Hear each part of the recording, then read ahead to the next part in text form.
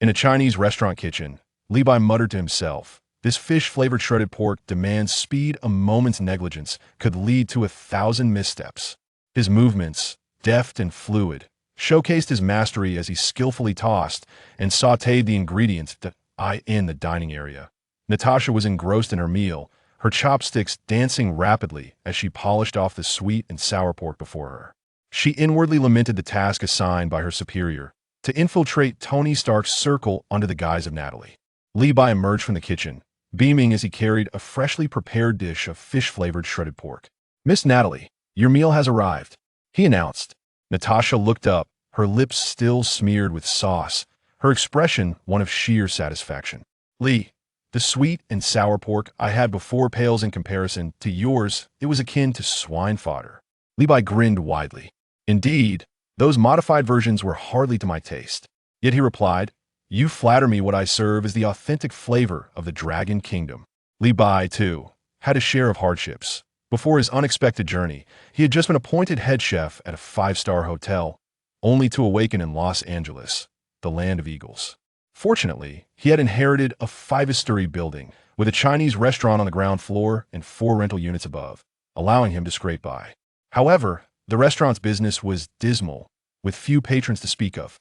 This body belonged to a recent graduate from a third-rate university, orphaned and alone. Thankfully, the rental income kept him from starvation. The occupant of the second floor, the one referred to as Natasha, was his tenant. Returning to the cash register, Li Bai wiped his hands and casually picked up a newspaper. The headline blared Spider-Man, accompanied by an image of the superhero swinging through the air in his tight suit. Goodness, what era is this? Superheroes still exist? Li Bai frowned, puzzled.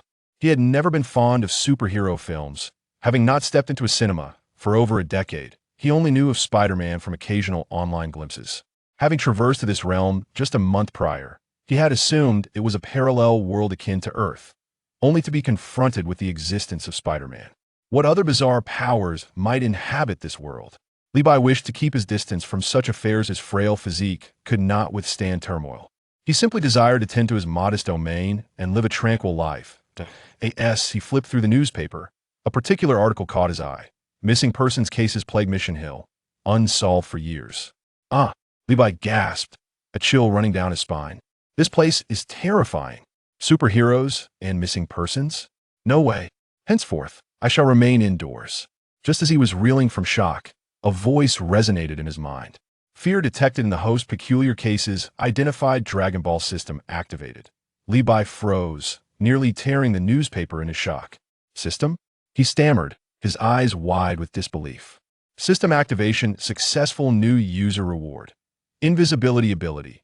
Before he could fully comprehend the astonishing news, Li Bai found himself overwhelmed by the unexpected reward. Invisibility? Isn't that the same as being transparent? He was ecstatic, his excitement palpable. My goodness, this journey through worlds has proven worthwhile. Before his traversal, he lay in bed watching the Dragon Ball anime, and soon fell asleep. Could this be the reason for his crossing over? The thrill had not yet faded when Li Bai suddenly regained his composure.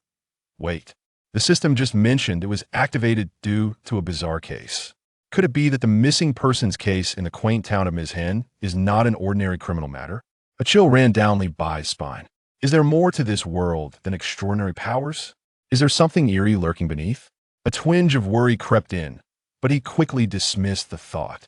What connection could there be between Dragon Ball and the supernatural? It seemed his doubts were sensed by the system, which spoke up that in the world of Dragon Ball, there exists the bizarre, alongside methods and artifacts to eradicate it. Li Bai scratched his head. Is that so? I don't recall any of this. Never mind that for now. He rubbed his hands together and inquired of the system. What do you possess? How can one acquire it? To eliminate the bizarre is to earn random rewards.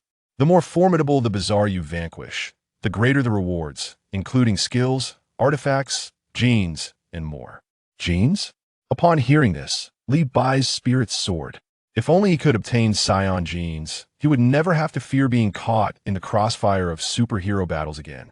Amidst his excitement, Li Bai's thoughts returned to the newcomer's reward, the ability to become invisible. How does one utilize this power? As he pondered, the system kindly presented a panel before him. It read, Newcomer Reward, Invisibility. Upon clicking, he was informed that activation would allow its use, while uninstallation would cancel it. When activated, he would become unseen by others, unless they possessed heightened senses or extraordinary abilities, in which case, the average person would not perceive him. Levi grinned widely. This was splendid. Being invisible meant that no one could see him. He couldn't help but let his imagination wander. Levi, your fish-flavored shredded pork is truly exceptional. Natasha's voice interrupted his daydreaming.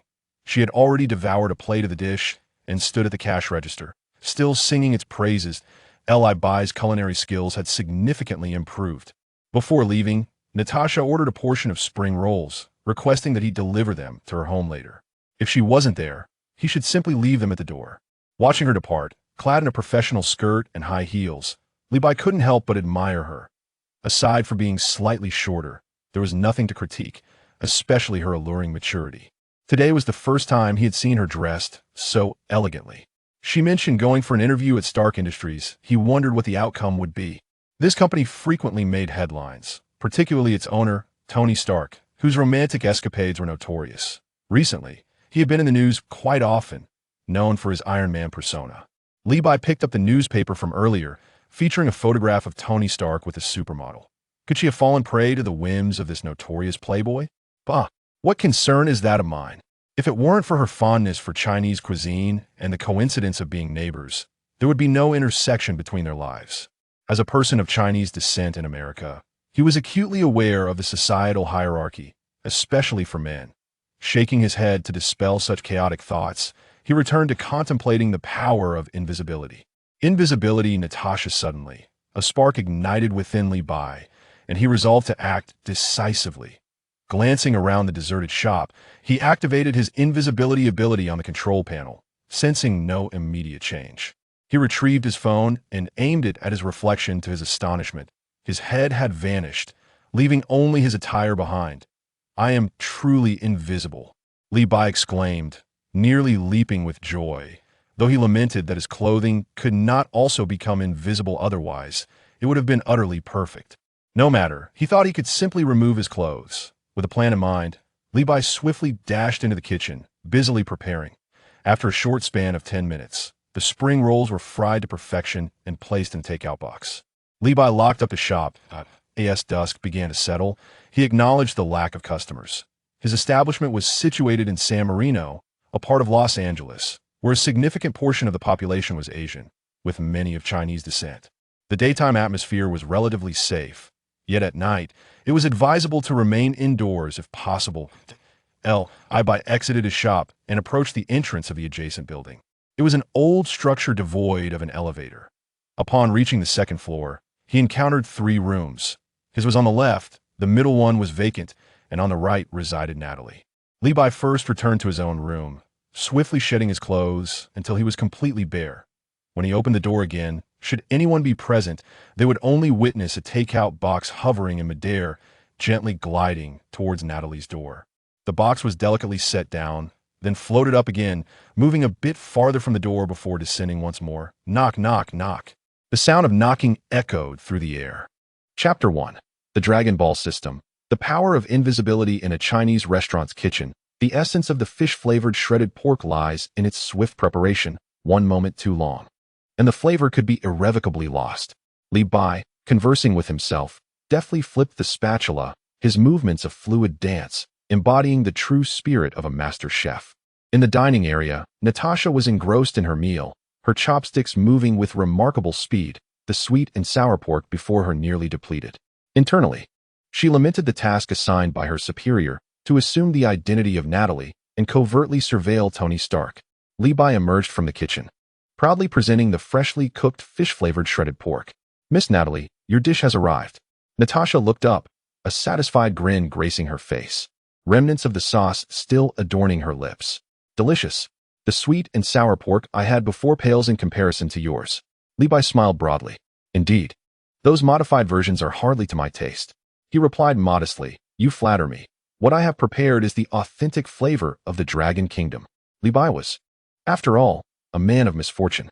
Before his unexpected journey, he had just secured the position of head chef at a 5-star hotel, only to awaken in the bustling city of Los Angeles. Fortunately, he inherited this 5-story building, with a Chinese restaurant on the ground floor and 4 rental units above, allowing him to sustain a modest existence. Yet, the restaurant's business was lackluster, often devoid of patrons. This body belonged to a recent graduate of a third-tier university, orphaned and alone. Thankfully, the rental income kept starvation at bay. The individual named Natasha was a tenant on the 2nd floor. Returning to the cash register, Levi wiped his hands and casually picked up a newspaper. The headline boldly proclaimed Spider-Man, accompanied by an image of the hero swinging through the air in his skin-tight suit. Goodness, what era are we in, still indulging in superheroes? Levi furrowed his brow, perplexed. He had never been fond of superhero films, having not set foot in a cinema for over a decade. Occasionally browsing online, he was vaguely aware of Spider-Man.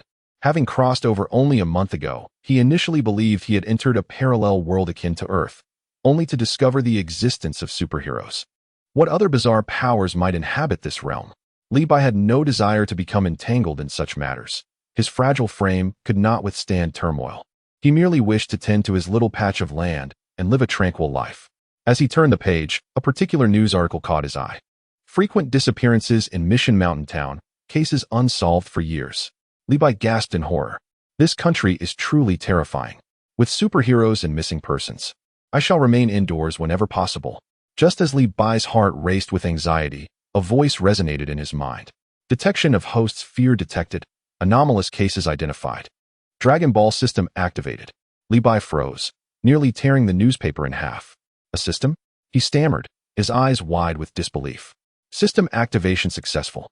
New user reward. The power of invisibility. Still reeling from the shock, Levi was overwhelmed by this sudden boon. Invisibility?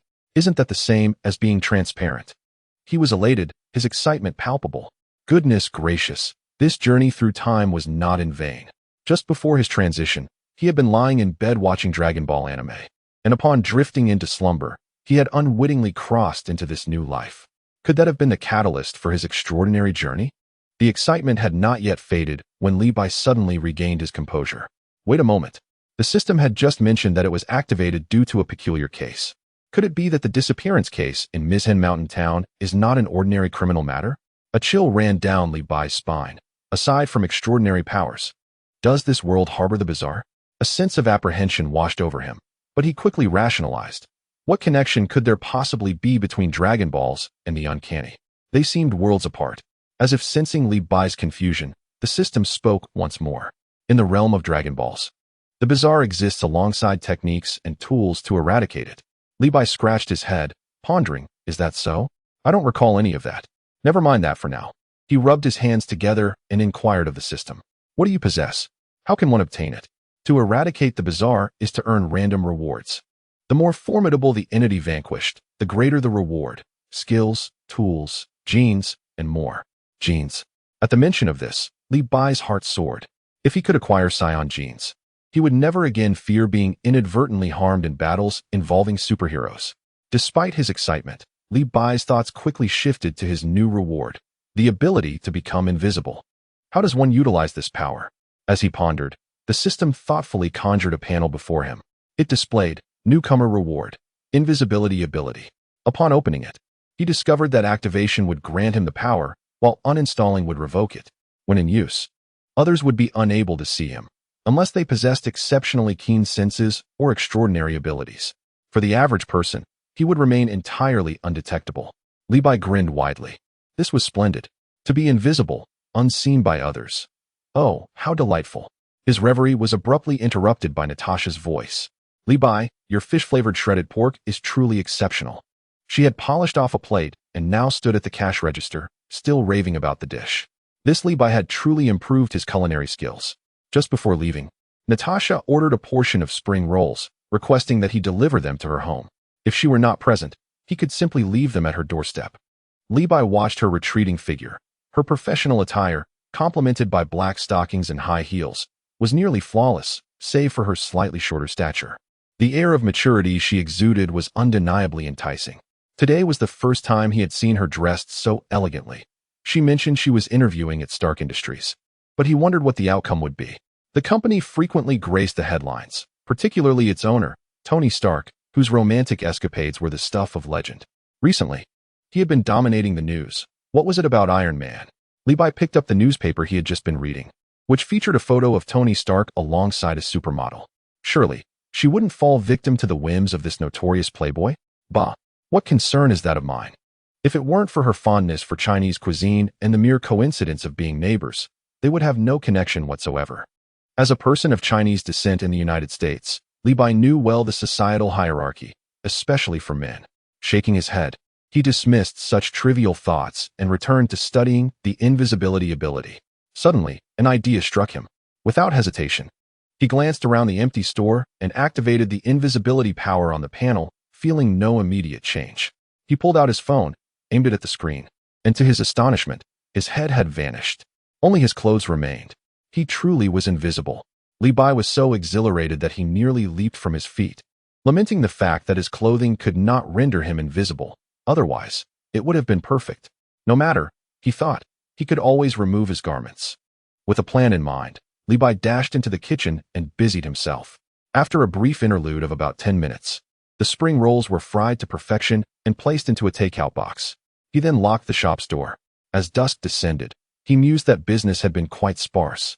His establishment was located in San Marino, a part of Los Angeles, where a significant portion of the population was of Asian descent, particularly Chinese.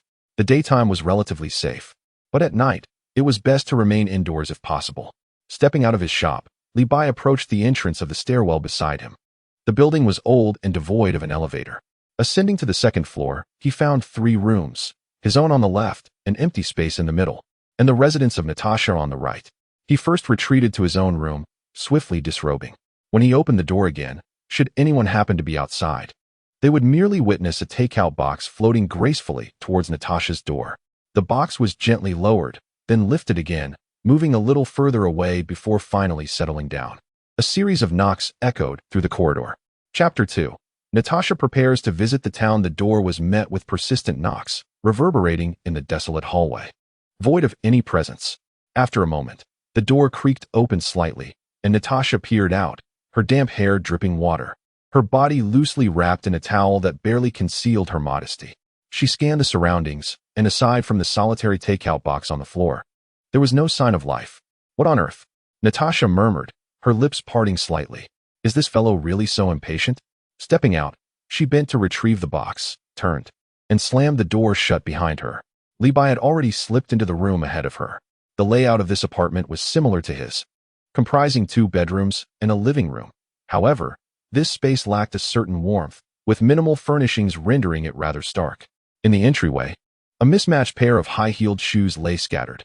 On the sofa, a professional skirt and stockings were carelessly thrown together, indicative of the owner's relaxed demeanor. Natasha placed the takeout box on the coffee table, yanked the towel away, and tossed it onto the sofa, revealing a figure that would quicken anyone's pulse. The towel fell perfectly atop Li Bai's head. As he bent down to examine the material of the stockings, the unexpected turn of events startled him into silence. Fortunately, Natasha's back was to him, and she remained oblivious to the dramatic scene unfolding behind her. Li Bai cautiously moved the towel aside and placed it beside the pile of clothing, his heart racing wildly. Natasha walked to the refrigerator and, with a click, retrieved a bottle of beer. She returned to the living room and collapsed onto the sofa, tilting her head back to take a swig of the icy beverage while indulging in the spring rolls with great relish. At that moment, Li Bai shifted to the other side of the sofa, striving to minimize his presence. The earlier incident had been quite a thrill. Suddenly, the shrill ring of a mobile phone shattered the intimate atmosphere. Natasha clutched a spring roll in her left hand while her right rummaged through the pocket of her skirt for her phone. Glancing at the caller ID, she pressed the speakerphone button and tossed the device onto the coffee table, continuing to munch on the spring roll. Natasha, how did the interview go today? Inquired a man's voice from the other end, tinged with a hint of caution. After a brief pause, his tone lowered further. The director is right beside me. Natasha paid no heed to the voice on the other end of the line, engrossed in devouring spring rolls, washing them down with generous gulps of beer.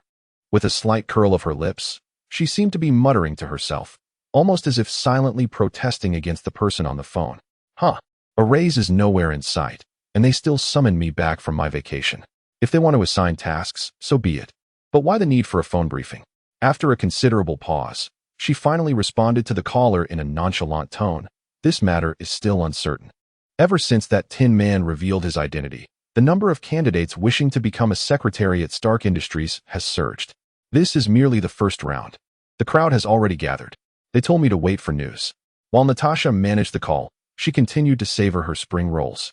On the opposite side of the sofa, Li Bai was left in a daze, his mind buzzing. Natasha? Not Natalie. A spy? Stark Industries headquarters? This woman's identity was far from simple. He had been worried about her falling into a trap, but it seemed she was willingly stepping into the lion's den. The one thing he feared most in life was being mired in trouble. Now, he had unwittingly overheard everything he should not have. Would he be silenced? Anxiety coursed through him, yet a moment's reflection reassured him. He was under the protection of the system, in an invisible state. She couldn't see him.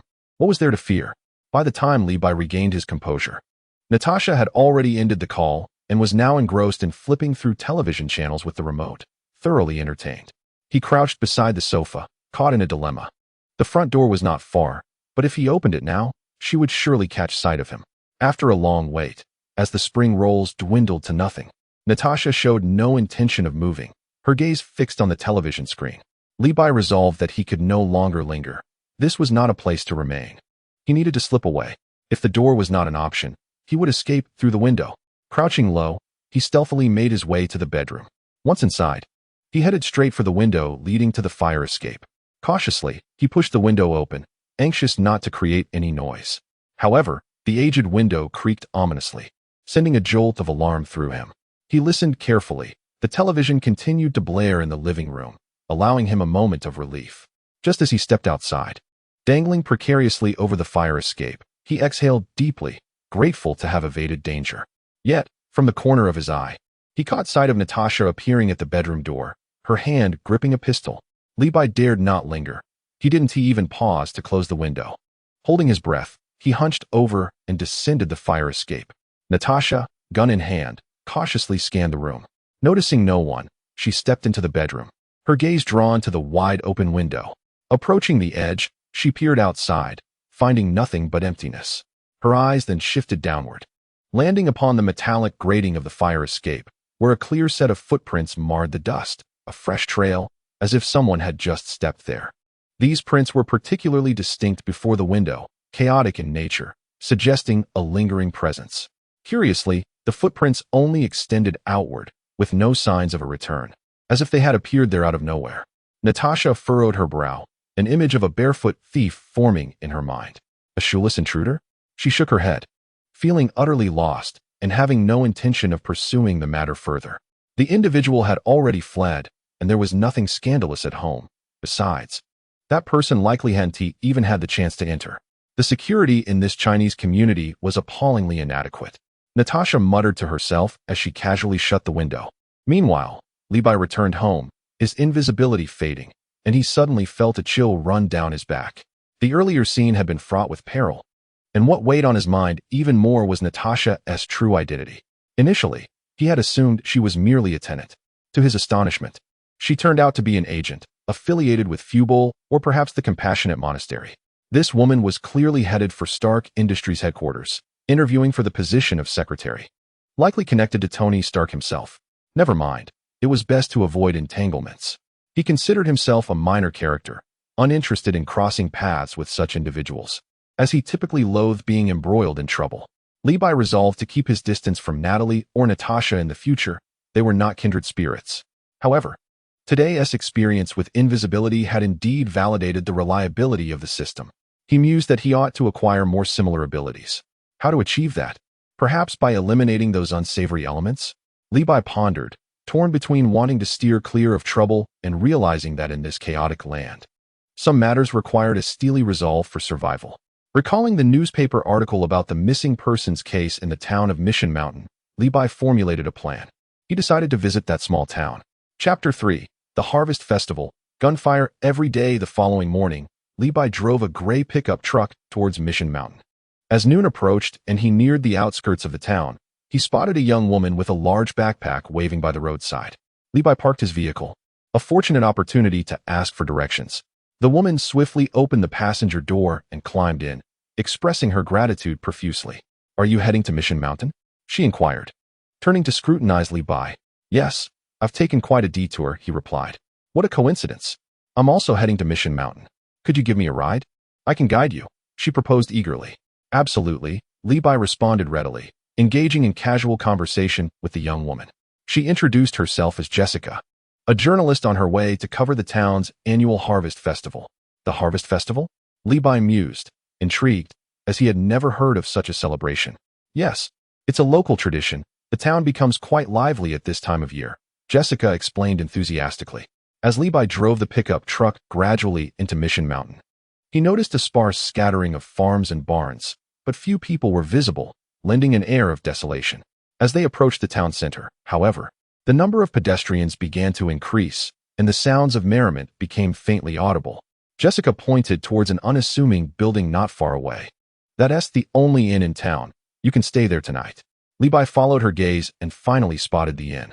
He parked the vehicle, reflecting that this second-hand pickup was a legacy from his frugal father, essential for his supplies.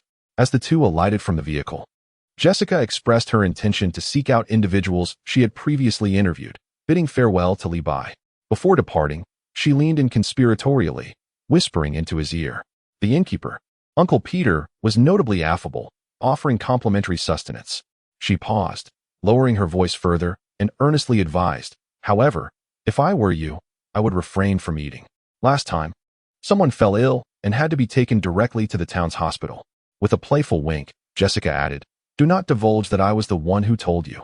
With that, she darted away. Levi watched her retreating figure, pondering the kindness of the young woman.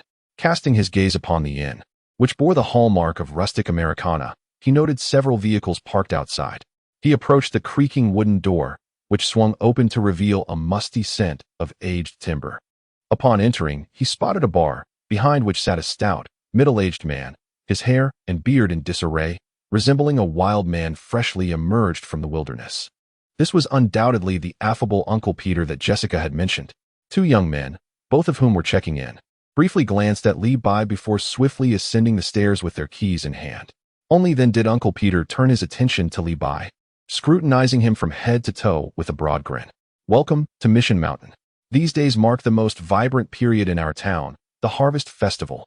You must join us for some merriment tonight. Levi mused that Uncle Peter's enthusiasm mirrored Jessica's description perfectly. He offered a perfunctory smile and presented his identification. As Uncle Peter processed the registration, he rambled on about the various festivities associated with the Harvest Festival, bonfire gatherings, barbecues, and traditional dances, until Levi's ears nearly felt calloused from the incessant chatter. After a protracted check-in, Levi received the key, which was affixed with a heavy brass tag inscribed with the number 205. Second floor, at the end of the corridor, Uncle Peter indicated towards the staircase. Levi nodded and ascended the stairs. The wooden steps creaked beneath his weight, seemingly narrating the storied history of the old inn. Upon reaching the second floor, he quickly located his room. The furnishings within were stark in their simplicity: a bed, a table, a chair, and an antiquated wardrobe nestled in the corner. Apart from these, there was naught else. The only semblance of modernity was the dim, incandescent bulb overhead. Levi plopped down onto the bed, which emitted a mournful creak in response. Surveying his surroundings, he contemplated the authenticity of this place. His visit to Mission Mountain was not for the sake of rural charm, but to investigate the series of disappearances. Yet, as a mere chef, he found himself perplexed by the intricacies of sleuthing. Just as Levi found himself in a quandary, a series of sharp knocks echoed from outside his door. While it was not initially directed at him, soon enough, his own door was rapped upon. Rising to answer, he found Uncle Peter wheeling in a food cart laden with an array of dishes. Our specialty, served free of charge. Uncle Peter beamed. He expressed his gratitude, closed the door, and placed the tray upon the table. The apple pie, sweet wine, mushroom soup, muffins, and corn pudding all exuded an overwhelming sweetness that made him feel nauseous. The words of that girl, Jessica, were secondary. The crux of the matter was that, as a true gourmet from the Dragon Kingdom, he found himself utterly disinterested in such cloying delicacies. Even a basket of dumplings would have been preferable. Levi left the food untouched, turned away from the inn, and decided to stroll through the town, hoping to uncover some clues.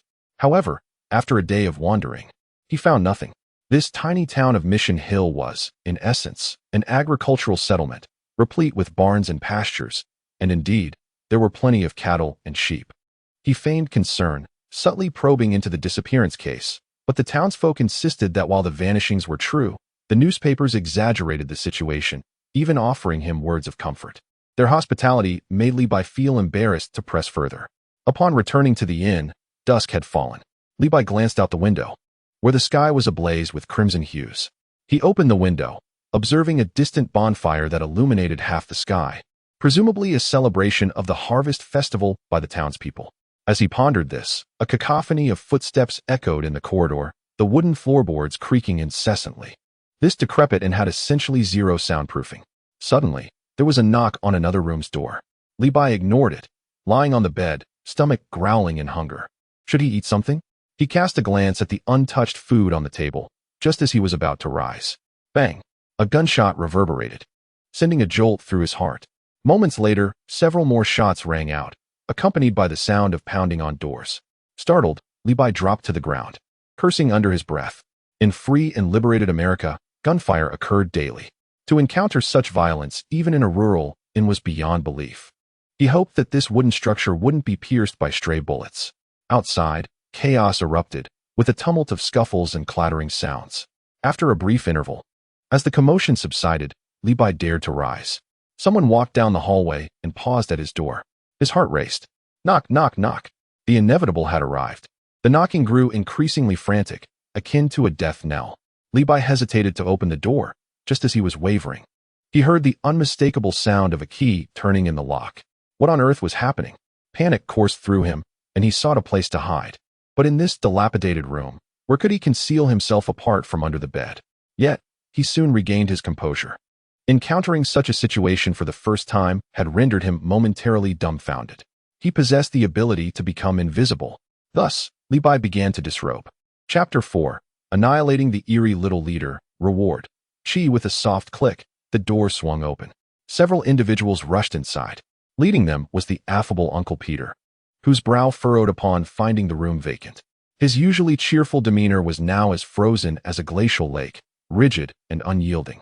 He surveyed the clothes, pants, socks, and shoes strewn across the bed. Finally, his gaze fell upon the untouched food on the table. Peter squinted, his lips twitching slightly, and upon noticing the open window, he strode to it, peering outside. Turning back, he fixated on the bed, revealing a toothy grin. He bent down and yanked the bedspread aside, filled with anticipation, only to find the space beneath the bed utterly empty. Peter clicked his tongue and straightened up, redirecting his focus towards the antiquated wardrobe in the corner. With a sudden jerk, he yanked open the cabinet door, which emitted a piercing shriek. Inside, apart from a few crumpled old garments, there was not even a specter. He has escaped. Peter gritted his teeth, his voice seeping out through clenched jaws. This fellow, akin to a rabbit, had indeed made a swift getaway. He pointed at one of the individuals, barking an order. Go, notify the others. Ensure they seal off the town's exits. Not even a fly shall escape. The man hurriedly pulled out his phone. Peter scanned the room once more, as if attempting to extract Levi from the very air. He inhaled deeply, striving to quell the fury within, before leading the others out of the room. With a resounding thud, the door slammed shut. Underneath the bed, Levi cautiously crawled out. He brushed off the dust from his clothes, panting heavily, still shaken by the earlier scene, which was more exhilarating than a horror film. It was now evident, even to the back of his mind, that the missing individuals were intertwined with the townsfolk. The corridor remained tumultuous, filled with footsteps, chatter, and faint curses, all intermingling. Levi's curiosity was piqued to the fullest. To uncover the whereabouts of the vanished, he felt compelled to investigate. He first leaned against the door to listen. Once the coast was clear, he stealthily opened the door and slipped outside. The inn was eerily silent, devoid of any figures. Following the sounds, Levi made his way to the entrance. Upon stepping out, he was taken aback. Outside the inn stood a dozen menacing figures, each resembling a fiend that had just clawed its way out of hell. These individuals wielded crude instruments. Some brandished baseball bats, others clutched forks, and a few hoisted shotguns, exuding an aura of lethal intent. Strangely, some of them were supporting others, while others were dragging individuals, likely guests of the inn. In total, there were 6, 4 men and 2 women. The supported individuals appeared dazed and disoriented, their eyes vacant, as if they had lost their souls. Their hands bound, 2 men and 2 women. The ones being dragged were precisely the two men who had checked into the inn earlier that day. Some were binding them tightly, stuffing rags into their mouths. They struggled desperately, producing garbled sounds. One of the short-haired men seemed to be cursing incoherently. Soon, these individuals began to escort the six away. Levi stealthily trailed behind them. They twisted and turned until they reached the central bonfire of the town. This place, which had seemed festive during the day, now emanated an eerie vibe. Several bonfires crackled loudly, flames leaping high, filling the air with a peculiar scent. Nearly all the townsfolk had gathered, a mass of at least 200 people, including police officers. They encircled the bonfire, holding hands, singing and dancing, murmuring incantations as though performing some bizarre ritual. Were it not for the central bonfire around which stood a post with a bare woman bound to it, Levi might have genuinely believed they were celebrating a festival. The woman's face was ashen, her gaze vacant, mirroring the expression of those previously bound, as if they too had lost their souls. A group of elderly women, armed with buckets and cloths, surrounded a woman, diligently scrubbing her as if engaged in some sacred ritual. Suddenly, a disconcerting scene unfolded. Several burly men approached, taking over the women's task. They hoisted the woman, bound to a pillar, and directly suspended her over the bonfire. Above the flames, a metal frame awaited, perfectly designed to secure the pillar in place. Levi felt his stomach churn violently, nearly succumbing to nausea. It dawned upon him that those who had gone missing were likely lost forever. Strangely, the woman, roasting above the fire, exhibited no reaction whatsoever. Soon, a nauseating odor permeated the air, yet the onlookers, seemingly invigorated, danced and shouted with an unsettling fervor, their faces radiating an abnormal flush. Similar bonfires dotted the landscape. A surge of fury ignited within Levi. If only he possessed an assault rifle at that moment, he would thoroughly dispatch this wretched lot. Realizing the woman was beyond rescue, he noted that apart from Peter, the remaining guests at the inn were being coerced to move forward. Suppressing his revulsion, he continued to follow. The group led 6 individuals to a barn not far from the bonfire, carelessly tossing the unfortunate souls inside, akin to discarded sacks. Before departing, they conversed animatedly with one of the remaining men, who was evidently a subordinate, as he was the one Peter had instructed to make a call. The barn was unremarkable, housing a few cows chewing grass and several haystacks, with an open space where these individuals were confined. To his surprise, Levi spotted a familiar face, the hitchhiking journalist, Jessica, also bound. Shortly thereafter, another man entered, carrying a tray with a small piece of sizzling roasted meat. He handed the tray to the subordinate, and they exchanged a few jokes before he departed. The subordinate, in his 40s, bore a horse-like visage, adorned with a patch of goat beard, and his small eyes betrayed his nefarious nature. He seized the roasted meat and devoured it with gusto, his back turned to Levi. Seizing the opportunity, Levi grasped a hay fork from beside the cattle pen. Its wooden handle and 3 sharp, elongated tines presented a formidable weapon. Without a second thought, driven solely by the singular desire to eliminate the man before him, Levi swung the fork, plunging it into the back of the subordinate's neck. A sickening squelch echoed as the tines pierced through flesh. The tray clattered to the ground, the roasted meat rolling away. The man's eyes widened in horror as he clutched his neck, but it was futile. Blood gushed forth like a fountain. He staggered, collapsing to his knees in a fit of convulsions, the fork pinning him to the ground, as if in a grotesque gesture of reverence. Though his head would rise no more, the handle of the fork still swaying back and forth. Levi gazed at the fallen man with a horse-like visage. Feeling no fear, rather, he experienced a sense of comfort and even exhilaration. At that moment, the system's voice resonated. Eliminate the bizarre minor leader. Reward. Chi. Chapter 5. Demon Hunter Brothers. Reward. Levi felt somewhat bewildered. He had dispatched a person, yet the system labeled him as bizarre? The system's cold voice continued. These individuals, having consumed human flesh for an extended period, can no longer be considered human. Levi chose not to dwell on this perplexity. His focus shifted entirely to the reward. Chi. Those familiar with Dragon Ball understand that Chi is a remarkable asset, yet he pondered its connection to the bizarre. Could it extinguish the bizarre? With no time for further contemplation, Levi swiftly returned from behind the haystack, deactivating his invisibility, and strode forth with confidence. Now, all eyes were upon him as he emerged from behind the haystack, yet none had witnessed the act of his lethal intervention. They had all been lying down, entirely unaware of how that unfortunate soul had met his demise. However, the astute could discern that Li Bai was undeniably involved. Still, they were slightly dazed, as Li Bai was devoid of clothing. Ignoring their gazes, Li Bai approached Jessica and deftly untied her bonds. Observing her despondent expression, he refrained from saying much. Anyone in such a situation would struggle to maintain a positive mood. Jessica soon regained her composure and began to free the others. The two brothers, who had previously encountered Li Bai at the inn, rushed towards him, and he stepped forward to assist them in unbinding their restraints. The others, with vacant expressions, were temporarily helpless and could only remain lying down. Upon conversing with the two lucid brothers, Li Bai learned that they were indeed siblings and hunters of the bizarre, frequently engaging with such entities. Did this make him a kindred spirit? The brothers were in search of a missing friend. Dean, the elder, flashed a grin at Li Bai. I thought we were the only ones who had avoided those things. It appears you have been fortunate as well. Sam, the younger brother, chimed in. Our friend sent a message before disappearing, warning us to avoid sweets. Initially, we were perplexed, but upon checking into the inn and receiving food from the proprietor, it became clear. Both brothers had recognized the danger of the food and had refrained from eating.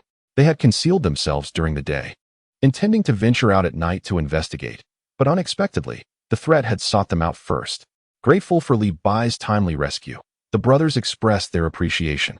Li Bai's lips twitched. He simply was unaccustomed to consuming food laden with sweetness. Currently, only 4 individuals remained capable of movement in the barn. The rest, like wooden puppets, would have to remain behind. Jessica volunteered to stay and watch over the 4, fearing that if discovered by other villagers, their lives would be forfeit. They needed to cover them with straw. There was plenty available in the barn to conceal them. This would buy them some time. The brothers resolved to return to the inn, where their vehicle awaited outside, stocked with equipment they needed to retrieve. As for their friend, he was likely beyond saving at this point. The brothers remarked on the cannibalistic nature of these individuals, inquiring whether Li Bai wished to join them in their endeavors. As they spoke, they instinctively maintained a distance from Li Bai, considering his nakedness. Who could ascertain whether he harbored any peculiar proclivities? Li Bai, too, wished to return briefly, not only to don his attire, but also to alleviate the discomfort of his current state. He advised Jessica to exercise caution and to hide if necessary. 3 individuals emerged from the rear of the barn, taking a circuitous route to evade the throngs and return to the inn. Li Bai changed into appropriate attire, while the 2 brothers readied themselves as well. Upon seeing their mode of transport, Li Bai was astonished to discover it was an antique car from the 1960s or 70s. The trunk was crammed with an array of weaponry.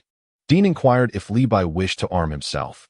Being utterly unfamiliar with firearms, Li Bai opted for a modified short shotgun, no larger than the palm of his hand, which required no precise aim. Merely pointing in the general direction and firing would suffice. The group prepared for a violent confrontation, stealthily approaching the perimeter of the bonfire. At this juncture, the commotion had significantly diminished, as many were engrossed in ravenous feasting. The trio began to observe their surroundings. During this time, Li Bai sought information on the cannibals, mistakenly envisioning them as primitive tribes akin to those depicted in films. The brothers patiently elucidated that any group that consumed human flesh could be classified as cannibals, with motivations ranging from disease to curses. Witnessing the gluttonous manner in which the individuals devoured their meals, Li Bai felt a wave of nausea rise within him. The number of missing persons over the years was surely beyond counting. As for why this grim reality remained undiscovered, a glance at the police, who were also indulging heartily, provided a clear answer. The group bided their time, and at last, it appeared that the celebratory festivities were winding down, the grand feast concluding. The crowd began to disperse, leaving behind a handful of individuals. This was their moment. They had previously deliberated that, with over 200 people present, it would be futile for 3 of them to charge in, even armed. Only when the crowd thinned could they seize their opportunity. They resolved to eliminate as many as possible that night. The brothers, being hunters, seemed to possess an inherent sense of duty. Li Bai inquired why they did not simply leave. Dean explained that it was their destiny, a legacy passed down through generations. Li Bai initially considered retreating, finding the situation overly complicated, but the thought of over 200 peculiar individuals made him hesitate. Was this not the very purpose of his arrival? Ultimately, he decided to join the brothers in their endeavor. The trio observed that among the 200 individuals, a few appeared to be leaders. They stealthily trailed these individuals to a typical rustic wooden cabin. 2 guards stood watch outside. As they prepared to strike, Levi glanced at the short shotgun in his hand and requested a knife from the brothers. The knife felt more familiar in his grip, as he was, after all, a chef by trade. The brothers advanced first. Dean swiftly and decisively snapped one man's neck, while Levi lagged just slightly, lamenting the missed opportunity. Sam encountered a complication, resulting in a scuffle that produced noise, preventing him from resolving the situation immediately. Levi, quick to react, rushed in and plunged a knife into the assailant's neck. A prompt notification from the system followed, eliminated a peculiar entity, reward, a universal capsule. Levi's heart leaped with joy. This was a precious item. With it, transporting belongings would be far more convenient. The earlier skirmish had alerted those inside the cabin, and 3 emerged, armed and ready. The Dean brothers opened fire first. Levi, reluctant to become an unintended casualty of stray bullets, sought shelter, as his only means of defense was invisibility. Once the brothers dispatched the 3 assailants, Levi cautiously peeked out from behind a tree. He then followed the brothers as they stealthily approached the cabin. Just as they neared, gunfire erupted from a window. Levi evaded while the 2 brothers retaliated. It seemed they had struck the individual hiding behind the window, as silence enveloped the room. Cautiously, they rushed inside, discovering a lifeless body sprawled beneath the window. Inside, they encountered a middle-aged man and woman, who offered no resistance. The woman spoke first, declaring herself the leader. "You would do well to lay down your weapons. The commotion will surely attract other townsfolk. I can offer you a chance at survival." The brothers engaged in a heated argument with the couple, passionately debating the moral implications of cannibalism. The middle-aged woman was surprisingly candid, admitting to the consequences of her ancestors' colonial exploits, which led to the annihilation of the indigenous people, the Native Americans. In the end, the indigenous priest had cast a curse upon them. Their descendants were doomed to live only until their 20s, unless they sought the aid of a witch who prescribed a gruesome solution, cannibalism. We have shown restraint, consuming human flesh only once a year, barely extending our lives to 50. What more do you want from us? Levi remained silent, disinterested in their plight. However, upon hearing the woman's confession, he nearly lost his composure. Suppressing the urge to slay her on the spot, he retorted sarcastically, "So, by your reasoning, should we erect a monument in gratitude for your mercy in not slaughtering us?" No sooner had he spoken than the middle-aged man lunged at one of the brothers, attempting to seize one as a hostage or grab a firearm, only to be gunned down by Dean. At that moment, someone burst through the door. "Run. I saw a crowd approaching on my way here." It was Jessica, panting as she continued. "The 4 of them are already hidden.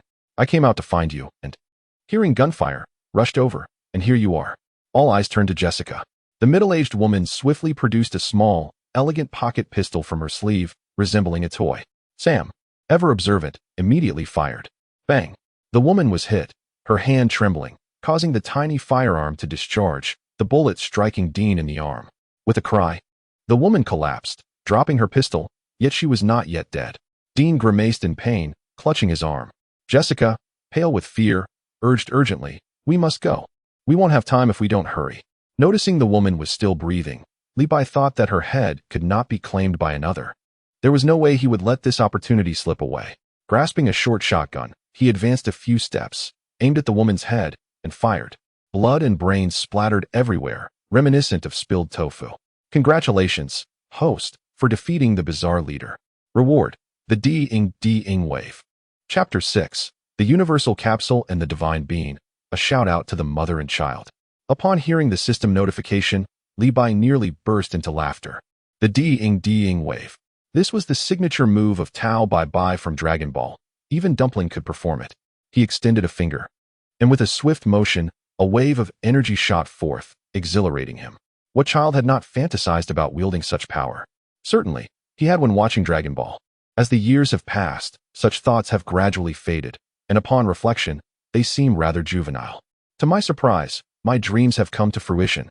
Levi, basking in this revelation, suddenly felt 2 icy gazes fixated upon him.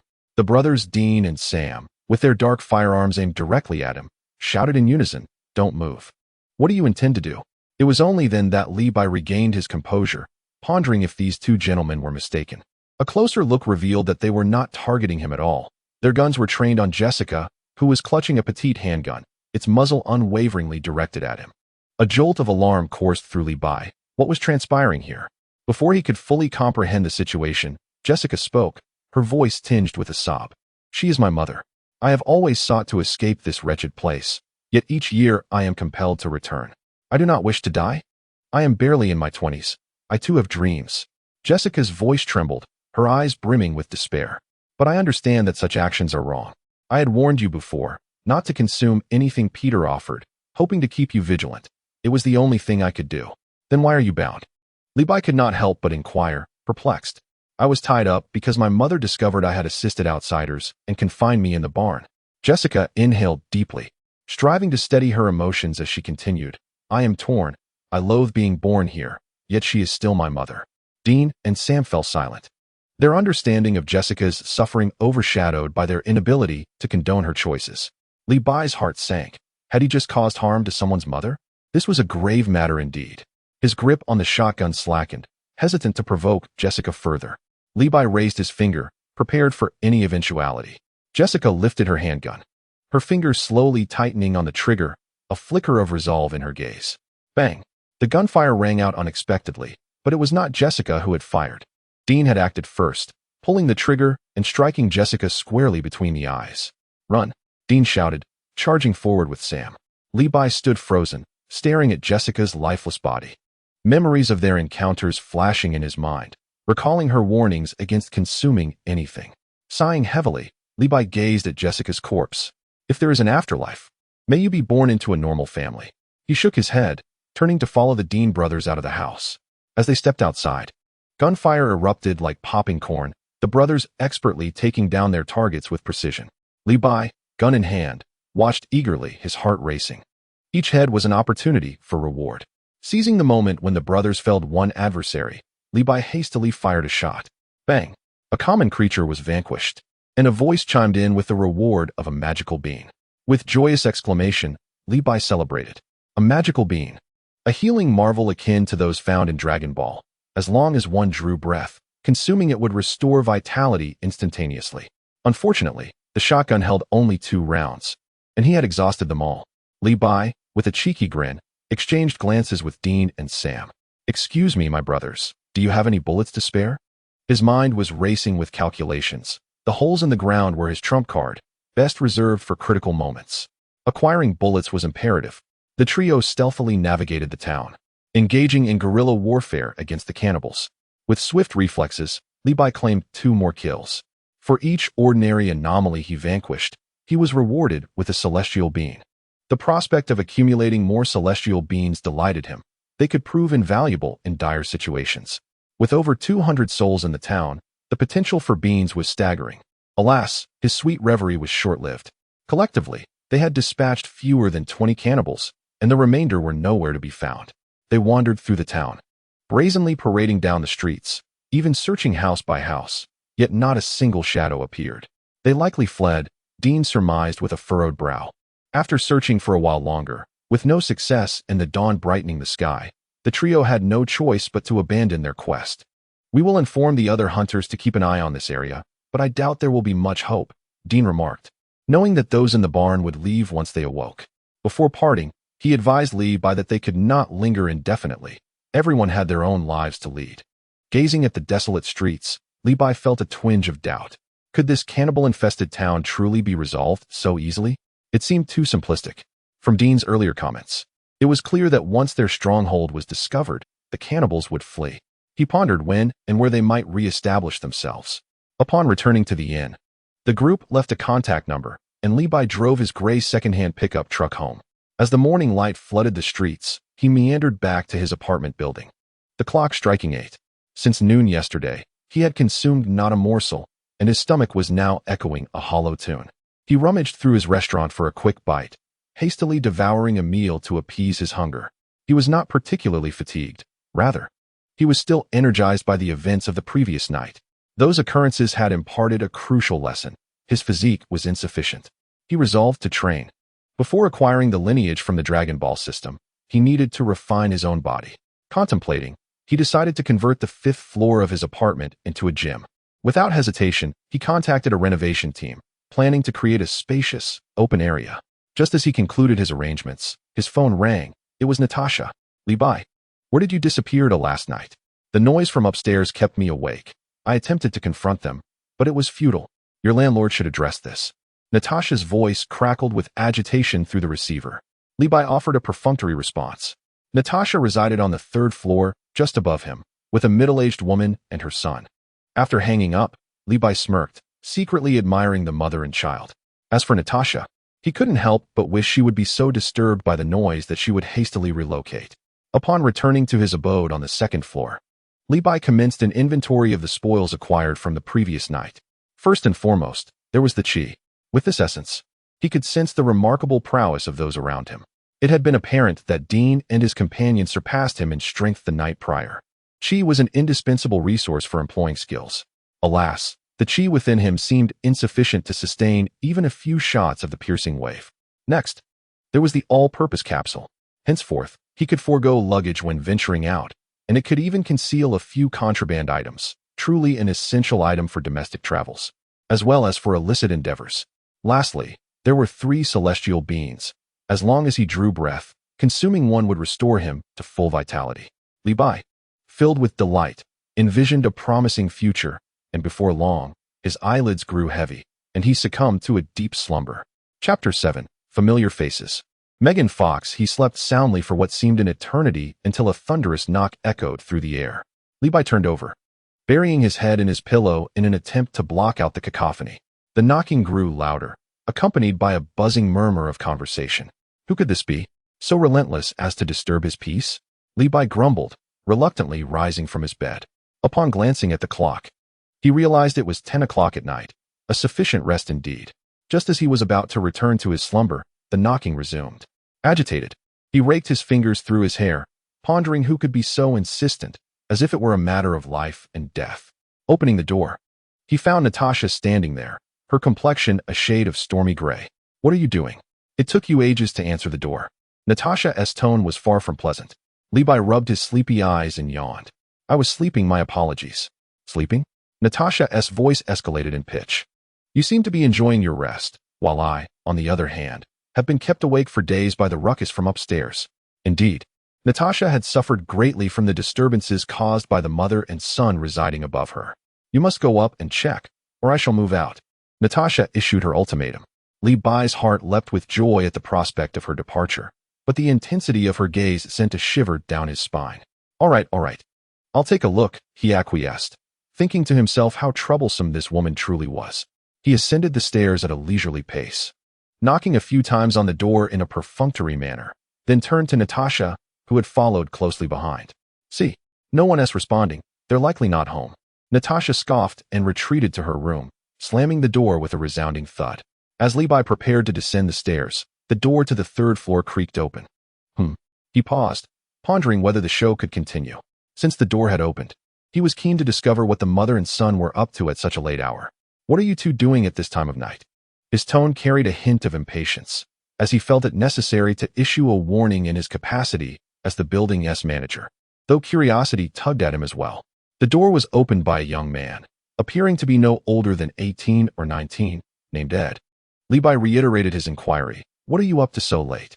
Before Ed could respond, a loud crash echoed from within, as if some metallic object had struck the wall. Ed scratched his head, donning an expression of innocence. "We have mice in the walls of this apartment, causing quite a ruckus. I'm just trying to find a solution." Li-Bai mused. This old apartment, having stood for many years, inevitably harbors such issues. He felt a twinge of embarrassment, yet maintained a stern demeanor. "Please be mindful, and try to carry out the work during the day, avoiding late-night disturbances that may disrupt others' rest." The burly man in a hard hat nodded repeatedly. Sure, understood." Only then did Li-Bai turn and descend the stairs, returning to his room for a bit more sleep. The next morning, as Li-Bai opened the restaurant door and prepared a bowl of soy milk accompanied by a few deep-fried dough sticks, he had just finished his breakfast when a construction vehicle halted outside the shop, and a sturdy man emerged, wearing a safety helmet. "You must be Mr. Li." The man boomed. Li-Bai nodded. "Indeed, I shall show you the apartment layout." They made their way swiftly to the 5th floor, where Li-Bai pointed out several walls. "These walls, and that one, should be removed. I intend to create a gym." The The burly man jotted down notes in a small notebook, occasionally nodding in acknowledgement. Just then, Li Bai's phone rang, displaying an unfamiliar number. "Please hold on," he said to the man, stepping aside to answer the call. "Hello, who is this?" A young woman's voice, laced with a hint of languor, responded. "Hello, is this Mr. Li Bai? I saw your advertisement for the apartment for rent and would like to view it. Of course. When would be a convenient time for you?" Li Bai thought to himself, "This business is coming along rather swiftly. I am nearby and will arrive in about 10 minutes. All right, see you soon." Li Bai hung up and turned back to the burly man. "Let us continue." The man closed his notebook. "Mr. Li, your requests are feasible. However, you will need to visit the housing management office to apply for a renovation permit." "I am aware of that. I will handle the paperwork," Li Bai assured him. The man nodded. "Very well. I will draft a proposal and quotation upon my return, and we shall be in touch." After exchanging farewells, he departed. Just as Li Bai had seen off the burly man, his phone rang again, the same number as before. "Hello, I have arrived. Where are you?" Li Bai approached the window and glanced down, spotting a woman standing at the entrance of the apartment, her large sunglasses obscuring nearly half her face. Yet, her figure and demeanor struck him as strikingly familiar. "Please hold on. I will come down immediately." Li Bai hurried downstairs and opened the door. "Greetings. Are you here to view the apartment?" As he scrutinized the woman before him, his sense of recognition deepened. "Yes," she replied succinctly. "Although this apartment is somewhat aged, it is spacious, with only 3 units per floor." As Li Bai guided her upstairs, he continued, "Please take a look. The layout is identical on each level." The woman followed him, inspecting the 2nd floor before ascending to the 3rd. She entered each room, yet remained silent. "This one will suffice," she declared decisively, pointing to the middle room on the 3rd floor. Li Bai's heart stirred. The adjacent unit housed Ed and his mother. He feared that the duo might inadvertently cause disturbances that would trouble the new tenant. "Would you like to see any other options?" Li Bai inquired politely. "No. Let us proceed to sign the contract," she replied straightforwardly, retrieving her identification and other necessary documents from her bag. Li Bai had already prepared the rental agreement and handed it to her. "Please review the contract. If everything is in order, kindly sign it." The woman took the contract and began to peruse it, while Li Bai seized the opportunity to present her identification and proof of income. As she examined the document, a sense of unease crept over him. Why did she appear so familiar? Upon glancing at the name section, Li Bai nearly gasped in astonishment. Megan Fox. Examining the photograph further confirmed his suspicions. Was this not the sultry goddess from the first 2 installments of Transformers? Li Bai mused. No wonder she seemed so recognizable. She was indeed a major star, although it seemed she had undergone some transformations akin to the Kardashians since then. He scrutinized the outline behind her sunglasses and concluded that she had not yet reached that point. Megan appeared to sense Li Bai's odd reaction, but chose to remain silent, casting him a fleeting glance, as if such encounters were routine for her. Subsequently, she inscribed her name on the contract. After signing, she snatched her keys, paid 6 months' rent, and swiftly departed, leaving no room for hesitation, as if pursued by hounds. Li Bai stood rooted to the spot, stroking his chin, pondering aloud. What draws this celebrity to my humble abode? Is she here to experience life? Nevertheless, he dismissed the thought, content that the rent was secured. Just as he was about to ascend the stairs, a sudden jolt coursed through him. A realization struck. Wasn't this the cinematic world of Spider-Man? Megan Fox, a figure from reality, had somehow crossed into this realm? Had she traversed dimensions? Li Bai hastily retrieved his phone and conducted a fervent search, confirming her identity, Megan Fox. The movie star, the leading lady of Transformers, precisely as he had thought. It wasn't a leap through time. Rather, this world evidently housed Transformers as well. As he scrolled further, Li Bai stumbled upon some troubling news. Megan seemed to be experiencing a downer in her career, reportedly facing a ban. Chapter 8. The Chinese Restaurant Photograph. Megan's disappearance. Li Bai shook his head dismissively. Such matters held no bearing on him. Let them be, he thought, as he was not one to indulge in gossip. Instead, he resolved to focus on enhancing his own capabilities. Time flew by. The permit for the apartment renovations was finally approved, and the 5th floor buzzed with activity as construction commenced. The workers came and went, creating a lively atmosphere. Li Bai had preemptively ordered various fitness equipment, eagerly awaiting the completion of the renovations to move in promptly. However, a wave of concern washed over him as he patted his pockets. Having crossed over The meager savings left by his parents would dwindle significantly once the renovations concluded. Despite possessing a 5-story building, renting it out was no easy feat in this era. Many rooms remained vacant, and a substantial tax loomed annually. Most daunting of all, the apartment had originally been purchased with a loan that remained unpaid. Levi pondered, I must revitalize the family's Chinese restaurant. His parents, lacking culinary expertise, had hired a chef who prepared an unremarkable version of Chinese cuisine, resulting in lackluster business. I cannot let my skills as a 5-star hotel chef go to waste, he declared to himself.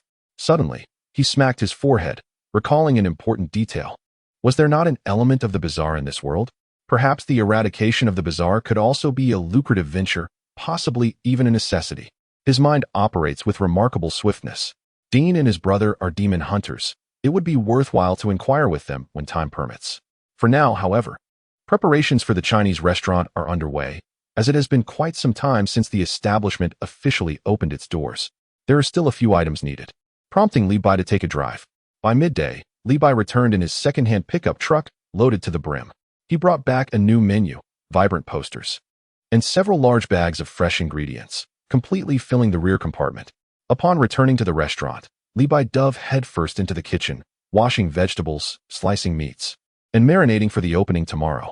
Although the grand opening is slated for the following day, all ingredients must be prepared in advance to ensure that patrons can be served promptly without delay. Levi contemplated the substantial quantity of dishes. Managing everything alone would be exceedingly time-consuming. Once the restaurant officially opens, he will need to hire a few assistants, or he risks exhausting himself entirely. Just as he was deeply engrossed in his tasks, footsteps echoed from outside. Levi looked up to see none other than Megan Fox, who had just rented the 3rd floor. With a baseball cap pulled low and oversized sunglasses obscuring half her face, her appearance was hardly surprising to him. The paparazzi are relentless, targeting anyone they can. Given her current ban from the industry, any scandal would certainly attract attention. Are you here to dine? Levi inquired, somewhat taken aback. Megan removed her sunglasses, revealing her exquisite features, her gaze exuding an air of cool elegance. I passed by a few days ago and noticed the sign for the restaurant. Are you opening today? Levi thought to himself that this star truly regarded his humble establishment with significance. The official opening is tomorrow, but if you wish to dine, I have ample ingredients. He scratched his head, reasoning that serving one customer would be manageable. Then let's proceed, she replied succinctly, making her way to a table situated away from the window. Exuding an air of regal authority, Levi promptly retrieved the menu and presented it to her. After a brief glance, Megan snapped the menu shut. Recommend 2 signature dishes, please. Levi considered her straightforwardness. How about Kung Pao chicken and honey barbecue pork? One dish from Sichuan cuisine and another from Cantonese cuisine. Does that sound agreeable? He stated the dish names in Chinese, too lazy to translate into English, as he was not proficient in it. The menu included English, but only for categorization, such as chicken and beef. Kung Pao chicken was listed under the chicken category, with the name rendered in both Chinese and Pinyin. It was an opportunity for the foreign guests to learn a bit of Chinese. One cannot always indulge them. Megan nodded slightly, indicating her approval. Seeing her assent, Levi turned and entered the kitchen, thinking to himself that today marked a fortuitous opening. With the ingredients prepared, washed, and neatly arranged, all that remained was to cook. Levi tied on his apron, taking a deep breath, embodying the spirit of a chef returning to his craft. He began with the Kung Pao chicken. The chicken was tender, the peanuts crunchy, and the vibrant red chili pieces added a festive touch. Levi moved with agility, heating the pan and adding cold oil. As the chicken hit the pan with a sizzle, an aromatic fragrance instantly filled the air. With a flick of his wrist, the chicken danced in the pan, and soon it was plated. Next, he turned his attention to the honey barbecue pork. The exquisite pork belly, having been marinated to perfection, was ready to be cooked. With the oven preheated, the char siu was placed inside, brushed with a layer of honey, the sweet aroma wafting through the air. Levi occasionally peeked into the oven, skillfully monitoring the cooking process. 2 dishes, one vibrant red and the other gleaming, were enough to whet anyone's appetite. He presented the dishes to Megan's table. Initially, Megan displayed a hint of restraint, delicately prodding the chicken cubes on her plate with her fork. Upon tasting a morsel, her eyes sparkled with delight. She looked up at Levi, seemingly incredulous that such a humble eatery could produce such exquisite flavors. Sampling another piece of char siu, she savored it thoroughly.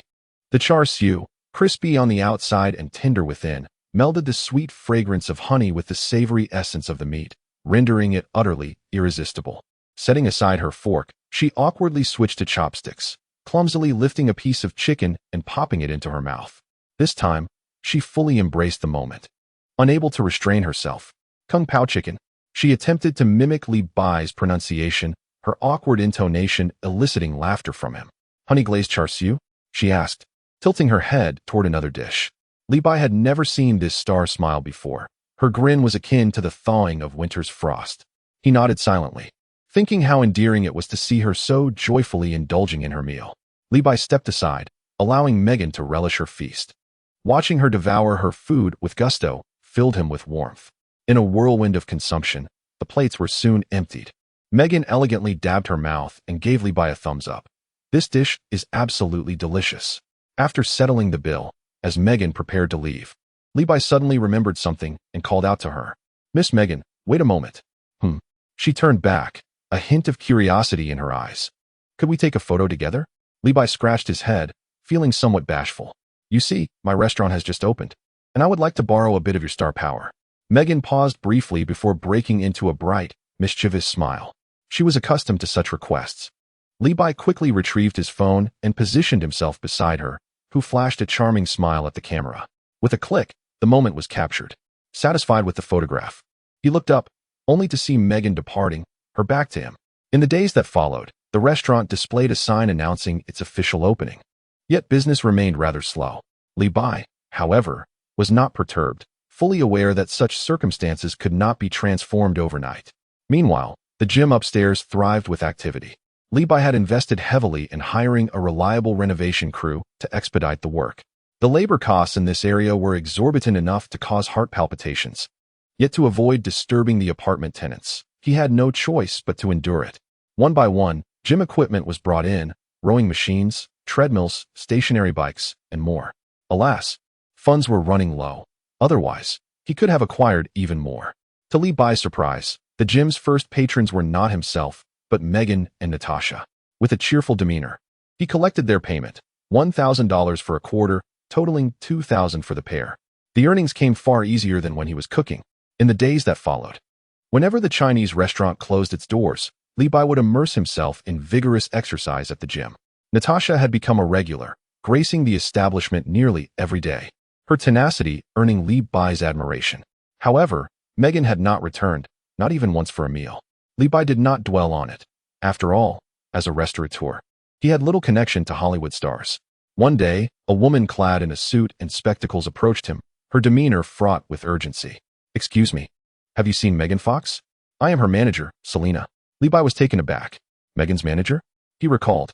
Megan dined here a few days ago and even acquired a gym membership, but I haven't seen her since. Selena's brow furrowed deeper upon hearing this. She has been out of contact for several days. Her phone is unreachable and no one is at her home. This apartment was the last place she informed me of. Li Bai was bewildered. Had Megan truly vanished? Chapter 9. What on earth? The corpse within the walls. No sooner had the manager departed than Li Bai began to ponder. A star going missing? Surely nothing untoward had occurred. Perhaps she was merely seeking solitude. Why should he, a humble chef, concern himself with such matters? The sky darkened ominously, hinting at an impending downpour. A few patrons trickled in, a slight improvement from previous days, yet still far from bustling. As the rain began to patter against the windows, the restaurant grew even more desolate. Li Bai decided to close early and plunged into his workout, perspiring profusely as he lifted weights. Remarkably, after days of training, he found himself ascending the stairs with greater ease than before. As night fell, drenched and invigorated, Li Bai prepared to complete a few more laps on the treadmill when his phone rang. Natasha? He had been wondering about her absence these past few days. Upon inquiring, he learned she had recently interviewed for a secretary position at Stark Industries and was now Tony Stark's personal secretary. Li Bai mused that with such a role, she surely wouldn't linger here any longer. Yet, to his surprise, she had no intentions of relocating. What's the matter? He answered the call. It's unbearable upstairs. Can you check on it? Natasha's voice bore the weight of exhaustion. I'm utterly drained and just wish to sleep peacefully. With her request clear, Li Bai wasted no time. He hastily wiped his sweat and hurried up to the third floor to confront the troublesome mother and son. He knocked firmly on the door, but received no response. Frustration boiled within him. This pair was disrupting the peace far too brazenly. Even if Natasha hadn't complained, he felt compelled to address the situation. After a prolonged wait with no answer, Li Bai's knocks grew more insistent. Finally, the door creaked open, revealing Ed from the last encounter. As the door opened, a cacophony from within greeted him. Li Bai's brow furrowed in exasperation. It was late, and with the torrential rain pouring outside, one would expect such disturbances to occur in daylight, not at night. Suppressing his irritation, he inquired, "What is your mother doing?" Li Bai had initially intended to enter the room directly, but was thwarted at the door by Ed, whose petite frame exhibited a surprising stubbornness. Observing this defiance, Li Bai felt a surge of amusement.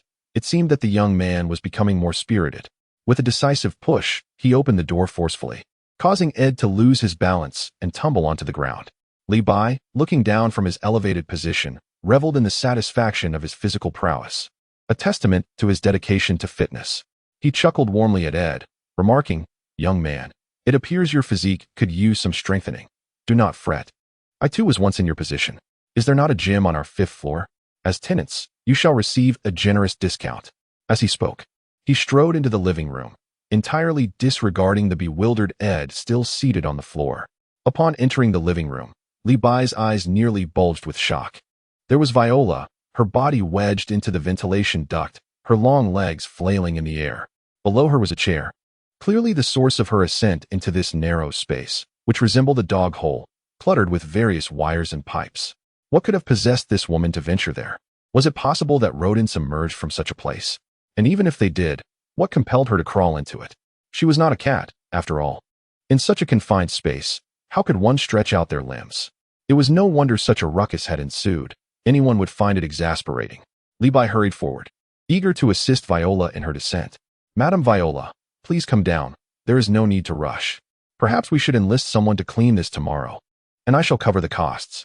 He feared she might become stuck, trapped in a predicament that could prove costly.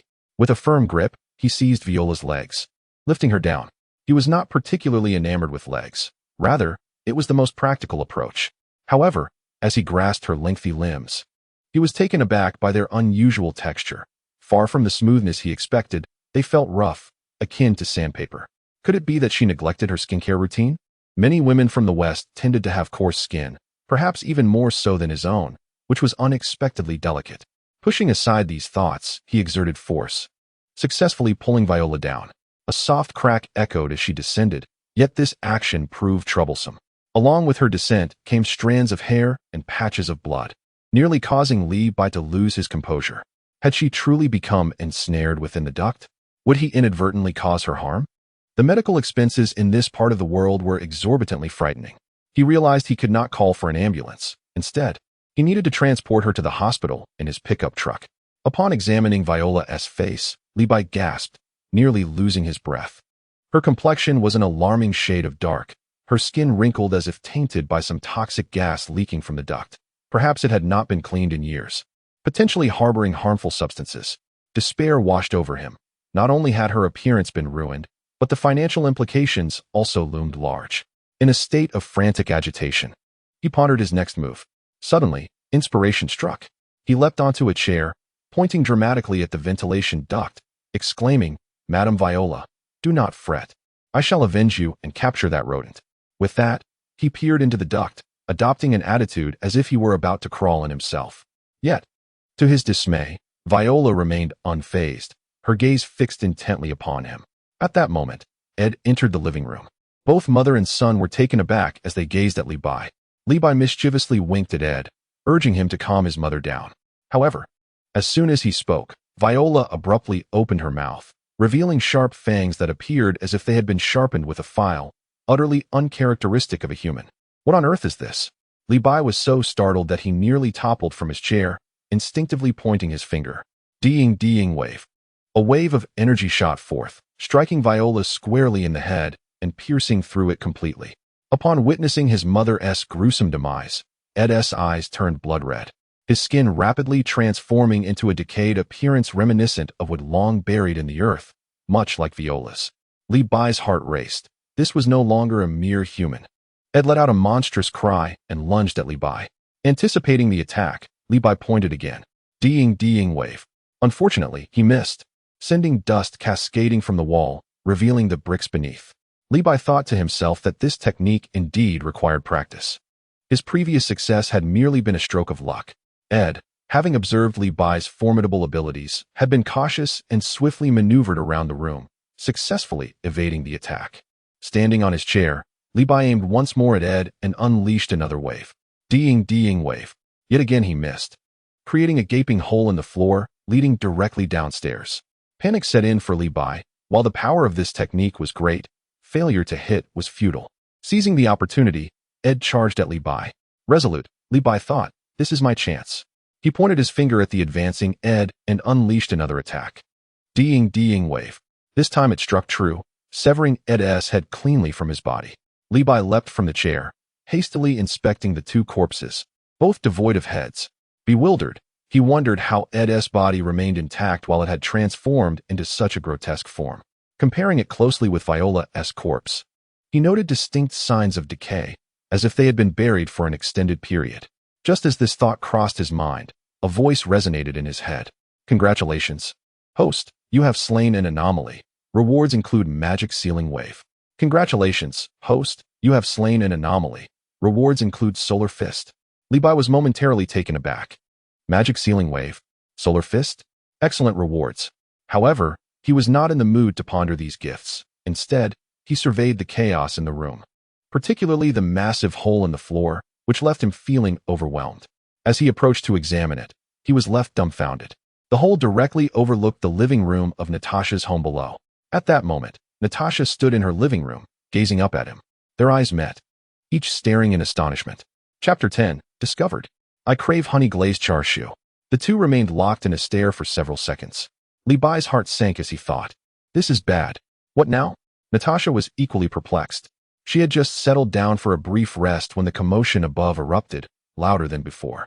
Frustration bubbled within her as she remained in her role as Stark's personal secretary. The notorious playboy Stark has kept her so busy that she hardly has a moment to breathe. Finally, returning home in the evening, she finds herself abruptly awakened by a cacophony from upstairs, resembling a fierce battle. To her dismay, a significant hole has formed in her living room ceiling. She shares a meaningful glance with the apartment manager, Li Bai, leading to the current awkward scene. Li Bai observes Natasha crouching down to examine the lifeless bodies of Elena and Ed. After a moment, Natasha inquires, what transpired with these two? What was that explosion just now? Her attention is drawn to the holes in the walls and floor, clearly indicative of some explosive force. However, it is evident that no conventional explosives were involved, for no bomb fragments could be found within the room. Li Bai, having concocted a narrative well before Natasha's arrival, remains remarkably composed. Clearing his throat, he states, Miss Natalie, you requested that I speak to this mother and son regarding the noise, and so I hurried upstairs. Ed greeted me warmly at the door, claiming his mother had gone mad, and asked for my assistance in pacifying her. Little did I know, upon entering the living room, she lunged at me with a visage so terrifying it could induce a heart attack. Ed then engaged with his mother, both transforming into grotesque forms, neither fully human nor ghostly. Chaos erupted, first the walls, then the floor, culminating in a dreadful explosion that left their heads resembling smashed watermelons. I nearly soiled myself in fright. This is undoubtedly a case of possession. I must tell you, my ancestors were ghost hunters. These two are anything but normal. Natasha regards Li Bai, who appears unfazed by the situation, causing her to feel a growing unease. The bodies of the mother and son indeed do not resemble those of ordinary individuals. They seem more akin to long-deceased corpses. As Natasha becomes lost in thought, Li Bai reflects, cautioning himself not to overthink the matter. He hastily seeks to redirect the conversation and recalls having seen Viola crawling into the ventilation shaft upon entering the apartment. He claims his mother was chasing rats, he adds, pointing to the ventilation shaft, with its cover discarded on the floor. After speaking, Li Bai climbs onto a chair, peering into the duct. To his horror, he discovers Megan inside. Wasn't she missing? How did she end up there? He attempts to squeeze in, but the duct is too narrow. He can barely fit one shoulder inside, while the other remains stuck. Panic begins to set in as he contemplates Megan's fate, if she is indeed dead in there. Natasha stands as a witness. Yet, he cannot break down the wall to gain entry. Unable to bear it any longer, Natasha declares, "You come down. I will go up." Remarkably, her petite frame allows her to navigate the duct with ease. She crawls to Megan's side and checks for breath. There is still a pulse. She is merely unconscious. There are also some traces of skin tissue here, she adds. Upon hearing this, Levi recalls having seen similar tissue earlier and had assumed it belonged to Viola. Now, hearing Natasha's words, he quickly inquires, "Is it Megan's? If it were Megan's, how much would I have to compensate?" But wait, there are other people's skin tissues here, and quite a bit of hair as well. Levi couldn't help but inquire, "Miss Natasha, what is it that you do? How do you know so much?" Natasha furrowed her brow. "What time is it? Hurry up and lend a hand." Natasha had already dragged Megan to the ventilation shaft. Levi quickly assisted, catching her below. Together, they managed to extract Megan from the duct. Levi laid her flat on the ground and anxiously asked Natasha if Megan was all right. Natasha crawled out of the duct. "She's just a bit scraped up." Levi finally breathed a sigh of relief and rushed to the kitchen for a bowl of cold water. He returned, took a sip himself, and then, with a sudden puff, sprayed it all over Megan's face. Natasha watched in astonishment, thinking to herself, "What era is this? Still using such methods?" Surprisingly, the cold water did rouse Megan from her stupor. Levi's heart soared at the sight, as he mused that this trick must have come from television, yet it proved effective. Although Megan was awake, she appeared quite weak, gazing at Levi and Natasha in a daze. Then, she murmured intermittently, "I'm hungry. I want honey-glazed char siu." Levi and Natasha exchanged a glance, each reflecting a sense of helplessness. The scene shifted to the Chinese restaurant downstairs. Megan was devouring the honey-glazed char siu that Levi had prepared. Meanwhile, Levi was bustling about in the kitchen, continuously bringing out dishes. He had truly exerted himself today, preparing several signature dishes, hoping that Megan would eat her fill and lessen his financial burden. Wiping his hands, Levi sat down across from Megan, while Natasha took a seat beside her and poured her a glass of water. Megan accepted it eagerly, gulping it down.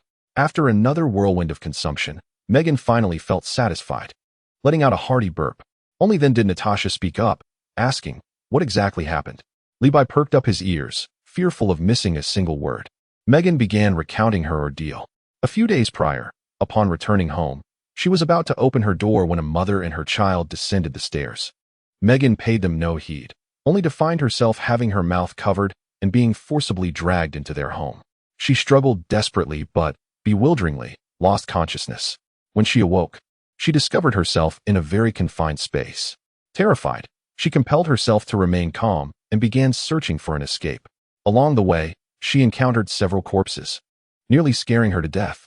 Gritting her teeth, she crawled forward through the disarray, often getting lost in the maze of paths.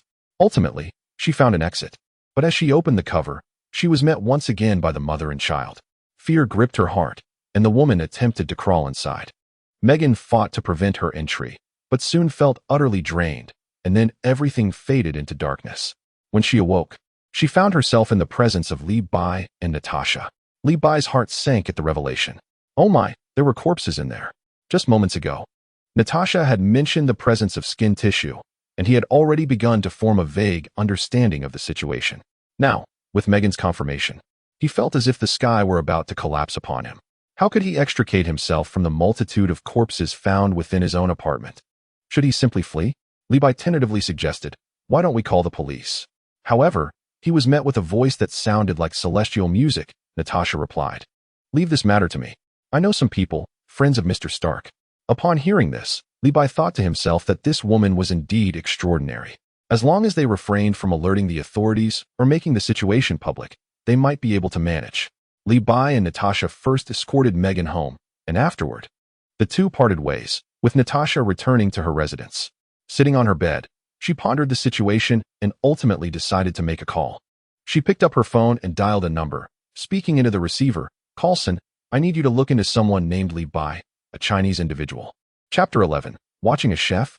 The Sun Fist is quite useful. Natasha pressed the phone close to her ear, her voice low, yet clear and commanding. "Carlson, tonight's events are far from ordinary. Those two corpses are quite suspicious." She paused, the images of the bodies, along with the explosive marks on the wall and floor, flashing through her mind. How could an ordinary person remain unperturbed in such a scenario? I suspect this Levi may possess some unique abilities. Otherwise, the explosion would be inexplicable. A subtle gravity tinged her voice. As for Li Bai's account, Natasha did not believe a single word. To her, it was merely a clumsy fade. Coulson inquired what Li Bai did for a living, and without hesitation, Natasha replied, "He's a chef." There was a moment of silence on the other end, as if Coulson were processing this unexpected information. After a brief interval, a deep, authoritative voice replaced Coulson's. "Natasha, this is Nick Fury."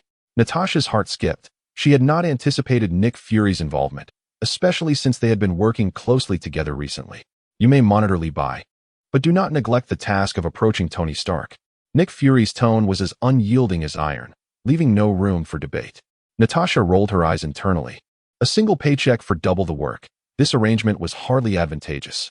After hanging up, Natasha leaned against the headboard, reflecting on her interactions with Li Bai. He seemed merely an ordinary chef, exceptional only in his culinary skills. Could it be that she was overthinking?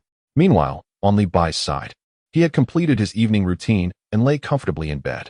As he closed his eyes, the events of the night played out like a blockbuster film. One scene after another, even more chaotic than the dishes he prepared. The mother and son, Viola and her child, had met a gruesome fate. Their heads obliterated by his own pitiful attack. The system had indicated that it was bizarre, but certainly not a manifestation of supernatural abilities. Then there was Megan, inexplicably shoved into the ventilation duct. What could the purpose be? Reflecting on it, he wondered when those two ghastly entities had infiltrated his apartment. He strained to recall, relying on the original memories of this body, which indicated that the mother and son had resided on the third floor prior to his own arrival in this world. This matter coincides with what Megan mentioned. She also glimpsed other corpses within the ventilation ducts. Li Bai couldn't help but shudder. Had it not been for his golden finger, he might have become one of those lifeless bodies himself. Reflecting on it now, he felt a wave of dread wash over him, and he was immensely grateful for the system. However, where did those corpses in the ventilation ducts originate? Surely they could not be residents of the apartment building. Who could they be? Li Bai found himself utterly perplexed and decided to dismiss the thought. Regardless of who they were, in this Eagle Sauce nation, it was not uncommon for lives to be lost, much like the cannibalistic village he had previously encountered. Had it not been for himself and Dean, countless individuals might have gone missing. This incident served as a stark warning for Li Bai. The world was indeed perilous. Thankfully, he possessed the Dragon Ball system. Otherwise, he would have met his end sooner or later. It was imperative to enhance his strength. As for the bizarre occurrences, he hoped to eradicate as many as possible, akin to leveling up by defeating monsters. Unfortunately, he had no idea where that band of cannibals had wandered off to. Although they were fearsome creatures, they at least donned human skins and wielded human tools. The mother and child he encountered tonight, with their menacing teeth, could certainly send someone to their demise with a single bite. Fortunately, he had the whole wave. Otherwise, he would have perished tonight. With that thought, Li Bai quickly accessed the system panel to tally today's achievements: Demon Sealing Wave and Solar Fist. System, if I recall correctly. The Demon Sealing Wave requires talismans to be effective. Otherwise, the sealed entities might escape, correct? So, I still need a talisman to use the Demon Sealing Wave? That seems rather troublesome, Li Bai inquired. The system's emotionless voice echoed in his mind. No talisman is required. The Demon Sealing Wave can be utilized directly. If the sealed entity escapes, it merely indicates that its strength far exceeds yours. Upon hearing this, Li Bai felt invigorated. No talisman was needed, which made things considerably easier. As for encountering an entity whose strength surpassed his own, he reasoned that he would likely have already perished by then. The beings he faced now were undoubtedly ordinary individuals. Furthermore, as for the bizarre entities, they should also be capable of being sealed, right? In the original work, they were merely human. Uncertain, Li Bai queried the system. Can the Demon Sealing Wave seal bizarre entities? The system succinctly responded, yes. Li Bai was thrilled. This was excellent news.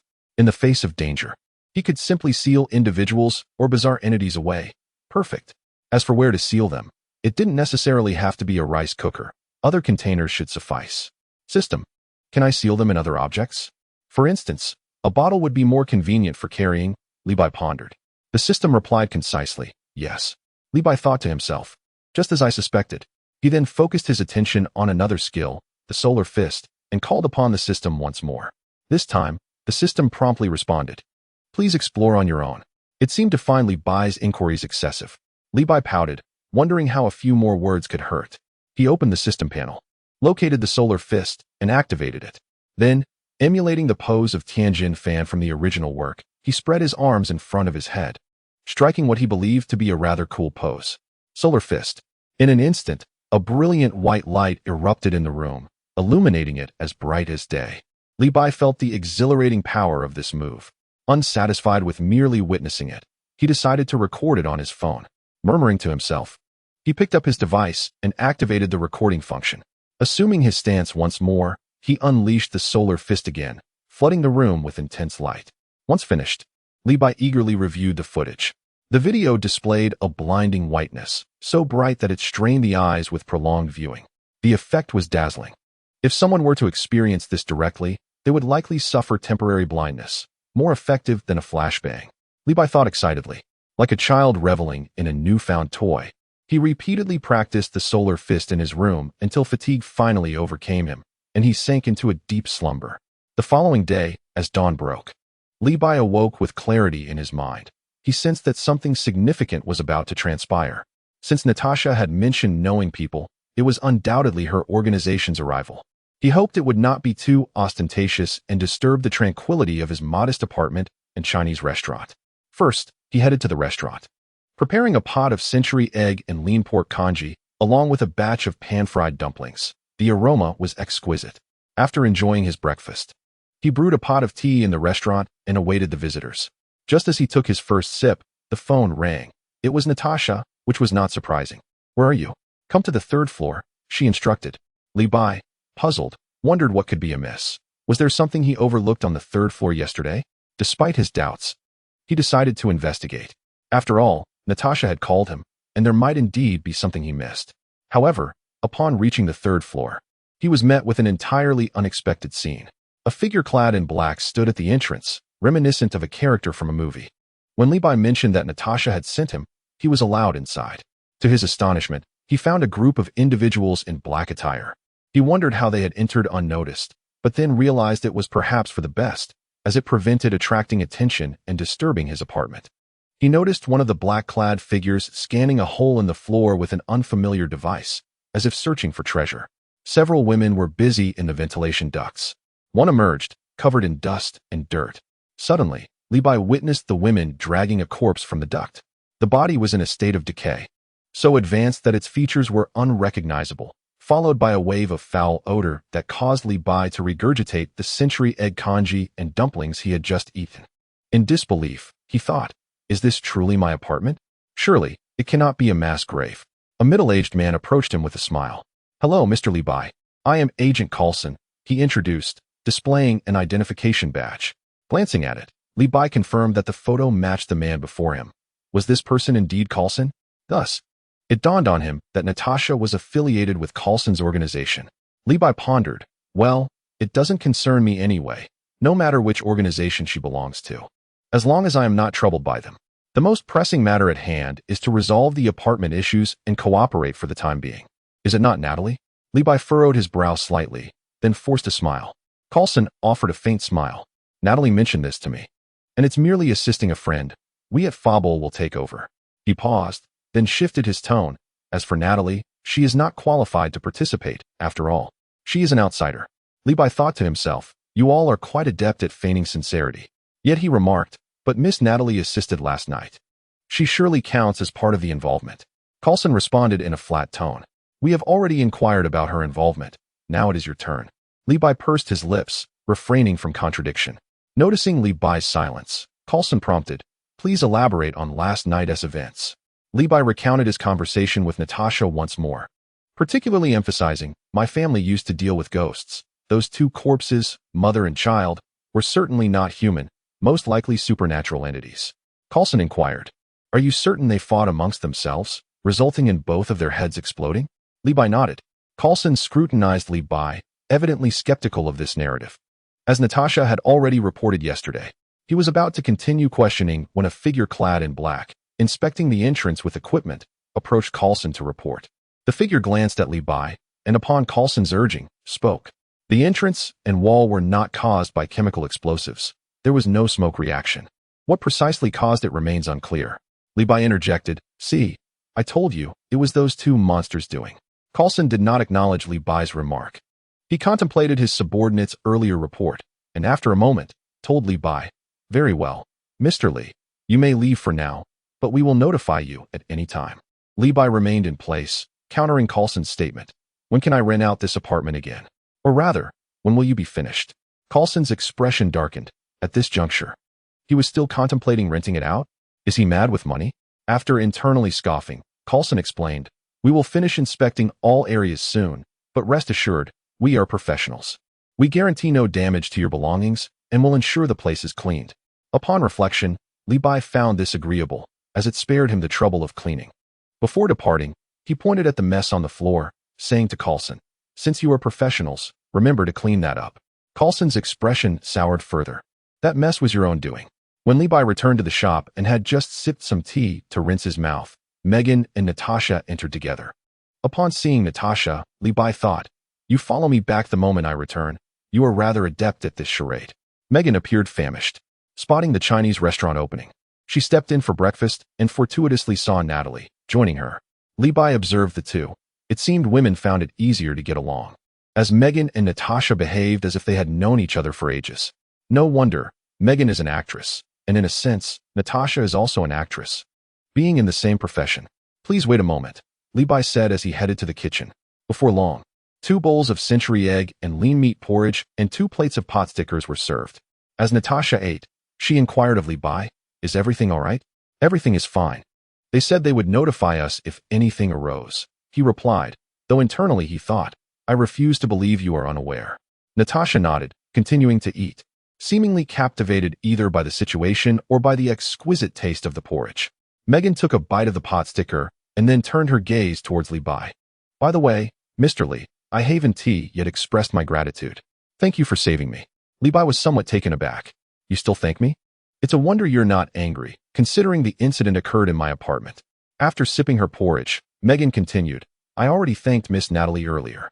However, things are difficult for me now.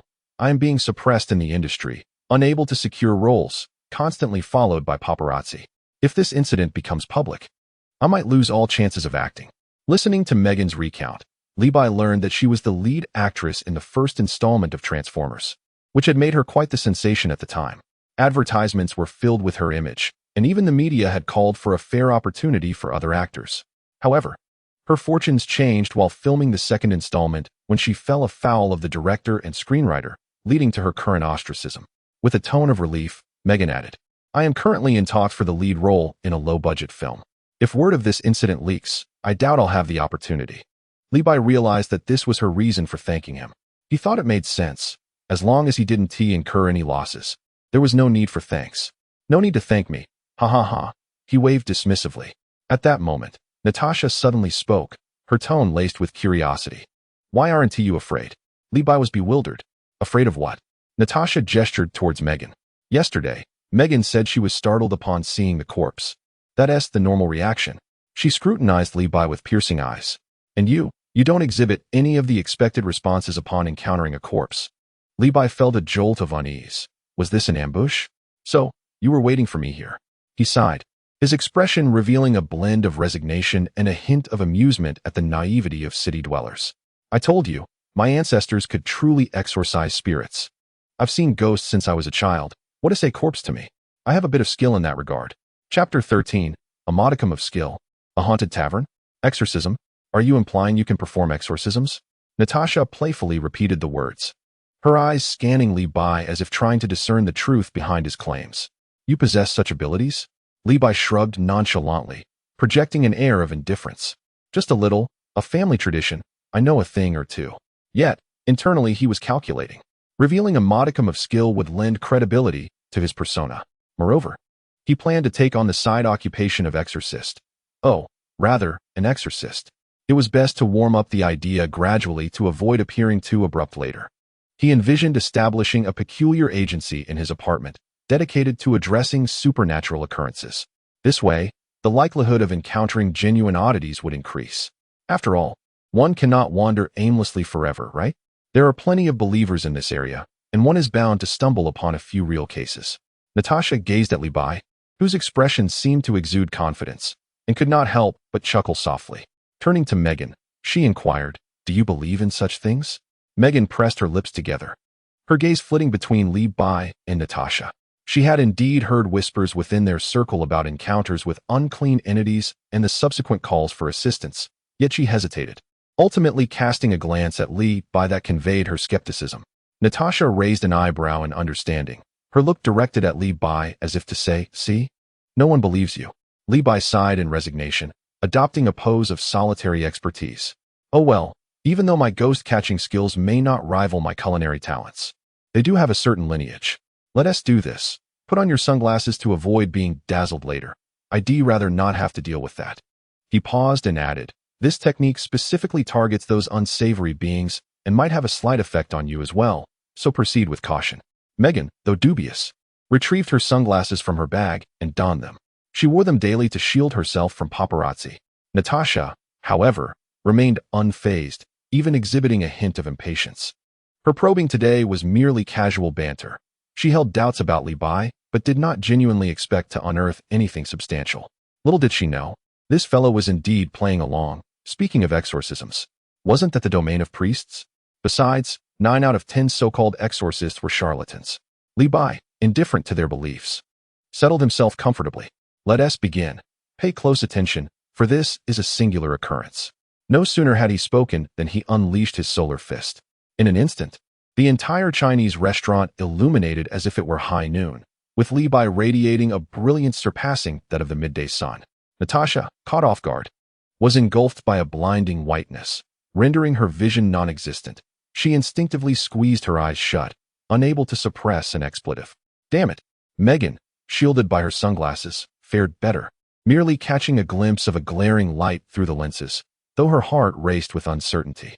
Observing Natasha with her eyes tightly shut, brow furrowed, and tears at the corners of her eyes, Li Bai inwardly lamented, "Why does no one believe the truth?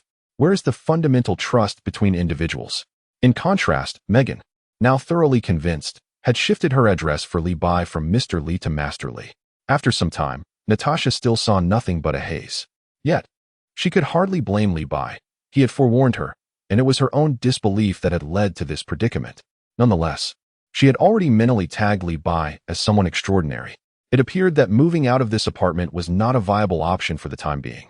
She would have to continue residing here to observe this chef closely. Li Bai engaged in some casual conversation with the two before they took their leave. Megan assisted Natasha upstairs, opting not to return to her own room, as she had pressing matters to attend to. She wouldn't be back at the apartment for the time being. Li Bai, meanwhile, resumed his duties within the restaurant, noting that noon was approaching, the peak hour for patrons. He hummed a tune, dismissing the earlier incident from his mind. As the sun dipped slightly, diners began to flow into the restaurant, and the clamor of voices rose around him. Li Bai contemplated the necessity of hiring additional help.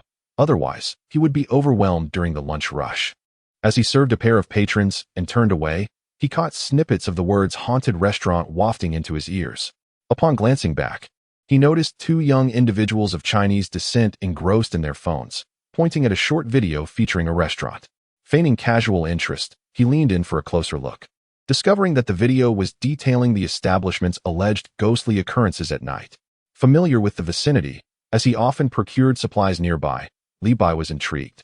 The veracity of online claims was often dubious, yet a visit might yield some unexpected encounters. As the afternoon progressed, patrons gradually departed, and the last customer had scarcely exited before Li Bai locked the door. Glancing at the clock, it was nearly 5 o'clock. He climbed into his vehicle and headed straight for the restaurant. Upon arrival, he recalled that the establishment enjoyed considerable notoriety locally, often employing undocumented workers, with its owner being of Chinese descent, who notoriously exploited laborers. Just as he parked, he observed 2 waitstaff shoving an individual out, all 3 sharing similar ethnic features. The ejected man was vocally disgruntled, hurling expletives and lamenting his past as a chef. As the man distanced himself, a spark of realization ignited within Li Bai. This was serendipity, as he had been struggling to find a competent chef for Chinese cuisine. Approaching the man, he learned his name was Fan Debiao, who had arrived from China, lured by misleading online claims that dishwashing could lead to wealth. Fan Debiao had aspired to be a chef but was turned away, left no choice but to start as a dishwasher. Initially promised $1,500 a month, He was ultimately compensated a mere 700 after a month of toil. Li Bai immediately grasped the situation. This was yet another victim of exploitation. The employer, aware of Fan Debiao's undocumented status, took advantage of his fear of reprisal to impose such egregious working conditions. After inquiring about his culinary skills, Li Bai found that while Fan Debiao possessed some knowledge, he was far from being a master chef, having only worked in a small restaurant back home. Nevertheless, Li Bai believed he could sufficiently manage the modest scale of his own establishment. He promptly decided to hire Fan Debiao. The latter, elated yet cautious, warily inquired whether Li Bai intended to deceive him as well. Amused, Li Bai assured him of a salary of $2,000 per month, inclusive of meals and accommodation. Upon hearing such generous terms, Fan Debiao readily accepted, albeit still skeptical, insisting on inspecting the living quarters first. He expressed his distrust towards local Chinese individuals, lamenting the deception he had previously encountered regarding grand promises of wealth through menial labor. Li Bai, however, felt it prudent to first investigate the restaurant's alleged supernatural phenomena. He escorted Fan Debiao inside, but as they entered, they were confronted by a staff member who mistook them for associates of the ejected man.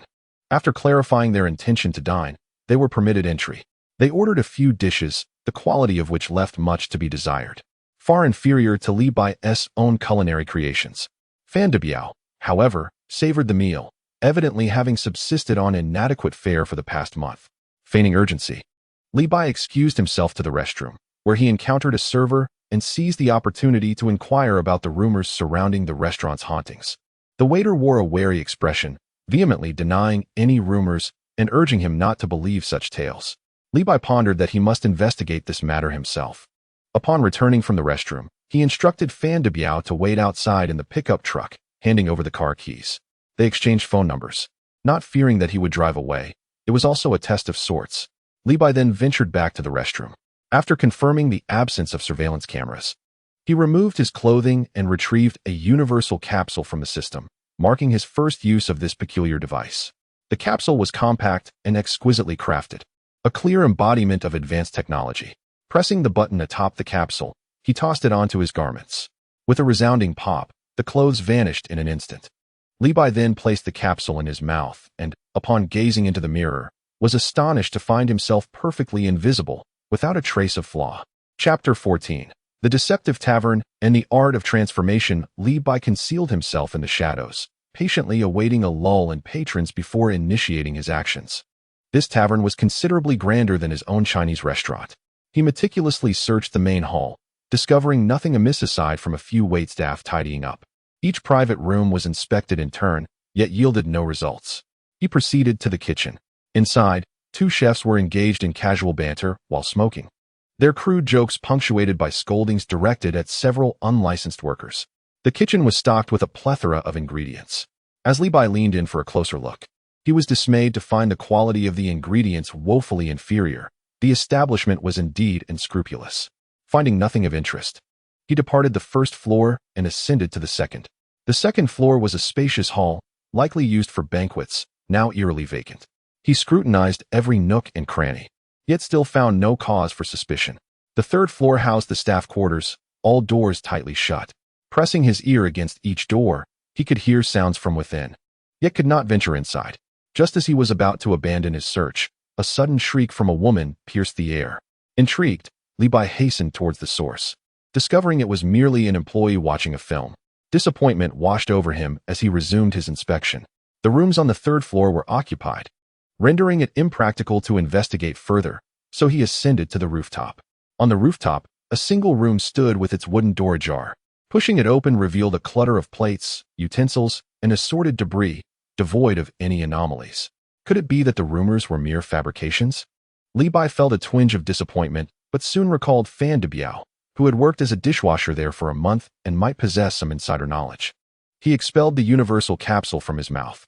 With a gentle press, it reappeared, and he retrieved his phone from his pocket, dialing Fan Debiao's number. As soon as the call connected, a cacophony erupted from the other end. "Hey, brother, why are you still inside? The tavern is about to close. Are those bastards giving you trouble?" Li Bai listened to Fan Debiao's rapid-fire chatter, thinking, could this guy be the reincarnation of a chatterbox? He quickly interjected, "Brother Biao, calm down. I need to ask you something. Having washed dishes here for a month, have you heard any strange tales? Perhaps something about hauntings? Vandy Biao was momentarily taken aback. Although perplexed by Li Bai's inquiry, he candidly responded. Indeed, there are strange occurrences. It is said that in the storage room on the rooftop, a woman can often be heard weeping at night, which is quite unsettling. Hence no one dares to go there after dark. However, I am skeptical about this. Those rascals must be plagued by their own guilty consciences, scaring themselves senseless. Li Bai, uninterested in his ramblings, instructed Vandy Biao to wait and abruptly hung up the phone. The storage room? Is it not this very place? Li Bai surveyed his surroundings, feeling a sense of doubt. Yet, he heard no crying. After putting away his phone, he contemplated that today had been a futile endeavor. Most of the information circulating online is likely mere nonsense. Just as he prepared to head home, a faint, mournful sobbing echoed from behind him, ethereal yet palpable. Li Bai felt a jolt, his hair standing on end, goosebumps prickling his skin. He turned stiffly, scanning the area, but saw nothing, only the sobbing resonating in his ears. Could it be true? Li Bai forced himself to remain calm, took a deep breath, and began to follow the sound. The noise originated near the window, a woman's weeping. Intermittent and steeped in sorrow. Cautiously, he approached, musing on how to engage with something unseen and intangible. Surely, he could not merely stand there, staring vacantly, crying. That was all she seemed capable of. Could tears resolve her plight? Could they serve as sustenance? Li Bai resolved to provoke her, to draw her out. The sobbing ceased abruptly, leaving only faint sniffles. Did it truly work? Soon after, a hazy figure gradually materialized, illuminated by the moonlight streaming through the window. Li Bai discerned that it was a woman, rather attractive, clad in the restaurant's uniform. What is amiss? Speak up, do not hold back. Li Bai endeavored to sound as soothing as possible. The woman, still sobbing, recounted her tragic tale. She had entered the country illegally, working as an undocumented laborer in the restaurant. The owner was a lecherous old man, constantly making unwelcome advances. As an undocumented individual, she had nowhere to turn, forced to endure his harassment. Fortunately, she had thus far managed to evade his vile intentions. However, one fateful night, despite having securely locked her dormitory door, she found herself violated by the owner, who had somehow gained entry. Following the assault, she was confined to the owner's bedroom on the rooftop, which at that time had not yet been converted into a storage room. Each night, the owner would return to torment her. Eventually, the owner's wife arrived, and fearing exposure, the owner visited the restaurant less frequently. She was left to languish here, ultimately succumbing to starvation. Li Bai listened with a heavy heart, recognizing yet another pitiable soul deceived by fate. Why not escape, or seek vengeance against that wretched owner? What could possibly bind you to this cursed place? Li Bai inquired further. The woman shook her head, expressing her confusion. She simply could not detach herself from this room. Only at night could she venture out, as the daylight was unbearable. She could not ascertain how much time had passed, but eventually, this room had transformed into a storage space, leaving her to wander aimlessly. Li Bai scratched his head, genuinely perplexed by the situation. After a moment of contemplation, he spoke. Dear sister, find peace, and may you be reborn into a better life in your next incarnation. As for that owner, if the opportunity arises, I shall assist you in exacting your revenge and provide you with a measure of relief. Without waiting for the woman's response, Li Bai resolved to take matters into his own hands. Since the female specter claimed she could not emerge during the day, this presented a convenient opportunity. He raised his hands before him and suddenly spread them wide. The sun fist, a blinding radiance erupted, illuminating the entire room as if it were midday. The figure of the female ghost gradually became obscured in the brilliant light, ultimately transforming into a wisp of azure smoke, dissipating into the air. Just before her complete vanishment, she directed a gentle utterance towards Li Bai, murmuring a barely audible thank you, her tone imbued with an overwhelming sense of release. Having vanquished an eerie entity, he was rewarded with the transformation technique of the Wulong. The Wulong transformation technique. What a splendid asset, enabling him to assume different identities with ease in future endeavors. However, it was time to depart. Li Bai exited the storage room and descended the stairs. On his way, he encountered several individuals from the tavern, their gazes laden with peculiarity. Li Bai, disinterested, hastened away. Upon reaching the parking area, he found Fan de Biao snoring soundly in the car. It seemed he had not fled. He roused Fan de Biao, and the two drove back to the apartment. Li Bai allocated an empty room to Fan Debiao. After all, there were numerous vacant units, several of which had yet to be rented. Once Fan Debiao was settled, Li Bai ascended to the third floor to glance around, only to discover that the figures in black had vanished without a trace. He returned to his own room and collapsed into slumber. Early the next morning, Li Bai summoned Fan Debiao to prepare breakfast. In addition to the usual century egg and lean meat congee and pot stickers, he added tea eggs, crab roe buns, and crystal buns. Although Fan Debiao's culinary skills were modest, he was more than capable of assisting. The number of patrons steadily increased, and business improved significantly compared to before. For several consecutive days, Li Bai and Fan Debiao busied themselves at the Chinese restaurant. One day, while Li Bai was immersed in work, the phone rang. Upon glancing at the caller ID, he was astonished to see it was Megan. What could prompt her to call him? Their conversations were infrequent, and they had not seen each other since her departure.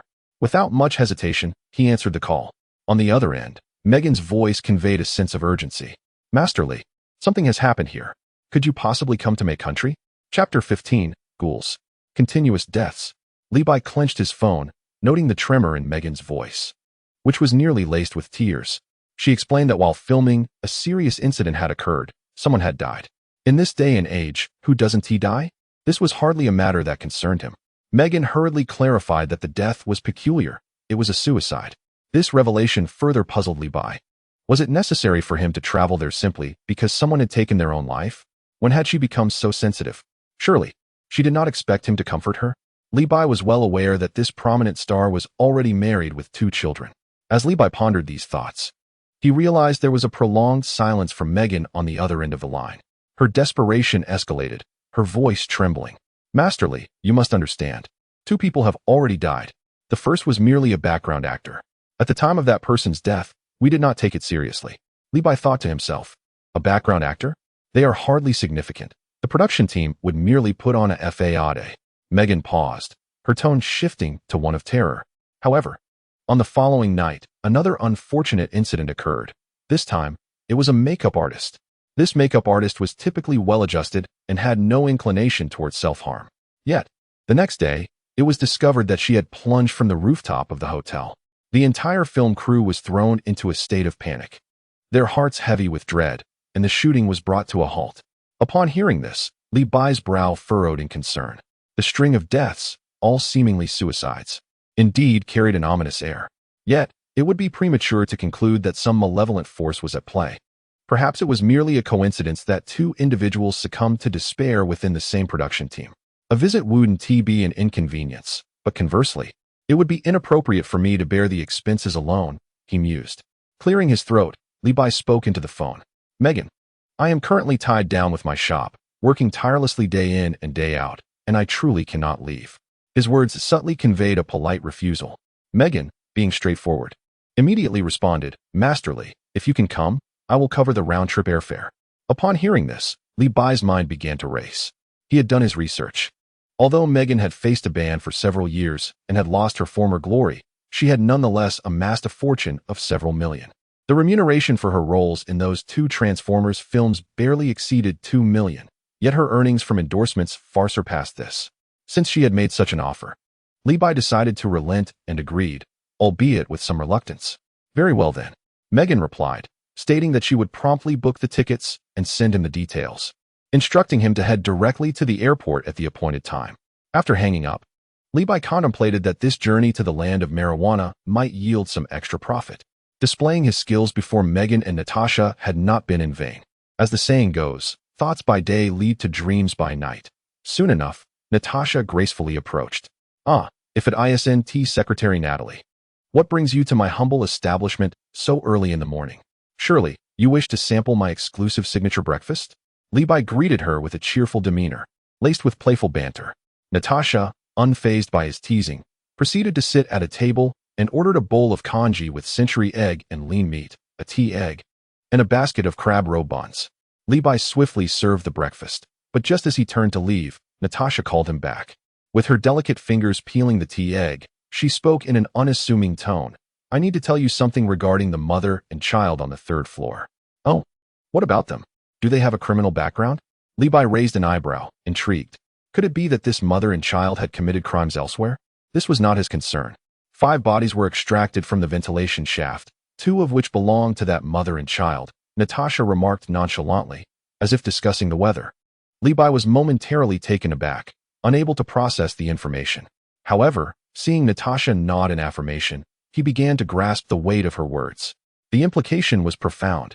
The 2 bodies in the ventilation shaft belonged to that mother and child? Then who was the individual whose head he had blown off with the bullet? Could it be a clone? I say, Secretary Natalie, is your information reliable? Please tell me there hasn't been a mix-up. Levi expressed his disbelief. Natasha raised her gaze to Levi, her tone resolute. Indeed, despite the body being severely decomposed, its features unrecognizable and the limbs incomplete, we have compared the data. There were records from the hospital regarding that mother and child, which have also matched. At this point, Levi was utterly bewildered. What on earth was going on? Noticing Levi's dazed expression, Natasha ceased her discourse and began to enjoy her breakfast. Levi's mind was in turmoil and finding no clarity. He resolved to consult a professional instead. He casually took a crab roe bun from the steamer in front of Natasha, eating as he dialed Dean's number. Natasha cast a sidelong glance at Levi, but said nothing further, continuing to savor her meal. The call was soon connected, and Dean's voice resonated on the other end. Levi relayed the story of the mother and child to Dean, concluding with his experience of sending away the female ghost the previous night. Dean on the other end was momentarily taken aback, finally managing to exclaim, you are even more lively than I am in this demon-hunting business. Are you planning to join our ranks? However, jesting aside, Dean proceeded to elucidate the matter for Levi. As Levi listened, he nodded in agreement internally. And as soon as Dean finished, he promptly hung up. According to Dean, the mother and child were likely ghouls. These creatures prefer to dwell in cemeteries, feasting on the flesh of the deceased, and they can even transform into the likeness of those whose corpses they consume. Contemplating this, it indeed aligned with the situation concerning the mother and child. Hiding the body in the ventilation duct was akin to converting that space into a grave. Natasha had also mentioned the body being incomplete, which undoubtedly indicated that the 2 ghouls had feasted upon it, subsequently transforming into the forms of that mother and child. Had it not been for his encounter that day, Megan might have become the 6th victim. The thought sent a shiver down Levi's spine. The world had become increasingly sinister, with impersonation executed so flawlessly that it was chilling. As for the ghost from the tavern, Dean had remarked that it was merely an ordinary spirit, devoid of any lethal capacity. Generally, such spirits do not wander about during the day. However, should they transform into malevolent entities, it could spell trouble, making return impossible. Fortunately, Levi had not encountered a malevolent spirit. Nonetheless, Dean did not pry into how Levi had managed to send away that female ghost. Levi refrained from volunteering that information, recognizing that within the demon-hunting circle, everyone has their own methods, and he was not part of that world. Ghouls. Spirits? Natasha had listened intently to Dean's words over the phone. Yet, she did not react overly. As an agent of S.H.I.E.L.D., she had witnessed her fair share of peculiar occurrences. However, these matters were simply beyond her realm of understanding. S.H.I.E.L.D. had dealt with some bizarre cases, but they had never taken them too seriously. Seeing that Natasha had heard everything, Levi felt no need to conceal the truth. He deliberately let her know of his connections to the demon-hunting sphere, aligning this with his earlier claims of possessing ghost-catching techniques, thereby alleviating any potential suspicions she might harbor.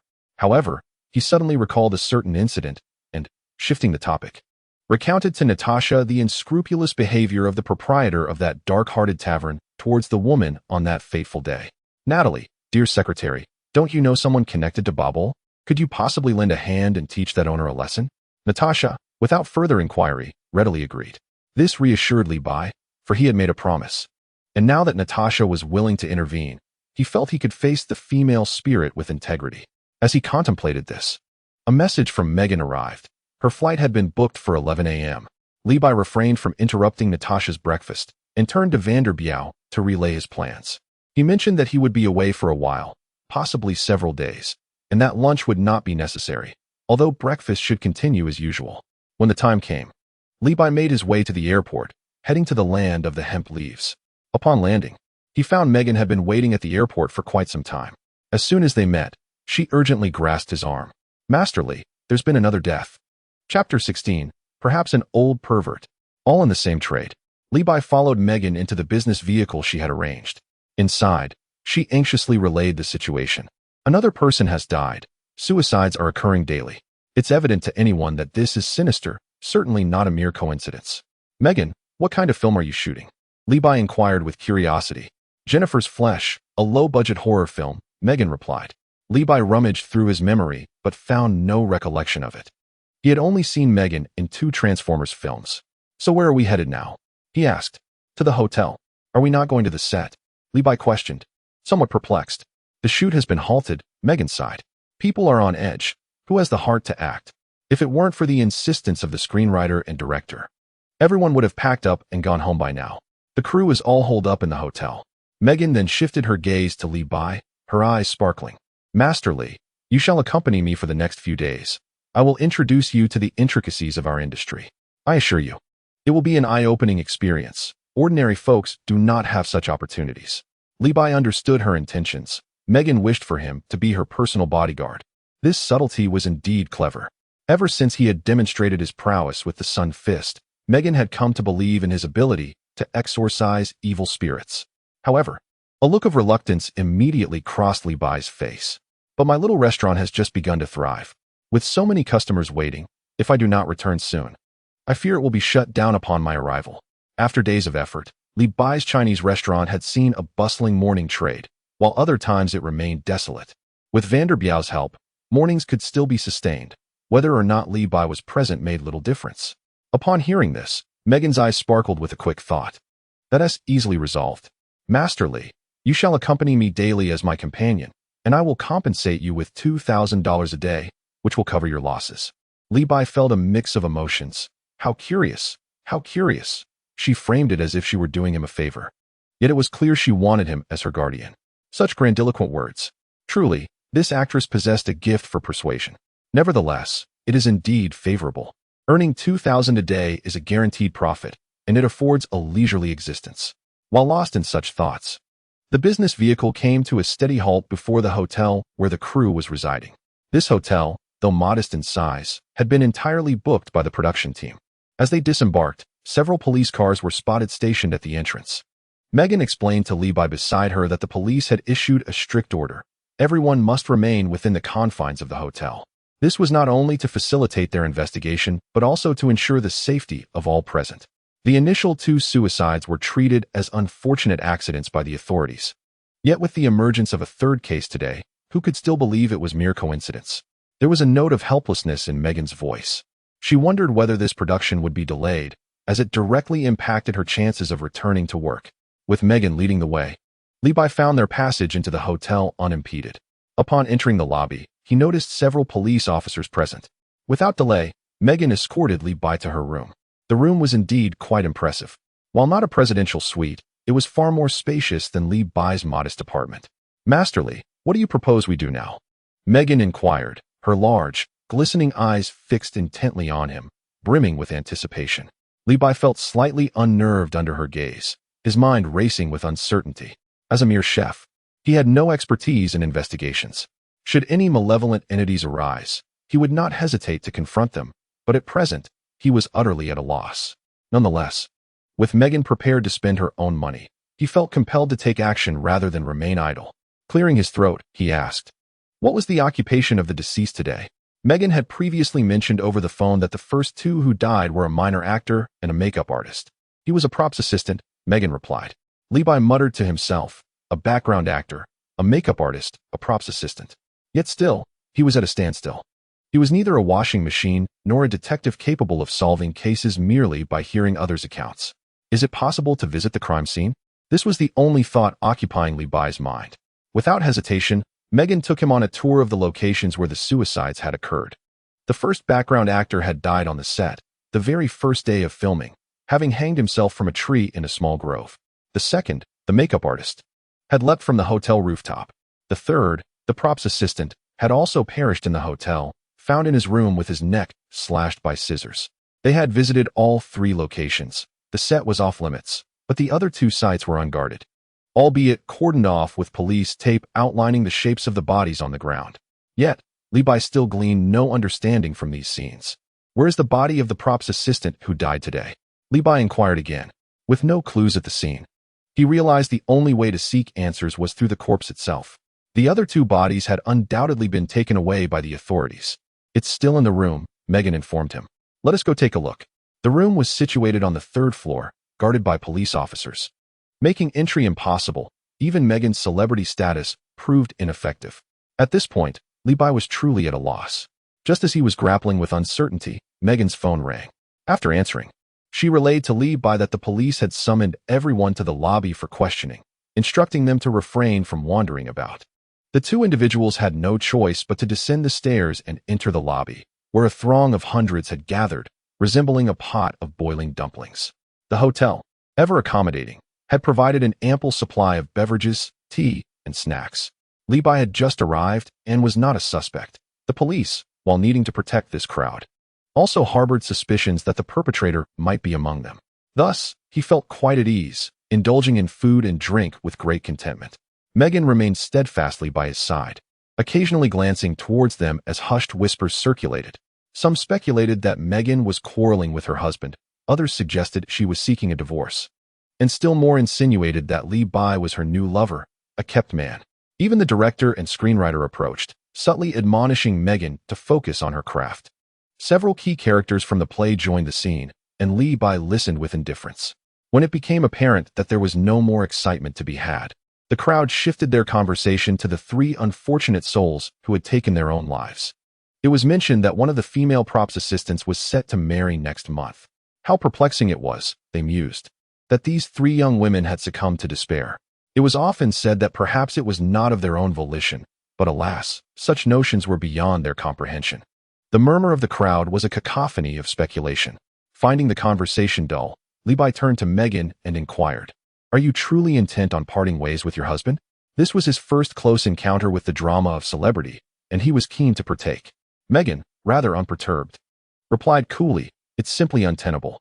After saying this, she looked at Li Bai with anticipation. "Masterly, have you discerned anything?" Li Bai thought to himself, "What could I possibly perceive?" However, he retorted, "It's likely the handiwork of a lecherous old man." As soon as the words escaped his lips, the lobby fell into an immediate hush, with 100 pairs of eyes fixed upon Li Bai, their gazes akin to that of spectators observing a circus clown. Megan was momentarily taken aback, her mouth agape, uncertain of how to respond. "How did you deduce that?" Li Bai shrugged his shoulders and replied with conviction. "Didn't they just mention that all the deceased were women? What else could it be but the actions of an old lecher?"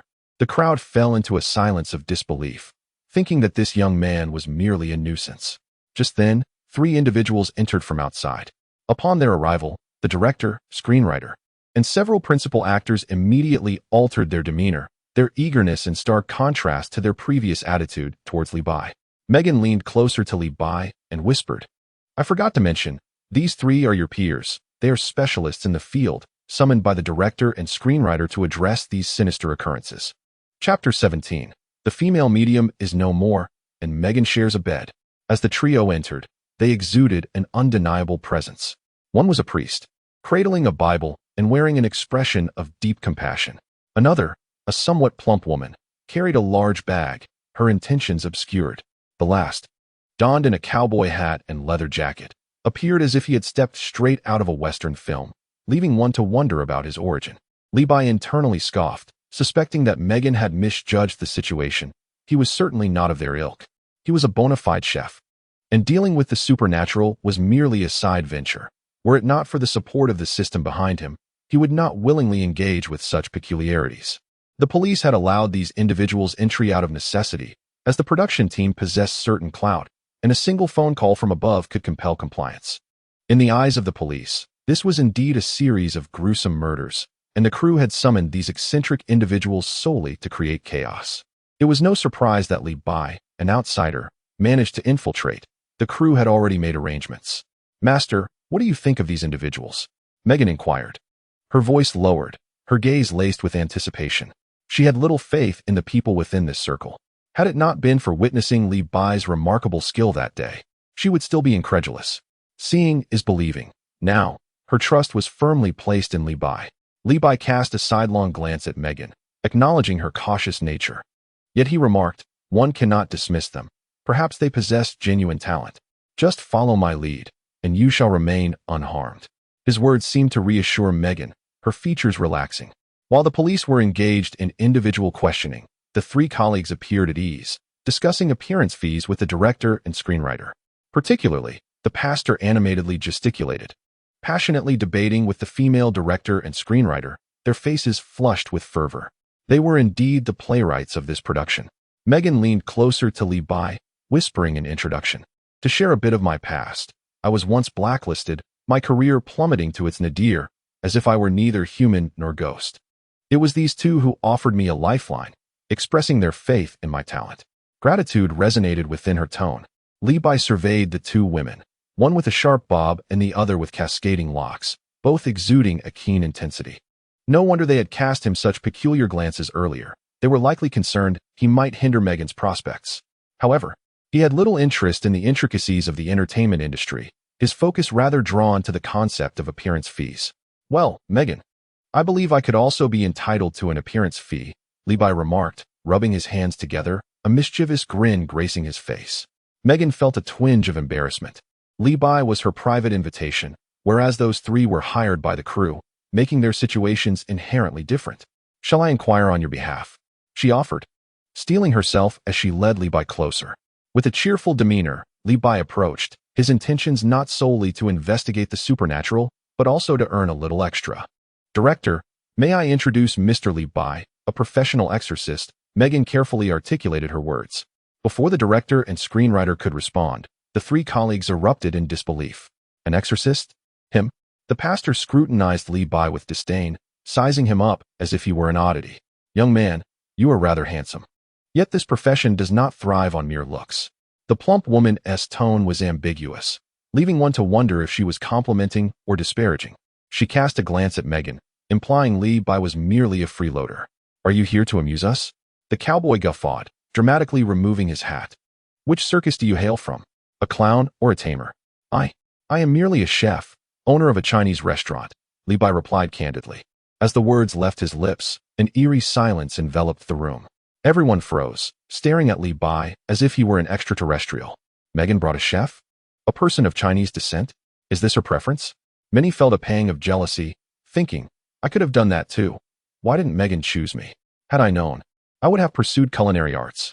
Megan felt a wave of embarrassment wash over her, wishing to clarify Li Bai's true capabilities, but he preemptively grasped her arm. Let them say what they will, he urged nonchalantly. The matter of appearance fees could wait. If these three individuals truly possess talent, they deserve to reap the rewards. Conversely, should fortune elude them, it is never too late for them to make their entrance. Li Bai, indifferent to the commotion, picked up a snack and poured himself a drink, leisurely indulging in his repast. Observing Li Bai's lack of reaction, the three began to bicker amongst themselves. You gluttonous crone, what kind of medium are you pretending to be? I see nothing but a charlatan. The pastor scolded, pointing an accusing finger at the plump woman. You, foul quack, how dare you speak to me? You spend your days peddling that worn-out book, all the while harboring disdain for women. The plump woman retorted, equally unyielding. There's no need for either of you to argue. You're both frauds. Charlatans. The cowboy chimed in, fanning the flames of discord. You, with your unrefined ways. What do you even understand? The pastor and the plump woman shouted in unison at the cowboy. Li Bai, listening to their quarrel, felt a wave of bemusement wash over him, pondering the presence of a hierarchy in every pursuit these days. The aura of sophistication they had exhibited upon arrival had vanished entirely. At long last, after the police had finished their inquiries, everyone was permitted to return to their rooms. As night fell and Li Bai had satisfied his hunger and thirst, he turned to Megan and inquired, Aren't you going to have some? This little cake is quite delightful. I'm on a diet, Megan replied with a grimace, while the police still had not uncovered the truth of the matter. As darkness descended, she dreaded waking up to find yet another death, which would be utterly horrifying. Where will I sleep then? Li Bai suddenly remembered a pressing question. Since I'm on a business trip, will you reimburse me? You can sleep with me, Megan replied without a second thought. The moment the words left her lips, countless envious gazes fixated on Li Bai, filled with a blend of jealousy and longing.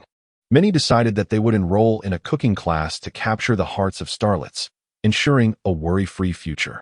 Gradually, the gathering dispersed, returning to their hotel rooms.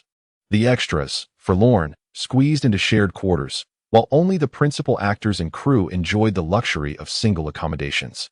Li-Bai followed Megan into her room, where she announced, "I'll freshen up first." As Li-Bai beheld the single bed, his imagination began to soar, hoping Megan had casually assigned him a private room. He had not anticipated such a delightful benefit.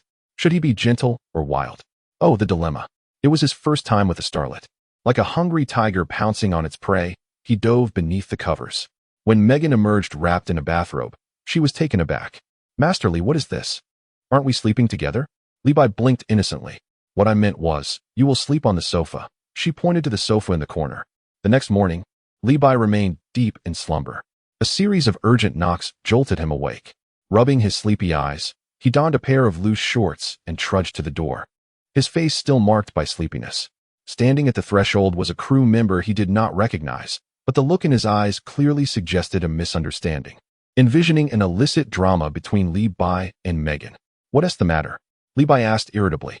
"There's been another death. The police are asking everyone to come downstairs." The staff member stammered. Li-Bai pushed the staff member out and proceeded to dress himself, unconcerned with the unfolding chaos. Megan also heard the previous conversation and began to dress, showing no concern for the presence of a man in the room. Li-Bai could not help but steal a glance, pondering how, despite having borne 2 children, Megan still maintained such an exquisite figure. The vivid scenes of her from Transformers involuntarily flashed through his mind. The two descended the stairs to the hall, where a considerable crowd had gathered, engaged in animated discussions. They quickly learned of the deceased's identity, the female medium. Chapter 18. Is this truly an old lecher? Is the solar fist ineffective? Just looking at it is painful. How many blows would it take? Indeed, it is said that the crystal ball resembled a watermelon, drenched in blood. The head was completely smashed, as if it had been split open. Li-Bai felt a chill as he listened to the surrounding chatter. How ruthless this medium was. To have bludgeoned herself to death with a crystal ball. What immense hatred and grievance must have fueled such an act. Merely contemplating it made his head ache. In the hall, 100 or so individuals wore ashen expressions. Directors, screenwriters, lead actors, and extras alike were devoid of any inclination to proceed with filming. The police from Mayleaf Country wore furrowed brows, troubled by the complexity of the case. Such an incident had not occurred in many years. News of the situation was being suppressed. If the media caught wind of it, they would surely be mercilessly criticized. However, they could not prolong the matter indefinitely, as pressure from above was mounting. The lead officer was frantic, pulling at his hair, already sparse. Yesterday's newly arrived medium, who had no connection to the crew, had also fallen victim. This posed a greater dilemma. The perpetrator was targeting women indiscriminately. Is this culprit truly an old lecher? Someone in the crowd muttered. In an instant, all eyes turned towards Li-Bai. Li-Bai appeared bewildered. Why are you looking at me? I merely mentioned it in passing yesterday. Megan approached, whispering, Masterly, have you discovered something? Why is it that another woman has met her demise today? A mere coincidence. Purely coincidental. I truly do not know. Li-Bai hurriedly distanced himself from the implications. The police began to inquire about alibis one by one, and the hall erupted into a cacophony, resembling a pot that had just boiled over. Several hours passed, yet the police remained without a lead, leaving everyone in a state of dread and helplessness. Eventually, they retreated to their respective quarters. Awakened early and feeling famished, their stomachs began to rumble. In the hotel restaurant, the guests partook of breakfast and lunch in a disjointed manner. A props master, engrossed in his phone screen, suddenly sprang to his feet as if jolted by electricity and dashed towards the director and screenwriter. The two leaned in to see, and their expressions changed dramatically. The surrounding crowd's curiosity was piqued, and they flocked around. Li-Bai and Megan squeezed into the throng. On the mobile video, the recently shot female medium was seen sneaking into a props room, stealthily stashing a necklace into her pocket. This medium was a thief as well, someone exclaimed. The priest and cowboy who had joined for the meal exchanged uneasy glances, as if sitting on pins and needles. The director and screenwriter immediately dispatched someone to find the police, insisting on retrieving the necklace, as it was an essential prop required for forthcoming scenes. Li-Bai nudged Megan and quietly inquired, Is that necklace valuable? Megan reminisced for a moment. In the play, the necklace was a gift from the character I portrayed to the supporting actress. Seeing Li-Bai's interest in the matter, Megan assumed he had developed a fascination for acting. With a few quick bites of food, She tugged Li Bai along to the prop storage area. Although Li Bai had little genuine interest, he followed her out of sheer idleness. The prop room was located in the lounge on the first floor, cluttered with a myriad of various props from Jennifer's body. Li Bai casually picked up a utility knife, prompting Megan to speak up. This knife was used by the supporting actress to eliminate my character. Li Bai then grabbed an old book, and Megan continued her explanation. It contains instructions on how to deal with demons. As they wandered about, a man entered, the prop master from earlier who had been engrossed in his phone. He held the necklace in his hand. Logically, items related to the case should not be returned to the production crew so swiftly. It seemed the film crew possessed some notable connections. The prop master greeted Megan and exchanged a few pleasantries, yet his gaze frequently darted towards Li Bai, leaving one to wonder what was on his mind. After placing the necklace down, he began organizing other props. Li Bai examined the necklace, heart-shaped and seemingly made of platinum. Yet, it felt somewhat light, and did not appear to be anything of considerable worth. Was this trinket truly worth stealing? Megan took the necklace from Li Bai, seeing it for the first time.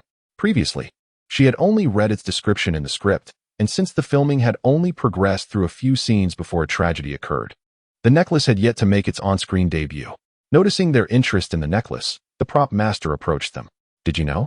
This necklace can be considered an antique. Both were taken aback and turned to look at him.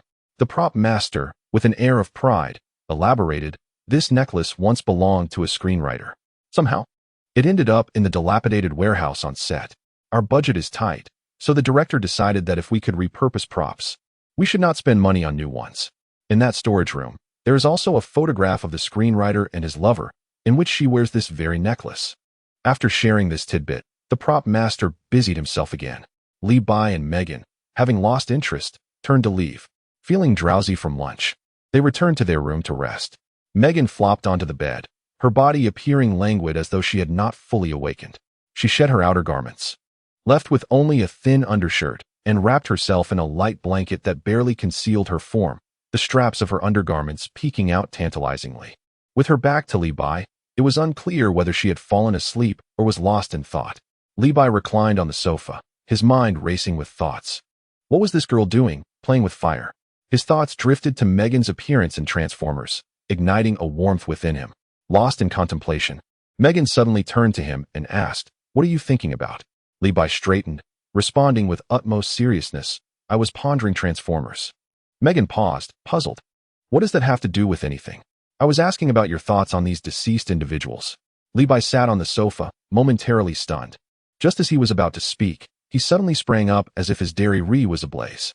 In a swift motion, he dashed to the bedside, seized Megan by the waist, and unceremoniously tossed her onto the sofa.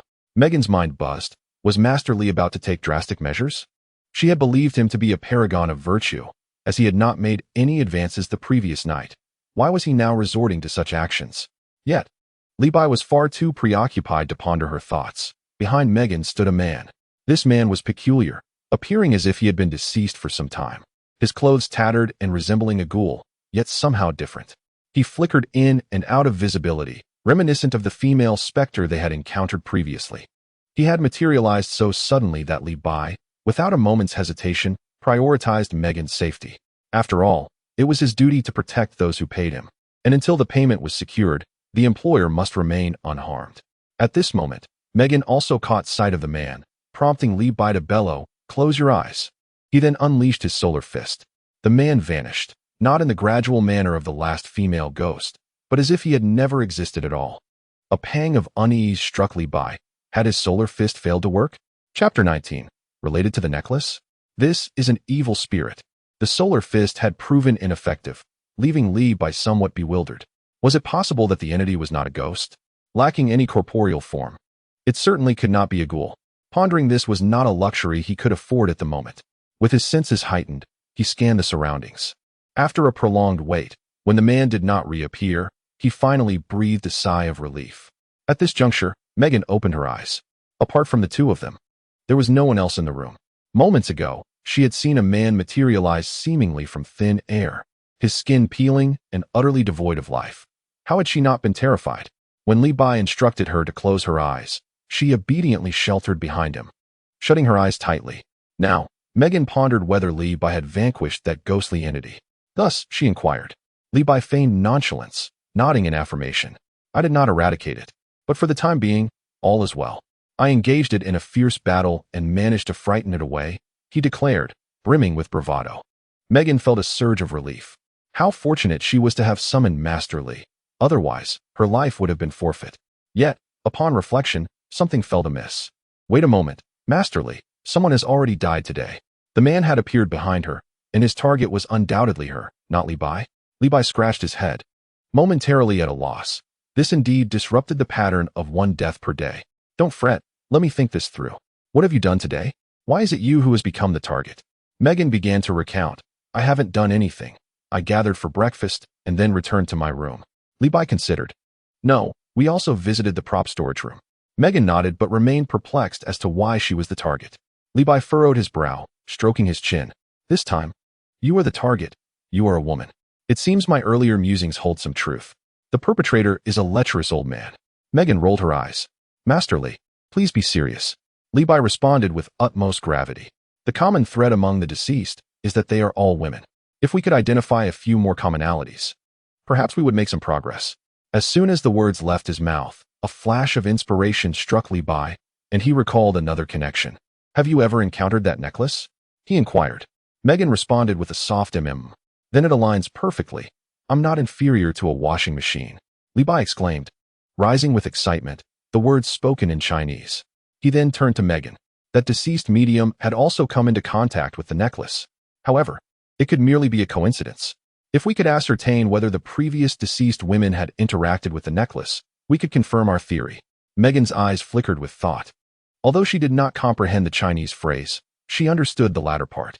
That's simple enough. We can consult the prop master. Didn't he install surveillance in the prop storage area? Yet, she hesitated. But wait, you also touched the necklace, and so did the prop master. Li Bai wore a self-satisfied expression. We are men. That old lecher has no interest in us. Megan felt a twinge of doubt. Nevertheless, she accompanied Li Bai to seek out the prop master. After inquiring about his whereabouts, they navigated through a maze of corridors and finally located him in his chaotic room. Reviewing the surveillance? The prop master was engrossed in organizing a disarray of items, barely lifting his gaze. Li Bai, uninterested in idle chatter, got straight to the point. We need to review the surveillance footage from the prop storage room from a few days ago. Only then did the prop master raise his head, scrutinizing them with suspicion. Without hesitation, Li Bai and Megan divulged the information about the necklace being connected to the deceased. Are you implying that there is something wrong with that necklace? The prop master appeared taken aback. It's highly likely, Li Bai asserted with conviction. After a moment of hesitation, the prop master revealed that one of the deceased was a friend of his, and she too sought to uncover the truth. He retrieved the footage from his phone, and together they watched. The footage revealed that indeed, all three women had interacted with the necklace. The first was a female extra who stealthily entered the prop storage, glancing around just as Li Bai had done earlier that day. However, her location was not the hotel lounge, but rather the set's prop storage area. She had touched many props, including the necklace. The second was a makeup artist who, in the hotel storage lounge, donned the necklace while admiring herself in the mirror, only reluctantly removing it after a prolonged moment of vanity. The third was a female prop assistant who, while organizing props, had also picked up the necklace to examine it closely. All of them match. My intellect is not beneath that of a washing machine. Li Bai nearly leaped with excitement. Megan sighed in relief and gave Li Bai a thumbs up. Master Li, you truly have a remarkable mind. To deduce this is quite impressive. Listening to Megan's praise, Li Bai beamed with pride, nearly soaring with delight. Meanwhile, the prop master remained utterly perplexed, completely lost in their conversation. In my opinion, we should simply destroy that necklace. It may very well put an end to its haunting influence, Li Bai suggested, stroking his chin as he offered his insightful opinion. That cursed object is undoubtedly linked to this necklace. Upon hearing this, the prop master immediately objected. That won't do. This prop is under my supervision, and if it gets damaged, I cannot bear the consequences. At that moment, an idea struck Li Bai, and he recalled something. He remembered that the prop master had mentioned seeing a photograph of the necklace's owner in the warehouse on set. In the picture, the owner of the necklace was a captivating mistress, standing beside her man, who seemed to belong to this industry as well. He was a screenwriter. A thought flickered in Li Bai's mind, and he vividly described the ghostly figure he had previously encountered. The prop master stared at him, eyes wide with disbelief. How do you know? But Li Bai paid him no mind and continued to pull Megan away. "Li Master, do you truly intend to destroy that necklace?" Megan inquired as they walked. "That is a confirmed prop. The director and screenwriter will undoubtedly object." Li Bai replied, "If we want to prevent further deaths, we must destroy that thing. It is now certain that the ghost we encountered before was that screenwriter. With no other choice." Megan steeled herself to seek out the director and screenwriter to discuss the matter of the necklace. Dinner time was approaching, and the police had reached a decision. To prevent anyone else from taking their own life, everyone would have to sleep in the hall that night. Though many were unwilling, the fear for their lives compelled them to accept the decision, for who could say they wouldn't be next? In the hall, Megan was discussing the necklace with the director and screenwriter, while Li Bai had just hung up the phone after a conversation with Dean. They had exchanged insights and ultimately concluded that the ghost they encountered was a malevolent spirit. Chapter 20. The Green Giant. The malevolent spirit has been vanquished? No wonder the solar fist, which had worked against ordinary ghosts, was ineffective against the malevolent spirit. It was evidently on a different level altogether. As for why this malevolent spirit chose to act out of turn and approach Megan prematurely, Li Bai was at a loss. Perhaps it sought to play a game of possession and manipulation before leading Megan to her demise the following day. This was the only possibility Li Bai could conceive at the moment, but now was not the time for deep contemplation. They would wait. For the malevolent spirit would surely reveal itself again. Just as he was pondering, commotion erupted on Megan's end. The director and screenwriter were clearly skeptical of her claims, holding the necklace tightly in their hands. It was evident that she had brought it, still encased in a plastic bag, a testament to her caution. They shouted at Megan, insisting she refrain from spreading panic. "This is merely an ordinary necklace, unrelated to those deaths." They claimed they had hired a legitimate exorcist. The director and screenwriter exchanged glances with the priest and the cowboy. Upon hearing Megan assert that the necklace was problematic, the surrounding crowd wore expressions of disbelief. The priest and cowboy made snide remarks, dismissing her, stating that a mere cook wouldn't know anything. A throng of eyes turned towards Li Bai, yet he remained indifferent, focusing instead on the dinner provided by the hotel, occasionally offering critiques. "The dish was slightly undercooked, lacking the flavor of my own culinary creations. This concoction is excessively sweet. Is sugar truly free?" At that moment, a woman approached and began arguing with Megan. "Do not intentionally cause disruption. Do you wish to prevent me from performing? You are exceedingly selfish. No wonder you have been blacklisted." The woman had little faith in the existence of ghosts. That necklace was her personal prop in the play, and it seemed she did not want her to perform. Li Bai recognized the woman speaking. She was none other than Amanda, who played a supporting role in the film Jennifer's Body, as Megan had mentioned. Amanda's character in the play was a close friend of Megan's, only to ultimately betray her in a shocking twist. It was unclear what animosity existed between them offstage, but their relationship had now irrevocably soured.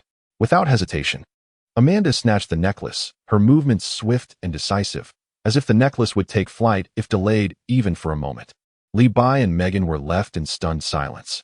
This woman was truly fierce. Then, an astonishing scene unfolded.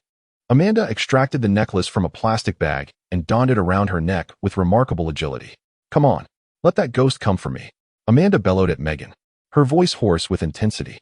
From the outset, she had dismissed any notion of supernatural occurrences, much like the police, who believed those exorcists were mere charlatans, exploiting the crew for their own gain.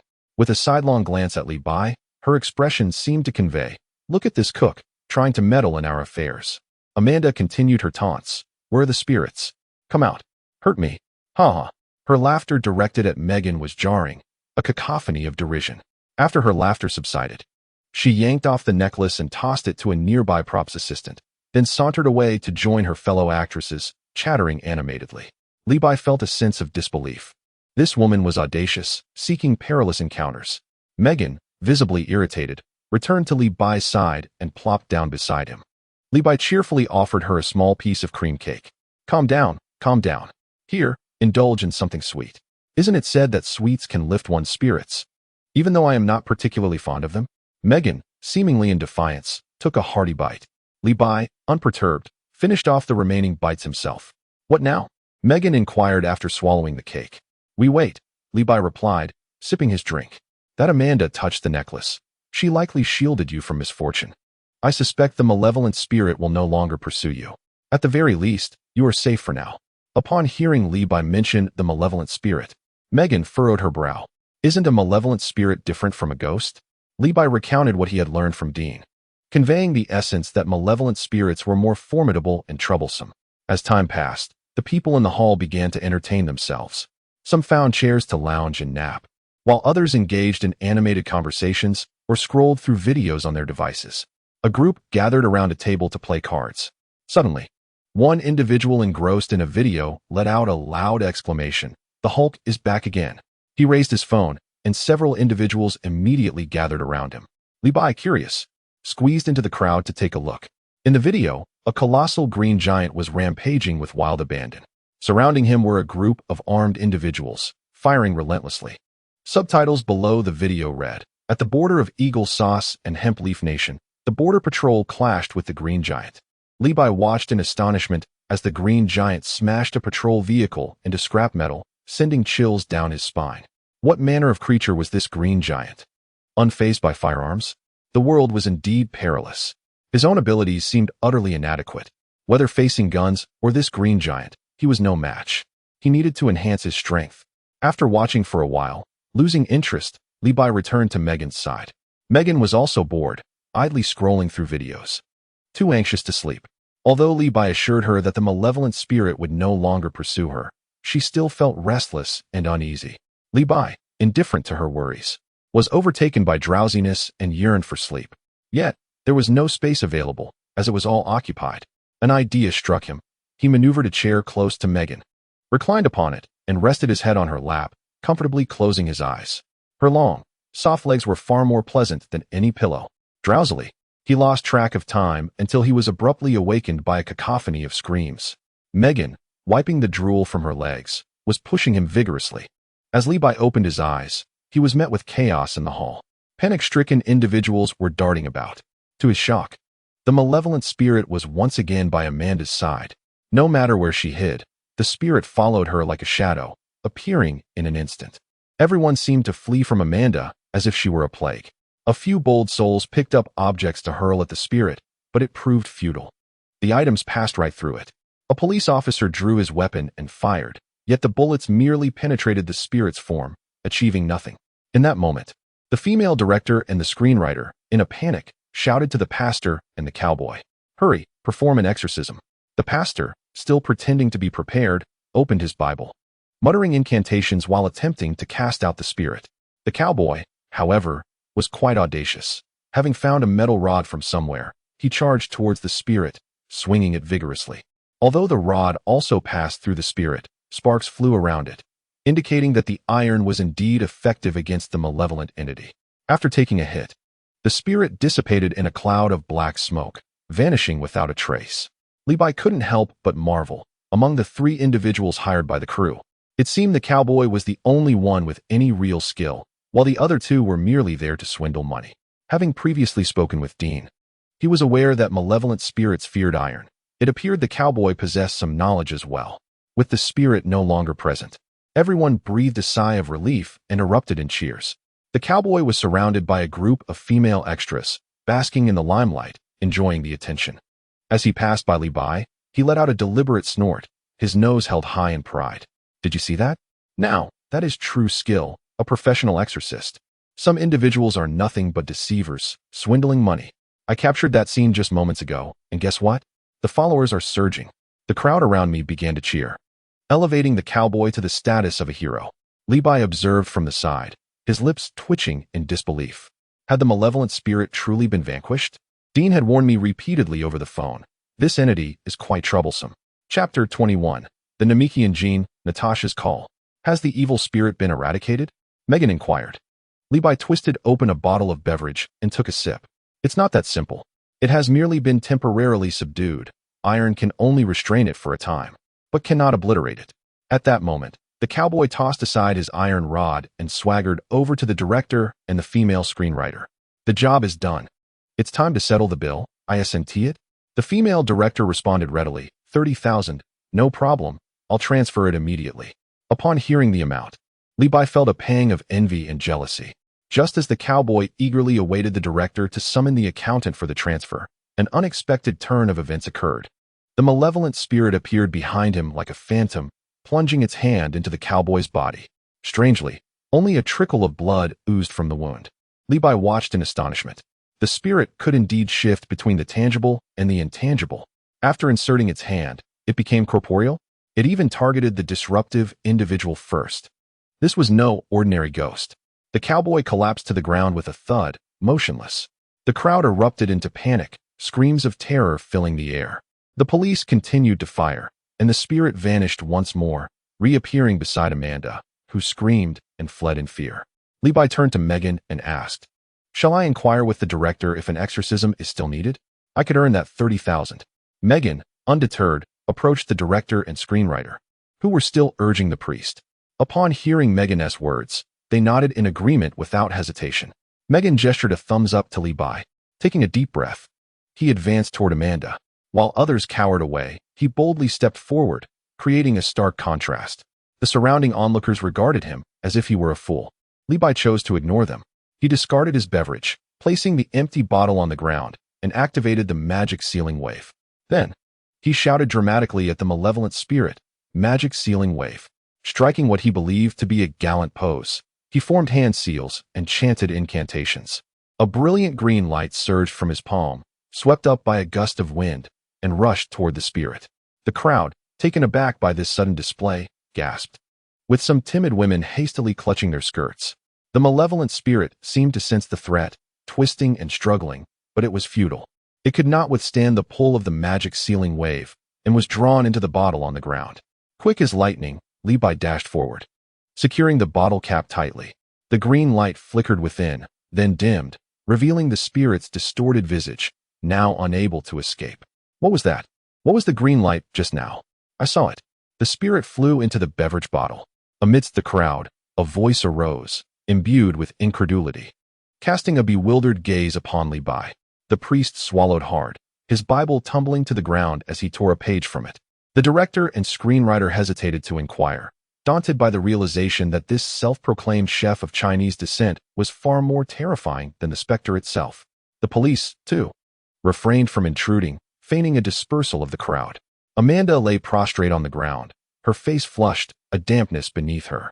Li Bai paid no heed to those around him. After a prolonged silence, the system prompt failed to resonate in his mind. Exhausted, he took a deep breath and directly asked, "System, is the sealing of the anomaly not tantamount to its annihilation?" Affirmative, came the cold, detached reply from the system. Then how can this entity be utterly vanquished? Li Bai's urgency mounted. This was a reward he could not afford to lose. Such incorporeal anomalies may be construed as energy entities. As long as the host's energy surpasses that of the entity, it can be eradicated. Where am I to procure energy? Without energy, I cannot obliterate it. What of my reward?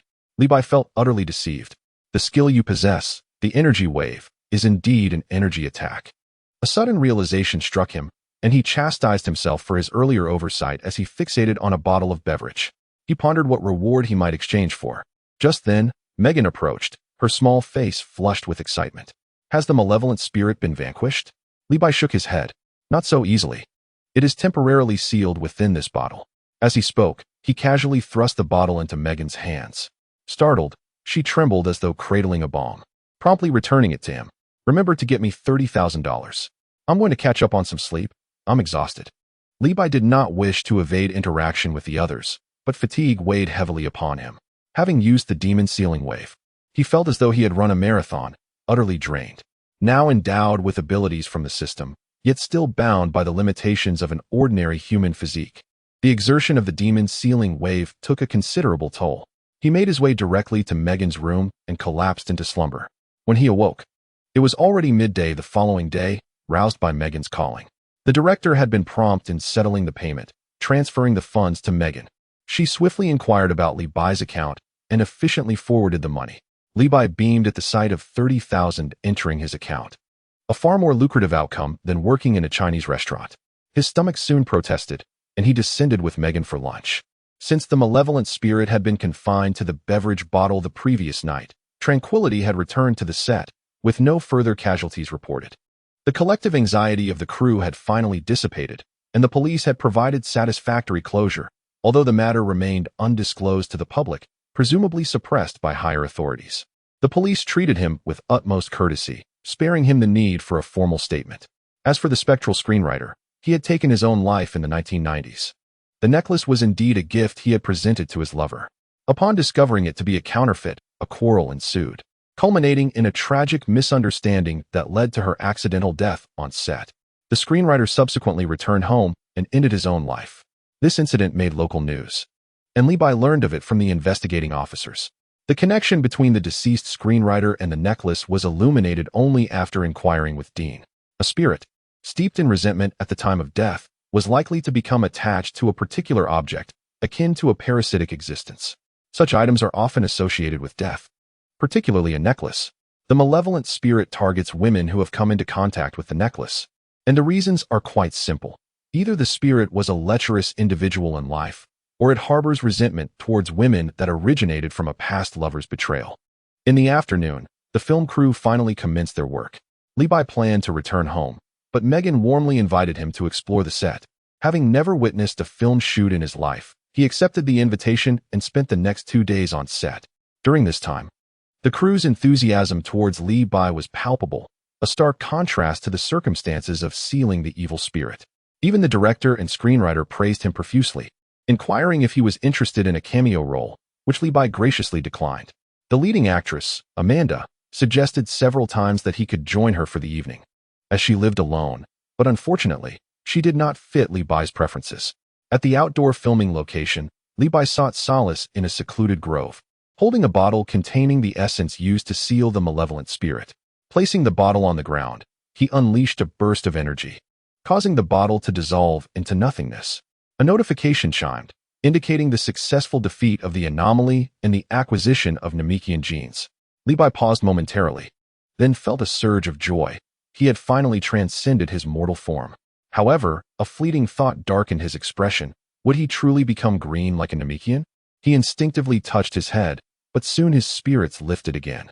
Perhaps he could possess the same remarkable abilities as Piccolo, with limbs that could stretch and contort. As he pondered this, his gaze wandered downwards, and his imagination began to drift. Yet, he quickly regained his composure, reminding himself that the most significant aspect was the enhanced combat prowess far exceeding that of an ordinary human, and the ability to regenerate lost limbs. Opening the system panel, he noticed that the gene section did not indicate activation, but rather usage. Li Bai hesitated and promptly inquired with the system, "If I utilize this gene, will I truly turn green?" "Negative," the system responded coldly. With that reassurance, Li Bai proceeded to select the usage option. A peculiar sensation coursed through his body, and a wealth of knowledge flooded his mind, as if a legacy had been inscribed in his very genes. Did he even acquire the Namekian language? Though ultimately, it seemed of little practical use, as this was not the world of Dragon Ball. Wait, Li Bai suddenly realized that he had acquired the method for creating the Dragon Balls. Good heavens, he exclaimed, urgently querying the system. What on earth is this? In the Dragon Ball universe, Namekians are categorized into combat and wisdom types. The system's reward encompassed both attributes, making the ability to craft Dragon Balls entirely plausible.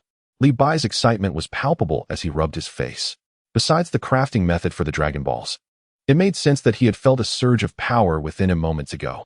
The system was truly remarkable. Approaching a tree that required a full embrace to encircle, Li Bai delivered a gentle punch, sending shards of wood flying and creating a substantial gap in the trunk. His blood surged with exhilaration.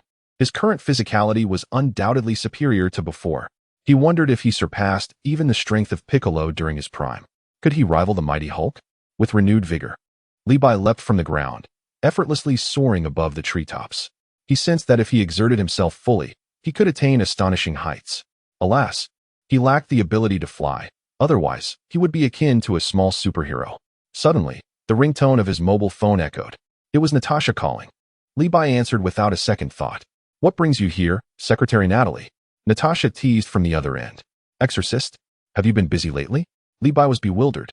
"Exorcist?" Natasha sent him a link. Upon clicking, he discovered a short video depicting the scene of sealing the malevolent spirit that night. It was undoubtedly recorded by someone present that evening. However, the comments below were filled with skepticism. Many recognized the actors in the video, assuming it to be behind-the-scenes footage from a film. Some even uncovered that it was from the set of Jennifer's Body. Regardless, no one believed it to be a genuine exorcism, though the comments were plentiful. Could it be that the director and screenwriter approached him for a cameo merely for promotional purposes? Li Bai chose not to dwell on the video any further and inquired, "What do you need me for? Surely it's not just about this." Natasha's tone shifted to one of seriousness. "At Stark Industries headquarters, an expert has gone missing, and we hope Master Li can assist." Chapter 22. Stark Industries headquarters, a place where crime seems impossible. Missing? Why not call the police? Why involve a cook like me?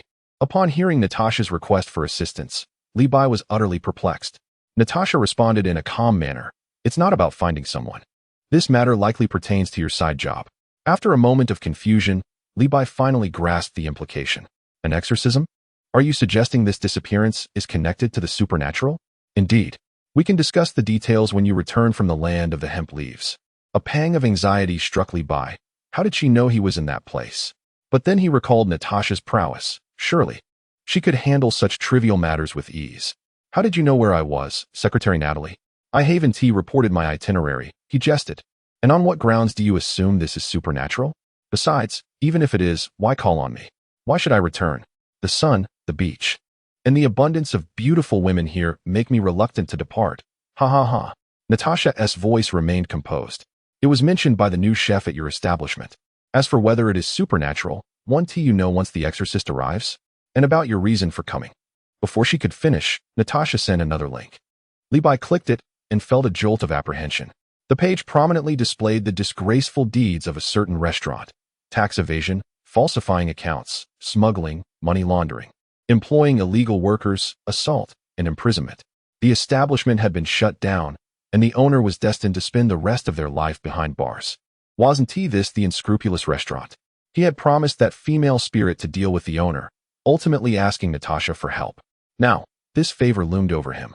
"All right, then just tell me the location," Li Bai said into the phone, his tone tinged with resignation.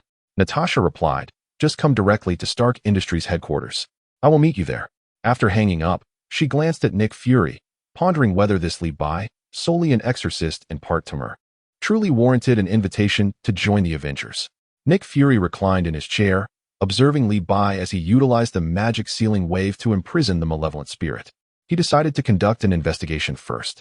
After concluding a phone call, Li Bai arrived at the filming location, coincidentally catching Megan as she stepped away from the camera after finishing a scene. "I must take my leave," Li Bai stated directly. Upon hearing this, a look of reluctance instantly appeared on Megan's face. Since their acquaintance, it seemed as though a new door had been opened in her world, revealing bizarre and wondrous sights that completely upended her previous understanding. Not to mention Li Bai's youthful charm and his extraordinary abilities. Inviting him had undoubtedly been the wisest decision of her life. Had it not been for Li Bai, she might have become a target of that evil spirit long ago. "Can't we play a few more days?" Megan's voice carried a hint of sorrow. Li Bai nodded, displaying no hesitation. Recognizing his firm resolve, Megan refrained from insisting, instead transferring funds to him via her phone. Upon checking, Li Bai noted the total was 20,000. They had previously agreed on 2,000 per day, totaling 10,000 for 5 days. Yet Megan had generously added an extra 10,000. Li Bai accepted graciously, assuring her that should such profitable ventures arise in the future, he would certainly be contacted, and then he turned to leave. This outing netted him a clean 50,000, far exceeding the earnings from his laborious work at the restaurant. Behind him, the director, screenwriter, lead actors, and a throng of extras crowded around, eagerly requesting his phone number. Even Amanda, who had previously clashed with Megan during their scenes, approached him. "Mr. Li, please leave a number. Just in case I encounter misfortune one day, you'll need to rescue me." "Indeed, Mr. Li. Your abilities far surpass those of those charlatans." The cacophony of voices buzzed around him like a swarm of flies.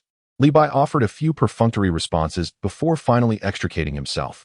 After arriving at the airport and boarding a flight, he headed straight home. He first visited his store. Finding everything in order, the morning crowd was substantial, maintaining a steady flow of customers. However, the establishment was closed for lunch, having transformed into a breakfast spot. Fan de Biao adapted quickly, assuring himself that returning a few days later would pose no issue.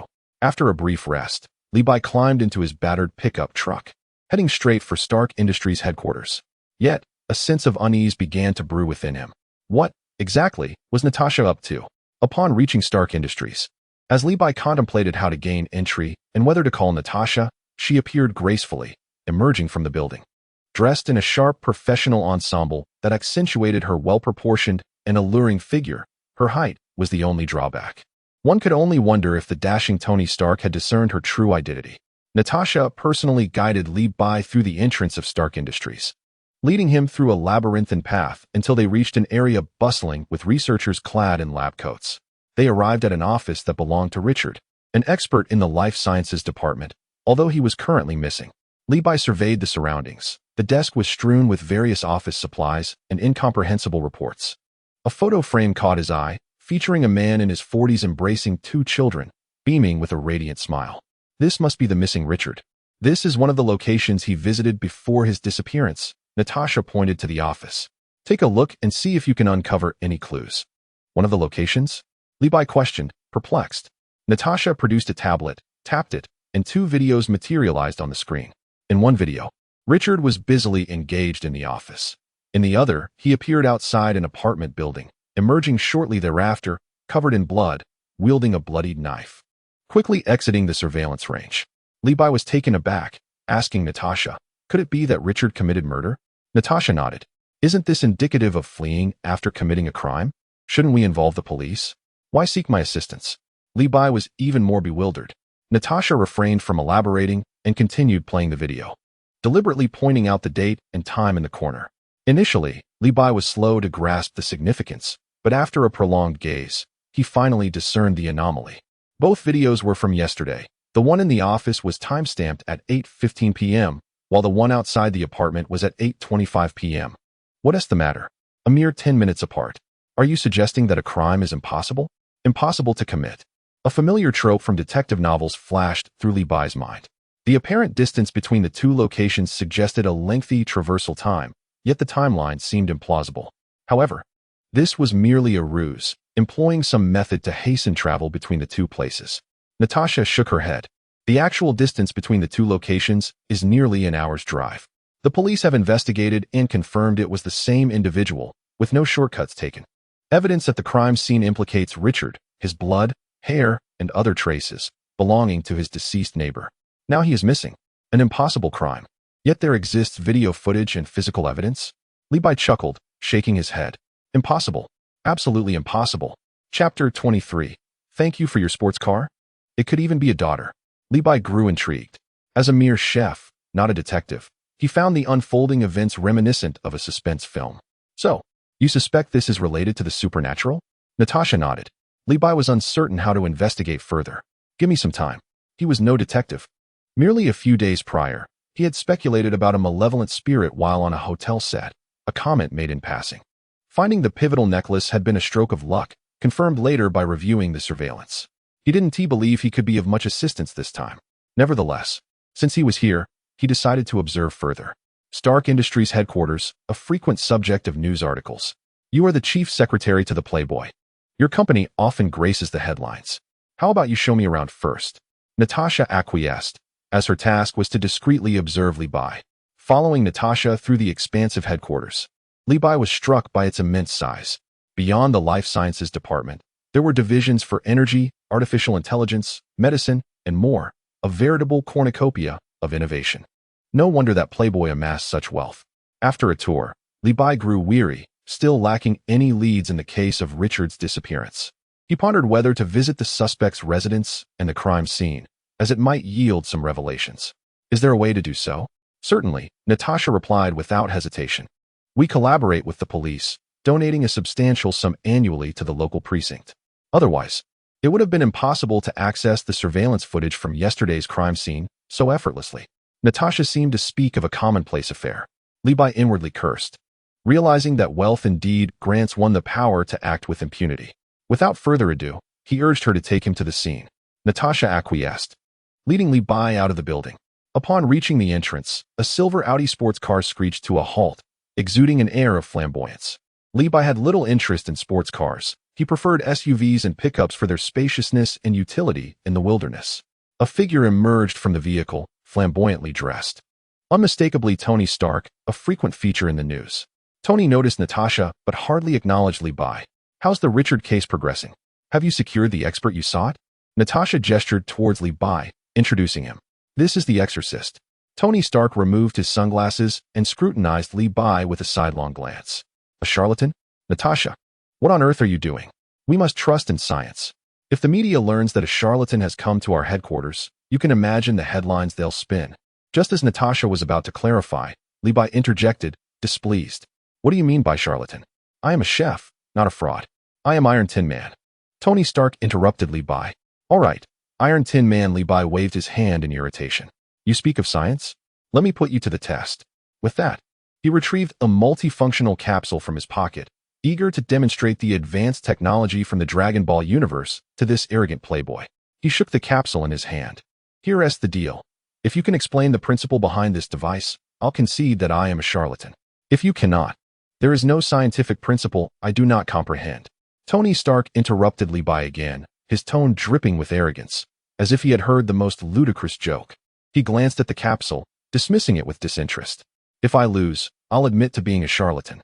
But surely you must bear some responsibility, too? Li Bai retorted, addressing the rude man who incessantly interrupted him. Charlatan, as I said, there's nothing I don't know. Tony Stark scoffed.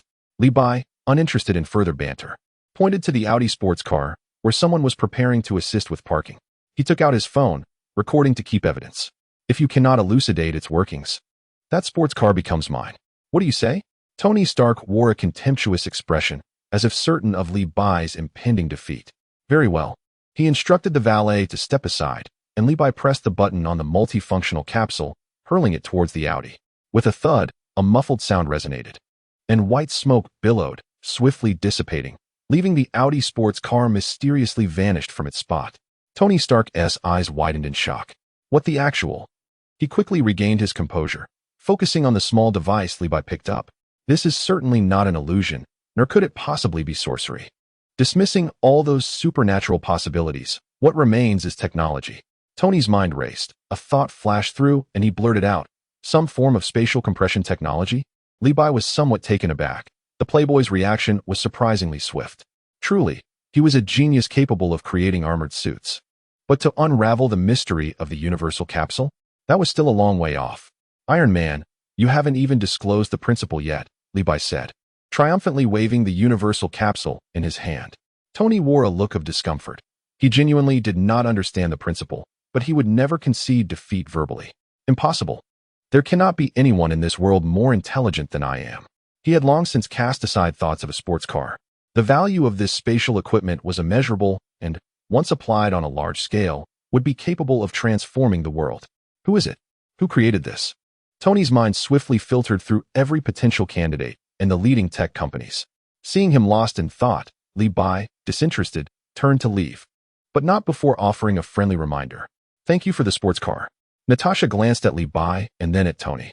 Mr. Stark, I need to accompany Mr. Li Bai to the crime scene. Tony waved his hand dismissively, indicating he wished to be left undisturbed. Natasha quickly followed Li Bai, her mind reeling. It was the first time she had witnessed Tony Stark in a state of self-doubt. Li Bai climbed into his second-hand pickup truck, feeling elated.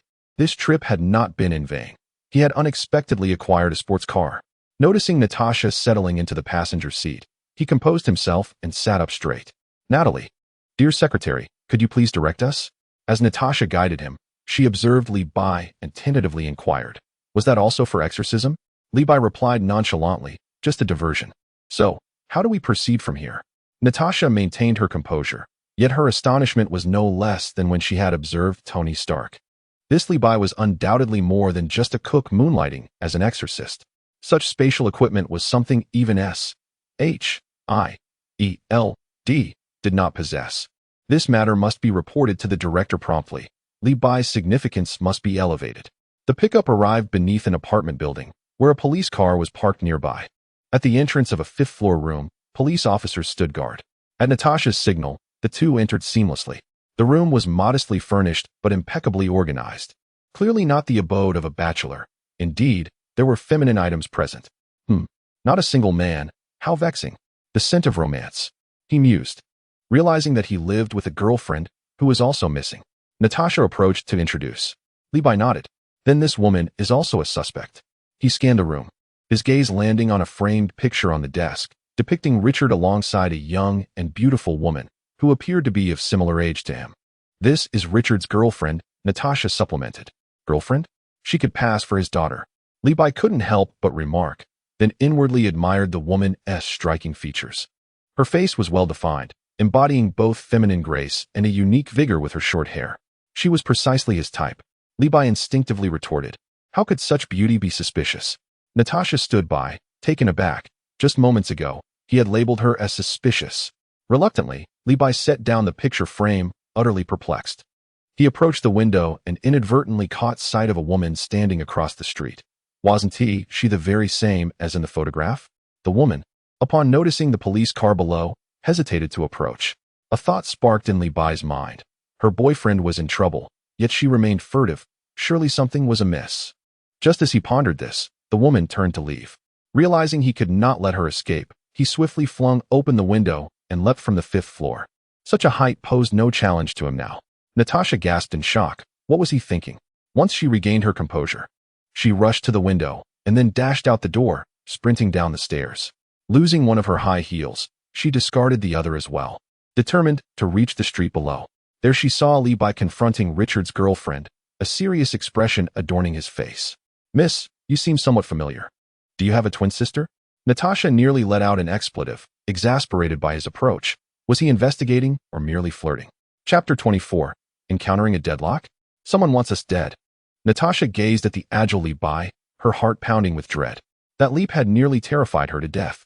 Yet he had transitioned to flirting as if nothing had transpired. This unpredictable fellow. He was certainly no ordinary person. From his initial role as a chef to the later exorcism techniques, and even his peculiar ability to summon sports cars out of thin air, coupled with his recent leap from the 5th floor, all indicated he was exceptional. Her attention shifted to Lucy, Richard's girlfriend. As the details from the police investigation report surfaced in her mind, her expression grave. Lucy, we are police officers. What brings you here? Lucy displayed wariness, her gaze flitting between the two, particularly casting wary glances at Li Bai, who obstructed her path. I came to see Richard. He called me last night, she replied, hesitating. What did he say? Natasha pressed, her demeanor growing increasingly serious, sensing this could be a breakthrough in the case. Lucy appeared troubled, and noticing this, Li Bai quickly interrupted Natasha's interrogation. Natalie, why so stern? You're scaring the poor girl. He then donned a disarmingly friendly smile, revealing his bright teeth. Hi, Lucy. We are here to help, I assure you.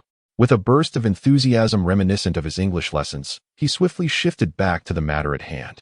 By the way, what did your boyfriend say? Lucy hesitated briefly before responding. Richard said he killed someone, but he insists he is innocent. He wants to escape and told me not to look for him. Li Bai exchanged a glance with Natasha, a silent acknowledgement passing between them. Did you hear that? He admitted to murder. However, he pondered further. How could he traverse an hour's distance in merely 10 minutes? This remained a mystery. He continued to interrogate Lucy. Did your boyfriend mention why he wanted to harm the neighbor? Lucy initially shook her head, then recollected something. No, he only said not to seek him out. He also warned me not to trust any strangers. After speaking, she deliberately glanced at the two, evidently regarding them as strangers. Li Bai remarked, so you hid away. Yet still couldn't resist coming to take a look?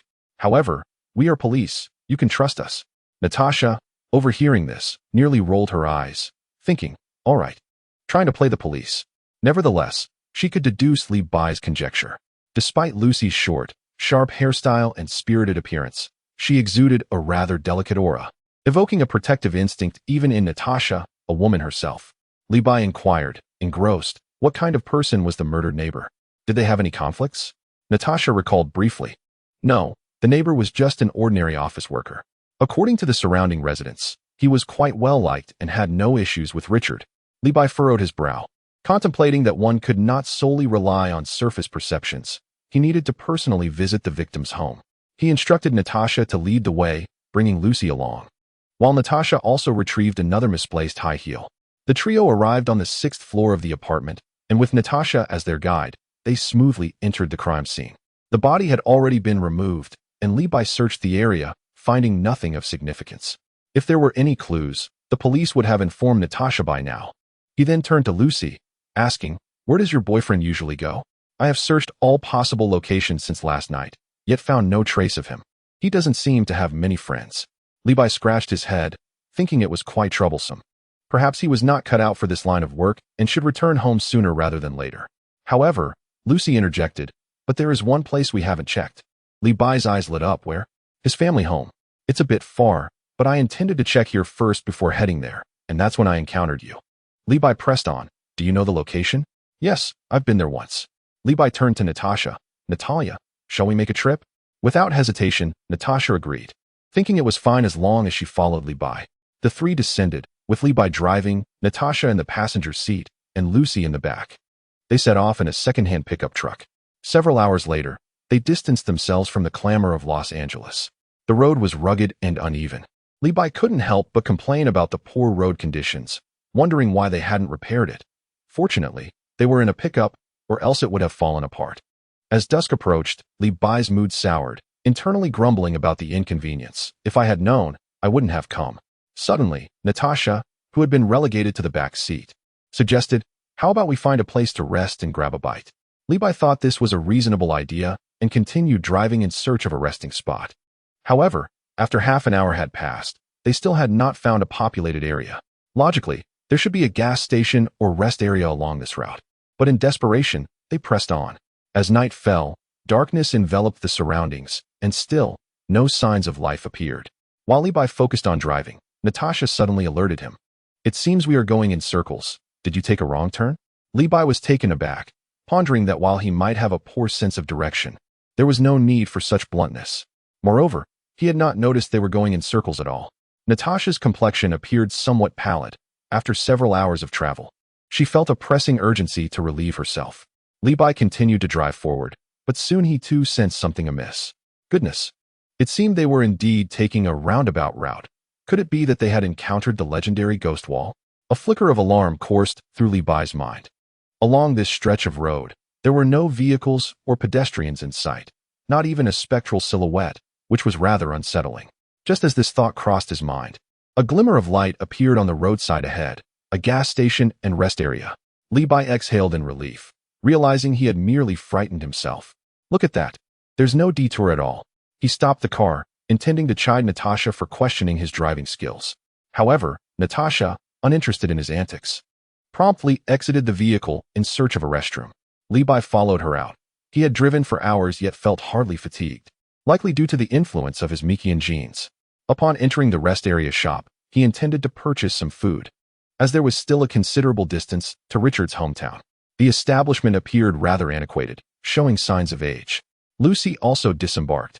Throughout the journey, aside from providing directions, she had not spoken much. Li Bai surmised that she might be preoccupied with thoughts of her boyfriend. He lost interest in teasing her. Inside the shop, there was a single female clerk, seemingly in her 30s, dozing off at the counter. Li Bai selected a variety of snacks and beverages, rousing her from her slumber to complete the transaction, during which she appeared quite bewildered. "I thought to myself, dear lady, you seem rather at ease. Aren't you concerned someone might seize the opportunity for a heist, or perhaps even something more nefarious?" The cashier resembled an Asian woman, though a closer inspection revealed her to be of Native American descent. After settling the bill, Li Bai noticed Lucy standing at the entrance, staring intently at something.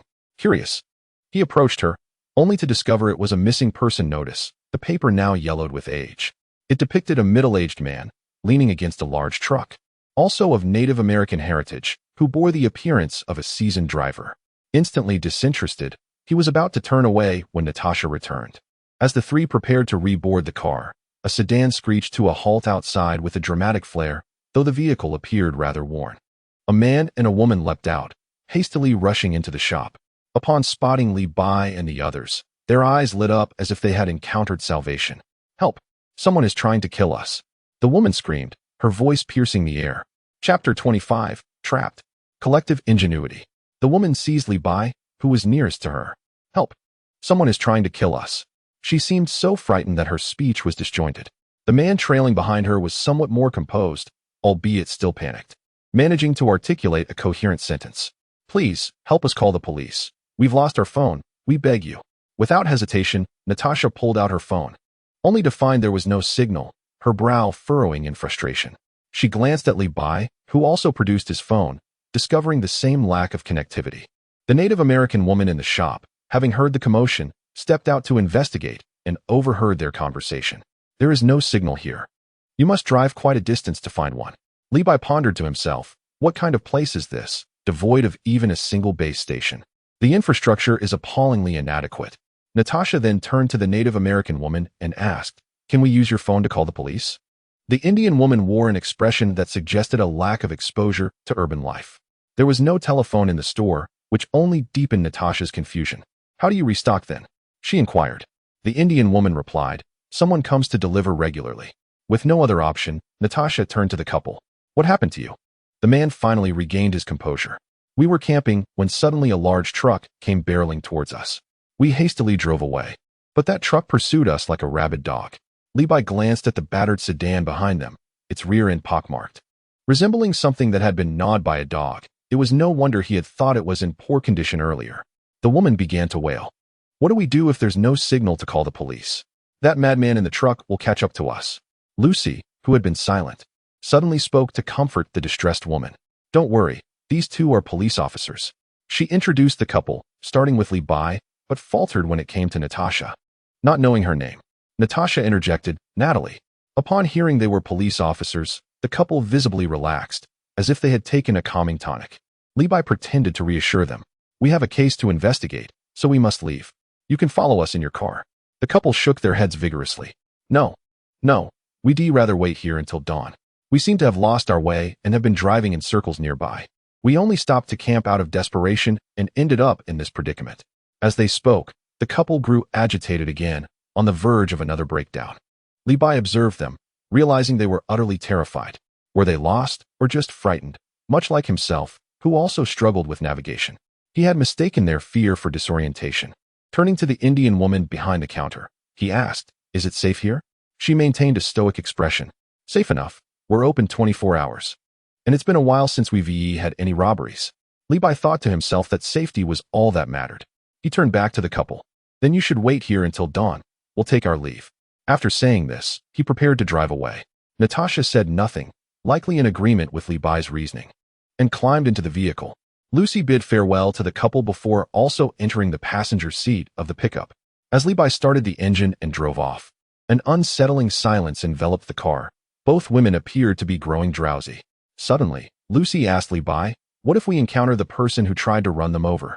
Levi dismissed her concern nonchalantly. "Don't worry, I have excellent luck. I always win the lottery. Such misfortunes never find me." Lucy seemed skeptical. "You win every time?" Levi chuckled. "Of course. It's because I'm a lucky charm." Lucy was amused by Levi's jest. Looking at his radiant smile, she found herself captivated, causing him to momentarily lose focus on the road, forcing him to grip the steering wheel tightly. Ahem, Natasha suddenly coughed twice, interrupting their flirtation. "Why do I feel like we're driving in circles again?" Levi frowned in irritation. "Why must you always question my driving skills? Unless we encounter a ghost wall." As soon as the words left his mouth, Levi spotted a gas station ahead that seemed familiar, resembling the previous one almost identically. A pang of unease gripped his heart, yet he forced himself to find solace in the notion that such gas stations often share similar designs. However, upon noticing a dilapidated sedan parked beside it, all remnants of hope vanished. This truly felt like a disorienting repeat of events. Levi parked the car, and the group exchanged glances filled with uncertainty. The couple and the female clerk soon emerged, their eyes betraying a mix of confusion and disbelief, as if to say, "Why are you back again?" Upon returning to the store and recounting their bizarre experience, silence enveloped the room. Levi cleared his throat, shattering the eerie stillness. He resolved to channel his inner classroom leader and gather insights from everyone. Let's not just wait idly. Let's analyze what is happening here," he suggested. Lucy timidly raised her hand, resembling a diligent schoolgirl. Levi nodded at her, encouraging her to speak. In a voice barely above a whisper, Lucy hesitantly proposed, "Could it be that we are all under hypnosis?" Her suggestion was met with immediate headshakes of denial. Levi also found this notion implausible. After all, they were three distinct groups, having acted independently before. Surely, they could not all be ensnared simultaneously. Natasha, without raising her hand, interjected, embodying the demeanor of a stern teacher. "What about hallucinations?" she proposed, yet even she dismissed the thought with a shake of her head. The idea of three separate groups experiencing a collective hallucination seemed far-fetched. The couple were siblings, the brother, Matthew, and the sister, Mia.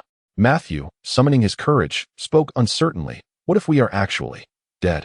The more he spoke, the more his voice trembled with fear. Perhaps that truck that hit us was a harbinger of death? His words gained a disturbing plausibility. Isn't there a film where the protagonist is surrounded by ghosts only to discover that he himself has been dead for a long time? Unwilling to accept it? Lucy, visibly pale with fright, clung tightly to Li Bai, instinctively wrapping her arms around his. Li Bai felt a wave of fragrant warmth wash over him, secretly relishing the moment. Well said, Matthew. If you have more to say, please, do continue. Your input is greatly appreciated. However, deep down, Li Bai was acutely aware that he was unequivocally alive. If he had truly perished, the system would have been the first to announce it with fanfare. In his mind, he called out, "System, are you there? Am I dead?" The system's voice responded, "What do you think?" Li Bai scoffed. "Oh, how delightful. You're not as aloof this time, are you?" Regardless, he was certain of his vitality, which was a relief. Natasha promptly dismissed Matthew's theory. Impossible. We've been driving continuously, and the only potential cause of death would be an accident, which I certainly do not recall. Then Mia timidly spoke up. Could it be some sort of game? Like a battle royale, where we are being monitored? Even our signal has been cut off. Everyone paused momentarily, impressed by the sibling cinematic insights. Yet, the Native American clerk, named Lakota, immediately stood to refute this notion. It is impossible. As previously mentioned, our region has consistently lacked signal. This is an Indian reservation. No one is willing to invest in development here. They would prefer us to fend for ourselves. Lakota is quite agitated. Aside from Li Bai, everyone else feels quite awkward. Lakota strokes his chin and sits back down, his gaze wandering. Could it be that we have encountered a temporal rift of some sort?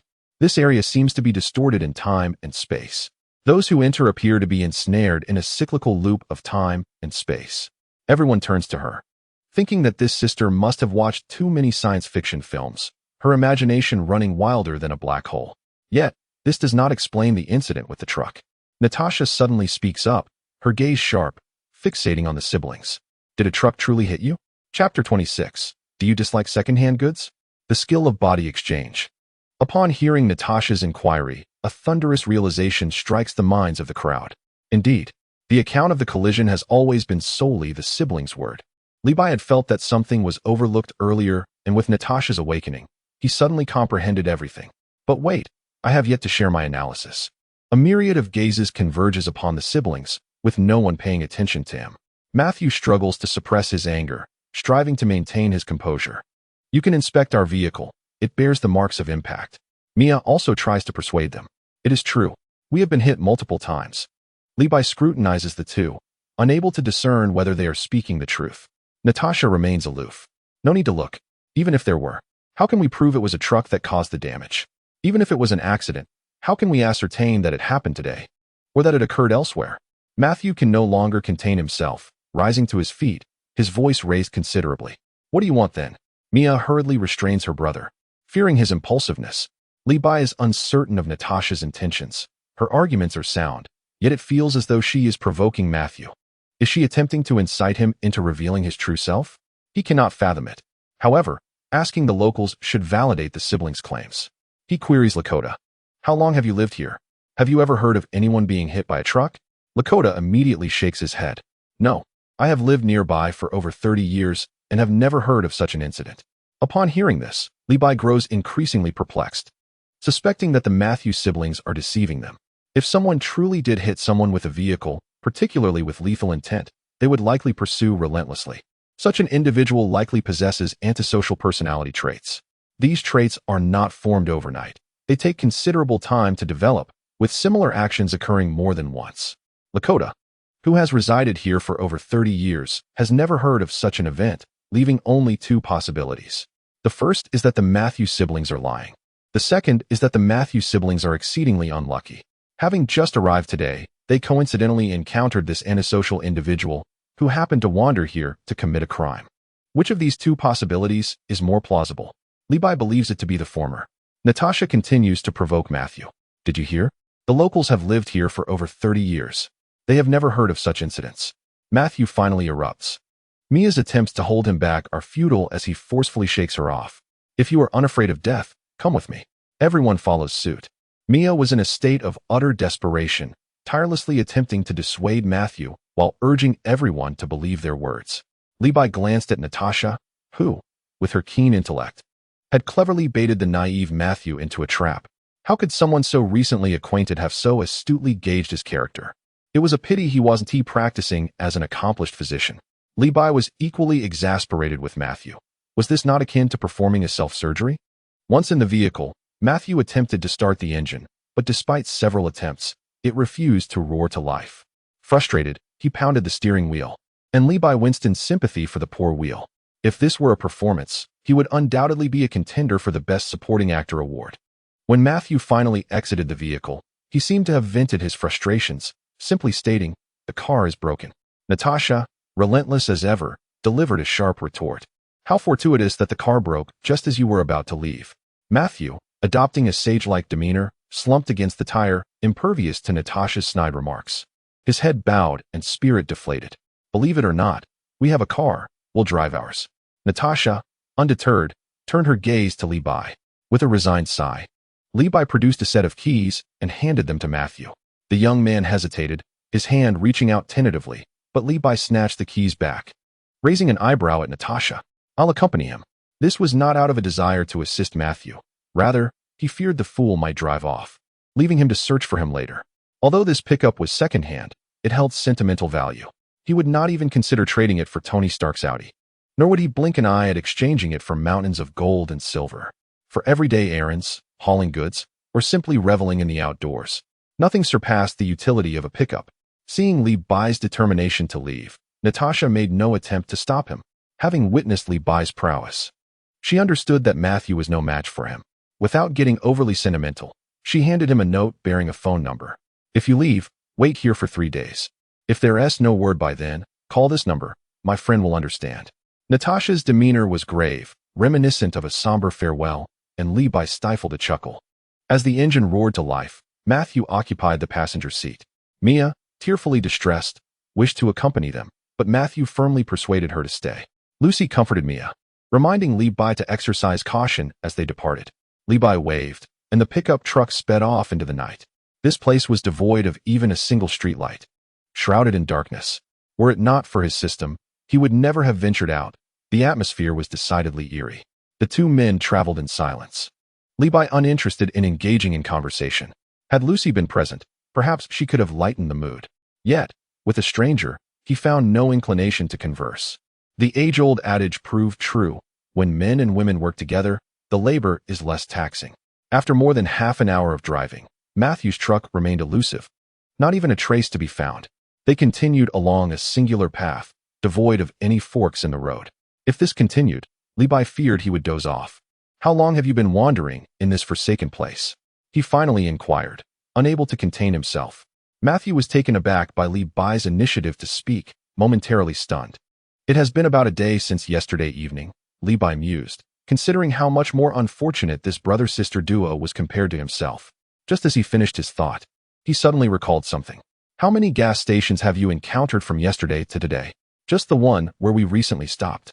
This time, Matthew did not hesitate. "Only once today. Is it possible that you were driving too fast and missed it?" "Impossible. We were lost and desperately needed a place to rest. There's no way we could have overlooked it." Levi nodded, his mind racing. The three of them had not been lost for long before stumbling upon a gas station, while Matthew and his sister had been lost for a day before finally finding one. This was rather peculiar. Perhaps Matthew and his sister were simply victims of misfortune. After pondering for a long while without any clarity, Levi decided to let it go and continued driving, hoping they could find their way out. As fate would have it, they encountered no surprises. It was still the same gas station, and there was Matthew's dilapidated vehicle. The hood was wide open, and Natasha was bent over, seemingly attempting to repair it. The pickup truck came to a halt, and a heavy silence enveloped them. The two of them disembarked, and Levi approached Natasha, shaking his head. Natasha wiped her hands with a rag and pointed at Matthew's car. "It's really in bad shape. Several parts are missing, and the intake pipe is broken." Levi was utterly clueless about car repairs. He usually relied on others for such tasks, so he was surprised to learn that Natasha had some knowledge in this area. Could she manage to fix it? "Is Matthew not deceiving us?" Levi inquired. Natasha nodded in affirmation. "This vehicle appears relatively new, but the model is quite outdated." A sudden scream startled Levi. "Matthew!" seemingly frantic, was clutching his head and wailing. Then he kicked the tire of his own car in frustration. "I swear I'm not lying," he shouted hoarsely. Lucy, Mia, and Lakota rushed out of the store and, upon seeing the return of the two, breathed a sigh of relief, with Mia quickly approaching to comfort Matthew. Levi cast a glance at Natasha. "Look at what you've done to this poor child. What has that tire done to deserve such wrath?" Natasha did not respond directly, but countered Levi's comment. "My methods are ineffective. Do you have a solution?" Levi chuckled. "What other solution is there? Just keep driving. If we can't get out by tomorrow, then I'll resort to my method." "What method?" Natasha pressed. Levi remained silent, turning to climb into the second-hand pickup truck. As he passed by Matthew and his sister, he informed them that the car was fixed and they would continue looking for that truck. Natasha and Lucy climbed into the pickup, and with a swift press of the accelerator, Levi was back on the road, with the siblings trailing behind. As Levi pondered what to say to lighten the mood, a sudden roar erupted from behind. A blinding light shone from the rear and through the rearview mirror. Levi discerned a truck, antiquated in style, reminiscent of those from the 1970s or 80s. The headlights were dazzling, akin to searchlights. Levi cursed under his breath.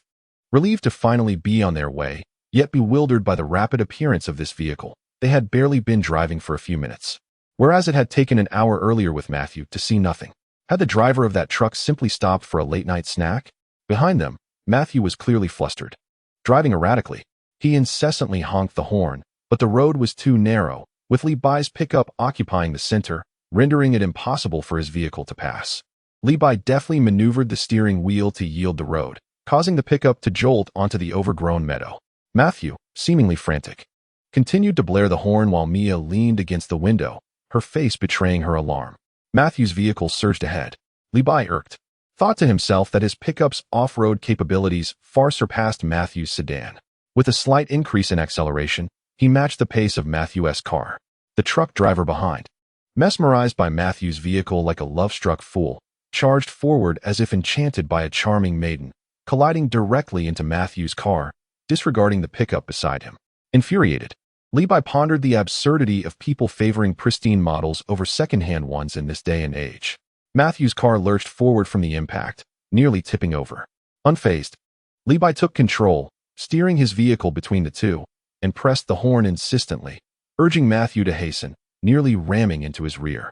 Levi extended his left arm out the window, aiming through the rearview mirror, emulating Sister Bay, preparing to unleash his Dowda wave at the pursuing truck. What transpired next only fueled Levi's irritation.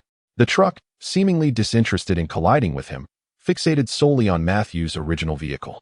It mimicked Levi's earlier maneuver, veering off the road onto the wild grass, then accelerating fiercely to overtake Levi, aligning itself alongside Matthew's car before careening forward with a slight sway. Perhaps due to Matthew's previous experience with collisions, he preemptively turned the steering wheel, resulting in mere sparks without significant damage, albeit his speed diminished. Levi narrowly avoided a crash himself, veering onto the wild grass as well. Natasha furrowed her brow, sensing something was amiss. The vintage truck appeared determined to target Matthew's vehicle exclusively. Levi, exasperated, remarked, "There's nothing to be done. It seems to prefer that." Natasha, with a serious demeanor, suggested, "Then you could join them." Levi chuckled. "You city folks sure know how to have fun." With that, he extended his arm out the window again, this time aiming forward. Dowda wave, a beam, as thick as a wrist and orange-yellow in hue, shot from his left index finger, striking the rear of the truck. With a resounding boom, the truck's tail exploded into flames. Dowda wave, Dowda wave.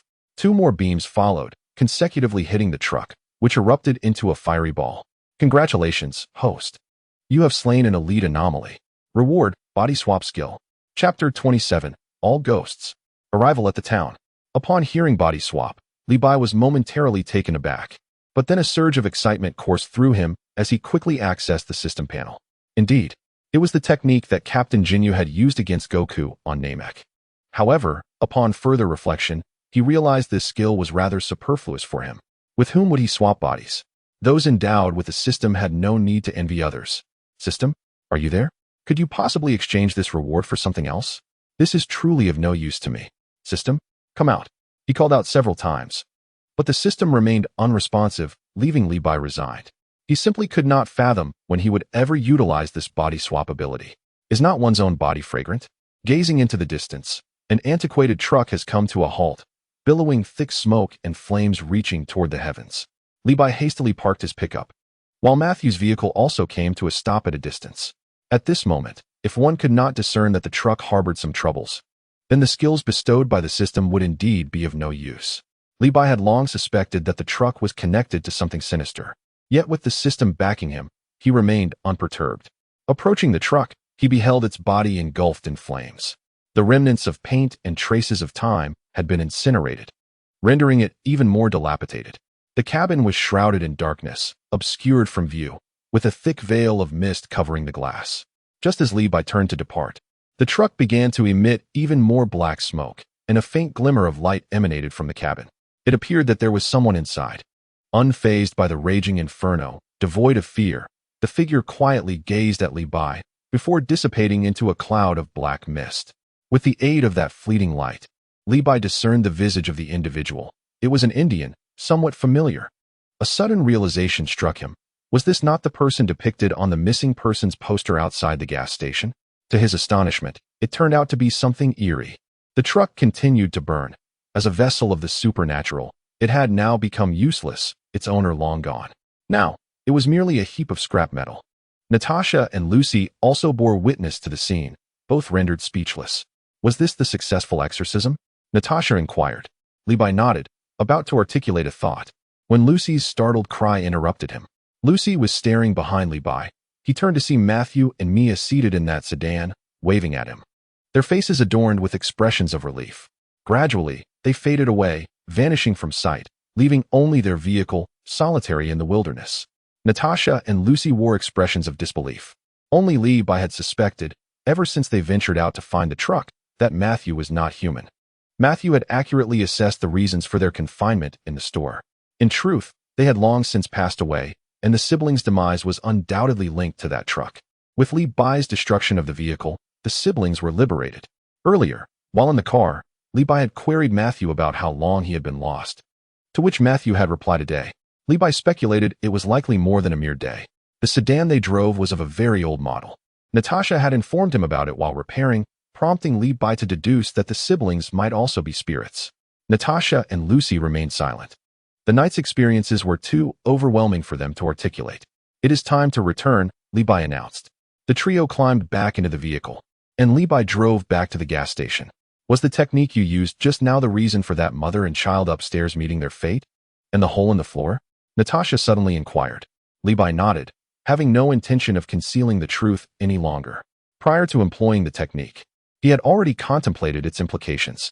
Even if they understood, it mattered not. His skills could serve to exorcise or to engage in combat.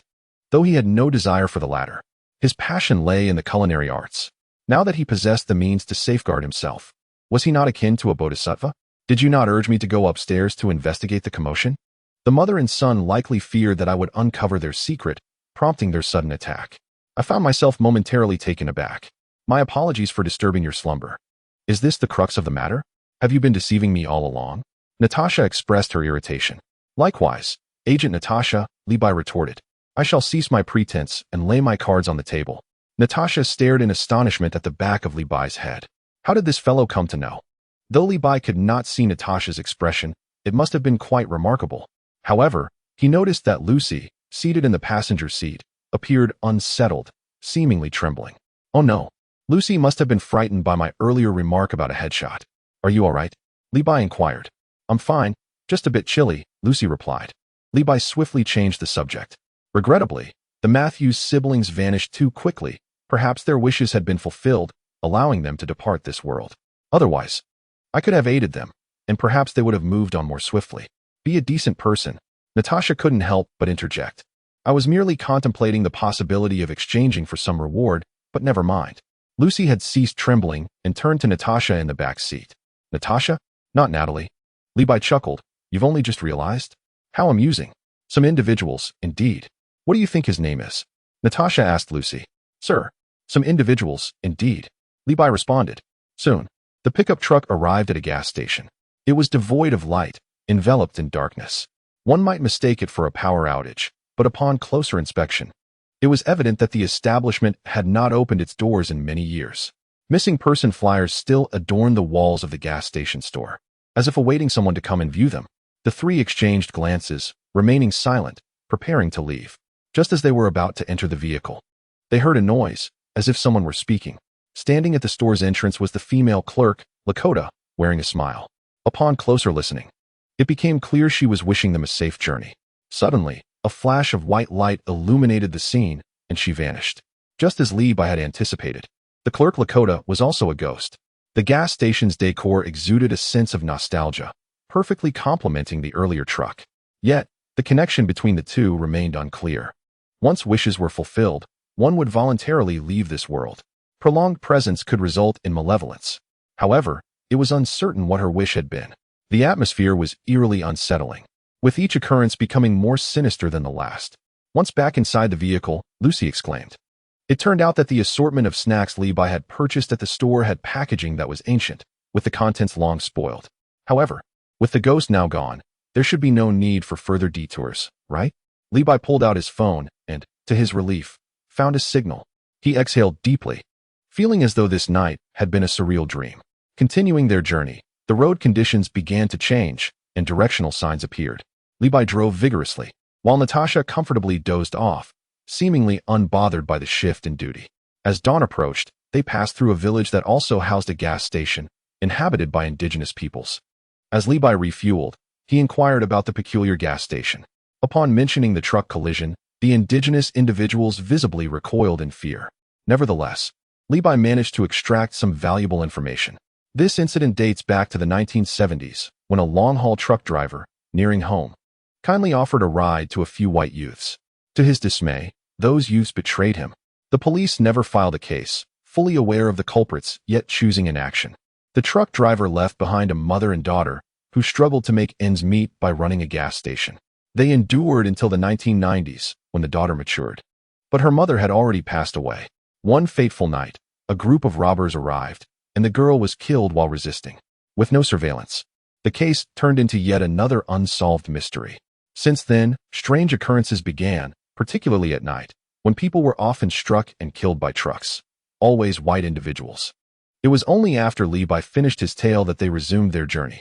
Natasha gazed out at the scenery, pondering. The truck driver died in the 1970s. Why did he wait until his daughter's demise to start causing accidents? Levi tapped the steering wheel, deep in thought. Who knows? Perhaps he still harbored illusions after death? When his daughter perished, he sought vengeance for both old and new grievances. Natasha shot him a sidelong glance. I sensed there's more to your words, but no evidence. Suddenly, she felt a disquieting realization. Hadn't the Matthews siblings already perished? Why would the truck driver target their vehicle? If they were all spirits, what purpose would such an act serve? Upon hearing Natasha's question, Levi speculated the Matthews siblings were indeed killed by that truck driver. Even after becoming spirits, he wouldn't let them rest. The reason remains unclear, but perhaps it's tied to the truck driver's demise? Levi clicked his tongue. This makes sense. It's why the Matthews siblings waved in gratitude before their disappearance, as we helped liberate them. And then there's Lakota, the shop assistant. Her father was aided by me to find peace, and she departed on her own. All the mysteries have unraveled. I'm quite clever. He cast a proud glance at Lucy and Natasha. You two should be grateful to me. I drove you here, and the truck driver didn't appear. I took Matthew along, and the truck driver still didn't show up, but the moment we parted ways, he emerged. Natasha pondered aloud. Are you suggesting the truck driver's targets are exclusively white individuals? Levi nodded, then shook his head. It's because you carry original sin. You've benefited from my presence. As the pickup continued its journey, they drove throughout the day until they finally reached their destination, an unassuming small town. The town was modest, with Lucy's boyfriend Richard residing on its outskirts, rarely mingling with the locals. As darkness fell, the group decided to spend the night in town before visiting Richard the following day. Upon entering the inn to register, Levi noticed a wanted poster on the wall featuring Richard. Chapter 28. Is Natasha leaving? Call for brother. The innkeeper was a portly man with a balding head, his oily face adorned with a smile, yet his shifty eyes were fixated on the wanted poster featuring Levi. Young man, what are you staring at? Do you recognize this fellow? Levi, without lifting his gaze, pointed to the indistinct face of Richard on the poster. What crime has this man committed? Committed a crime? Humph. The innkeeper scoffed, spitting nearly onto the poster. This family is quite secretive, rarely showing their faces, but I've heard that this man works at a large corporation. Li Bai had no interest in such matters. His sole focus was to locate Richard swiftly, fulfill his task, and return home. Innkeeper, a room, please. He tossed his backpack onto the counter.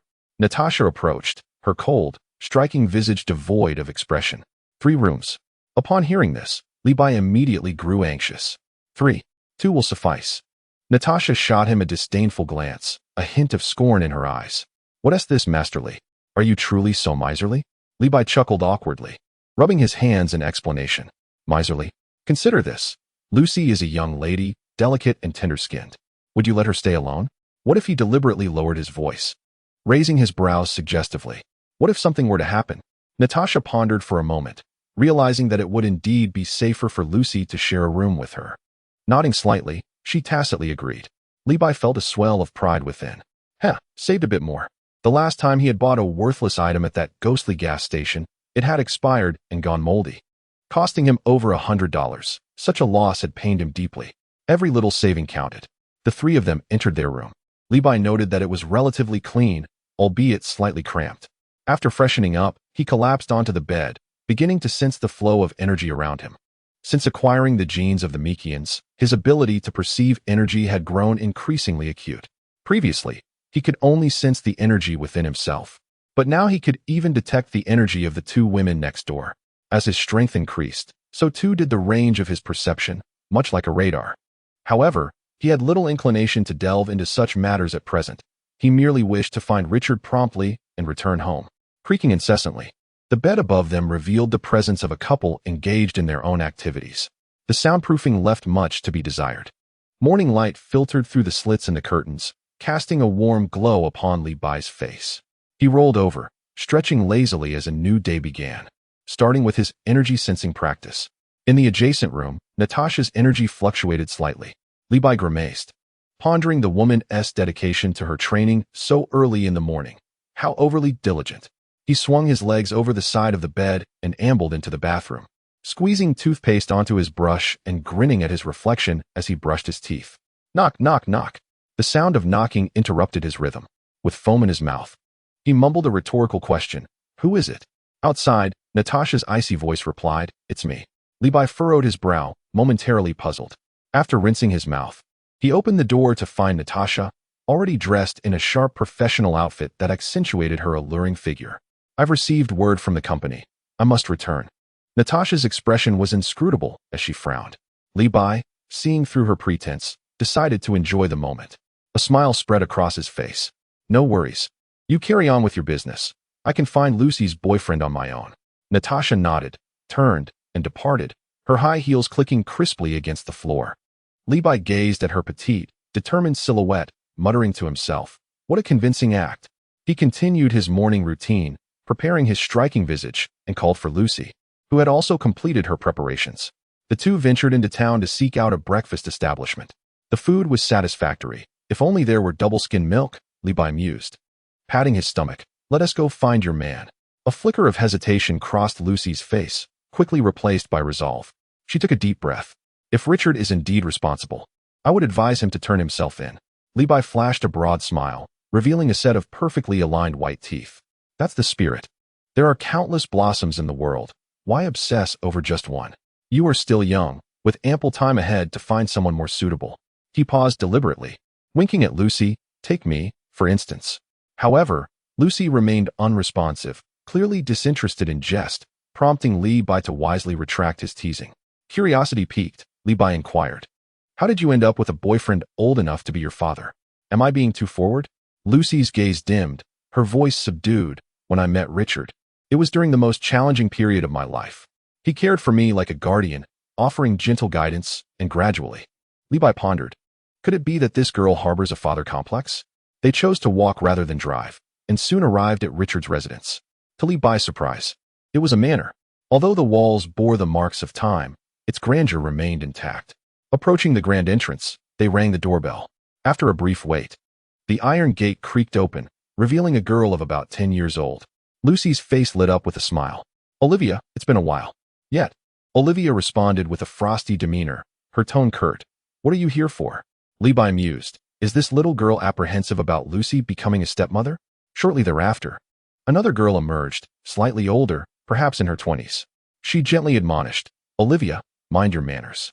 Turning to Lucy, she added, "Sister Lucy, you're here to see Dad, aren't you? The police have already been here." Levi furrowed his brow, bewildered by the familial hierarchy before him. "And this gentleman is?" Emma's gaze shifted to Levi, tinged with curiosity. "Gentleman?" Levi nearly protested. "I'm nearly the same age as Lucy. Call me brother." Ignoring Levi's objection, Lucy quietly requested Emma, "May we come in and sit for a while? We've traveled quite a distance." After a moment's hesitation, Emma scanned the two before finally nodding and stepping aside to allow them entry. Upon entering, Levi was immediately enveloped by a sense of antiquity. The furnishings were relics of the past, their carvings nearly worn smooth. He grimaced, thinking, this place, while impressive in appearance, I wouldn't want to live in even if it were offered to me for free. Emma poured water for them. Levi refrained from touching it, setting the cup down without a word. He scrutinized the girl before him, who was only a few years younger than himself, clearly the one managing the household. That little one, Olivia, merely clutched a tattered doll to play with. The police had inquired about her father's whereabouts, but I remained oblivious to his location. Emma's voice was laced with resignation. There were only she and her sister at home, relying on their father for living expenses. Now I was troubled, contemplating the necessity of finding work to support my sister. Before the words had fully escaped her lips, a sudden thud resonated from upstairs, as if something had fallen to the floor. Chapter 29, Werewolf and Wolf Girl? Lucy is dead. Is there still someone upstairs? Levi raised an eyebrow, casting a sidelong glance at Emma. Lucy sensed something amiss, her voice tightening. Has Richard returned? Emma's complexion fluctuated between red and white, her lips moving as if to speak before finally forcing out a response. Our cat is mischievous. It must have accidentally knocked something over. Levi found it amusing. A cat? The aura he sensed did not resemble that of a mere feline, unless this cat was as robust as a human. Upon entering the house, he had felt something, yet he could not discern who resided there. Hearing Emma claim that only 2 people were present, he concluded that Richard must be upstairs, likely having spotted Lucy with an unfamiliar man, too ashamed to reveal himself, hiding and eavesdropping, which ultimately led to the commotion. With this thought, Levi sprang to his feet and dashed up the stairs, ignoring Emma's startled exclamation. "What are you doing?" Without pausing, he reached the 2nd floor and immediately spotted a middle-aged man, stealthily tiptoeing towards the attic stairs. Who else could it be but Richard? Without hesitation, Levi seized the man by the collar and unceremoniously hurled him down the stairs. The middle-aged man was caught off guard, crashing to the ground, nearly losing his breath. The 3 downstairs hurriedly ascended, witnessing the scene unfold. Levi dusted off his hands and flashed a grin at Emma. "Your cat is quite well fed. It seems to have developed a beer belly." Emma's face turned ashen as she rushed to the middle-aged man's side. "Father." Lucy stared at the man, her voice trembling. "Richard." Richard groaned, his back nearly giving way. He grimaced as he rose, neglecting to brush off the dust from his clothes, his small eyes immediately narrowing at Lucy, his tone dripping with disappointment. "Didn't I tell you not to seek me out if there was nothing urgent?" Only then did he notice Levi beside them, his gaze shifting back and forth between him and Lucy, oozing suspicion. "Who is he?" His expression seemed to convey, "Here I am, hiding away. And you've brought back a stranger?" Levi, overhearing his tone, nearly burst into laughter. Was this man worried about being cuckolded? However, he could not perceive that the Richard Lucy had previously mentioned bore a resemblance to a benevolent elder. Lucy, confronted by Richard's inquiry, turned pale, a hint of pleading in her voice. "Richard, it's not feasible for you to keep hiding like this." "Hiding?" Richard shot back, as if someone had stepped on his tail, his tone rising sharply. "I have not committed any murder," he shouted, his voice strident as if to convince himself of his innocence. Levi scratched his ear, pondering the remarkable volume of the individual before him. He was not there to witness a quarrel between the two. Stepping forward, he grasped Richard by the collar, effortlessly lifting him from the ground as if he were a mere chick. "All right, we have found the person. Let us take our leave," Levi declared, preparing to depart. "Wait," Lucy exclaimed, her urgency palpable as she rushed to block Levi's path, her eyes glistening with unshed tears. "Sir, I implore you. I believe Richard is innocent. He must be given the chance to explain himself, please." Levi raised an eyebrow, taking in the tear-streaked Lucy, then glancing at the terrified Richard, who was flanked by his 2 pleading daughters. Why did he feel as though he were the villain in this scenario? With a resigned pout, he released his grip. allowing Richard to fall to the ground. Fine, I shall grant you an opportunity. Do not squander it. Richard met Li Bai's gaze, his eyes darting nervously, exuding an air of guilt, yet he finally spoke. That night, when I returned home from work, I found my house swarming with police, so I hid. The next day, I learned from the news that a neighbor had died, and the murderer was supposedly me. But how could I commit murder? Li Bai scrutinized Richard, unable to discern the truth in his words. His judgment of character was not particularly astute. If only Natasha were present. That cold-faced agent had a keen eye for discerning truth. I have viewed the footage from the scene, and there was an individual who bore an uncanny resemblance to you. Li Bai noted, stroking his chin. Do you have any leads? Perhaps you were adopted, and you have an identical twin? I am his biological son. Richard's voice quivered with agitation, the pitch rising sharply. Li Bai found himself at a loss. Have you ever wronged anyone? Richard shook his head, but suddenly seemed to recall something. No, but someone did threaten me. I wonder if that counts as a grievance. Please elaborate, Li Bai urged. Someone contacted me, warning me not to continue developing a certain drug I was researching, Richard recalled. I refused, and that person said I would regret it. I dismissed it at the time, but now I wonder if it was him. What drug? Li Bai pressed further. That is a trade secret, Richard replied, his demeanor shifting to one of wariness. And who was this person? I do not know. Richard scratched his head in frustration. Oh right, he gave me a business card. The initials were not typical of a name, but I do not have it on me. Li Bai sought to inquire further, but Lucy pulled him aside. Richard stood nearby, his eyes darting back and forth, jealousy simmering within him. Lucy's tears flowed like beads from a broken string, and she clutched at Li Bai's sleeve. Her voice choked with emotion. Sir, I beg you, grant Richard one night. Regardless of whether he is guilty or a victim of deceit. I assure you he will come with you in the morning. Li Bai looked down at Lucy, whose eyes were as sorrowful as a rabbit's, and his irritation dissipated. Very well, he finally acquiesced. Just one night. Do as you wish. Even if it involves something reckless, I shall not concern myself with it. Upon hearing this, a blush crept across Lucy's cheeks. Li Bai turned to leave, finding a modest establishment in town to satiate his hunger. After his meal, he leisurely explored the quaint town, returning to the dilapidated inn only as night fell. As soon as he lay down, an indescribable cacophony and commotion emanated from the room above. How much longer will this continue? For 2 consecutive nights, their vitality was astonishing. In his mind, images of Yu Ziqing and Cui Ping flashed. Could it be that an eccentric individual resided above, taking over for Natasha to surveil him? He turned over, enveloping his head with the quilt. Yet the noise seemed to possess a penetrating quality, boring directly into his ears.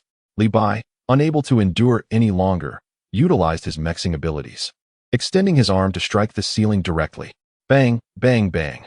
It was likely that Li Bai was the first to employ such a method. The noise from above grew louder and more vigorous. He continued to knock, but there was still no response. Dressed, Li Bai ascended the stairs to continue his knocking. Yet no one acknowledged him. Outside the door, the sounds of a fierce struggle could be heard within.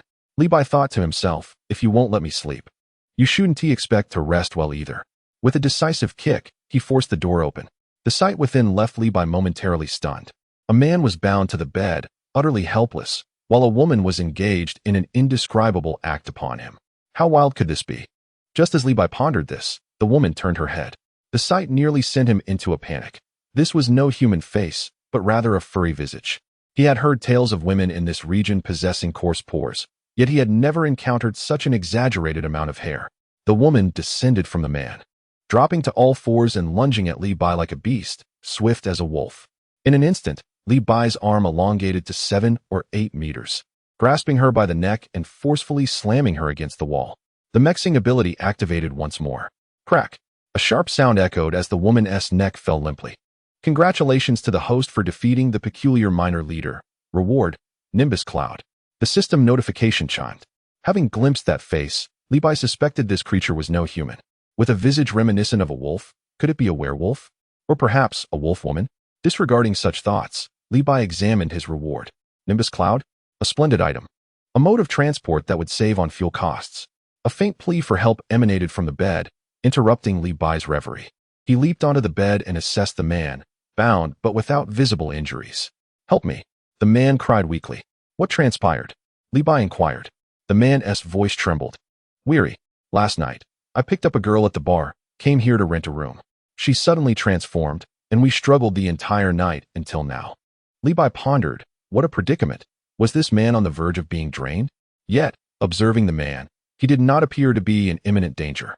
He fetched a towel from the bathroom and stuffed it into the man's mouth. At last, tranquility returned. A reprisal for the turmoil they had inflicted upon him the previous night. The following day, Li Bai returned to Richard's residence, where the iron gate stood ajar, and the front door wide open. A peculiar, yet pleasant aroma wafted through the house.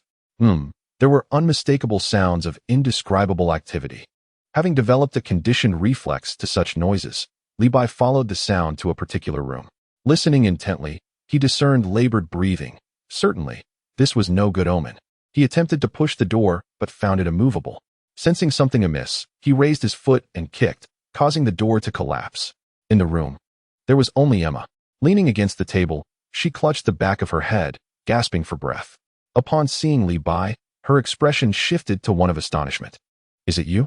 As Li Bai entered, he noticed blood streaming from Emma's head. What happened? Where's Lucy? Emma sobbed. Sister Lucy is dead. Chapter 30. Lucy is ripened? The Cannibal Clan. The news of Lucy's death struck Li Bai like a thunderclap. Gradually regaining his senses, he repeated, Lucy is dead? Emma nodded, her voice trembling with fear. Yes, Lucy is dead. Li Bai inhaled deeply, questioning whether there had been a mistake. He urged Emma to calm down and slowly explain what had transpired. Emma trembled as she spoke. My father, he killed Lucy and even cooked her. He made me eat Sister Lucy. Li Bai felt a sharp pain in his head. Cooked her? And made you eat her? What madness is this? Does your father have some peculiar obsession? Lucy was perfectly fine yesterday. How could she have been cooked? Emma began to recount the events of the previous night. The medicine my father was researching is related to my mother, who died from a certain illness. Li Bai was perplexed, unsure how this connected to Lucy's murder and cooking. However, he recalled Richard mentioning the medicine just yesterday, though Richard had claimed it was a trade secret. What illness? Emma exchanged her towel for a fresh one, continuing to clutch her head. Kuru disease. Li Bai looked bewildered, having never heard of it. Emma explained, it is a disease caused by cannibalism. Li Bai felt a chill run down his spine. Wait, are you saying your mother ate human flesh? Emma's face turned pale as she nodded. Our family is cursed. We can only survive by consuming human flesh. Her voice was scarcely a whisper, as if uttering those words drained her of all strength. However, consuming human flesh within our family triggers Kuru disease, which is currently incurable and fatal. Emma held her head, blood seeping through her fingers, a harrowing sight. Kuru disease is not hereditary, yet for some unknown reason, its prevalence in our family is alarmingly high. Emma's voice quivered, her body trembling slightly. Li Bai grasped the grim reality. To survive, they resorted to cannibalism, yet this would lead to Kuru disease, creating a vicious cycle, a logical paradox. My mother died from Kuru disease outside, and my father, driven by this tragedy, specialized in life sciences. The medicine he has recently developed may hold the key to curing this illness, Emma sobbed. Li Bai found himself momentarily at a loss for words. Recalling the day he received the system, his first encounter with the cannibalistic clan in that eerie town. Could the Richard family be descendants of that very clan? Fixating on Emma, he probed with a chef's curiosity. Did your father kill Lucy to consume her? Emma wept uncontrollably, struggling to articulate her thoughts, yet she endeavored to explain. No, my father married my mother. He does not eat people. It is for me, for my sake. Emma choked on her words. I have never eaten any. But I am about to turn 20. If I don't eat soon, I might. Li Bai suddenly understood, in a desperate bid to ensure his daughter's survival. Her father had killed and cooked Lucy. Isn't your father researching that medicine? Li Bai recalled what he had heard earlier. Why don't you take your medicine? Emma wept even more fiercely, her tears and snot covering her face. The medicine still needs time, she choked out, unable to continue. Observing her in such a pitiful state, with her head injured as well, Li Bai shifted the topic. What happened to your head? Where are Richard and your sister? Emma pointed to the back of her head, grimacing in pain. My father hurt me. Li Bai felt a headache coming on. What was wrong with Richard? Why would your father strike you? It seems my father has gone mad because I refused to eat Sister Lucy. As a result, he became insane, screaming that we should all go together. Li Bai was rendered speechless upon hearing this. After my father hit me, I was terrified and fled to my room, locking the door. He chased after my sister, who also ran away. Eventually, I fainted and just woke up a moment ago. Emma recounted in a fragmented manner, her voice filled with lingering fear.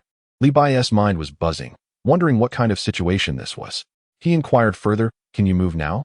Emma attempted to push herself up with her hands, but collapsed back to the ground, evidently too weak from blood loss. Li Bai furrowed his brow. "Your father has been gone for quite some time. I fear for your sister."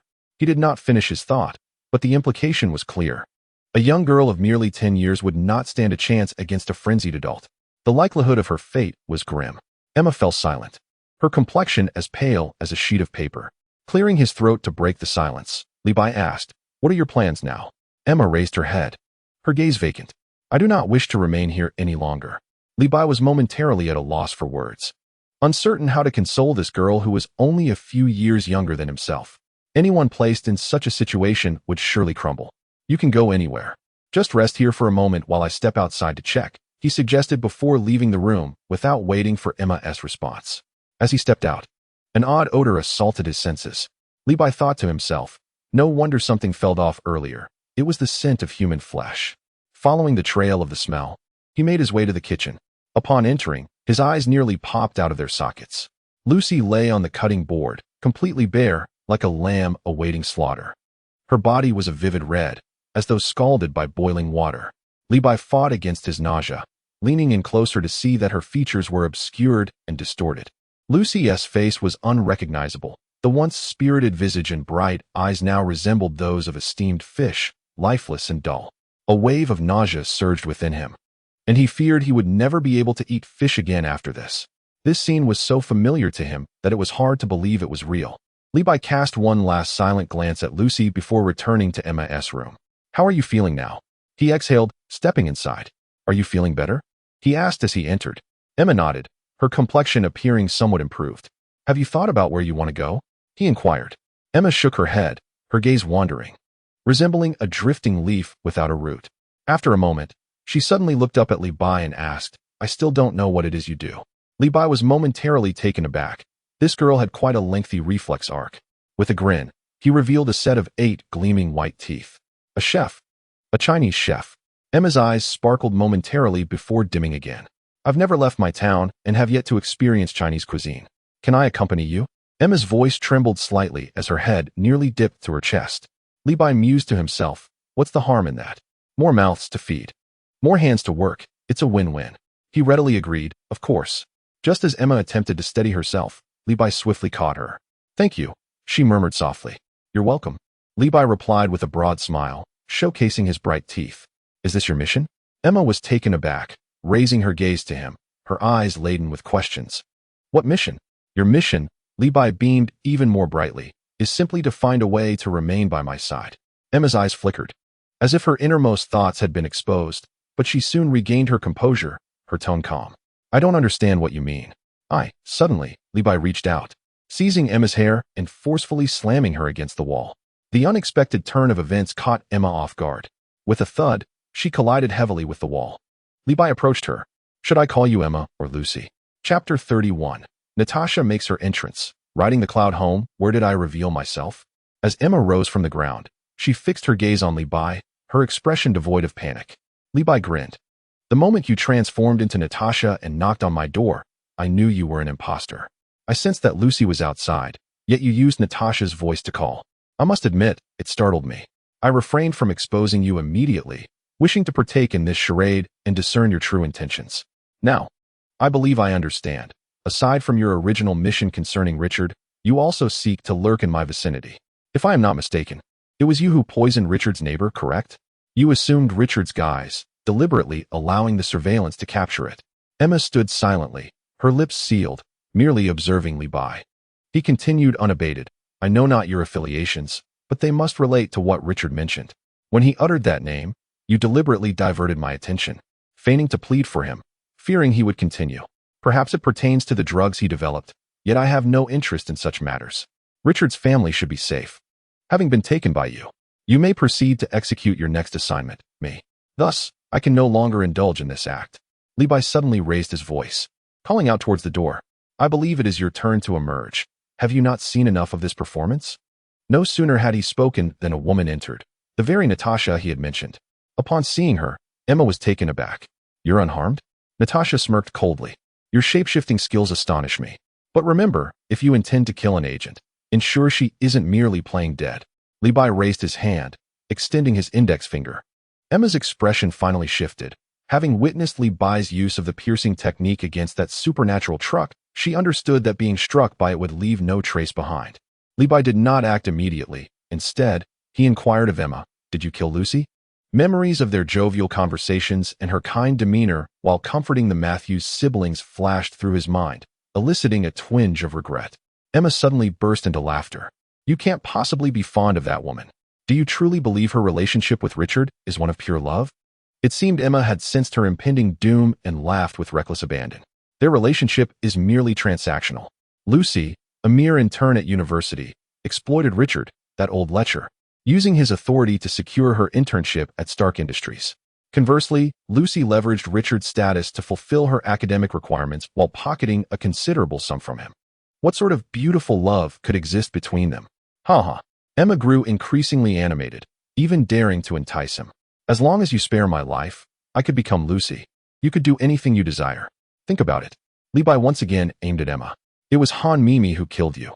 What does that have to do with me?" A piercing blast shot forth, and Emma's head exploded instantaneously, the force of the blast penetrating the wall and continuing its trajectory. Multiple walls of the estate were perforated, the energy unabated as it ventured into the woods, uprooting trees in its path.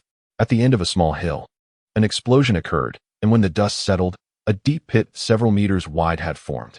The sight left Li Bai astounded. Having exerted too much energy, the impact was excessive. "Congratulations, host, for defeating the peculiar minor leader. You are awarded a universal capsule." Natasha, witnessing the aftermath of the blast, noted its greater power compared to what she had previously seen. If Li Bai unleashed his full potential, how formidable would he be?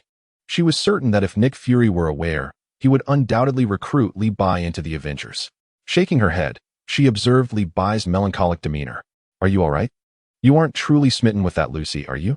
The gloom on Li Bai's face dissipated in an instant, replaced by a playful grin. "It's a pity this reward is merely a universal capsule. I already possess one." "How could that be?" "I have no interest in young girls," he said, directing his gaze towards Natasha, his tone suggestive. "I prefer the ant type. Ants know how to care for others." Natasha, initially concerned for Li Bai, found herself irked by his comment. However, she recognized his attempt to divert the topic and chose not to pursue it further. The two departed Richard's residence, preparing to return to the inn, where Pierre still awaited them. As they walked, Natasha posed a question. "When do you think Lucy was swapped?" Li Bai pondered for a moment. "She must have been replaced before our first meeting. It likely pertains to the organization Richard mentioned that aims to thwart his drug development. To convince me that Lucy was dead, they even cooked the real Lucy's corpse. By the way, Richard mentioned it should be an abbreviation. Have you heard of it?" Natasha reflected for a moment before shaking her head. "I haven't heard of it." Upon returning to the small town, they embarked in the pickup truck. Not long after leaving the town, Li Bai mused to himself, "It will take a full day of driving to return. How troublesome. How splendid it would be if I could fly back." Upon this realization, a sudden spark of inspiration struck him. "Wait, I possess the Nimbus Cloud." He promptly halted the vehicle. Natasha, wearing a puzzled expression, inquired, "What is the matter?" Li Bai replied, "Driving is too slow. We shall fly back." Natasha appeared even more perplexed. "Fly? Are you suggesting we contact a helicopter?" Li Bai offered no response, instead producing a universal capsule. He mused to himself, "This should suffice." Pressing the capsule, he cast it away. With a resounding noise and the dissipating smoke, an Audi belonging to Tony Stark materialized. Picking up the universal capsule, Li Bai climbed back into the pickup truck, positioning the two vehicles closer together. Prepared, he pressed the capsule once more and threw it near the two vehicles. With a thud, smoke enveloped them, and both cars were absorbed into the capsule, vanishing from sight.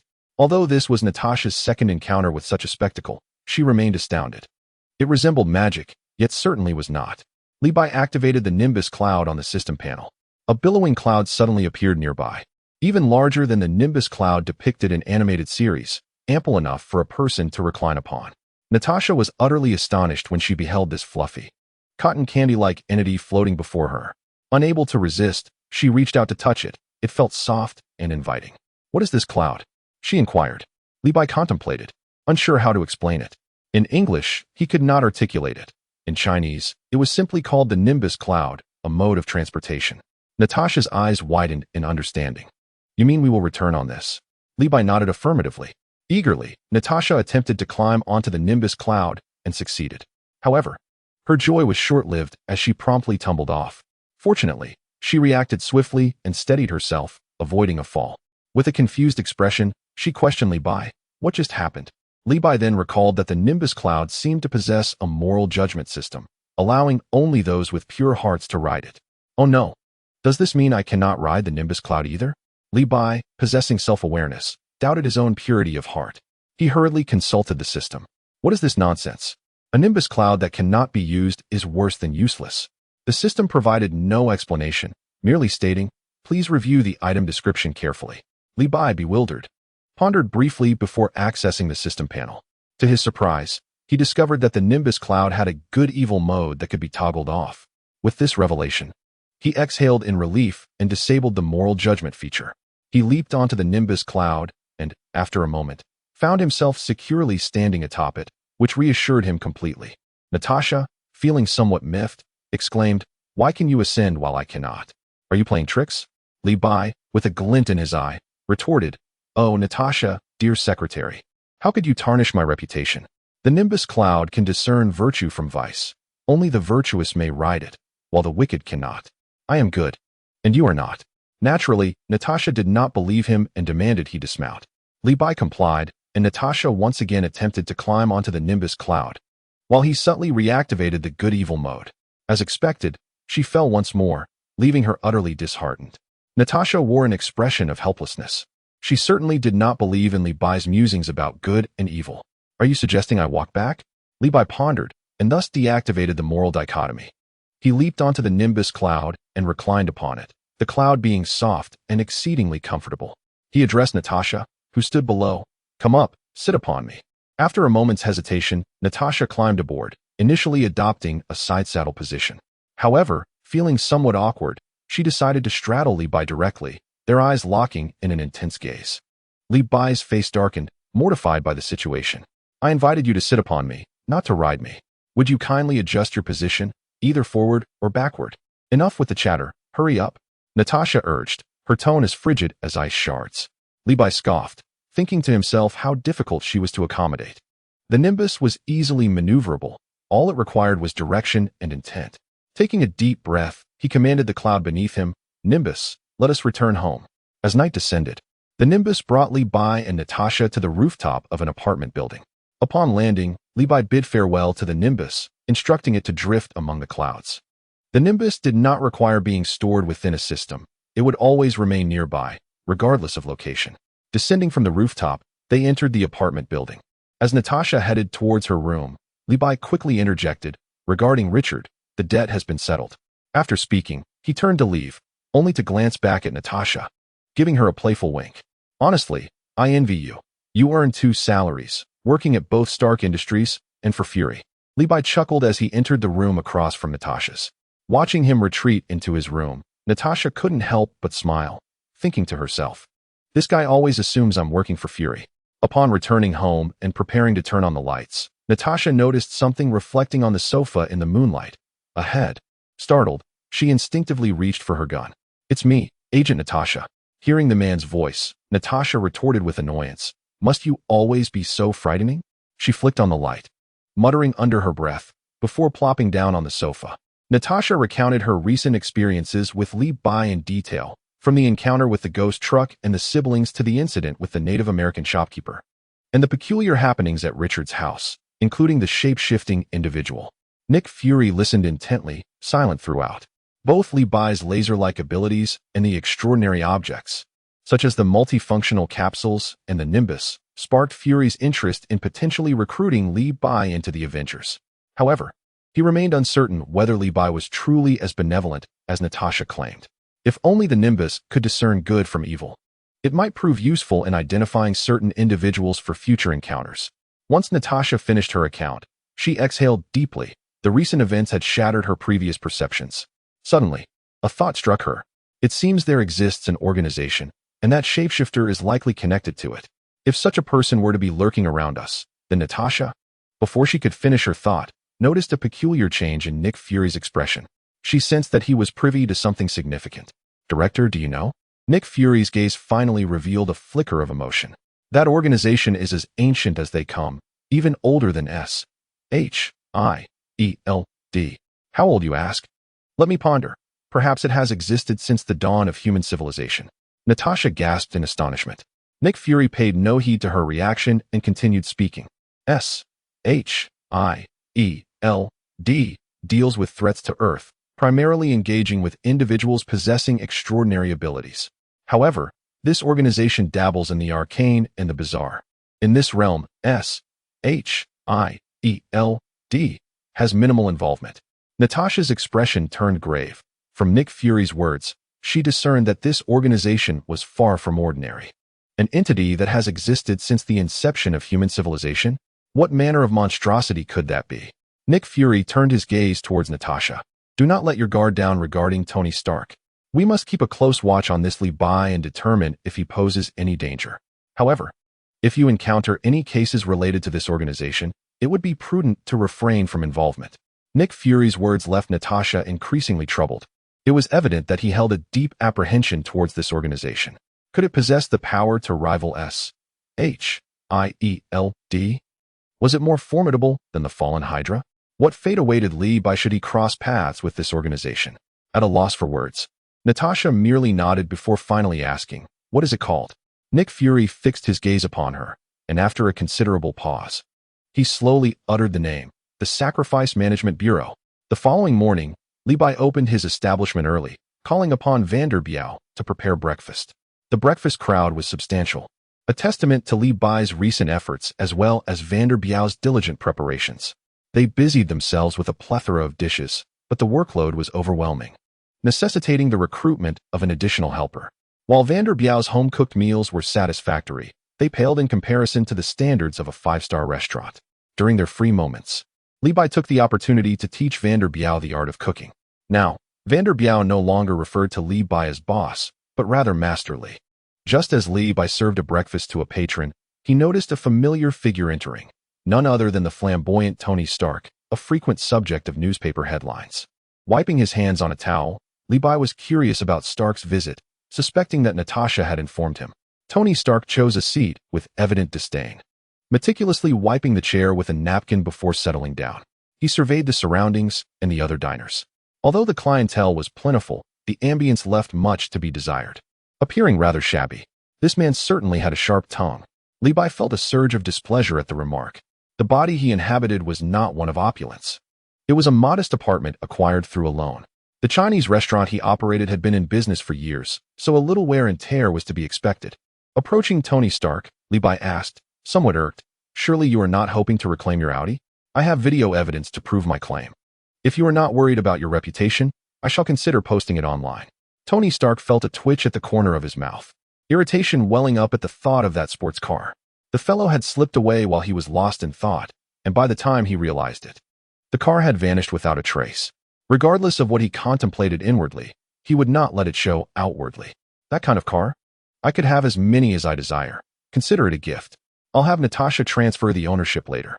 Levi mused, reflecting on this dandy's surprisingly amiable nature.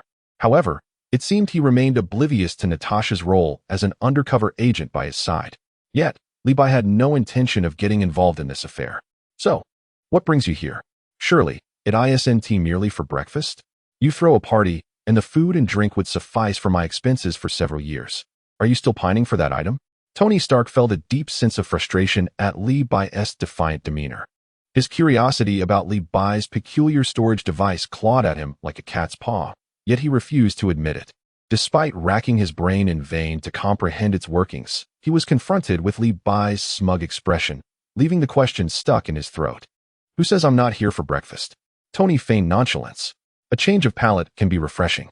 Levi saw through this playboy's facade, recognizing it as sheer stubbornness. Disinterested in engaging in a war of wits, he noted the patrons around them who recognized Tony Stark, some even pulling out their phones to take clandestine photos. It was unlikely anyone expected the headline-grabbing celebrity to dine at a modest Chinese restaurant for breakfast. Levi slammed the menu in front of Tony. Choose what you desire. Tony picked up the menu, scanned it, and frowned. Why is it all in Chinese? The only English is the categorization? Levi chuckled. Having categories is already an improvement. Just find what catches your eye. For example, if you fancy chicken, look for the chicken section. Tony pointed at a picture of an egg under the chicken category, his face a mask of confusion. Is an egg considered meat? Li Bai's expression fluctuated between red and pale. The original owner of the menu had made that mistake, leading to a dispute where the owner promised to redo it. Li Bai continued using the flawed version while the newly made one was discarded, effectively leaving the owner in the lurch. By the way, that owner was Indian. Li Bai fixed his gaze on Tony Stark. Everything related to chicken is listed here. Besides, isn't there pinyin next to it? Come, let us read it together. T-egg. With a dismissive gesture, Tony Stark tossed the menu aside. Just order me a few of your restaurant's signature dishes. I want to try them. Li Bai replied, had you said so earlier, it would have saved me my breath. The menu was never intended for someone like Tony Stark. Most of the surrounding residents were of Chinese descent, with only a few foreigners stopping by for a taste. Before long, Li Bai presented Tony with 3 breakfast items, a tea egg, a bowl of double-skim milk, and a steamer of crab roe buns. Tony picked up the tea egg, inspecting it carefully, bringing it close to his nose for a whiff, his brow furrowed. He cautiously peeled back the shell and took a delicate bite, his expression resembling that of a man undergoing torture. Only after confirming the flavor was pleasant did his brow unfurl, and he gave a slight nod of approval. The tea-infused egg has simmered overnight, meticulously prepared by Biao Ge. Tony had already partaken in breakfast before arriving, yet the breakfast here felt entirely distinct from the Chinese meals he had previously enjoyed. He had even forgotten the purpose of his visit. Li Bai, however, had no time to waste with him. The customers flowed in incessantly. After attending to several tables, he approached Tony, having discerned the latter's hesitant demeanor, clearly eager to unravel the mysteries of the universal capsule. Yet, Tony Stark's haughty disposition made him less than endearing. Considering the allure of the sports car, Li Bai thought it reasonable to extort him just this once, as he had practically presented himself on a silver platter. Rubbing his hands together, he contemplated how to initiate the extortion. Chapter 33, The Hunt for Demons. Approached by a stranger? Li Bai's grin resembled that of a fox scheming to pilfer a chicken. An idea struck him. You find my humble establishment shabby, do you not? I could lend you the universal capsule for your research, on the condition that you assist me in renovating this place. Upon seeing Li Bai's smile, Tony Stark sensed ill intentions. He anticipated an outrageous demand, only to be confronted with this. Furthermore, what was this universal capsule he spoke of? With a look of disdain, Tony scrutinized the interior once more. No problem. This tiny space wouldn't cost much even with the finest materials. Just lend it to me for a month. Li Bai, reading Tony's expression, felt an urge to strike him. 1 week. Also, I forgot to mention, my apartment building is rather old. You should renovate that as well. Tony regarded Li Bai with mounting displeasure. Although he was not short on funds, he detested being extorted. Nevertheless, for the sake of the universal capsule, he bit his tongue. A month, and I'll renovate the apartment building too. Seeing Tony begrudgingly acquiesce, Li Bai's spirits soared. He had saved a substantial sum. Saving was akin to earning. Just as he was about to agree, he suddenly felt something was amiss. Half a month. There are still a few tenants in the apartment. During the renovation, they won't have a place to stay, so you'll need to cover their temporary housing expenses. After speaking, Li Bai carefully observed Tony's expression, which promptly darkened. Tony Stark was breathing heavily, oblivious to the blood trickling from his nose. Li Bai was taken aback. Had he truly pushed him to the brink? A month. I will handle all that. Do not press your luck. Li Bai, sensing the opportunity was ripe, decided to yield. This arrangement meant he wouldn't have to pay the tenants' penalties, and both the restaurant and the apartment's renovations were taken care of, an immense financial relief. He retrieved a new universal capsule from the system panel and tossed it before Tony Stark. With 2 in his possession, the surplus was of no use. And this opportunity could entwine Stark Industries with his own endeavors, which was the true aim of his extortion. Li Bai understood that, as a person of Chinese descent in this land, excess wealth often became someone else's piggy bank. Strength was the ultimate truth, as long as he had enough to spend. He had grown less concerned about money since acquiring the system. His motivation for running the restaurant stemmed solely from his passion as a chef. Upon finally producing the universal capsule, Tony Stark exhaled a sigh of relief. He was genuinely apprehensive about what this fellow might conjure up next. Internally elated, yet outwardly unyielding, he retorted, "What are you doing? I'm not in need of it right now." Despite his words, his body betrayed him. Eagerly grasping the universal capsule and scrutinizing it intently, Li Bai elucidated the usage of the capsule to Tony Stark, casually handing him a tissue to dab at his nosebleed. And then teased, "Your constitution is rather frail. With so many supermodels around, can you handle them? Next time there's a party, do take me along. I can fend off a few." Tony Stark wiped his nosebleed and rolled his eyes. Ever since he became Iron Man, he had scarcely attended any parties. With Pepper Potts keeping a vigilant watch, where were all these supermodels? He had been feeling unwell lately, plagued by constant nosebleeds. With that, he immersed himself in studying the universal capsule. Just as Li Bai prepared to return to the kitchen, his phone rang.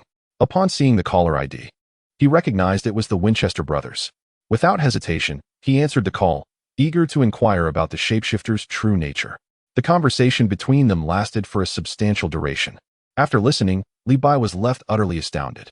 The shapeshifter, known in certain circles as the transforming monster, could not only mimic a person's appearance, but also extract their memories and even replicate their blood to perfection.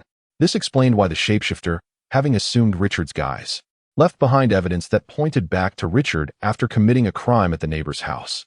The thought was chilling. If an ordinary person encountered such a being, they would surely meet their end without even comprehending how. What surprised Li Bai even more was that the brothers were calling him for assistance. "Li Bai, we are tracking a demon." Dean's voice was grave on the other end. It became clear to Li Bai that the purpose was to hunt a demon, a creature deemed more perilous than ghosts or malevolent spirits.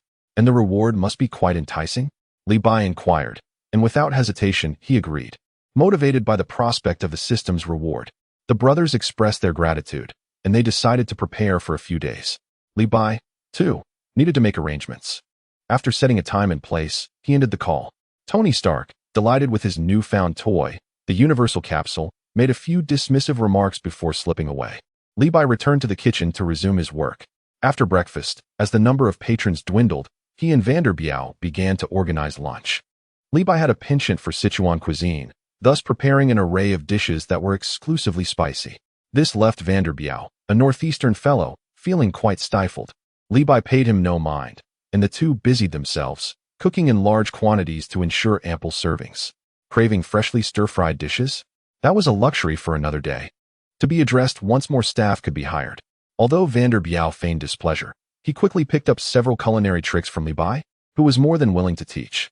While learning a few techniques would not make him a master chef, it would certainly enable him to assist Li Bai effectively.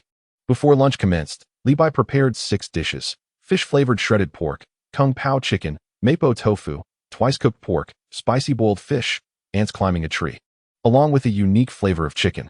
Once everything was ready, he entrusted the restaurant to Vanderbiao.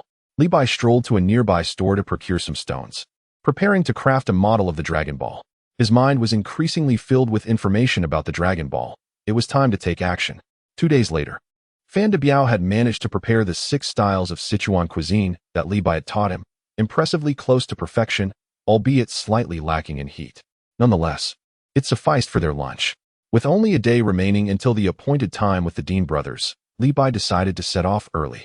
Should he encounter something peculiar, he preferred to tackle it alone rather than risk having his achievements snatched away while accompanied by the 2 brothers.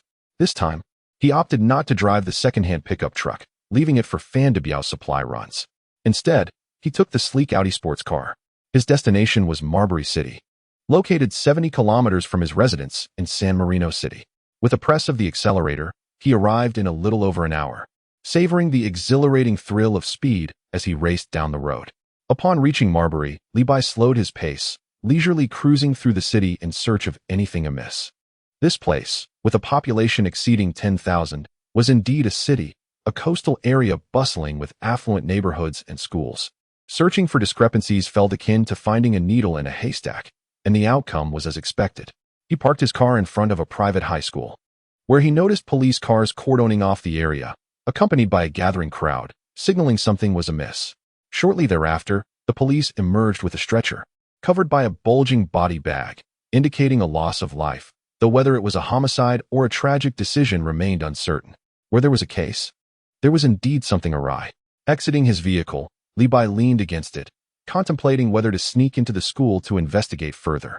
With his power of invisibility and transformation, the police barriers posed no challenge to him. Just as he was pondering, a girl approached him. She first glanced at the Audi, then at Li Bai, her eyes brightening instantly. Hey handsome, how about a joyride? Chapter 34, Spirit Games? The police arrive. A girl with a ponytail and brown hair drew near. Likely a student of the school. Dressed casually, her appearance was more mature than her actual age. Noticing Li Bai's gaze, she intentionally straightened her posture. Li Bai had little interest in such a young girl and waved his hand dismissively. Run along, kid. To his surprise, the girl was not offended. Rather, she moved closer. First touching the outie, then observing Li Bai as he gazed at the school. What is so interesting? Isn't it just a spirit game gone wrong? Upon hearing spirit game, Li Bai perked up. What kind of spirit game? Charlie challenge, the girl replied. Li Bai shook his head, indicating he had never heard of it. Seeing his bewildered expression, the girl felt a thrill of delight. She adored handsome, wealthy boys who were blissfully ignorant of such matters. He was the most attractive Asian she had ever encountered. Earlier, while chatting with a few friends nearby, she had noticed the ultra-cool sports car parked beside the school. Her fondness for cars had drawn her over, and to her surprise, she found not only a stunning vehicle, but an equally striking individual, igniting her interest. The girl was eager to seize the opportunity, desperate for a topic of conversation. Simply convey the rules and gameplay of the game to Li Bai. Initially, Li Bai perceived it to be quite similar to the spirit riding game and paid little heed. However, upon hearing the girl mention that this game could summon demons, he immediately became alert. Could this be related to the demons spoken of by the Winchester brothers? What a coincidence! Could the deaths at the school be connected to these demons? Li Bai shelved his disdainful demeanor and inquired of the girl, who was the deceased? Do you know them? The girl hesitated before replying, tucking a strand of hair behind her ear. Sensing Li Bai's interest, although puzzled by his fascination with the deceased, she seized the opportunity. With a smile, she gazed at Li Bai and said, "Handsome, everything comes with a price. You should offer something in return as well." Li Bai scrutinized the girl, who was a head shorter than him. "What would you like me to do? Take you for a ride?" He glanced at the flashy sports car behind him, beginning to question whether it was too ostentatious. The girl clicked her tongue. That was the earlier proposal. Now, surely, you must treat me to a meal. Noticing Li Bai's hesitation, the girl boldly opened the passenger door and settled into the seat, adding, "I know a place where the food is exquisite." Li Bai cast another look at the school cordoned off by police. Since this girl was privy to the details, it seemed reasonable to ask her, especially for just a meal. He joined her in the car and, before starting the engine, asked, "Do you truly know how the person died?" The girl frowned slightly. "Why would I lie to you? She was in my class, and we both played that game that night." Upon learning that it was a classmate, Li Bai felt somewhat reassured. As he drove, he continued to inquire, "You aren't saddened by your classmate's death? What is there to be sad about? A bimbo is dead. So what? Ugh, it's annoying. After dinner, I'll tell you anything you want to know. Even my contact information, if you're curious." Li Bai listened as the girl directed him, and they soon arrived at a French restaurant. As they exited the car, a valet hurried over, followed by a waiter who escorted them inside. Upon witnessing the opulence of the establishment, Li Bai contemplated turning back, realizing this was no ordinary dining venue. Yet the girl persistently urged him forward. "Do you still want to know what the deceased did? I am the only one who knows. Not even the police have this information." With this remark, Li Bai relented. Should the information she provided later prove unreliable, he would ensure she understood the consequences of crossing a chef and exorcist. The waiter led them to a quiet corner where they settled down. The girl began to place her order, and soon, an array of dishes arrived: foie gras, baked escargot, red wine braised beef, French baked lobster, accompanied by a bottle of red wine. Li Bai exhibited little interest in the Western cuisine, despite his own culinary skills. He would have preferred a bowl of braised pork with rice. The girl began to devour her meal, sipping wine, and Li Bai could discern that she was attempting to appear sophisticated, yet there remained a hint of youthful innocence.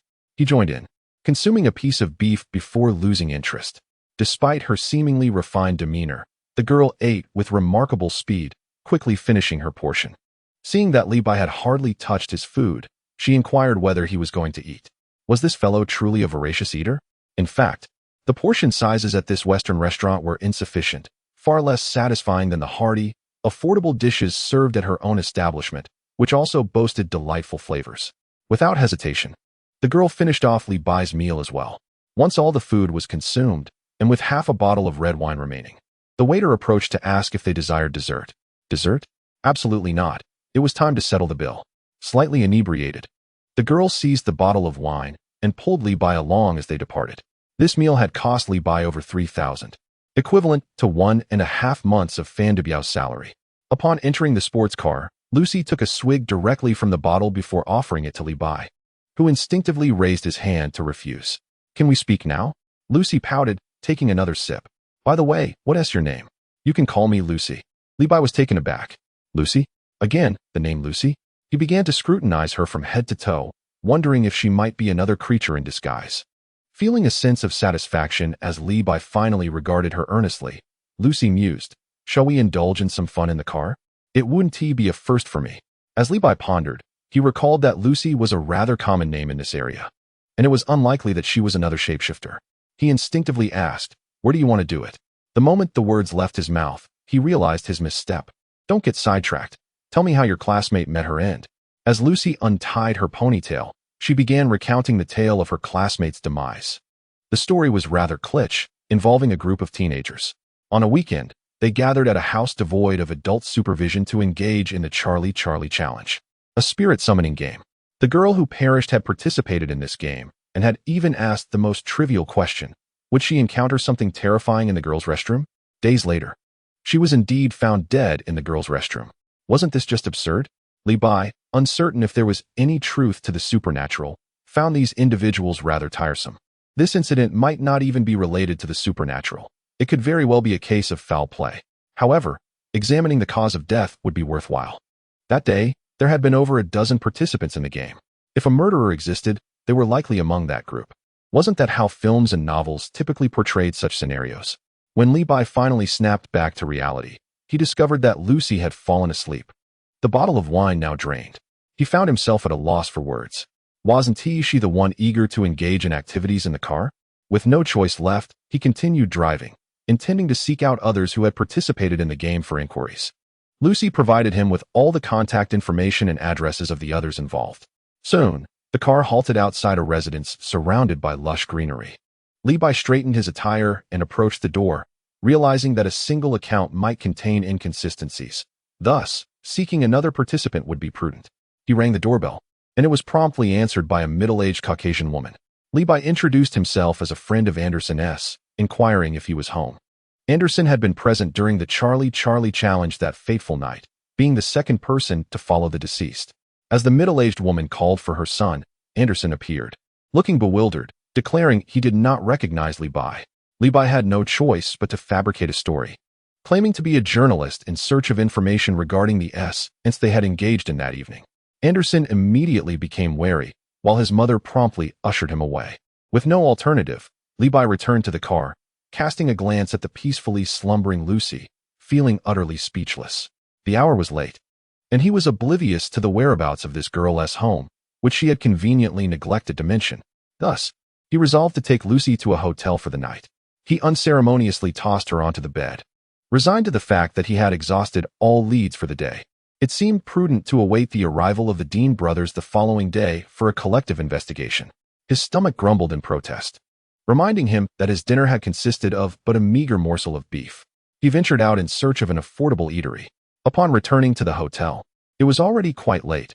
Lucy remained asleep, and Li Bai soon followed suit, succumbing to slumber without further ado.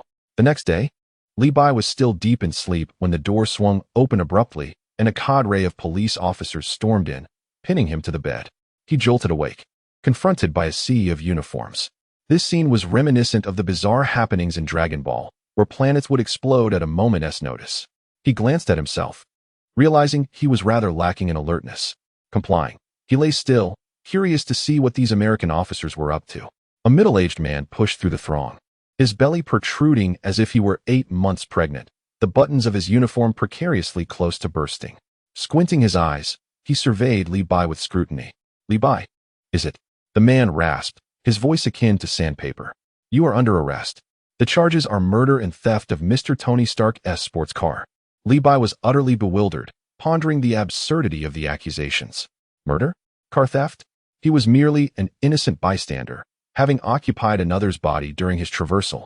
The middle-aged man then caught sight of Lucy, just awakening and looking utterly confused. A smirk danced on his lips as he added, "Oh, and there's one more charge, suspected rape." Lucy rubbed her sleepy eyes, her face a canvas of questions. "What? I was raped? How wonderful. Wait. That can't be right. I'm fully clothed. I hardly resemble a victim. Surely, this officer was blind to reason. Li Bai lay like a lifeless fish, not daring to move. The hands pressing down on him felt less like restraint and more akin to a gentle massage. Their touch lighter than that of the young masseuses from the last spa he had visited. This must be a hotel perk. Being a chef often led to occupational ailments, and frequent massages were beneficial. All perfectly normal, he thought. Are you tickling me? Li Bai tilted his head, casting a sidelong glance at the officers restraining him. A derisive smile curling at his lips. He deliberately elongated his words, infusing them with a tone that dared them to react. The officers exchanged bewildered glances, contemplating whether Li Bai was simply stunned or genuinely unafraid. How audacious to remain so defiant while pinned to the bed. Several individuals exerted additional effort. Yet Li Bai remained unfazed, embodying an indifference akin to a pig unperturbed by boiling water. Come on, everyone. Have you not eaten? My bones are nearly crumbling. Li Bai continued to provoke, deliberately twisting his body a few times as if to assist in their massage. The faces of the officers flushed with embarrassment, their frustration palpable. Typically, the petty thieves they apprehended were terrified, yet this young man appeared to revel in the attention. Chief, this fellow is insufferably arrogant. A young officer could no longer contain himself and shouted at the middle-aged man. The middle-aged officer, already irked by his subordinate's inability to restrain Li Bai, felt his irritation mount further at Li Bai's flippant demeanor. Taking a deep breath to suppress his anger, he managed to utter two words through clenched teeth. Take him away.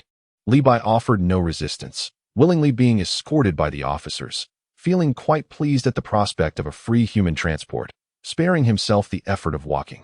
He was curious to uncover whom he had allegedly murdered. As for the theft of Tony Stark's car, that scoundrel had undoubtedly forgotten about the transfer. Upon exiting the hotel, Li Bai was shoved into a police vehicle. Silence enveloped the journey as the patrol car drove directly to the local precinct. Li Bai was thrust into a detention room. The chamber was filled with individuals of various ethnicities, all bearing unsavory appearances, immediately recognizable as troublemakers. Upon seeing Li Bai, a delicate-faced young man, they displayed malevolent smiles, reminiscent of wolves spotting a sheep. The officers gave him a push into the room and stood at the entrance, feigning authority as they hollered, "Behave yourselves." Though this sounded like a warning, it was clearly a signal for the others. Was this not akin to the phrase "There's no silver here"? After delivering their message, the officers turned to leave, leaving behind a roomful of individuals exchanging bewildered glances. A few thuggish-looking men slowly approached Li Bai, cracking their knuckles, their faces adorned with lewd grins. Including Li Bai, exactly 5 individuals occupied the room. As the 4 attempted to educate Li Bai, what transpired? With minimal effort, he dispatched them as if it were mere play. One unfortunate soul, having struck too forcefully, suffered a loud snap as his arm broke, eliciting a howl akin to that of a slaughtered pig. The commotion attracted the attention of those in adjacent detention rooms, who had initially been eagerly anticipating the spectacle. Now, they were left dumbfounded, retreating to the corners as if their tails had been stepped on. The police, drawn by the ruckus, opened the door and inhaled sharply. The sight before them was shocking. Several thugs lay groaning on the ground, resembling sheep awaiting slaughter. The leading officer turned pale, realizing there was no choice but to isolate Li Bai in a single-cell detention room. The solitary room was so quiet one could hear a pin drop. Strangely, Li Bai felt at ease and retrieved a universal capsule from the system. Given the room's excellent soundproofing, it was the perfect opportunity for some productive work. Although the officers had confiscated his phone, he was fortunate to have a spare in the universal capsule. Hastily, Li Bai sent a message to the Dean brothers, informing them of his predicament and urging them to come to his rescue. Feeling disinclined to venture out alone, Li Bai decided to wait for his 2 brothers to arrive before embarking on the investigation, convinced that he lacked the aptitude for such endeavors. After sending a message, he pondered idly, thinking it might be more enjoyable to craft a few dragon orbs. During his last visit to the stone shop, Li Bai had purchased several blocks of white jade, which he stored in a versatile capsule. Initially, he had intended to request the shopkeeper to carve them into dragon shapes. But upon hearing the exorbitant price of 500, he thought to himself, 500? That could buy me numerous barbecued meals. I might as well give it a try myself. The shopkeeper did have ready-made bead models, which were considerably more affordable. Li Bai immersed himself in his work, his carving knife dancing deftly through the jade. Nearby lay an awkward creature that resembled neither a dragon nor a snake, lacking the former's majesty yet sporting several extra legs.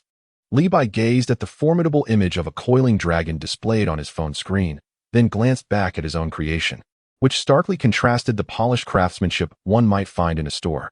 Ah, Li Bai consoled himself. There's plenty of white jade to work with. I refuse to be daunted.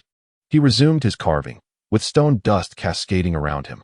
Suddenly, the heavy iron door of the detention room swung open with a resounding clang, startling Li Bai and nearly causing his carving knife to slip from his grasp. His focus had been entirely absorbed in the task at hand. At the threshold stood several astonished police officers, their eyes widening at the scene before them. Li Bai was surrounded by a collection of white jade, a carving knife in hand, and the floor littered with stone dust. The leading officer's jaw nearly dropped to the ground. In his many years of service, he had never encountered such a spectacle. Clearing his throat, a voice disrupted the awkward silence. Behind the officers stood two sharply dressed individuals. The foremost, with impeccably slicked-back hair and a smirk of nonchalance, was Dean. Beside him stood Sam, his expression grave. Dean cleared his throat, gesturing at Li Bai, and addressed the officers. Is your precinct now fostering side hustles for suspects? The officers exchanged perplexed glances, momentarily at a loss for words. Dean signaled his desire to speak with Li Bai privately. Although the officers were brimming with questions, they complied and quietly exited, closing the door behind them. Li Bai, somewhat irritated, inquired, "Are you impersonating a police officer or a faux bowler?" Having previously exchanged ample insights with the two, he wondered which of their many counterfeit credentials might come into play this time. Dean produced an identification card from his pocket, waving it in front of Li Bai.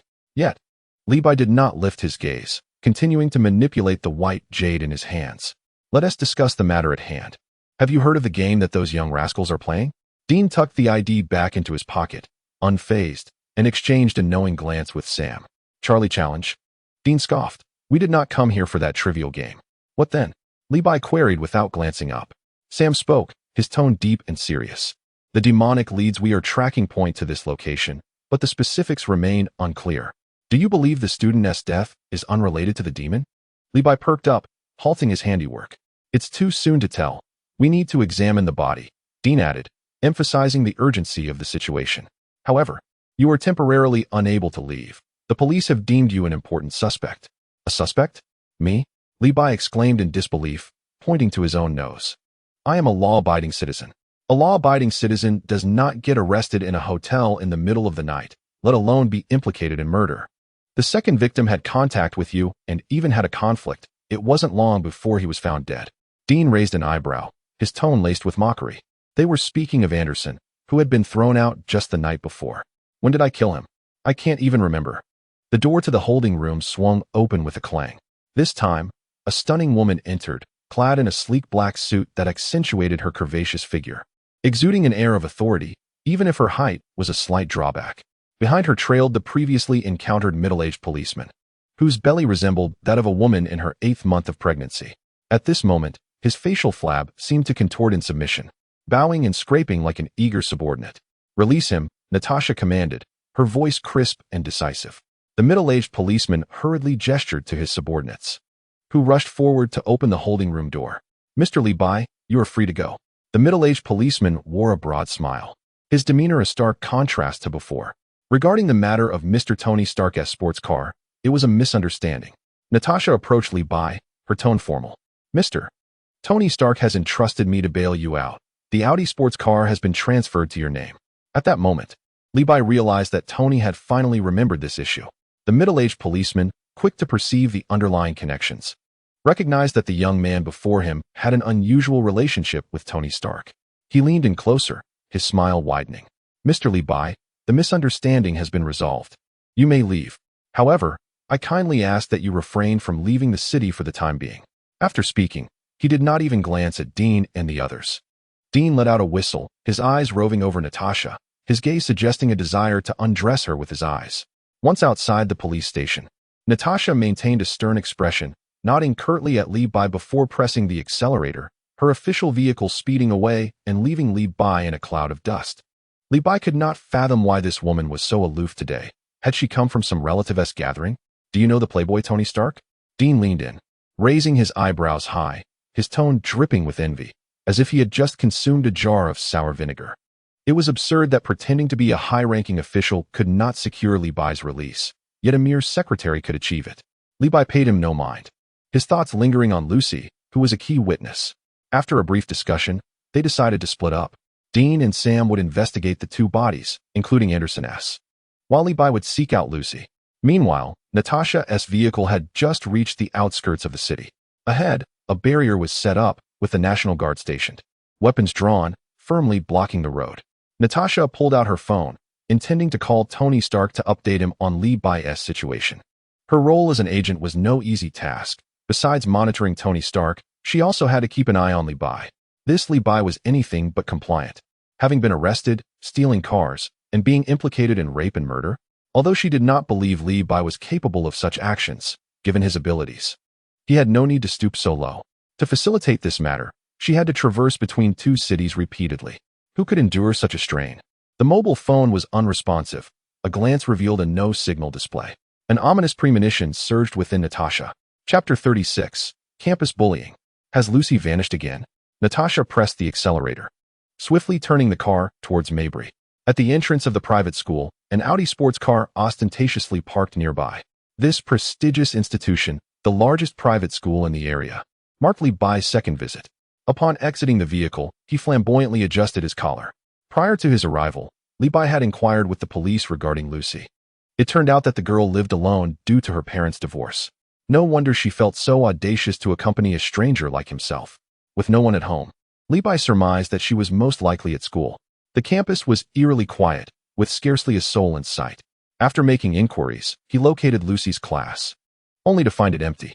Upon questioning a teacher, he learned that the students were outside for physical education. Upon arriving at the playground, Li Bai was taken aback. Students were scattered in groups, engrossed in their own activities, with no sign of any teachers. Was this what they called a physical education class, so utterly free? Li Bai reminisced about his own school days, where physical education meant free play. As he contemplated asking someone about Lucy's whereabouts, he noticed a group gathered in a corner outside the gym, seemingly engaged in some raucous activity. Approaching closer, he discovered a crowd surrounding a student in a wheelchair. The boy, with short curly hair and a face speckled with freckles, was the object of their derision. The surrounding ruffians, menacing and boisterous, shoved one another while hurling insults. Li Bai had no intention of intervening. His sole focus was to find Lucy. However, before he could inquire, someone stepped in front of him with an air of impatience. Get lost, mind your own business. The ringleader, a flamboyantly dressed individual with meticulously styled hair, likely a frequent patron of a local stylist, shoved Li Bai, continuing his tirade. In response, Li Bai swiftly delivered a decisive blow. The audacious leader was sent sprawling to the ground, motionless, resembling a discarded sack. The surrounding crowd, stunned, collectively gasped, "Dragon Country Martial Arts." They then scattered like frightened birds. Only then did Li Bai turn his attention to the freckled boy in the wheelchair. Just as he was about to inquire about Lucy's whereabouts, the boy spoke first. "Thank you," he said, his voice soft yet sincere. "You really shouldn't have waded into this mess." Li Bai noted the boy's perceptiveness, yet he couldn't help but feel that enduring such bullying without retaliation was overly timid. During his own school days, he had faced similar situations, and without hesitation, he had fought back. From that moment on, who would dare to provoke him again? Bullying was a matter of either 0 instances or countless encounters. Li Bai couldn't help but glance at the boy's legs, wondering if his physical limitations were the reason for his reluctance to resist. Yet the boy's spirit seemed no different from that of an ordinary person. After assessing the situation, Li Bai, not being a medical professional, decided to cut to the chase. "Do you know where Lucy is?" The freckled boy raised his hand and pointed towards the adjacent gymnasium. Moments ago, the teacher had instructed her to retrieve something from the gymnasium. Li Bai waved his hand dismissively and turned to leave. The gym was eerily vacant, devoid of any presence. Could that freckled boy truly be a deceiver? "Lucy! Lucy!" Li Bai's voice reverberated through the desolate space, the emptiness lending a chilling atmosphere akin to a horror film set. As he circled the gym, his anxiety grew, for he found no one. Suddenly, his expression shifted dramatically, as if struck by lightning, and he charged in a particular direction with the fervor of an Olympic sprinter, determined to seize the gold medal. Within moments, he halted at the door of the equipment room, which stood ajar, revealing a disarray of basketballs, soccer balls, and volleyballs. Resembling a cluttered shop, he had sensed Lucy's presence just moments before, She must be here. However, the aura was faint, flickering like a candle in the wind, indicating a state far from normalcy. With no time to ponder, he darted inside. The sight before him nearly caused him to lose his breath. Lucy lay face down on the ground, her waist and back bleeding profusely, staining the floor crimson. She turned her face slightly, blood spilling from her lips like a stranded fish, teetering on the brink of death. "Lucy!" Levi bellowed, rushing to lift her in a desperate attempt to transport her to the hospital. She could not perish. She was his vital lead. Yet, just as he reached out, his movements froze, a sudden realization striking him. He possessed the miraculous beans. As he prepared to retrieve the beans from his system, he noticed Lucy remained unresponsive. Panic surged within him as he sensed her aura once more, and despair gripped his heart. It was too late. Lucy was gone, staring at her lifeless body. He cursed the name Lucy. How toxic it was. This was the second Lucy he had encountered, and now she lay dead. Or perhaps it was he who bore the curse of a Grim Reaper. Shaking his head vigorously, he inhaled deeply, forcing himself to regain composure. Upon closer inspection of Lucy's wounds, it was evident that the depth and precision of the cuts indicated a profound malice, far beyond mere supernatural interference. This was undoubtedly a serial murder, and the perpetrator had cleverly masked their crimes behind a facade of malevolence. Levi recalled Lucy mentioning her involvement in A.S.'s game. First, there was the initial victim. Then that unfortunate Anderson. Could Lucy have been the third unfortunate soul ensnared in that ghastly game? Regrettably, Lucy had been inebriated the previous night, leaving him with no inquiries. And today, he had been summoned by the police for questioning. Levi felt an overwhelming sense of frustration, akin to a harbinger of misfortune, as calamity seemed to follow him wherever he went. Anderson was gone, and now Lucy had met the same fate. He was not some cursed rolling washer, destined for disaster at every turn. With a resigned sigh, he recognized that further lamentation was futile. This mess would be best left for the police to unravel. Since there were no supernatural forces at play, there was no need for him to meddle. Dean and Sam, those two brothers, were likely still lingering by the coroner's side. His presence would be of no consequence, for this was clearly a human act. Preparing to contact the two, Levi exhaled a cloud of white breath. Alas, this gymnasium resembles an ice house. Has the air conditioning been set excessively low? Levi rubbed his arms, feeling goosebumps rise all over his body. He remained oblivious to the figure behind him, identical to Lucy, silently materializing. A chill crept up his neck, as if something sinister had fixed its gaze upon him, causing his hairs to stand on end. When he abruptly turned around, Lucy had already lunged at him, like a wisp of smoke, directly merging into his being. Goodness! Levi felt his entire body stiffen, his insides twisting in discomfort, as if he were about to retch. This is bad. That girl, Lucy, must have transformed into a malevolent spirit after death. Dean and Sam had mentioned before that not everyone becomes a vengeful spirit upon passing. Only those with immense grievances can. How could he have forgotten this? Vengeful spirits do not engage in rational discourse. They are akin to rabid dogs, devoid of reason, attacking indiscriminately. A system notification echoed in his mind. Eerie intrusion into the host's body has been suppressed. Do you wish to expel? Hearing the system prompt, a weight lifted from his heart, and he felt considerably more at ease. He could not help but ponder what Lucy had experienced before her demise to harbor such resentment as to become a malevolent entity. Yet, now was not the time for such reflections. He was grateful for the system, capable of preventing possession. It truly proved invaluable in critical moments. Expel. Levi commanded the system. No sooner had he spoken than Lucy's malevolent spirit was expelled from his body. Yet she was undeterred, attempting to pounce again upon her release. Levi's expression darkened. This ghost, who had sought his company in life, continued to pursue him in death. He had encountered a spectral seductress. So, you still wish to persist? With no means of communication at hand, Levi raised his hand and unleashed a piercing blast. Lucy's malevolent spirit shattered, vanishing without a trace. He exhaled in relief as another system notification chimed. Reward: 1 mode of transportation. Transportation? Upon inspecting the system, Levi was taken aback. This was no automobile. It was clearly a hovering vehicle from Dragon Ball, devoid of wheels. Not the time to admire the vehicle, however. He pulled out his phone to call the two brothers, but after an eternity of dialing, he realized this cursed place had no signal. As he prepared to leave this treacherous locale, voices echoed through the gymnasium, calling Lucy's name.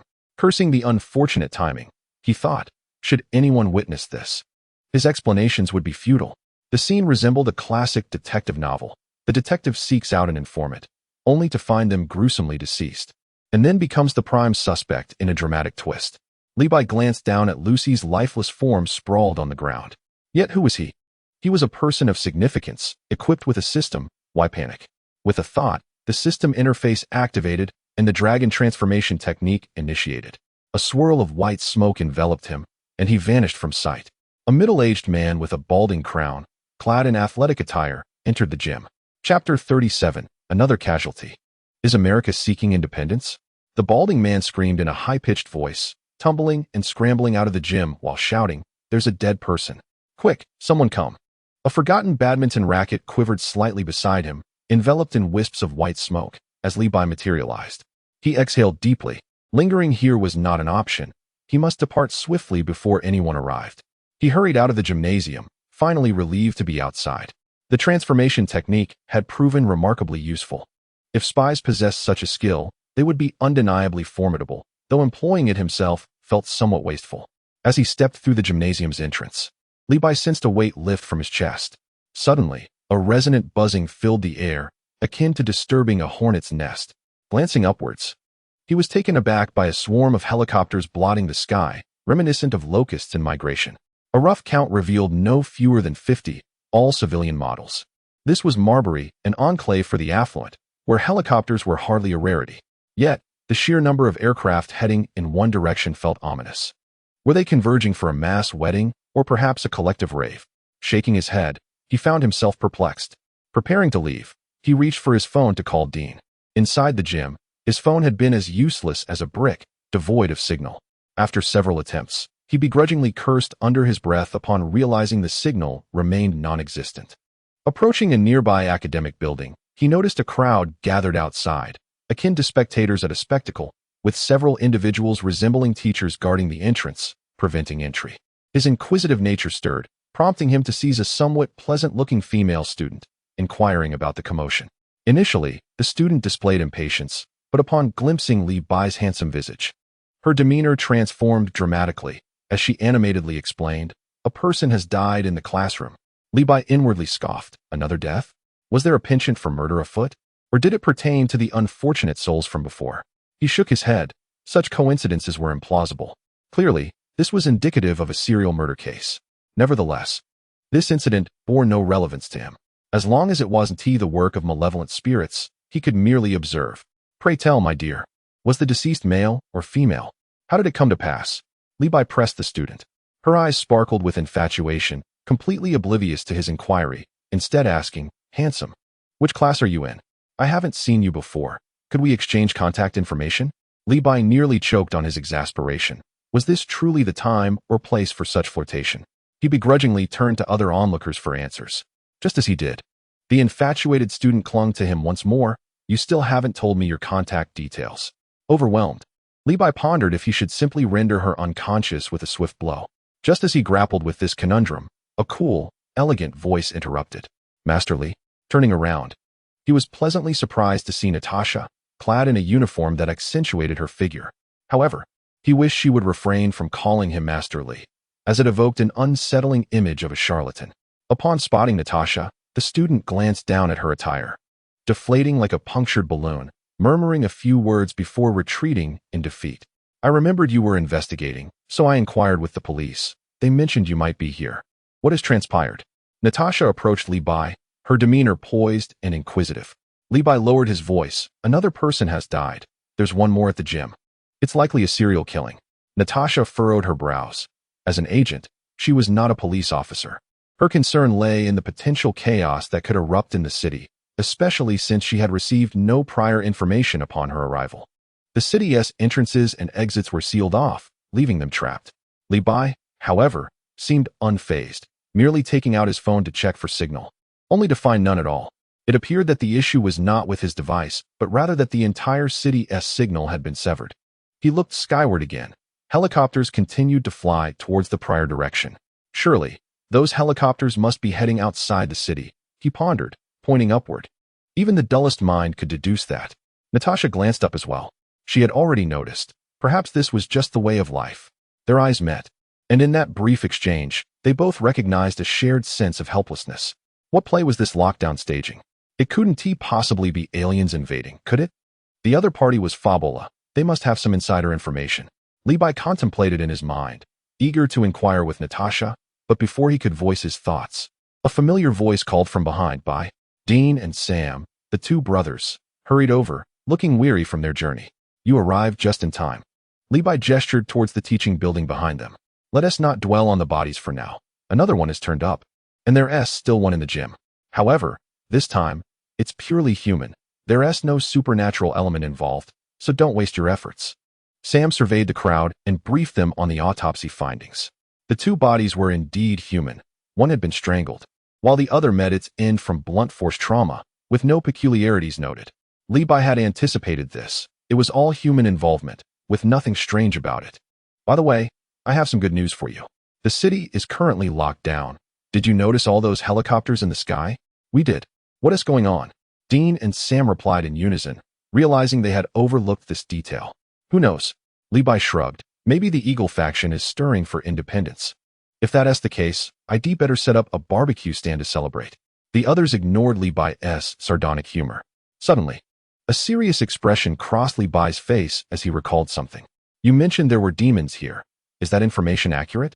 Our intelligence suggests so, Sam explained. There are reports of demon worship occurring here, which is why we came to investigate. Since you were the closest, we thought to enlist your help. Levi mused to himself. What a futile trip this was, though he had acquired a hovering vehicle. It seemed that even the demon hunter's intelligence network was not entirely reliable. Well then, I suggest we find a place to hide, Levi proposed. Once this mess is over, I'll make a swift return home. This trip has been quite the hassle. Dean and Sam were still eager to conduct further examinations, unwilling to give up so easily. Levi, growing weary of their stubbornness, turned to leave. As he reached the school entrance, he was taken aback by the scene before him. A throng of people, adults and children alike, all pushing towards the school. Was it the end of the school day? Were parents arriving to pick up their children? Upon closer inspection, something seemed amiss. Aside from the parents, numerous individuals donned in military uniforms, armed to the teeth, created an atmosphere reminiscent of impending conflict. Levi's heart raced with apprehension. Could it be that the Eagles were truly stirring for independence? As of today, this narrative shall be officially verified. To those who appreciate this tale, your support is greatly welcomed. Comments urging updates are never too many, although I seldom peruse them. In conclusion, I humbly ask for your generous contributions of love. Chapter 38, Infectious Disease, Cult of the Devil. Levi's eyelids twitched as he seized a hurried parent who was fetching their child. Good sir, have you all coordinated to come to the school for your children? The parent, visibly anxious yet patient, replied, It's an infectious disease. It's spreading rapidly within the city. We were notified and rushed here. Understanding dawned upon Levi. No wonder the city exits were sealed. They feared the contagion would spread. Reflecting on the buzzing helicopters overhead, he comprehended that the affluent had already received the news. Upon hearing even the slightest disturbance, they hastily boarded their helicopters to flee. He overheard the parents discussing how few dared to venture outside the city, and they too were concerned for their children, thus mustering the courage to retrieve them. This institution, being the largest private school in the area, had been temporarily requisitioned as a safe zone. Now, he grasped the purpose of the armed National Guard stationed at the entrance. They were tasked with safeguarding this location. Levi felt disheartened. He had anticipated a genuine uprising for independence and had intended to join the fray. Instead, after all the commotion, it was merely an outbreak of disease. Dean and Sam, the two brothers, had already melded into the crowd, claiming they wished to further inspect the two corpses. Levi noticed Natasha conversing with a commanding figure among the National Guard, seemingly inquiring about something. The campus swelled with individuals, bustling like a marketplace, and Levi wished to avoid this turmoil. Scanning the area for a tranquil spot, he realized that he would not be leaving anytime soon. The infectious disease was not a matter that could be resolved in a day or two, and he likely would be confined to this school for a couple of days.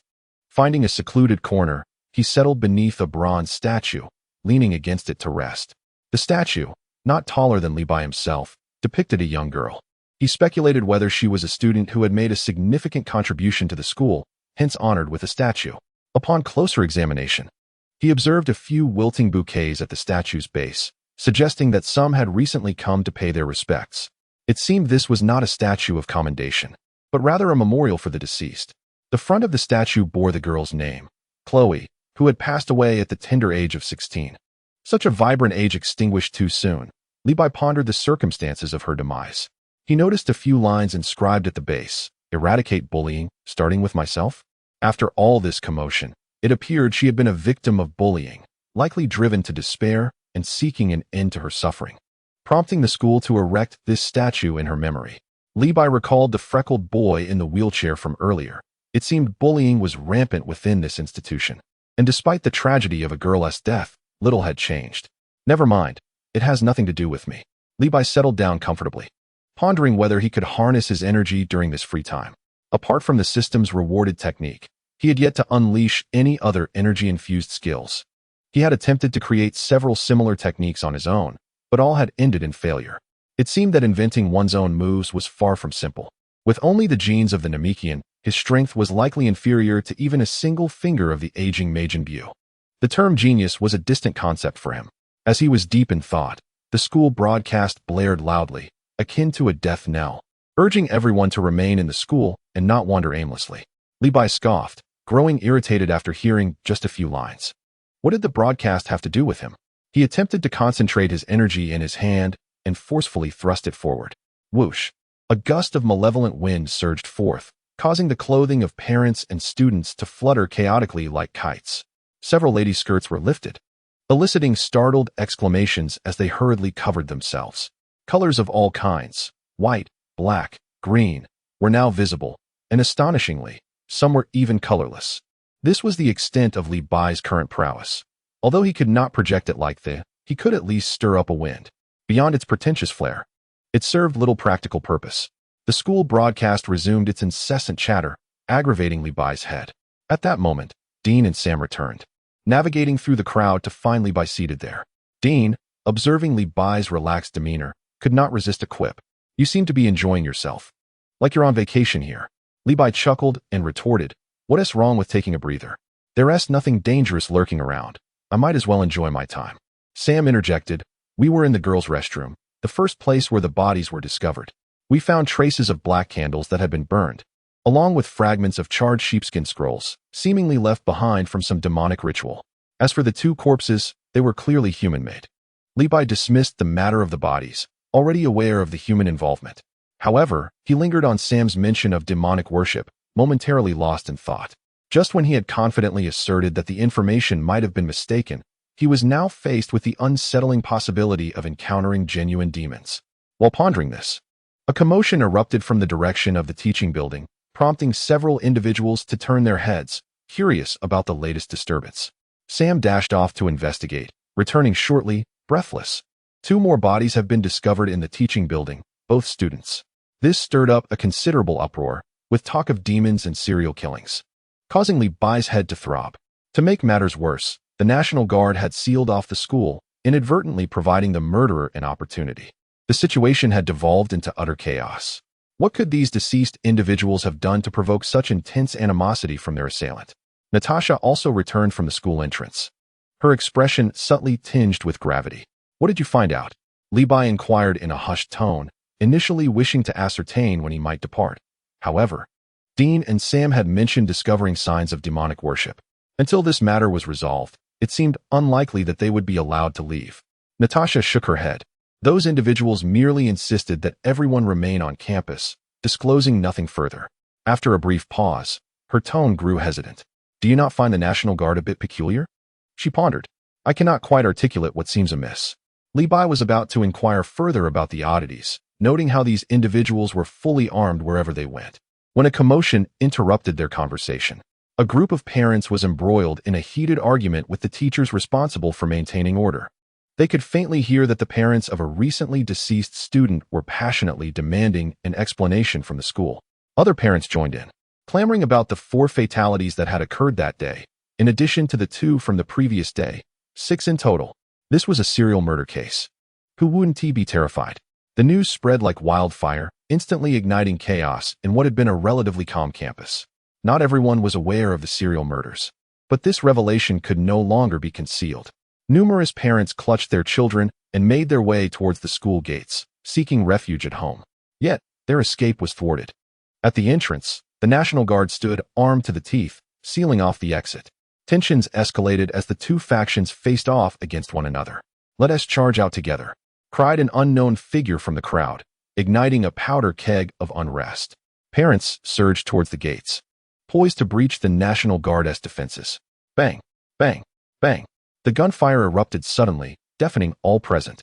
The sound reverberated like firecrackers, sending everyone, parents and students alike, sprinting back into the campus, the scene reminiscent of a zombie apocalypse.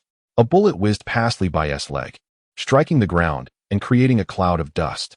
Natasha, quick-witted, seized Levi, and together they darted behind a nearby statue of a girl. Dean, too, swiftly slid behind a stone pillar. The gunfire ceased, leaving a grim tableau at the campus entrance. There lay both parents and adolescents, some already lifeless, others still groaning softly.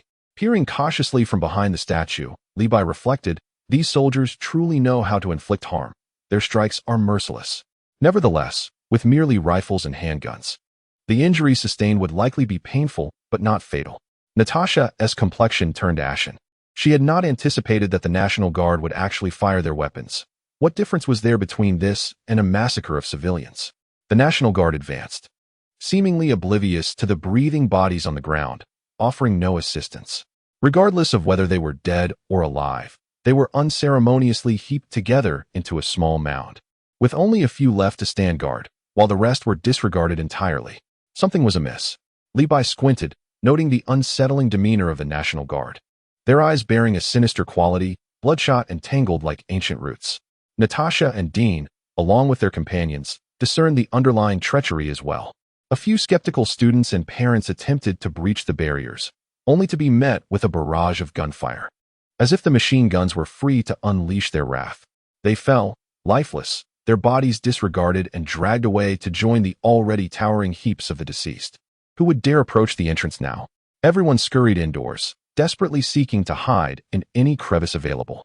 A member of the National Guard emerged from the ranks, brandishing a loudspeaker, his voice hoarse as he bellowed for everyone to remain calm and refrain from fleeing, lest they be shot. Levi felt no fear. The bullet striking his body would merely sting. However, Natasha was somewhat anxious, tugging at Levi's sleeve and inquiring if they could fight their way out. Leave? Levi had no desire to exit. The matter with the demons remained unresolved. Just then, several National Guards, rifles in hand, staggered towards the teaching building. Upon seeing them, the occupants screamed in terror, their cries resonating painfully in the air. Dean, hiding behind a rock, seized the moment and fired a shot. One of the National Guards paused momentarily, glancing down at the smoking hole in his chest, as if merely scratching an itch. In retaliation, he unleashed a volley of bullets. Dean was pinned down, unable to lift his head, as bullets ricocheted off the stone, sending sparks flying. Sam emerged from the flower bed, aiming for the National Guard's head, and fired. At last, that individual ceased to pose a threat. Natasha hiked up her skirt and drew a small pistol from her thigh, firing another shot that resulted in another explosion of blood. Levi observed the National Guards with a sense of bewilderment. Were they the ones infected? They appeared no different from ordinary people, save for the red veins in their eyes. They were remarkably resilient, requiring a headshot to neutralize. Gazing at the newly acquired mystical being, which marked his fourth, he had yet to make use of any of them. Natasha, startled, had initially aimed her weapon when something long and sinuous darted past her, mistaking it for a snake. Turning to see Levi behind her, she hesitated to ask, recalling his earlier skill that had emitted a beam of light, swallowing her words. The group continued to retaliate, but the overwhelming numbers of the National Guard proved daunting. Noticing the gunfire, a swarm of guards encircled them. The four fled swiftly into a classroom, shutting the door behind them. Outside, the National Guards, seeing individuals enter, were not in haste. They stationed two at the entrance, refraining from a direct assault, while the others meandered towards the other buildings. Soon, the sounds of anguish echoed from within the classroom, reminiscent of a slaughterhouse. Moments later, muffled gunfire rang out, as if emanating from beneath thick blankets. Inside the office, the four exchanged glances, each wondering about the other's thoughts. Natasha could no longer contain her curiosity. These individuals seemed to possess some sinister objective. Dean, loading bullets into his gun without lifting his gaze, muttered, I don't know, but we certainly can't exit. Sam's gaze was fixed intently on Levi. Just now, Did your arm stretch out? Li Bai smirked. Only now you remember? What a fuss. I was merely practicing yoga. Is that so strange? Sam paused, shook his head, and began loading bullets into a magazine, his movements akin to a seasoned farmer stuffing corn into a sack. Li Bai remained unfazed. To him, these National Guardsmen were nothing more than delivery men, providing a chance to earn some rewards along the way, much to his delight. Dean glanced at Sam and then at Natasha, nodding as if to say, ready? I'll open the door. You cover me. His eyes swept over to Li Bai, who stood empty-handed, only to retrieve a sawed-off shotgun from the small of his back and pass it over. Upon seeing it, Li Bai was taken aback. Wasn't this an old acquaintance? It was with this very weapon that he had secured numerous rewards, including the notorious in the cannibal tribe village. He felt a surge of excitement, but did not take the gun. There was no need. Li Bai walked over to a wall, and the others watched in confusion. Except for Natasha, who understood. She recalled how Li Bai had dispatched Lucy, blasting several holes in the walls. Was he planning to employ the same tactic? However, as Li Bai approached the wall, he took a deep breath and swung his fist against it. The speed was reminiscent of a pile driver, debris flying in all directions. In mere moments, a large hole appeared in the wall, large enough for a person to pass through. Everyone was left dumbfounded, staring at Li Bai's hands, pondering, how were they even formed? A mutant? What are you still dawdling for? Move it. Li Bai waved his hand, urging them not to waste any time. One by one, like moles emerging from their burrows, they streamed through the hole. On the other side of the wall was another classroom in a different teaching building. The classroom was desolate, devoid of any presence. Yet, one figure lay motionless on the floor, blood pooling beneath them, revealing the unmistakable form of a female student with several holes in her back. A chill gripped their hearts as they recalled the recent series of murders on campus. How could the murderer still strike with such audacity? This marked the 7th victim. What kind of enmity could provoke such violence? With no time to ponder further, their eyes shifted towards the windows. The National Guardsmen were emerging from other buildings, dragging something behind them. Upon closer inspection, it was people, 8 in total, both men and women. They resembled wilted vegetables, their faces bruised and battered from the beatings they had endured. Li Bai frowned at the sight. Were these fools exerting such effort merely to capture these few individuals? Chapter 40. Bullying, Revenge, Sacrifice. Within the teaching building, more people continued to emerge. Someone was pushing a wheelchair, upon which sat a boy bearing a face full of freckles. Li Bai's brow furrowed. This freckled boy seemed to be quite unfortunate. What scheme were these National Guardsmen concocting by apprehending these individuals? 9 in total, comprising the 8 captives and the freckled boy. They were brought before a makeshift mound of corpses. Faintly, one could still hear the cries emanating from the small mountain. The sound of those who had not yet succumbed to death. This scene vividly resembled a hellish tableau of lamentation. Yet the faces of the National Guard bore not a shred of sympathy. Soon, Li Bai sensed something amiss. The 8 individuals had been cast before a heap of corpses, and thereafter were left to their own devices. When someone attempted to flee, they were met with a brutal blow from the butt of a rifle, sending them crashing back. In stark contrast, the freckled man in the wheelchair exhibited neither fear nor concern. It was not due to his physical limitations, but rather, Li Bai discerned an unsettling smile upon his face. The freckled man maneuvered his wheelchair, pausing before each of the captives, his lips flapping like a salesman. Though the distance rendered his words inaudible, Li Bai pondered, could this fellow be in cahoots with the National Guard? What was his intention? To flee, to remain, or to engage? Natasha's voice was as frigid as a block of ice freshly extracted from the freezer, resolute and unwavering. Dean and Sam simultaneously cast their gazes upon Li Bai, their eyes clearly declaring, "Brother, the decision rests with you." Li Bai's earlier punches had effortlessly breached the wall, and both Dean and Sam understood that he was no ordinary individual. He was likely a mutant. With such prowess, escaping would undoubtedly be easier for him than for them. As for demons, survival was their foremost concern. Although they were indeed demon hunters, they now faced a cadre of armed soldiers, not supernatural fiends. And living to tell the tale was paramount. Wait, Li Bai gestured, unwilling to depart so soon. The individuals before them could yield precious resources. What if there were other rewards? It would be a grave mistake to let such an opportunity slip away. The 3 were momentarily taken aback. Wait? What was there to wait for? With no one paying them heed, it was indeed an opportune moment to make their escape. Just as they were about to inquire about Li Bai's intentions, a sudden hiss emanated from him, releasing a plume of white smoke. As the smoke dispersed like theatrical dry ice, Li Bai vanished without a trace. In his stead hovered a plump pigeon, fluttering clumsily in midair, its wings unsteady, almost toppling. Natasha's eyes nearly bulged from their sockets. What in the world is this? Dean's mouth hung agape, murmuring, magic?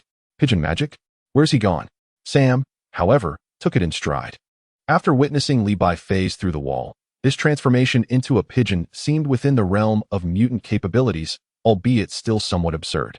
The three were lost in their own thoughts, particularly Natasha, whose mind raced with questions. Just how many secrets did this young man harbor? Time and again, he unveiled something new. If that bald-headed individual were to discover this, he would likely dream of abducting Li Bai back to S.H.I.E.L.D. and enlisting him in the Avengers. Amidst their astonishment at the pigeon, it suddenly spoke, its voice unmistakably Li Bai's, laced with a hint of irreverence. Gentlemen, keep your heads down and remain silent. I shall venture ahead for reconnaissance. Do not summon that band of National Guardsmen, for their bullets possess no regard for life. The three were utterly bewildered. A pigeon speaks? Has this world become fantastical? Yet upon reflection, if humans can transform into pigeons, then perhaps it is not so implausible for a pigeon to converse. They stood, dumbfounded, watching Li Bai, now a pigeon, flapping his wings clumsily as he flew out of the classroom window. As Li Bai morphed into a pigeon, his perspective shifted dramatically. Gazing down from above, the campus scenery appeared rather pleasing. With wings flapping, he felt a thrilling sense of liberation.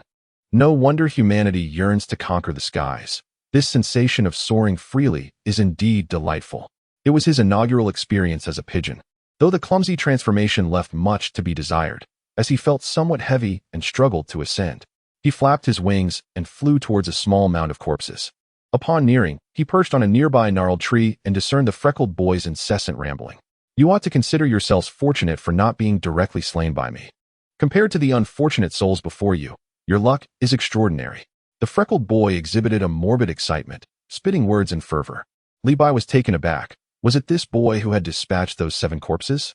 How could one in a wheelchair commit such acts? Could it be that the wheelchair concealed some mechanism? The freckled boy continued his monologue. Do not presume this is the end. The torment you inflicted shall be repaid 100-fold. No, 1,000-fold. Nay, 100,000 times. Li Bai listened, perplexed. Revenge? Was this the retaliation of a bullied individual? If so, why the dilly-dallying? Does he not know that verbosity can lead to the demise of supporting characters? The 8 unfortunate souls, adorned with injuries, quivered in fear like quails, scarcely daring to breathe as they listened to the freckled boy enumerate their transgressions. Li Bai gleaned that this group had participated in the torment of others at school. Among the 8, besides the students, there were 2 middle-aged women, one black and one white, both attired quite professionally, likely educators, yet they appeared less than human. Li Bai began to comprehend that this was a bloodbath ignited by school bullying, and the freckled boy sought vengeance. However, he sensed that a few individuals were conspicuously absent.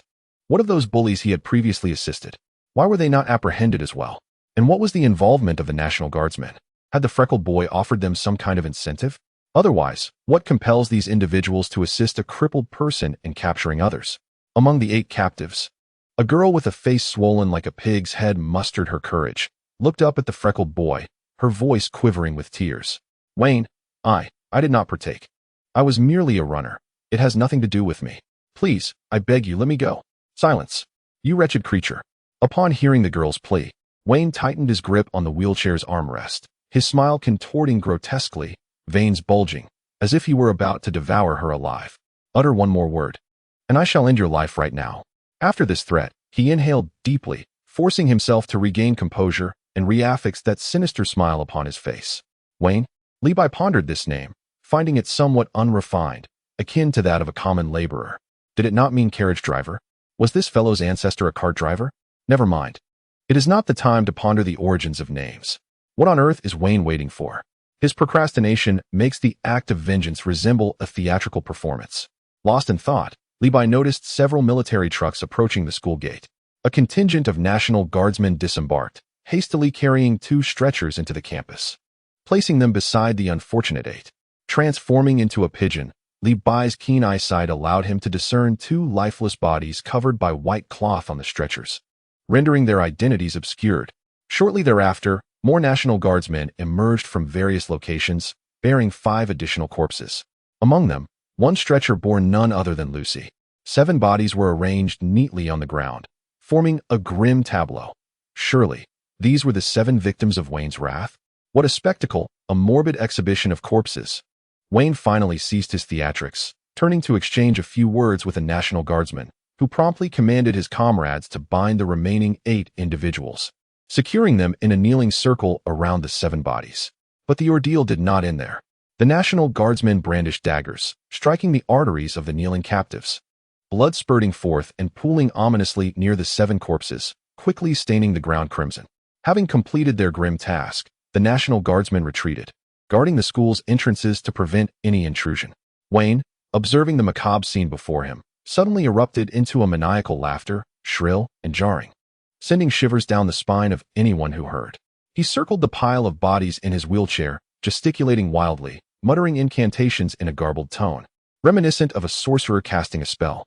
As Levi transformed into a pigeon, he found himself unable to comprehend the arcane terminology.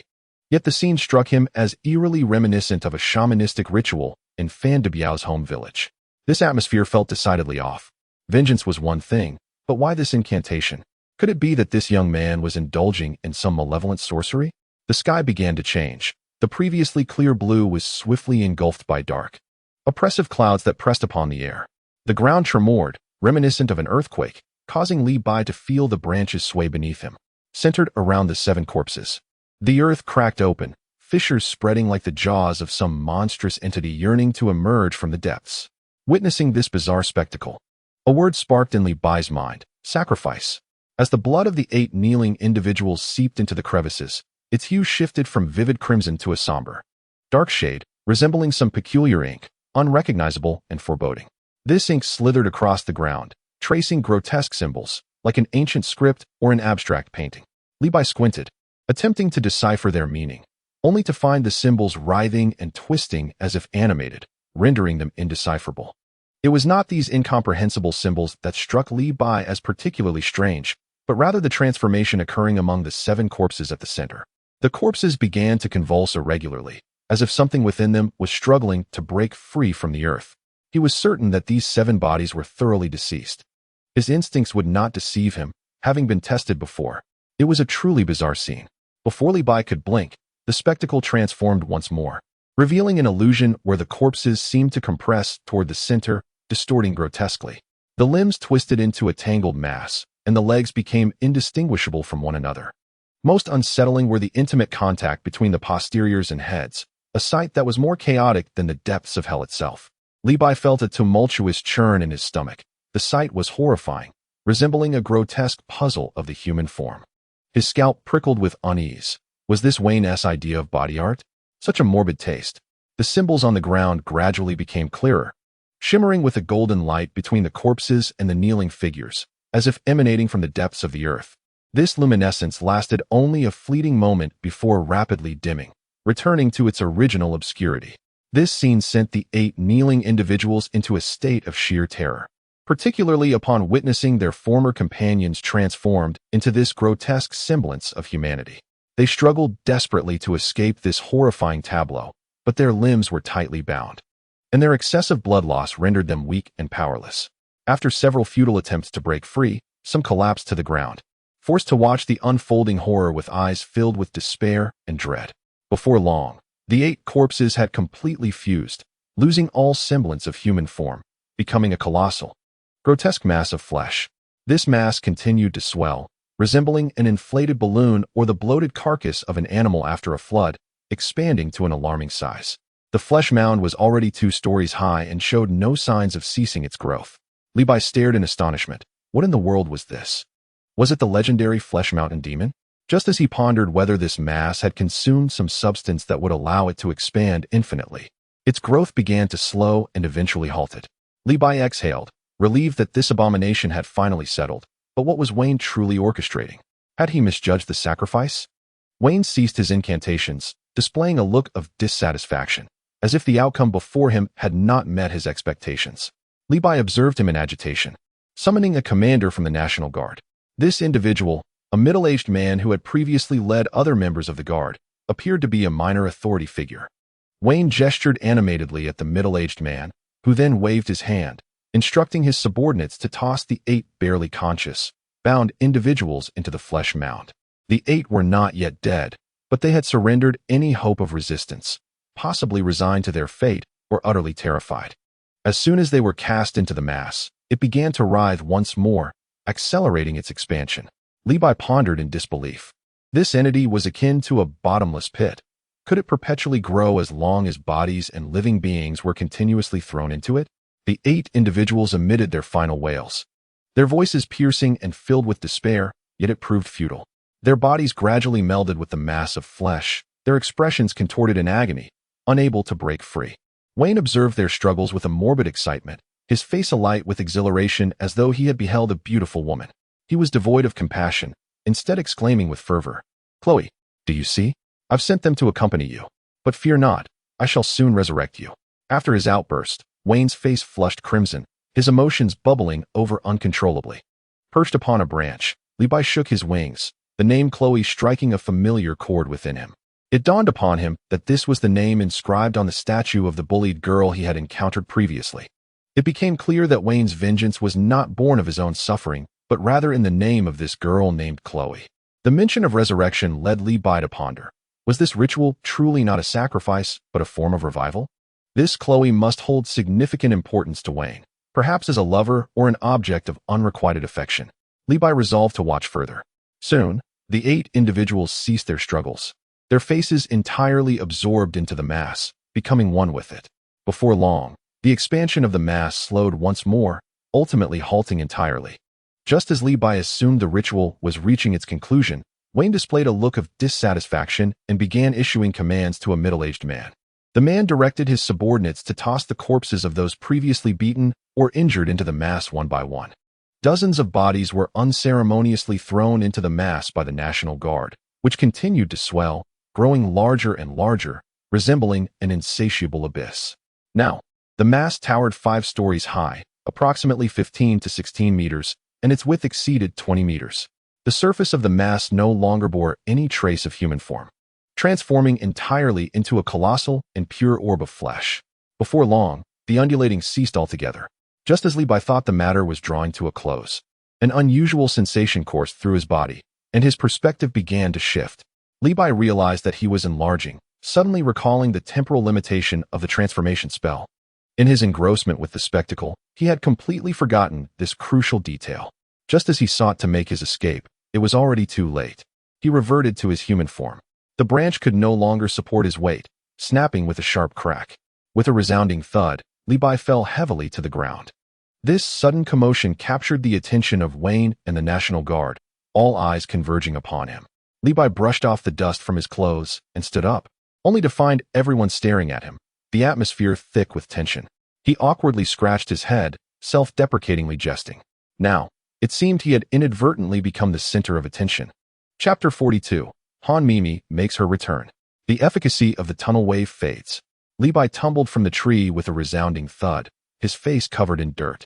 As he brushed off the dust from his trousers and had yet to rise, a multitude of ominous gun barrels were suddenly directed at him. A scene reminiscent of a cinematic spectacle. The surrounding silence was so profound that the fall of a pin could be discerned. Levi flashed a grin, shattering the eerie stillness. "Ladies and gentlemen, no need to be alarmed. I am merely passing through, just stopping by to purchase a bottle of soy sauce. And then I shall depart. Is that agreeable?" Upon uttering these words, it was akin to dousing boiling oil with cold water, and the National Guard erupted in chaos. The sound of rifle bolts being drawn resonating throughout, bullets chambered, nearly on the brink of being fired.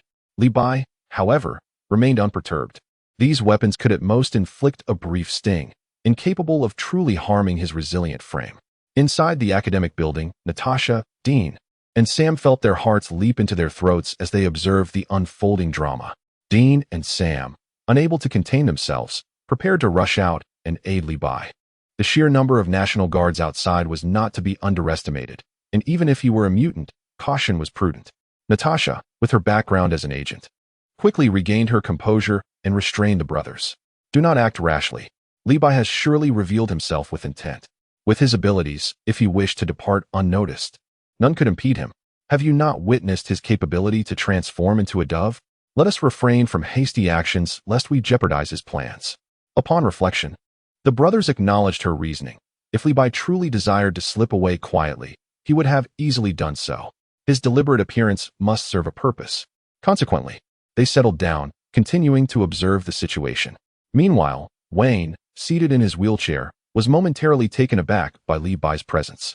He had not anticipated that the man who had once assisted him would descend from a tree, having missed how Li Bai had managed to climb it in the first place. Seeing Wayne glance his way, Li Bai cheerfully greeted him. "Hello, Wayne. Purchasing some insider information. Are we?" Wayne, initially bewildered, swiftly grasped the situation. "You may leave now." Li Bai was taken aback by Wayne's unexpected dismissal, which was delivered with such nonchalance. Even more surprising was Wayne's gesture toward the National Guards, particularly the middle-aged man, signaling them to allow Li Bai to pass. To Li Bai's astonishment, the National Guards complied dutifully, lowering their weapons. He pondered internally why these soldiers were so obedient to Wayne. Could it be that someone in Wayne's family held a position of authority over them? Unable to decipher the connection, Li Bai dismissed the thought, resolute in his decision to remain. The corpulent figure before him exuded an unsettling aura, undoubtedly linked to the bizarre circumstances at hand. This was an opportunity presented on a silver platter, and he could not let it slip away. With a cheeky grin, Li Bai addressed Wayne. "I shall not be leaving. You carry on with your affairs, pay me no mind." Wayne did not respond further, seemingly magnanimous, treating Li Bai with a degree of leniency not afforded to the innocent students, perhaps due to their prior acquaintance. The middle-aged man approached Wayne once more, inquiring if they could commence. As he spoke, his gaze occasionally darted towards Li Bai. Any sign of movement from him would prompt immediate action. Li Bai returned the man's smile, a silent greeting, yet he received no acknowledgement in return. Wayne, now focusing on the middle-aged man, replied, "Not yet. We require more time." The middle-aged man rose and gestured to his subordinates, and soon, a large contingent of National Guardsmen emerged from those stationed at various entrances, rushing into the teaching building. It was then that Li Bai realized Wayne's earlier remarks were insufficient. The meatball needed to be larger, necessitating the continued capture of individuals to be thrown inside.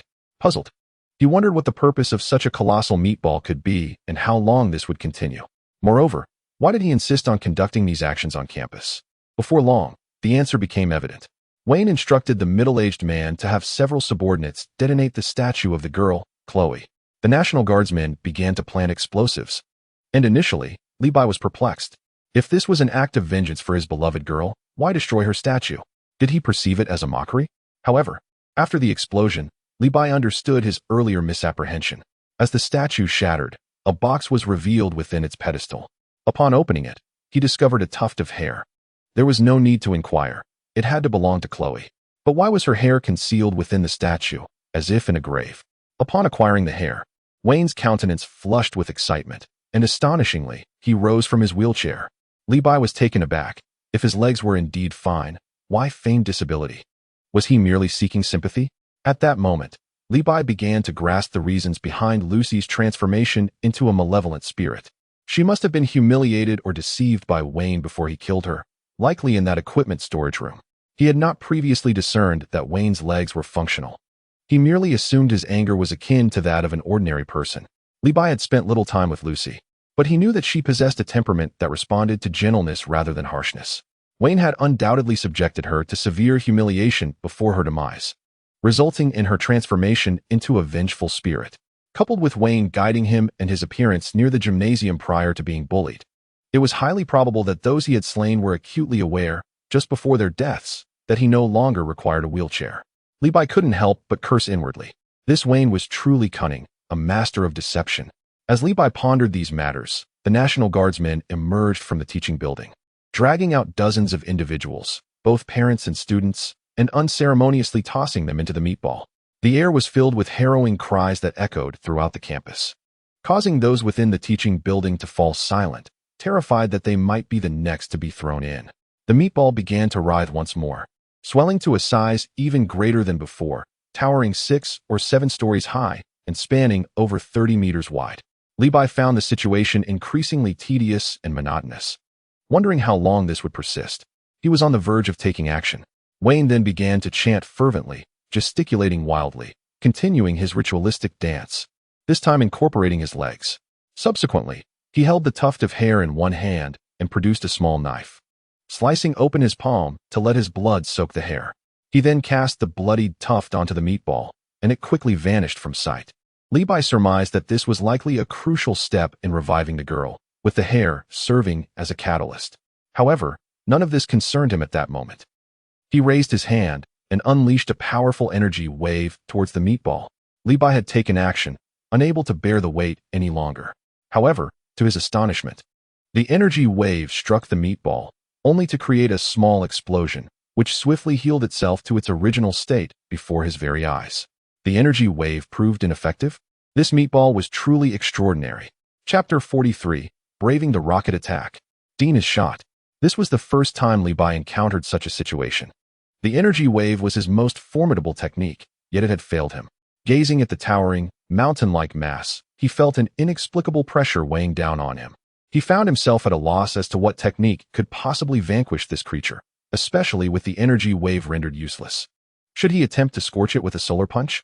Reduce the meatball to jerky under the sun?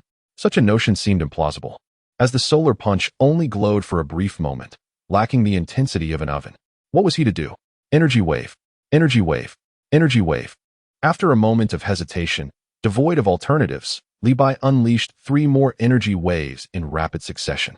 Yet, as before, the meat that had been blasted away simply regrew, as if nothing had transpired. The meatball was indeed peculiar. At this moment, the National Guard troops needed no prompting from Wayne. Upon witnessing Li Bai's energy wave, they paused momentarily, and upon seeing him employ a similar ability, they immediately opened fire. Bullets rained down upon Li Bai, who, of course, was not foolish enough to stand still and take the hits. He darted in circles, attempting to evade as many shots as possible. Though Li Bai was not particularly afraid of bullets, they still stung somewhat, so he took care to protect vital areas such as his head and eyes. At the same time, he targeted the soldiers, retaliating with his energy wave. Energy wave. He dispatched a National Guard member. The system's notification chimed. Congratulations, host. You have slain an anomaly, earning 1 celestial being. Energy wave. Another National Guard member fell. The system chimed again. Congratulations, host. You have slain an anomaly, earning 1 celestial being. Energy wave. A third National Guard member was eliminated. Just when Li Bai assumed the celestial beings were the most basic reward, the system chimed once more. Reward, Yamucha's sword. Li Bai was taken aback. Yamucha's sword? When had Yamucha ever wielded a sword? Upon reflection, he recalled that it resembled an ancient blade from the Dragon Nation. Just as this thought flickered through his mind, he shook his head vigorously, realizing the gravity of the situation and the futility of such thoughts. While dodging bullets, Li Bai continued to eliminate the National Guard troops. Remarkably, he was amassing a significant number of celestial beings. Having dispatched over a dozen National Guard members, he had surprisingly acquired 10 celestial beings from just those few encounters. Energy wave. Another National Guard member met his demise. As Li Bai awaited the celestial beings to be credited to his account, he was once again taken aback. The system's notification resonated. Congratulations, host. You have slain an anomaly, earning a bowl from Little Wukong. Seizing a moment amidst the chaos, Li Bai glanced at the bowl, which belonged to Wukong during his childhood meals. What purpose could this serve? The rewards were becoming increasingly trivial. These National Guard members, the most inferior anomalies, had yielded nothing more than a bowl. Moreover, the bowl remains unwashed. What on earth do I need this bowl for? Just as Li Bai was lost in thought, he heard Natasha's shout, seemingly warning him to be cautious. He looked up to see Natasha, Dean, and Sam rushing out from the teaching building. Having already taken down several National Guardsmen stationed there, Li Bai mused to himself that while the rewards from these guards were meager, there might still be a chance to snag some magical beans. He hoped they wouldn't snatch his kills. Suddenly, an explosion resounded. It was so abrupt that Li Bai had no time to react. As he turned, he noticed something hurtling towards him. A rocket had already reached his vicinity, and he had no opportunity to evade it before it detonated. A massive fireball erupted, engulfing him entirely. Upon witnessing this scene, Natasha halted her fire, her throat constricting. Could Li Bai truly have met his end? Dean and Sam, still coordinating their efforts against the National Guards, presumed Li Bai was surely dead and urged Natasha to retreat. Yet Natasha remained steadfast, continuing to fire at the guards while casting glances towards the site of the explosion. Soon, a smile graced her face. As the smoke and flames cleared, a figure emerged. Li Bai stood there, arms clasped over his head, exposing his back, which resembled tattered rags, missing several pieces. His skin was visible, marred by scratches and blood. Li Bai inhaled sharply. The pain was excruciating. Thankfully, he had managed to turn in time to shield his head, taking the brunt of the blast on his back. Otherwise, he might have been fatally wounded.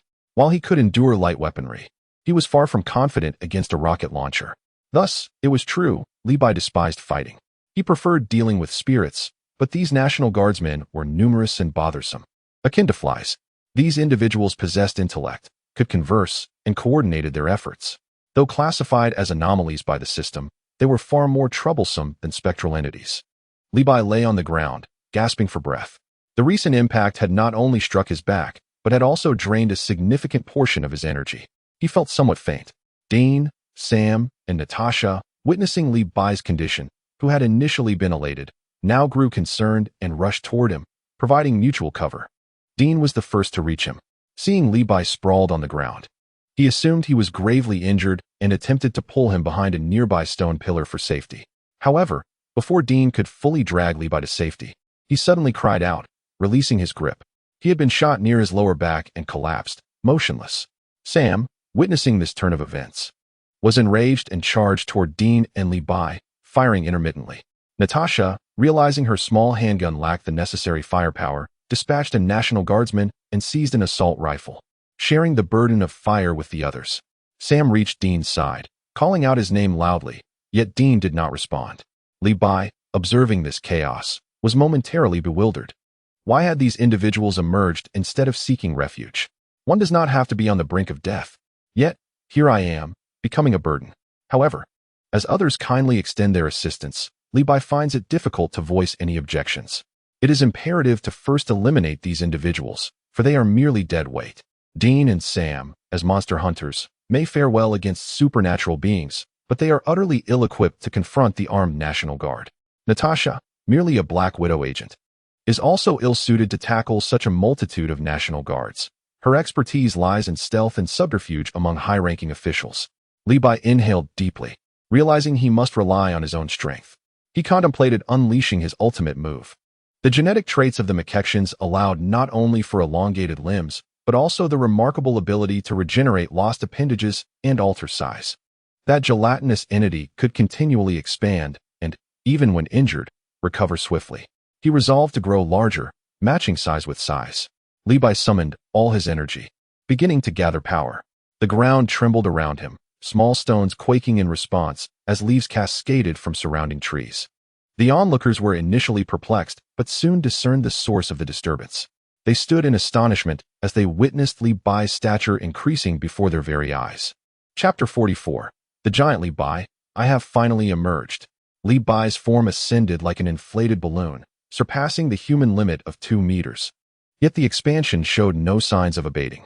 The sound of cracking bones echoed like popcorn in a hot pan, as muscles and sinews stretched to their limits.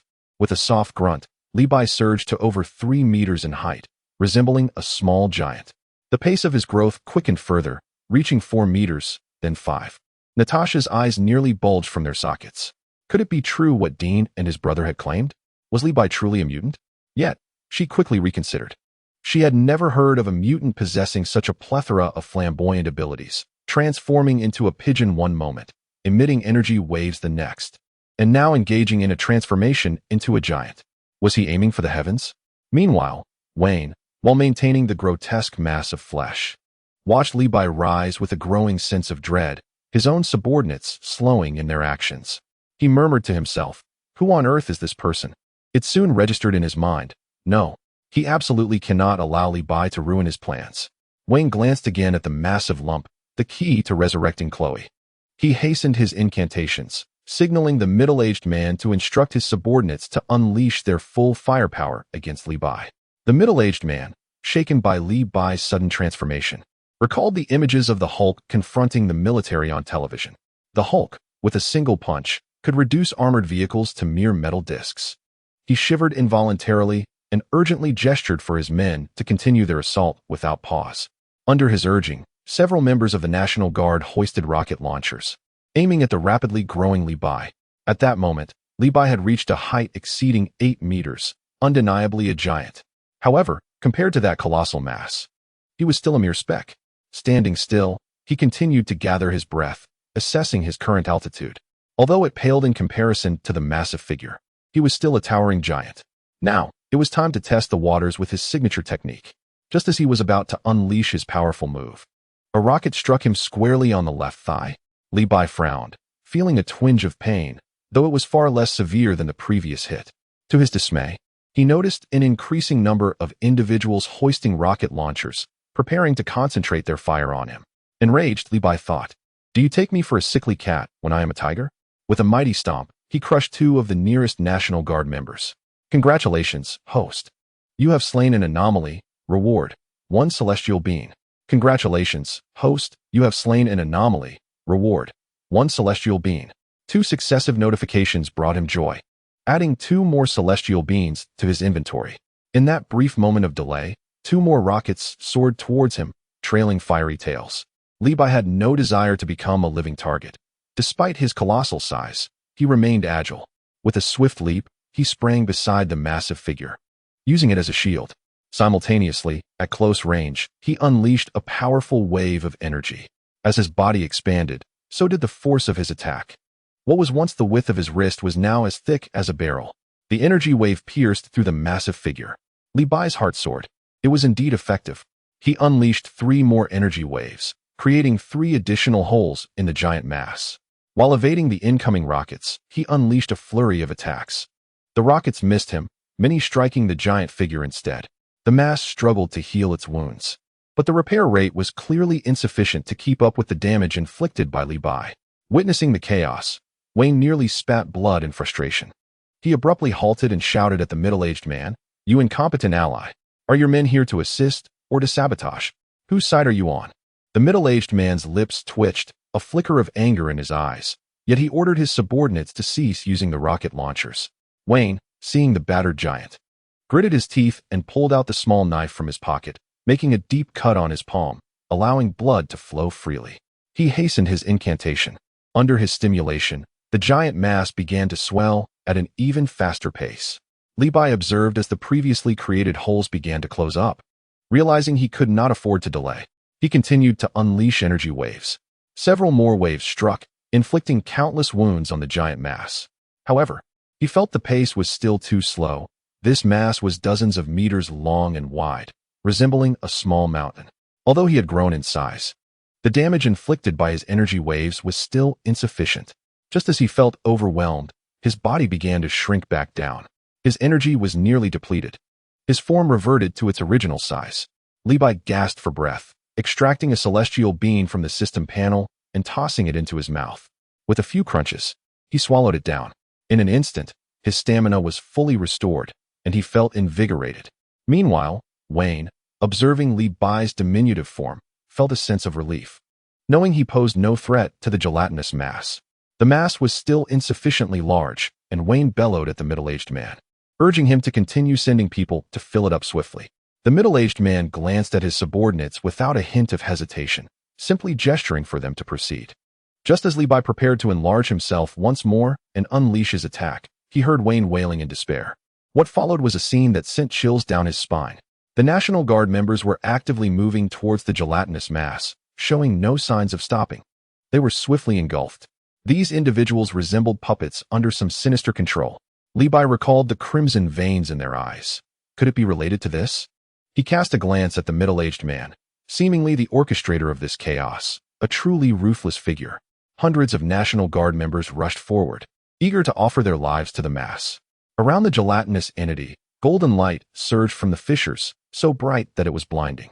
It seemed as though something was truly about to emerge. Wayne, witnessing this spectacle, was overcome with excitement, exclaiming, "Chloe, I am about to see you." An ear-piercing voice rang out, "Kik-kik-kik. I have finally emerged." The sound was deafening, yet no figure was in sight, only black smoke billowing forth from the crevices. Wayne's expression shifted dramatically, disbelief etched across his face. How could this be happening? Before he could finish his thought, the black smoke surged into his mouth. Wayne began to convulse, his face contorting grotesquely as he collapsed to the ground. The entire sequence unfolded rapidly, and Li Bai witnessed it all clearly. Wayne writhed on the ground like a shrimp boiled to perfection, continuing to spasm. Levi felt a chill run down his spine, an intense itch consuming him. Even if he wished to call for an ambulance, there was no signal in this desolate place. After a moment, when Wayne finally ceased his convulsions and lifted his head, Levi nearly gasped in shock. The man's eyes were no longer those of a normal human. Clarity? Non-existent. They were merely two swirling pools of inky blackness. Devoid of any white. That fool truly believed I would assist him in resurrecting his beloved? How naive. Wayne's voice emerged, raspy as though his throat had undergone surgery. As he spoke, he swayed slightly, as if long deprived of movement, his neck cracking ominously. He scanned the survivors present, the middle-aged man, Natasha, Sam, and Dean, who lay motionless on the ground. Finally, his gaze lingered on Levi, an unusually long pause as if he were scanning Levi from head to toe. A cryptic smile crept upon Wayne's lips, causing Levi to tense in apprehension. Could it be that this man had taken an interest in him? Did he harbor some peculiar inclination? As Levi was lost in his thoughts, Sam let out a furious roar. This is bad. He is possessed by a demon. Levi was taken aback. A demon? Possession? Could that dark mist that had seeped from Wayne's mouth just moments ago be the fabled demon? He recalled the many demons depicted in the games and novels he had encountered, and they certainly did not resemble this. Moreover, wasn't he Wayne trying to resurrect his sister? Chloe? What was this all about? Was the resurrection ritual flawed, inadvertently summoning a demon instead? This plot was far too cliché. The more Levi pondered, the more confused he became. Just as he was about to consult Sam regarding the intricacies of demons, he heard Sam wailing once more. Dean, wake up. It was only then that Levi noticed Dean had lain still since he had collapsed. He utilized his energy perception and felt a sudden chill. There was no trace of life emanating from Dean. Had he passed away? Suddenly, he recalled his supply of celestial beans. In his preoccupation with the meatball and the rocket launcher, he had completely forgotten about them. It was truly unfortunate for Dean. Could he not have held on a little longer? Levi observed Natasha approaching to assess Dean's condition. He thought dismissively, "It's too late. Sister, save your efforts." With no energy left, he is undoubtedly beyond saving.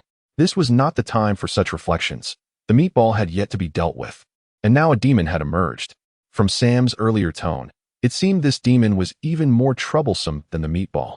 Levi had only heard legends of demons before, never expecting to encounter one in such a manner today. However, he found a slight comfort in the fact that the demon appeared to be ignoring him for the moment. Once he saw the demon move and confirm it was no longer focused on him, he let out a sigh of relief. If he were forced to contend with both the meatball and the demon simultaneously, he would surely be exhausted. Thankfully, he had the celestial beans.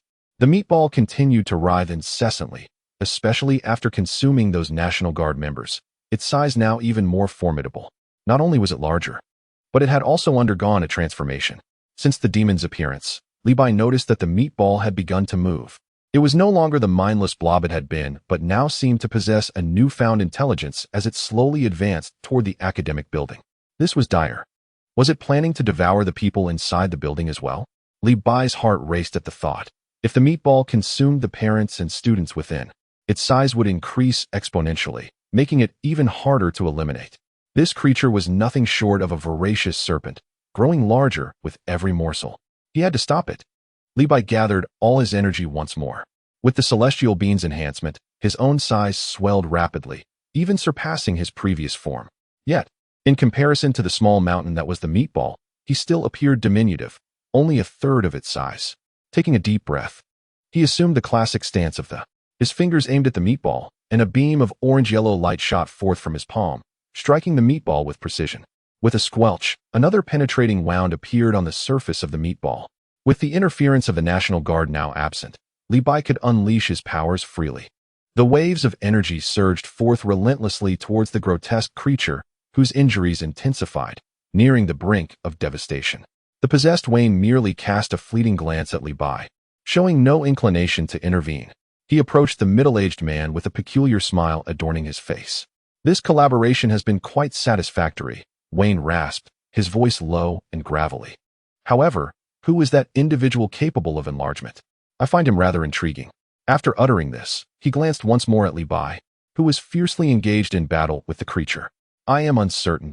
He could possibly be a demon hunter or perhaps a mutant among the hunters," the middle-aged man replied. suspecting Li Bai to be a mutant as well. Wayne murmured to himself, "A mutant, is it?" Just then, as he pondered, a sharp pain pierced his neck. Frowning, he turned to find the middle-aged man wielding a syringe, forcefully injecting it into his neck. "What are you doing?" Wayne roared, retaliating with a powerful punch to the man's chest. With a resounding thud, the middle-aged man was sent flying like a severed kite, tracing an elegant arc through the air before crashing to the ground in a heap, resembling a puddle of mud. Blood gushed from his mouth. Yet instead of wiping it away, he erupted into manic laughter, doubling over in mirth. Wayne, too, was in a dire state. The demonic possession had drained the color from his once decent visage, leaving him pallid. He swayed unsteadily, struggling to maintain his footing.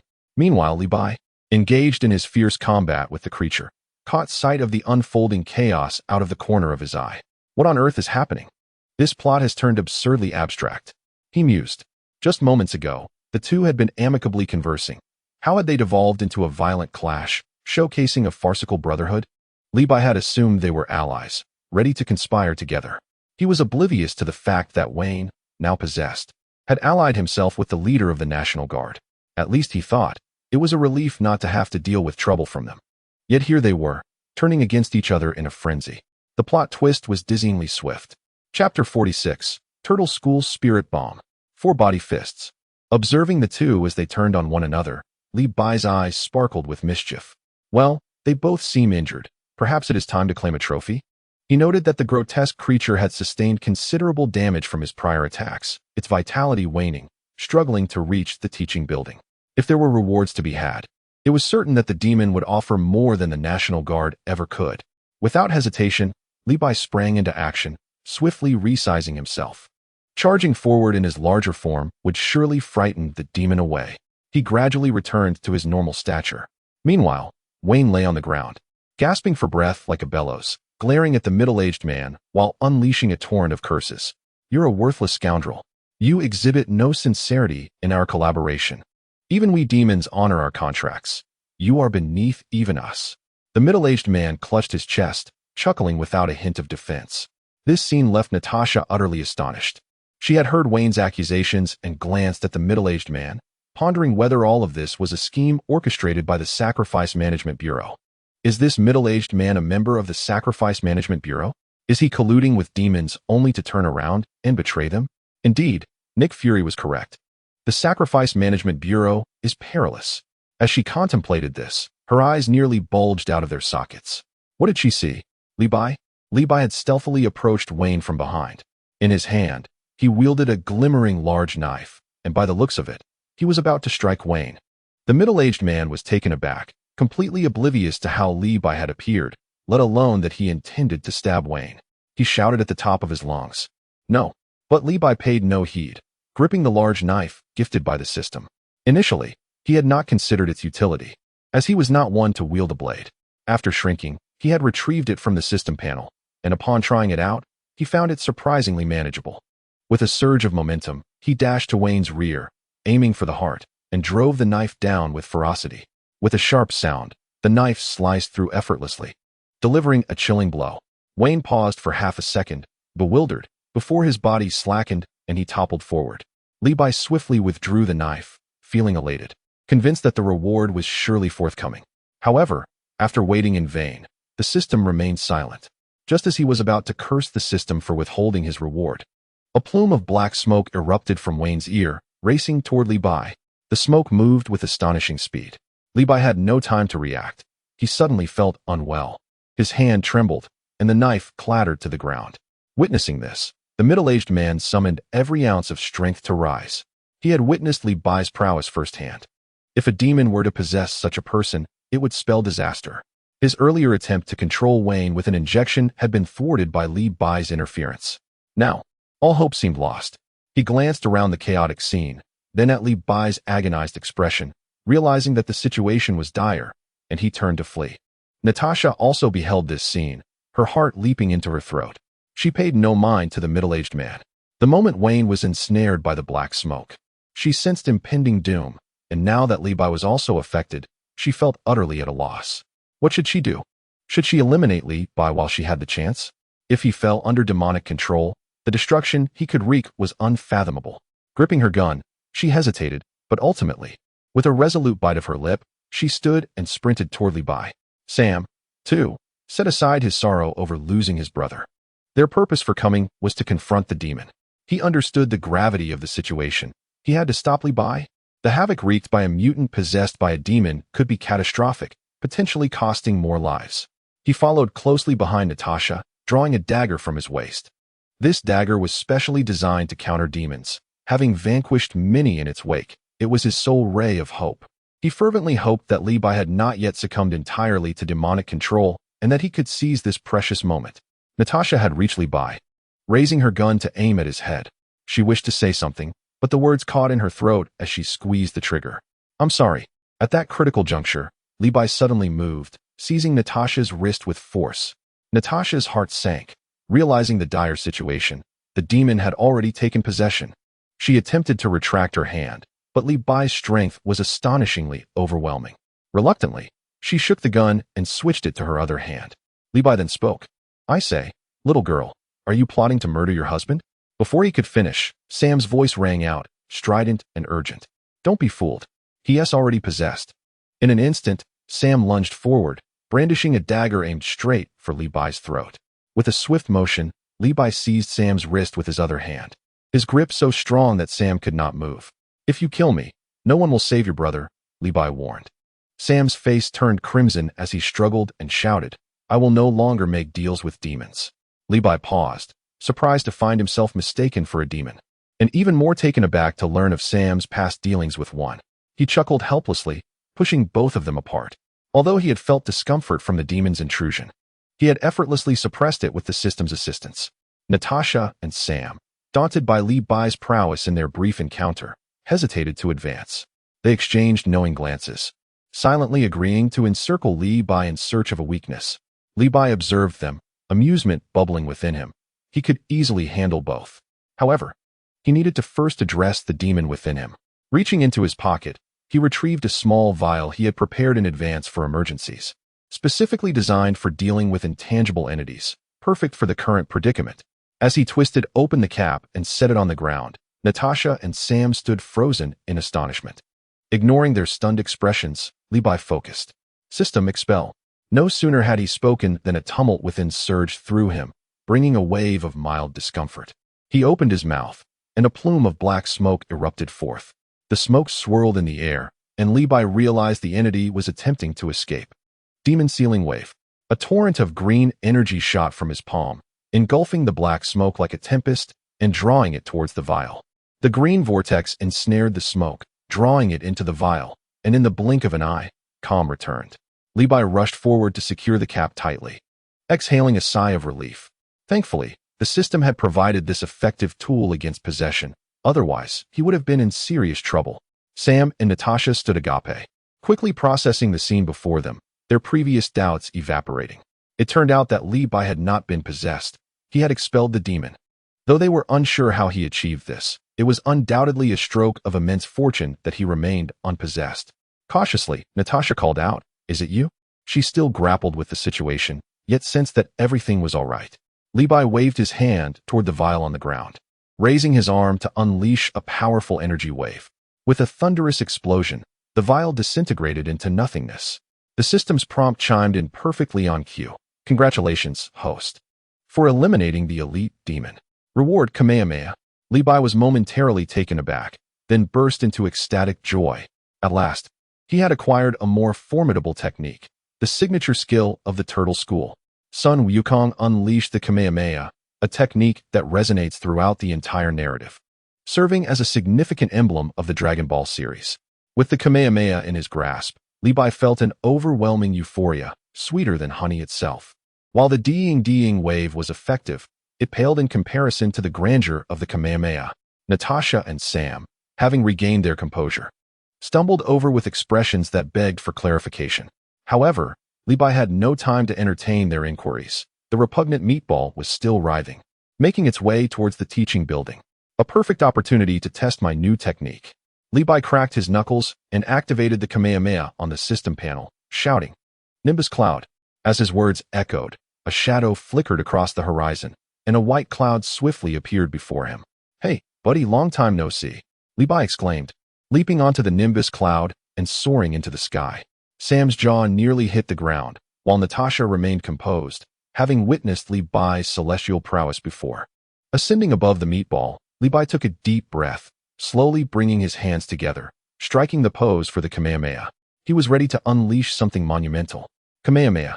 Li Bai bellowed, and a thick orange-yellow beam erupted from his palms, hurtling toward the mountain of flesh. Upon impact, the meat mountain disintegrated into chunks, yet it continued to resist fiercely. Li Bai intensified his effort, the beam growing brighter as energy accumulated, culminating in a thunderous explosion that resonated like a clap of thunder. The meat mountain was obliterated, giving rise to a mushroom cloud that enveloped it, a spectacle that was truly breathtaking. The shockwave swept through, carrying debris like a tempest. Sam and Natasha were knocked to the ground, blown away once more. The teaching building suffered greatly, glass shattered, and plaster fell, eliciting screams from students and parents alike. In the midst of the chaos, Li Bai remained seated on the nimbus cloud, gazing down below. My goodness, such power rivals that of a small atomic bomb. Li Bai marveled. Congratulations, host, for defeating the elite anomaly. Reward, 4 Bodies Fist. Thank you to the user, Traveler, for your support. Dean and Sam are the protagonists of the evil forces, and the Sacrifice Management Bureau is the cabin in the woods. The school storyline concludes here. The 7 Dragon Balls will make their appearance next. Please continue to show your support. Finally, we humbly request your continued support. Chapter 47. The Marvelous Uses of the 4 Bodies Fist. Can one die and yet revive? Li Bai rode the nimbus cloud, akin to a deity descending from the heavens. The familiar prompt from the system resonating in his ears. Congratulations, host, for defeating the elite anomaly. Reward, 4 Bodies Fist. For Bodies Fist? Li Bai's lips curled into a grin, nearly bursting into laughter. Although this skill may not possess the cataclysmic power of the Kamehameha, it harbors numerous intriguing applications. One idea instantly sprang to mind. For instance, with 4 clones, each could seek out a girlfriend, resulting in quite the splendid outcome. A myriad of tantalizing images flashed through Li Bai's mind, almost causing him to tumble off the nimbus cloud. Regaining his composure, he noticed the massive crater below, a result of the Kamehameha, shrouded in dust and smoke, reminiscent of an apocalyptic scene. That last blast had nearly drained all the energy from his body. His legs felt weak, akin to overcooked noodles, on the verge of collapsing at any moment. The power exhibited is not merely 100-fold greater than the piercing waves. It is an outright dimensional assault. Would you care for a celestial being? Li Bai instinctively glanced at the system panel, where the freshly produced celestial beings still radiated warmth. However, upon a moment's reflection, his frugal nature awakened instantly. No, celestial beings are of such immense value, meant for preserving one's life. It would suffice to indulge in a few more sumptuous meals to recover. Extravagance was unnecessary. The nimbus cloud descended gently, and Li Bai landed with a soft thud beside Natasha and Sam. The two appeared increasingly disheveled, covered in grime, their garments tattered, reminiscent of individuals who had just escaped from a refugee camp. Particularly Natasha, whose meticulously styled hair was now a chaotic nest, and her once pristine makeup had turned into a smeared mess, utterly devoid of her usual commanding presence and fierce aura. Li Bai scratched his head, feeling a twinge of guilt. After all, he had inadvertently harmed these two. Ahem, about that last move, it may have been a tad overwhelming. I didn't have the chance to greet you beforehand. Are you both all right? Natasha, exasperated, pointed at her buzzing ears and retorted, what do you think? You nearly took us out with that blast. Sam, however, seemed oblivious to their banter, fixated on the enormous crater in the ground, his expression vacant as if his soul had been lost. He muttered to himself, are mutants truly this terrifying? The recent events had thoroughly shattered his worldview, prompting him to question whether he was ensnared in a dream. Li Bai opened his mouth, contemplating the term mutant. He deemed it too tedious to explain. Feigning ignorance seemed far simpler. Suddenly, Sam appeared to recall something, his already pale complexion turning ghastly. He stumbled towards Dean's lifeless body and collapsed to his knees. Natasha sighed softly, approaching Sam to offer comfort. May you find peace. Shaking his head, Sam's voice was raspy, resembling sandpaper's grating texture. I want to take my brother home and give him a proper burial. Burial? Li Bai's mind raced. There was no need for such trouble. Dean could still be saved. Sam jerked his head up, his eyes wide with disbelief, staring at Li Bai as if he were a madman, struggling to comprehend the absurdity of the assertion. Is it truly possible? Sam's voice trembled, clearly unable to believe his ears. He recalled Li Bai's earlier mention of reviving Dean, but assumed at the time that Li Bai had been possessed by a demon, spouting nonsensical claims, and had dismissed it entirely. Now, with Li Bai reiterating the notion with such conviction, Sam's faint flicker of hope surged anew. Natasha regarded Li Bai with skepticism. She had only heard of resurrection in mythological tales. Was he truly jesting? I am not joking, Li Bai assured, thumping his chest in affirmation. However, we must preserve Dean's body. Without it, no matter my capabilities, I cannot conjure a living being from thin air. Li Bai intended to use the Dragon Balls to resurrect Dean, as he had originally sought to save him. The Dragon Balls he is currently creating require complete bodies to facilitate resurrection. Perhaps as his power grows, the Dragon Balls will evolve accordingly, potentially eliminating these restrictions. Although both remained skeptical, the unwavering confidence radiating from Li Bai, coupled with his earlier display of celestial prowess while riding on clouds and unleashing cataclysmic attacks, sparked a flicker of hope within them, particularly for Sam. That flicker had transformed into a roaring flame of optimism. Natasha, having tidied her hair, suggested, "Let us depart swiftly." She glanced towards the academic buildings, where students and parents had begun to emerge, likely alerted by the commotion caused by Li Bai's earlier actions. Li Bai nodded and inquired, "What shall we do about your vehicle? How about you both ride with me? Especially you, Sam, you must bring Dean's body back with me." The two expressed that they would return for their car later, with Natasha particularly unconcerned. As Tony Stark's personal assistant, she could easily arrange for someone to retrieve it, especially since there were company personnel in Marble City. Upon hearing that Tony Stark had a seaside villa in the vicinity, Li Bai inwardly cursed. What a lavish display of wealth. "There's no need for such trouble," Li Bai proposed. "You can retrieve your vehicles, and I will use the capsule to bring them back, saving us the back-and-forth hassle." With Dean's body in tow, the trio located their respective vehicles and congregated. Li Bai produced a universal capsule and, like a magician, condensed all three cars within it. Sam, now thoroughly numbed by the spectacle, marveled, "This is beyond divine." From the system panel, Li Bai summoned the hover car obtained from defeating the Lucy Spectre. With a swift motion, a sleek, futuristic silver hover car appeared before them, astonishingly devoid of wheels. Unfazed by any skepticism, he knew that after witnessing his myriad extraordinary abilities, skepticism was no longer an issue for them. "What kind of vehicle is this?" Natasha exclaimed, her eyes sparkling with intrigue as she examined the peculiar hover car. Sam, equally curious, circled the vehicle several times, expressing his astonishment. "What is this? I've never seen anything like it," he pondered, scratching his head in confusion.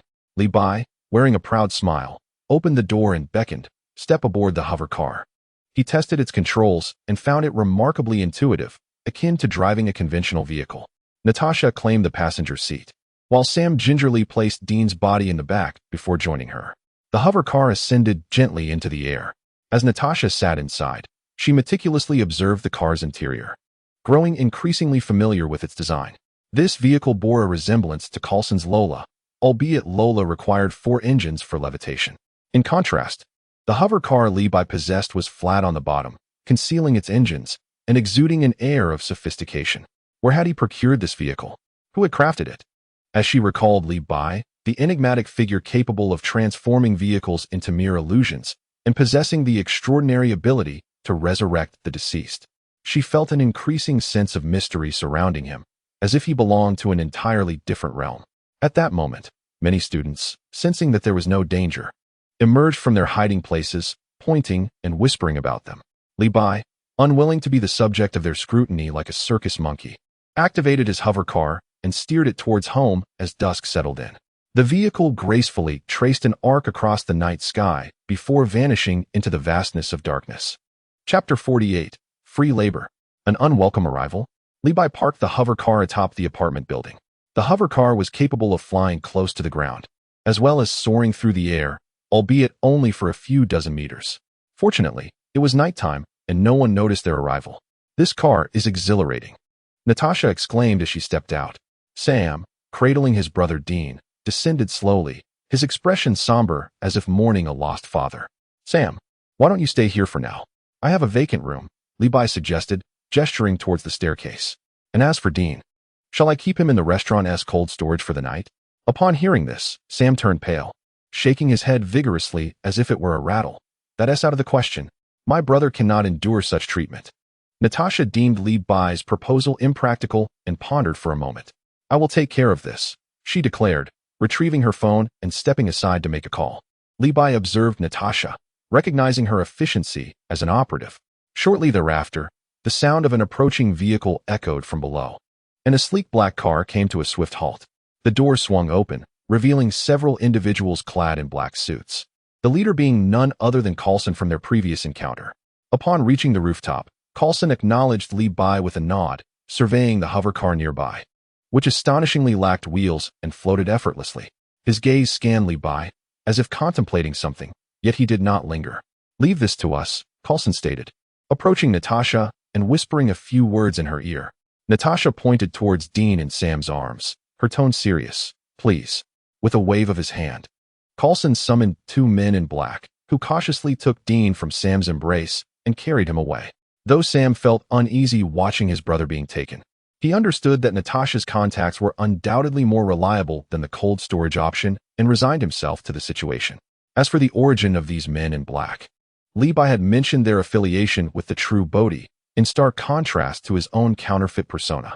Once the arrangements were complete, Natasha prepared to leave. Master Li, I shall take my leave now, she said, waving goodbye to Li Bai before departing with remarkable decisiveness. After bidding Natasha farewell, Li Bai guided Sam to an available room before seeking out Vanderbio. Vanderbio opened the door while yawning. Boss, you've finally returned. Upon seeing Li Bai, he appeared considerably more alert. Brother Biao, how has the store been these past few days? Li Bai inquired casually. Nothing unusual, everything is fine, Vanderbio replied vaguely, his gaze drifting as if concealing something. Li Bai sensed that something was amiss with Vanderbio, but attributed it to a lack of sleep. By the way, has anyone arrived from Stark Industries? Vanderbio immediately perked up at the mention of Stark. Here they come, announcing their arrival to renovate your apartment, boss. Li Bai was taken aback. Tony Stark's efficiency was indeed remarkable. What did they say? They mentioned that a preliminary plan is already in place, and today they sent someone to take a look, indicating they would return for your review. Fan de Biao elaborated quite thoroughly. Li Bai nodded, contemplating that it would suffice to inspect the apartment tomorrow and finalize the arrangements. After a brief exchange, he allowed Fan de Biao to continue resting while he returned home. As Li Bai entered his residence, Natasha stepped through her door and promptly dialed Nick Fury. This call pertained to Li Bai. Natasha's tone was notably grave. On the other end, Nick Fury's voice remained as steady as ever. Speak, Natasha, I am listening. Natasha recounted the events that transpired at school today in meticulous detail, particularly the incident where Li Bai obliterated a monstrous creature resembling a small mountain with what appeared to be a wave of energy. She conveyed every detail with precision. Once she concluded, silence fell on the line. Are you there? Natasha asked, slightly bewildered. This was uncharacteristic of Nick Fury. I am listening. Nick Fury's voice finally broke the stillness. Are you certain he utilized an energy wave? Absolutely. Its potency far exceeds what I previously described regarding the finger-fired energy, Natasha affirmed decisively. Nick Fury remained silent for an extended period, long enough for Natasha to suspect the call had been disconnected. Finally, he spoke, his tone somber. Are you certain he is safe? Natasha reflected on Li Bai's recent actions and concluded that aside from being a bit miserly, she could find no hazardous behavior. Thus, she confidently replied, he is safe. 3 mornings later, Li Bai was bustling alongside Fan de Biao in the Chinese eatery.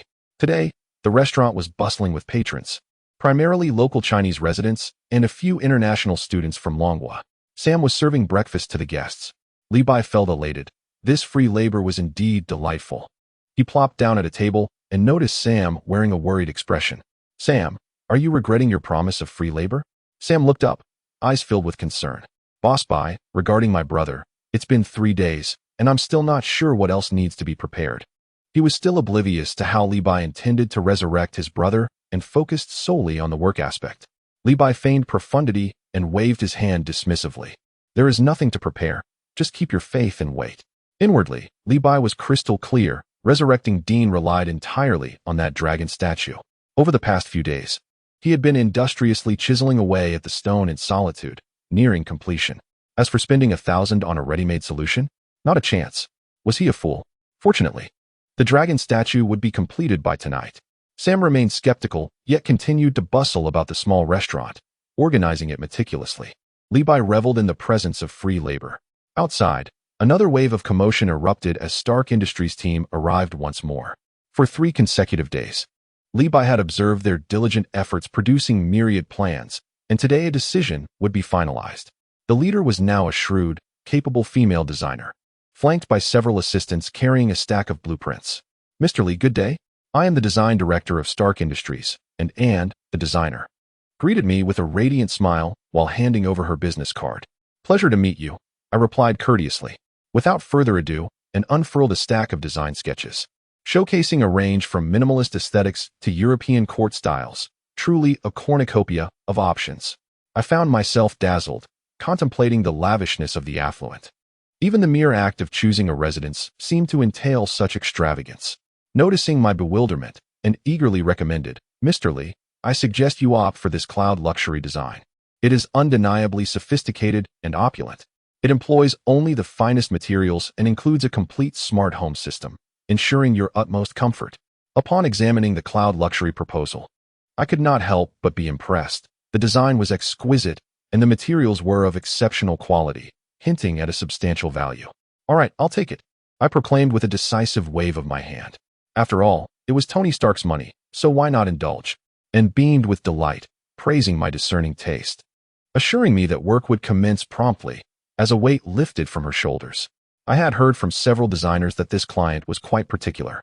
After bidding farewell to the Stark Industries representative, I intended to return to my sculpting endeavors when the shop door creaked open. A graceful woman entered, her long hair cascading like a waterfall and her lips as fiery as her demeanor. She was a Caucasian female, a rare sight in a Chinese restaurant. Mistaking her for a customer, I hurried to greet her. "Welcome. How many in your party?" However, she ignored me, her gaze sweeping the establishment before settling on Vanderbio, who was busily wiping a table in the corner. "I'm looking for Vanderbio," she declared, disregarding me entirely as she made her way toward him. My heart sank at the implication of her words. This woman seemed to harbor ill intentions. What could she possibly want with Vanderbio? Approaching him, she wore a serious expression reminiscent of a debt collector. My anxiety peaked, hoping not to be drawn into whatever trouble was brewing. To my surprise, when Vanderbio glanced up and recognized her, his face lit up with joy, transforming him entirely. The woman, too, radiated warmth, her smile a stark contrast to the icy demeanor she had shown me moments earlier. I paused, realizing that they must be old acquaintances. I mused quietly, examining my own striking features and then comparing them to Vanderbio's weathered, character-filled visage. It struck me as peculiar that she would regard him with such affection while treating me with disdain. What peculiar tastes! My thoughts were interrupted by a clear, melodic voice, and I turned to find Natasha standing behind me. I gestured toward Vanderbio, who was engrossed in lively conversation with the woman, and whispered to Natasha, "Look at Biao." And then at that woman, smiling like a flower. There's definitely something amiss. Natasha raised an eyebrow, following my gaze with a puzzled expression. What could be amiss? They seemed to be getting along quite well. Alarmed by her response, I pointed to my nose and then to Vanderbio, seeking to convey my concerns. "As you touch your conscience, weighing in at 36, you declare, 'I am Li Bai, a paragon of elegance, strikingly handsome, adored by all, blooming like flowers in spring.' Yet, does this woman possess eyes fashioned from glass? Upon witnessing my striking visage, she bestows not a single glance, instead smiling radiantly at Biao Gu. Surely this is not the norm?" Natasha, amused by Li Bai's self-absorption, retorted lightly, "All right, I acknowledge your handsomeness. There's no need to proclaim it incessantly." However, Natasha had come to discuss serious matters. Thus she shifted the topic. "I have acquired new leads regarding Marbury City and that private school." Upon hearing this, Li Bai immediately ceased his frivolity, seeking a secluded spot to sit upright, inquiring eagerly, "What leads? Pray, enlighten me." Natasha lowered her voice, her demeanor turning grave. "The National Guard has cordoned off the area. It has been confirmed. They are merely following orders to seal off the site, prohibiting any unauthorized personnel from entering, ostensibly to prevent the spread of an infectious disease." Li Bai's lips twitched. Was this not merely the National Guard's rhetoric? It was that individual who had issued the command. Natasha continued, her tone laced with seriousness. We have tapped into all available databases, probing into the ancestry of this person, yet aside from his name, Carlos, we have uncovered no further information. It is as though he has emerged from thin air. Levi furrowed his brow. Indeed, this situation reeked of the uncanny. A figure capable of mobilizing the National Guard yet devoid of any identifiable information suggested either profound concealment or an utterly fabricated identity. Natasha paused before continuing. We discovered certain items at Wayne's residence. Wayne's home? Levi pondered. Was he not merely an unfortunate soul possessed by a malevolent spirit? What revelations could possibly arise from investigating his abode? Surely, they would not uncover a collection of contraband literature? We found a disarray of materials, all pertaining to religion, rituals, and demonology. As Natasha spoke, she retrieved several photographs from her tablet, presenting them to Levi. The images depicted a bookshelf brimming with an array of tomes. Their titles steeped in esoteric religious terminology, works such as the Key of Solomon, the Hell Dictionary, the Summoning of Demons, alongside ancient runes and symbols that sent a chill down one's spine. He must have perused these texts extensively in his quest to resurrect Chloe, only to ultimately be ensnared by the demon. Levi scrutinized the photographs intently, an inkling of suspicion beginning to form in his mind. Until now, he had presumed the middle-aged man, Carlos, to be the puppet master, with Wayne merely a pawn in this game. However, it appeared the truth was far more intricate. Recalling the moment before Carlos and the demon turned upon one another, they had appeared as comrades, conspirators in their nefarious dealings. Had Carlos long been aware of the demon's existence, even engaging in secretive transactions with it? Subsequently, Carlos sought out Wayne, employing flattery and deceit to convince him that he could resurrect Chloe. Perhaps the information he provided was merely a ruse. Ultimately, Wayne fell for the deception, embarking on a treacherous path of murder and sacrifice. Observing Levi deep in thought, Natasha interjected, stating that Wayne's legs had previously suffered severe muscular atrophy, rendering him incapable of standing. We had consulted his attending physician, and this was undeniably true. Upon hearing this, Levi had a clearer understanding, deducing that Carlos had likely employed some method to restore Wayne's leg function. This restoration fueled Wayne's unwavering belief in the possibility of Chloe's resurrection and led him to heed the middle-aged man's words without question. Thus commenced a meticulously orchestrated plan for resurrection, beginning with the brutal elimination of those who had previously tormented Chloe. This act of murder was intricately linked to the release of the sealed demon. With this newfound clarity, many previously perplexing matters were now illuminated. However, some enigmas remained, such as the National Guardsmen whose eyes were wholly bloodshot, clearly under some form of control. If only we could capture Carlos for a confrontation, the truth would undoubtedly emerge. Yet this matter was not for Levi to concern himself with. As Levi pondered these chaotic thoughts, Natasha suddenly smiled mysteriously, producing a video from her tablet and presenting it to him, claiming, "I have something intriguing for you." Levi, perplexed, accepted the tablet and opened the video. The screen flickered, and he was instantly taken aback. The footage depicted the day he had soared above the school on a flying cloud, unleashing the Kamehameha wave upon that grotesque mass. A brilliant beam of light descended from the heavens like divine retribution, instantly engulfing the mountainous blob, and an explosive fireball erupted skyward, accompanied by billowing smoke, culminating in a mushroom cloud rising ominously. It was more breathtaking than any Hollywood blockbuster, akin to the apocalypse itself. Good heavens! Levi could not contain an expletive, his eyes widening in astonishment as he fixated on the screen. He had never anticipated that such a cataclysmic battle would be captured on film. Fortunately, the image was blurred, obscuring any faces. The videographer was evidently at a considerable distance from the scene, yet even across the screen, one could feel the cataclysmic force. At the video's conclusion, the creator emitted a heart-wrenching scream, abruptly cutting off the footage, likely terrified to the core, discarding their phone in the process. Levi mused, wondering how this meddlesome individual had survived the ordeal. He had no desire for fame, nor did he aspire to be a superhero. His sole ambition was to run his Chinese restaurant in peace and manage his apartment comfortably. Exorcising demons and slaying the bizarre was merely a means to earn rewards and enhance his strength. Engaging in battles with those possessing extraordinary powers was a thankless endeavor, offering no tangible benefits. Only a fool would pursue such a path. Natasha had other matters to attend to and took her leave. Levi observed Vanderbio engrossed in animated conversation with a woman. His mood soured, and after exchanging pleasantries with Sam, he retreated to his room. Upon returning home, Levi dove into his abode, resuming his grand endeavor of sculpting dragons. After an arduous period of meticulous carving, the magnificent dragon was finally completed. As night fell, Levi gingerly cradled the dragon statue and retrieved 7 orbs, ascending to the rooftop of his apartment to execute the final step of his creation.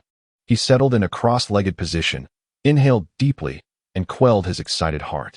Arranging the 7 orbs meticulously, he lifted the dragon statue and scrutinized it closely. The craftsmanship was commendable, particularly for a novice, showcasing an extraordinary level of skill. However, in a moment of carelessness, one of the dragon's claws had been inadvertently broken, resulting in a 3-clawed golden dragon. Additionally, one horn was shorter than the other, giving it a somewhat comical appearance. Nevertheless, the overall outcome was satisfactory, as it was a purely handcrafted piece, inevitably bearing some imperfections. Yet, these flaws did not overshadow its merits. This endeavor had drained him of considerable energy, nearly exhausting him. Close enough, he mused. Saving $1,000 is no small feat. Levi carefully positioned the dragon statue before him and commenced his meditation. A myriad of obscure Namekian incantations swirling in his mind, all pertaining to the 7 dragon balls. Suddenly, he opened his eyes, a brilliant light gleaming within them.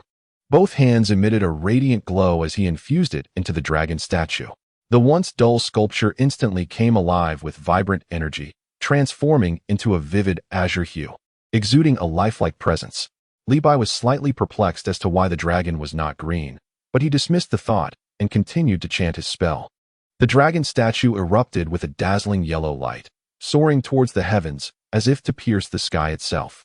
This luminous beam then swiftly descended, permeating the 7 orbs. The previously unremarkable stone orbs now radiated a brilliant light, resembling 7 resplendent stars, emanating a striking yellow glow. The dragon balls were complete. His fervent prayers for love to fuel his creation continued. Chapter 50. Brother Biao is incredible. Summoning the divine dragon. On the apartment rooftop, the night breeze sent a chill through the air. Levi gazed at the 7 dragon balls, arranged meticulously before him, each emitting a soft yellow light, with the stars within clearly visible. Beside them stood the azure dragon statue, missing a claw and possessing horns of uneven length, which rendered it somewhat awkward in appearance. At last, the task was complete, having saved $1,000. Though his craftsmanship was rough, the result was close enough to his vision. With this thought, Levi felt a sense of relief, and the 3-clawed dragon statue appeared far more agreeable to him. Having completed his work, all that remained was to await the morrow. The following afternoon, a few patrons lingered in the restaurant, while Sam busily prepared ingredients in the kitchen.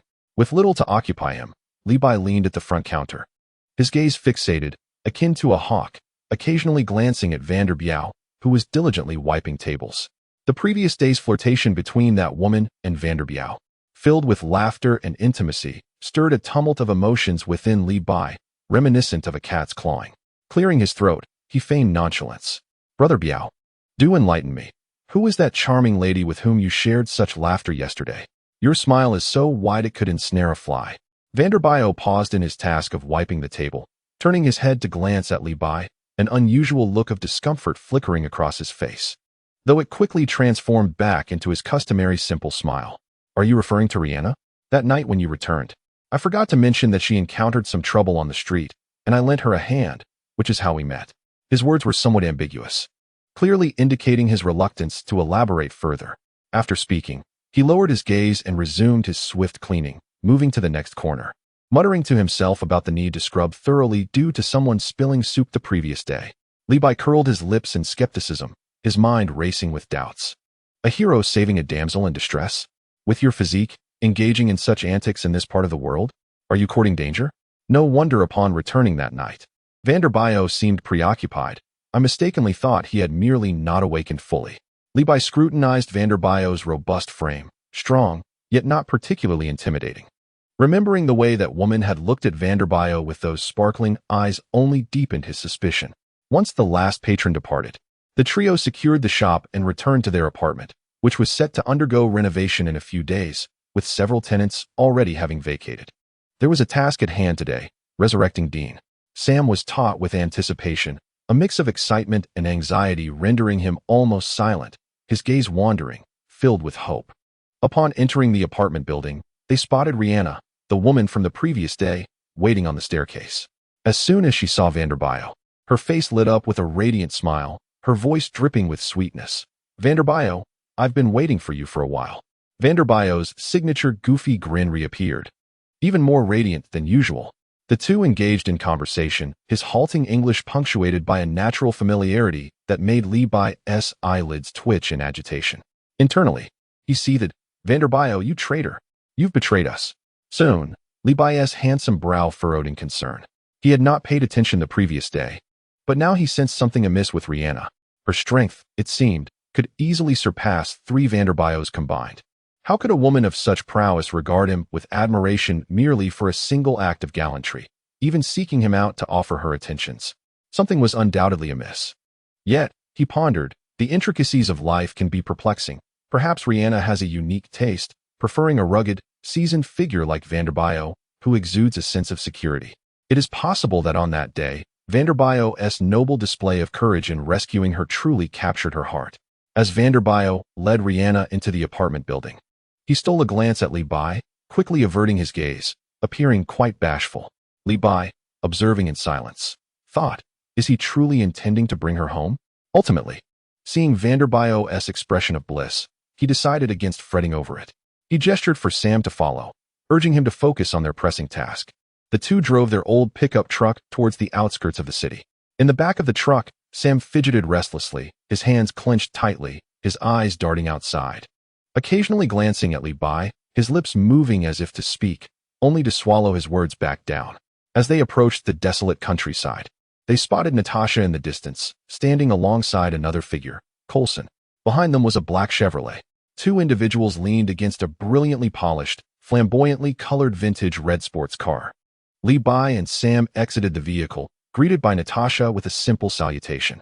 However, Coulson, unable to contain his enthusiasm, patted the engine hood of his red sports car and nodded toward Li Bai. "Mr. Li Bai, behold this, a 1962 Chevrolet Corvette, pure American muscle. I call her Lola." His hand caressed the car's body like a lover, his eyes brimming with pride, exuding a mechanical allure unmatched by any gaudy electronic gadgetry. Li Bai gazed at Coulson and his classic car, utterly perplexed. Natasha leaned closer to Li Bai, lowering her voice to explain. "Coulson hasn't stopped talking about your hover car since he last saw it. He is determined to reclaim his pride. This Lola is his prized possession." Li Bai could only respond with incredulity, rolling his eyes. Was he serious? Naming a car Lola, as if it were a spouse? What nonsense!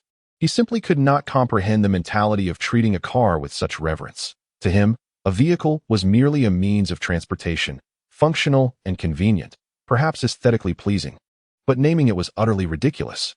"Well, the car is nice," Li Bai said dismissively, unwilling to waste time on such trivialities. "Natasha, let us proceed with our business." Coulson seemed eager to continue boasting about Lola's capabilities, but upon noticing the serious expressions on Li Bai and Sam's faces, along with the look Natasha gave him, he fell silent. Coulson waved, and several individuals clad in black emerged from the Chevrolet, carrying a body bag, which they placed on the grass before departing. Sam stepped forward and unzipped the bag, revealing Dean's pale face. The sight of Dean caused Li Bai's breath to quicken. He patted Sam's shoulder, signaling him to remain composed. Then, he retrieved a cloth bag from the pickup truck and carefully extracted 7 Dragon Balls. The 7 orange-yellow orbs each contained a varying number of distinct red 5-pointed stars. Natasha and the others were unsure of his intentions, their eyes wide with anticipation. In recent days, Li Bai had claimed he could resurrect Dean, but had remained enigmatic about the process. Only when the 7 Dragon Balls were gathered together on the grass did they surmise their significance. Sam's fists clenched tightly, his gaze fixated on Li Bai's movements. Natasha and Coulson also held their breath, their expressions grave. Especially Coulson, who had not merely come to flaunt Lola. He was skeptical about the possibility of resurrection. He had heard of Li Bai's experiences from Natasha and believed her description. The extent of that combat was within the realm of understanding, but resurrecting a person was far-fetched. Li Bai stepped back a couple of paces, gazing at the arranged Dragon Balls, took a deep breath, and began to recall the peculiar Namekian language swirling in his mind. No earthly tongue could summon the dragon. The creation of the Dragon Balls had been meticulously designed to require only the Namekian language, a measure of secrecy. Come forth. Eternal Dragon, grant my wish. As soon as the words left his lips, the 7 Dragon Balls on the ground reacted immediately. A radiant light surged forth, with 7 beams of light soaring into the sky, casting the heavens into a gradual twilight. These beams began to intertwine wildly in midair, converging into a singular form that faintly outlined the silhouette of a dragon. As the shadows dissipated, a colossal azure dragon emerged, coiled majestically in the air, its scales glimmering with a chilling luminescence, stretching over 300 meters in length, casting a vast shadow over the onlookers. The sky had darkened, as though night had just fallen. The azure dragon emanated a golden glow, resembling a divine beast descending from the heavens. Li Bai gazed upward at the grand spectacle he had conjured, his mind racing with disbelief. Goodness, this creature dwarfed anything he had seen in animation. The claws, along with its unevenly sized horns, struck him as rather peculiar. A counterfeit indeed. Natasha stood agape, her azure eyes wide with astonishment and disbelief. The transformation of the sky, the radiant orbs, and the incredibly lifelike dragon before her scrambled her thoughts. Her keen eyes quickly discerned something amiss. The dragon appeared to be missing a claw, and its horns were unevenly developed. Was it injured? Had it been in a battle? A nonsensical thought flickered through her mind. Coulson was utterly astonished, nearly dropping his jaw to the floor as he hastily removed his sunglasses. As a seasoned agent accustomed to the extraordinary, the scene before him exceeded anything he could comprehend. A dragon over 300 meters long? He could recognize it as a creature from the Dragon Kingdom. Wait, he noticed the obvious flaws, the missing claw and the broken horns. His brow furrowed in a knot. Could it have been in a fight? Standing nearby, Sam swallowed hard, his eyes wide in disbelief. He felt his mind faltering. This dragon eclipsed every monster he had encountered in films and legends, its formidable presence nearly stealing his breath away. In the S.H.I.E.L.D. headquarters, within the director's office, Nick Fury stood before the floor-to-ceiling window, observing the suddenly darkened sky, a brilliant light flickering in his singular eye. Without turning, he asked, Hill, do you believe there exists a force capable of resurrecting the dead? Maria Hill, standing behind him, also gazed at the pitch-black sky, her brow slightly furrowed. Director, it could merely be a rare astronomical phenomenon, perhaps a sudden solar eclipse? A solar eclipse? Fury scoffed. I am inclined to consider another possibility. His mind was consumed with information about Li Bai. At this moment, he pondered the extent of the extraordinary occurrences surrounding Li Bai. In the Stark Tower's top-floor laboratory, Tony Stark was engrossed in fine-tuning a new Iron Man suit system, holographic screens flashing before him, complex codes streaming rapidly. His complexion appeared pale, beads of sweat forming on his forehead. Tony, you should take a break. Pepper Potts entered with a cup of coffee, her face etched with concern at his weary appearance. You look dreadful. Should we call a doctor? I'm fine. Pepper, Tony replied without lifting his gaze, his fingers flying over the virtual keyboard. Just a bit fatigued, you know? Genius work requires a toll on the mind. As soon as the words were spoken, the sky outside abruptly darkened, and the laboratory was instantly shrouded in dimness. Tony finally ceased his work, perplexed as he glanced upward, wondering why it had grown so dark. Pepper approached the window, gazing at the night-like sky in astonishment, exclaiming, It's dark already? But it's only afternoon. How strange. With a furrowed brow, Tony snapped his fingers. Jarvis, lights on. The laboratory was instantly illuminated. Yet the darkness outside remained impenetrable. Meanwhile, in an apartment room belonging to Li Bai, Vanderbiau was reclining on the bed with the voluptuous Rihanna, engaged in the most ancient of human endeavors. Suddenly, the light from outside vanished, plunging the room into darkness. It's dark? Vanderbiau halted his actions, somewhat disheartened as he muttered. Rihanna seemed indifferent, urgently silencing his complaints with her soft lips. And soon the room was filled with sounds that made one's cheeks flush and heart race. In the wilderness, Li Bai observed the astonished expressions of Natasha, Coulson, and Sam behind him, a sly smile creeping at the corners of his mouth. Startled, are we? Mere mortals. Where are we even? A colossal azure dragon descended from the heavens, its mountainous head bending closer, and a voice, both regal and deep, resonated in their ears, seemingly penetrating their very souls. Speak your wish. I can grant any desire you hold. The group was taken aback. Li Bai felt a surge of pride. He intended for them to comprehend. Hence, he had the dragon speak in English. However, as anticipated, the dragon could only grant a single wish.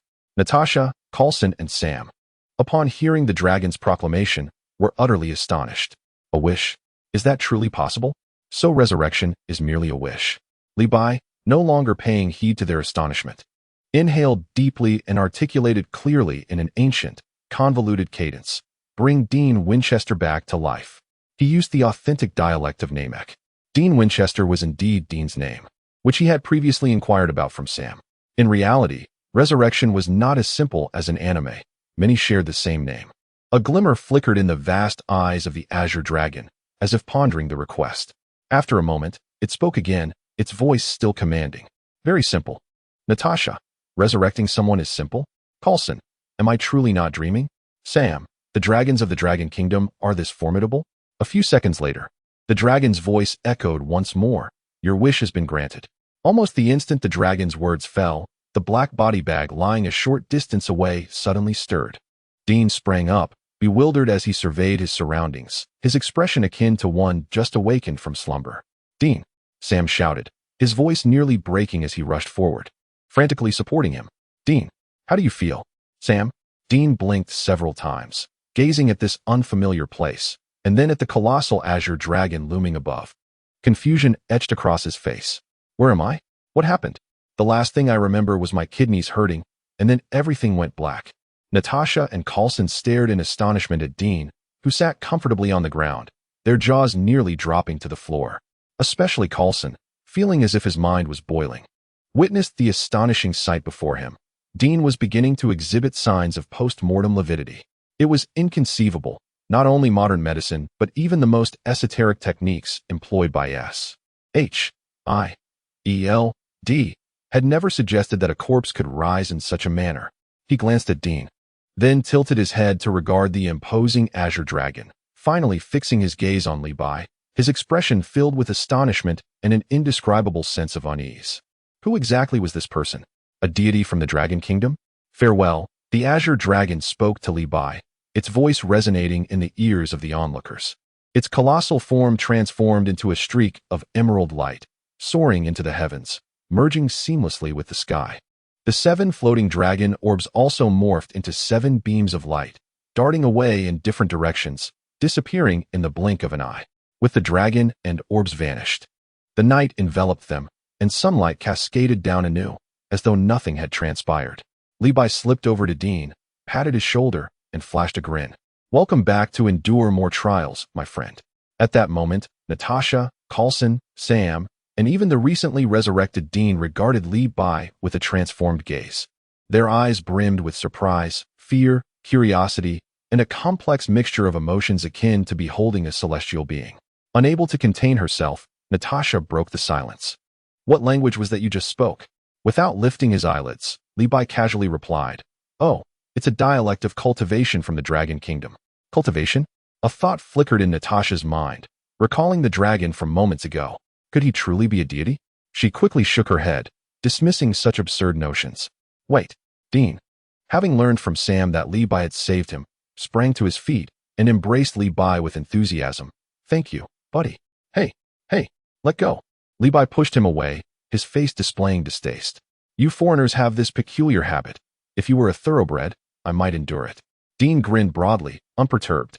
The group engaged in light conversation, primarily concerning the earlier dragon encounter. Dean needed a moment to gather his thoughts. Natasha and Coulson had a multitude of messes to address, so they departed first. Before leaving, Coulson shot Li Bai a meaningful glance, one that would warrant contemplation. Li Bai beckoned to Dean and Sam, and they climbed into his second-hand pickup truck to return to the apartment. Upon their arrival in the apartment corridor, they encountered Vanderbio and Rihanna emerging from a room. Vanderbio was beaming with vitality, while Rihanna's cheeks were flushed, her eyes glistening with moisture, a clear indication of having just weathered a storm. Li Bai observed the pair, thinking to himself, Vanderbio is impressive. I'm heading back, he stated nonchalantly, producing his keys to unlock his door, entering without a backward glance, and shutting the door behind him, effectively isolating himself from the enchanting yet somewhat awkward atmosphere outside. Outside, Dean, Sam, and Vanderbio continued their conversation. But Li Bai had lost interest. Time slipped away silently, like grains of sand through fingers. 2 days later, in a Chinese restaurant. As the clock approached 2 in the afternoon, the lunch rush had subsided. The air was permeated with a faint aroma of cooking oil and lingering sense of meals past. Yet not a single patron was in sight. Only Li Bai and Vanderbio remained. Li Bai leaned against the counter, idly toying with a cup while occasionally glancing at Fan de Biao, who was busily cleaning. The fellow was evidently distracted today, dragging the mop across the floor in a manner more akin to creating abstract art than actually mopping. With a furrowed brow, he would intermittently pause, releasing heavy sighs and staring vacantly into a corner, appearing utterly lost. Li Bai frowned at the sight. Such inefficiency was a gross misuse of the mop's lifespan. Clearing his throat, he adopted a somewhat sardonic tone reminiscent of a capitalist. "Hey, de Biao, do you have a grudge against that mop, or perhaps against my floor? If you keep dawdling like this, I might need to reconsider your pay this month. There may be deductions." Startled by the sudden remark, Fan de Biao nearly dropped the mop. Master," he stammered, attempting to explain but lacking the words, ultimately tightening his grip on the mop handle. His head bowed as he continued his aimless task. Observing de Biao's disheartened demeanor, Li Bai couldn't help but sigh. Sam was far more industrious. The lad, though a free laborer, worked diligently and was quite clever, a true role model for workers. Alas, his brother Dean had returned, and the two were set to depart today, likely leaving no chance for Sam to come back for part-time work. Glancing again at the woeful and unproductive Fan de Biao, Li Bai mused internally, wondering if this chap had quarreled with that Rihanna girl. Just days ago, they were inseparable, yet today he looked utterly dejected, likely a fallout. Young people, though de Biao hardly seemed young anymore. With this thought, Li Bai set down the cup, tempering his acerbic tone to one of relative seriousness. "All right, enough with the pretense. What is really going on? Have you had a spat with Rihanna?" Fan de Biao abruptly lifted his head, his lips trembling slightly, his voice dry and hoarse. "Master, it's not an argument with Rihanna. She has gone missing." "Missing?" Li Bai was momentarily taken aback, then furrowed his brow again. Perhaps she simply had urgent matters to attend to and was temporarily unreachable. Maybe her phone died, or she had ventured into an area with poor reception. Don't frighten yourself. Calm down for a moment. Instinctively, Li Bai felt that the term missing was somewhat exaggerated. How could a living person simply vanish without a trace? It's not as if she had encountered cannibals, or rather, when do people in the Eagle Nation not go missing? Yet, he could not express such thoughts to Fan de Biao. Just as Li Bai had offered a few words of comfort, a newcomer entered the shop. Clad in a long black coat, a shiny bald head reflected the afternoon sunlight. Most striking was his left eye, obscured by a black eye patch, effectively concealing half his face. A one-eyed man. Perhaps it was a relative's visit. Making it inconvenient to attend to this fellow, Li Bai retrieved his phone, scrolling through the screen. The news was ablaze with reports of the recent darkening of the sky, causing a great uproar. Various experts and scholars emerged, quoting ancient texts, ranging from astronomical phenomena to collective hysteria, even resurrecting the age-old tale of the apocalypse. The entire world was in a state of frenzy. Watching these individuals speak with such solemnity while uttering nonsense, a barely perceptible smirk graced the corners of Li Bai's lips. Quite well done, indeed, truly deserving of my admiration. This subtle manipulation that turned the world upside down was rather intoxicating. As he reveled in his own amusement, a one-eyed man completely ignored the statue-like presence of Fan de Biao, striding over with an air of indifference, directly approaching Li Bai's counter. He boldly pulled out a chair and sat down opposite Li Bai, as if he had returned to his own home. Only then did Li Bai lazily lift his eyelids. Glancing at this unexpected guest, clad in black, the one-eyed man exuded a formidable aura. He furrowed his brow, searching through the memories of the original owner. Who was the last deity that came to collect protection fees? It seemed to be a matter from before his arrival. Yet, something felt amiss. The heads of this area were predominantly Chinese or Asian, huddling together for warmth. When did such a one-eyed black man appear? Casually shifting his gaze to the side, Li Bai noticed a white woman had entered behind the one-eyed man unbeknownst to him. Tall and elegantly clad in a tailored black uniform, her short hair was neat, her gaze sharp as a knife, and her expression as cold as ice. Yet she radiated a certain vigor. A striking figure, precisely the type he appreciated. "Mr. Li Bai?" The one-eyed man spoke, his voice deep. "I am Nick Fury, the director of the Strategic Homeland Intervention, Enforcement, and Logistics Division. Li Bai's brow twitched at the lengthy title, reminiscent of a menu recitation. What is this homeland nonsense? He dug at his ear, wearing an expression of disbelief. Never heard of it. What do you do? Nick Fury's eye remained unblinking, evidently accustomed to such reactions. You may call me the director of S.H.I.E.L.D. He was succinct. I wish to invite you, Mr. Li Bai, to join us. S.H.I.E.L.D. Li Bai scoffed. Are you selling shields?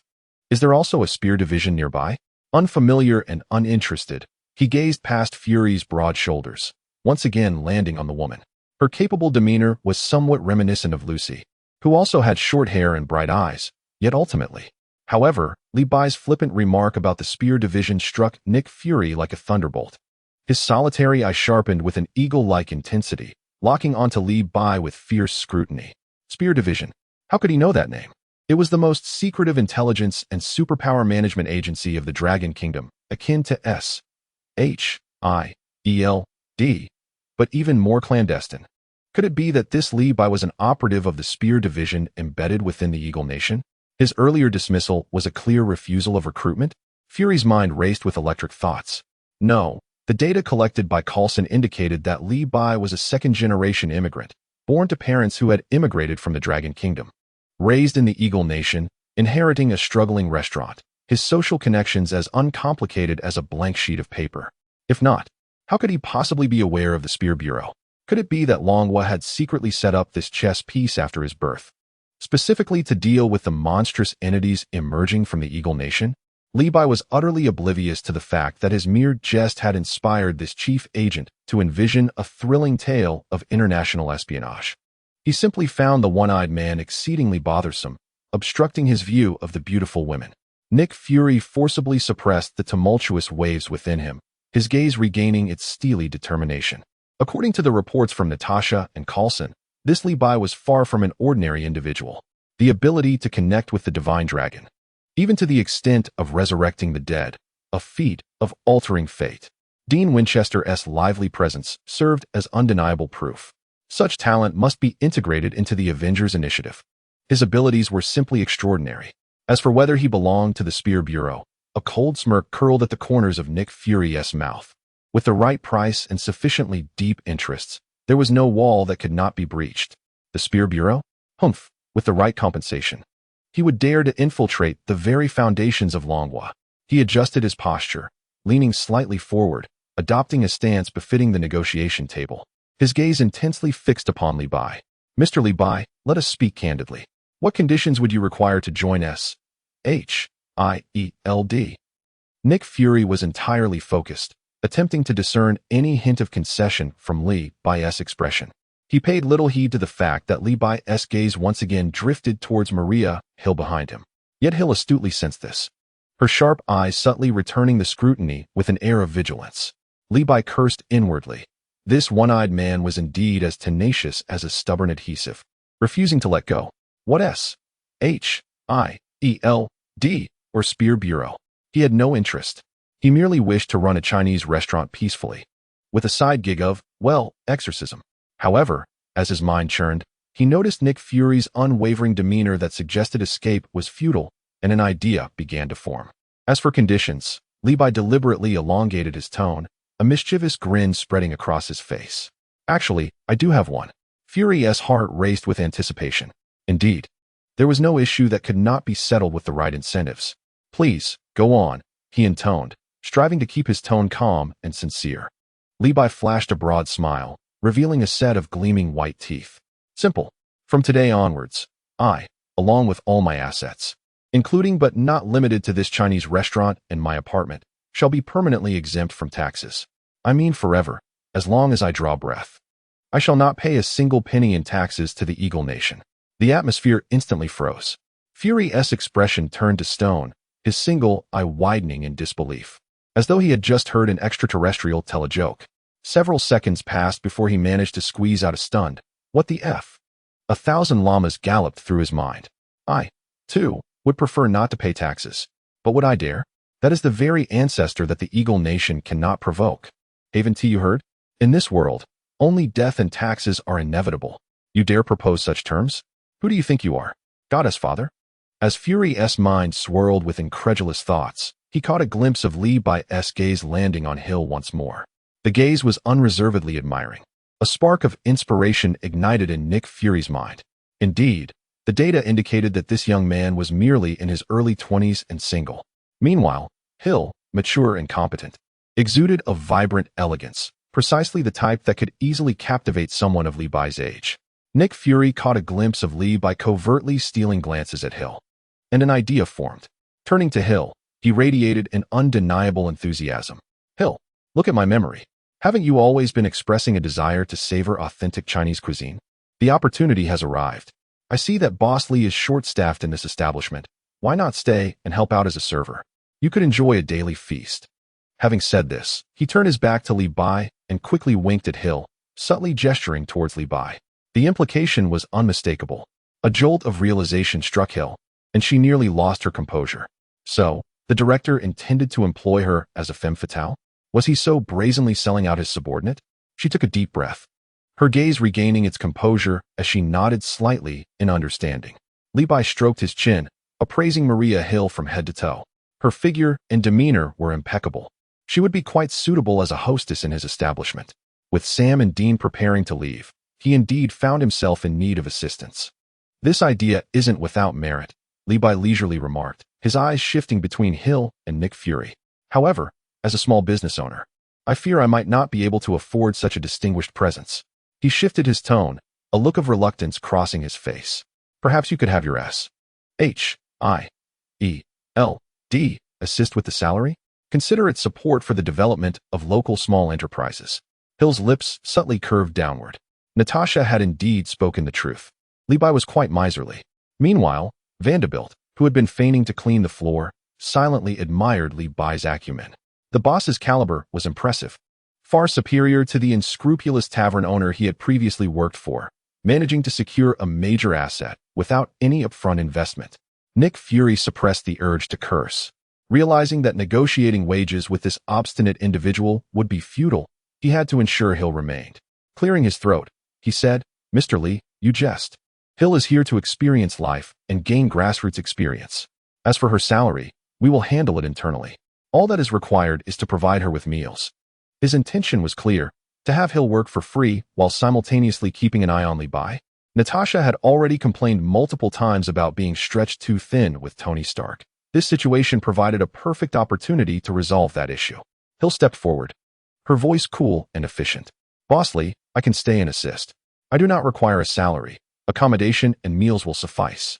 Her gaze was sharp as she scrutinized Li Bai, as if attempting to see through him. This was also her mission. Li Bai felt elated at the prospect of free labor being offered. "Then it's settled. Vanderbilt, show our new colleague around. Start with washing dishes."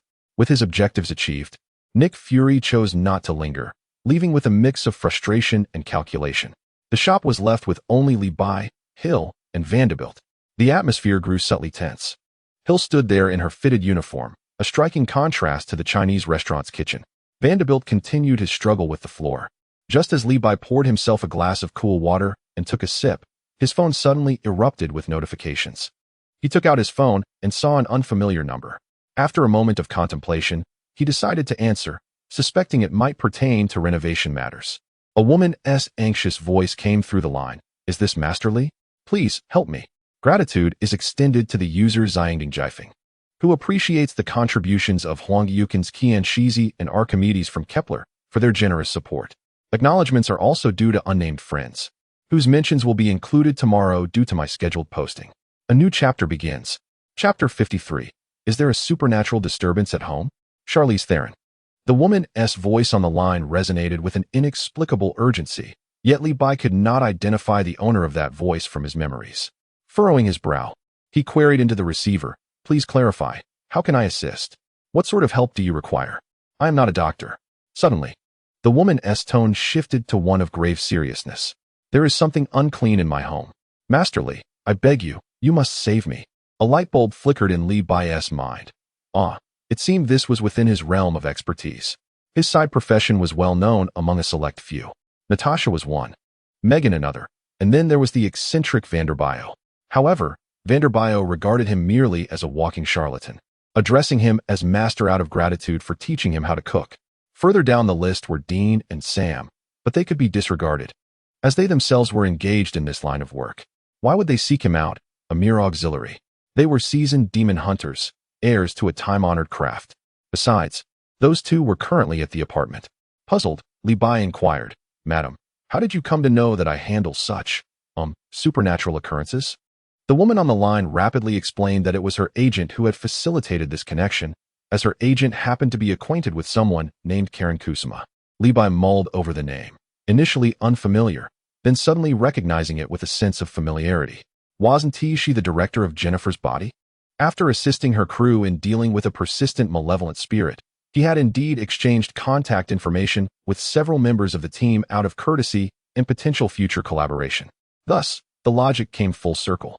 This woman's agent was connected to the director, suggesting that this seeker of assistance likely traversed the Hollywood milieu as well. Clearing his throat, Li Bai resolved to delve deeper. Please elaborate on your situation. Specifically, what sort of haunting are you experiencing? Take your time and share the details. The woman's speech remained disjointed and illogical, yet the crux of her message was clear.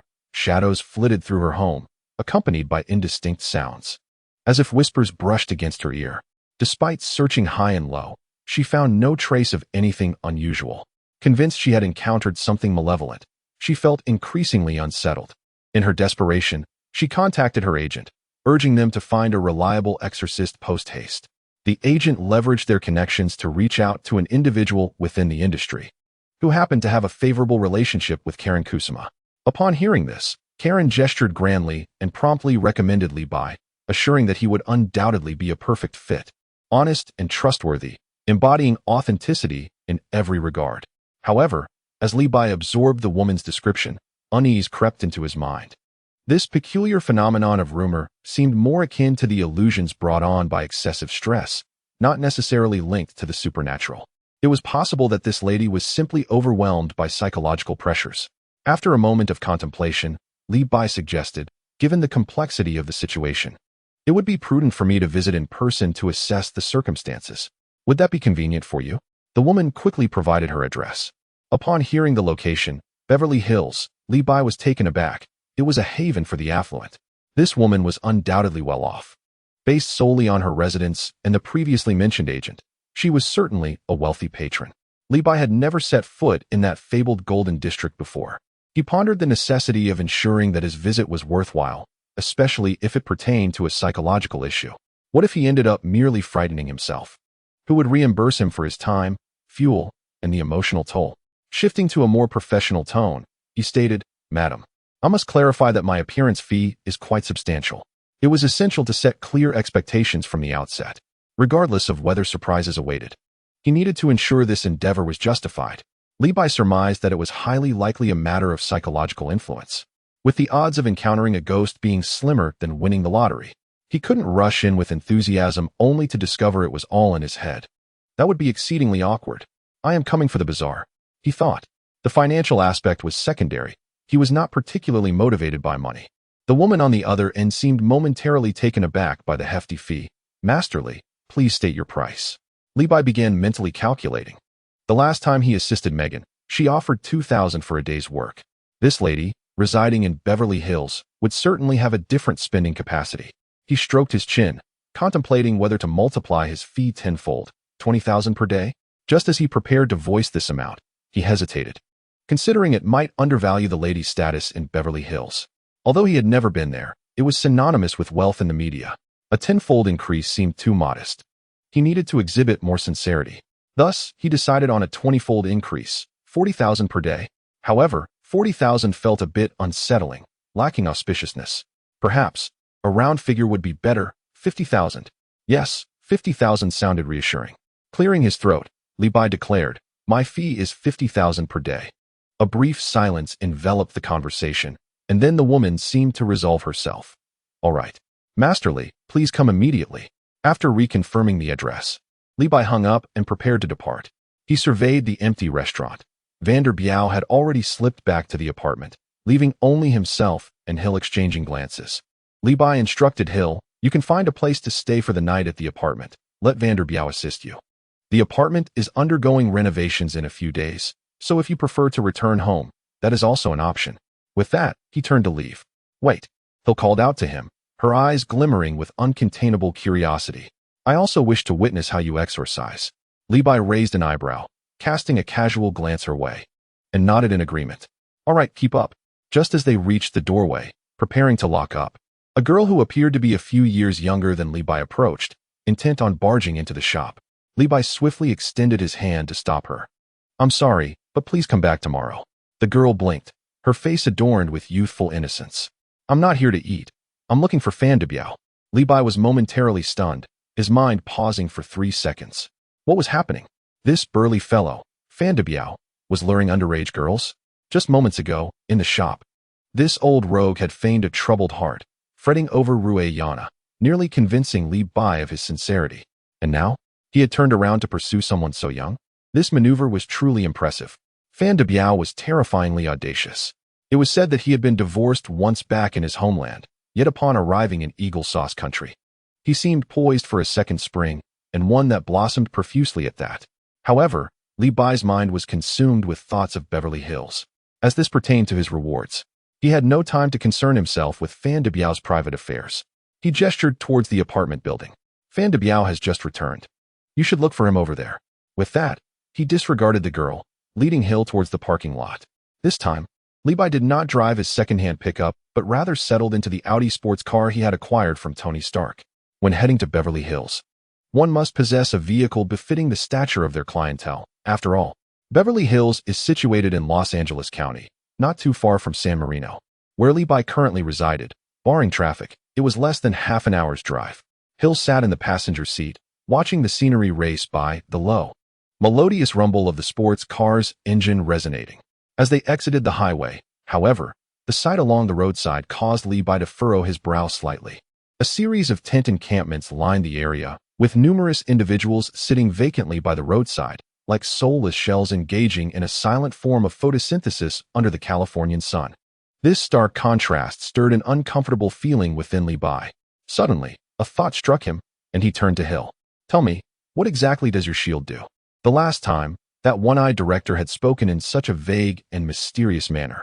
In this land of Eagle Sauce, peculiar organizations proliferated like weeds. Bigfoot Affairs Bureau, Time Traveler Verification Bureau, Anti-Boredom Bureau, and even the Anti-Cilantro Alliance headquarters, which boasted a wildly imaginative approach to performance art. Levi deemed it necessary to ascertain the background of Hill, this free labor, lest he unwittingly entangle himself. After all, they were allies. It was vital to clarify her true nature, he mused. Hill, clearly taken aback by his sudden inquiry, gathered her thoughts and began to explain S.H.I.E.L.D.'s responsibilities in an official tone. We are an International Security Council affiliate, primarily tasked with addressing various anomalous threats, maintaining global safety and stability, and coordinating international cooperation. Levi held the steering wheel with one hand, propping his chin with the other, seemingly indifferent as he listened. The sports car glided smoothly along the route to the affluent district. Upon hearing discussions about global security management and international cooperation, Levi felt an indifference within, even a hint of amusement. Was this not merely a FAAD for those peculiar organizations? It sounded grandiose, yet in practice, one could only wonder about its efficacy. Did not the eagle-emblazoned nation boast a so-called canine diplomacy department, claiming to represent dogs in negotiations with human governments? There was no need for inquiry. This S.H.I.E.L.D. was likely another organization that sounded impressive but was, in reality, a farcical assembly. Instantly losing interest, Levi's gaze drifted toward the tents outside, which exuded a more profound sense of performance art. However, when Hill mentioned their responsibility for registering and managing individuals with superpowers, those referred to as superheroes, Levi's ears perked up. Managing superheroes? He did not genuinely believe these individuals possessed the capability to oversee those who could soar through the skies or vanish into thin air. Rather, he found the audacity of such claims rather inflated. With a name that resembled a third-rate security firm, how could they possibly manage superheroes? Would those heroes acquiesce? Surely, this was a delusion.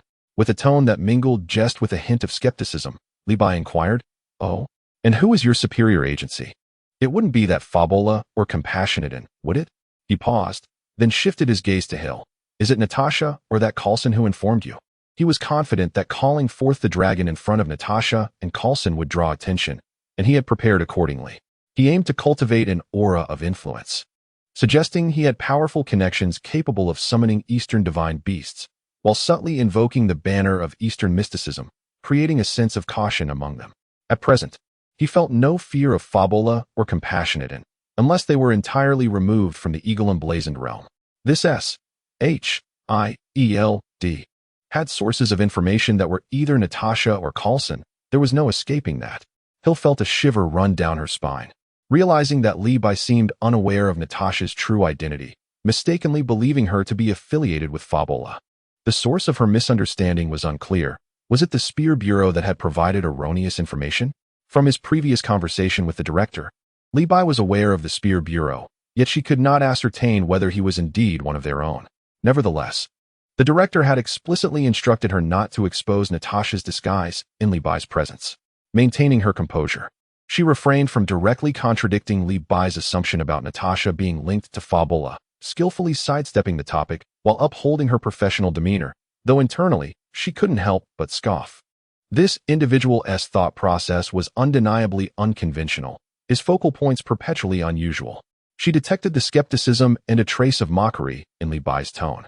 As Li Bai operated his vehicle, speeding along the road while humming an indiscernible tune that echoed like a haunting melody, Hill frowned in disapproval. Suddenly, he slammed on the brakes, the tires screeching against the pavement. What the? Li Bai's eyes widened, nearly popping from their sockets as if he had witnessed a cosmic spectacle. The scene before him was utterly absurd, surpassing even the bizarre dream he had had the previous night, in which he had merely played mahjong with Godzilla. In this area, tents proliferated wildly, resembling a battalion poised for action. He restarted the vehicle, inching forward at a leisurely pace, cautious not to collide with anyone. However, the ensuing scene shattered his perception of reality. Goodness, this was not merely shocking, it was akin to a live horror film. As he surveyed the surroundings, the buildings appeared to have been kissed by fierce flames, charred remnants standing in stark contrast. While the air was thick with the acrid scent of burnt materials, an indescribable scene indeed. Not just one street or two, but an entire expanse had been reduced to ruins. As if cleansed by a meteor shower, Li Bai could not help but murmur, his voice laden with astonishment and confusion. It looks as though it has been struck by an atomic bomb. His imagination ran wild, with absurd thoughts galloping through his mind like untamed stallions. Could it be that those who were once living comfortably sought revenge against their fathers? Was this a reversal of fate? Activating his mental search engine, he began to frantically recall. Let me think. It seemed that Los Angeles had experienced some intense heat last year, followed by several devastating fires. The most recent one occurred just over 2 months ago, if memory served. And he had not yet traversed time. Scratching his head, he still felt something was amiss. Why were there so many tents and homeless individuals? Spotting a clear road ahead, Li Bai decided to cease his observations, pressed the accelerator, and continued his journey towards Beverly Hills. As he approached Beverly Hills, the scenery gradually returned to a semblance of normalcy. Although traces of fire's wrath remained, compared to the previous desolation, it was akin to paradise. Construction crews wielding excavators and cranes created a cacophony as they fervently repaired the villas affected by the fires. Li Bai smirked inwardly, reflecting, indeed. Money can make the world go round. Just look at this efficiency, this spectacle. It is clearly the privilege of those with financial prowess. While driving and following the navigation provided by the mysterious woman from the phone call, he soon arrived in the heart of Beverly Hills. The mansions here were extravagant, each more opulent than the last, leaving Li Bai dazzled, akin to a country bumpkin entering a grand garden for the first time. He came to a gradual halt before one such villa, striving to recall the name the woman had mentioned over the phone. Turning to the figure seated in the passenger seat, he asked, "Do you know someone named Charlize Theron?" Chapter 54, Supernatural or Not. Trouble for Biao. Upon hearing this, Hill first paused in surprise, then cast Li Bai a peculiar look. "You don't know Charlize Theron?" Li Bai raised an eyebrow, his tone imbued with a hint of defiance. "Is it a crime not to know her?" Hill scrutinized Li Bai closely, confirming he was not jesting before responding earnestly. "Not a crime. Per se, Charlize Theron is a top-tier star in Hollywood, an award-winning actress." Li Bai finally understood, exclaiming in realization. No wonder Hill's expression had been so strange. It turned out this individual was a household name, and among the elite in the industry. Before his journey, he had encountered Megan Fox, a fortune bestowed upon him by Transformers. Megan rose to fame solely through those two films, only to face a subsequent downfall, relegating her to a mere secondary status, in comparison to the current figure residing in a luxurious villa in Beverly Hills. The disparity was as vast as the heavens to the earth. Had he known her true standing, the appearance fee would have multiplied by 10 or even 20 times. 100-fold might still seem insufficient, as the little abacus in Li Bai's mind clicked away. He parked his sports car steadily beneath the shade of the villa and approached the ornate iron gate, pressing the doorbell. A female voice responded. Though it was not Charlize Theron herself, Li Bai announced his name, and the gate silently slid open, allowing both to enter. First, they encountered a delicate little fountain, followed by an expansive garden meticulously trimmed. Li Bai marveled inwardly. Indeed, the living conditions of the wealthy were a luxury unimaginable to ordinary folk. The main structure of the villa exuded grandeur, though Li Bai, lacking expertise, could not discern the specific architectural style. A Latina woman dressed as a maid greeted them, guiding Li Bai and Hill through the porch into a spacious and well-lit hall. A striking Caucasian woman in her 30s approached briskly, her beauty marred by an unmistakable weariness etched upon her features. Charlize Theron managed a strained smile. "Master Li, you have finally arrived." Without engaging in excessive pleasantries, she swiftly got to the point. Li Bai too refrained from beating around the bush and directly inquired about her feelings of unease. Charlize then recounted her experiences. At night, while trying to sleep, she often sensed a presence looming in her bedroom, yet upon turning on the lights, found nothing there. In the stillness of the night, she could faintly hear whispers. She even questioned her mental state, to the extent of scheduling an appointment with a psychologist. At this critical juncture in negotiations for a new film, Hancock, with fierce competition for roles, she had finally secured the lead female role. If her mental state faltered, how could she proceed with filming? This film was of utmost importance to her. Li Bai observed her demeanor, which indeed reflected anxiety, accompanied by faint dark circles beneath her eyes, suggesting a restless night. "May I visit your bedroom?" he proposed. Without hesitation, Charlize rose and led the way, with Hill following quietly behind. The bedroom was located on the second floor, spacious enough to leave Li Bai in awe. Far larger than the living room of his own modest apartment. Heavy curtains blocked the light, rendering the room somewhat dim. Charlize reached for the switch, illuminating the space. The room was warmly decorated, exhibiting touches of youthful whimsy, with numerous Barbie dolls scattered about. Li Bai mused that beneath the exterior of this polished superstar, there lay a hidden essence of a little girl. Reining in his thoughts, he meticulously scanned the room for any signs of abnormality. Alas, as a novice exorcist, his observations bore no fruit. He pondered to himself that the esteemed star might simply be succumbing to the immense pressure of her pivotal role, leading to heightened anxiety and paranoia. According to her, the position of lead actress in Hancock had been snatched from a host of renowned Hollywood actresses, making the competition undeniably fierce. However, such sentiments cannot be articulated directly, lest one tarnish their own reputation and appear inadequate.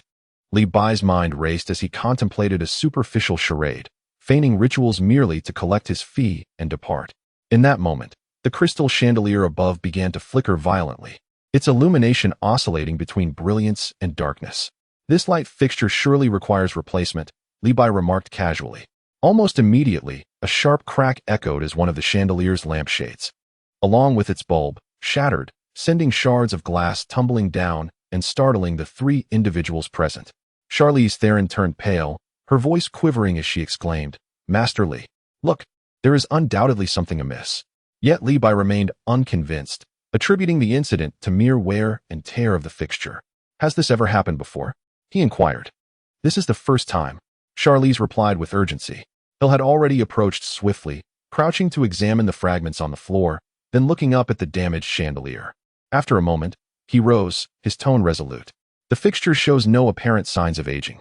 Upon hearing Hill's assessment, Li Bai felt the matter was being exaggerated. Perhaps the noise from the construction outside had caused the breakage, he suggested, gesturing towards the window, just as if to validate his claim. A distant rumble of heavy machinery resonated outside, causing the glass panes to tremble slightly. While Charlize's anxiety subsided somewhat, her doubts lingered. "But there should be no construction at night. Why can I still hear the sounds?" Li Bai mused internally that in a wealthy district like this, construction crews would hardly disturb the peace at night. If she could still hear the noise, it was likely a manifestation of her own psychological distress. If malevolent spirits were truly at play, they wouldn't linger long enough for her to notice him. Growing impatient, he desired a swift resolution to collect his payment and depart. An idea struck him. Miss Theron, he adopted an enigmatic demeanor. The energy in this residence appears rather chaotic. It may be unwise to remain here. It would be prudent for you to temporarily relocate until the disturbances settle. He reasoned that a change of environment might alleviate the psychological burden afflicting the star. Once she immersed herself in her filming, she would scarcely have time for unwarranted fears and suspicions. Charlize, glancing at the broken light above and reflecting on her recent experiences, found wisdom in his suggestion. Retreating for a few days seemed a sound choice. Observing her contemplation, Li Bai seized the moment. I have a quiet apartment, conveniently suited for you to review your scripts. If any unclean spirits were to follow you, my presence nearby would ensure your safety. Charlize pondered briefly before nodding in agreement and beginning to gather her belongings. Li Bai's heart soared with delight. This would undoubtedly yield a profitable venture. The apartment was due for renovations in a few days anyway, providing the perfect opportunity to benefit from the celebrity's presence.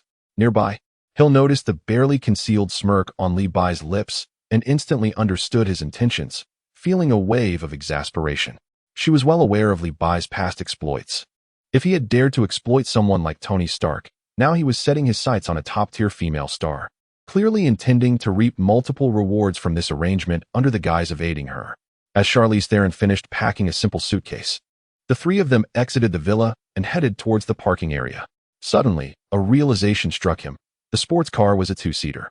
The limited space in the back was barely sufficient for a child, let alone a full-grown person like Charlize Theron. Just as he was about to suggest that she drive her own car to follow, he caught a glimpse of a figure clad in peculiar attire, indistinguishable as male or female, stealthily circling his vehicle, seemingly attempting to pry open the car door lock with a tool. What on earth? In broad daylight. Encountering a car thief? Stunned, he found himself facing a thief attempting to steal his own car for the first time. Hill reacted swiftly, pinning the individual to the ground before Li Bai could even move, executing the maneuver with remarkable precision. Ouch! Let go! You're hurting me!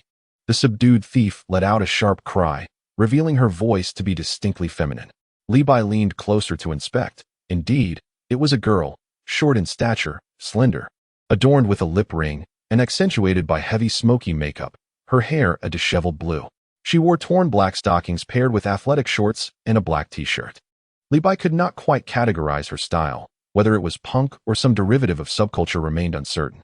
Regardless of her fashion choice, stealing his car was utterly unacceptable. Seeing the girl still struggling vigorously, Li Bai motioned to Hill. Take her to the police station. Hill glanced at the sports car, reminding him, there's not enough room for four. Simple, Li Bai decisively replied, opening the front passenger and driver's side doors. You and Miss Theron can drive back. I'll handle this little thief. Upon hearing Li Bai's intent to take her to the police, the girl fought even harder, but she was no match for Hill's strength. Li Bai privately mused about Hill's impressive skills. Not only did she exude an air of confidence, but her combat abilities were commendable as well. He wondered how she compared to Natasha's prowess. Ignoring the girl's cries and protests, Li Bai gazed skyward and shouted, Nimbus Cloud. No sooner had he spoken than a cloud floating above quivered violently, its edges shimmering with golden light. In an instant, a white shadow shot down, hovering above them before gently descending. The cloud was pure and dense, with glimmers of light along its edges, appearing anything but ordinary. Hill, witnessing the cloud's sudden appearance, was taken aback despite her extensive experience. Although Natasha had mentioned such phenomena, witnessing it firsthand was an entirely different experience, momentarily causing her to forget her agent composure. Charlize Theron beside her stared in wide-eyed amazement, her lips slightly parted in disbelief. What on earth was this? Was it a movie? Which special effects team was responsible? The oddly dressed girl also ceased her struggle, momentarily forgetting her fear as she gazed up at the descending cloud in awe. Li Bai took the girl from Hill, disregarding her condition, and effortlessly hoisted her onto his shoulder before leaping onto the Nimbus Cloud. He commanded, home.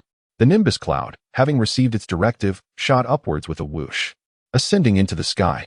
The sudden acceleration sent a jolt through the girl, prompting a scream that erupted from her throat once more, resonating throughout the heavens. Li Bai felt his head throb from the noise. Are you going to keep screaming? I swear I'll drop you right now to feed the birds. He urged the Nimbus to decelerate, allowing the girl to sob quietly without daring to cry out. Looking down, she noticed the people and cars below were as tiny as ants scurrying about. Li Bai, possessing keen eyesight, quickly spotted Hill's sports car, which was leisurely trailing beneath the Nimbus along the corresponding route. Impressive driving skills indeed. After soaring for nearly half an hour, the familiar rooftop of the apartment building came into view. As the Nimbus landed gently on the terrace, he set the girl down, his elegant brows furrowing in concern. Without a second thought, he released her onto the ground and dashed downstairs, oblivious to her presence.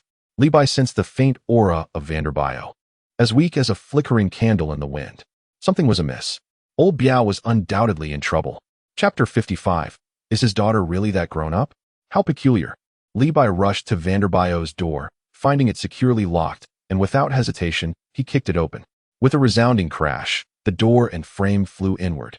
As the house was destined for renovation anyway, bursting into the living room, the scene before him caused his pupils to constrict. Vanderbio lay on the cold floor, a gaping wound in his abdomen oozing blood, soaking a large portion of the carpet, his breath shallow and labored. Beside the pool of blood stood a girl, the same one who had sought Vanderbio at the entrance of the Chinese restaurant. Clutching a still-bloodied blade, her expression was vacant and devoid of emotion. A surge of anger ignited within Li Bai. He was deeply concerned for Vanderbio's injuries and furious at the situation. Vanderbio was the second in command he had personally elevated. In his absence, Vanderbio had held the fort. If he were to perish, where could he find another diligent and resilient partner capable of enduring his pitfalls? This would jeopardize his own livelihood. Without further contemplation, he swiftly approached and delivered a powerful slap across the girl's face, sending her crashing against the wall before she slid down helplessly. Kneeling beside Vanderbio, Li Bai sensed his aura. Fortunately, he was still clinging to life. There was hope. Wasting no time, he resolved to get him to the hospital. Biao Gu, Li Bai called, gently patting Vanderbio's cold cheek. Vanderbio's eyelids fluttered, managing to crack them open slightly, his lips moving to form indistinct sounds. Leaning closer, Li Bai discerned two words, daughter. Li Bai was momentarily taken aback, utterly bewildered. What daughter? Where could this old bachelor have a daughter from? Could it be that he was delirious from blood loss, uttering nonsense? He focused his energy once more. Vanderbio's aura, though wavering, was not yet extinguished. There was still time to rush him to the hospital for rescue. Most likely, he was on the brink of death. His consciousness muddled. Wake up, Biao Gu, wake up. Li Bai intensified his efforts, delivering a few more slaps to Vanderbio's face. After the blows, Vanderbio seemed to regain some clarity, his gaze sharpening momentarily, his lips articulating more distinctly, my daughter. Li Bai's mind raced. It appeared he had truly lost his wits. When had Vanderbio ever mentioned a daughter? In their previous conversations, he had only revealed that he had once divorced in the mainland, with no children. Just as he contemplated whether to administer a few more slaps to rouse him, he noticed Vanderbio laboriously turning his head, his gaze fixated on the corner of the room where the girl he had struck lay motionless. Li Bai was left speechless, thinking to himself, at such a critical moment. He was still concerned about the girl. No wonder someone would stab you. It was likely due to your inappropriate advances. And the girl's fierce resistance led to such an unfortunate incident. You deserve it. As Li Bai silently criticized and contemplated whether to send Vanderbio away to Eagle Sauce for a breather, lest the girl's family report him and leave old Biao to endure prison life in Eagle Sauce, experiencing the unpleasantness of soap dropping. A sudden system notification reverberated in his mind. Congratulations, host, for eliminating the anomaly. You are rewarded with the crystal ball of the fortune teller. Li Bai was momentarily taken aback, not by the reward itself, but by the term anomaly. He turned to glance at the girl in the corner. In his haste to save Vanderbio, he had acted without restraint. The girl had already lost her life. Yet the system claimed that what had died was not a human, but an anomaly? How could that be? An anomaly had infiltrated Vanderbio's home, masquerading as an ordinary girl to inflict harm upon him. Just moments ago, he had sensed the atmosphere within the room, and that girl had unmistakably emitted the essence of an ordinary human, devoid of any peculiarity. Li Bai felt utterly bewildered, struggling to grasp the situation. At that moment, a commotion erupted at the door. Hill and Charlize Theron hurried in, with Hill escorting the car thief girl. Upon entering, The trio was struck by the horrific scene in the living room. A man lay on the ground, drenched in blood, teetering on the brink of life and death, while a girl in the corner had fallen silent. The impact of the sight was overwhelming. Li Bai, unable to spare a moment for explanations, activated his thoughts and retrieved a vibrant green spirit being from his system space, prying open Fan De Biao's mouth to insert it within. For reasons unknown, Fan De Biao instinctively resisted. Li Bai, uninterested in dialogue, forcefully manipulated his jaw and successfully administered the bean, then closed his mouth. To unravel the mystery, it was imperative for Fan De Biao to regain consciousness. The spirit bean was swallowed against his will. Suddenly, Fan De Biao's body jolted upright, convulsing before springing to life with an exuberance akin to that of a rooster, his eyes wide with astonishment. He scanned his surroundings, looked at Li Bai, then down at his abdomen, where the wound had miraculously healed without a trace, before leaping up and screaming, "My daughter!" In a frenzy, he rushed to the lifeless form in the corner, weeping and wailing, pounding his chest in despair, incoherently lamenting his unfilial sins. Li Bai was left even more perplexed by this display. "What did you just give him?" Hill stepped forward, her gaze piercing as she scrutinized Li Bai. Was it a bean? She had witnessed Fan De Biao's near-fatal condition transform into vitality with the mere consumption of a single bean, shattering her understanding of reality. Was it some potent stimulant? "Spirit bean," Li Bai replied casually, lacking the inclination to explain that it was the essence excreted by a special plant consumed by the cat immortal, akin to cat poop coffee. "Have you heard of it?" Hill furrowed her brow slightly, feeling a tinge of discomfort, but as she recalled the miraculous revival effect, her expression deepened in contemplation. If soldiers on the battlefield could possess such an item, coupled with Li Bai's ability to summon the cloud of whirlwind and Natasha's mention of the divine dragon granting wishes to resurrect the dead, her assessment of Li Bai elevated significantly. Could it be that he truly was the immortal from the legends of the Dragon Kingdom? Charlize Theron stood by, utterly dumbfounded, as everything she had experienced that day dismantled her worldview entirely. "Originally, I thought seeking out Li Bai for exorcism was merely a matter of finding a well-known master with genuine skills. Little did I anticipate witnessing the miraculous spectacle of riding clouds and using magical beans to save lives. Such extraordinary effects would be deemed implausible even in cinematic productions." As she observed the vibrant and vigorous Fan De Biao, her gaze shifted to Li Bai, and her eyes sparkled with curiosity. "Magical beans? What a marvel! How much for each? I must acquire some." This extraordinary remedy surpasses the adrenaline kept in the homes of the affluent, proving far more beneficial than any elite medical team. In critical moments, it could indeed restore a life, priceless beyond measure. Meanwhile, the girl apprehended by Hill relinquished any thoughts of escape. She had initially intended to slip away amidst the chaos, but upon descending the stairs, she encountered Hill and his companion, only to be captured again. Upon entering the room and witnessing the gruesome scene, her legs trembled in fear. Just as she sought another opportunity, she beheld Li Bai reviving a dying individual with a single bean. That was not even the most astonishing part. She had arrived here riding on a cloud. Who would believe such a tale? She stood, captivated by the wonders unfolding before her, marveling at the strangeness of the world. Li Bai, uninterested in the myriad thoughts of those around him, stepped forward and seized the weeping Fan De Biao. "Have you had enough of this theatrics? What is this sob story for?" Fan De Biao stumbled slightly as he was pulled, finally managing to compose himself, though he still choked on his tears. "Boss, she is my daughter." Li Bai was at a loss for words. The girl, who appeared to be at least 18, had previously been claimed by Fan De Biao to be childless. When had a daughter grown to such an age? The resemblance between them was negligible. Could it be that the magical beans were ineffective? As a bachelor, where would he have acquired a daughter? Last time he had just betrayed us. Is he attempting to fool me? Li Bai scrutinized Fan De Biao and glanced at the unconscious girl in the corner, a wave of dubious thoughts resurfacing in his mind. Could it be that he truly had a young girl as a goddaughter? This old chap is quite something. At such an age, he can charm someone so youthful. Li Bai found himself somewhat tempted to seek his wisdom. Suddenly, a loud crack resounded as the light bulbs in the room exploded without warning, shards flying in all directions. Following suit, every window in Fan De Biao's house shattered simultaneously, the glass raining down like hail into the room. The abrupt turn of events sent both Charlize Theron and the car-thieving girl into simultaneous screams of terror. Hill instantly assumed a defensive stance, shielding Charlize. Li Bai furrowed his brow, swiftly lifting his gaze, scanning the surroundings, and finally resting his eyes on Charlize. Was there truly something sinister at play? Li Bai focused intently on Charlize Theron. Was there indeed something unclean lurking in her home, perhaps even following her here? Otherwise, how could the light bulbs explode collectively, and the windows shatter in such a chaotic display? He attuned himself to the atmosphere, noting that not even a trace of chill lingered in the room. Having dealt with the Dean brothers, he had encountered various peculiar occurrences. Whenever those incorporeal entities appeared, the temperature invariably plummeted. In the present circumstances, there is a striking lack of professionalism amidst the haunting atmosphere, which is rather perplexing. Observing the chaotic scene littered with shards of glass glinting under the light, Li Bai felt a twitch at the corner of his mouth, his heart bleeding at the thought of the costs involved. Surely, the miserly Van de Biao could not afford such expenses.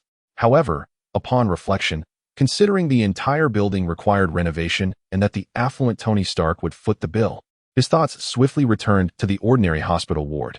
Clearing his throat, Li Bai gestured to the frightened crowd, who were nearly huddling together for warmth. Remain calm, remain calm.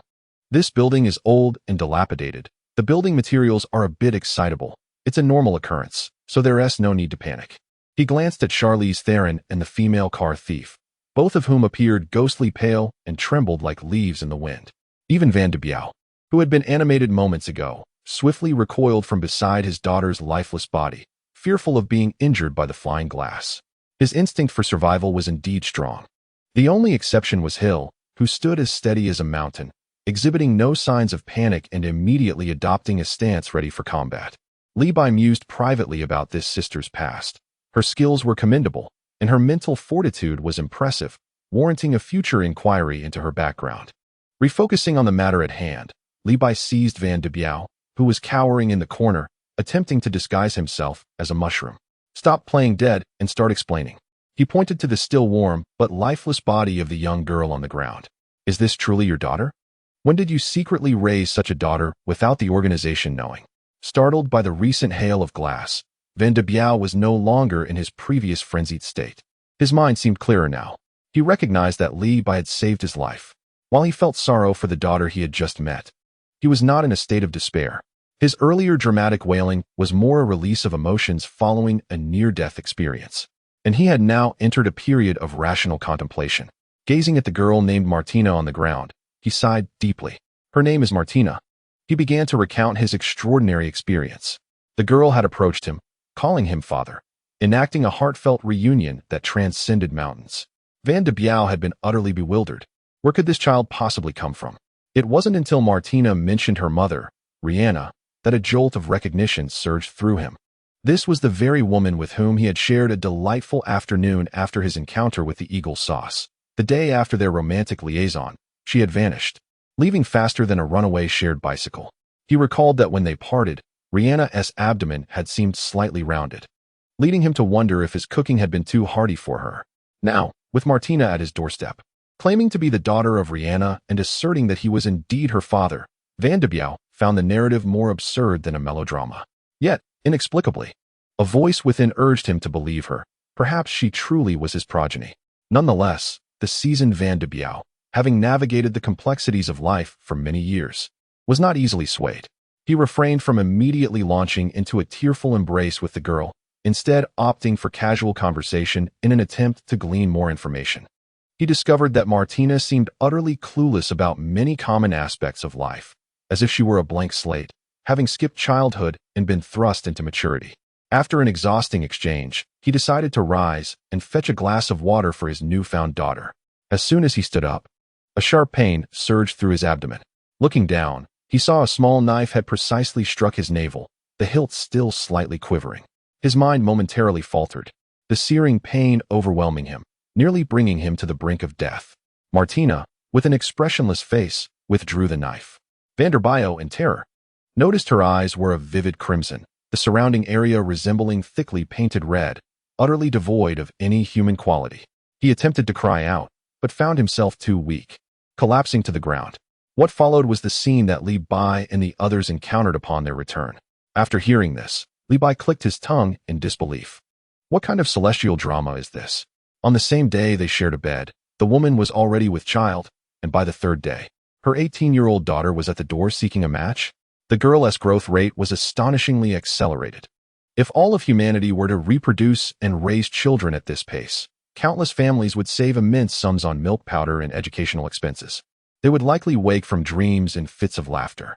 However, Vanderbiot's mention of Martina's unnaturally red eyes, combined with the system's alert about a bizarre kill, indicated that Martina was certainly not human. But what was the nature of this strangeness? Levi found his knowledge base lacking, having never encountered such a phenomenon before. When the Dean brothers returned, he would need to consult them thoroughly. The peculiarities of Eagle Sauce were endless. An ordinary person, like Vanderbiot, would surely succumb easily. There was yet another question that remained unclear. Why did this daughter, Martina, stab her so-called father? What was her motivation? To silence him? To usurp his wealth? Vanderbiot seemed to possess little in terms of assets. Unfortunately, Martina had perished too swiftly for him to inquire further. Wait. A spark of insight ignited in Levi's mind. To uncover the truth, he could simply ask that Rihanna. He turned to Vanderbiot. Your daughter. Levi gestured towards the lifeless Martina on the ground. Did she ever mention where her mother, Rihanna, is now? Vanderbiot slapped his thigh. I was so engrossed in chatting with her that I completely forgot about that. Levi facepalmed, feeling his blood pressure rise. Could your mind be any more scattered? Alas, Martina had died too quickly. Otherwise, he could have pried information from her. Just then, another realization struck Levi, and a triumphant smile spread across his face. He almost forgot about the crystal ball awarded by the fortune-telling old woman. Wasn't he this a ready-made search engine? He hurriedly opened the system panel, located the crystal ball, and meticulously read the description. It allowed glimpses into snippets of the past and future, randomly dropping crucial information while providing live broadcasts. Remarkable. Eagerly, he concentrated, selecting the crystal ball from the system space. With a slight spatial ripple, a massive crystal ball, over a meter in diameter, transparent and radiating a gentle glow, materialized in the center of the room, floating serenely in midair. The individuals within the room, carefully tiptoeing to avoid the shards of glass scattered on the floor, were startled by the sudden appearance of such a colossal object. Charlize Theron turned pale, while the girl who had stolen the car nearly let out a dolphin-like scream. Vanderbiot's eyes widened in astonishment. Do not panic. Do not panic. Levi quickly reassured them. This is my tool. The crowd finally exhaled. Yet their gazes toward Levi became increasingly complex. Transmuting objects out of thin air, this transcended the realm of mere magic, approaching divine capabilities. Curiosity enveloped them as they scrutinized the colossal floating crystal orb, its polished surface reflecting the room and their bewildered expressions. Particularly astonishing was the fact that this object defied Newton's laws, levitating effortlessly. Charlize Theron was the first to regain her composure. The orb struck her as oddly familiar, prompting her to inquire, "Is this a crystal ball?" Levi nodded, feigning profundity. It can divine the past, foresee the future, and is an essential companion for home and travel. Divining the past and future? The crowd collectively gasped, their minds conjuring words like medium, sorcerer, charlatan. Ignoring their astonishment and speculations, Levi approached the crystal ball. This was his inaugural attempt with such an artifact, and he was eager to test its capabilities. Gazing at the levitating orb and casting a glance at the motionless Martina on the ground, he commanded, "Crystal ball, reveal to me Martina's past." Upon issuing the command, the orb's surface shimmered, and indistinct images began to emerge within, swiftly sharpening into clarity. The scene crystallized within a room, the camera fixated on a woman's abdomen, which was prominently distended, indicating she was on the verge of childbirth. The camera refrained from revealing the woman's face. Gradually, the camera pulled back, exposing the room's simple decor, where several women surrounded the pregnant woman, their expressions grave. "It's Rihanna," Vanderbilt suddenly exclaimed, his gaze locked onto the woman with the pronounced belly. Indeed, it was her. The image portrayed Rihanna emitting a pained groan, prompting the surrounding women to spring into action, assisting her in adjusting her position. Soon, the head of an infant began to emerge. The focus shifted to the newborn's wrinkled, rosy face, capturing every detail without diverting attention to others. Moments later, the scene flickered. The infant no longer appeared freshly born. It now seemed 2 or 3 months old and was astonishingly babbling coherently, articulating clear phrases. The onlookers were rendered speechless, a chill surging from their feet to the crown of their heads. This was no ordinary infant. It was a monstrous entity cloaked in the guise of a baby. The horror was palpable. The imagery continued to transition rapidly. The child's appearance morphed swiftly, soon resembling a 7- or 8-year-old. The contours of the face and features unmistakably mirrored those of Martina. This growth rate resembled a life played in fast forward. Before the crowd could recover from their previous shock, the scene shifted once more. A graceful young woman, around 17 or 18, with a striking visage, stood poised in the center of the crystal ball's image. It was none other than the present-day Martina. As the orb's radiance dissipated, it returned to its crystalline transparency, quietly hovering in the air. Though the footage consisted of merely a few brief segments, the temporal leap was enough to induce a sense of cardiac arrest. Yet, the wealth of information was monumental, enlightening all present regarding the unfolding events. Their understanding felt as if it had been repeatedly crushed by a bulldozer, shattered into fragments. So, the child could truly grow at such an astonishing rate. Was it not faster than photosynthesis? One dilemma has been resolved. It appears that this old rascal, Vanderbilt, spoke the truth. He indeed encountered such an outrageous incident. The gazes of the onlookers towards Vanderbilt were tinged with sympathy and a peculiar intrigue. Levi stroked his chin, his expression oddly contemplative. Should such a growth rate proliferate, it would undoubtedly lead to the disintegration of human societal structure. He turned once more to the crystal ball, issuing a new command. Rihanna, could you ascertain her current whereabouts? A profound silence ensued. The orb remained unchanged, translucent, and unresponsive. Levi furrowed his brow. Wasn't there supposed to be a live broadcasting feature? What was going on? He had just envisioned an array of potential uses for the live feed, only to find it faltering at a critical moment. Hastily, he perused the system instructions, meticulously revisiting the text. It turned out he had overlooked a line of fine print. The live broadcast feature is influenced by various factors, including but not limited to target intensity, distance, interference, and the user's luck for the day. Levi mused. So it relies on fortune, does it? Very well, you are indeed formidable. Since live broadcasting was not feasible, he resolved to take a different approach. All right, if I cannot watch the live feed, let us see where Rihanna has recently ventured. This time, the crystal ball complied graciously.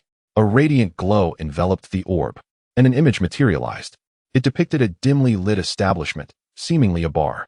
Rihanna was seated at the counter, cradling a vividly colored drink, sipping it intermittently.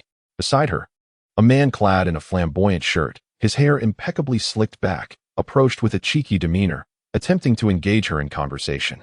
Rihanna appeared to show little resistance, responding to him in a half-hearted manner.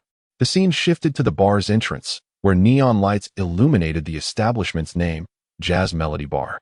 Rihanna was seen being half-embraced by the man in the floral shirt, her steps unsteady as they exited, disappearing into the shadows of the street corner.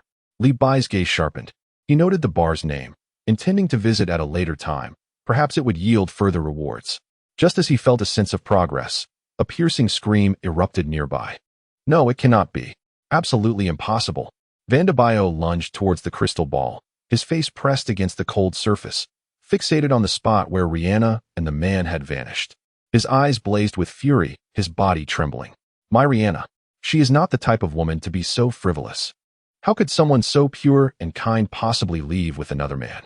Vanderbilt's voice cracked with despair, laden with disbelief. My world has collapsed. He collapsed onto the ground, cradling his head in a manner reminiscent of a middle-aged man's faith-shattering. Meanwhile, Levi felt a surge of triumph. See, I told you. I always said there was something amiss with that woman. Yet no one believed me. Chapter 57, A Lucky Bag? A Contract of Sale. Levi patted Vanderbilt on the shoulder. There are plenty of fish in the sea. Do not weep for a peculiar woman. Furthermore, she is not a human. And you are not Susian. He turned his gaze towards Charlize Theron. This was the matter of importance. As Charlize felt Levi's eyes upon her, a sense of unease gripped her heart. She understood that Levi was a true master of exorcism. Having witnessed his ability to conjure objects from thin air and summon clouds with a mere wave of his hand, his methods transcended her comprehension of what an exorcist could be. Her throat felt parched. Masterly. Levi had already formulated his thoughts and saw no need to beat around the bush. Have you encountered any of those strange occurrences elsewhere? He gestured towards the shattered glass strewn across the floor. Charlize Theron quickly shook her head. No, after receiving the script. I have stayed at home and haven't ventured anywhere else. Li Bai pondered this. Such a statement could imply two possibilities. Either that entity had persistently followed Charlize Theron, mirroring her every move, or, akin to the first scenario, it was directly attached to her or to an item she carried. Wasn't the malevolent spirit from the Megan film crew residing within a necklace?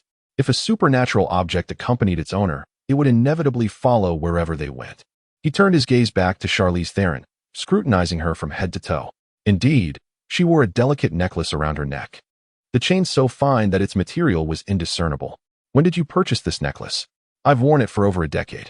Masterly, do you suspect there's something wrong with my necklace? Charlize Theron, perceptive and astute, immediately grasped Li Bai's implication. She quickly shook her head in denial, asserting that it could not be the necklace, which had been trouble-free for so many years. Li Bai nodded. After a decade of peace, the recent disturbances cast doubt on the necklace's culpability. Apart from the necklace, Charlize Theron wore no other adornments. Could it be a personal item? She sensed Li Bai's gaze lingering on her, and her heart raced. Did Master Li have a lustful interest in her? She had heard tales of individuals being exploited by so-called mystics, but those were mere charlatans seeking to swindle money and affection. Confident in her own allure, she had once gained weight for a role, only to return to her slender form post-production, remaining single with numerous suitors. In the cutthroat arena of Hollywood, she had witnessed countless sordid affairs, from actresses indulging directors and producers to making temporary arrangements on set. Some even resorted to mysterious cults in pursuit of eternal youth or fortune.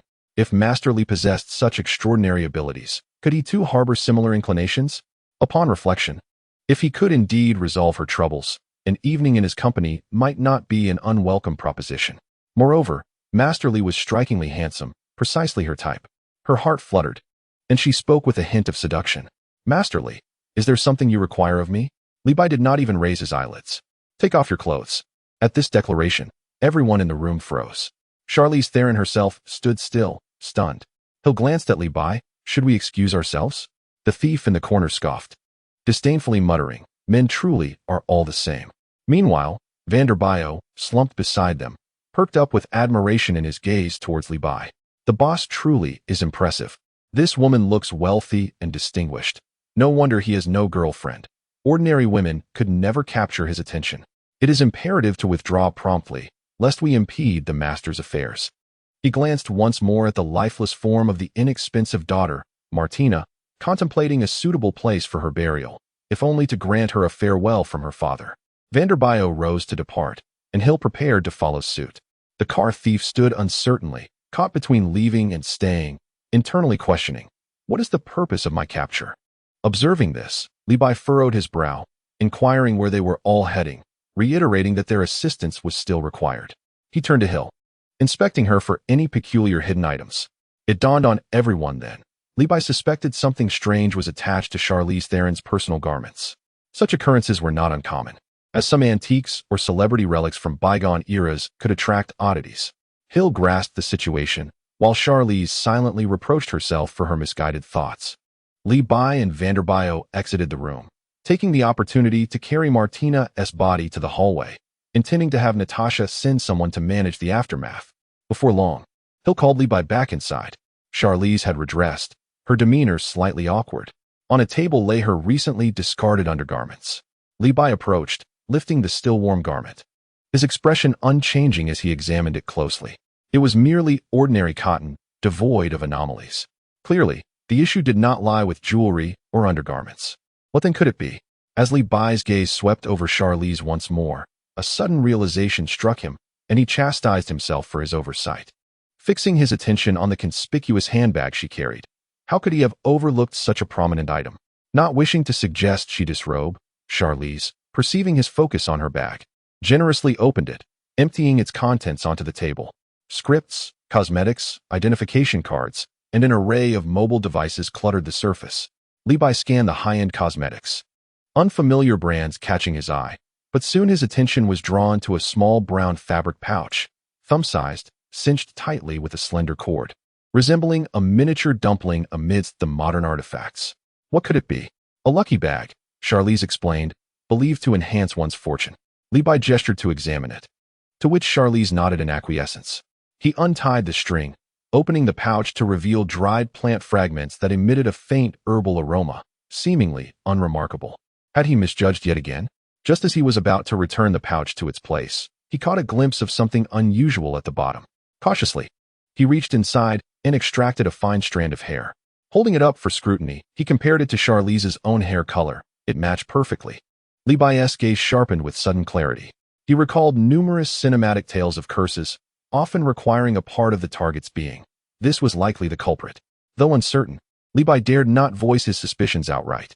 He procured a lighter from Vanderbiel's room and ignited the strand of hair. For precaution, he decided to incinerate the small pouch as well, watching it curl and blacken until it was reduced to ashes. If no further disturbances arose in the ensuing days, the source of the trouble would undoubtedly rest within that pouch. And perhaps I can also earn the cost of Charlize Theron's 2-day accommodation. Observing Levi's decisive actions, Theron did not intervene. However, her mind was in turmoil. If this matter with the bag indeed posed a problem, could it not mean that someone close had cast a sinister hand? She was reluctant to entertain such thoughts, yet they lingered. Having resolved the immediate issue, Levi turned his attention to settling the score with Vanderbiel. After considerable effort, he had expended a precious fairy bean to pull him back from the brink of death. Levi faced Vanderbiel, who had just recovered and entered the room, a smirk gracing his lips. "Brother Biao, do you know how much that fairy bean I used to save you is worth? Selling you would scarcely cover it. Now, enlighten me on how you plan to repay this debt." Vanderbiel was taken aback. "Wasn't it you who offered it to me?" he began, but upon catching the look in Levi's eyes, he swallowed the latter part of his sentence. A sense of dread washed over him. Now far from home, and with his English lacking, he feared that if he were cast out, he might perish on the streets. He forced a smile more grotesque than a frown and cautiously inquired, "What if I work for you and deduct my wages from my pay?" Levi nodded in satisfaction. "At least you are perceptive."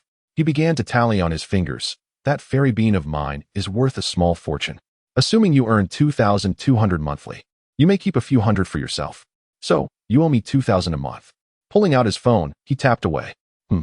That totals 4,166 years and 8 months. After removing the small change, you will be working for me for 4,166 years. Vanderbiel's eyes nearly bulged out of their sockets. "For 1,000 years? How could I possibly live that long?" Levi, uninterested in further conversation, "Fetch paper and pen. No more chatter. Let us formalize this agreement."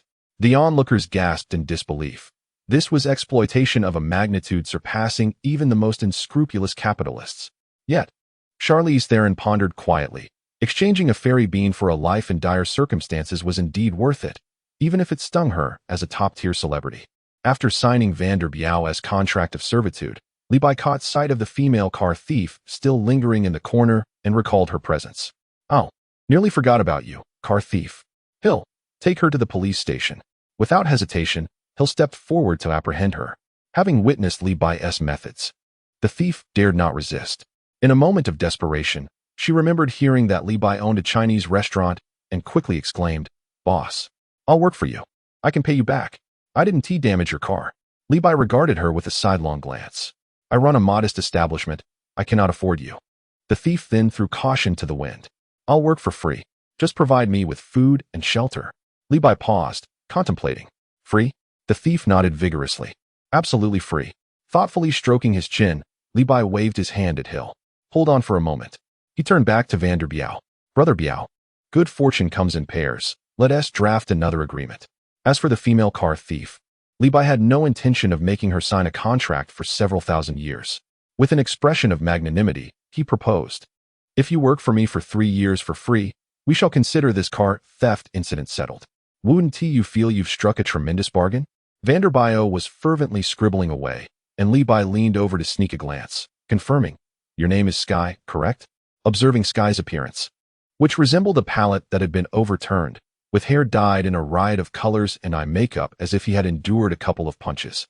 Levi furrowed his brow into a furrowed shape. Such a visage would be deemed ominous even as a door god in a restaurant.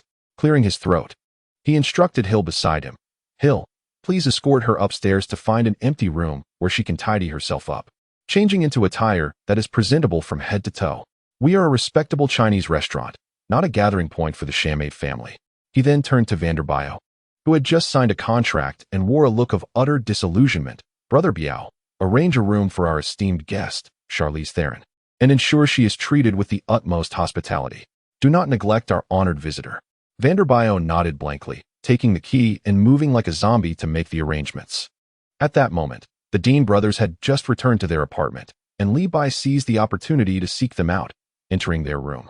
The two hunters had finally managed to enjoy a few days of retirement with Li Bai, only to have ventured out to exchange monster-slaying insights with their peers. As soon as he entered, Li Bai inquired, "Are you leaving tomorrow? Not staying a couple more days?" Dean plopped down, grabbing a bottle of water from the table. "We've delayed too much. We must leave. Are you concerned about the room rent for a couple of extra days?" Li Bai replied, "There's no time for idle chatter today. Let me explain the peculiar situation regarding Vanderbio's hastily acquired daughter, Martina, the strange transformations in her eyes, and the matter involving Vanderbio and Rihanna in meticulous detail. Have you encountered anything as bizarre as this rapid maturation accompanied by physical anomalies during your travels?" Sam, adopting a scholarly demeanor as he pondered the conundrum, responded, "I have not directly encountered such rapid growth accompanied by physical distortions. I will keep an eye out for relevant information and inform you immediately should I discover anything." Li Bai observed Sam's earnest expression and assumed he had knowledge, only to realize after some time that he had no idea. Meanwhile, Dean's eyes sparkled with mischief as he rubbed his hands together, his expression somewhat lewd. "Hey, is there really such a delightful occurrence? If I were to encounter it, wow, the imagery is too beautiful for me to behold." His mind had already begun conjuring inappropriate scenarios. Sam elbowed him with irritation. "Dean, be serious. Mind your manners." Li Bai rolled his eyes, uninterested in Dean's sordid thoughts, and recalled the mysterious little pouch belonging to Charlize Theron. "By the way, there's another matter. A small pouch containing straw and hair that induces a state of mental disarray, causing chaos at home. Do you know what it is?" He reiterated the details regarding Charlize Theron's lucky pouch. Sam, this time, did not disappoint Li Bai, almost immediately providing the answer. "It's a witchcraft pouch.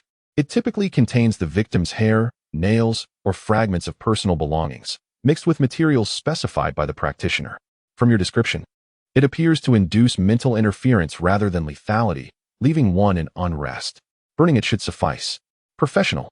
Li Bai snapped his fingers. "That aligns closely with my own conjectures. Very well, since the pouch has been burned, the issue is temporarily resolved. For now, it seems our only pressing matter is to locate the peculiar individual named Rihanna. Tonight, I shall host a farewell banquet for you two. Let us have hot pot. Spicy," Li Bai decisively proclaimed, departing from the room of the two brothers. "I called upon De Biao to accompany me to the Chinese restaurant to prepare the ingredients." As we began to tidy up, Dean wandered into the kitchen, stammering and exhibiting a glimmer of hesitation in his eyes, as though he bore a weighty secret, yet felt too bashful to voice it. Observing this demeanor, Li Bai sensed something was amiss. He instructed Van de Biao to continue his tasks while he led Dean to a vacant corner table in the dining area. "Speak up. What troubles you to appear so constipated?" Li Bai leaned back, crossing his legs. Dean rubbed his hands together, inhaling deeply as if summoning great resolve. "Last time you saved me. That favor is monumental. I wanted to inquire about that divine dragon, the one capable of granting wishes. Once the cooling-off period of a year has elapsed, is it possible to resurrect someone?" Li Bai suddenly comprehended. After resurrecting Dean, he had indeed mentioned to Natasha and the others that the dragon could only be invoked once annually. So, this lad had been pondering this matter. Resurrection is feasible, but it comes with a stipulation. One must ensure the body remains intact. Missing limbs are unacceptable. Dean's expression of hope deflated instantaneously, akin to a punctured balloon. Yet, he mustered a strained smile and patted Li Bai on the shoulder. "Ah, I see. No worries, I was merely asking. By the way, what are you cooking? It smells quite pungent." He deftly shifted the conversation, concealing the profound disappointment lurking beneath his facade. Li Bai, observing his feigned nonchalance, understood that the individual Dean wished to resurrect held immense significance for him. Regrettably, his current dragon pearl had not yet attained the power to resurrect without a corpse, and the future remained uncertain. Before long, the aroma of spicy hot pot wafted through the air. Li Bai, Van de Biao, and the assisting Dean worked with remarkable efficiency. A large pot of crimson oil bubbled vigorously, releasing enticing scents as platters of beef, lamb rolls, tripe, duck intestines, and an array of vegetables adorned the table. The dipping sauce, a secret concoction of Li Bai, was both fragrant and delightfully spicy. Charlize Theron and Hill were also summoned downstairs. The mere presence of Charlize Theron revived Dean, instantly dispelling his earlier despondency, igniting excitement akin to that of a starstruck fan. "Oh my goodness. Charlize, is it truly you? Could I possibly have an autograph? Perhaps a photograph? I absolutely adore your films." Dean produced his phone, his eyes aglow like two radiant bulbs. Charlize, evidently accustomed to such adulation, graciously acquiesced. Levi observed their enthusiastic photo session, pondering thoughtfully. His previous photo with Megan had seemingly boosted the restaurant's popularity. Perhaps creating a celebrity photo wall could elevate the establishment's prestige and attract more patrons, a worthy endeavor indeed. He too joined in for a snapshot with Charlize. Just as the atmosphere buzzed with excitement, the restaurant door swung open once more. A girl with neat short hair, striking features, and clad in a crisp shirt and jeans entered. Automatically, Levi remarked, "We're closed. Please return tomorrow." To his surprise, the girl walked directly to the table, pulled out a chair, and casually picked up chopsticks. "Boss, I haven't eaten yet.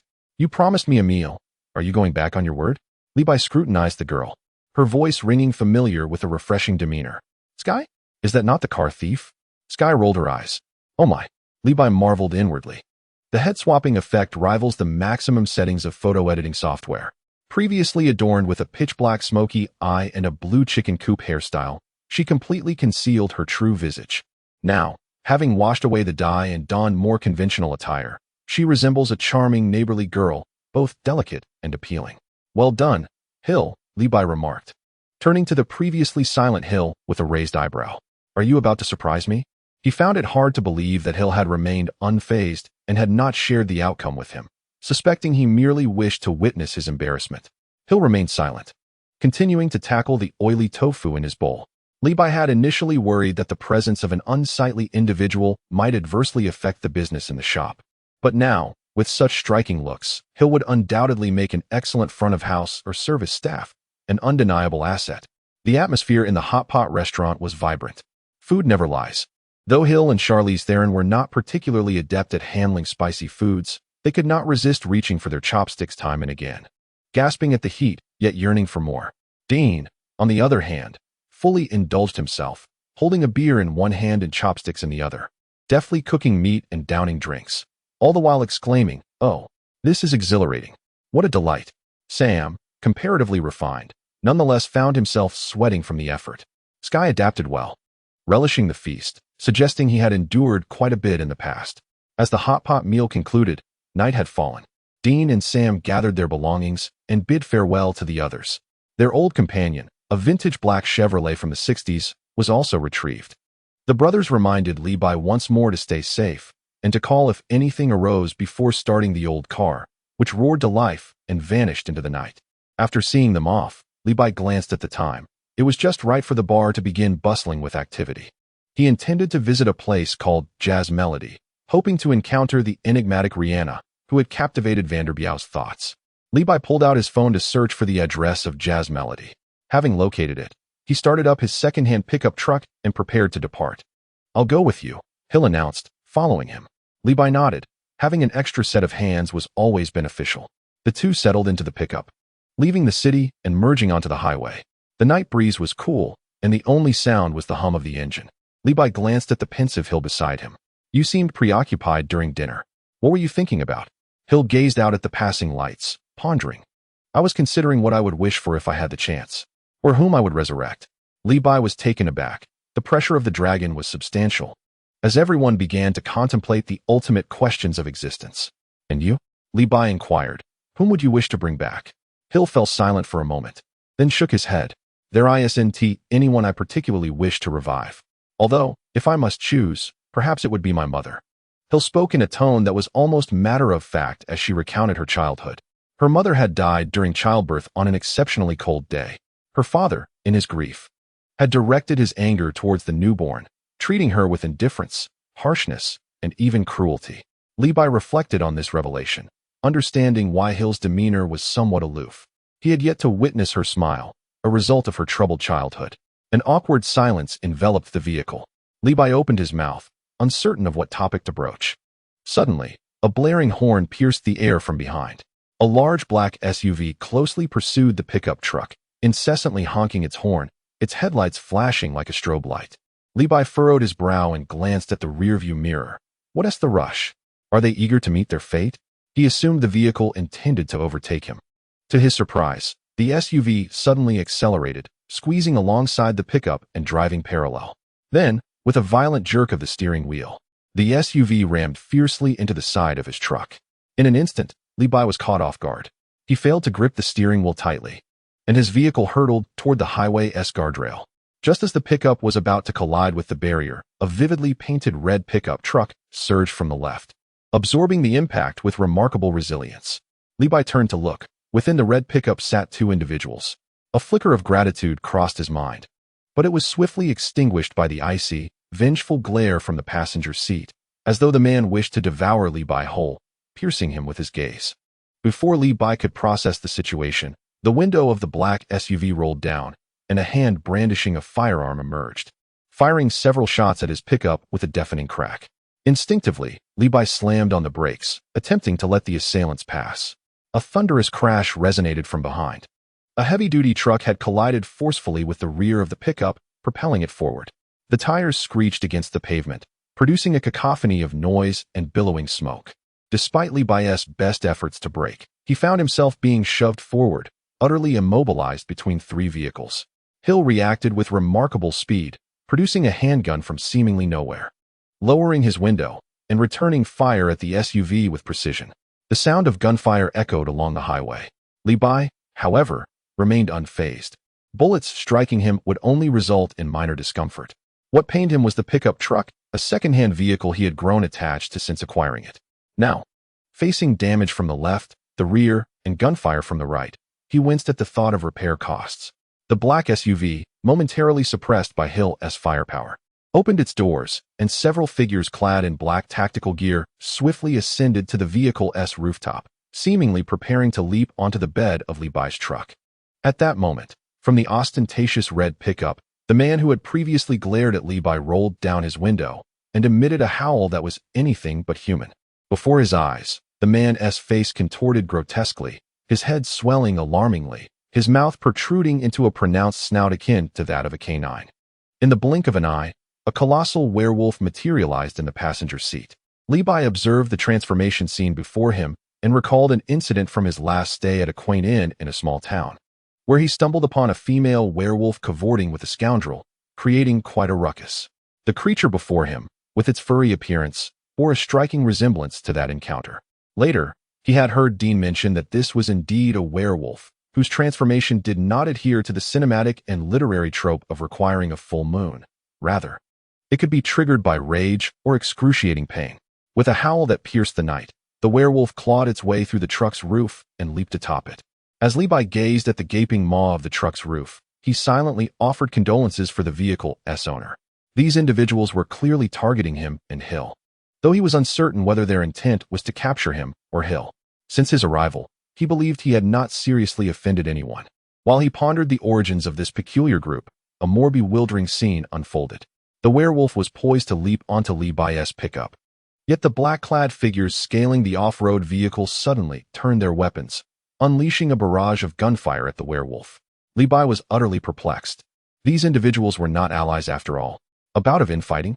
Regardless of the tumult, he stomped on the accelerator, the engine roaring defiantly, attempting to break free from the encirclement of three vehicles.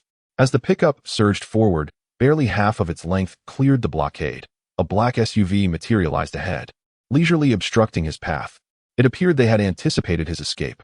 With a resounding thud, the transformed werewolf landed atop the pickup, the weight of its descent causing the vehicle to shudder.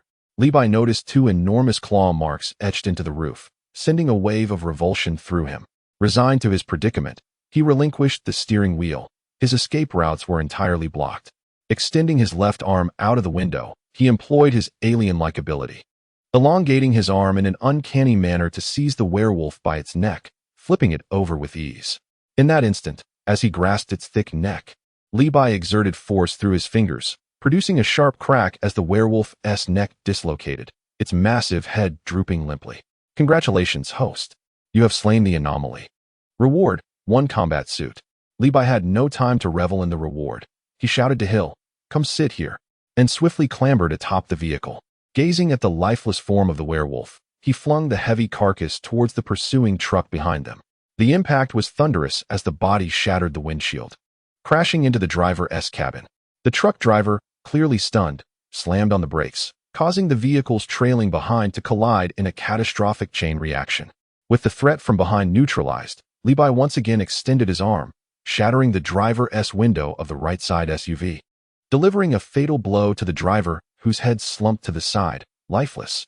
The SUV began to sway, careening towards the guardrail. After a brief pause, and with the system remaining silent, he discerned that this was merely an ordinary human. Among those attempting to leap onto the roof, only one managed to successfully land in the bed of Levi's pickup, while the others were unceremoniously flung off, crushed by the vehicles that followed. With the right and rear flanks now clear, Hill seized the wheel, steering the battered pickup out of the encirclement and swiftly increasing their distance from danger. Levi leaped back into the rear compartment, confronting the last remaining individual. Upon noticing him, the man raised his weapon and fired at Levi. The bullets struck Levi, proving utterly ineffective, merely puncturing a few holes in his attire. Realizing the gun was futile, the man holstered his weapon, growling lowly as he assumed a combat stance and charged forward. Observing the man's flamboyant techniques, Levi shook his head internally. The disparity in strength was too vast. No matter how intricate the technique, it was futile. Striking him felt less impactful than the hands of a skilled masseur. Levi refrained from delivering a lethal blow, intending to leave one alive for questioning. With someone inexplicably seeking him out and wreaking havoc on his vehicle, he was seething with frustration and demanded accountability. Seeing Levi remain stationary, the man unfastened a peculiar metallic object from his waist, resembling a collar, and attempted to ensnare Levi's neck. Levi reacted with swiftness, seizing the man's outstretched arm and applying a slight pressure. Crack! The sound of a bone fracturing echoed painfully as the man's arm was forcibly torn from its socket, blood gushing forth, the severed limb dropping gruesomely within the compartment. The excruciating pain elicited a harrowing scream from the man, who writhed and lamented, clutching the stump of his arm. Even Levi felt a twinge of empathy at the sight. When he turned his gaze to the distance, he discovered that the ostentatious red pickup had long since vanished, retreating with the swiftness of a rabbit, leaving only a black SUV maintaining its distance ahead. Levi steadied himself, inhaling deeply, and aimed his right index finger at the SUV. A piercing orange-yellow beam shot forth, striking the rear of the vehicle with precision. Boom! The SUV's back end lifted dramatically, nearly flipping over before gravity yanked it back to the ground, bouncing several times. Before it could stabilize, Levi unleashed another beam, this time targeting the fuel tank. A thunderous explosion erupted as the SUV was engulfed by a massive fireball. As the flames subsided, the surroundings remained eerily silent. Levi pondered, aside from the werewolf, the assailants were merely ordinary individuals. Hill, bruised and battered, cautiously guided the pickup to the roadside. Bang! A gunshot rang out. Levi turned to see the man with the severed arm, using his remaining left hand to shoot himself in the head, lifeless before he fell. Once the vehicle came to a halt, Hill swiftly approached the rear compartment. She first cast a quick glance at Levi, ensuring his safety, before crouching down to examine the man's body. Upon contact, Hill paused momentarily, her brow furrowing. The man's face seemed somewhat familiar, after scrutinizing him for a moment. A flicker of suspicion crossed her eyes. Had she encountered this individual in the S.H.I.E.L.D. personnel database? What was happening? Could it be Nick Fury? Levi observed Hill's serious inspection of the corpse, reflecting on her professionalism, contrasting with his own casual attitude of finishing the task. Hill continued her examination, ultimately rolling up the man's sleeve to reveal a tattoo. Upon seeing the tattoo, Hill's expression shifted dramatically. Levi leaned in for a closer look, pondering what was so extraordinary about a tattoo. In this land of the eagle, elaborate tattoos and eccentric inked individuals were commonplace, hardly worth a second glance. The tattoo was not large, featuring a grotesque skull atop what appeared to be 6 twisted, writhing octopus tentacles below. The moment Hill beheld this tattoo, her astonishment far exceeded her earlier skepticism. Her brows knitted tightly together, and almost instinctively, she uttered a few words. Hydra. Chapter 60. Hydra. It must be a lick wolf. Hill's voice trembled with a quiver she was unaware of, forcing the words through clenched teeth. Hydra. Levi tilted his head, rummaging through his scant knowledge. ultimately finding no reference to such a serpent. Unperturbed by the name, he mused, Hydra? Octopus? What concern is that to me? It seemed rather unwise. This chaotic scene, aside from the flamboyant red pickup truck that had fled and might yield a reward, rendered the remaining Hydra utterly useless to him. Engaging them would be a sheer waste of time, which also explained Li Bai's reluctance to fight. He merely wished to exorcise the malevolent presence. The occupants of the two black SUVs had already met their demise, in the truest sense. As for the last large truck, its driver had likely pressed the accelerator to the floor and vanished into thin air, and Li Bai had no inclination to pursue. The highway had transformed into a cinematic disaster scene, with affected vehicles toppled haphazardly, while those unscathed had retreated to a safe distance, onlookers peering cautiously, hardly daring to breathe. Gunshots and explosions echoed, more thrilling than any Hollywood blockbuster. Let us go. Li Bai clapped his hands, beckoning Hill, who was still pondering beside the corpse. Enough with the analysis. That pickup has sped away. If we don't chase it now, it will be too late. Hill cast a complex glance at the Hydra tattoo on the corpse, took a deep breath, and quelled the tumult within her heart. Fury? Hydra? Could it be? The two of them jumped into the nearly disassembled pickup. Li Bai pressed the accelerator, accompanied by a disconcerting screech of metal, and the pickup was back on the road. So, Li Bai inquired while driving, stealing a glance at Hill. Could you enlighten me about Hydra? It sounds like a pyramid scheme. At that moment, Hill's mind was in turmoil, still grappling with her recent discovery and the lingering suspicion. Was this truly connected to Fury? Impossible. If it were Nick Fury, why would he allow her to follow Li Bai? After a brief pause to collect her thoughts, she explained in as concise and professional a tone as possible. Hydra is an exceedingly dangerous terrorist organization, longtime adversaries of S.H.I.E.L.D., seeking to conquer the world and establish a new order, which has been eradicated by S.H.I.E.L.D. Oh, Li Bai nodded, signaling his understanding. So, it's merely a defeated villainous organization? But how has it resurfaced? As if recalling something. He rummaged beneath the seat and produced a metallic collar he had seized from the armless man, tossing it to Hill. Do you recognize this? That fellow wanted to put it on me before he died. Hill caught the collar, her pupils constricting once more. Although this shock was not as intense as when she first saw the Hydra tattoo, it was sufficient to tighten her chest. Of course I recognize this. It's a mutant suppression collar. They regarded you as a mutant. Hill's voice grew somewhat strained. The first time Natasha learned about Li Bai, she initially assumed he was a mutant.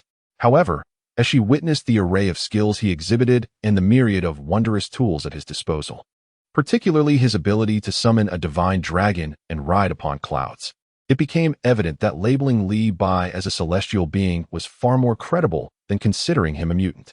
Li Bai, scratching his head in innocence, pondered aloud, so, all this commotion is directed at me? When have I ever wronged these individuals? I am completely oblivious to their existence. As Hill observed the bewilderment etched across Li Bai's face, she hesitated, her lips moving as if to voice the suspicions regarding the attackers, who might be affiliated with S.H.I.E.L.D., but ultimately refrained from speaking. Li Bai, too preoccupied to dwell on the matter of Hydra, decided to postpone that concern for another day. He soon spotted a striking red vehicle ahead, finally closing the distance.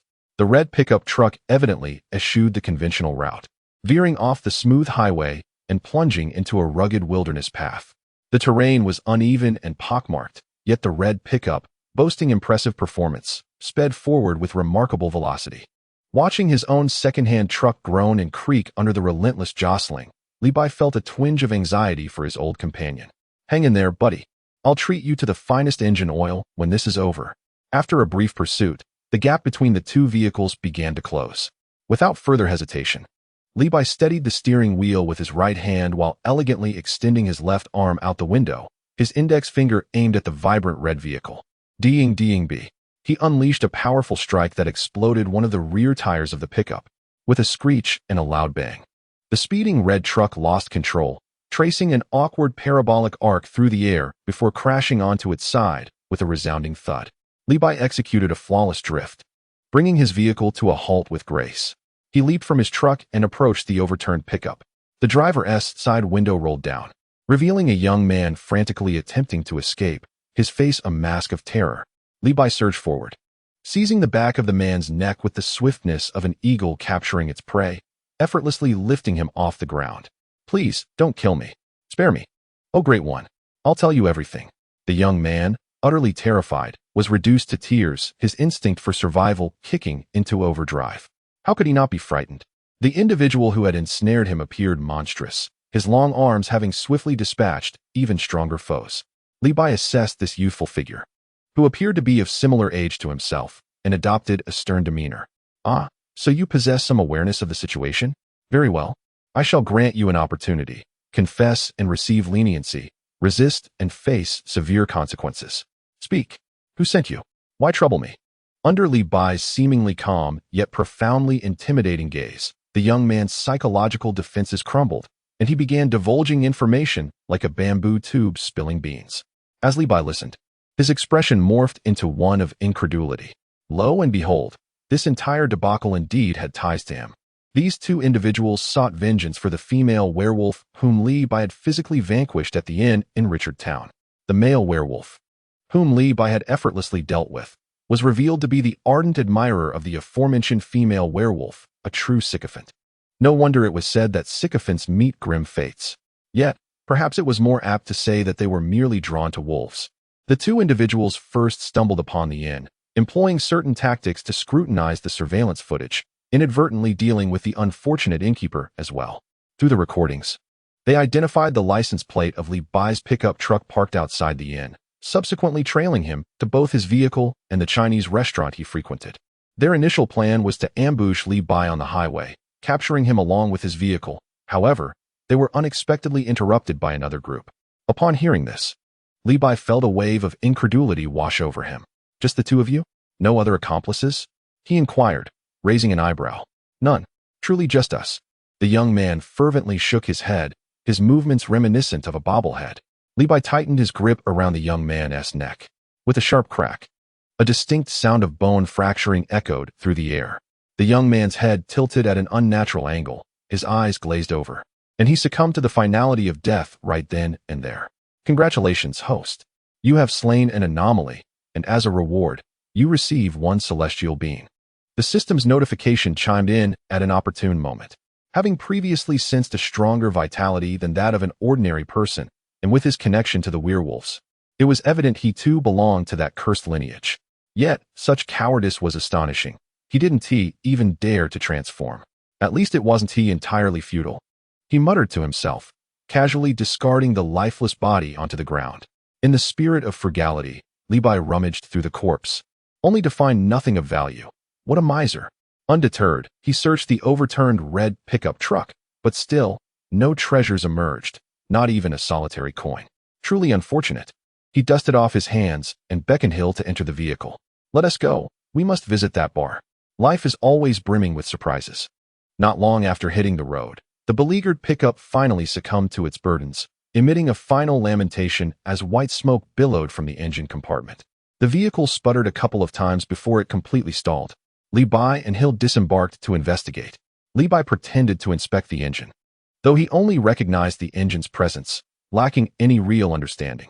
Hill leaned down for a closer look and, after a moment, shook his head. "This cannot be repaired." Observing the incapacitated pickup, Li Bai felt a pang of distress. Goodness, how much would it cost to fix this? With no other options, he retrieved a universal capsule, pressed the button directed at the pickup, and tossed it casually. With a soft thud, the battered pickup vanished, compressed into a tiny capsule. "It seemed I must resort to my Nimbus cloud," he thought, gazing skyward in preparation to summon it. At that moment, a garishly decorated tour bus sped past, stirring up a cloud of dust, oblivious to the two solitary figures by the roadside. Ugh, what a mouthful of dust.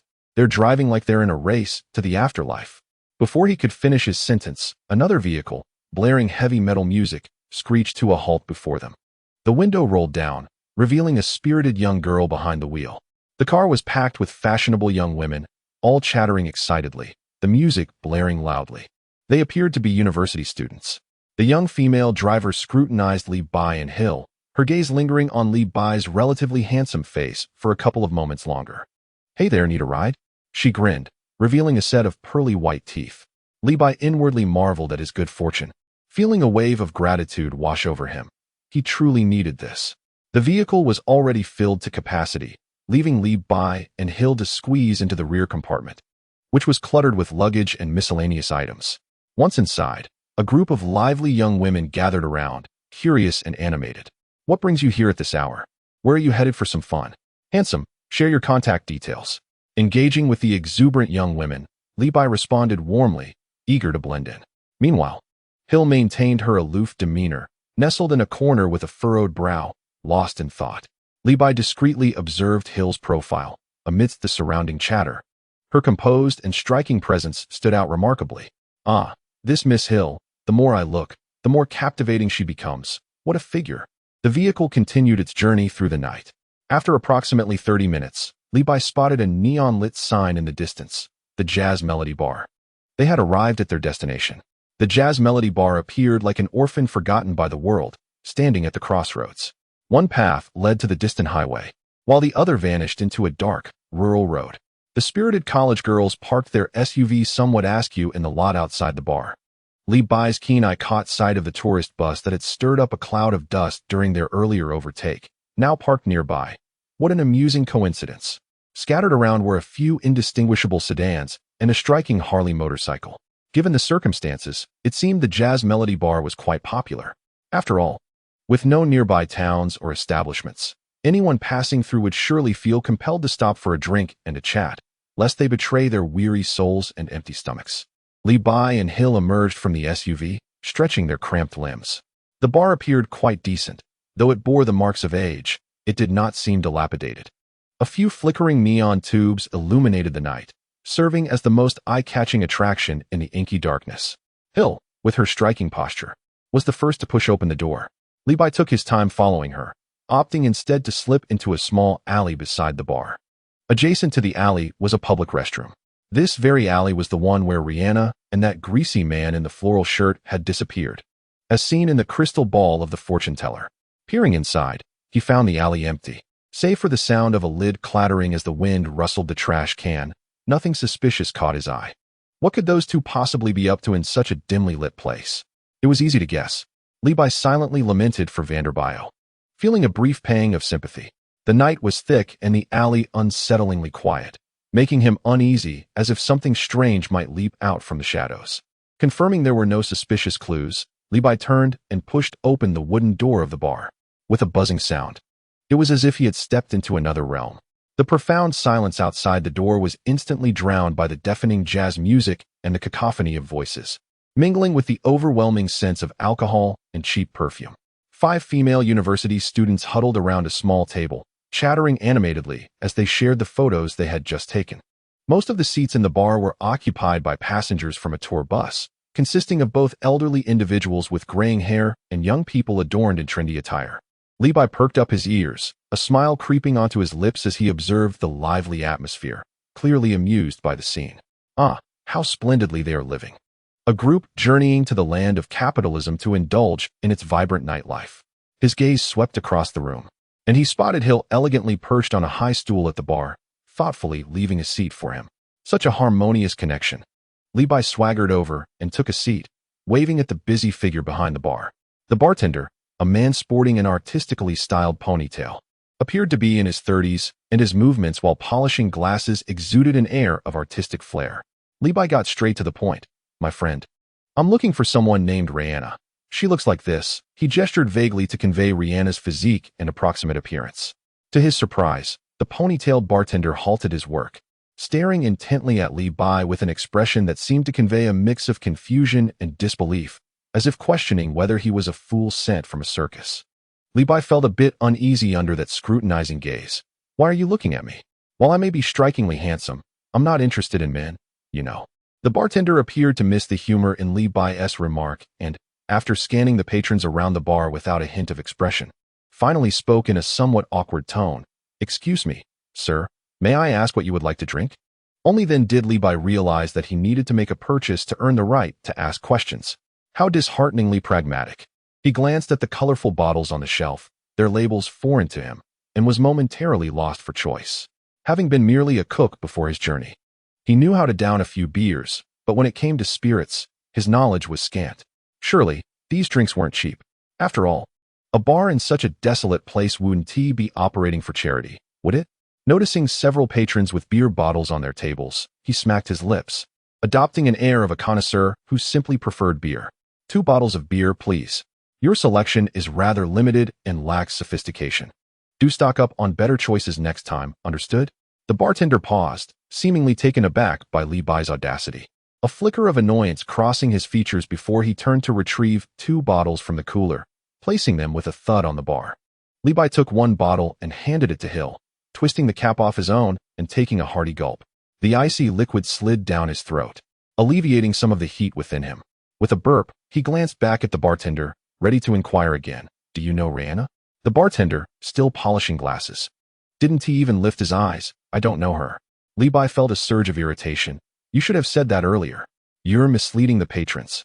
He patiently recounted the appearance of Rihanna, particularly her alluring figure, and vividly described the scene from a couple of days ago when she stealthily departed with the man in the floral shirt. It was merely a few days prior. Surely, one's memory cannot be so feeble? Li Bai found this hard to believe.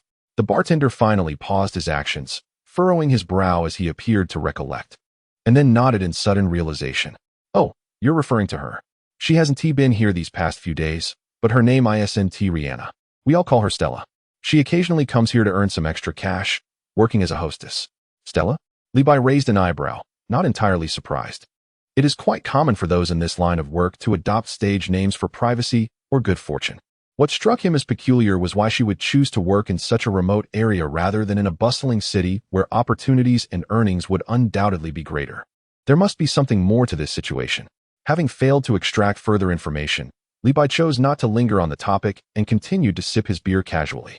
His gaze wandered around the bar, landing on 2 vividly dressed hostesses who were diligently working to attract clients. One of them was engrossed in animated conversation with a burly Caucasian man clad in a classic biker jacket, his greasy hair meticulously styled, and a thick chain hung around his neck. The motorcycle parked at the entrance was likely his prized possession. Li Bai observed the biker for quite some time. So much so that the man eventually noticed him, turning to shoot a fierce glare in his direction. Li Bai quickly averted his gaze, feigning interest in the wooden bar top to mask his embarrassment, and resumed drinking. He had no interest in the brutish man. Rather, it was the aura emanating from the biker that captivated him, a presence stronger than that of the werewolf he had previously vanquished. It is not unusual for a person to possess a strong aura. For instance, the nearby Miss Hill exuded a superior energy, clearly a result of rigorous training. Yet, this biker, with a beer belly ample enough to conceal 3 basketballs, appeared anything but a trained fighter, resembling more a seasoned streetwise veteran. This juxtaposition was indeed perplexing. Li Bai pondered this, not necessarily concluding that the biker was peculiar. The Hydra-like foes he had encountered before also possessed formidable auras, unmistakably the result of specialized training. Yet they remained fundamentally human. One cannot simply deduce strangeness from a robust presence. Perhaps this man was merely a concealed master of the streets, with his beer belly serving as a clever disguise. Shaking his head, Li Bai considered that he might be judging too hastily. Do you have a problem? Miss Hill's cool voice broke into his thoughts, having clearly noticed his prolonged scrutiny. No problem at all, Li Bai quickly denied, redirecting his mind to the matter at hand. I was contemplating Rihanna's absence today. Must I make another trip tomorrow? This place is quite isolated. Seeing that Li Bai was reluctant to elaborate, Hill did not press further. Li Bai then called for the bartender again, inquiring if there were any nearby resting places. Wishing to avoid unnecessary back and forth, the bartender, wiping a glass, did not lift his head. Just follow that road outside. His voice remained flat, devoid of any discernible emotion. Perhaps around 100 kilometers? There's a motel. Li Bai exclaimed. What? Over 100 kilometers? The bartender seemed unfazed by Li Bai's astonishment, redirecting his attention to a narrow path nearly consumed by the night. Alternatively, you could take that dirt road over there. It leads to a small town. There are places to stay there. With that, the bartender resumed polishing his glass. Li Bai made up his mind. He would stay in the town tonight. At that moment, out of the corner of his eye, he noticed the biker gang member and the barmaid exchanging a knowing glance. They then rose from their seats, one after the other, heading towards the exit. In the depths of the night, the intentions of a solitary man and woman were all too easily surmised. Li Bai whispered to Hill, I'll step outside for a moment. He silently followed them into the night. Hill merely glanced over, understanding the situation. There was no need to worry about Li Bai's abilities.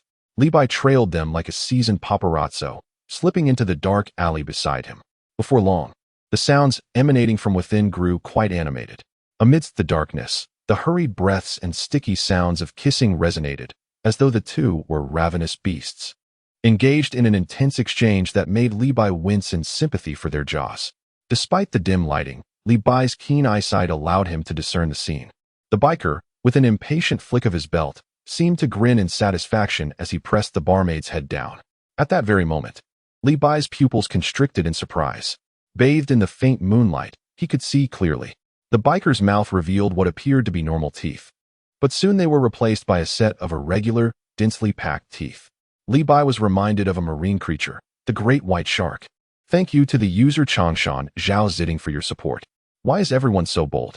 Chongning Zhang Xiao, following in the footsteps of the emperor, Ning Mingming, who adores pigeons. Peng Shang Peng Xia, eel stir-fried noodles, powered by love. Friends whose names I did not mention, I will acknowledge you tomorrow. As I am using a timed release, I rarely read comments, so I apologize to those I haven't responded to. I humbly request continued support. Your encouragement fuels my motivation. The previous plot left me dissatisfied, with much yet unwritten, so I shall reserve it as foreshadowing. A new plot begins. Chapter 62, The Vampire Seeking a Free Meal. Checking into the inn. Those teeth, if they were to bite into something hard, would likely crunch like potato chips. What a formidable set of chompers. Just as Li Bai envisioned this shark-toothed fellow preparing to perform a gruesome act, the biker suddenly halted. Turning to gaze toward the alley's entrance, Li Bai pondered, "What are you looking at?" As if hearing his thoughts, the biker grinned, his voice carrying a weathered tone. "Come out. I know you're out there." Li Bai was momentarily taken aback. This fellow was impressive, having detected his presence without a hint of exposure. Since he had already been discovered, there was no point in hiding further. It would seem disingenuous. Li Bai stepped confidently from the shadows of the alley, entering the space thick with the scent of hormones and an unsettling atmosphere. The barmaid was half squatting, poised to commence her work, when suddenly, an unexpected figure intruded, leaving her momentarily stunned. Furrowing her brow, she cast a discontented glance towards the biker gang, her tone laced with professional irritation. "Hey, with an extra person. That calls for an increase in payment." Upon hearing her words, both the biker and Li Bai were rendered speechless. Li Bai inwardly scoffed, "Sister, do you not perceive the atmosphere here?" The woman appeared to be in her 30s or 40s, her skin in a state of distress, with a thick layer of foundation barely concealing her exhaustion, and the cloying scent of cheap perfume assaulting the senses. The biker disregarded her plea for additional payment, fixating his gaze on Li Bai with an unwelcoming demeanor. "You're a hunter, aren't you? You hunters are like persistent shadows, always meddling in affairs that don't concern you." He spat disdainfully. "It's merely a taste of blood. This woman suffers in life, and I am merely offering her liberation." With that, he abruptly seized the woman by her hair, yanking her head violently towards himself. His razor-sharp maw opened wide once more, aimed at her delicate neck. Li Bai suddenly comprehended. It wasn't a mere show of gluttony, but rather a primal desire to indulge in her essence. The woman, gripped by the painful tug at her scalp, gasped in agony, catching a glimpse of the monstrous teeth that resembled those of an alien. Terror flooding her senses as she emitted a piercing scream. Just as the shark-like teeth were about to pierce her skin, a slender beam of light, accompanied by a whoosh, shot forth from Li Bai's fingertips. The projectile perforated the biker's skull, leaving half of it charred and lifeless. The biker crumpled to the ground, as limp as a rag doll, utterly deceased. The woman, her legs giving way, collapsed onto the floor, gasping for breath. A voice echoed in Li Bai's mind. "Congratulations, host. You have slain a creature of the night, earning a universal capsule as a reward." Upon hearing the reward, Li Bai involuntarily frowned. A third universal capsule, which felt rather superfluous at this juncture. He would have preferred a more practical skill. The woman, finally regaining her composure, scrambled to her feet in a flurry, rushing to the alley's end, where she grasped Li Bai's arm, incoherently expressing her gratitude. "Thank you. Thank you." The mingled scent of perfume, sweat, and fear overwhelmed Li Bai, prompting him to grimace as he discreetly extricated his arm and waved her off. "Go, go, go." She fled back to the bar, as if granted a reprieve. Li Bai knelt beside the biker, rummaging through his pockets, discovering only a handful of crumpled coins. "What a miser," he muttered, realizing the scoundrel had no intention of paying. merely seeking to exploit. Curiosity piqued, he inspected the biker's teeth further, discovering they could flip up like a switch, cleverly concealed within the gums. Could he truly be a vampire? He recalled the Winchester brothers mentioning such beings, though they had never described their dental structure. This creature deviated far from the aristocratic vampires portrayed in film. Nevertheless, it was evident he was no human. One could not ascertain his nature solely by aura. Rising, Levi brushed off his hands and turned towards the bar. As he passed the entrance, he spotted a Harley-Davidson motorcycle and chuckled. With its owner gone, he would gladly claim it, retrieving the universal capsule he had just earned. He parked the Harley and returned to the bar. Upon entering, he noticed the barmaid clinging to the bartender's arm, sobbing uncontrollably as she recounted her harrowing ordeal. Levi resumed his place beside Hill, continuing to drink. Hill cast a fleeting glance at Levi before diverting his attention elsewhere. The bartender, having wiped his hands clean, approached Levi with an expression that remained composed. Yet his eyes hinted at a deeper sentiment. He retrieved a seemingly fine bottle of whiskey from the cabinet behind the bar, poured a small glass, and pushed it towards Levi. "This one's on me," he stated calmly. "Thank you for saving one of our staff." Levi acknowledged the gesture, deeming it a trifling matter, yet he felt a flicker of interest in the complimentary drink. If it's given for free, one must indulge. He lifted the petite glass, took a glance, and brought it to his lips for a delicate sip. A robust flavor, reminiscent of burnt wheat, surged into his nostrils, followed by a fiery sensation. Levi's brows knitted together in dismay. The taste was rather overwhelming. Having had little exposure to such spirits before and after his journey, he quietly set the glass down, choosing to spare his palate further distress. At that moment, the tourists, who seemed to be enjoying their stay, began to rise and prepare to depart. Their conversations revealed a collective reluctance to embark on the 100-plus-kilometer night drive to a motel, opting instead to seek fortune in the small town mentioned by the bartender. Not only these visitors, but also a few scattered patrons in the bar made similar choices. Levi observed a couple, likely married, intimately linked, as they climbed into a seemingly ordinary sedan and wobbled onto the dark country road. A sharply dressed middle-aged woman, driving a rugged SUV, also plunged into the shadows without hesitation. It appeared that many shared the same inclination. The 5 chattering female college students gathered their belongings, ready to set off in pursuit of the town as well. Once again, Levi and Hill successfully hitched a ride. The vehicle departed the bar's dim glow, plunging into the unpaved country road. The conditions were dire, riddled with potholes, causing the ride to jolt as if seated in a tractor. Flanking the road were dense, seemingly endless birch trees. Levi concentrated, raising an eyebrow. Each birch exuded a faint aura. Occasionally, he sensed stronger energies moving among the trees. He had grown accustomed to this. Everything possessed an essence, including flora and fauna. The more potent energies likely belonged to some large creature, perhaps a brown bear or wild boar, whose presence was more formidable than that of an ordinary human. After approximately 20 minutes of jostling, a faint light appeared ahead, leading the vehicle into a small settlement. What was labeled a town resembled more of a quaint village, modest in size, devoid of proper streetlights and shrouded in darkness. As they advanced a bit further, the illumination gradually increased. Levi observed the tour bus that had departed earlier, along with the couple's sedan and the middle-aged woman's SUV, all parked in front of a rather aged 3-story building. A wooden sign hung at the entrance, bearing the faded inscription, Baiwa Town Inn. So, this town was called Baiwa Town, he realized, which explained the abundance of birch trees along the way. The name was quite straightforward. Levi, along with Hill and 5 female college students, disembarked. Upon entering the inn's lobby, they were met with a bustling scene reminiscent of a market, filled with people. The majority consisted of well-off tourists chattering in a mix of Japanese and English, along with a few stragglers who had left the bar earlier. With so many individuals crowding the front desk to check in, they had to wait for quite a while. Levi and Hill found a vacant table in a corner to sit. The elderly woman managing the check-in appeared to be in her 60s. She wore a warm and welcoming smile, yet Levi's keen observation noted the poor condition of her teeth. Upon speaking, darkened lines were visible along her gums, and her teeth had a yellowish tint. It struck Levi that poor dental health would surely affect one's enjoyment of food. He resolved to take better care of his own teeth. After a 20-minute wait, the guests gradually completed their check-in and ascended the stairs with their keys. The lobby became significantly quieter. Finally, it was Levi and Hill's turn. Most guests had lazily retreated to their rooms. As they approached the elderly woman, despite her age, her voice was sweet and youthful, betraying none of her years. However, her thinning hair barely concealed her scalp. The woman looked at Li Bai and Hill, her face adorned with a standard, amiable smile. "You two wish to book 2 rooms, correct?" She reached out for the identification Li Bai offered.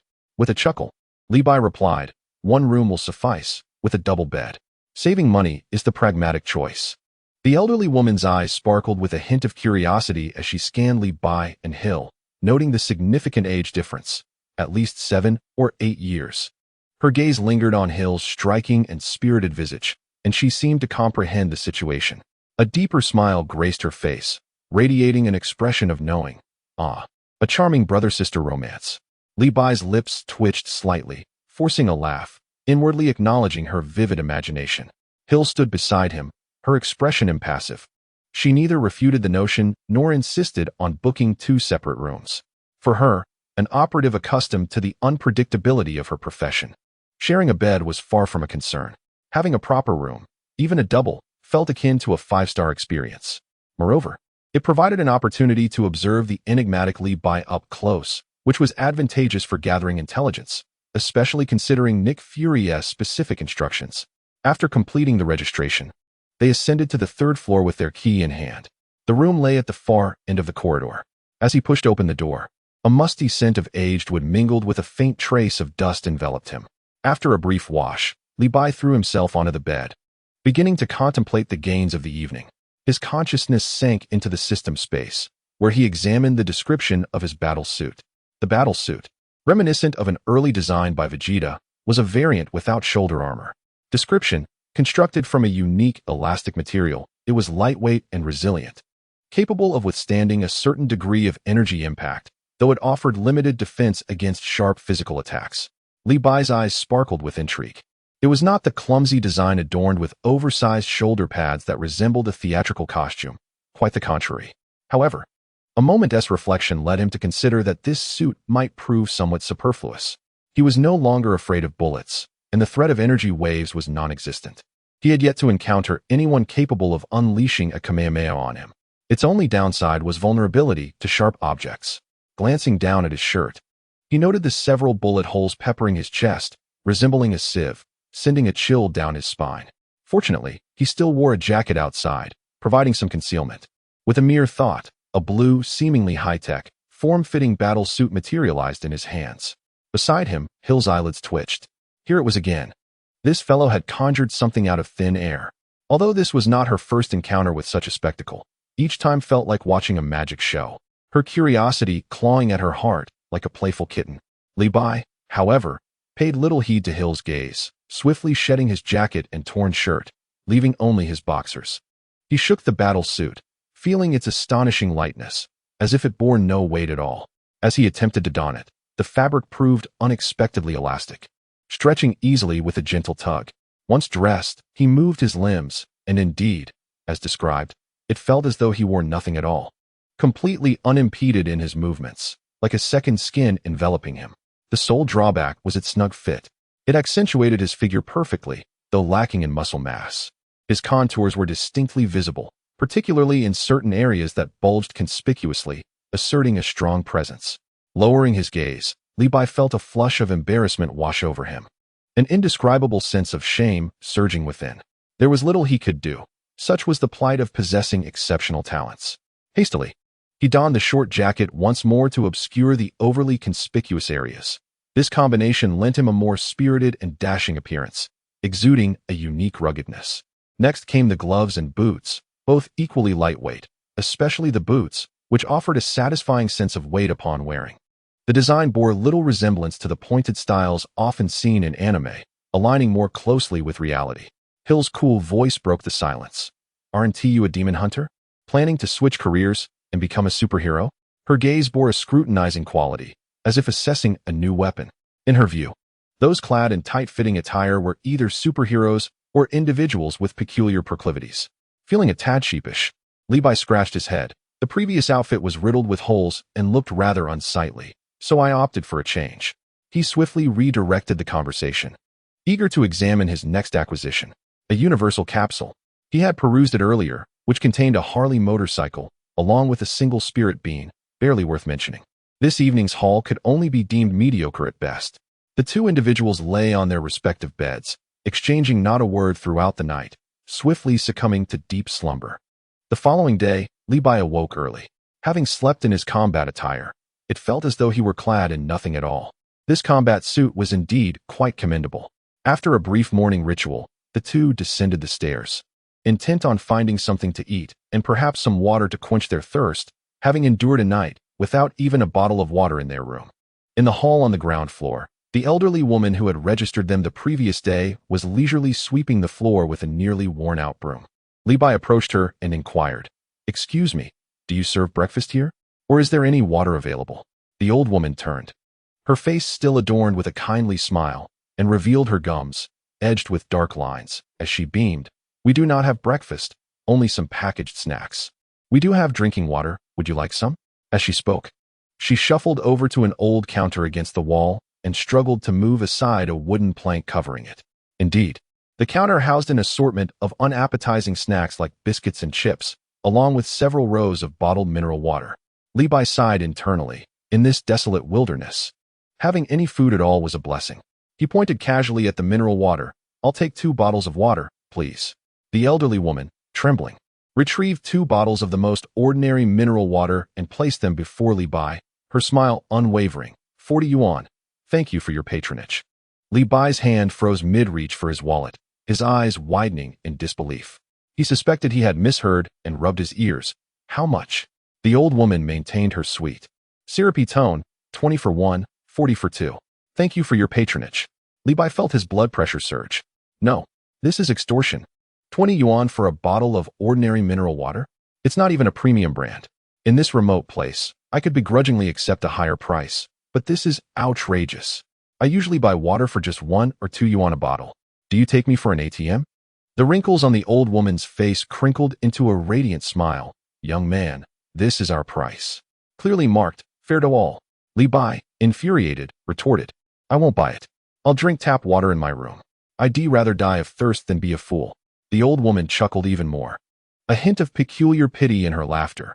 "Oh dear, that won't do. The water from our pipes is not safe for casual consumption." She paused, adding languidly, "That water, you see, is sweet." Levi was taken aback, incredulous. "Sweet? How delightful. It tastes sweet, far superior to your 20 yuan mineral water. They say the air in Eagle Sauce Country is sweet. Who knew the water was too?" Truly an eye-opener. At that moment, Hill, who had been silent, suddenly spoke, his voice devoid of inflection. Yet it felt like a bucket of ice water had been poured over Levi's head. "What she means is that the lead content in the water is alarmingly high." Levi was instantly petrified. Lead contamination? He vaguely recalled reading similar reports in some obscure news corner about metals exceeding safe levels. Good heavens. The elderly woman smiled warmly at him, inquiring, "Dear guest, would you like some mineral water?" Levi's expression was more grotesque than if he had ingested a fly. Ultimately, he gritted his teeth, feeling as though his heart were bleeding, and placed 40 yuan on the counter. 2 bottles. He twisted off the cap and sipped cautiously, each mouthful reminiscent of his hard-earned money. Thankfully, he hadn't succumbed to thirst the previous night, opting instead to forego drinking from the tap, and he hoped he had thoroughly rinsed his mouth while brushing his teeth. Observing Levi's delicate and pained demeanor, the elderly woman leisurely began to speak. She smiled, pointing to her dark, shiny gums and gently touching her sparse hair. "Young man, do you see my gums and what little hair remains? It's all from years of drinking this water." She sighed, a hint of weariness beyond her years flickering in her gaze. "How old do you think I am?" Levi instinctively scrutinized her. Though her hair was thin and her gums dark, her skin appeared relatively youthful. Yet, the air of despondency surrounding her led him to conservatively estimate, "You appear to be around 60? At this, the elderly woman's smile took on a bittersweet quality. "I have only just turned 42. Levi nearly dropped his jaw, his eyes widening in disbelief. 42? He examined her once more, incredulous. Could it be due to the water here? The elderly woman nodded gravely. In the past, this area had numerous factories, leading to groundwater contamination. We later discovered it was due to lead. The people in our town have long consumed this water. The accumulation of lead in our bodies causes hair loss and dental issues, but that is merely the beginning. Many suffer from various ailments at a young age. They say they will address the issue, but it will be a decade before any real change occurs, leaving only us old ones and those unaffected. Levi felt a weight in his chest, unsure of how to respond. Silently, he grabbed a few packs of biscuits that appeared slightly more palatable and paid without haggling. Here, let us have something to eat. He shared the food and water with Hill. The two found a corner to sit in, quietly munching on the dry food and sipping the overpriced mineral water. Just as they were eating, the inn's door swung open violently, and a group of seemingly carefree tourists rushed in, tumbling over one another. Levi realized he was not the earliest riser. These lively individuals were full of energy. As they burst into the hall, they began chattering animatedly, gesturing wildly. Levi and Hill exchanged puzzled glances, unable to comprehend. A somewhat composed young man from their group, who spoke English, rushed over to the elderly woman, gesticulating anxiously as he explained. Levi and Hill soon understood the situation. One of their companions was missing. They had ventured out for a morning stroll in the nearby birch forest, and during their walk, one person had simply vanished. Chapter 64. The Birch Tree Phantom. The path home has disappeared. Upon hearing that a group of individuals living comfortably had gone missing, Levi instantly perked up, reveling in the unfolding drama. For it was not his own kin who had vanished. The elderly woman furrowed her brows, casting a scrutinizing gaze at the group, as if to question whether they had stirred trouble once more. She inquired, "Did you venture into the birch forest? Have you done something?" The young man, who spoke a bit of clumsy English, wore an expression of innocence, stammering that they had committed no wrongdoing. He conferred with his companions and recalled that it was indeed their missing friend who had found the birch bark quite appealing, resembling a natural artwork, and had impulsively peeled off a substantial piece to take home as a keepsake. Oh, and he seemed to remember also breaking off a rather thick birch branch, claiming it was to ward off snakes hidden in the grass, using it to probe the path ahead. As soon as he finished speaking, the elderly woman's countenance darkened abruptly, as if a storm had swept over her. She raised her voice sharply, her tone piercing enough to shatter glass. "When you set out, I warned you. Do not wander into the birch forest, and absolutely do not disturb the trees within. Why did you not heed my warning? How dare you peel the bark and break branches?" The fury in her chest heaved, her expression grave as if she were on the verge of tears. "There are spirits in that forest. Spirits. Do you understand? You are recklessly courting danger." The young man hastily relayed the elderly woman's words through gestures and guesses to his companions. Upon hearing her claims, the group displayed expressions of disbelief, clearly dismissing the notion of any spirits. They chattered amongst themselves and then rushed upstairs, dragging down their still slumbering friends. It appeared they intended to muster all available strength to venture into the forest in search of their missing comrade. Among them was a guide resembling an eagle, who seemed bewildered as he absorbed the unfolding situation. Levi had little interest in the search for the lost individual. His curiosity had been entirely captivated by the elderly woman's mention of spirits. As more people descended from upstairs, familiar faces from the previous night's dilapidated bar emerged, all appearing bleary-eyed and inquiring about the commotion. Upon learning that it was merely a missing individual, most wore expressions of indifference, as if to say, "Oh, that's nothing. Let us go about our business." Seizing the opportunity, Levi approached the elderly woman, his face adorned with an eager, inquisitive smile. "Grandmother, could you enlighten me regarding these spirits? I find myself quite fascinated by such tales of superstition." The elderly woman cast him a sideways glance, as if to convey, "Young man, you know nothing of power," before sighing. "That is an ancient legend of our land, from the time of the Native Americans. The spirit of the birch tree." Levi murmured to himself, "The spirit of the birch tree?" Seeing that he was not leaving, the elderly woman began to recount the lore of the so-called birch forest spirits. Long ago, this area was a gathering place for an Indian tribe. Their culture was steeped in reverence and faith towards nature, and this birch forest stood at the heart of their beliefs, a sacred abode for their natural deities. The so-called specters do not refer to ethereal figures draped in white sheets, but rather signify the will of the birch forest or the spirit of the woods. They hold a steadfast belief that each birch tree is intimately connected to the cycle of life and the repose of souls. Therefore, even amidst the biting cold, the tribe's people would never think to fell a living birch tree for firewood. They would only gather branches that had naturally withered or been broken by the wind. Levi was taken aback by this notion. Unless the tree had cultivated spiritual essence and sprouted legs to flee, what harm could it possibly inflict? He pondered that perhaps there was some formidable creature lurking in the woods, like a grizzly bear, that had taken the unfortunate little ones as its prey. Indeed, the forest is vast, and it harbors all manner of beasts. Never mind, it was of no concern to him. Let things unfold as they may. As midday approached, the inhabitants of the hall began to procure exorbitantly priced supplies from the old woman, preparing to make their escape. The 5 female university students revved their engines and swiftly vanished down the road. Li Bai chose not to join the fray. He decided to remain for the time being. The day was still young, and he had intentions of visiting the bar by the roadside, hoping for a chance encounter with that enchanting Rihanna once more. As for Hill, she had no objections. Wherever Li Bai went, she was sure to follow, like a dutiful shadow. Li Bai observed the group of young ones who had set out in the morning to search for their companions, returning one by one, dejected and covered in dirt. He couldn't help but chuckle. The outcome was all too predictable. They had failed to locate anyone. In the hall, the couple he had seen the previous night stood up, their faces etched with pity as they proposed. I believe we should all venture out together to assist in the search. Every additional person adds strength to our efforts. Li Bai, idly picking at the wall, heard this and without lifting his gaze, languidly retorted, "Let us not rush to offer ourselves as bait, shall we? Who knows what famished creatures may be lurking in those woods?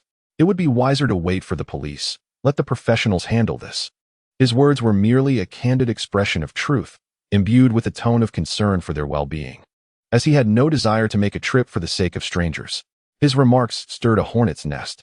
Several disdainful glances were shot his way, particularly from the group of young ones, who glared at him with indignation. One of them, visibly affronted, questioned, "How can you lack even a shred of compassion? Are you wishing for misfortune to befall us? The Americans are quite hospitable. Are you perhaps from the Dragon Kingdom?" The couple joined the fray, hurling icy jibes at Li Bai, accusing him of being indifferent to suffering and selfishly apathetic. Li Bai rolled his eyes dramatically, his inner calm unruffled. Even feeling a hint of amusement, was he being subjected to moral coercion? Just as the atmosphere in the hall grew tense and fraught with conflict, a middle-aged woman, who had quietly sat in the corner and had also been present at the bar the previous night, suddenly spoke up.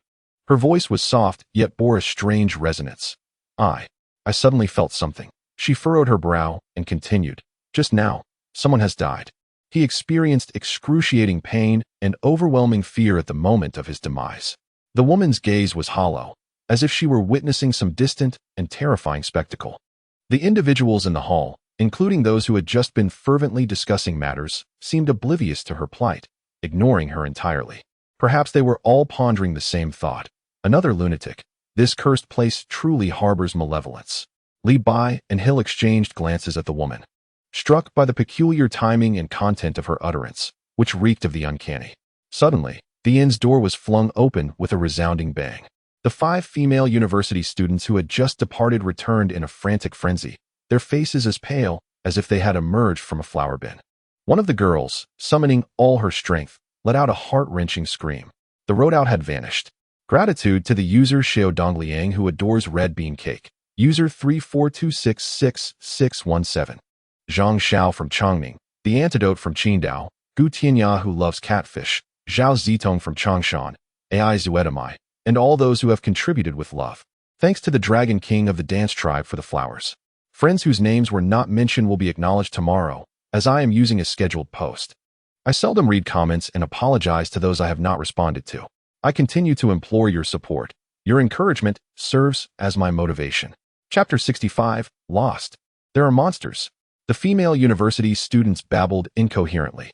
After a considerable time, the others pieced together their message. The road leading out of town had disappeared. A hush fell over the hall, soon replaced by a buzzing murmur of discussion. No one believed them. What nonsense. That road was straight as an arrow. One could navigate it even with eyes closed. How could it possibly vanish into thin air? Some even rolled their eyes, suspecting the girls were merely seeking to exacerbate the chaos by fabricating tales to instill fear. Li Bai stroked his chin, observing the several pale-faced, terrified university students. They did not seem to be pretending. They had fled and returned solely to enact such a drama? What was their motive? The female students were on the verge of tears, swearing oaths in desperation. The group had already been agitated due to a missing companion, and now they were in an even greater uproar. A few young individuals familiar with English approached, chattering excitedly. "Stop adding to the confusion. Our friend is still missing." And you are here spouting nonsense. You are deliberately inciting panic. The couple who had consistently played the peacemakers stepped forward once more, the man raising his hands. Everyone, please calm down. Let us drive out and see for ourselves if this is true. At that moment, the old woman spoke again. Do not go, do not go. Her murky eyes swept over the crowd. The birch tree spirit is angered. You will disturb it. There are monsters lurking in those woods. The crowd, already flustered by the university students' claims of a vanished road, found little patience for the old woman's ramblings. They still believed the couple's counsel made more sense.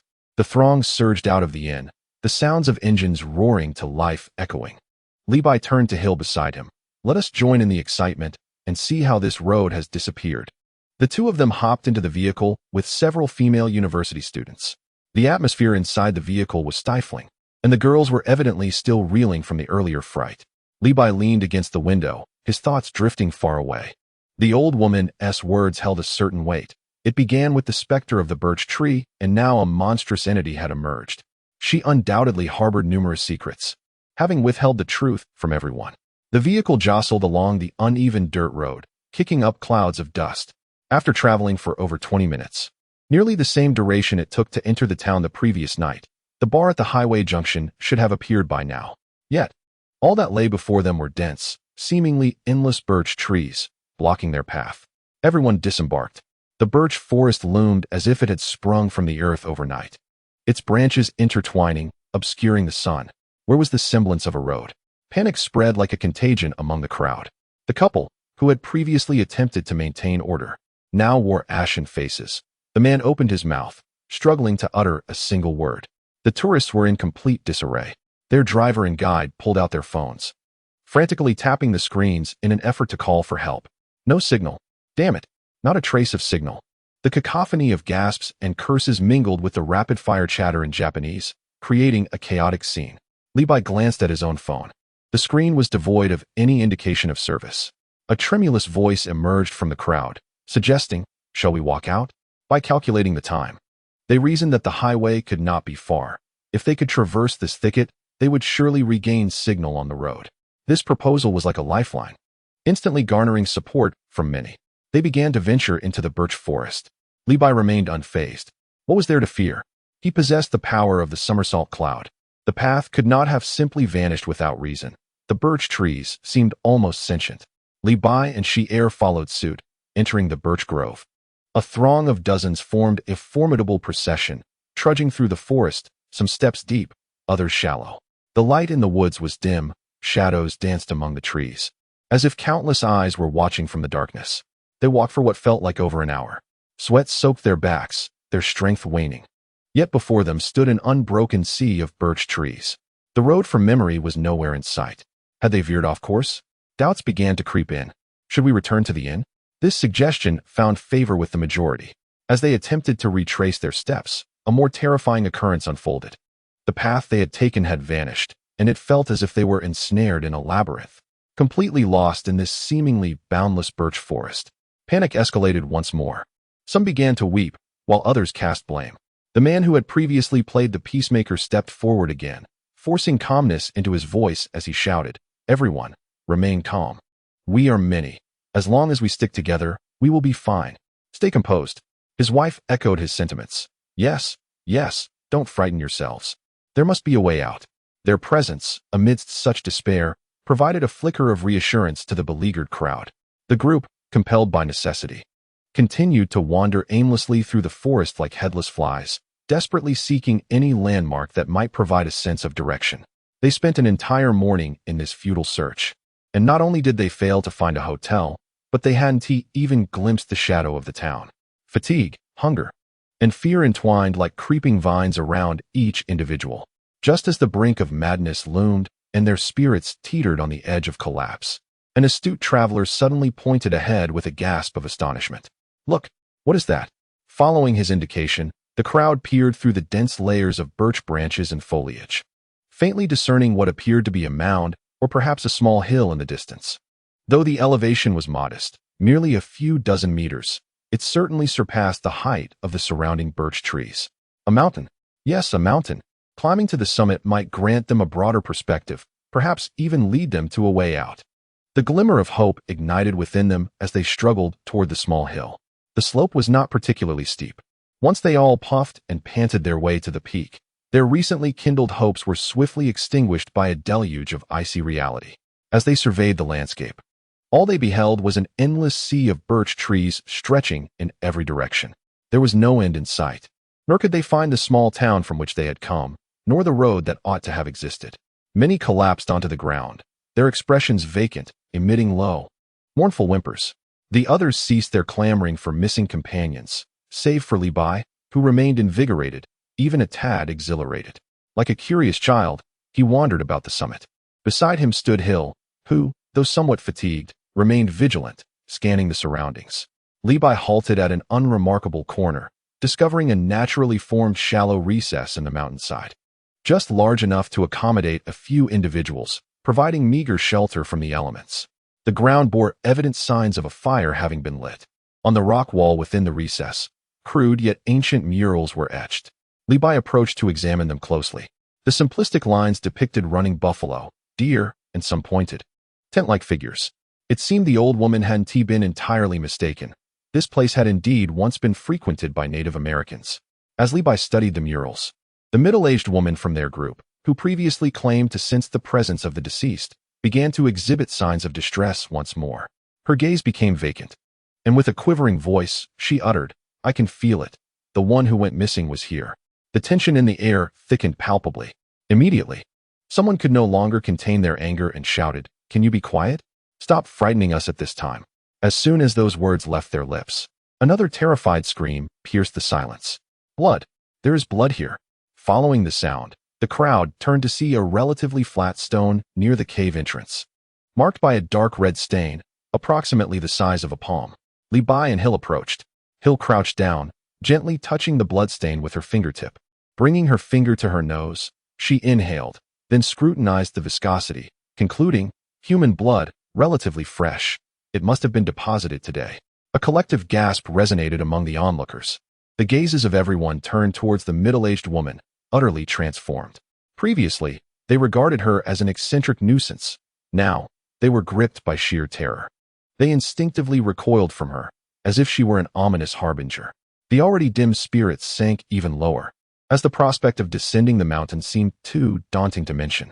The once lively group now appeared as wilted as frostbitten eggplants. The priority was to preserve their own lives before seeking companionship. After a morning of frantic running, exhaustion and hunger took their toll, leaving everyone sprawled at the mountaintop. Time flowed languidly, the daylight gradually waning, and the temperature began to plummet. "We must start a fire," someone suggested, trembling. The instinct for survival overwhelmed the old woman's warnings.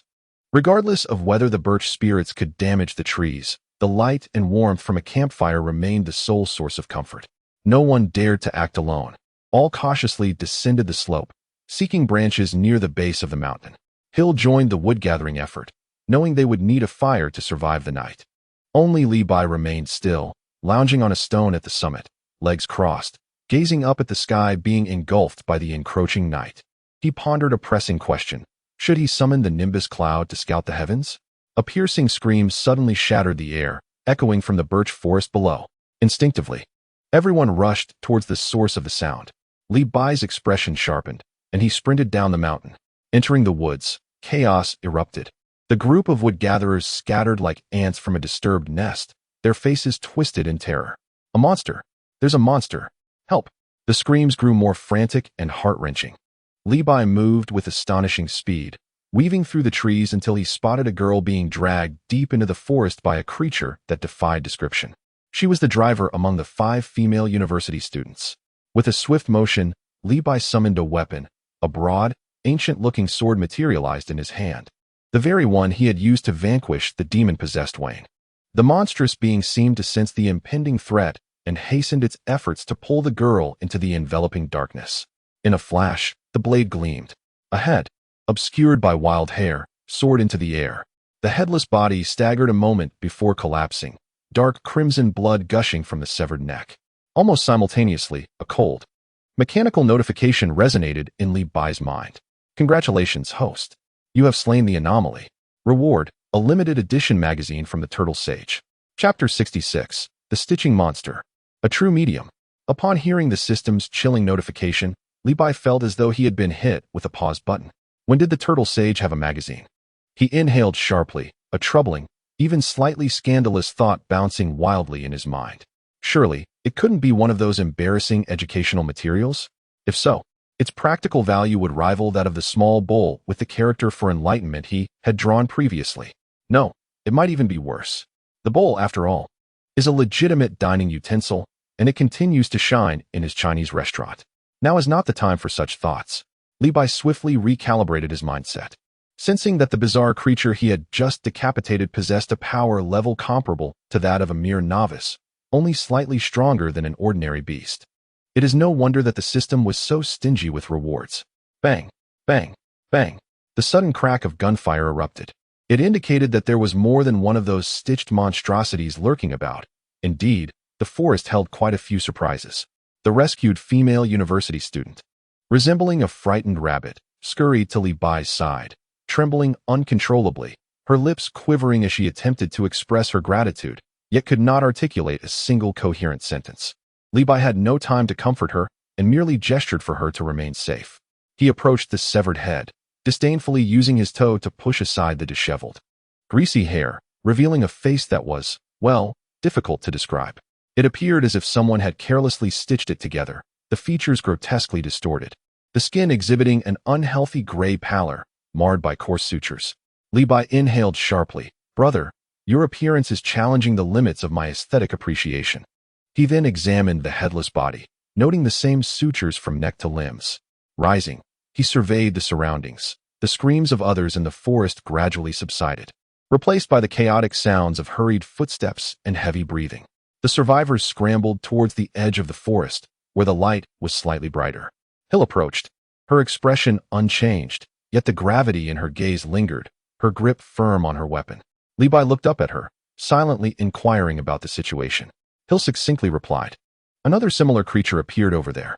I hit my target, but the effect was negligible. It merely slowed its movements." Li Bai pondered for a moment. When dealing with tangible threats, decapitation seemed the most efficient method. With a mere thought, his great sword vanished into thin air. He had begun to grasp some of the system's rules. These reward items could be reclaimed into the system's space after use, allowing for convenient access. Unlike in the beginning, when he foolishly treated the universal adhesive capsule like a candy, it had become a significant embarrassment in his journey. All had fled to the foot of the mountain, huddled closely to the edge of the birch forest, where they finally paused, breathless and shaken. Among the crowd, several survivors from Japan suddenly erupted into suppressed sobs and unrest. After a head count, they despairingly discovered that 2 more companions were missing. It was evident that they had been silently dragged into the depths of the forest by those stitched horrors. Considering the individual who had vanished that morning, it was likely they suffered the same fate. Trapped with no escape, and the specter of death looming over each heart, it became increasingly difficult to breathe. The middle-aged woman, who had been muttering incomprehensibly, began to speak once more. I sensed the presence of countless tormented souls trapped within that forest, unable to escape. This time, aside from a few scattered curses, the majority fell silent, no longer voicing condemnation or questioning her words. The gazes directed at her were increasingly complex, mingling fear with a hint of reverence and estrangement. Li Bai found the situation somewhat unsettling. How could this woman perceive what he could not? He approached the middle-aged woman, striving to keep his tone as tranquil as possible. "Madam, what is your purpose here?" The woman lifted her head, her eyes appearing vacant, and slowly uttered 2 words, "Spirit medium." Li Bai was momentarily taken aback. A spirit medium?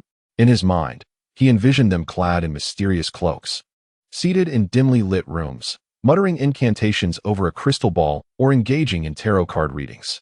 Yet, this woman, despite her somber aura, was merely an ordinary middle-aged lady in appearance. Was this the reality of a spirit medium, devoid of the flamboyance depicted in films, yet possessing genuine abilities? Pushing these thoughts aside, Li Bai quickly assessed the scant information at hand. To uncover the truth, he needed to return and inquire further with the elderly woman, who undoubtedly concealed crucial details. "Xia, we shall depart," he resolved. Without hesitation, Xia followed him, as she always did. "Wait, take me with you." The female college student, whom Li Bai had rescued, mustered her courage to catch up, tears still staining her face. yet her eyes radiated a fierce determination to survive. "Let me join you." She turned to call for her companions. In the face of impending danger, not everyone possessed the courage to venture forth again. Among them, only one seemingly more reserved girl, adorned with glasses, bit her lip and chose to accompany her. Surprisingly, the self-proclaimed spirit medium also rose silently, indicating her intention to join their expedition. Levi scrutinized the medium once more, increasingly convinced of her enigmatic nature, as she did not seem like a charlatan dabbling in the supernatural. However, his decision to leave was met with vehement opposition from the other survivors. "Isn't returning a death sentence?" The husband from a couple that had clung together exclaimed, his emotions running high. Others gathered around, vociferously accusing Levi of irresponsibility, asserting that he was endangering both himself and others. "You are putting lives at risk." "Indeed. Staying here and awaiting rescue is the safest option." The woman with a firearm insisted that Levi remain, while also urging Taiyang to stay behind. Levi had no interest in further debate. He would not squander his breath. Without hesitation, he stepped once more into the birch forest. Taiyang followed closely, gun drawn and alert. The two female college students supported each other, trembling with fear, yet resolute in their decision to join. The spirit medium ambled leisurely at the rear. Upon entering the forest, the light around them dimmed instantly, the wind rustling through the leaves, resembling the whispers of countless voices. Levi remained unperturbed. He had devised a strategy well before deciding to return. Gazing up at the sky, obscured by the white birch forest, I took a deep breath and called out with sufficient volume to pierce through the trees, "Nimbus cloud, please show me the way." Almost immediately after my voice faded, a familiar bright hue, akin to a firefly in the night, abruptly appeared in the high above. Through the gaps in the branches and leaves of the birch trees, Nimbus cloud stood like a dependable lighthouse. "Follow that cloud," Levi instructed the few individuals behind him. Guided by the navigation of Nimbus cloud, the five of us traversed through the eerie birch forest along a path that was not particularly clear, with a definitive direction and the sense of security brought by Levi and Hill's presence. The two female university students felt their emotions stabilize somewhat. The medium remained taciturn, silently following behind. After walking for less than an hour, the trees ahead grew sparse, and the familiar outlines of buildings came into view. We really made it out. A barely audible sigh of relief escaped Hill as his tensed nerves slightly relaxed. The two female university students, overwhelmed with joy, nearly collapsed to the ground, tears and dirt streaking their faces. Even Levi himself silently commended Nimbus Cloud. Exiting the forest was merely the first step. His true objective lay with the old woman, to unravel the mysteries of this ghostly place. He had a premonition that this seemingly inconspicuous little town harbored peculiarities hidden within the birch forest that would undoubtedly yield significant surprises, far more valuable than any Collector S edition of the Turtle Immortal magazine. Chapter 67, Warning of the Hollow Waves. Sacrifice. In the distance, the outline of the solitary inn reappeared before us. Hill's tensed shoulders relaxed imperceptibly, though his gaze remained sharp, scanning the surroundings. The two female university students leaned on each other to avoid collapsing, their faces streaked with tears and dirt. Upon seeing the familiar building, it was as if they had found a lifeline. Even the medium, usually shrouded in mystery, displayed a rare hint of fatigue and relaxation. At last, we have returned. Alive. As we approached the inn's entrance, a few children played in the open space before the door, catching Levi's attention. Their body proportions appeared abnormal. Their upper bodies resembled those of children around 10 years old, yet their legs were short as if they were only 5 or 6, moving with an awkward and stiff gait. Levi recalled the old woman's mention of lead poisoning, his heart sinking. These children were likely victims. He sighed softly. Now was not the time for such thoughts. Unraveling the truth of this strange place was the paramount task, and the old woman was undoubtedly the key. Upon pushing open the creaking wooden door of the inn, the two female university students rushed toward the bottles of water behind the bar like parched fish, their eyes gleaming. Disregarding any semblance of decorum, they twisted off the caps and gulped greedily, the sounds of their satisfied swallows echoing in the air. After the ordeal in the forest, filled with fear, hunger, and exhaustion, their nerves were nearly frayed. The bespectacled female student, having regained some composure, grabbed a few bottles of water to share with Levi. Hill, and the middle-aged woman, while she herself tore open a pack of crackers and devoured them ravenously. "Apologies, we are simply too thirsty and hungry," she explained between sips, her voice still hoarse. Li Bai took the water, twisted open the cap, and sipped from it. Sierra also accepted the bottle, deftly inspecting the opening before taking a small drink. At that moment, footsteps echoed from the staircase. An elderly woman descended, trembling, and upon seeing the five who had returned, particularly Li Bai and Sierra, her face contorted into an exaggerated expression of astonishment, as if she had encountered a ghost. "Oh my, why have you returned?" she exclaimed, covering her mouth, her eyes wide with disbelief, as if questioning how they were still alive. The two female university students, spotting the woman, hurriedly retrieved crumpled bills from their pockets and handed them over, urgently inquiring, "Grandma, is there a phone here? We need to call the police. Our phones have no signal." They had attempted to reach out for help as soon as they entered the town, only to find the signal utterly non-existent, dashing their hopes for assistance. The old woman slowly approached, accepting the money and counting it carefully before tucking it into her apron pocket, her face etched with a frown of discomfort. "We are but a poor village here. The townsfolk have little contact with the outside world. Calling for help is futile." Her tone exuded a rustic simplicity, steeped in isolation. The university students' faces fell, despair evident, and they nearly broke into tears. "What are we to do now?" They began to recount their terrifying experiences in the woods, the monsters, the disorientation. After listening, the old woman sighed heavily. "I had warned you against entering that forest. We locals dare not venture in recklessly. There are spirits of the white birch trees and other creatures lurking within." She patted her chest, a look of dread crossing her features. "It is truly fortunate you emerged unscathed. Make yourselves comfortable here. Perhaps in a few days, the roads will open up again," Li Bai quietly observed, taking in the old woman's demeanor. Her exaggerated performance was interwoven with a hint of sincerity, which in turn seemed deliberate. Her words subtly suggested they should remain passive. It was clear she harbored secrets, and not merely trifles. He felt no concern about being unable to leave. With his cloud-summoning ability, he could depart at any moment. Yet, he chose to stay, intrigued by the spirit of the white birch trees. Surely, he would receive a reward from the system for this endeavor. It was time to apply some pressure on the old woman. Li Bai stepped before her, obstructing her line of sight. "Grandma," his voice was low, yet carried an undeniable weight. "Let's not beat around the bush. Are you hiding something from us?" He leaned in slightly, his smile unwavering. "Don't let my youth and good nature fool you. If you truly provoke me, I can be quite fearsome." Before he finished speaking, Li Bai abruptly raised his hand, pointing at a weathered wall nearby. Hollowave, a solid beam of orange-yellow light shot forth, instantly penetrating the thick earthen wall, leaving behind a fist-sized, smooth-edged hole. Through the opening, the crescent moon could be clearly seen suspended in the night sky. The two university students gasped in terror, their water bottles and biscuits tumbling to the ground. The medium woman's pupils dilated, her body instinctively retreating half a step, her face betraying her shock for the first time. Sierra stood behind Li Bai, her expression impassive, yet her grip on the gun tightened, her eyes silently urging him to continue his performance. The old woman stood frozen, her murky eyes fixated on the hole in the wall, her mouth agape as if it could accommodate an egg. She trembled as she swallowed hard, the wrinkles on her face contorted with fear. Li Bai observed her reaction with satisfaction, relishing the effect he had intended to create.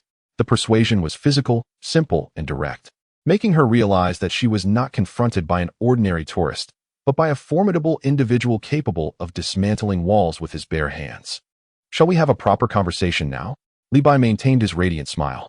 The old woman's legs weakened, nearly collapsing, and it was only with the support of the nearby bar that she managed to steady herself. Taking several deep breaths, her eyes filled with despair and resignation, she finally spoke. "I will tell you, I will." Her voice trembled and was hoarse as she began to recount the tale. The roots of the situation stretched back several decades. A factory had been established near this remote town, discharging untreated wastewater directly into the only underground water source, thereby contaminating it. Initially, the townsfolk merely experienced physical discomfort, but it was the elderly and children who first displayed various strange ailments, stunted growth, sudden weight loss, dementia, until even the young adults were not spared. It was only when someone sought medical attention in a big city hospital that they discovered the severe lead poisoning plaguing them. When the community confronted the factory, the owners, backed by powerful connections, adamantly denied any wrongdoing, let alone compensation. They attempted to enlist the media's help. There were some initial reports, but interest waned quickly. In utter despair, those with connections or resources relocated with their families in a bid for survival. However, the majority had nowhere to go, left to witness their own bodies and those of their loved ones deteriorate day by day, waiting in agony for death to arrive. Amidst the pervasive atmosphere of hopelessness, a mysterious figure appeared. This individual informed them that the birch tree spirit beside the town would grant protection and healing from afflictions, even restoring life to the dying, provided they sincerely offered sacrifices. The so-called sacrifices were healthy.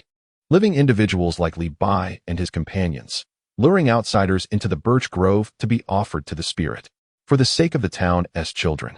The old woman wept bitterly, her voice choked with emotion. We had no choice. The two female university students listened with pallid faces, trembling, their gazes at the old woman filled with terror and revulsion. It dawned upon them that they had nearly become sacrifices. The medium woman furrowed her brow, deep in thought. Hill's eyes were cold, muttering the word sacrifice. Li Bai, after absorbing the tale, maintained an unreadable expression, merely nodding as he continued to inquire. Who was that mysterious person? This question seemed to touch upon a deeper terror.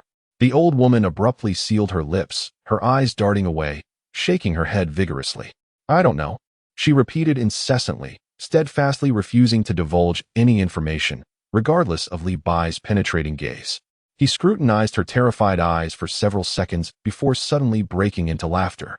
He stepped back, spreading his hands in a gesture of levity, his tone shifting to a more relaxed, even teasing one. Oh, I was just joking, dear lady. Please do not take it to heart. Look at this wall. I'll help you patch it up later, and I assure you it will be as good as new. Deep down, he understood that the old woman was not unwilling to speak, but rather too frightened to do so. That mysterious figure was nearby, perhaps even within this very inn, watching them closely. I express my gratitude to the usernames Shada Kawai, the King in Yellow Cthulhu, user 152452266, the Elder with a white beard, Desiring Soda, the Wandering Swordsman, and Xiao Dongliang who relishes red bean cake, as well as Zhang Xiao from Chongning.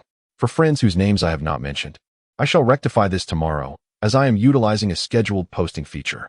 I seldom peruse comments, and I beg forgiveness from those whom I have not replied to. I humbly continue to seek your unwavering support, as your encouragement fuels my endeavors. Chapter 68, Death at the Hands of Nick Fury? Shall our mundane lives be set ablaze?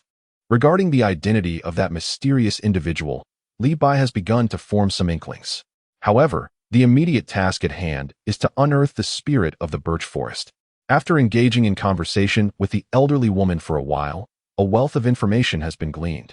The wild individuals previously encountered are likely relatives of the townsfolk, as described by the old woman, who spoke of a resurrection method involving the sacrifice of living beings. It appears that these wild men may be capturing individuals as offerings for the birch tree spirit. There seems to exist a symbiotic relationship between the two. There remains much that is unclear, yet I shall let the weight of the world rest upon me and take a moment to rest, for we are all utterly fatigued. Li Bai and Sierra returned to their room, preparing to rest. Upon entering, an epiphany struck Li Bai. Seeking the birch tree spirit need not be a solitary endeavor. Was there not the crystal ball of the divination grandmother? How could I have forgotten such a treasure? Li Bai retrieved the crystal ball from the system space. The more than 1 meter tall crystal orb materialized in the room. Xia, witnessing Li Bai conjuring this object as though by magic, sprang upright from her bed, having grown accustomed to Li Bai's occasional production of various peculiar items. She was now immune to surprise. Nevertheless, her eyes widened like saucers, fixated upon the crystal ball, for she understood its value. It could reveal myriad scenes, even the past and the future. Li Bai addressed the floating crystal ball with authority. O crystal ball, hasten to assist me in locating the birch tree spirit within this forest. The crystal ball responded immediately. The image flickered, the perspective elevated, transforming into an aerial view of the vast expanse of birch trees beneath.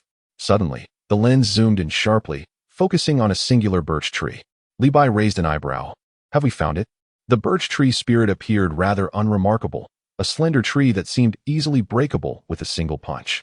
Yet, the scene abruptly shifted again, revealing yet another birch tree. Li Bai furrowed his brow. Could there be more than one? The imagery continued to transition, presenting yet another birch tree. In a moment of clarity, Li Bai understood. The birch tree spirit was incessantly moving, flitting between different trees. Thus, the entire birch forest could be perceived as the very essence of the birch tree spirit. This aligned with the legends of the Native Americans. This forest is alive. What shall be done? Must I raise the entire birch forest to the ground? Even if I summon my utmost strength to unleash a Kamehameha wave, I could not flatten such a vast woodland. It appears that I must venture into the forest myself tomorrow, employing a methodical search to eliminate it before it can shift once more. Li Bai was poised to retract the crystal ball when his movements unexpectedly halted. A sudden thought surged within him. Why not glimpse into the future that awaited him in this realm? Purely out of curiosity, he addressed the crystal ball once more. "Oh, crystal ball, I wish to see my future." After a brief pause, the crystal ball remained motionless, its surface a blank expanse. As if to mock him with the thought, "What do you expect?" Li Bai felt a twinge of confusion. Was it possible that today his charm had waned and his luck had run dry? With a flicker of inspiration, he turned his gaze towards the nearby Maria Hill, then spoke again to the crystal ball. "Very well then, let us peer into the future of this esteemed Miss." Maria Hill. Maria Hill, the full name of his companion, was a detail he had gleaned from their days spent in each other's company. No sooner had he uttered the words than the crystal ball flickered to life, and Li Bai nearly choked on his disbelief. Was this truly how it was to be treated differently? In the ensuing vision, Hill was depicted wielding a firearm, firing relentlessly at a helmeted figure. The scene shifted, revealing her seated in a speeding vehicle, shooting out of the window as if starring in a live-action rendition of a high-octane film.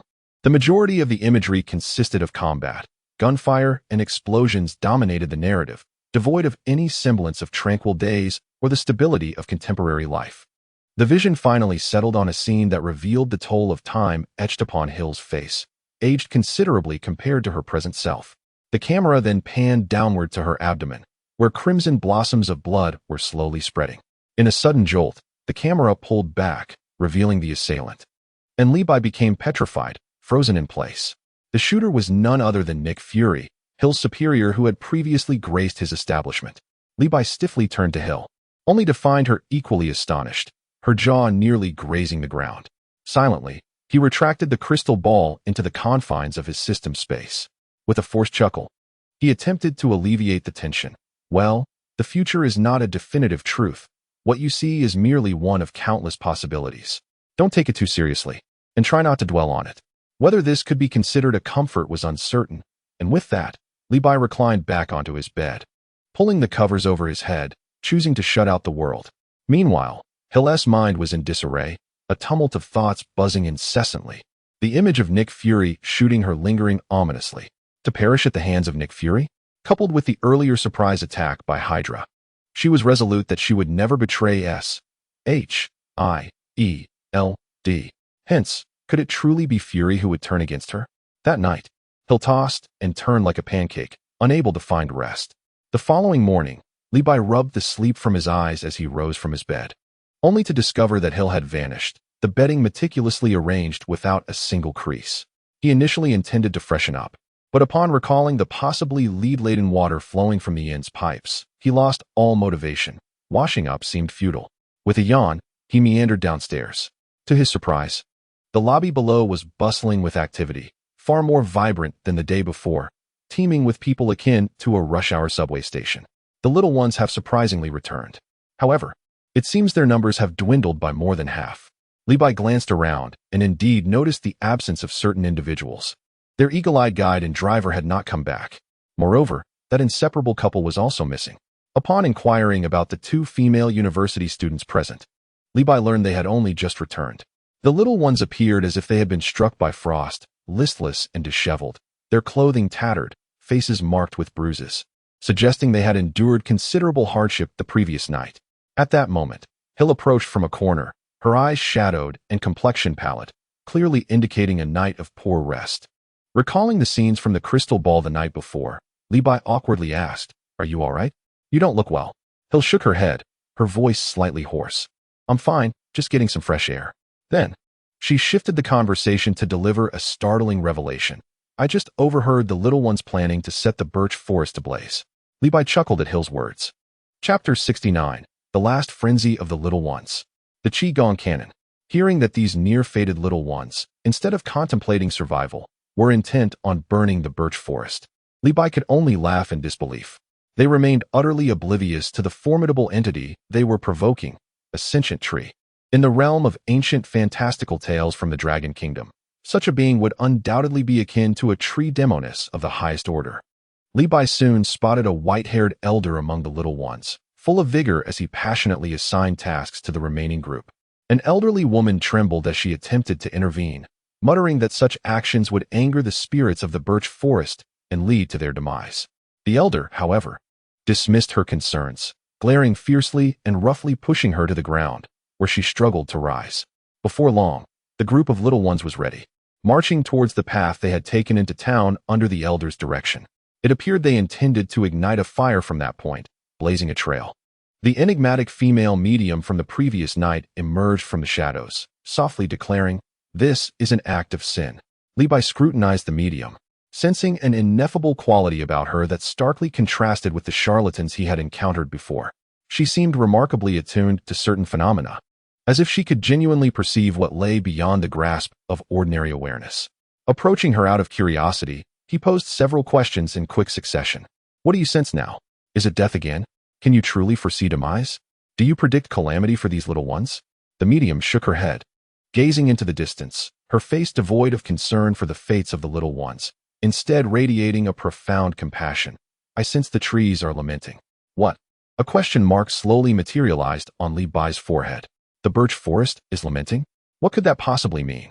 He found her cryptic words perplexing and, shaking his head, decided to set aside these esoteric musings, for there were far more pressing matters to attend to. First, they must locate the so-called birch tree spirit, and then unmask the enigmatic individual who dared to conspire against them. Failing to exact retribution would be a disservice to his culinary prowess. "Onward, Hill. Let us commence our task," Li Bai called out as he and Hill stepped out of the inn. Li Bai lifted his gaze toward the heavens and shouted with vigor, "Cloud of somersault." No sooner had the words left his lips than a white cloud swiftly emerged from the lofty layers above, gently descending before him. This was the second time Hill had encountered the somersault cloud, yet her astonishment remained undiminished. Unable to restrain herself, she extended her hand, cautiously brushing the edge of the cloud, which felt unexpectedly soft and springy. Two female university students witnessing this spectacle at the inn's entrance stood agape, rubbing their eyes in disbelief, questioning whether they were still ensnared in a dream. Having witnessed Li Bai's astonishing prowess the previous night, they were well aware that he was no ordinary man. However, the sight of him summoning a cloud as a steed was as impactful as a Hollywood blockbuster. The elderly woman, who had been knocked down, struggled to rise, leaning against the doorframe, her gaze fixed on the somersault cloud above, repeatedly murmuring, "This is impossible. How can this be?" A female medium also appeared at the entrance, captivated by the miraculous scene, her eyes glimmering with unspoken thoughts. As Li Bai and Hill mounted the somersault cloud, it ascended gracefully, soaring towards the birch forest. During their flight, Hill turned to Li Bai, a hint of confusion and curiosity etched upon her face. "I heard from Natasha that only those with pure hearts can ride this cloud. Those with malicious intent would simply fall. Why am I unharmed?" Hill did not consider herself pure of heart, having taken many lives. Li Bai chuckled. "Perhaps the somersault cloud has a penchant for good looks? Those who are aesthetically pleasing enjoy different privileges." Upon hearing this clearly absurd explanation, Hill realized that Li Bai had likely spun similar tales to Natasha. A rare, faint smile graced her otherwise taut features, momentarily surprising Li Bai. The somersault cloud traversed the skies with remarkable speed, offering a panoramic view of the birch forest, which unfurled like a vast green carpet. They glided over an extensive body of water, more accurately described as a stagnant swamp than a lake. Li Bai focused his senses, detecting no signs of life in this water, which resembled a pool of utter desolation. It was likely not a natural lake, but rather a toxic pond formed by underground water surging for some unknown reason, mingled with pollutants. Surrounding the water were the remnants of numerous abandoned factories, which presumably were the culprits behind the lead contamination mentioned by the elderly woman. The birch trees in this vicinity appeared to be in a dire state, with sparse, yellowing foliage and stunted, twisted trunks. Many trees had perished entirely, their bare branches resembling skeletal fingers reaching toward the sky. The somersault cloud swiftly departed from this oppressive area, Li Bai continued to scrutinize the surroundings with keen perception, hoping to uncover the whereabouts of the birch tree spirit. Aside from the occasional faint scent of wild boars foraging in the woods, no suspicious entities were detected. Just as he contemplated expanding his search radius to another area, a discovery was made. It was the same type of savage that had attacked them yesterday. Moreover, there were quite a few. At a glance, there appeared to be at least 20. Li Bai lowered the altitude of his cloud, gaining a clearer view. He observed several savages clinging to the towering birch trunks, using some sharp instruments to peel back the bark, greedily lapping up the white sap that flowed from the wounds. They seemed to be consuming the sap of the birch tree. With his extensive knowledge, Sierra immediately discerned the behavior of these wild men. Li Bai furrowed his brow, murmuring to himself, "Birch sap? Is it drinkable? They appear to be indulging in it, as if it were a drug. Could this sap possess some special properties for them?" Watching them savor the birch sap, Li Bai felt an involuntary convulsion in his throat. Is this substance truly pleasurable to consume? Then, a chilling scene unfolded. Not far from the gathering of savages lay several cold, lifeless bodies. Li Bai recognized them as the individuals who had not escaped with the others. The guide, the driver, 3 female university students, the inseparable couple, and several others were all devoid of breath, their bodies stiff and discarded. Among them, a relatively tall savage wielded a rusted, warped knife, struggling to sever an arm from one of the corpses. After successfully detaching the arm, he approached another companion, whose body was riddled with stitches, and pressed the severed limb against the vacant shoulder. He then produced a crude bone needle and an unknown thread, meticulously stitching the arm onto the body. The clumsy motions belied an eerie familiarity. Li Bai felt a tumultuous churn in his stomach, now grasping how the stitches on these savages' bodies had come to be. He finally understood the vague notion of a certain form of rebirth described by the elderly woman. No longer hesitating, he raised his hand, targeting a savage performing surgery below. Ding-ding-B. A slender beam of pink light shot forth, precisely piercing the savage's skull. The savage stiffened, dropping the severed arm and bone needle to the ground, collapsing straight down. Congratulations, host. You have slain the strange entity. Reward, a haphazard magazine.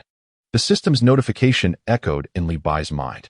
A twitch flickered at the corner of his mouth. Yet another worthless item. He lifted his hand for another ding-ding-B, this time aimed at another savage consuming the tree sap. Congratulations, host. You have slain the strange entity. Reward, a dumpling hat. Li Bai felt his blood pressure rise. He refused to believe it. If they all yielded such rewards. He unleashed a barrage of 7 or 8 ding-ding-Bs at the cluster of savages below. Beams of light darted through the forest, leaving a trail of fallen figures. Congratulations, host. You have slain the strange entity. Reward, a martial arts uniform from Kellen. Congratulations, host. You have slain the strange entity. Reward, the glasses of the Bull Demon King. As the incessant beeping echoed in his mind, Li Bai's temper completely evaporated. After several rounds of his relentless attacks, the remaining wildlings had been thoroughly frightened, retreating deep into the dense thickets, quickly vanishing from sight. Li Bai could hardly muster the energy to pursue these insignificant foes. His immediate priority was to find the source of the disturbance. With a thunderous roar, he maneuvered his cloud, preparing to continue his search for the spirit of the birch trees, when suddenly, a violent explosion resounded from a distance. A massive fireball erupted above the forest, illuminating the sky. Li Bai focused intently, realizing that the direction of the explosion was precisely where the wildlings had fled. Those rascals have truly ignited something substantial, he murmured to himself. Abruptly, he felt a tremor beneath his feet. The cloud beneath him quivered, as if the entire expanse of birch forest was shaking in that moment. An invisible, colossal wave of energy, laden with fury and anguish, began to permeate the air. The commotion reminded Li Bai of the words of the female medium. Could this be what she meant by the birch trees lamenting? This was no mere lament. It was a harbinger of wrath. Brace yourself, Li Bai bellowed, urging the cloud to accelerate, transforming into a streak of golden light as he sped toward the site of the explosion. As he approached, the scene below unfolded before his eyes. A section of birch trees was ablaze, flames reaching skyward. The wildlings danced with excitement around the perimeter of the inferno, exulting as if they had achieved a monumental victory. However, their jubilant cries were short-lived. The untouched birch trees began to sway as if enraged giants. Thick roots erupted from the earth, writhing towards the encroaching crowd. At the forefront, an elderly wildling, appearing almost deranged, clutched a burning torch in one hand and a gasoline canister in the other. He incessantly doused the advancing birch trees with gasoline, as if they were sentient beings, before hurling the torch into their midst, igniting new flames. While he set the fire, he bellowed hoarsely, urging the slower younglings beside him, "Hurry, burn them, annihilate these wretched creatures." The frenzy in his eyes glimmered with a fanatical and cruel light, leading Li Bai to suspect that this man was likely a remnant of the fervent militarism of yore. At that moment, Li Bai sensed the energy within the birch forest intensifying, converging rapidly towards the center of the fire. "Here it comes," he thought, realizing that the spirit of the birch trees had been thoroughly provoked by the flames. The wildlings had unwittingly become the perfect bait. He swiftly identified a birch tree that was twisting violently, emanating an unusually potent energy, and raised his hand to unleash a penetrating beam. With precision, the beam struck the robust birch tree, severing it in two. In that instant, Li Bai perceived that the overwhelming energy had vanished. It was not eliminated. The system had not issued a kill notification. Had it relocated? Li Bai raised an eyebrow. Below, the wildlings, witnessing a figure riding the cloud and intercepting the attacking tree spirit with beams of light, erupted into even louder cheers. "A deity! A deity has come to save us. How wonderful! We are saved." Believing that Li Bai was there to assist them, they fervently intensified their efforts to ignite the trees, their frenzy escalating. A few even began to worship him. Li Bai rolled his eyes, disinterested in the oblivious crowd, focusing intently on tracking the swiftly moving energy. Just as the group was consumed by their pyromaniacal fervor, another birch tree, perilously close to the crowd, abruptly uprooted itself. Its massive root system, akin to the tentacles of an octopus, surged from the earth, laden with soil, and swiftly coiled around the nearby individuals, binding them tightly and lifting them into the air. Now was the moment. Li Bai's gaze sharpened as he pinpointed the source. Drawing a deep breath, he clasped his hands at his waist, and a brilliant light began to coalesce and compress within his palms. The turtle school's Kamehameha, a colossal beam of orange-yellow energy, exuding a destructive aura, descended from above. Its target, the towering tree ensnaring the hapless souls. To thwart the birch tree's ghostly escape, Li Bai unleashed his most formidable attack, slightly expanding its range to ensure it enveloped the tree and its surrounding vicinity. The entangled individuals, along with the birch tree, were swiftly engulfed by a torrent of searing, violent energy. The ground trembled violently, reminiscent of a powerful earthquake. Following this was a cataclysmic explosion, a small mushroom cloud, interspersed with dust, flames, and fragments of wood, erupted from the ground, and the ferocious shockwave radiated outward. The nimbus cloud swayed violently, nearly throwing Li Bai and Hill off balance. Li Bai quickly steadied himself, grasping Hill, while simultaneously maneuvering the nimbus cloud to ascend rapidly, distancing them from the epicenter of the explosion. Smoke and dust billowed, revealing a massive impact crater below. The system's notification rang clearly in his mind. "Congratulations, host. Elite anomaly eliminated. Reward, Kamehameha." Upon hearing the notification, a spark ignited in Li Bai's eyes. The Kamehameha was indeed a marvelous asset. A vivid image flashed in his mind of a three-eyed, bald individual creating an unfathomably deep hole in the arena. Oh, a must-have for home and travel, perfect for digging pits. As Li Bai reveled in the details of the Kamehameha displayed on his system panel, Hill, the seasoned agent, stood beside him, her pupils constricting and mouth agape as she stared below. The cataclysmic orange-yellow beam had left a profound impression on her, as if time had frozen, followed by an earth-shattering roar. The residual force of the shockwave still danced through her hair. On the ground, a crater spanning dozens of meters lay starkly visible. The surrounding birch trees lay toppled in a radial pattern, their broken trunks and scattered soil blanketing the earth, resembling the aftermath of a meteor strike. Hill felt a lingering buzz in her eardrums. She had heard Natasha's reports and viewed the S.H.I.E.L.D. documentation on Li Bai's combat scenes. Yet, those cold images and texts paled in comparison to the visceral shock of witnessing it firsthand. Was this the power he wielded? How could an individual possibly unleash energy comparable to tactical weaponry? Coupled with thoughts of the Nimbus Cloud, the Universal Capsule, and that precise dimensional wave, Hill's gaze towards Li Bai became increasingly intricate. Could this individual truly be a celestial being descended from Eastern legends? Or perhaps the concealed ace of the enigmatic Divine Spear Bureau? Levi pondered after perusing the instructions for the chi cannon. It was indeed effective, albeit somewhat taxing on energy, not blue, but rather chi. With his current reserves, he could manage no more than 2 shots before exhaustion set in. He glanced down at the landscape he had ruthlessly transformed. A multitude of white birch trees lay toppled, and the scorched earth emitted wisps of smoke. Stroking his chin, Levi spoke to the air in contemplation. Alas, there was no profound enmity between them. If blame were to be assigned, it would fall upon the system for bestowing rewards, a form of self-defense, albeit a flawed justification. This white birch forest had not sought conflict nor inflicted harm upon anyone. The previously observed wild men, who survived by consuming tree sap, made it clear to Levi that the so-called sacrifices were likely not intended for the birch forest itself. Rather, they seemed to provide sustenance for those wild men, with the sap from the birch trees being essential for their survival. As for the townsfolk, their awareness remained uncertain. Nonetheless, it was evident that a mysterious individual was manipulating them. The white birch spirit's recent retaliation against the little ones appeared more as desperate self-defense. A cornered rabbit may bite, and how much more so a sentient tree. Regarding the blockade preventing outsiders from departing, one could not dismiss the earlier discovery of the polluted underground water source. Perhaps the birch forest was safeguarding this land in its own manner.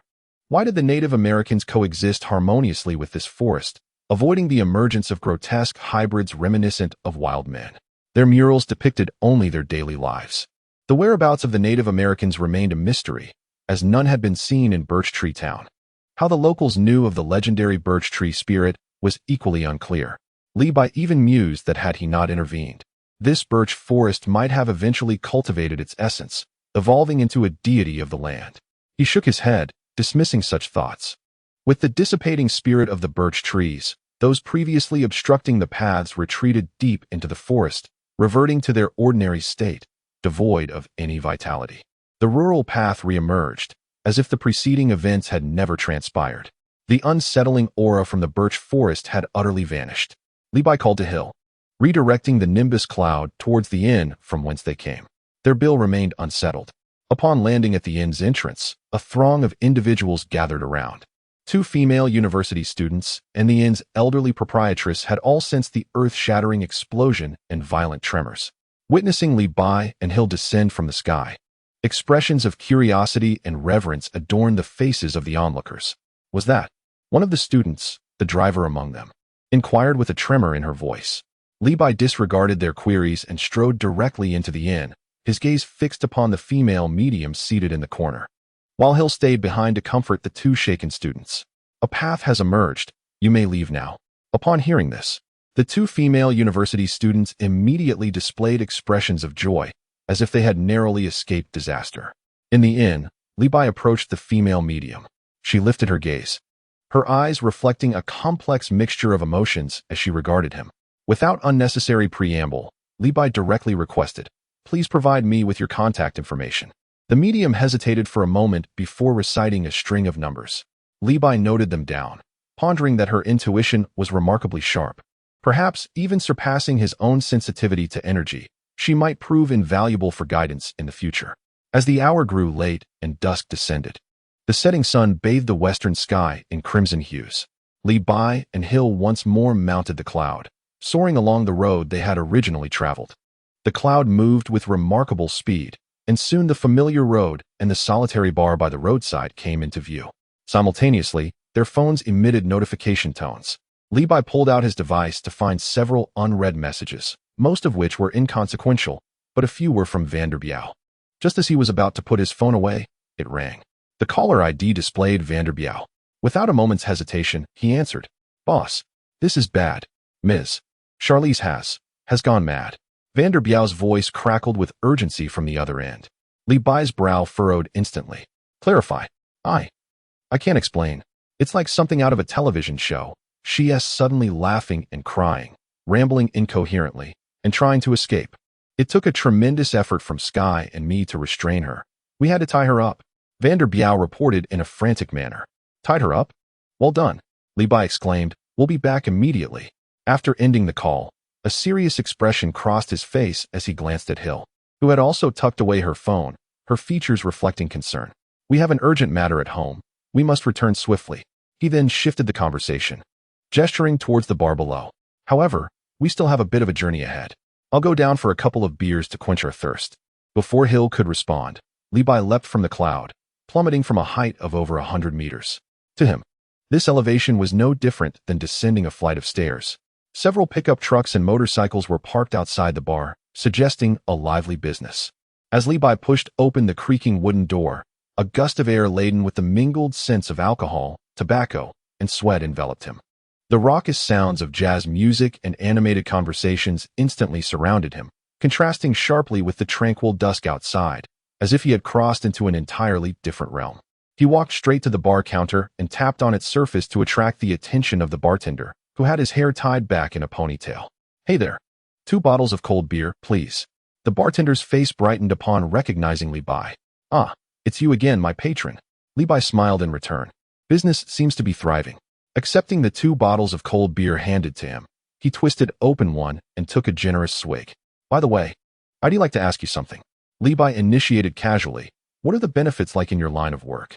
The bartender, wiping a glass, shrugged in self-deprecation. "Don't joke. Running a bar doesn't come with perks. We eat based on the seasons. There are no benefits to speak of." A playful smirk curled at the corner of Levi's mouth as he surveyed the bar's patrons. "I'm not referring to the bar." After taking another sip of beer, I let out a satisfying burp. "I was referring to the Bureau of Sacrifice. I extend my gratitude to the username. Why is everyone so audacious? The King in Yellow. Cthulhu, Xiao Dongliang who relishes red bean cake, and Shishur who enjoys stir-fried mushrooms with meat. To the friends whose names I did not mention, I shall rectify that tomorrow, as I am utilizing scheduled posting.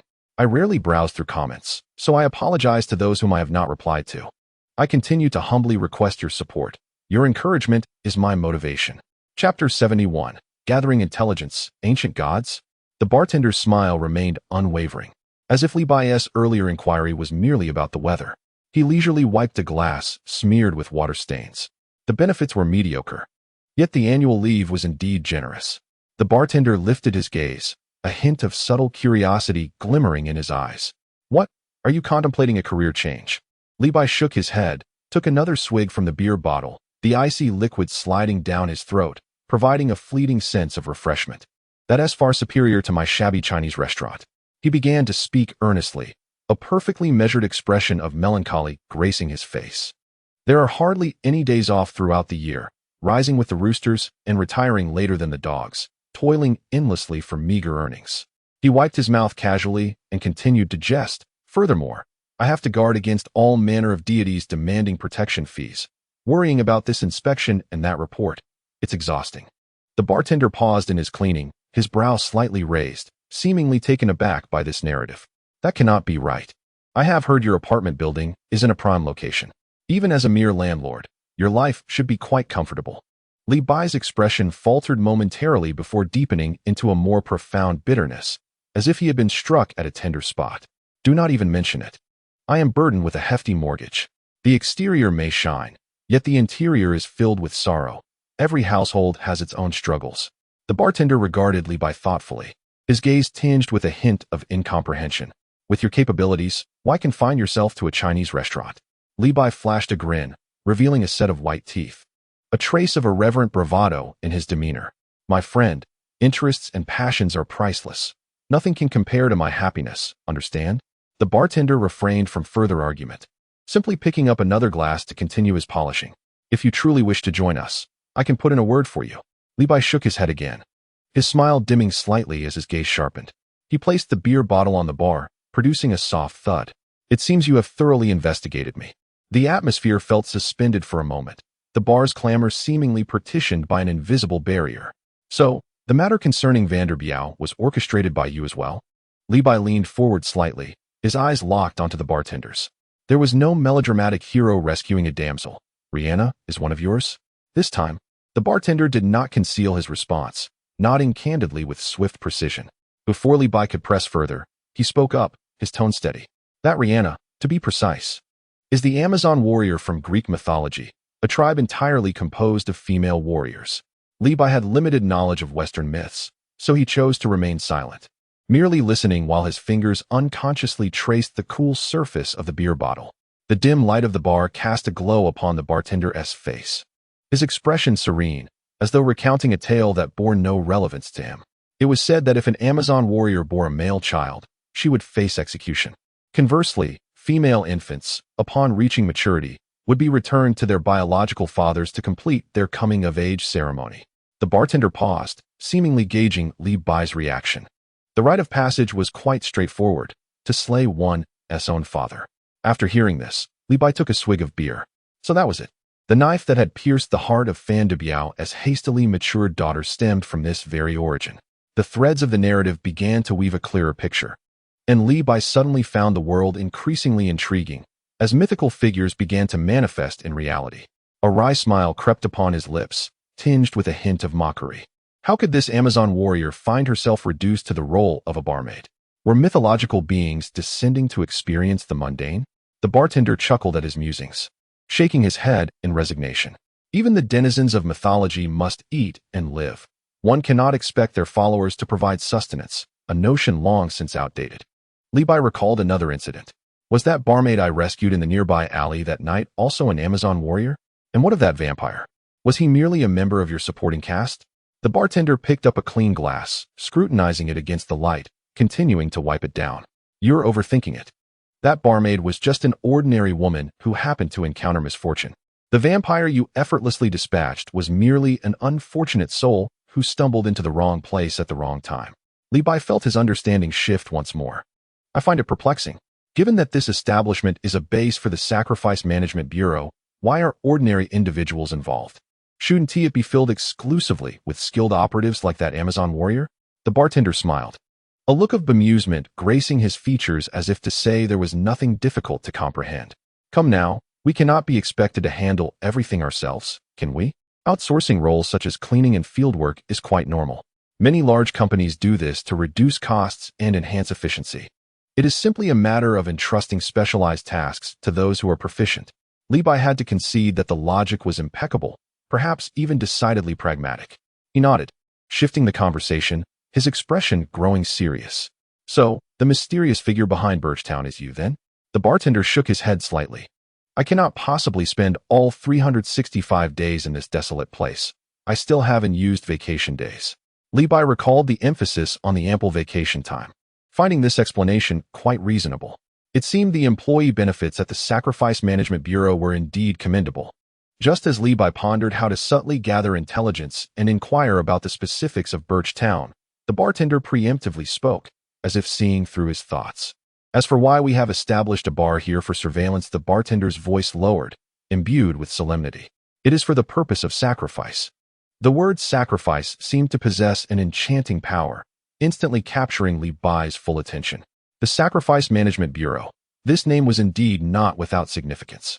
Simultaneously, a weight lifted from his heart. The bartender's words validated his suspicions.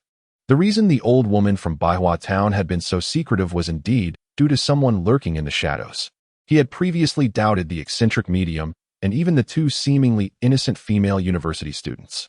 However, their frightened reactions during his probing with the seemed genuine, excluding them. The only entity that could instill such fear in the old woman was this solitary bar, standing at the crossroads outside the town. When he first heard the term sacrifice from the old woman, Li Bai suspected it might pertain to the Sacrifice Management Bureau, a name he had learned from Natasha. This led him to suspect the involvement of this group. What if he were mistaken? If so, so be it. It wouldn't cost him much. Sacrificing the birch tree spirit? Li Bai inquired. But what I witnessed were those deranged savages who slaughtered travelers. They were not the birch tree spirit. The bartender's gaze drifted towards the raucous patrons deep within the bar, his eyes vacant. Through the consumption of the birch tree's sap, they had integrated those parts, arms, eyes, and organs, acquired from elsewhere, merging them with themselves. They had become part of the birch forest spirit. Sacrificing them was no different from sacrificing the birch tree spirit itself. This explanation stirred a wave of physiological discomfort within Li Bai, his stomach churning. He suppressed the nausea and downed the remaining beer in his glass. Having grasped the situation sufficiently, only one final question remained. One that piqued his interest most. What exactly is this birch tree spirit that warrants such elaborate efforts from your sacrifice management bureau to establish a stronghold here? Are there many such places? The bartender finally set down the brilliantly polished glass, its rim meeting the bar with a crisp sound. He lifted his gaze, locking eyes with Li Bai. His lips parted slightly, uttering two weighty words, Ancient God. Chapter 72, Aerial Technique. Shrinking Stopwatch? Ancient God. Li Bai murmured the term Ancient God. He had thought the birch tree spirit was merely a tree demon that had gained a semblance of sentience. Could it truly be a god? He sensed that the bartender had more to reveal. There exists a multitude of deities in this world. The bartender leisurely polished the glass, its surface reflecting the dim light of the bar. Which one do you worship? Or rather, what do you believe? Li Bai shook his head, his expression akin to that of someone listening to a poorly told joke. I do not subscribe to such beliefs. The supernatural is mere superstition. We must place our faith in science. The bartender paused momentarily in his polishing, his lips twitching involuntarily, his eyes filled with incredulity. You, an exorcist, skilled in your craft, speaking to me about science? He gently shook his head, setting the glass down with a soft clink. The sound was subtle, yet resonated like a signal. The bartender finally shed his previous demeanor of lethargy, standing upright with a sharp gaze directed at Li Bai, embodying a sense of scrutiny and final confirmation. My lord, would you truly not consider joining us? The benefits are substantial, and the annual leave is generous. Li Bai leaped down from the high stool, stretching his limbs with a series of satisfying cracks. You see, I have a peculiar quirk, he remarked, patting his knee. My legs aren't in the best condition. I can't kneel. I prefer to stand and earn my keep. Internally, he mused, join you? I fear I'd merely find myself packaged and sent off as a snack for some ancient deity, were it not for the system at my side. Who knows who would be the offering today? A look of just the right amount of regret flickered across the bartender's face, as if he had missed out on a fortune. What a pity, he sighed. No sooner had the words escaped his lips than the once cacophonous music and the din of conversation in the bar abruptly ceased.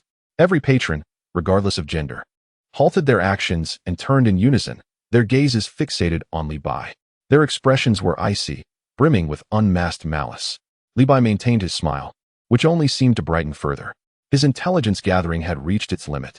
The bartender merely mentioned the ancient deity without elaborating on the purpose of the sacrifices or the number of similar outposts. It was somewhat regrettable, but sufficient nonetheless. He surveyed the room, his eyes skimming over the faces of the peculiarly shaped patrons. It appeared they had been well prepared. This was quite the spectacle. The bartender regained his previous composure, even adopting a hint of arrogant entitlement. What can we say? It is only prudent to prepare adequately for someone of your prowess. Li Bai understood immediately. The moment he set foot in this bar, he sensed something was amiss. Not a single one of these individuals bore the essence of an ordinary person. What seemed like leisurely patrons were, in fact, lurking hunters. This establishment was nothing short of a monstrous den cloaked in the guise of a bar, even if he did not actively seek them out. Once he discerned the situation in Baiwa town, these creatures would inevitably turn their attention to him. As the bartender spoke, the patrons shed their FA-aids. Several burly men let out deep growls, their bodies swelling, bones cracking in a disconcerting manner, dark or brown fur sprouting upon their skin, their faces elongating and contorting to reveal sharp fangs. Werewolves. Others, with their lips curled back, displayed canine teeth far exceeding the norm. Vampires. A few flamboyantly dressed women transformed, their gazes turning fierce, their eyes adorned with a vivid crimson hue, likely the fabled Amazonian warriors. Yet, as Li Bai surveyed this assembly of grotesque beings, he felt no trepidation. Instead, his smile widened, excitement sparkling in his eyes. This was no banquet of doom. It was a warm embrace, a grand opportunity to accrue experience and rewards. He casually seized an empty beer bottle from the bar and hurled it skyward. All eyes, including those of the newly transformed creatures, were irresistibly drawn to the spiraling, ascending brown glass. In that fleeting moment, Li Bai leaned slightly forward, extending his right index finger toward the bartender. DNGB. The stout wrist, like a pillar of precision, swiftly unleashed its deadly projectile. With a soft thud, it punctured the heart of the bartender, leaving a charred hole that was hollow from front to back. The bartender's composure and arrogance froze instantly as he glanced down at the gaping wound in his chest, his eyes brimming with disbelief before he toppled backward. So, the many prey upon the few, do they? As the bottle shattered on the ground, he smiled at the approaching monsters, a wicked grin spreading across his face. With rapid movements, he crossed his arms and called out, "For bodies of the fist." In an instant, 3 identical doppelgangers of Li Bai appeared beside him, mirroring his every action and expression, even the amused smile that danced at the corners of their mouths. The sight of 4 Li Bais standing side by side was both amusing and surreal. By the heavens, a technique of duplication?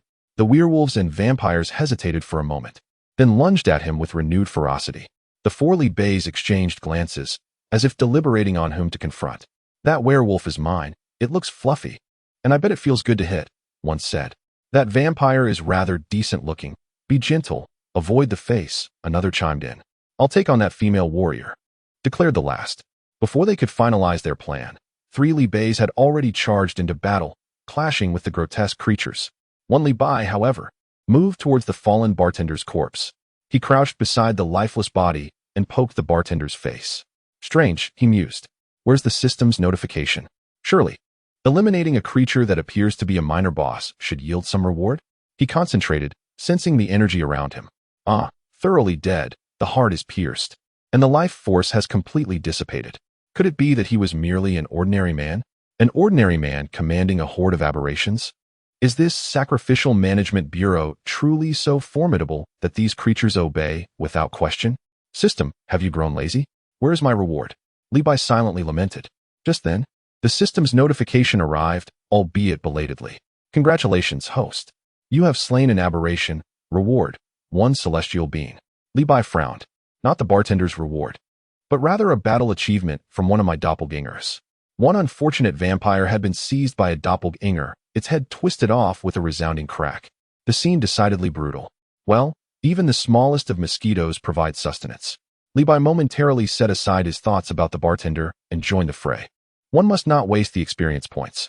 He delivered a heavy punch, splattering a werewolf's skull, and unleashed a precise energy wave that struck a vampire squarely in the head. "Congratulations, host. You have slain an aberration. Reward, 1 celestial being." "Congratulations, host. You have slain an aberration. Reward, 1 versatile capsule." "Congratulations, host. You have slain a minor boss aberration. Reward, Sky Dance Technique." A flurry of system notifications reverberated in his mind, most being celestial beings and versatile capsules, merely consolation prizes. Just when Li Bai felt a twinge of disappointment, a minor boss reward emerged. The Sky Dance Technique. His eyes sparkled with excitement, and he was filled with euphoria. "This is splendid. No longer shall I need to summon the cloud. I can ascend to the heavens on my own." He felt a surge of exhilaration at the prospect of acquiring this new skill. A breath, stealthy and silent, surged from the rear, aiming directly for his neck. A vampire, the most formidable among the peculiar entities, sought to launch a surprise attack. Without turning his head, Li Bai retaliated with a precise blast of his piercing wave. Thud! The projectile accurately penetrated the vampire's gaping mouth, boring through its skull. "Congratulations, host. You have slain an elite anomaly. Reward item, shrinking wristwatch." "Did an elite dare to ambush me? I am the one who confronts elites." Li Bai spat in annoyance, somewhat displeased. Yet the nature of this shrinking wristwatch eluded him. Was such an item even present in the Dragon Balls? The combat within the bar reached its conclusion. As the last Amazonian warrior's head was shattered by a kick from his clone, only 4 Li Bais and a chaotic mess remained in the bar. With a thought, Li Bai dispelled the 4-body technique, and 3 clones dissolved into radiant motes, reintegrating into his being. His first practical use of the 4-body technique felt satisfactory, albeit slightly taxing, and he had been contending with mere minions, which felt like overkill. Nevertheless, the spoils were indeed bountiful. A modest collection of spirit beans and universal capsules had amassed, and most importantly, he had acquired the coveted skydancing technique. Feeling content, Li Bai clapped his hands and redirected his gaze toward the bartender's corpse, which had not granted any rewards throughout this ordeal. There lingered an unsettling suspicion about this individual. Just as Li Bai's attention fixated on the bartender's lifeless form, the corpse that should have succumbed to death emitted a series of ominous crackles, its head gradually lifting. The once normal eyes transformed into abyssal voids, devoid of any sclera, exuding an aura of malevolence. This scene, those eyes, a familiar concoction, a familiar essence. Li Bai was instantly reminded of the moment at the private school when Wayne had become possessed by a demon. Was this bartender also possessed? A grin twisted upon the bartender's face, his pitch-black eyes fixated on Li Bai. Lord Mephisto sends his regards. Chapter 73, The Lord of Hell. The power of the key cannon. Li Bai harbored little fear regarding demonic possession. This was not his first intimate encounter with such entities. Yet, an unsettling aura enveloped the situation. Was not this bartender affiliated with the so-called Sacrificial Management Bureau? How could he also fall prey to demonic possession? He recalled that the possessed Wayne from the private school had seemingly conspired with individuals from the Sacrificial Management Bureau. Were these two factions engaged in clandestine dealings? As the possessed bartender mentioned Mephisto, Li Bai racked his brain, his mental search engine nearly overheating, yet he could not ascertain the identity of this individual. The pressing question remained: had this entity been possessed post-mortem, or had it been overtaken prior to death? If the latter were true, then the intel previously divulged regarding the Sacrificial Management Bureau could very well be tainted, perhaps even scripted by demons. After laboriously extracting that information, he certainly did not wish to discover he had been misled. As if sensing Li Bai's inner turmoil, the bartender, donning a rigid, lifeless visage, forced a grimace more pained than sorrowful, and spoke. The information I provided earlier was all genuine. The bartender lifted his stiff fingers and tapped the spot on his temple, his pitch-black eyes revealing no emotion. I can read memories, he declared, a hint of pride in his voice.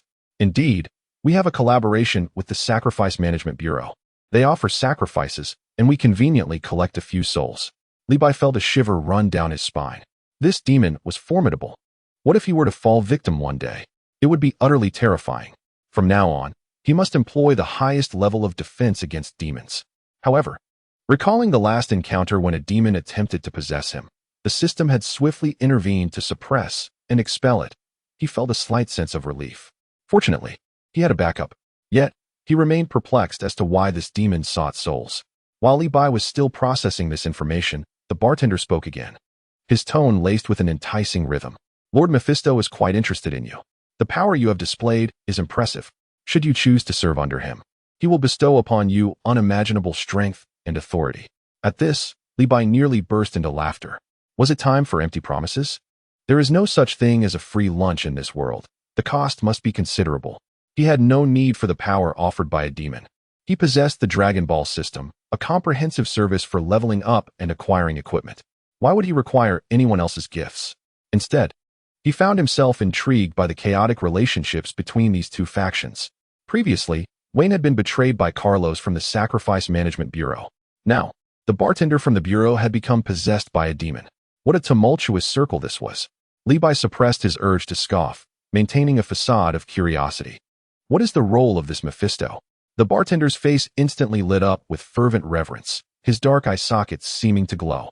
Lord Mephisto is the esteemed ruler of hell. The expression he wore was akin to that of a devoted follower proclaiming the greatness of his master, urging others to come and worship. Upon hearing the title ruler of hell, Li Bai's heart skipped a beat. That sounded rather impressive. However, his understanding of Western mythology was tenuous at best. Wasn't hell governed by Satan or Lucifer? How did Mephisto fit into this? Could it be that hell operated under a feudal system, with divisions for management? Observing Li Bai deep in thought, the bartender chose not to elaborate further, merely fixing him with his abyssal gaze. What say you? You may ponder this at your leisure. There is no rush for a response. Li Bai nodded, his expression earnest.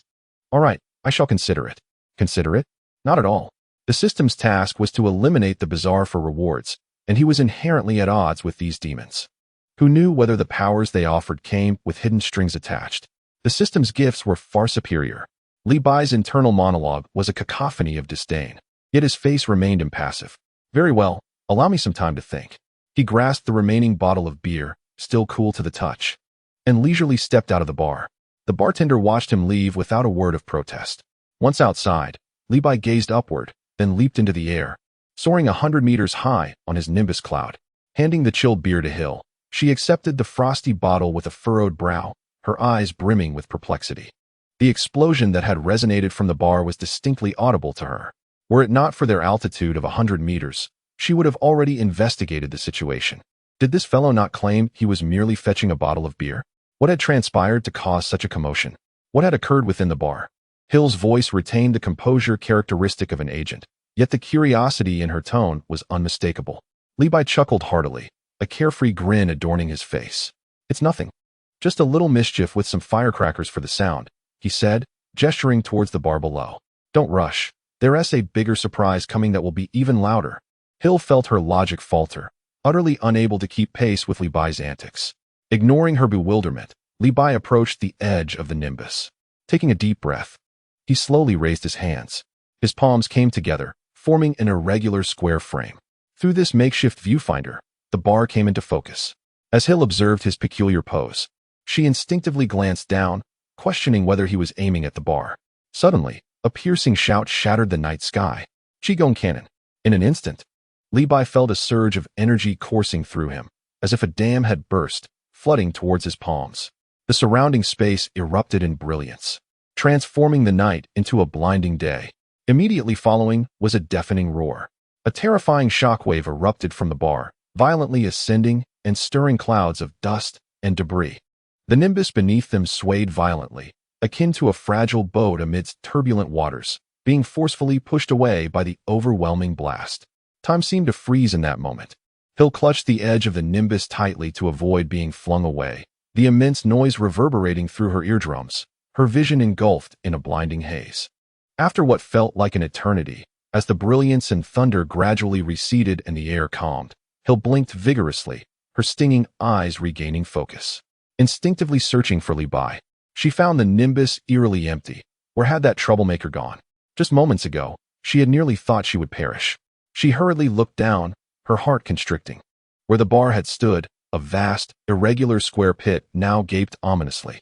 The chasm was pitch black, unfathomably deep, as if the earth had opened its monstrous maw. Chapter 74, The King's Secrets? Another person. Still shaken, Hill pressed her palm against her chest to steady her racing heart. The shockwave had nearly thrown her off. Had her fingers not clutched the soft edge of the nimbus, she would likely be a jigsaw puzzle on the ground by now. Trembling, she peered down. Where was Li Bai? The ruckus caused by that scoundrel is tremendous. Where has he fled? At this moment, from the shadow at the edge of the pit, a disturbing sound of grinding emerged. A charred and contorted arm suddenly grasped the rim of the pit. The fragmented and almost unrecognizable form of a body struggled to claw its way out of the abyss. It was the bartender from before, or rather, the demon possessing the bartender. At this moment, most of his body was carbonized, presenting an eerie texture akin to charcoal. Half of his cheek had vanished, revealing stark white bones and charred muscle tissue. One eyeball was missing, leaving behind a hollow, dark socket. The remaining intact eye, pitch black, fixated intently on a single direction, radiating malice as if it were tangible. The demon, controlling this battered shell, emitted a cough reminiscent of a wheezing bellows. Have you contemplated your decision? A figure silently appeared on the opposite side of the pit, none other than Li Bai. Observing the demon's wretched state, his brow arched slightly. Goodness, what resilience! Even a Kamehameha couldn't obliterate you? How did you find me? Li Bai did not respond to such a foolish inquiry, but instead voiced his own perplexity. From the probing in the bar to now, it was evident that his adversaries had come prepared, not merely by chance. A glimmer of pride flickered in the demon's solitary eye, as if anticipating Li Bai's question. Last time at the private school. The demon's voice remained abrasive, as if gravel rolled in its throat. That fool Wayne left your information before he died, and we followed the trail to locate you. Li Bai's understanding deepened. After vanquishing the possessed Wayne, he had earned the Kamehameha reward, yet it had also invited repercussions, drawing the attention of these infernal beings. This was far from favorable news, suggesting troubles might emerge in succession like Russian nesting dolls. Moreover, being targeted by both the Sacrificial Management Bureau and these forces was troubling indeed. He needed to expedite his power enhancement and seek out more anomalies. Lord Mephisto values you highly, the demon gasped, attempting to persuade him. Its tone laced with a decayed allure. Join us, and power and authority will be within your grasp. Not interested. Li Bai impatiently interrupted. Are you still spinning tales? Is it so challenging to accomplish your goals in hell that you resort to recruiting anyone available into your pyramid scheme? Having gleaned the necessary information, keeping this creature alive served no purpose and could potentially invite further complications. Besides, the thought of being targeted by such an indestructible pest was disconcerting, rendering even meals unappetizing. Since the previous confrontation had not fully resolved the issue, it was time for another close-range assault. Physical exorcism, my specialty. Li Bai's body lowered, his center of gravity sinking. He clasped his hands before his chest once more, adopting the stance for the Kamehameha. This time, the distance was minimal, the target locked. The demon seemingly sensed the imminent peril, pure terror finally surfacing in its remaining eye. Having just withstood Li Bai's previous strike, had already exhausted all its strength. Now, the desire to transfer into another body has become a formidable challenge. From the information relayed by the private school, it appears that this Li Bai is untroubled by possession. Otherwise, he would have acted long ago. Suddenly, the radiance emanating from the palm of his opponent rapidly intensified, piercing through the only intact orb of his vision. He yearned to struggle, to flee, but this dilapidated vessel felt as if it were laden with lead. He could only watch helplessly as Li Bai's palm ignited once more with that cataclysmic brilliance. The energy accumulation accelerated this time, its potency more concentrated. Compression, ultimate compression. The blinding white light instantaneously engulfed the demonic figure. There was no violent explosion. It resembled a complete and untraceable annihilation. It directly penetrated the demon's shattered form, vaporizing both him and the ground beneath, disintegrating, vanishing. As the radiance dissipated, only a deeper pit remained. The demon, along with the corporeal shell of the bartender he possessed, had truly returned to dust, bone ashes scattered to the winds. Congratulations, host. You have slain an elite-level bizarre chief, rewarded with the heart's whispers of the Realm King. The emotionless electronic prompt from the system echoed in Li Bai's mind. Upon hearing the voice, Li Bai finally felt a sense of relief. This time, it was truly over. However, the content of the reward piqued his curiosity. The heart's whispers of the Realm King? Li Bai paused momentarily. What might that entail? The Realm King? That slow-talking old man who delights in telling corny jokes? His innermost thoughts? Could it be about what to have for lunch today, or that his beetle needs waxing again? Li Bai hastily examined the skill description. Oh, soon, his eyes lit up. Wasn't this the ability of long-distance telepathy? Moreover, it was the premium version that disregarded terrain obstacles. This was rather intriguing. Ignoring distance and barriers, directly implanting thoughts into another's mind? Imagine, during a battle, unleashing this skill would be quite terrifying, especially at a critical moment when communication is vital. Or, while an enemy is about to unleash a powerful move, replaying in their mind, "You hit me, I hit you," could send them into a frenzy of confusion. Li Bai nodded in satisfaction. Although uncertain when he might employ it, possessing numerous skills is never a burden. Being prepared is always wise. With the demon dealt with, it was unwise to linger here.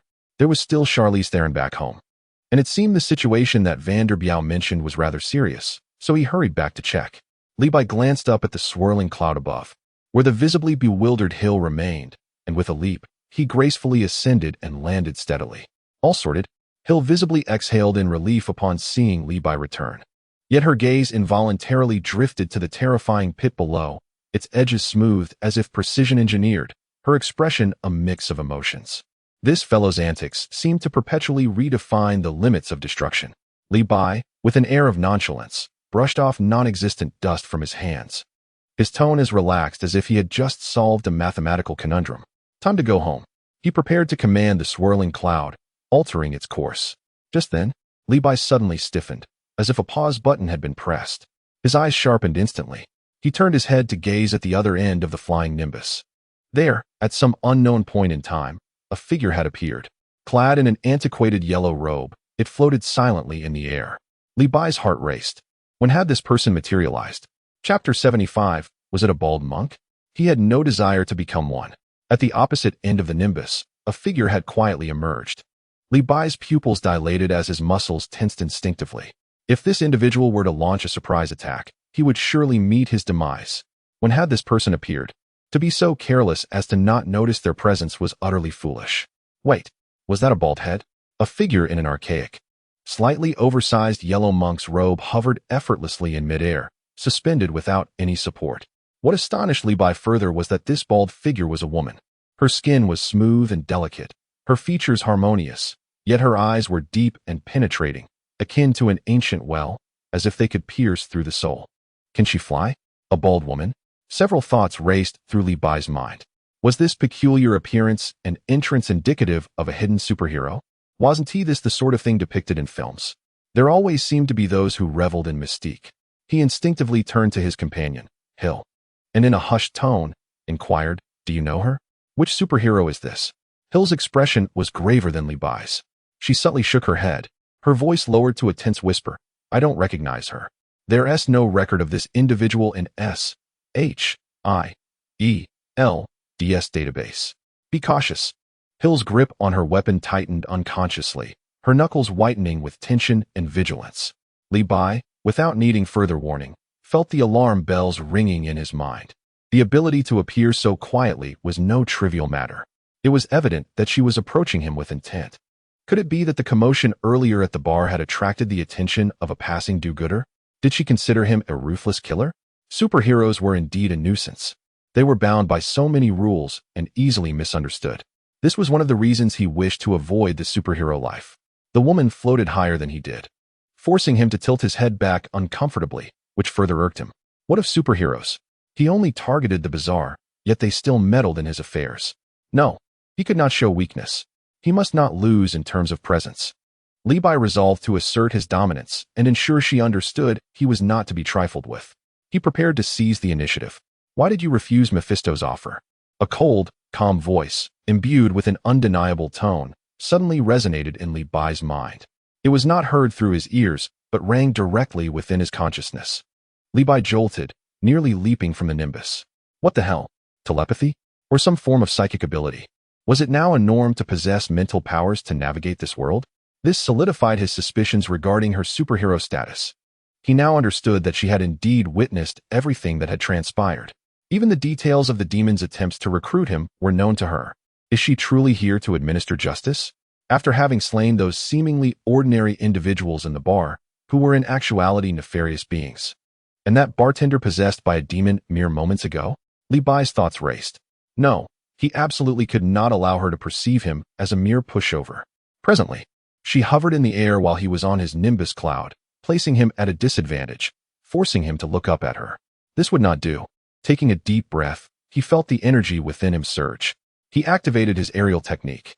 In the next moment, under the astonished gaze of Hill, whose eyes were widened in disbelief, Levi lightly pushed off the nimbus, and his form began to ascend gracefully, as if gravity had relinquished its hold. "You can fly?" Hill gasped, her eyes nearly popping out of their sockets. How many secrets does this individual conceal? Levi paid no heed to Hill's astonishment. Soaring to a height surpassing that of the bald woman, tilting his head slightly to gaze down upon her. This perspective is far more comfortable. Exuding a sense of authority, the feeling of looking down upon her was absolutely invigorating. He recalled the sensation of the voice that had resonated in his mind moments ago and attempted to employ the newly acquired skill of telepathic communication. Focusing intently, he condensed his thoughts into a singular phrase and projected it towards the bald woman below. "Not interested." Levi's voice echoed directly in the bald woman's mind, delivered with a tone that was flat yet tinged with a barely perceptible disdain. His message was unmistakably clear. He, Levi, had no regard for the likes of demons. The bald woman's gaze flickered noticeably. For the first time, a hint of clear astonishment appeared on her previously impassive face. Yet, this astonishment did not stem from Levi's response. The very act of rejecting an offer from the Lord of Hell was already enough to raise eyebrows. However, Levi had also managed to transmit his voice directly into her consciousness. How could this be? Before her arrival, she had observed countless potential futures involving encounters with this man named Levi, having envisioned various openings for their dialogues, including the possibility of him being able to fly. Yet, none of her simulations had accounted for the scenario of him engaging in a mental dialogue. What troubled her further was the fact that she could not fathom this man's origins or future, as if enshrouded in an impenetrable fog.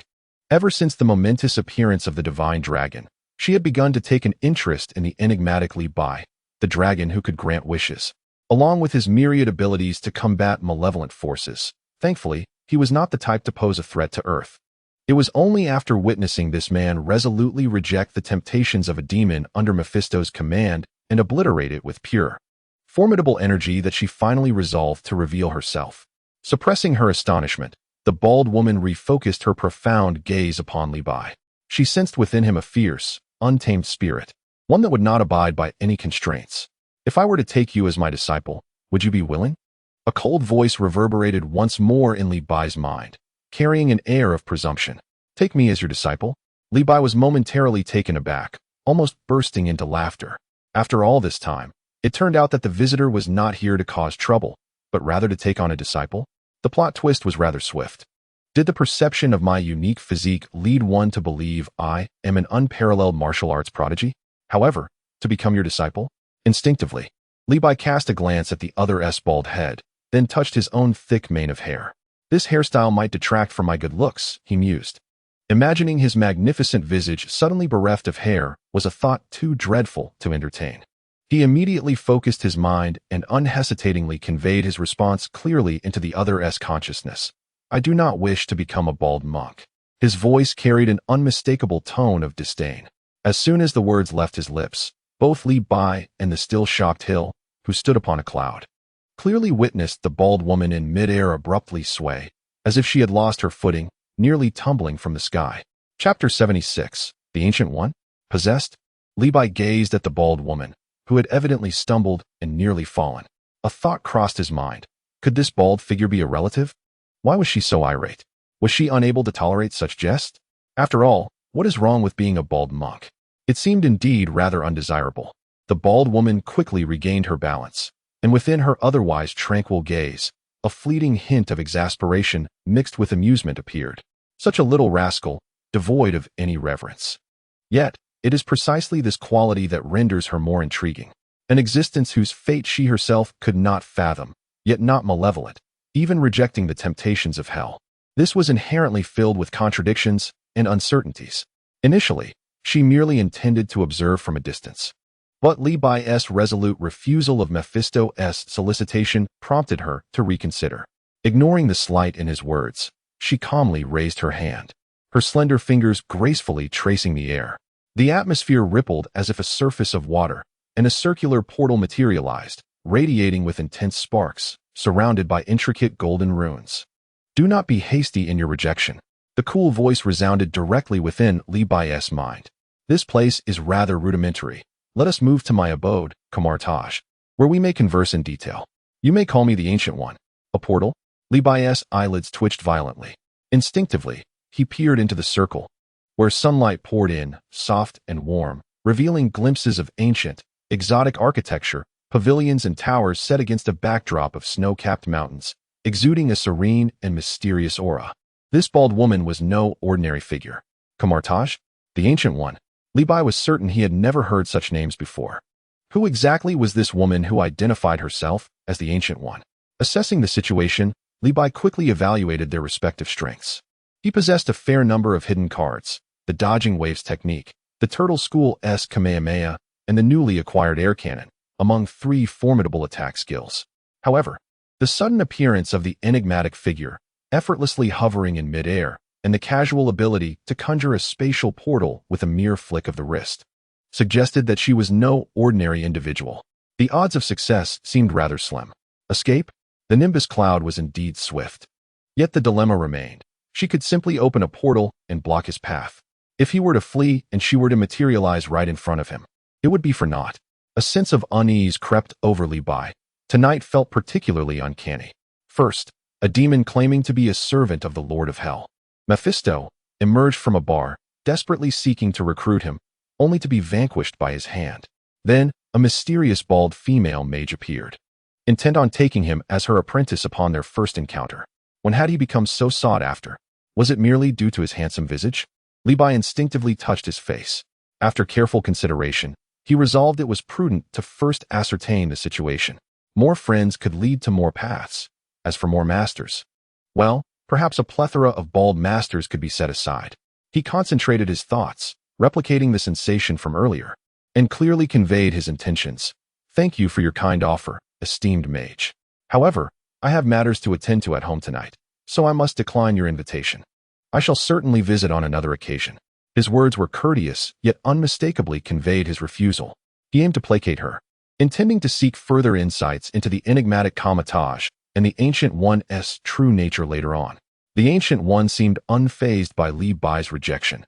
Her profound gaze reflected a hint of approval. Caution is indeed a virtue. Her voice resonated calmly in Li Bai's mind. Devoid of any discernible emotion, we shall meet again. With that, she ceased her discourse, casting a lingering gaze upon Li Bai, as if to etch his visage into her memory. Then, she gracefully turned and stepped into the swirling circle of sparks. As her figure melded with the luminous portal, the edges of the peculiar doorway dimmed swiftly. The golden runes faded, and the entire circle vanished as if it had never existed, dissolving into the cold night sky. After a moment's pause, witnessing her departure, Li Bai exhaled a sigh of relief, wiping away the non-existent cold sweat from his brow. Goodness, this world is indeed fraught with peril. A mere bald woman could possess such formidable powers, not to mention her teleportation skills. How could one continue to enjoy oneself in such a reality? It was clear that the pursuit of strength must be prioritized immediately, without delay. Li Bai gradually descended back onto the nimbus cloud. Beside him, Hill remained in an upward gaze, mouth slightly agape, her eyes glazed over, evidently still grappling with the bizarre aerial pantomime they had just witnessed. First, Li Bai had taken flight.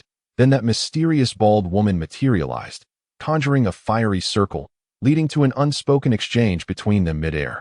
All of this exceeded her seasoned operative's comprehension, as though her worldview was being relentlessly ground into the earth.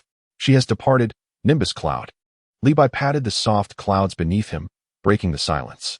He was eager to return home to process the information he had encountered that night, while also confronting another pressing issue awaiting his attention.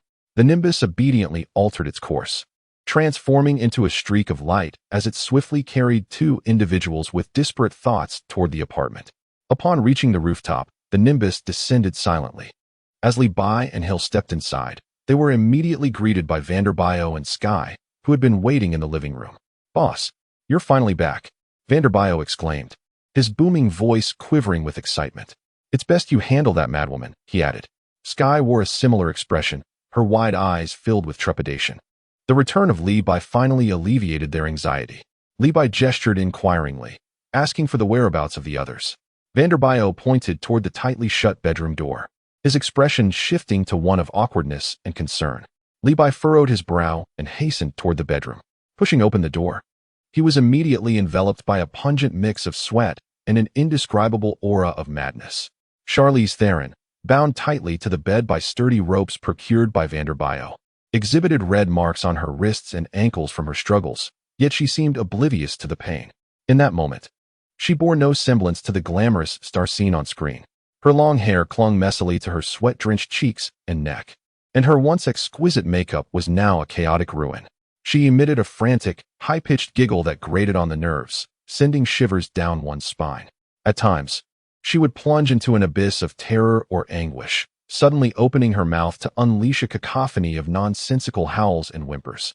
The sight of her was akin to that of a person utterly unhinged, devoid of reason. Li Bai's first impression was that she was possessed. Li Bai's brow furrowed deeply. What on earth was happening? He turned to glance at the doorway, where Sky and Vanderbio stood, their faces as pale as the wallpaper. How could a living person become like this? Sky instinctively touched her own neck, her voice trembling with the aftershock of survival. She showed no signs of distress that night, and then suddenly went mad. Her gaze became terrifying, and she lunged at me with all her might. She paused, seemingly recalling even more chilling details, her complexion growing grimmer. And her voice, it was completely different. She kept cursing incessantly. Vanderbio vigorously nodded in agreement, evidently shaken by the events. Indeed, that woman possessed an uncanny strength. It was as if she had become a different person. If I hadn't reacted quickly and trained for a few days, Sky might not have made it. He pointed at the thick ropes on the bed, nearly severed, with clear indentations where they had dug into her flesh. Listening to the descriptions from the two individuals, Li Bai felt a sinking sensation in his heart. The voice of the old woman, an increase in strength, indiscriminate attacks. It truly resembled possession by a malevolent spirit. Suddenly, he recalled a certain matter. Had he not already incinerated the witchcraft pouch belonging to Charlize Theron? It should have posed no further threat, as Sam had mentioned that the pouch merely disrupted one's mind without causing any harm. Could it be that the source of this mischief was not that wretched pouch at all? With a crash, the windows and all the glass in the room shattered once more, seemingly affirming Li Bai's suspicions. "Oh, dear heavens!" Kai Si and Vanderbiao screamed as they scrambled into a corner, while only Hill remained steadfast beside Li Bai. At that moment, Charlize Theron, lying on the bed, abruptly paused her unsettling movements. Her distorted visage slowly turned towards Li Bai, her gaze still vacant and devoid of life. Her lips curling into a chilling smile that radiated malice. From the depths of her throat emerged a raspy, ancient voice. Another delightful new body. The fragmented utterance pierced the ears of everyone present. Vanderbiau trembled in the corner. Look, here it comes again. Surely, it's the result of provoking a trickster spirit and seeking out a shaman. Yet Li Bai felt a jolt of apprehension. He had truly encountered a formidable adversary. His first thought was to employ the magic sealing wave. In theory, it should be highly effective against such possessions. However, this notion was swiftly extinguished by his own reasoning. The magic sealing wave would eradicate the possessed individual's body along with the entity within. He needed to devise an alternative strategy, one that could seal away this persistently clinging old woman without harming Charlize Theron. What to do? Physical exorcism? Would it be prudent to land a couple of punches? Yet, if he struck Charlize Theron and failed to dislodge the old woman, he risked rendering the host incapacitated. Energy attacks? Perhaps the destructive wave or Kamehameha. Li Bai's mind began to race, scanning through all the skills and items at his disposal. Wait a moment. This unknown old woman had managed to possess Charlize Theron, which theoretically meant she could also attach herself to him. This thought struck Li Bai like a bolt of lightning in the night, illuminating his line of reasoning. He possessed the Dragon Ball system, a formidable augmentation. If he could suppress a demon's possession before, surely he could manage an old woman without much trouble? As long as he could devise a method to lure her out of Charlize Theron's body, either enticing or forcibly compelling her to inhabit his own. A plan began to take shape, but another dilemma arose. How could he make this old woman willingly or passively transfer her presence to him? It would not do to simply charge forward and shout, "You wicked spirit, come at me." If only they could exchange bodies. Just as Li Bai was ruminating over the specifics of this fishing for justice operation, he idly muttered, "Indeed, body exchange." He had the skill of body swapping. When he first acquired this ability, he had scoffed at its apparent futility. What use was it to swap bodies with someone else? Is it merely for the convenience of experiencing another's life? Or perhaps to engage in some base amusement through pranks? Aside from these inconsequential uses, he truly struggles to conceive any substantial value this skill might hold in a serious context. Yet now, this skill, which he had deemed superfluous, seems to transform into the sole universal key to unlocking the deadlock before him. If only he could exchange bodies with Charlize Theron. Wouldn't that enable him to deal with this old hag? He recalls the scene in Dragon Ball, where the deity possessed a middle-aged man to participate in a martial arts tournament, employing the magical sealing wave. Thus, it shall be done. Although it sounds somewhat insane, perhaps even tinged with the essence of performance art, it appears to be the most feasible option at present. Activating the body-swapping skill within the system panel, Li Bai concentrated his thoughts, standing tall as he locked onto the figure bound upon the bed. Almost instantaneously, a golden light emanated from his body, enveloping both him and Charlize Theron on the bed. Their souls were abruptly yanked from their bodies by an invisible force, and before they could comprehend the shift, they were forcibly thrust into entirely alien vessels that did not conform to their previous dimensions. Buzz, his mind blanked. It felt as though only a moment had passed. Yet it also seemed to span a century. In the bedroom, the once tightly bound Charlize Theron abruptly opened her eyes. The deep-seated madness and weariness in her gaze melted away, replaced by a fleeting expression of bewilderment that quickly morphed into astonishment and a hint of incredulity. She, or more precisely, Li Bai, who temporarily occupied Charlize Theron's body, instinctively lifted her hands to observe them. The sensation was exquisite. Lowering her gaze to feel the contours, she noted the delightful curves and satisfying texture. Astonishingly, they had indeed swapped. Meanwhile, Li Bai, who had initially been standing, suddenly froze. His expression transformed from one of blankness, akin to a marionette with severed strings, to overwhelming shock and disbelief. He looked down at his newly towering, robust physique, imbued with a power he had never before experienced. He then jerked his head up to gaze at the familiar, yet unfamiliar woman on the bed, whose face bore his likeness but expressed sentiments alien to him. What is happening? How did I end up in Master Li's body? At that moment, the Li Bai on the bed stirred. Under the horrified stares of Sky and Vanderbiau, Charlize Theron inhaled sharply, exerting her arms with subtle force. Crack! Snap! With a series of sharp sounds. The ropes Vanderbio had procured snapped like fragile twine.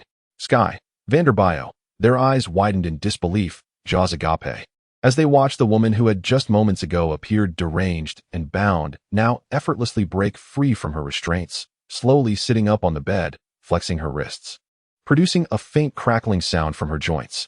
Is this still a human being? Chapter 78, Future Life Technology? Returning to familiar grounds, Charlize Theron snapped the rope. Seeing that Li Bai remained unperturbed, Hill maintained her vigilance. Charlize Theron, in the guise of Li Bai, lowered her gaze to examine this new vessel. Instinctively, she raised her hand to adjust the two water bags, sensing the physical feedback against her chest. It's a bit heavy. This is quite inconvenient for walking, she murmured softly. The expressions of the four individuals standing in the room plummeted. Sky and Vanderbio were utterly dumbfounded, their jaws seemingly dislocated. Hill frowned, questioning how the previously volatile celebrity had suddenly broken free from specialized restraints and commenced a hardware assessment. The narrative shift was too abrupt. Meanwhile, within the body of Li Bai, Charlize Theron was engulfed in unprecedented horror and confusion. She extended Li Bai's hand, pointing at the woman on the bed who bore her visage yet executed absurd actions. She then glanced down at her own tall, robust male form, filled with unfamiliar strength. Who am I? Where am I? What have you done to me? That is my body. She finally reclaimed her voice.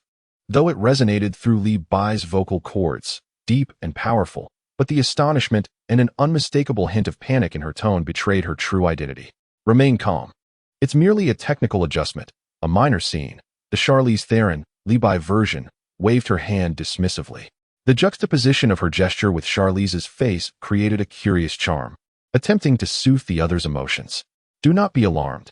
Your body is perfectly fine. The hardware is intact. It's merely that a rogue software has infiltrated your system, and I shall assist in clearing it. He could distinctly sense that the spirit, though still present in the body, was being forcibly subdued by an invisible power. Pressed against the ground, trembling like a frightened quail, too afraid to make any further movements. Impressive system, Li Bai thought to himself, feeling approval. System, he silently mused. Can we establish a temporary chat room with this old one? I wish to understand her circumstances. Affirmative. Temporary mental link established. The system succinctly responded, demonstrating remarkable efficiency.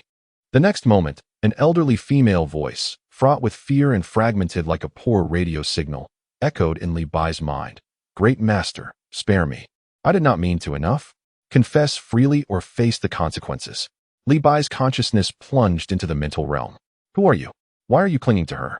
Otherwise, I shall make you experience the true meaning of obliteration. The elderly spirit felt on the verge of disintegration, daring not to conceal any longer. I am Martha. I encountered her at Future Life Technology. Future Life Technology? Li Bai seized upon the key term, which resonated with a distinctly sci-fi aura. Yes, that's the company. Martha's spirit hurriedly affirmed, fearing Li Bai's disbelief. This woman came for a sleep beauty treatment. I just slipped in while she was asleep. I never intended to kill her. I merely sought a warm place to stay. Understanding dawned upon Li Bai. The root of the problem lay within Future Life Technology. With the source of the issue identified, the resolution became straightforward. The presence of the elderly woman named Martha within Charlize Theron's body ultimately poses a latent threat, although temporarily suppressed by the system. One cannot predict potential repercussions. Li Bai's gaze swept across the room, finally settling on an empty plastic beverage bottle atop the nightstand. Biao Gu, pass me that bottle. He commanded in Charlize Theron's voice, the melodious tone underscored by a clear and undeniable authority. Fan de Biao hesitated for a moment, staring at the figure before him, a visage of a goddess issuing orders. His mind remained in a state of confusion, yet his body, driven by prior trust, instinctively reached for the bottle and handed it over. Li Bai grasped the bottle, feeling the cool touch of the cheap plastic. Placed the bottle on the ground. System, expel. Just as the spirit of the old woman attempted to flee, Li Bai called out, magic sealing wave. A swirling vortex of emerald energy erupted from his hands, resembling a miniature black hole, swiftly enveloping the spirit and drawing it uncontrollably towards the bottle's opening. With swift precision, Li Bai secured the cap. Once this was accomplished, he exhaled in relief, shaking the bottle in his hand. Sky and Fan de Biao stood in stunned silence, utterly bewildered by the extraordinary spectacle before them. It appeared as though an elderly woman had manifested and then been drawn into the beverage bottle. The once empty vessel now seemed to contain something unseen. Li Bai, in his Charlize Theron form, was equally taken aback. He gazed at his own self, holding the bottle, his expression a complex blend of gratitude, confusion, and an indescribable sense of reverence. Charlize Theron, in Li Bai's form, disregarded the astonished expressions of the three and inquired of her own body, Charlize, "Are you familiar with the company Future Life Technology? That spirit claimed she became entangled with you there." Upon hearing the name, Li Bai, in Charlize's guise, visibly paled, a hint of anxiety crossing his previously resolute features. He nodded. "I know it, located near Marbury Beach. I am a member there. They offer a renowned sleep beauty program, said to deeply relax and enhance one's mental state." Her voice carried an undertone of fear and regret, clearly unaware that her harrowing experience was linked to that company. Charlize Theron, as Li Bai, tapped her temple thoughtfully. "We shall visit tomorrow for an on-site investigation to uncover what secrets that place may harbor." Shaking the bottle in his hand, he continued, "As for this, it must be disposed of safely. We cannot recklessly discard it and pollute the environment." Li Bai, clutching the bottle containing the spirit of Martha, led the group to the rooftop of the apartment. The night breeze was refreshingly cool, and the city lights twinkled distantly. "Well then, may you embark on your journey, whether to paradise or some other realm." Li Bai sensed the faint struggle within and casually tossed the bottle into the night sky. The bottle traced a parabolic arc, reaching its apex just as it began its descent. He extended his index finger, which glowed with a blinding orange light, reminiscent of a miniature star. Waves of the void. Whoosh. A beam of energy, accompanied by a piercing sound, struck the beverage bottle suspended in midair with unparalleled precision. The bottle, along with the spirit named Martha contained within, was instantaneously disintegrated by the intense heat and energy, leaving not even a trace of ash. "Congratulations, host. You have slain the entity. Reward, an archaic healing chamber." The system's notification echoed in Li Bai's mind at the opportune moment. A healing chamber? This contraption is remarkable. It rivals the medical marvels from Dragon Ball. Li Bai felt a surge of joy within, deeming this encounter highly advantageous. Having resolved the minor disruption caused by the spirit, he turned to Li Bai, Charlize Theron version now. "It's time for the belongings to return to their rightful owner. The trial card has expired." Upon hearing this, Li Bai, Charlize Theron version, displayed a clear sense of anticipation, tinged with a subtle hint of anxiety. Despite her robust physique brimming with strength, she remained more accustomed to her own form, which she had inhabited for decades. Li Bai activated the body-swapping ability once more. Another fleeting sensation of the soul being extricated from the body, followed by the disorienting experience of being thrust into another vessel, akin to a ride on a superspeed roller coaster. As consciousness regained its clarity and stability, Li Bai found himself back in his familiar body. The sensation of power coursing through him, coupled with the ease of control, elicited a comfortable sigh. The original was indeed preferable. Conversely, Charlize Theron exhaled a deep breath of relief, instinctively caressing her cheek and arm, savoring the familiar tactile sensations that had been restored to her. Her gaze towards Li Bai was imbued with an ineffable gratitude, as well as a profound sense of reverence. Skye and Vander Biao observed the pair's seamless return to their original forms with a sense of numbness, standing vacantly to the side, attempting to process the events of the evening. This experience would provide them with tales to tell for a lifetime. Hill, on the other hand, appeared unfazed. "Thank you, Masterly." Charlize Theron expressed her sincere gratitude, her voice regaining its original magnetism, the earlier fear and panic having significantly subsided, leaving only a sense of relief from having survived. "Remember to settle the bill." Li Bai waved his hand dismissively, stretching his neck. "As for that futuristic life technology, I shall take a look tomorrow. It may well be another reward." After the encounter with Mephisto and that bald monk Gu Yi, enhancing one's strength was paramount. Wealth had become inconsequential. There were myriad ways to earn money, exemplified by the healing chamber that would undoubtedly attract numerous affluent individuals. The following morning, the doorbell of Li Bai's apartment rang. Vander Biao, sporting 2 dark circles under his eyes, answered the door, clearly still reeling from the previous night's upheaval and having slept poorly. Outside stood several individuals clad in blue work uniforms emblazoned with the Stark Industries logo, exuding professionalism. "Good day. Is this the residence of Mr. Li Bai?"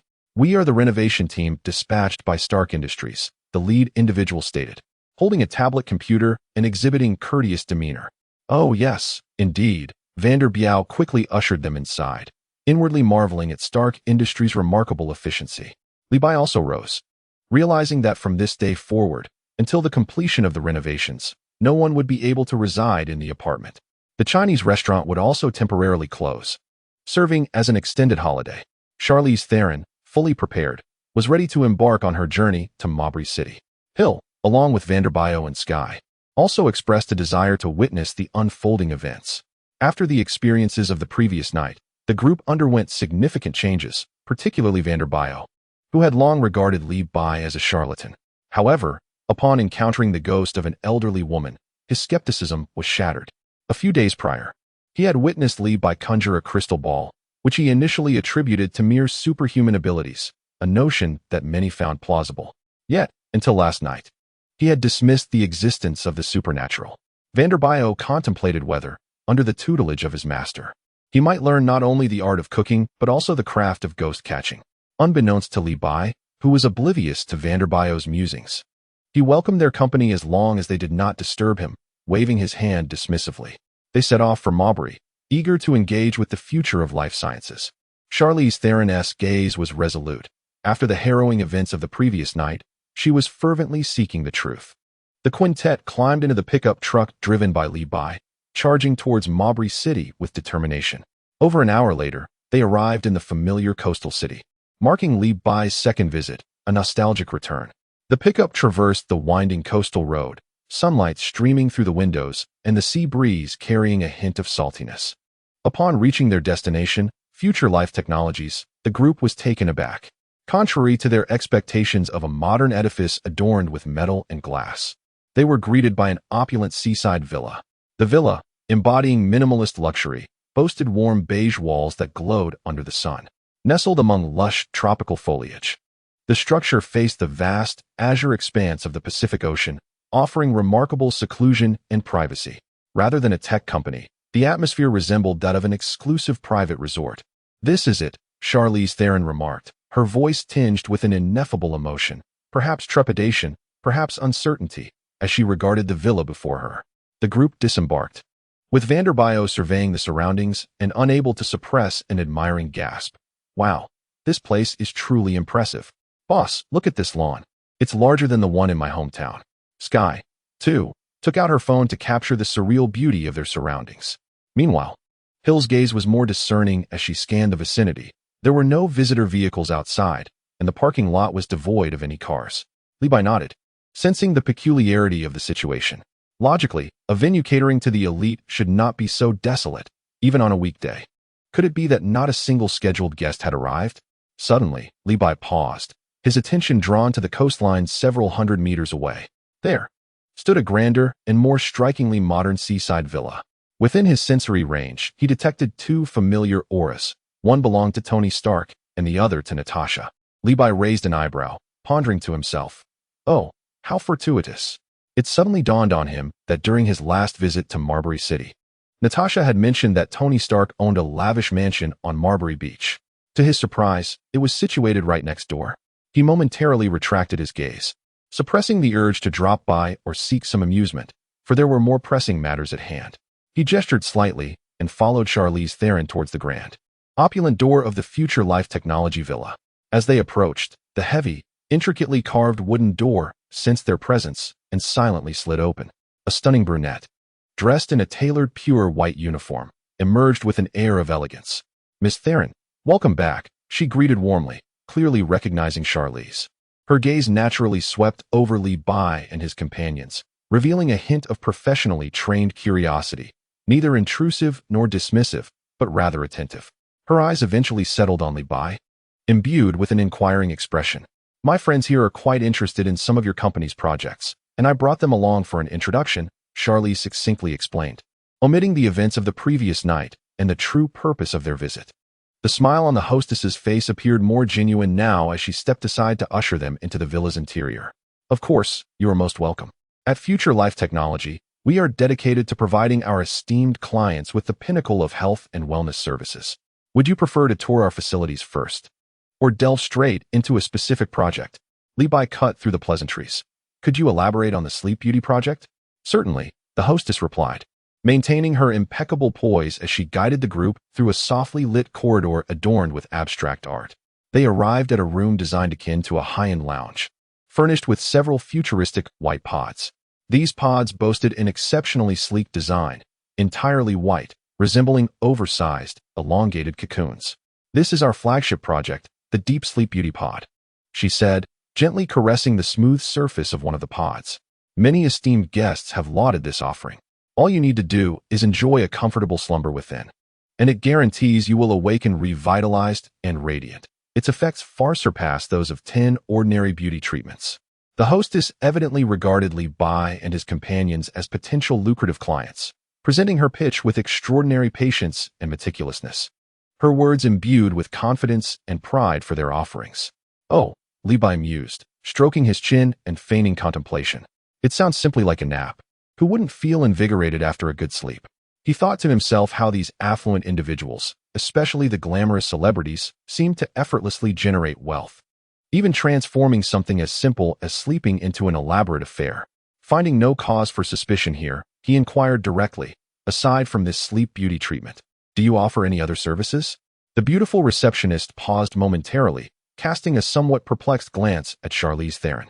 Noticing the absence of any displeasure or dissent on her face, she resumed her professionally polished smile. "Of course, we also offer low-temperature cryotherapy chambers aimed at enhancing various bodily functions." She led a few individuals into an adjacent room. The temperature here was noticeably cooler, and a gentle chill pervaded the air. Several metallic-looking chambers were arranged within, their surfaces even adorned with a delicate layer of white frost. The low-temperature cryotherapy chambers operate by subjecting the body to extreme cold for a brief period, thereby promoting blood circulation and accelerating metabolic processes, which significantly benefits immune system enhancement. Many professional athletes and health-conscious clients regularly visit to experience this treatment. The receptionist explained, "Today, we happen to have no bookings, so the chambers are currently on standby." Li Bai glanced at the large, freezer-like apparatuses, internally scoffing. Isn't this akin to sleeping in winter without a blanket? Spending hours in sub-zero temperatures is supposed to be good for one's health? These affluent individuals must be utterly bored, seeking discomfort with their wealth. The low-temperature chambers appeared entirely unremarkable, with no one else present. "Is there anything else?" Li Bai inquired further, sensing that these offerings seemed too conventional, not conducive to nurturing something as extraordinary as Martha. This time, a flicker of hesitation crossed the receptionist's face. Upon recalling that Li Bai was brought by Charlize Theron, she took a deep breath, lowering her voice slightly. "We have a rather unique service, referred to internally as the Future Chamber or the Time Capsule Service, concerning long-term life preservation." "Time capsule?" Li Bai raised an eyebrow, intrigued. "Oh, what does that entail? How long can one sleep?" The previous two services were sleep-related. This one seemed to suggest something similar by its name. The receptionist's expression turned solemn, her tone imbued with an ineffable pride and mystery. 200 years. 200 years? Sky and Vanderbio couldn't help but whisper in astonishment. This sounded entirely like a plot from a science fiction film. Li Bai's interest in the so-called future chamber was piqued. "Show us," he urged. The receptionist nodded, guiding the group deeper into the villa. They traveled via an inconspicuously hidden elevator, descending until they reached the basement. As the elevator doors slowly opened, they were greeted by an expansive underground space, brimming with futuristic technological allure. The lighting was bright yet gentle, with the air circulation system emitting a soft hum. In the center of the hall, over 20 massive metallic chambers were meticulously arranged. These chambers were significantly larger than the previous beauty and cryotherapy chambers, their designs more reminiscent of sci-fi spacecraft sleeping pods. Most of the chambers were entirely sealed, with only a select few featuring transparent observation windows. Through the observation window, one can see a pale blue liquid, within which human-like silhouettes are submerged. "This is the heart of our future capsule center." The voice of the beautiful receptionist carries an indescribable sense of pride and mystery. "These capsules offer guests life support for up to 200 years. Li Bai scrutinizes the avant-garde design of these metallic sleep chambers, their cold gleam reflecting his thoughts. While he listens to the receptionist's proud introduction, his lips twitching involuntarily.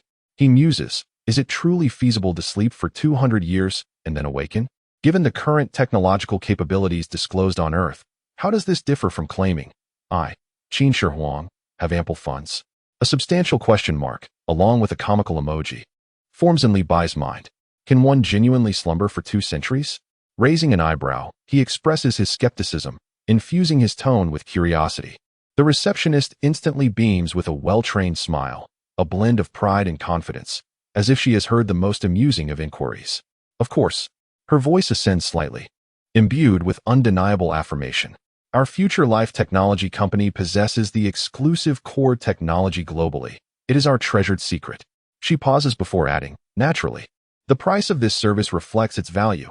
Each capsule's usage rights begin at a staggering 100 million. The air around Fan de Biao and Sky fills with an audible gasp, their expressions revealing the limitations of their imagination wrought by poverty. 100 million, merely for a chance to unbox a mystery 2 centuries hence? Li Bai clicks his tongue, his gaze swiftly traversing the orderly arrangement of over 20 colossal metallic chambers in the hall. He notes that most of the capsules display a green indicator light, signifying active operation. A quick count reveals at least 20 capsules occupied. Wealthy individuals certainly know how to indulge. His gaze inadvertently lands on the transparent observation window of one capsule. Through the pale blue, unidentifiable liquid, he glimpses a somewhat familiar visage. That serene face, eyes gently closed as if in a deep slumber, belongs to none other than the elderly Martha from the previous night. A jolt of realization strikes Li Bai, as though pricked by something. He then extends his awareness towards the interiors of those massive metallic capsules, seeking to gauge the life state of the sleepers. In the next instant, an icy chill surges from his feet to the crown of his head. Li Bai gasped sharply. Within these capsules, there is not a trace of life to be sensed. Only an overwhelming silence prevails. This is not some fanciful notion of deep sleep. What lies within are clearly lifeless, cold corpses devoid of any vital signs. The entire subterranean space resembles a technologically advanced morgue. I seldom peruse comments, and I apologize to friends whom I have not replied to. I humbly implore your continued support, for your encouragement serves as my motivation. Chapter 80, Public Sexual Harassment. Li Bai's astonishment was akin to a chilling tide, yet his visage betrayed no signs of disturbance. He maintained an expression of curiosity, but upon observing the individuals submerged within, his interest waned. Even from the outside, one could sense the frigidness of the liquid within. No wonder that specter from last night sought a warm body. Other corpses lacked apparitions. Perhaps they had followed other patrons, or perhaps the spirits had simply not manifested, venturing into another realm. He gestured toward the future capsule housing the elderly Madame Marcia, his tone light. 2 centuries. What an extravagant endeavor. What manner of individuals partake in this? What do they seek? Are they all afflicted with terminal illnesses, pinning their hopes on medical advancements 200 years hence to resurrect them? Or do they merely yearn for a change, desiring to experience a different era? The beautiful receptionist seemed oblivious to the jest in Li Bai's words. Perhaps her polished professionalism rendered her impervious to such nuances. Her countenance remained adorned with a standard, proud smile, her voice steady as she elaborated. Our clientele is indeed diverse. A portion, as you noted, aspires to leverage future medical technologies to overcome presently incurable ailments. Others are eager to witness the evolution of human civilization 2 centuries hence, to experience an entirely new world. She paused momentarily. Of course, the pursuit of extended life, or even a form of immortality, is a significant motivation for many who opt for our future capsules. Her discourse was meticulously crafted, brimming with visions of the future and admiration for her client's foresight. Oh, Li Bai elongated his tone, feigning persuasion as he approached several capsules, pretending to examine them with keen interest. Sounds quite enticing. So, if I were to fork out 100 million right now, could I not recline within and set a wake-up call for 2 centuries hence? Now he understood why this place boasted so few patrons. One could earn 100 million per individual. That was merely the starting fee. Truly, it was a case of 3 years of silence followed by 3 years of feasting. The receptionist's smile grew even more radiant, infused with an air of knowing that he would be intrigued. Certainly, sir. Should you express interest, we may proceed with a comprehensive consultation and assessment. Once confirmed, you will be required to sign a legally binding service agreement. She scrutinized Li Bai's expression before continuing earnestly. The agreement will explicitly state that during the stipulated 200-year duration, Barring extreme unforeseen circumstances, no one, including your family, shall possess the right to interfere with your state of suspended animation, nor shall they have the authority to terminate the service prematurely. Such tyranny, murmured Fan de Biao beside him. Is this akin to signing a servitude contract? In 2 centuries, parents may be long gone, and descendants likely buried. Who would even recognize whom? Sky also furrowed her brow, astutely identifying the crux. Absolutely no interference? Wouldn't that mean complete isolation from the world? Li Bai stroked his chin, his gaze oscillating between the cold metallic capsules and the receptionist's expression. He intentionally posed a more pointed question. 200 years is no trivial matter. How can you ensure that we, the sleeping beauties within, are safe? What if the system malfunctions? Wouldn't we be? He made a gesture across his throat, infused with a hint of jest. Yet the question itself struck at the very core of the issue. Li Bai then shifted his tone, adopting a more playful demeanor. Since family members cannot intervene, what will become of our original estates while we slumber? Surely, someone must oversee them? If left in a bank for 2 centuries, the interest alone would be staggering. If no one manages it, or if the entrusted institution encounters issues, will not this wealth ultimately become operational capital for your company? This inquiry evidently transcended the realm of typical client consultations, causing the receptionist's smile to falter momentarily. Her brow creased ever so slightly. Yet she swiftly resumed her professional facade, seemingly contemplating how to navigate this intricate question. Rest assured, sir, she adjusted her posture slightly, maintaining her professional tone. Our future pods are equipped with the most advanced life sign monitoring systems and multiple redundant safety mechanisms. As for clients' assets, typically, they establish comprehensive trust funds before entering the future pod, designating reliable managers or institutions for oversight. With a proud expression, the receptionist continued. Our future life technology company is solely responsible for providing life support services and will never interfere with clients' personal properties. Her response remained standard. Yet Li Bai sensed a subtle rigidity. Something about her demeanor had shifted, carefully concealed. Suddenly, he stepped forward, nearly invading the receptionist's personal space. His expression a blend of inquiry and mockery. Lowering his voice, he said, honestly, Miss, your business must be quite lucrative, right? 100 million per pod, and there are over 20 here. 200 years is ample time for many events to unfold. Who knows? As he spoke, his hand appeared to rise casually, as if to pat her shoulder in a gesture of camaraderie. However, the trajectory of his hand veered slightly, his fingers brushing imperceptibly against the curve of her form beneath the uniform. This action was both sudden and suggestive. The receptionist's body tensed instantly. The facade of professionalism cracked, revealing a fleeting glimpse of shock and embarrassment. She abruptly stepped back, widening the distance between them, her eyes betraying evident disdain and wariness. Her tone turned icy. Sir, please conduct yourself appropriately. The onlookers were taken aback. Charlize Theron's face was instantly awash with embarrassment and apology, surprised by Li Bai's sudden audacity. This was unequivocally a case of sexual harassment.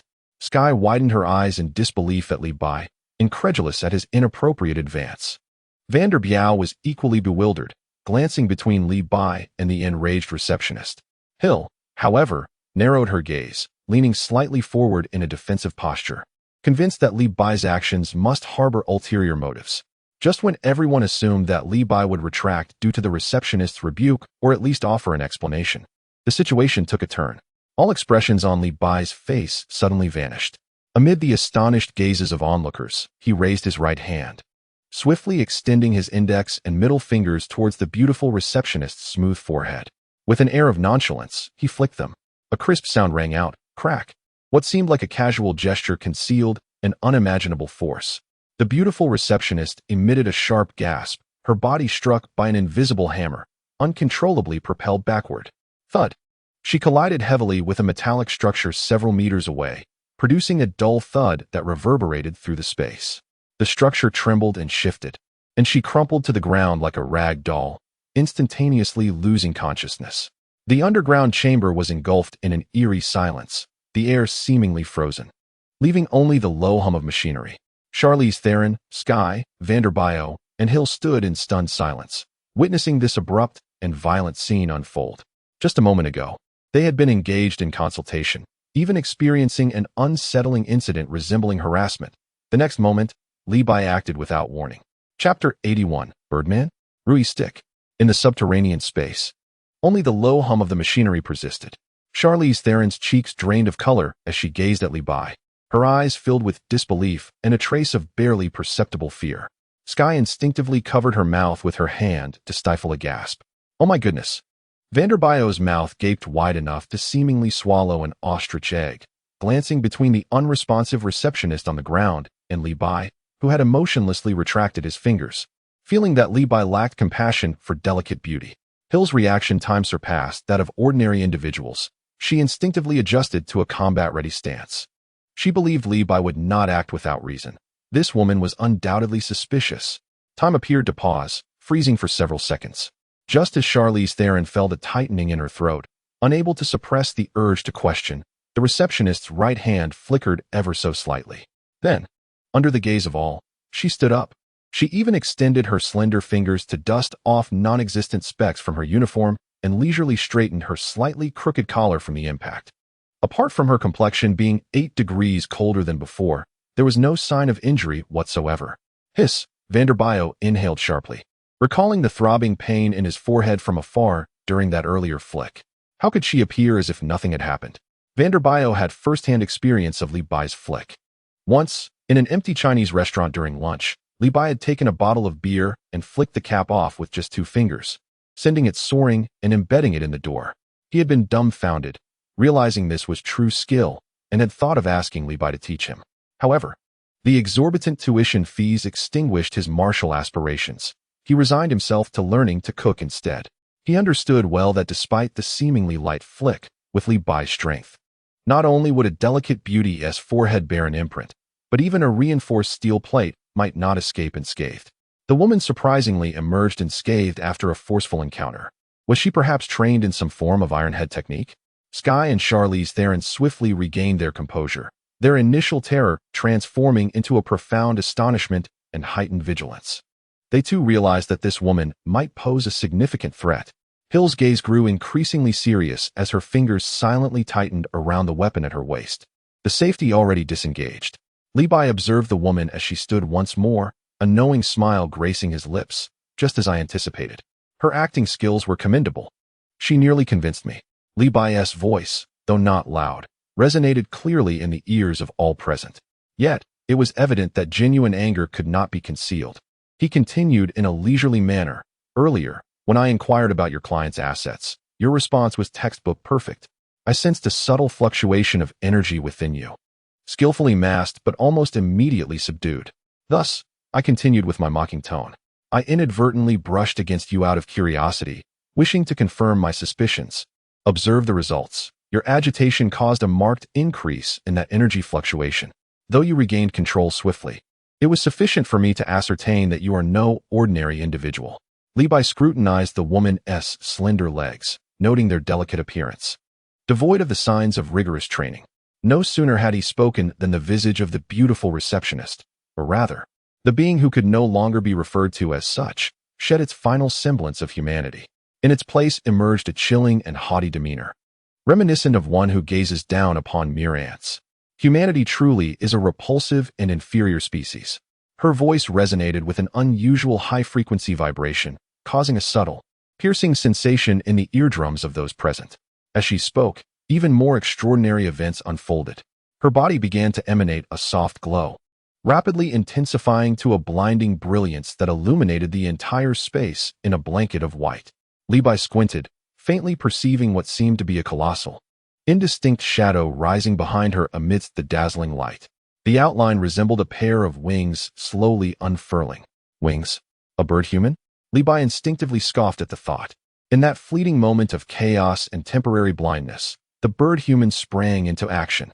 A uniquely crafted silver blade silently slid from her sleeve, gripped tightly in her hand. Without any extraneous movement, she launched directly towards Li Bai, the one who had dared to offend her. Li Bai's eyelids flickered. "Close your eyes," he bellowed in fury, alerting the others who were still rubbing their eyes, striving to restore their vision. He struck a pose brimming with adolescent bravado. Solar Fist. Even more blinding than the radiance that had erupted from the bird human, a surge of light exploded from Li Bai's center. Just as Charlize Theron, Sky, and Vanderbiau who had regained a semblance of blurry vision and were attempting to comprehend their surroundings, were engulfed once more by this sudden onslaught of light. They emitted a series of piercing screams, their minds struggling to grasp the unfolding calamity. The Birdman, brandishing a long blade, was suddenly caught off guard by an unexpected explosion of light at close range, momentarily halting her body and distorting her attack. Her vision was thoroughly blinded. Only Hill, at the instant Levi commanded everyone to close their eyes, instinctively reacted with the reflexes honed through countless brushes with death, tightly shutting her eyes. Ignoring the reactions of others, Levi extended his right hand into the void. A beautifully crafted, ancient-style dagger materialized as if by magic. Firmly grasped in his hand, the blade of Yamati.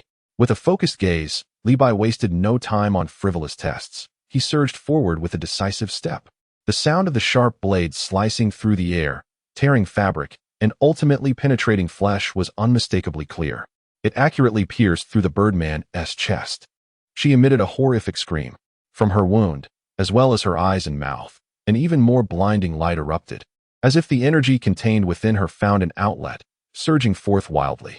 Her body weakened, collapsing heavily onto the cold ground. As the radiance gradually faded, a charred mark in the shape of a wing remained on the ground, and the air was thick with a pungent, burnt aroma. Levi flicked the blood from his blade and murmured, "Is she really a Birdman? Congratulations, host. You have slain an elite anomaly. Reward, Rui Stick." The Rui Stick? Upon retrieving the reward, he found a red rod in his possession.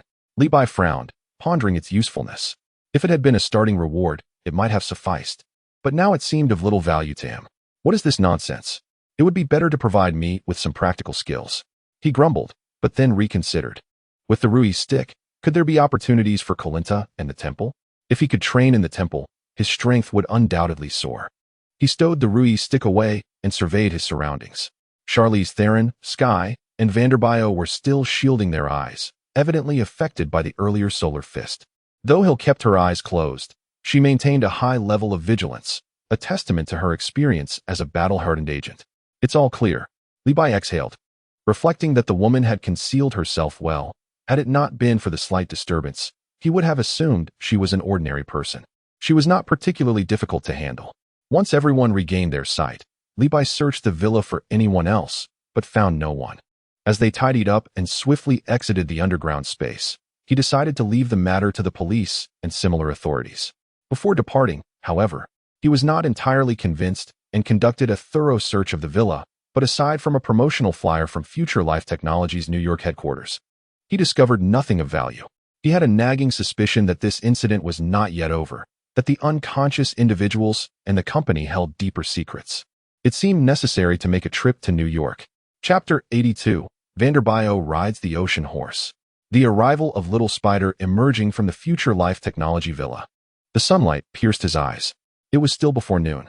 Levi drove his second-hand pickup truck. The group sat inside, exchanging glances, still reeling from the events that had just transpired. The presence of what appeared to be non-human entities hung heavily in the air. "I say," Levi stroked his chin, breaking the silence. He pointed towards the opulent cliffside mansion across the way, glimmering under the sunlight. The extravagant abode of the affluent seemed rather impressive. Perhaps one could indulge in a meal there? It was still early. Charlize Theron cast him a sidelong glance, her brow arched, her eyes questioning. "Are you jesting?" In circles of status, who was unaware that it belonged to Tony Stark. Yet, she recalled that Levi's apartment had been decorated by Stark Industries. Could there be a connection between the two? Was it possible that Levi had also assisted Tony Stark in an exorcism?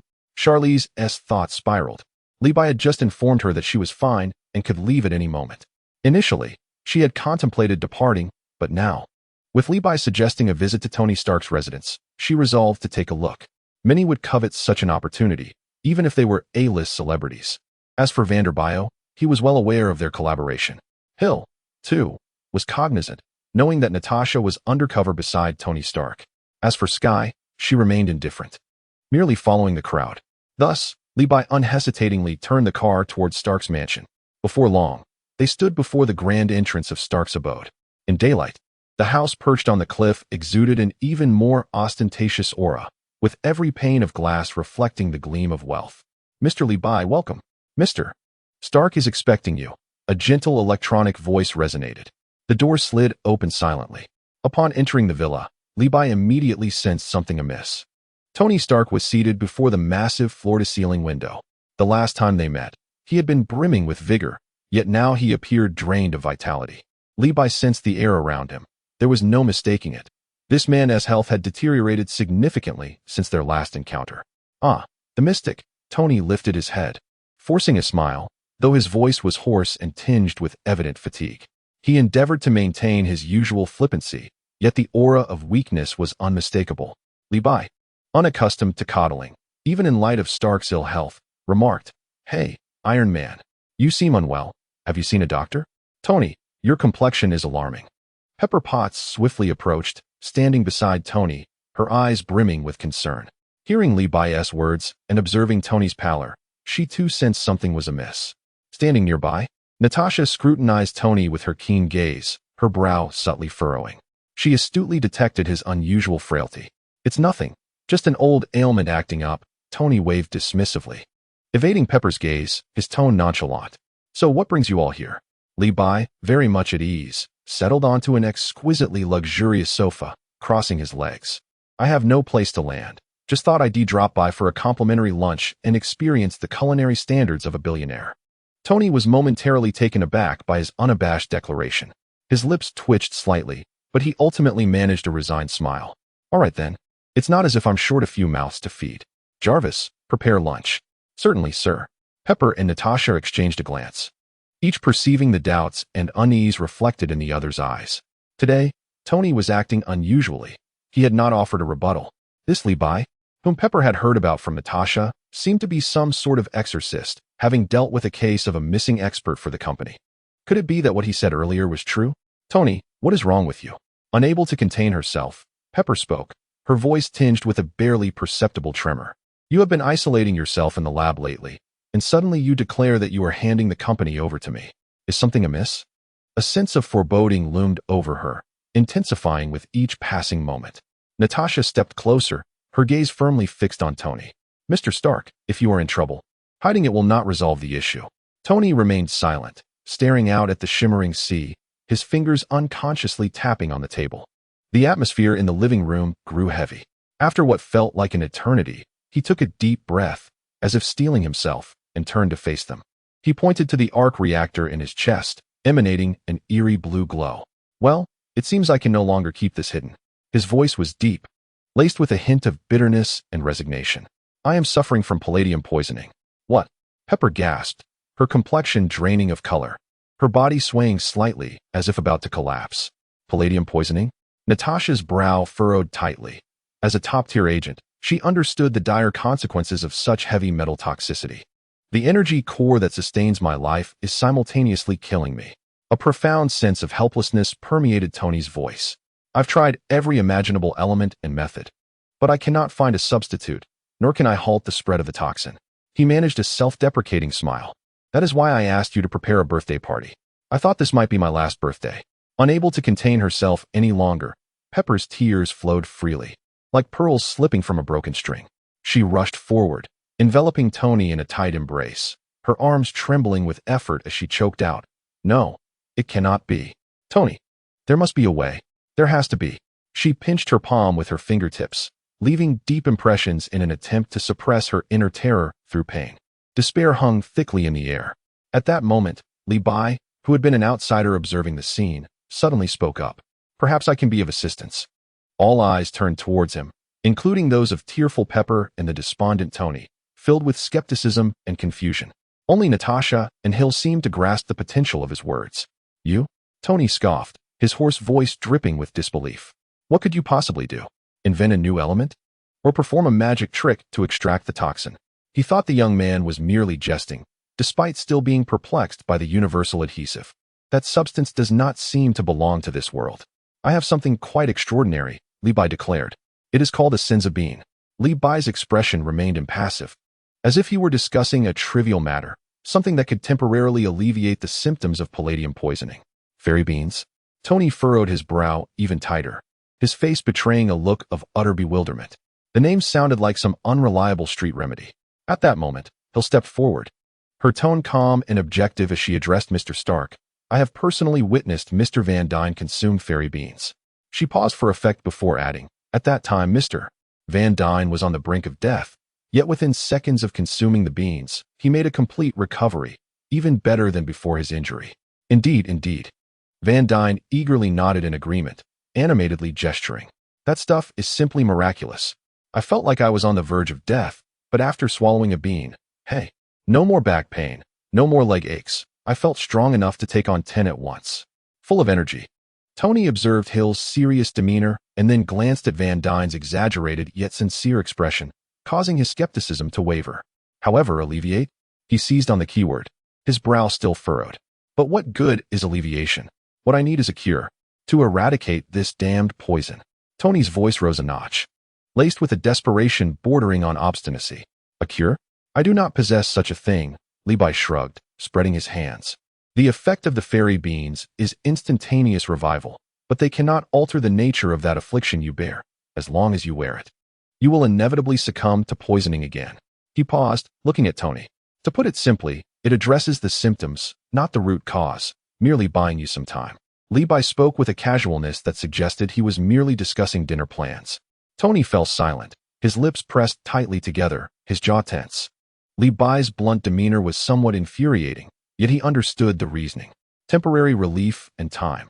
That was the best news he could hope for at this moment. Pepper wiped away the traces of her tears and approached Levi, her eyes filled with urgency and pleading. Mr. Lee, I implore you, please give the fairy beans to Tony. We will agree to any conditions. Her voice trembled slightly, yet her tone was unwaveringly resolute. Levi's gaze swept over the hopeful Pepper before shifting to the stubbornly proud Tony, and he chuckled inwardly. All right, let the fun begin. He leisurely extended a finger. I can part with these beans, but what? Tony asked warily, sensing the complication. He knew it couldn't be that simple. The image of the last time he was taken advantage of resurfaced vividly. 100 million, Levi declared. The words light, yet resounding like a hammer to the hearts of those present. Cough, cough. Tony nearly choked on his own saliva. 100 million? Are these beans made of gold or encrusted with diamonds? You're robbing me in broad daylight. He stared at Levi with wide eyes, incredulous as if meeting this man for the first time. The thickness of this fellow's skin was comparable only to his armor. No, no, no. Levi shook his finger, wearing an expression that suggested Tony's naivety. This is not robbery. This is an equitable exchange. 100 million to purchase your life, or rather, to buy you some time to seek a way to survive. What a lucrative transaction this is. He even winked mischievously. Moreover, Mr. Tony Stark, a dignified billionaire and playboy. 100 million is but a mere trifle for you, isn't it? Levi deliberately elongated his tone, lacing his words with sarcasm. Tony's face turned an ashen hue, his chest heaving with suppressed rage. He yearned to unleash a torrent of curses, to hurl this opportunistic scoundrel out. Yet, Pepper was quicker. I agree, she exclaimed almost without hesitation. She pivoted, placing her hands firmly on Tony's shoulders, locking her gaze with his, her tone resolute. Tony, I am the company now, and it is settled. Your life is worth more than anything. Her eyes radiated unwavering conviction, leaving no room for argument. As Tony beheld Pepper's reddened eyes and her determined expression, his fury and dwindling pride were doused like a flame by a bucket of cold water. He opened his mouth, only to slump back against the couch, releasing a long, weary sigh. Though the feeling of extortion was unsettling, survival was the only hope. Deal, Tony uttered through clenched teeth, casting a glance at Levi that conveyed a grudging respect. Without further ado, Levi flipped his palm, revealing an inconspicuous green bean nestled within. He tossed it casually to Tony. Instinctively, Tony caught it, his face etched with skepticism as he regarded the small object, hardly larger than a soybean. This, worth 100 million? He glanced at Pepper, then at Hill and Vanderbilt, before his gaze settled on Levi's unruffled visage. Tony, Pepper's voice quivered, her eyes brimming with urgency. Eat it, Mr. Stark, Hill chimed in, her tone firm. With no more hesitation, Tony raised the bean to his mouth, casually chewing it twice before swallowing. The taste seemed rather unremarkable, yet in the next instant, an indescribable warmth surged from his abdomen, enveloping his entire being. He felt an infusion of boundless vitality coursing through him, as the debilitating weakness, fatigue, and the heavy toxins in his bloodstream dissipated at an astonishing rate. His once dull eyes sparkled anew, and even his slightly stooped posture instinctively straightened. He sprang up from the couch, stretching his limbs, feeling an unprecedented vitality. Energized, his mind clear. It was as though he had returned to his peak state prior to the poisoning. No, even better. My heavens, Tony marveled, gazing at his hands, feeling the burgeoning power within. His voice tinged with incredulity. Tony! Pepper gasped in delight, covering her mouth, tears streaming down her face. This time, tears of joy. Natasha had been observing Tony intently, and now a flicker of astonishment crossed her sharp gaze. The rapidity of his recovery defied physiological norms. She glanced at Li Bai, her eyes filled with curiosity. Another look at Hill. Why hadn't T. Coulson mentioned this? Isn't it worth every penny? Li Bai lounged casually, a smile gracing his face as he watched the astonished Tony. Tony took a deep breath, suppressing the turmoil within. Although he had recovered physically, the fact that he had been extorted for 100 million still left him somewhat discontented. He cast a glare at Li Bai and muttered, "Let it be." Li Bai understood that this was Tony's nature, and he chose not to dwell on it. Rising from his seat and brushing off his trousers, he inquired, "Shall we proceed with your birthday party then?" "Of course," Tony exclaimed, waving his hand grandly. Regaining his former flamboyance. Not only would the festivities continue, but they would be even more extravagant. "Jarvis, inform everyone that the party will proceed as planned." He then turned to Li Bai and his companions. "You all should join as well." This time, Tony spoke with genuine sincerity. Li Bai readily agreed, then shifted the conversation. "I need to make a trip to New York. Please arrange accommodations for a few of my employees." He gestured towards Vanderbio, Sky, and Hill. As for Charlize Theron, she could return when she came. There would be no issues with her this time. Tony glanced at Vanderbio, then at the beautiful actress and the cool-looking young girl beside him, and nonchalantly waved his hand. "No problem. Jarvis, arrange the finest guest rooms for them." "Understood, sir." Since entering the mansion, Charlize Theron had not had the opportunity to speak, but she observed Li Bai with an air of familiarity, as if she had returned home. Her understanding of him deepened. He was quite robust, and she felt compelled to hold on tightly. As night fell, the Stark mansion sparkled with lights, and the sounds of music and laughter intertwined, marking the commencement of the lavish birthday celebration. Celebrities, wealthy elites, and stunning women mingled amidst clinking glasses, creating a vibrant atmosphere. Tony Stark was undoubtedly the center of attention, exuding vitality and charm, as if the previous despair had never existed. Pepper remained by his side, her face radiating a reassuring smile. Li Bai found a relatively quiet corner, holding a glass of champagne, observing the ostentatious spectacle before him. While his thoughts drifted towards New York, the Birdman likely had accomplices. At that moment, faint yet unusual sounds emerged from an adjacent room. Curious, Li Bai perked up his ears, listening intently. Indeed, it was Vanderbio's voice, intermingled with suppressed gasps and the laughter of a woman, one that sounded rather exuberant. Li Bai raised an eyebrow. "Impressive, Vanderbio. How soon has it been since your arrival? And you've already charmed a stunning beauty. And judging by the sounds, it seems quite intense." Silently commending Vanderbio, Li Bai raised his glass and toast towards the neighboring room, then quietly turned to leave. He had no interest in eavesdropping. His trip to New York was far more pressing. Reaching the edge of the cliff outside the villa, Li Bai concentrated his thoughts, and a golden cloud materialized. The nimbus cloud appeared out of thin air. Li Bai leaped onto the cloud, transforming into a streak of light, and vanished into the night sky, racing towards New York. This time, he had no intention of bringing anyone along. As dawn broke anew, Li Bai had already arrived in New York.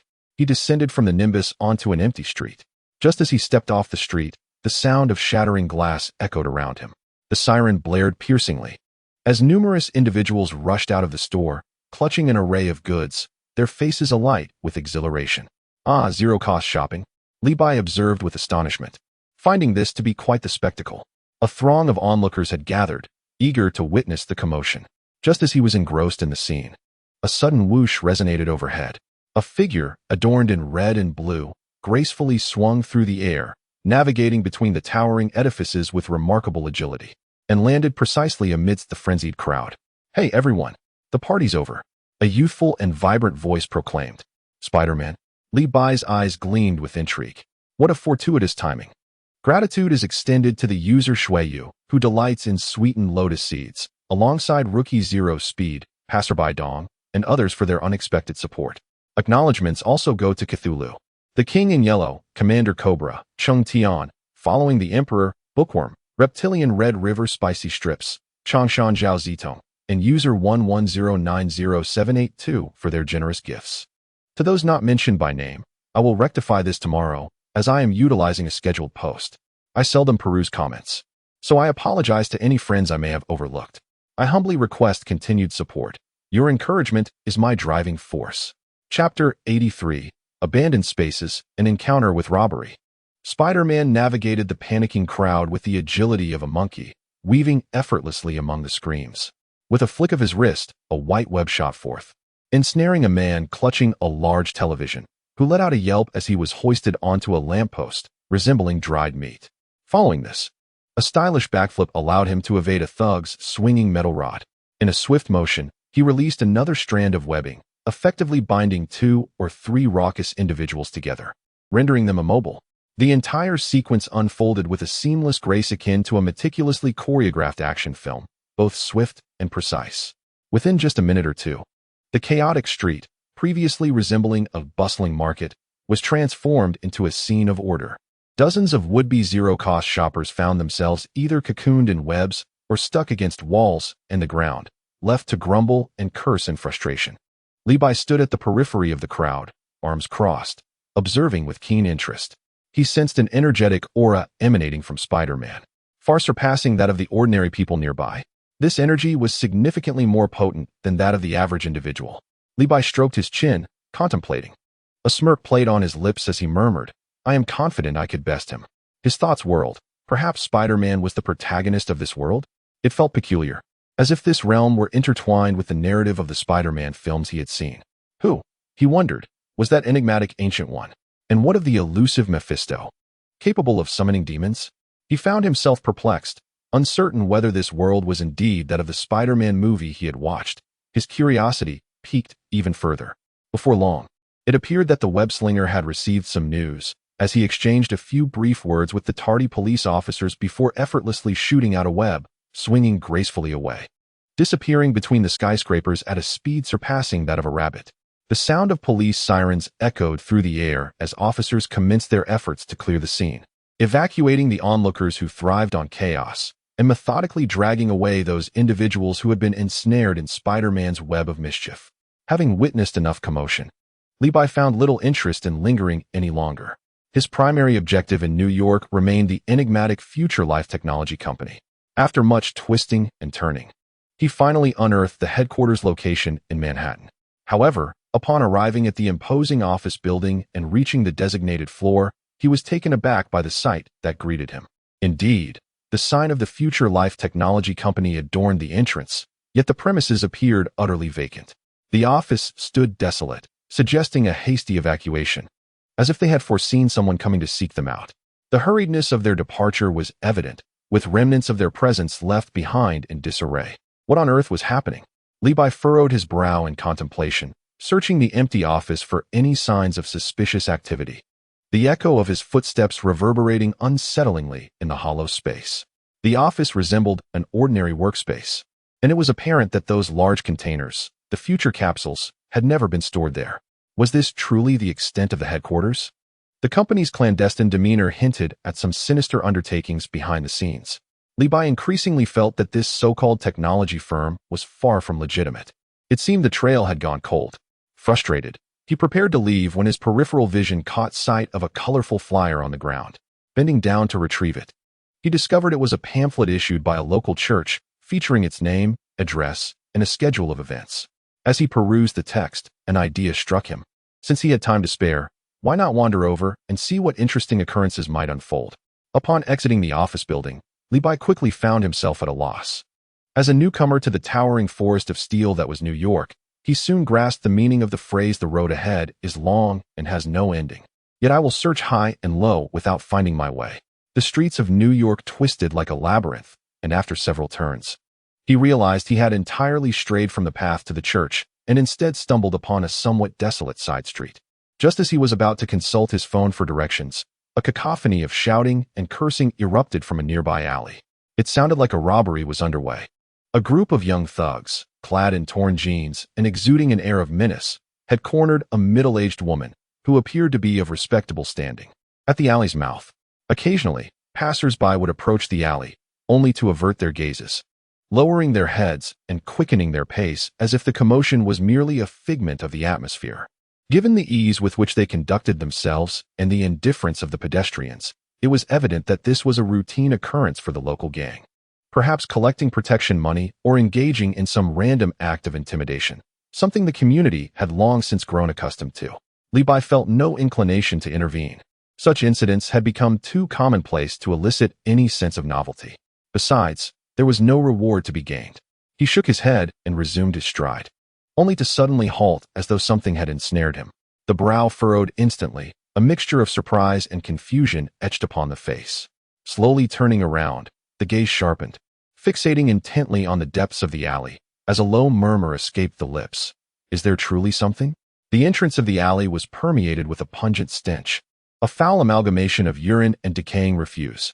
Levi pinched his nose, yet resolutely stepped forward. 3 ruffians lingered within, 1 black man and 2 white men, all exuding an air of nonchalance. The black man, the tallest among them, donned a black tank top emblazoned with a skull, revealing poorly inked tattoos on his arms. Beside him stood a white man, gaunt as a reed, his face displaying impatience. The other white man, freckled and grasping a woman's handbag, loomed over her. The woman wore a reasonably neat gray business suit, yet her hair was disheveled, panic etched across her features, and her wrist bore red marks from where it had been seized. Upon witnessing the unexpected intrusion of Levi, the trio momentarily froze, their actions suspended. The woman, who had been robbed, abruptly lifted her gaze toward Levi, her eyes igniting with a desperate plea for salvation. Yet, Levi appeared oblivious to the charged atmosphere. His gaze transcended the trio, piercing deeper into the shadows of the alley, where something beckoned him. "Hey!" barked the freckled ruffian, irritation evident in his voice. As Levi showed no sign of retreating, the ruffian's anger flared. With a heavy accent, he spat, "Hey, get lost, yellow monkey." The words reverberated harshly in the confined space of the alley. Levi's steps halted abruptly, as if the universe had pressed the pause button. The air within the alley seemed to congeal for a fleeting moment. Chapter 84. Time stopped. A reunion with the little spider. Levi's feet were anchored in place. Slowly, frame by frame, he turned his neck, locking onto the brash, freckled ruffian. Tilting his head slightly, he stretched his neck, producing a soft crack, initially intending to remain a mere observer. The freckled ruffian clearly did not comprehend the Chinese words. The muscular black man and the gaunt white one closed in, their expressions a blend of mockery and menace. The flicker of hope ignited in the woman's eyes was once again stifled, reduced to but a faint ember amidst the tense atmosphere. Levi wasted no words. He moved. Swift as a flash of lightning, he cleaved through the dim alley. Boom! With a muted thud, the most vocal of the ruffians was sent hurtling, as if struck by a speeding truck, shooting out of the alley. He landed with a thud, rolling away, eliciting startled gasps from passers-by. The handbag slipped from his grasp, arcing through the air in a parabolic trajectory. Levi, without so much as a glance, deftly caught it with a reverse motion. Almost simultaneously, his left leg lashed out like a whip, slicing through the air with a sharp crack, landing precisely on the side of the gaunt white man's knee. The man emitted a ghastly wail, his knee bending at an unnatural angle, rolling his eyes back as he crumpled to the ground, rendered motionless. The tallest of the thugs, a towering figure of African descent, had just raised his fist when Levi swiftly struck him with a precise elbow to the jaw. A sharp crack echoed. The sound of bone fracturing was unmistakably audible. The thug's eyes bulged as he toppled backward, crashing to the ground, instantly losing consciousness. The entire sequence transpired in a fluid motion, so rapid it was almost dizzying, lasting merely 2 to 3 seconds. Of the 3 previously arrogant ruffians, one lay unconscious, another suffered a fatal injury, and the last vanished without a trace, his fate unknown. Levi casually weighed the bag in his hand and whistled, as if he had merely accomplished a trivial task. He handed the bag to the bewildered middle-aged woman, saying, "Here, your bag, take care of it." Stunned, she accepted the bag, her fingers trembling from anxiety, knuckles whitening as she gripped it tightly, her lips quivering and struggling to form words. Levi brushed off imaginary dust from his hands, disregarding the bodies sprawled on the ground. His attention shifted back toward the deeper recesses of the alley. The subtle aura he sensed earlier had not dissipated with the defeat of these minor adversaries. It remained his true objective. He stepped further into the alley. The stench of urine and decaying refuse intensified, coalescing into a tangible olfactory assault. Before an inconspicuous, rusted circular manhole cover, he paused. His brow furrowed slightly. He crouched down, keenly attuning himself to the sensations beneath the cover. Indeed, there was a presence below, stronger than that of an ordinary individual, perhaps even otherworldly, possibly a formidable human. Without hesitation, he gripped the rough edges of the manhole cover with both hands. His arm muscles tautened slightly. With ease reminiscent of lifting a pot lid, he heaved the heavy iron cover aside, producing a dull metallic scraping sound. A wave of rancid odor, nearly overwhelming, mingled with the damp scent of mildew, surged forth from the inky darkness below. Levi held his breath, maintaining his composure, and leaped into the abyss. With a splash, he landed firmly on the slick, murky sludge below, sending droplets of filth flying. Utilizing the faint light filtering through the manhole, he quickly scanned his surroundings. This was a forsaken branch of the sewer, its walls adorned with slippery stains and indeterminate filth, the air so polluted it felt as though one could wring water from it. After traversing a few paces, he stumbled upon several empty tin cans and spotted tattered blankets along with a makeshift bed fashioned from wooden planks and cardboard boxes. Clearly, someone had lingered here for more than just a day or two. Continuing forward for about 10 meters, the space opened slightly. Through a crack in the distant pipes, a sliver of light revealed a figure curled in the corner. It was a young woman, her hands and feet bound with coarse rope, her mouth gagged with a filthy rag. Her clothing was ragged, hair disheveled. She was breathless and lifeless. Just as Levi examined the woman, a powerful gust surged towards him from the shadows behind. Without turning his head, he instinctively reached back with lightning speed, his right hand poised to strike. Grasping a slippery and cool object, imbued with a hint of resilience, he instinctively yanked it with force. A jarring sound, akin to tearing wet fabric, echoed in the air. Levi felt as though he had seized a considerable mass. Lowering his gaze, he was horrified to discover a sizable patch of scalp, streaked with blood and mucus, still clinging to dark strands of hair. Blasted! The grotesque sensation and sight nearly compelled him to hurl the object away. The entity that had ambushed him had lost a significant portion of its scalp, yet its movement merely faltered for a moment. It seemed impervious to pain, swiftly retreating deeper into the darkness of the sewer. In the dim light, Levi glimpsed a bald, bloodied nape vanishing into the shadows. Is this wretched creature responsible? Levi muttered under his breath, disdainfully casting the piece of scalp into the muck. He recognized this abomination, having dealt with it before. It was a shapeshifter, known for its easily shed skin. He felt a surge of revulsion at the memory of a shapeshifter masquerading as Lucy to deceive him. Observing the creature's retreating form, he scoffed. In this pitch-black, stench-ridden abyss, you think I have time for your little game of hide and seek? The dismal surroundings severely dampened his spirits. With a fluid motion, he began tracing circles at his waist, assuming a classic combat stance. An orange-yellow glow of energy began to coalesce in his palms, emitting a low, resonant hum. Kamehameha. With a powerful thrust of his hands, a brilliant beam of energy surged forth, resembling an orange dragon emerging from the sea, instantly shattering the darkness of the sewer. The beam, propelled by an unstoppable force, roared towards the fleeing creature. A thunderous explosion reverberated through the narrow confines of the sewer, a cacophony that was deafening. The formidable shockwaves swept up mud, debris, and sewage, dispersing in all directions. The entire passage quaked violently, with dust and rubble cascading from above. A familiar notification chimed in his mind. Congratulations, host. Elite anomaly eliminated. Reward. Time stop. Time stop? A splendid boon, if wielded wisely. Levi dissipated the residual energy in his palms and dusted off his hands. This ability was reminiscent of that diminutive member of the Jinyu Force in Dragon Ball. Contemplating how to utilize the time stop, he was overwhelmed by the foul stench of his surroundings, deciding it best to exit before formulating a plan. He turned his gaze to the bound woman, undoubtedly a victim of the shapeshifter. Given the ruckus, it was likely that others would soon be drawn to investigate. Naturally, someone would handle the aftermath. He retraced his steps back to the well's edge, bending his knees slightly before launching himself upward. His body gracefully emerged from the opening, landing solidly on the ground.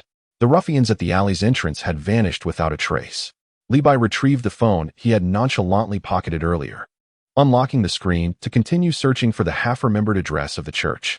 This could potentially be the sole lead to the future life technology company, or perhaps it would prove to be a futile endeavor.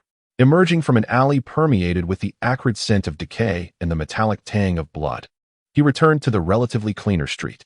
A slightly trembling yet profoundly grateful voice called out to him from behind.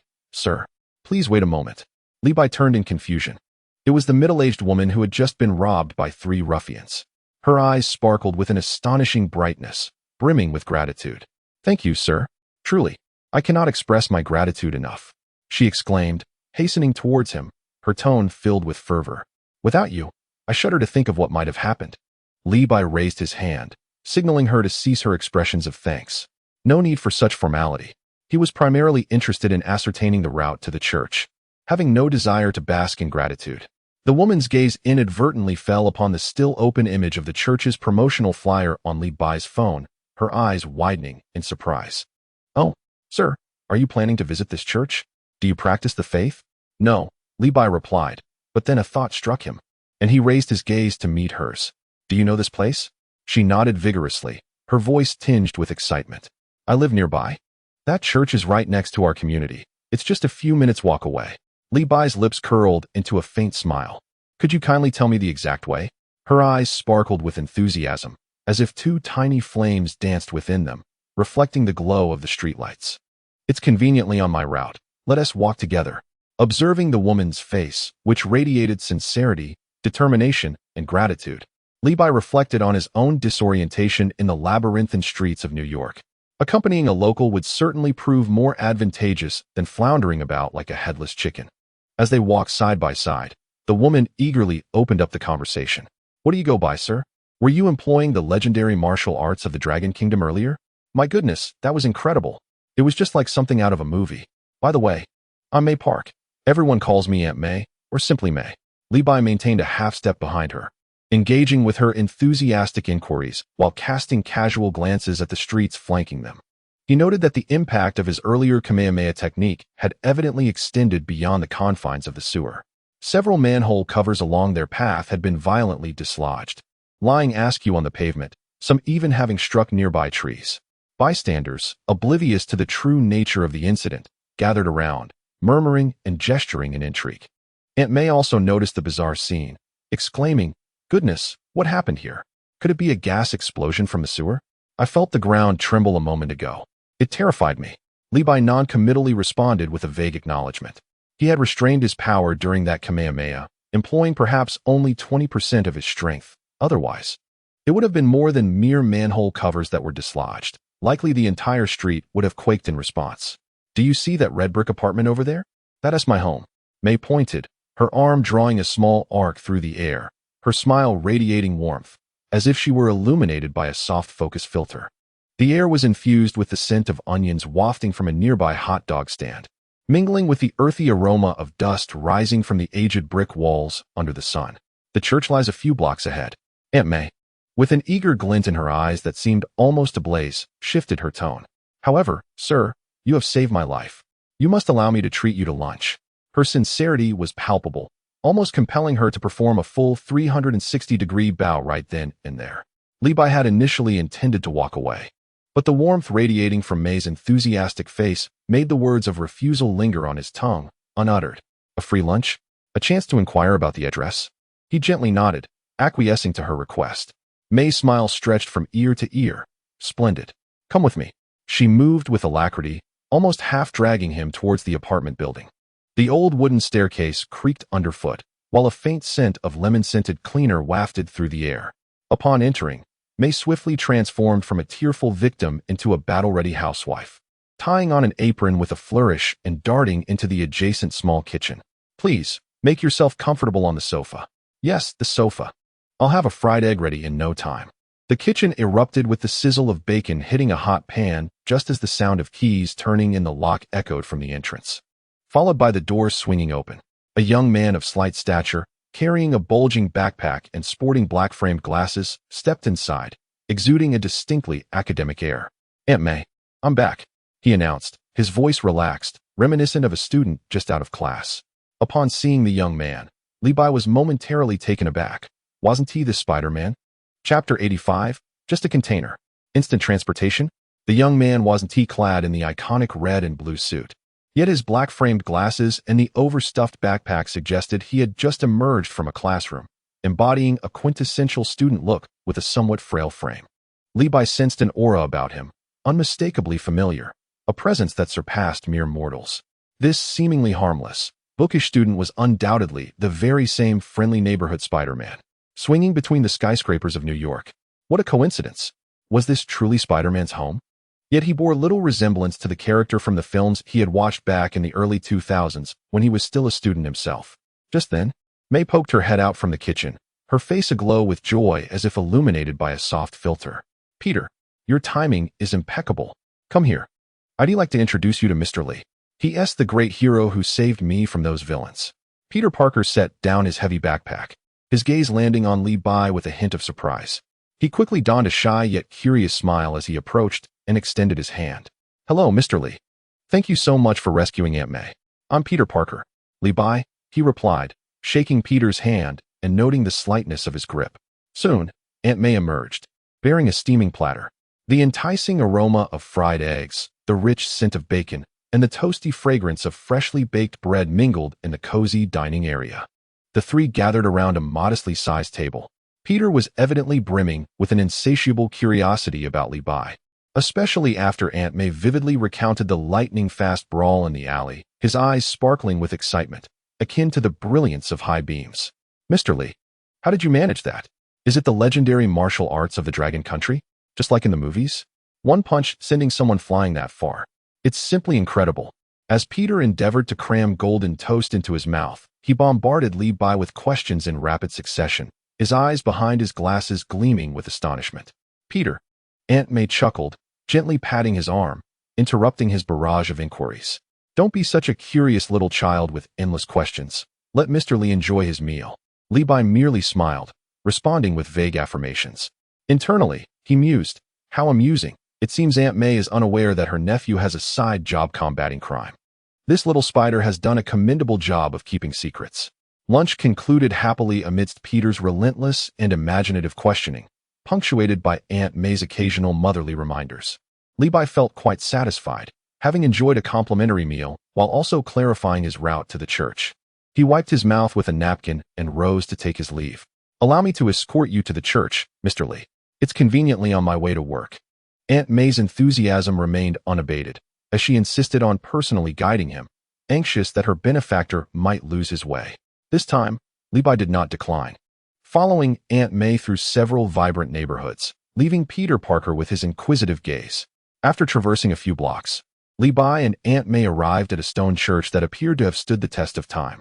It was indeed the church depicted in the flyers. The heavy wooden door creaked ominously as it opened.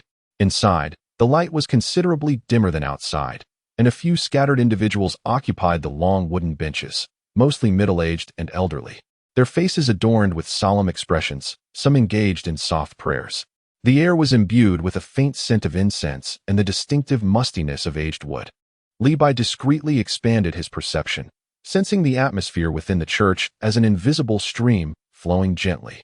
The majority of the attendees exuded an unremarkable aura, typical of ordinary individuals, though he could not entirely dismiss the possibility of concealed presences. Aunt May quietly shared the church's history and some anecdotes with Levi, completely unaware of his true purpose for visiting, believing him merely to be an interested tourist drawn to ancient religious architecture. A middle-aged Caucasian man, impeccably dressed in a black priest's robe, his hair meticulously styled with gel, approached them with a professional smile, occasionally engaging in conversation with the parishioners. He was undoubtedly the priest of this establishment. As Levi contemplated how to broach the subject, subtly inquiring whether the personnel from Future Life Technologies were familiar faces here, he prepared for the conversation ahead. Suddenly, a jolt of unease surged within him. Something was amiss. The periphery of his vision darted around the surroundings. Those who had been softly praying, gently swaying with an unseen rhythm, or merely sitting in tranquil silence, appeared as though a collective pause button had been pressed. Everyone was frozen in place. Their expressions and postures perfectly preserved the state of the previous second, utterly motionless. Even the minute particles of dust lazily floating in the air seemed to have halted their flight at that moment. Beside him, May stood still, her lips slightly parted. In the vast emptiness of the church, only he and the approaching priest remained in motion. The priest's standard smile had vanished entirely, replaced by a cold, emotionless scrutiny. His gaze locked onto Li Bai, and he spoke slowly, his voice soft yet piercingly clear. "Young man, you should not be here." Li Bai was initially taken aback for a second, almost bursting into laughter.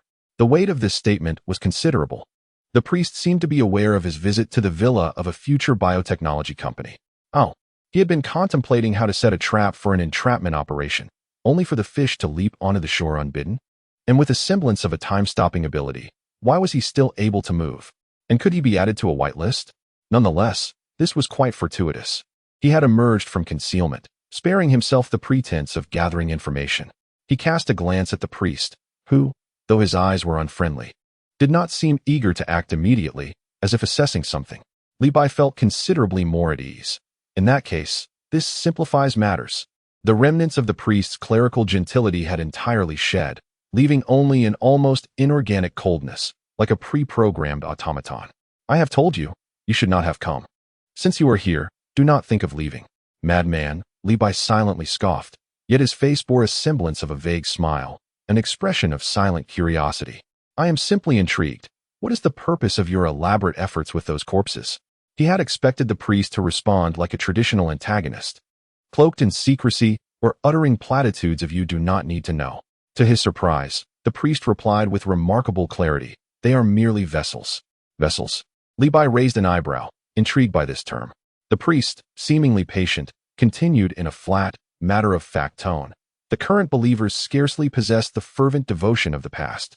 After a brief pause, as if reminiscing, he continued in an unperturbed tone of explanation. "Those willing to voluntarily offer themselves as vessels are becoming increasingly rare. We are left to seek alternatives. We utilize those who have lost their souls, preserving their bodies with care, awaiting the opportune moment." Li Bai grasped the gist. Recognizing the esoteric nature of their endeavors, reminiscent of demonic possession. Just as he pondered this, two individuals appeared beside the priest without warning. A man and a woman, both clad in black suits, resembling the bodyguards from a film. Li Bai was startled. Was this instantaneous movement? In that instant, enlightenment struck. Goodness! It turns out they were merely stalling for time while attempting to call for reinforcements. Li Bai's expression turned grave. How should he handle the two newcomers who could teleport? He was anxiously awaiting a solution. Gratitude is extended to the usernames Chong Ning, Zhang Xiao, Peng Shang, Peng Xia, Dong Feijin from Somerset Island. Chai Ying, who delights in lamb stewed with fennel, the passerby Dong, who dreams of a carefree life. Why is everyone so flamboyant? Changshan Zhao Zitong. Hong Lei from Xinyo Hezhou, the flipped salted fish, and the king in yellow, Cthulhu. Shui Yu, who enjoys lotus seeds stewed in rock candy, sent love-powered support. For friends whose names were not mentioned, I will make amends tomorrow, as I am using scheduled posts. I seldom read comments, so I apologize to those I have not replied to. I continue to humbly request your love-powered support. Your encouragement is my motivation. Chapter 86. Continuous Rewards. The identity of the Birdman. As the two appeared simultaneously, the priest also moved. All three brandished a dazzling silver glow in their hands. Three somewhat unconventional silver long blades manifested before them. This weapon was familiar to Li Bai, resembling the one held by the Birdman at the villa of Future Life Technology Company, as if cast from the same mold. Did this group possess standardized weapons? Without any extraneous movements, the trio synchronized to form a triangular encirclement, closing in on Li Bai. The worshippers in the church, frozen in various postures, and the dust suspended in the air became mere backdrops for the impending hunt. Observing the increasingly menacing trio, a peculiar smile crept onto Li Bai's face. Instead of retreating, he appeared to have discovered a novel toy, filled with enthusiasm. Playing with time stoppage? Wielding a great sword before Guangong, brandishing an axe before Lu Ban. Is it? Li Bai mused internally, inhaling deeply to fill his lungs with fresh air, then holding it in. Li Bai activated his power of time suspension. The movements of the priest and his companions abruptly halted. The man in the black suit, one foot just lifted from the ground, awkwardly hung suspended in midair. The woman in black beside him, her silver blade poised at an intricate angle as if ready to strike with lightning speed, remained utterly still. The leading priest, with an expression as cold as ice, had yet to shift into an attacking stance, now completely frozen. The three maintained their offensive postures, plunging the church into an even eerier silence. This time, however, Levi was the sole individual free to move within this stillness. Heh! Levi emitted a short, mocking sound and leisurely approached the trio, now resembling statues. He first slipped over to the man in the black suit, who was awkwardly balancing on one foot. With 2 fingers, he effortlessly seized the glimmering long blade from the man's grasp. The weapon felt slightly heavy in his hands, its blade transmitting a bone-chilling cold sensation. Subsequently, he employed the same method, approaching the other 2 individuals and deftly disarming them of their silver blades. Grasping 3 lethal weapons, he exhibited no hesitation, executing his movements with unparalleled precision and swiftness. A series of nearly inaudible punctures resonated through the air as the sharp instruments pierced the flesh of their targets, almost simultaneously. The silver blades found their mark in the heart regions of the 3, their speed leaving only faint traces in the air. At the wounds, eyes and mouths emitted brilliant white light, as if each possessed an inner luminescence. As they collapsed, a faint scent of charred flesh began to waft through the atmosphere, leaving scorched imprints of wings on the ground. Indeed, they were birdmen. A realization took form in Levi's mind. Concurrently, a system notification chimed in. Congratulations, host. You have slain an elite bizarre leader. Reward, Chi Yuan / Congratulations, host. You have slain an elite bizarre entity. Reward, Residual Image Fist. Congratulations, host. You have slain a bizarre being. Reward, Old-style healing pod. Chi Yuan / The circular slicing technique of Krillin. A splendid acquisition. Residual Image Fist? A skill shared by Master Roshi and Goku. Also commendable. An old-style healing pod? I already possess one. The rewards correlate with the formidable nature of the bizarre entities. The most powerful among them was that priest. Levi swiftly reviewed his gains, a smile involuntarily gracing his lips, revealing his satisfaction with the results of this unexpected boon. His gaze swept over the 3 lifeless bodies on the ground, and he frowned. Leaving them exposed like this was certainly unwise. Once time returned to normalcy, would it not terrify May and the ordinary congregants within the church? It was imperative to address this situation, to engage in a thorough disposal of the evidence. Bury them? The church's floor appeared rather substantial. He slowly raised his hands, palms downward and interlocked, directing them towards a vacant space. An invisible force began to coalesce within his palms. Kick H. A wave of energy emanated from his hands, gently cascading downwards to envelop the ground. Only the area where the energy had been applied was affected, as if a gentle, unseen hand was lifting and compressing the stones, which then silently collapsed inward, revealing a square opening approximately 3 meters in diameter. What lay beneath the opening brought Levi's previously pleasant demeanor to a sudden halt, his pupils constricting as his gaze sharpened. It was not the earth or a building's foundation he had anticipated, but a mass of bones. Layer upon layer, densely packed, they formed a mountain of white remains. Among them were complete human skulls, predominantly those of children, their hollow eye sockets silently gazing upward toward the light above, as if narrating a tale of silent terror. The sheer number was unfathomable, and the yellowed bones indicated their antiquity. Beneath the entire church floor lay what appeared to be a vast, horrifying pit concealing innumerable skeletons. Was this church truly built atop a mass grave? A chill surged along Levi's spine, causing the hairs on his neck to stand on end. There was no time for meticulous examination. Levi suppressed the shock and chill that surged within him, swiftly lifting the 3 avian corpses from the ground. With the ease of tossing aside 3 tattered burlap sacks, he hurled them into the unfathomable pit of bones. Having intended to obliterate evidence, he inadvertently exposed himself instead. Yet, in such a tumultuous event, no one would concern themselves with his presence. After completing this grim task, Levi exhaled softly, releasing a breath laden with turmoil. In an instant, it felt as though the pause button of a film had been pressed again, and the world sprang back to life. The stained glass here, as described with fervor by Aunt May, was indeed stunning, but her words were suddenly choked off, like a duck whose throat had been seized. A piercing scream, so chilling it could shatter eardrums, violently ripped through the solemn atmosphere of the church. An elderly woman, positioned near the gaping hole, happened to glance down at that very moment to adjust her skirt. Her eyes immediately fell upon the jarring opening, revealing a grotesque mass of bones, densely packed and enough to send shivers down her spine. The woman, gripped by terror, let out a scream that epitomized her fear. It echoed like a depth charge dropped into a tranquil lake, instantly stirring a tsunami of chaos. All those who had regained their senses were startled by the sudden shriek, turning to locate its source. As their gazes fixated on the ominous pit and the mountain of bones within, panic spread like wildfire, exponentially infecting the crowd. What is that? Bones. My God. Human bones. So many. Did something just fall down there? I think I saw it. A demon. This is the devil's church. Oh God. Run. Get out of here. The crowd erupted into a frenzy. The cacophony of screams, the clattering of overturned chairs, and the chaotic rush of feet melded into a singular tumult. Just moments before, the faithful had been lost in fervent prayers, seeking solace, but now their faces were mere masks of terror, rushing toward the church's exit.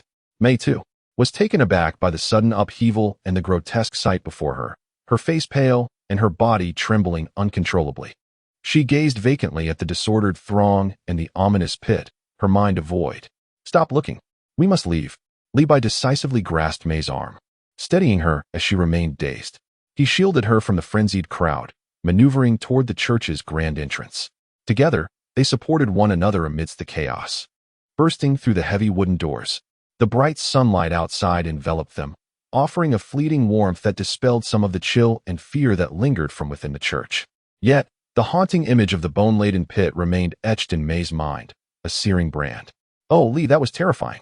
I will never return to a church again. Her voice trembled, fragmented, betraying her deep-seated dread. Li Bai's gaze traversed over May's shoulder, redirecting towards the ancient cathedral bathed in sunlight, yet exuding an unsettling aura. His eyes resembled an unfathomable well. This amusement was far from delightful, he mused.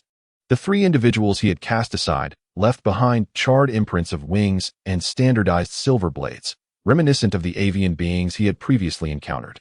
Each possessed an internal luminescence, as if some form of energetic life form had taken residence within the human guise. Coupled with the priest's mention of vessels and descents, even he could infer the nature of these avian entities. Supporting May, whose body still trembled slightly, he murmured insipid words of consolation as they ambled along the sidewalk. The cacophony of passing vehicles and the distant wail of sirens suggested that someone had alerted the authorities. After a while, they paused before a modest building adorned with a faded wooden sign reading Community Assistance Center. The beige paint of the exterior was mottled, yet the windows gleamed with cleanliness. This is where I work, Mr. Lee. May's voice remained frail as she strained to lift the corners of her mouth, attempting to express gratitude. I truly appreciate your help today. Her smile appeared more painful than tears. Levi was about to utter a platitude like, "You should rest. I shall take my leave," when a middle-aged woman clad in a blue work vest burst through the half-open door of the assistance center. Her hair was disheveled, her forehead dotted with beads of sweat, and her face betrayed unmistakable urgency and fear. Upon spotting May, the woman stumbled over, grasping May's arm. "May, you're finally back. Something has happened. Someone has jumped to their death." Her voice pierced the air, laced with a tremor of distress. Just as May was regaining her composure from the church's horrors, this new development yanked her back to a chilling reality. Levi stood frozen, contemplating, "Do I possess the Grim Reaper's touch?" Chapter 87, Suspicious Wounds. Suicide or inflicted injury. He quickly dismissed the thought as mere coincidence. At that moment, May's mind buzzed incessantly, replaying the grotesque image of the skeletal remains beneath the cathedral and the chaos that had erupted moments ago, akin to a poorly made film stuck on repeat, causing her heart to race erratically. Hearing her colleague's frantic call, a deeply ingrained professional instinct compelled her to suppress her discomfort. "What has happened? Who jumped?" Her voice trembled with a hint of unrecognized weakness as her body instinctively followed the middle-aged woman, hastening towards the narrow alley adjacent to the assistance center. Levi hesitated not, momentarily setting aside the matter of the avian beings, uncertain if he would encounter them again. Since there was no immediate danger, curiosity propelled him to investigate. They turned into the targeted alley, where a pungent blend of decaying refuse and an indescribable odor assaulted his senses. The walls on either side were weathered, the light filtering through the towering buildings reduced to a mere sliver, casting a shadowy gloom. On the ground lay a human figure, surrounded by an automatically formed circle of onlookers. The deceased is a woman, her appearance and attire suggesting she is likely in her 40s or 50s. She is draped in an old coat, faded to the point where its original color is barely discernible, ill-fitting and worn. Her hair is a disheveled, straw-like yellow, and her face, along with her exposed hands, is smeared with dirt, exuding a sense of desolation born from a life battered repeatedly by hardship. The woman lies on the cold, unforgiving concrete floor in a manner that defies ergonomic norms, a small pool of dark red blood congealing beneath her. The onlookers, dressed in similarly unkempt attire, many in tattered clothing, bear faces marked by a prolonged struggle that has left them numb, their eyes vacant and devoid of light. As if they possess little interest in the world around them. They murmur in hushed tones, their gazes towards the lifeless body imbued with a complex mix of emotions, some sympathy, yet predominantly a resigned indifference.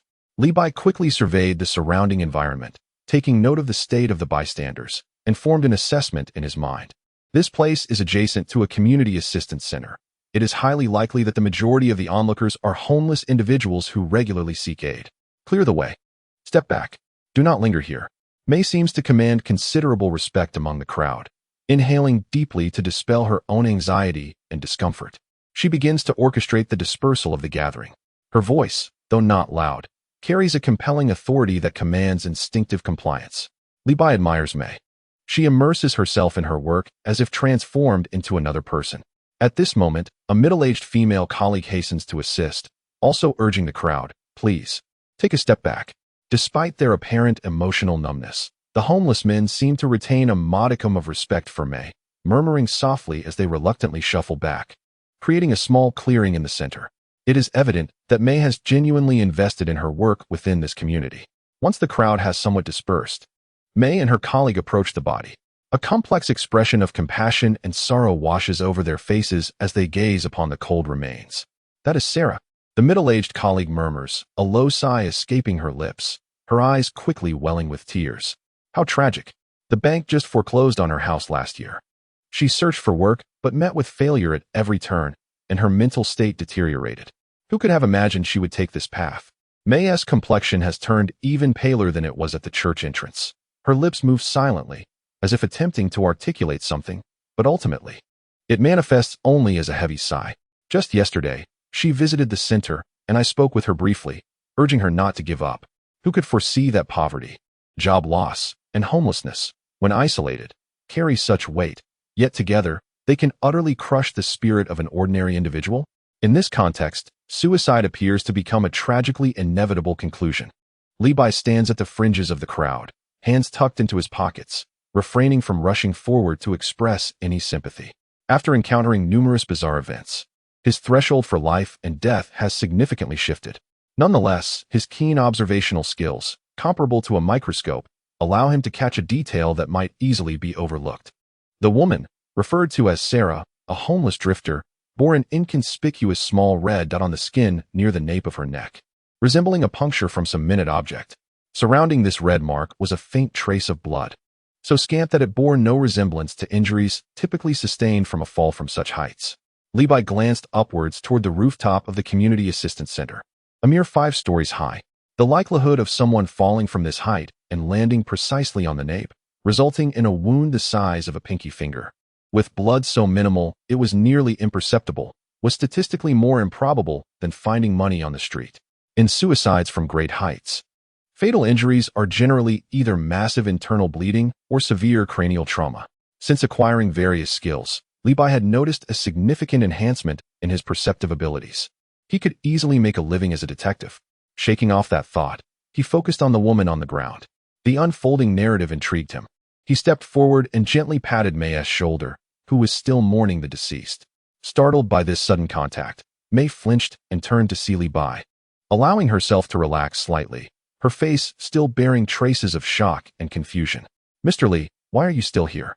she stammered, suddenly recalling that this temporary ally, who had just shared the harrowing experience at the church with her, had remained by her side all along. Her thoughts had been consumed by the incident, completely forgetting his presence. Levi nodded, undeterred by her distraction, and pointed towards the area on the deceased's nape. "Take a closer look there." Following his gesture, May initially overlooked it, but as she concentrated and examined the spot meticulously, she noticed the small red dot, and the barely detectable blood. Though not a forensic expert, she instinctively sensed that the location and nature of the injury exuded an inexplicable strangeness. Her brow furrowed in deepening confusion as she looked at Li Bai. Maintaining his hands in his pockets, Li Bai spoke in a calm tone, as if stating an obvious truth. Jumping from such a height, even if landing neck first, would typically result in a fractured cervical spine or extensive tissue bruising, rather than such a small puncture-like wound. Furthermore, observe the blood on the ground. It predominantly gathers beneath her body, with almost none flowing from the nape. After a brief pause, he continued with his assessment, if I am not mistaken. This injury likely predated her fall. In other words, this matter may not be as straightforward as a simple suicide. His voice, neither too loud nor too soft, resonated clearly in the relatively quiet alley, each word distinct to May and her colleagues. His observations fell like a stone cast into still waters, instantly shattering the previously somber atmosphere filled with grief and lamentation. Both May and her colleagues stood frozen, exchanging bewildered glances, their expressions rife with astonishment. Their prior thoughts had been completely ensnared by the presupposed conclusion of suicide and the tragic circumstances of the deceased's life, leaving no room for contemplation of alternative possibilities. Under Li Bai's subtle guidance, as she revisited the seemingly insignificant wound, an unsettling feeling grew within her. Are you suggesting that she might not have taken her own life? May's voice was dry, laced with disbelief. The skeletal remains beneath the church had yet to be fully processed, and now they might be entangled in a murder investigation? I merely present a possibility, Li Bai replied noncommittally, spreading his hands. The specifics would have to await the assessment of professionals. May inhaled deeply, forcing her chaotic thoughts to settle. She glanced once more at the lifeless Sarah on the ground before turning to Li Bai, who stood nearby. Sarah's death here obligates our shelter to uncover the truth. May's gaze grew resolute. Honoring the deceased is paramount. Even if we misjudged, it is far better than hastily labeling this incident as suicide. We must notify the authorities immediately and have them investigate. No longer hesitating, she retrieved her phone from her pocket, ready to call the police. Her colleagues, perplexed and skeptical of Li Bai's assertions, found themselves unable to deter May from making the call, yet they remained curious about Li Bai's identity. Observing May's focused profile as she dialed, Li Bai felt an unwelcome sense of foreboding wash over him. However, he had not instigated this predicament. The circumstances surrounding this woman's death likely held deeper secrets. Chapter 88. Hill, I've stripped down. Are you incapable? Li Bai stepped away from the crowd, watching as May reported the incident. He shook his head gently. The manner of the homeless woman's death indeed felt amiss. That small red mark was certainly not indicative of someone who had jumped from the 5th floor. But what did it matter to him? This was a matter for the police. He had his own issues to untangle. In hindsight, he realized that the earlier events in the church could have led to his demise. Who could have anticipated that someone possessed the ability to stop time and teleport? Had he not shared that same power, he might have met a grim fate. Speaking of which, Dragon Ball also featured teleportation. Yet he had yet to earn such a reward. It seemed unfair that others possessed abilities he had yet to acquire. A lingering sense of danger seemed to permeate this world. Li Bai cast another glance at the deceased homeless woman. Whether it was suicide or murder, it was a concern for someone else to ponder. It was not his burden as a mere passerby. He felt a wave of fatigue wash over him. Since arriving in New York last night, through the ordeal at the church, he had yet to rest. Now, as he relaxed slightly, drowsiness began to creep in. Unable to suppress a large yawn, he surveyed his surroundings, his gaze landing on the nearby community shelter. Surely, there must be a room or two available. It would be the perfect place for a brief respite to regain his strength. With this thought in mind, he approached May. May had just finished relaying instructions to her colleagues regarding the preservation of the scene, her face still bearing the tension and pallor from addressing the crisis. May, Li Bai began, his voice tinted with the languor of someone just awakening. May I find a place to rest for a moment? I'm feeling quite overwhelmed and drowsy. May was momentarily taken aback, but soon regained her composure, an expression of regret swiftly gracing her features. Of course, Mr. Li. I sincerely apologize for the chaos you've encountered today. She turned to a slightly plump woman in her 40s, clad in a caregiver's uniform. Janet, could you please escort Mr. Li to the lounge, or find an empty room for him to rest? She paused briefly before adding, he is my friend. Upon hearing this, the caregiver, Janet, regarded Li Bai with a curious yet overly enthusiastic gaze, appraising him from head to toe. Li Bai's striking visage was undeniable, even in ordinary attire. His tall stature and handsome features could not be concealed. Janet wore a professionally warm smile, though the sparkle in her eyes suggested otherwise. "All right, May. Is this a new volunteer? He certainly looks spirited." Li Bai was about to deny the implication when Janet, oblivious to his discomfort, stepped closer, leading the way while chattering incessantly. "This way, please. Our facilities are quite basic. I hope you won't mind." In the midst of her speech, her hand, appearing quite casual, swiftly brushed against Li Bai's cheek with surprising intimacy. "Oh my, your skin is wonderful." Li Bai felt his lips twitch uncontrollably, his body instinctively sidestepping to create distance from Janet's overly familiar demeanor, quickening his pace. He merely wished to locate a room and lock the door behind him. What a predicament! Having escaped the terror of the church, was he now to fall victim to the exuberance of a caregiver? Janet seemed utterly oblivious to Li Bai's discomfort and reluctance, continuing her monologue about the relief center. Fortunately, they had not traveled far before arriving at a vacant small room.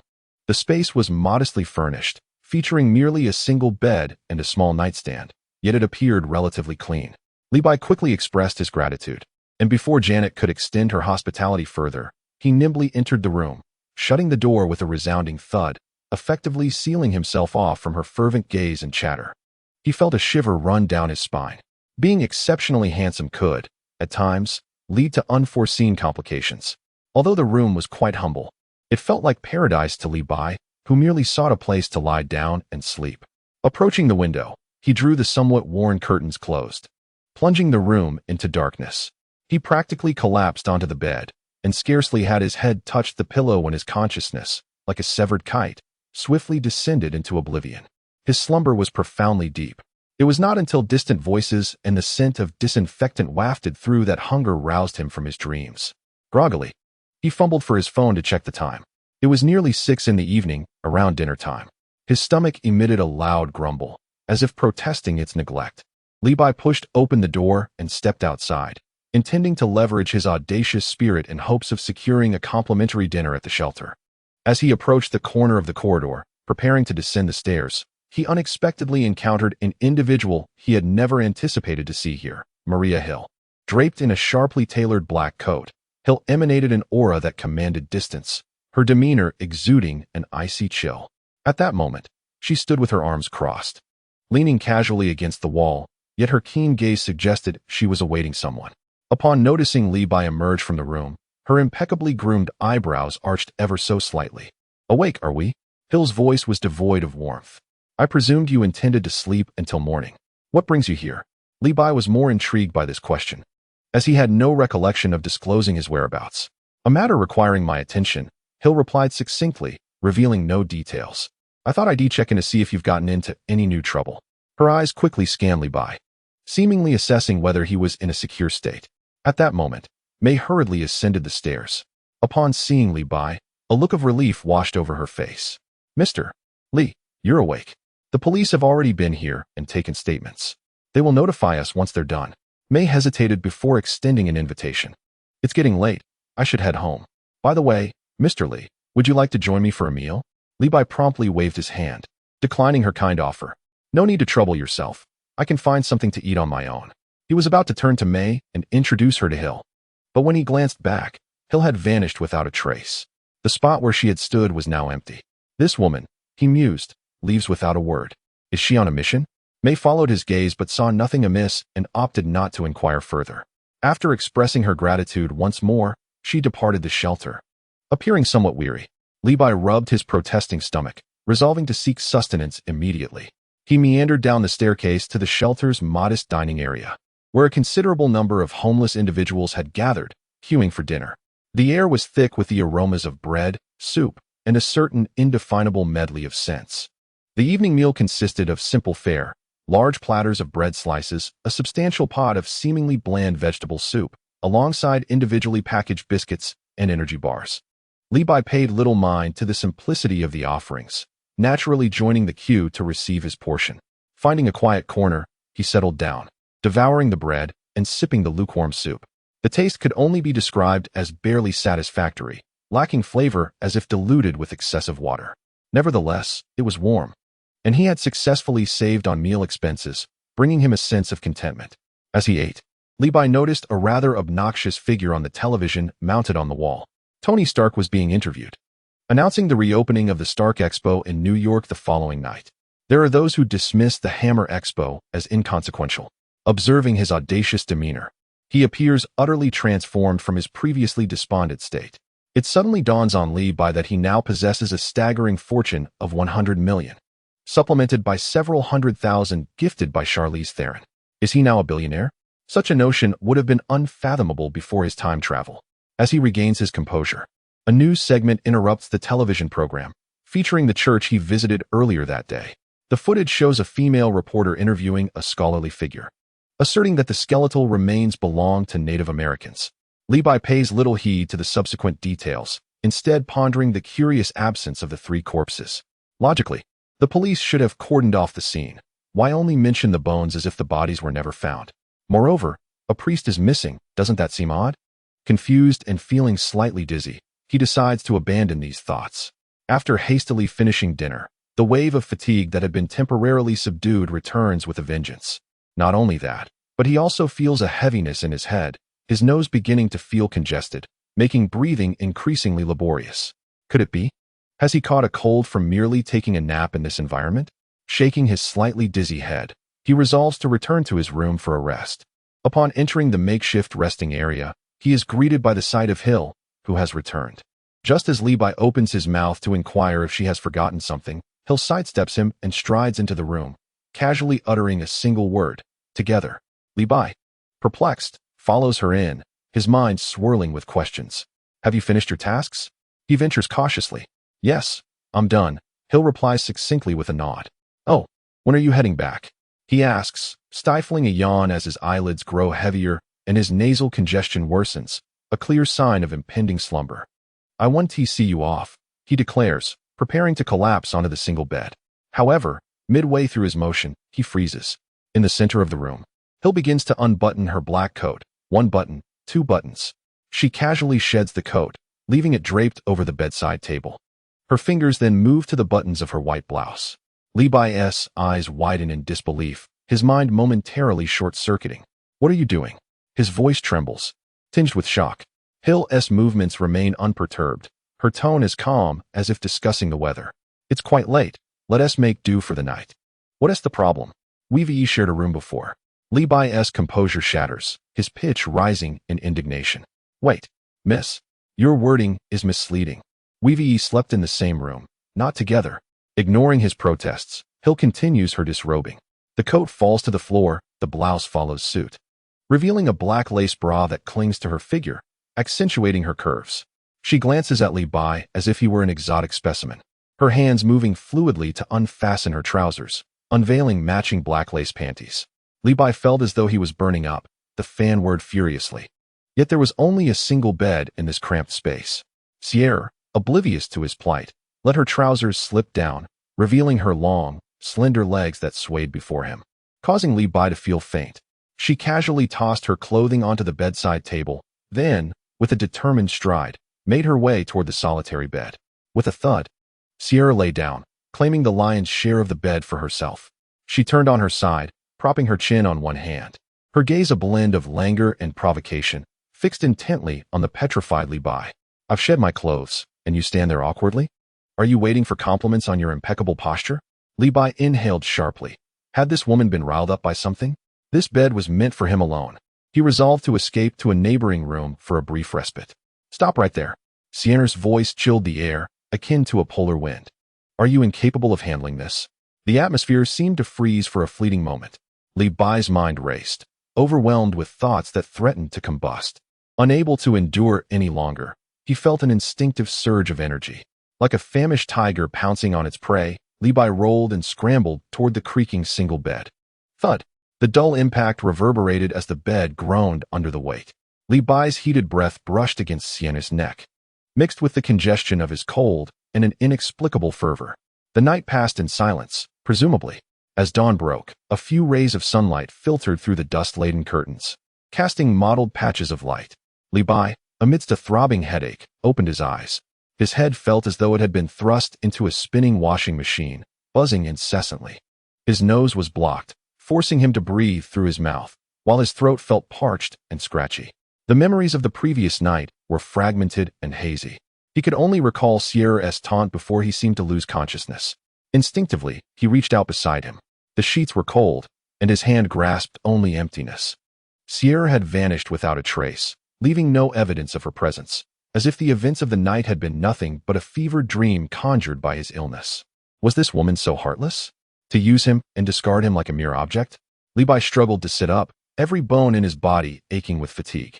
The aftermath of his cold, exacerbated by a night of debauchery, made him yearn to lie back down and rekindle his relationship with the pillow. However, the grumbling protest from his stomach interrupted his plan of idleness. Resigned, he climbed out of bed and pushed open the door, relying on his hazy memory to make his way to the makeshift dining hall of the shelter downstairs. As he approached the entrance, a cacophony of noise assaulted his ears. A group of homeless men was huddled together, spitting accusations at one another and shoving, on the verge of escalating from friendly banter to physical confrontation. What are you looking at? What about you? Try looking one more time. I dare you to. Levi's eyes twitched. This familiar scene, this recognizable formula. All he wanted was to eat. He had no interest in witnessing a real-life brawl. He circumvented the center of conflict and headed straight for the caretaker distributing food. The air was thick with a lang of scents, the sourness of fermenting bread, the vapors of bland vegetable soup, and an indescribable odor of sweat mixed with disinfectant. After receiving a portion of breakfast, he settled into a relatively quiet corner and silently nibbled at the bread. The texture was coarse and abrasive, while the soup remained insipid, reminiscent of dishwater. Mr. Lee, you're awake. May's voice, tinged with surprise, came from nearby. Levi looked up to see May carrying a tray. Her face marked with fatigue, yet she smiled upon seeing him. Good morning, Levi mumbled with his mouth full of bread. Morning, May replied, taking a seat across from him, her eyes conveying a hint of concern. I thought you had already left yesterday. Coughing, Levi nearly choked on the bread and quickly took a sip of soup to wash it down. He had initially intended to depart, but after a nap, he felt his cold had worsened, his head was spinning. He shrugged helplessly and rubbed his throbbing temples, feeling as though his head had gained several extra pounds. I guess I'll have to linger here for a few more days until I feel better. Upon hearing this, May's expression immediately shifted to one of worry. You caught a cold? Is it serious? Should we go to the hospital? No, Levi waved his hand dismissively, sniffling his congested nose. It's just a minor issue. I can handle it. It's merely a common cold. Just need to drink more hot water and get some rest. The truth was, he was currently broke. No, wait. He was a billionaire. Yet, even billionaires should not squander money on a cold. Medical expenses are exorbitant. Why spend money when one can access free resources? He would check if there were any cold medications available here. May nodded, not pressing further, though her gaze flickered, as if she had something to say, but ultimately held her tongue.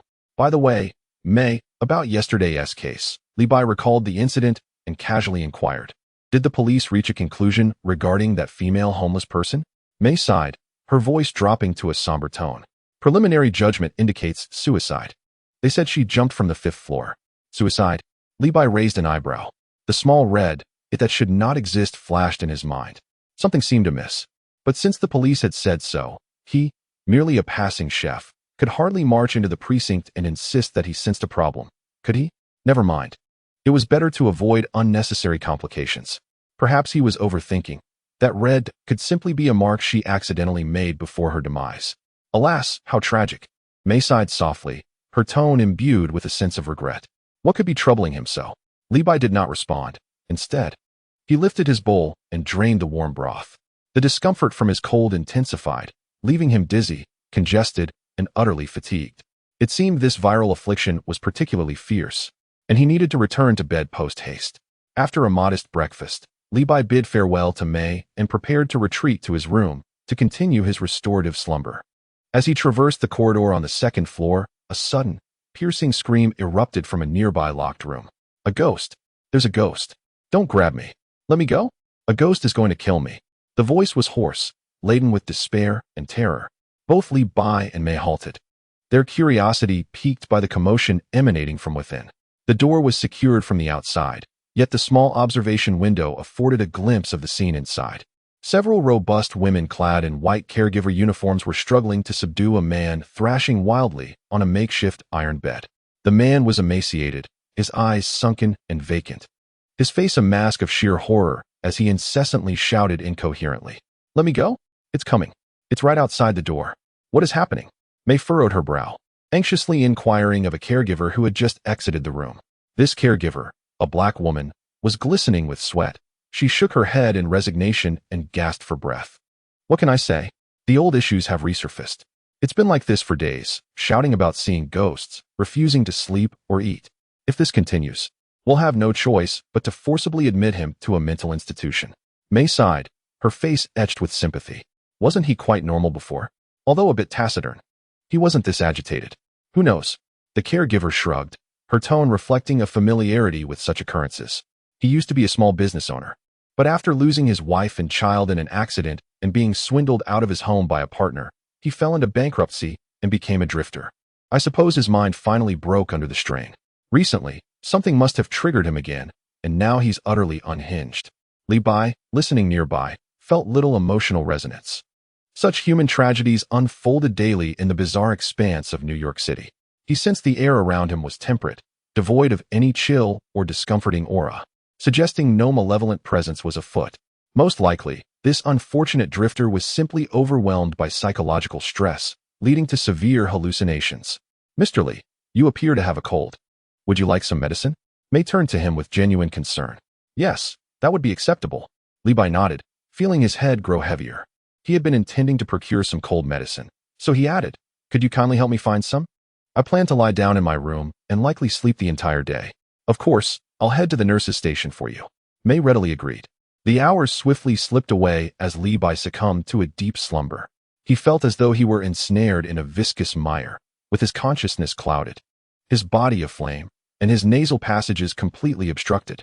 Around noon, he managed to rise and scrounge a bland lunch from the cafeteria before collapsing back into sleep. As evening approached and the light began to fade, a series of knocks jolted Li Bai from his semi-conscious state. "Knock, knock, knock. Who is it?" Li Bai replied vaguely, struggling to rise and open the door. Standing at the entrance was Janet, the slightly plump caregiver who had been overly enthusiastic yesterday. She wore a professionally crafted smile, holding a steaming cup of water and several pills. "Mr. Li, it's time for your evening medication." Janet's voice carried an air of deliberate tenderness. "Oh, thank you." Li Bai recalled that it was indeed she who had delivered his medicine during the day. He accepted the cup and the pills, feeling a fleeting touch on his hand. "No need to be polite," Janet said with a beaming smile, her gaze unabashedly appraising him. "Even when you're unwell, Mr. Li, you exude charm." As she spoke, her hand once again raised, aiming for a casual yet unmistakable contact with the back of Li Bai's hand holding the cup, as if seeking some form of friendly intimacy. Although he was dizzy from his cold, his reflexes remained intact. He swiftly twisted his wrist and instinctively took a step back, deftly evading Janet's unwelcome advance. Her hand paused mid-air, the smile on her face momentarily stiffened for half a second, yet it quickly reverted to her effusive demeanor. "Oh dear. Make sure to rest well after you drink up. If you need anything, just call me. I'm always at your service." She threw him a flirtatious glance before turning to leave, glancing back every few steps. Li Bai muttered under his breath, "Thank you to your entire family."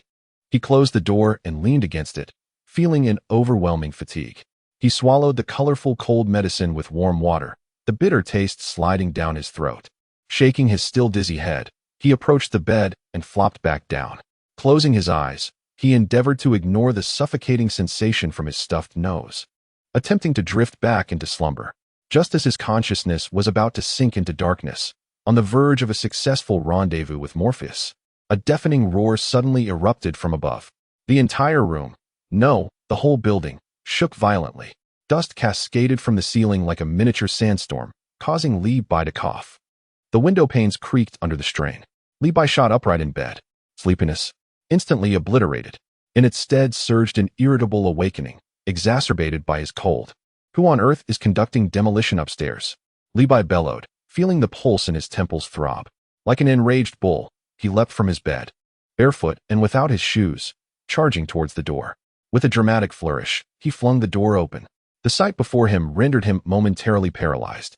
Not far above, the ceiling had been smashed open, a massive hole exposing twisted steel reinforcement. Thick clouds of dust filled the air. Beneath the breach, A metallic object glinted with a rough surface, appearing as if it had plummeted from the sky. Was it a humanoid metal figure? Or perhaps a robot? Li Bai exclaimed. Has something fallen from the heavens? Chapter 90. The Provocation of Hill. What am I doing? Li Bai harbored a malevolent fire within his chest. A conflation of the suffocating sensations brought on by his cold and the irritable discontent of being abruptly awakened from a delightful slumber. The urge to explode in frustration was palpable. This wretched building, this insufferable cold, this incessant noise. Which scoundrel dared to hurl objects from above? And such a massive iron chunk at that? In an instant, Li Bai's anger surged to its zenith as he rushed to the gaping hole in the ceiling. Dust cascaded down as if it were free, while a chilling breeze invaded the space. His head felt as though it might burst. At that moment, a languorous yet infuriatingly teasing female voice echoed from behind him. Oh, you're awake? The enchanting Schiller leaned leisurely against the open doorway, her arms crossed casually over her chest, observing the calamity before her with a glint of amusement. Her gaze, laced with playful mischief, scrutinized Li Bai from his disheveled hair to his flushed cheeks, which bore the marks of fever, and finally to his bare feet. TSK, after such fervor last night. You're looking rather feeble today. Can't even stand without leaning against the wall. Her words pierced like poisoned needles, striking at the fragile nerve of his male pride. Already tormented by the cold and the cacophony, her light-hearted provocations felt like tossing a match into a powder keg. Li Bai whirled around, his gaze fierce enough to devour her whole. Anger, desire, illness, and the vexation of being roused from slumber swirled chaotically within him. Akin to a stampede of myriad wild horses, he felt like a pressure cooker on the verge of explosion, especially with the fragmented memories of the previous night echoing in his mind, particularly that taunting question, "Are you incapable?" At that moment, Schiller observed the crimson tide rising in his face, a smirk curving her lips with satisfaction. Her gaze grew ever more audacious, as if to say, "Indeed, I did it on purpose. What will you do about it?" As tension thickened in the air, the iron contraption on the ground emitted a grating sound of electricity, accompanied by the clatter of mechanical friction. It was not yet entirely defunct. A flickering red light scanned its surroundings like a sentinel, while its damaged arm trembled in a feeble attempt to rise. Enough, Li Bai bellowed, the last thread of his composure snapping with a resounding crack. He stepped forward, disregarding his illness and discomfort. At last, the pent-up malevolence found its outlet. He seized the twitching metallic arm of the robot. With a sickening crunch, the sound of metal distorting echoed in the air. Before the sheer force of his wrath, the robotic limb twisted and broke away like a piece of dough. The machine emitted a shrill alarm, its cries intensifying as Li Bai's fury escalated. Without hesitation, he mounted the robot, employing both hands as if dismantling a shoddy toy. The rigid metal casing groaned under the strain of his relentless assault. Torn apart, ripped, and crumpled into heaps of scrap metal, the entire process unfolded with dizzying speed. It was infused with a primal, violent, and untamed aesthetic. In less than half a minute, the robot that had just struggled was reduced to an unrecognizable pile of smoking metal refuse. Li Bai gasped for air, his chest heaving violently, as if he were a bellows in distress. He shook off the oil and mysterious fluids clinging to his hands, feeling a slight alleviation of the oppressive malevolence weighing on his heart. Yet, deep within his body, an unnamed fervor surged even more tumultuously. Instinctively, he turned back, seeking the culprit who had ignited his fury. The doorway stood empty. It seemed as if Xie had deliberately provoked him before vanishing. The veins on Li Bai's forehead throbbed with indignation. Again this, teasing him and then fleeing. Did he truly believe Li Bai was a mere kitten toying with by the roadside? Anger, desire, and a throbbing headache mingled, causing Li Bai to feel as though his lungs might burst. He glanced at the chaos strewn about his feet, and then up at the massive hole in the ceiling. An uncontrollable impulse surged towards the crown of his head. Taking a deep breath, he struggled against his stuffy nose, and then propelled himself forcefully against the ground. Like a cannonball, he shot upward, piercing through the gaping hole created by the unfortunate robot. The icy night wind struck him fiercely, dispersing some of the drowsiness brought on by his cold. Suspended in the night sky, he glanced down at the dilapidated shelter below, then lifted his gaze to the starlit expanse above New York, the city that never sleeps. What he beheld left him momentarily stunned. Beneath the pitch-black canopy of night, chaos reigned. Shadows of metal, trailing orange-red tails, darted through the air like swarms of locusts, spiraling and diving with reckless abandon. Explosions illuminated the distant skyline intermittently, casting flickering lights amidst the towering structures. Was there a battle raging? Or had aliens descended upon Earth for a grand celebration? Countless robots, akin to the clumsy one he had just dismantled, appeared to be of the same mold. Yet their models and weaponry varied vastly, each unique in its own right. What on earth was happening? Levi furrowed his brow, the tension within him only intensifying rather than dissipating amidst the chaotic scene reminiscent of a disaster film. His singular thought was to find an utterly quiet, undisturbed place to rest and vanquish this insidious cold. Just then, the nearest robot seemed to have detected this unidentified flying object hovering in the air. It abruptly altered its flight path, its ominous red-lit electronic eye locking onto Levi in an instant. The weapon ports beneath its arms ignited with a ghostly blue glow of concentrated energy. Without a word, it charged directly towards him. Seeking death, Levi, already seething with pent-up frustration, found an outlet for his ire. Confronted by the imposing robots charging towards him, he was too indifferent to evade. Just as the robots were about to close in, his figure flickered like a wraith, leaving behind an ephemeral shadow. In an instant, he materialized at the side of the robot. His right hand moved with the swiftness of lightning, fingers aligned, unleashing a piercing shriek that rent the air as he struck fiercely at the junction of the robot's neck. A resounding clash ensued, blinding sparks erupted, and the resilient metallic shell was torn asunder. The robot's head and body were instantly severed, spinning and tumbling, shrouded in black smoke, plummeting towards the street below. This was merely the beginning. Levi's sudden emergence and the swift annihilation of a companion was akin to a drop of scalding water splashing into a tranquil pot of oil, instantly captivating the attention of the surrounding robots. Like sharks sensing blood, they redirected their course, encircling him from various angles while simultaneously unleashing fire. A myriad of weapons intertwined to form a lethal net, endeavoring to confine Levi's every avenue of escape. Infuriated, Levi erupted in a fit of rage, relinquishing all restraint. The energy within him surged like a torrential river, propelling him into action. Confronted by the encroaching robots, he unleashed a barrage of punches, kicks, palm strikes, and elbow jabs. His movements were simple yet brutal, expansive and forceful. With each contact, parts shattered under the impact. The robots that charged towards him scarcely endured a single blow, either cleaved in half by his overwhelming strength or obliterated at their cores, transforming into scrap metal engulfed in thick black smoke as they descended like free-falling debris. Those robots maintaining a distance and attempting ranged attacks were met with his indifference. He extended his right index finger, a dazzling orange light coalescing at its tip. With a swift motion, he unleashed a series of precision strikes, piercing waves emanating from his fingertip. Each wave struck true, annihilating the bothersome metallic cans with effortless precision, no matter the thickness of the armor.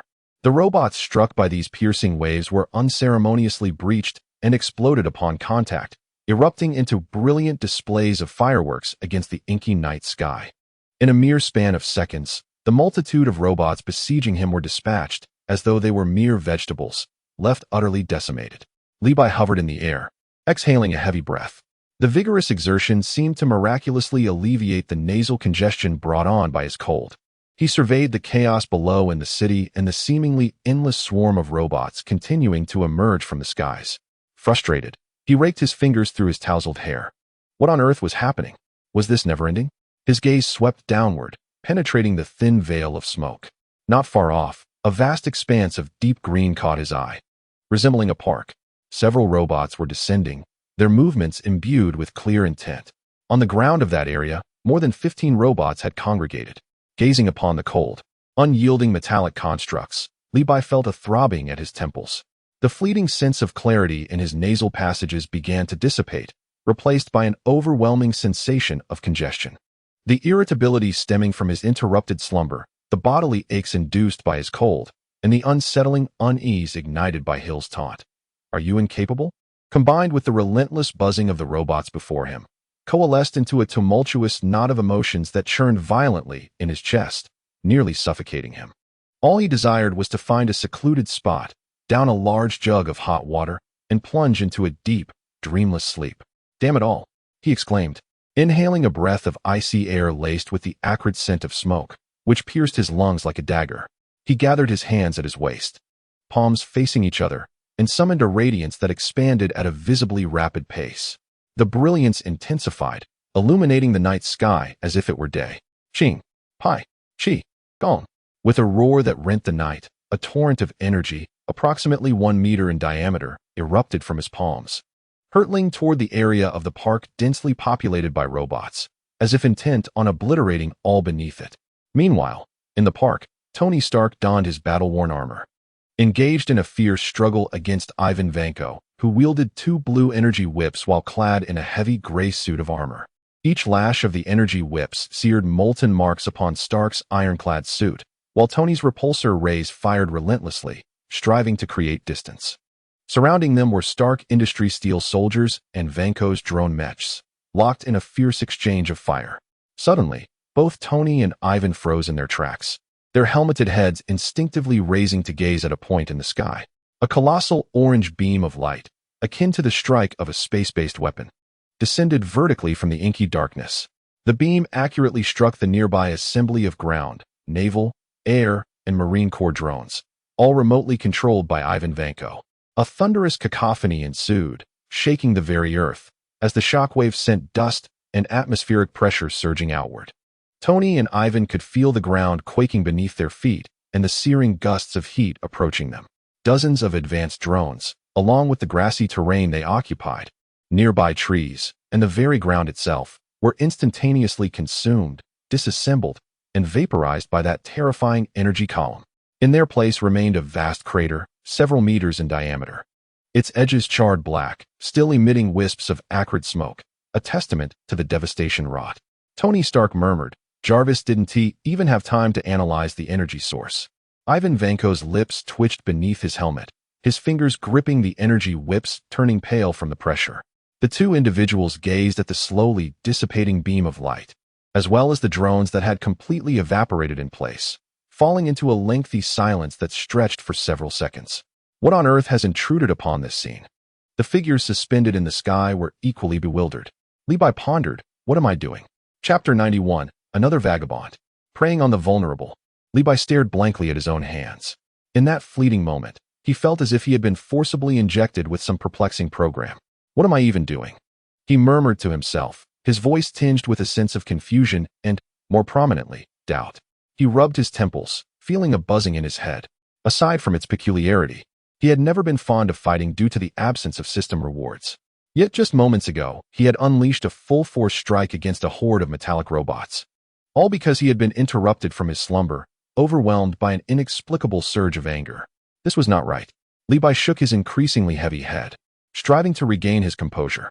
Could it be that a cold had muddled his senses? He inhaled deeply, the crisp night air rushing into his lungs, carrying a faint scent of gunpowder, which finally brought a semblance of clarity to his muddled thoughts. No, he needed to return quickly, to rest adequately and suppress this wretched cold once and for all. Resolute in his decision, he soared towards the rescue center. The night wind howled past his ears, offering him a modicum of comfort. As he returned to hover above the rescue center, he was compelled to brake abruptly and suspend himself in midair. On the rooftop, which had already been smashed open by the descending robots, there now stood a solitary black figure. The shadow wobbled precariously at the edge of the rooftop, reminiscent of a drunken soul, as if it might slip and plummet at any moment. A suicide? Levi's brows furrowed, a sense of foreboding flashing through his mind. As he approached the rooftop's edge, he finally discerned the face of the shadowy figure. It was the vagabond he had encountered earlier in the corridor, frantically shouting about ghosts, displaying an unstable mental state. To Levi's shock, he noticed a small red dot on the back of the vagabond's neck, identical to the one on the female vagabond. Could this be some form of suicide? His expression grew grave. The vagabond leaped without hesitation from the rooftop.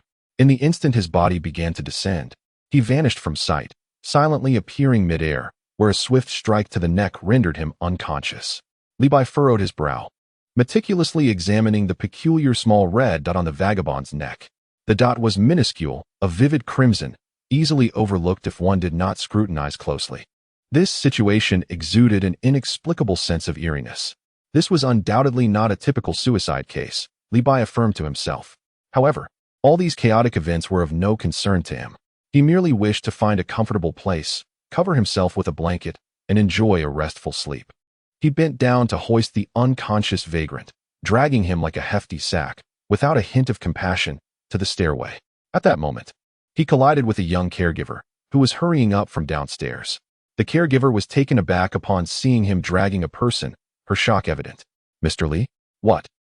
What are you doing?" she stammered, a mixture of fear and confusion etched across her face. Levi recognized the caregiver from previous encounters during food distribution. "Oh, I found this fellow while wandering on the rooftop. It seems he intended to jump," Levi explained nonchalantly, his tone as calm as if he were merely commenting on the pleasant weather, suitable for airing out bedding. "You can handle this. Whether to call the police or send him to a mental institution is up to you." Without waiting for her to respond, he abruptly tossed the vagrant, who resembled a lifeless pig, onto the ground with a thud and strode away towards the staircase. Behind him, the caregiver's panicked screams and the hurried footsteps of other caregivers rushing in response echoed. Levi remained oblivious. All he desired was to return to his room, envelop himself in his blanket, and sleep until the end of time. Upon entering his room, the world seemed to finally quiet down, leaving only his somewhat labored breathing. Weary, he approached the bedside, ready to plunge into the soft embrace of the bed, when suddenly, a knock resounded from outside.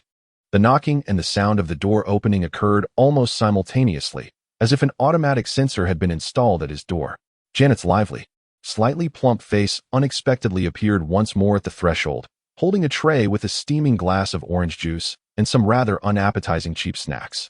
"Mr. Lee, are you all right?" The commotion upstairs was quite loud and startled me, she inquired with genuine concern, her eyes scanning him as if to ensure he was not missing any limbs. "I'm fine." Levi waved his hand weakly, his congested nose making breathing difficult, resulting in a muffled tone. "Why are you here again?" he wondered, suspecting that she might have some misunderstanding about him. "Oh dear, I'm just worried about you," Janet replied, stepping into the room and closing the door behind her, her enthusiasm bordering on excessive, which made him feel uncomfortable. "I thought something serious had happened with that loud noise earlier, so I brought you some food and drink to make sure you're okay." Levi glanced at the items on the tray. The warm drink was orange juice, and the snacks consisted of cookies and energy bars, the most common fare from the shelter's cafeteria. He was too tired to eat and had little appetite for such sugary offerings. "Thank you for your kindness. You may set it down there," he indicated, implying that she should leave promptly. Janet, however, did not set down the tray. Instead, she carried it closer to Levi, her body twisting like a water snake. "Mr. Lee, your complexion looks rather pale. Are you feeling worse with that cold? Would you like me to call a doctor to take a look at you?" "No need to trouble yourself. A good sleep will suffice," Levi replied, shaking his head, his eyelids growing increasingly heavy. He yearned to escape the awkward conversation with Janet and sink into a deep slumber, dreaming of playing chess with the King of Dreams. He felt utterly drained, as though his very essence had been siphoned away. Even moving a finger seemed a Herculean task, let alone dealing with Janet, whose enthusiastic demeanor was somewhat intimidating. Janet, noticing Levi's frailty, became bolder in her gaze, tinged with a hint of aggression. She gently set down the tray, her body almost lunging towards Levi. "Oh dear, Mr. Lee, you truly do appear quite ill. Your forehead feels like fire. Would you like me to help cool you down?" As she spoke, her plump hand rose again, unabashedly targeting Levi's cheek, her movements so practiced they seemed rehearsed. This time, Levi did not flinch. It was not that he lacked the will. He was simply too weak. That damned cold virus threatened to consume him entirely, leaving his limbs limp and feeble. He could hardly muster the strength to evade her. Lifting his arm felt akin to bearing an insurmountable weight. Janet's fingers delicately brushed against his cheek, her touch imbued with an unsettling blend of intimacy and provocation. Levi furrowed his brow, struggling to lift his heavy eyelids, finding himself face to face with Janet, whose radiant smile was somewhat disconcerting. Is it truly appropriate to take advantage of another's misfortune? As he pondered this, he reflected on the nature of their interactions since he entered the center. The only person who had engaged in unmistakable physical contact with him was this seemingly harmless, affable nurse. The first instance was when she had inadvertently brushed against him while leading him to his room, followed by a deliberate touch during dinner when she handed him his medication, and now, as the clock approached midnight, this marked yet another encounter. Was this frequency essential for effect? Such was the intelligence he had gathered thus far. From the very first day of my cold, although I harbored doubts, I dared not affirm them. Fortunately, I had made preparations. Those three scoundrels. Janet's smile widened. Her fingers remained unmoved, yet they gently brushed against his skin. Her tone so feigned it could float away. Oh dear Mr. Lee, look at what you're saying. I am genuinely concerned for you. Levi closed his eyes, enduring the nauseating sensation on his forehead and the inexplicable discomfort that lingered. In his mind, the scene replayed of the homeless man yelling about ghosts and pleading for help. The small red mark on Sarah's nape, along with his previously inexplicable, pent-up fury, flashed through his thoughts repeatedly. He suddenly opened his eyes wide, staring intently into Janet's seemingly exuberant eyes. So, you can make me sick? Drive the homeless man mad? Is that your supernatural ability? Levi's voice remained weak, yet every word was pronounced with clarity. Janet's smile momentarily faltered, resembling a glitching emoticon. It seemed she had not anticipated that this ailing man would pose such a soul-piercing question. She hesitated for half a second before erupting into a fit of giggles. A cold? Oh no, no, no, Mr. Lee, your imagination has strayed a bit too far. She shook her head, finally withdrawing her fingers from Levi's forehead, leisurely cradling her chin, her eyes shining with a near-morbid excitement. That is not merely a cold, though, I must admit. The side effects bear some resemblance, leaving one utterly drained and dazed, akin to the aftermath of a 3-day gaming binge. Her voice lowered slightly, taking on a peculiar tone as if sharing juicy gossip. Those are just the side effects. What I truly desire is for you all to revel, to be terrified, to be infuriated. Janet extended her tongue, lightly licking her lips, her eyes gleaming with unabashed greed, much like a wolf starved for 3 days upon spotting a succulent piece of meat. Do you know? When your emotions peak, your brain releases substances like dopamine, adrenaline. Oh, the sensation is akin to a Michelin 3-star dining experience. Absolutely extraordinary.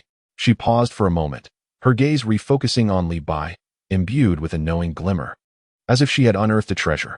Why, you sharp-eyed lad, did you notice the wound?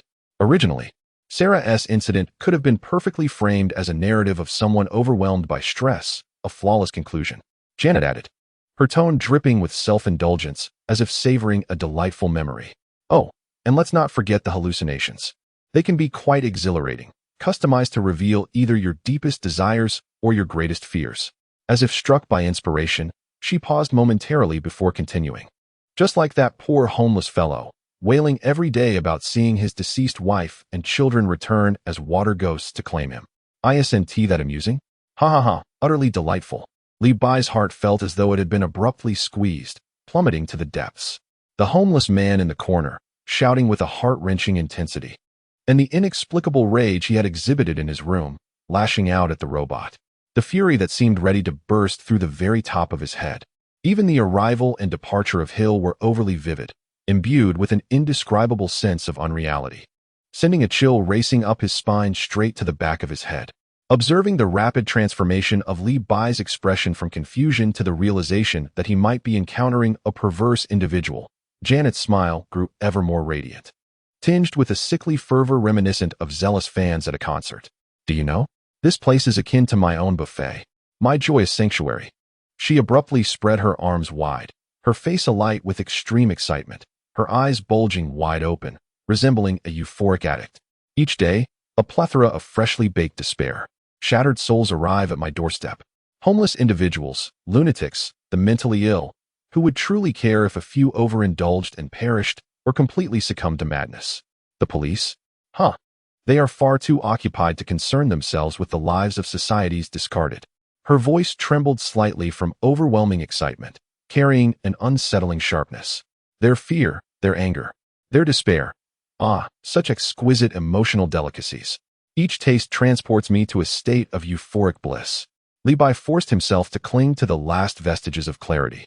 His gaze fixated on Janet's hand, his throat parched and raspy as he managed to utter, the small wounds at the nape of their necks. Did you inflict those? What are they? Of course, she replied, her laughter a cacophony of glee, unabashedly reveling in her triumph. She slowly raised her right wrist, and the seemingly unremarkable skin on the inside began to writhe, as if alive. Then, a spiny protrusion, roughly 10 centimeters long and textured, emerged silently from beneath her flesh. Akin to a snake's flicking tongue, Levi's pupils abruptly contracted to the size of pinheads. Finally, He comprehended how that innocuous little red dot on Sarah and the homeless man's neck had come to be. This was a self-acting tool of crime. Now, the smile on Janet's face morphed into a grotesque and avaricious grin, reminiscent of a capitalist ready to harvest his crops. She took a small step forward, her body inching closer to the nearly immobile Levi. The spike in her hand shifted slightly, aligning itself with the delicate skin near the hairline at the back of Levi's neck, her eyes glinting with unmasked desire, as if she had spotted a rare delicacy. "It's your turn now, handsome. Allow me to savor the adrenaline surging through your mind in a fit of rage." The spike on Janet's wrist steadily advanced towards Levi's vulnerable neck, poised to strike. "Just wait and see if I pierce you." Chapter 93, Hill's Call. Bank robber. The spike had reached Levi's nape. He felt a sudden chill, his skin instinctively contracting. Though his body felt languid and devoid of energy, his mind raced with clarity. He had already cursed the 3 idlers outside who were busy enjoying the spectacle. "Hey, all members, still lurking? If you don't show up soon, I might be forcibly logged off." He nearly roared from the depths of his throat, his voice hoarse. With a soft thud, the door to the hospital room swung open. 3 figures stood at the threshold, their attire, stature, and even the expression of mischievous curiosity on their faces strikingly similar to that of Levi, who lay in bed. They strolled in with an air of nonchalance. "Well, your vitality seems quite resilient," remarked the leading Levi, hands tucked in his pockets, head tilted, a smirk playing on his lips as he scrutinized the bettered-in version of himself. Another Levi flicked his wrist, the joints cracking with audible pops. His tone tinged with impatience. "I say, isn't it about time to wrap things up? Are we really waiting for you to need our assistance? Ma'am, could you hasten the process? We're pressed for time." The last Levi leaned casually against the doorframe, arms spread wide, wearing a look of feigned exasperation. "No need to rush. Isn't this a delightful spectacle we're witnessing?" Janet's face, previously adorned with a maniacal grin, abruptly froze. Her pupils constricted sharply as her gaze darted frantically between the 3 lively Lebais at the door and the feeble one in bed. 4 of them, all identical? What on earth? The latest cloning technology? A collective hallucination? Or had she inadvertently unleashed some unknown power upon herself? The bettered-in Levi, observing the 3 animated versions of himself at the door, weakly rolled his eyes in exasperation. This predicament required a bit of backstory. After Janet inadvertently took liberties with him on the first day, Levi felt an odd sensation. His body was somewhat depleted, though the symptoms were not overt. He presumed it was merely fatigue, perhaps akin to a mild cold.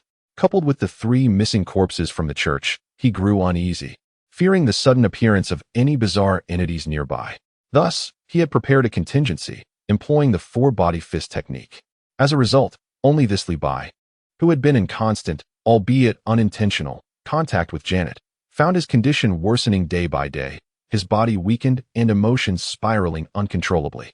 The 3 doppelgangers, untainted by Janet's direct influence and fortified by the few magical beings he had surreptitiously provided, which pained him to part with, remained on standby around the assistance center, acting as diligent bodyguards and part-time spectators. Their dual purpose was to protect Levi, the angler and bait, ensuring he did not truly fall into peril, while simultaneously seeking to uncover the true nature of this seemingly innocuous nurse, to avoid alarming their target and to evade the peculiar effects of Janet's abilities. The 3 doppelgangers kept a low profile, refraining from direct contact with Levi, instead observing the unfolding events from a distance through various means. To their astonishment, they had indeed hooked a significant catch.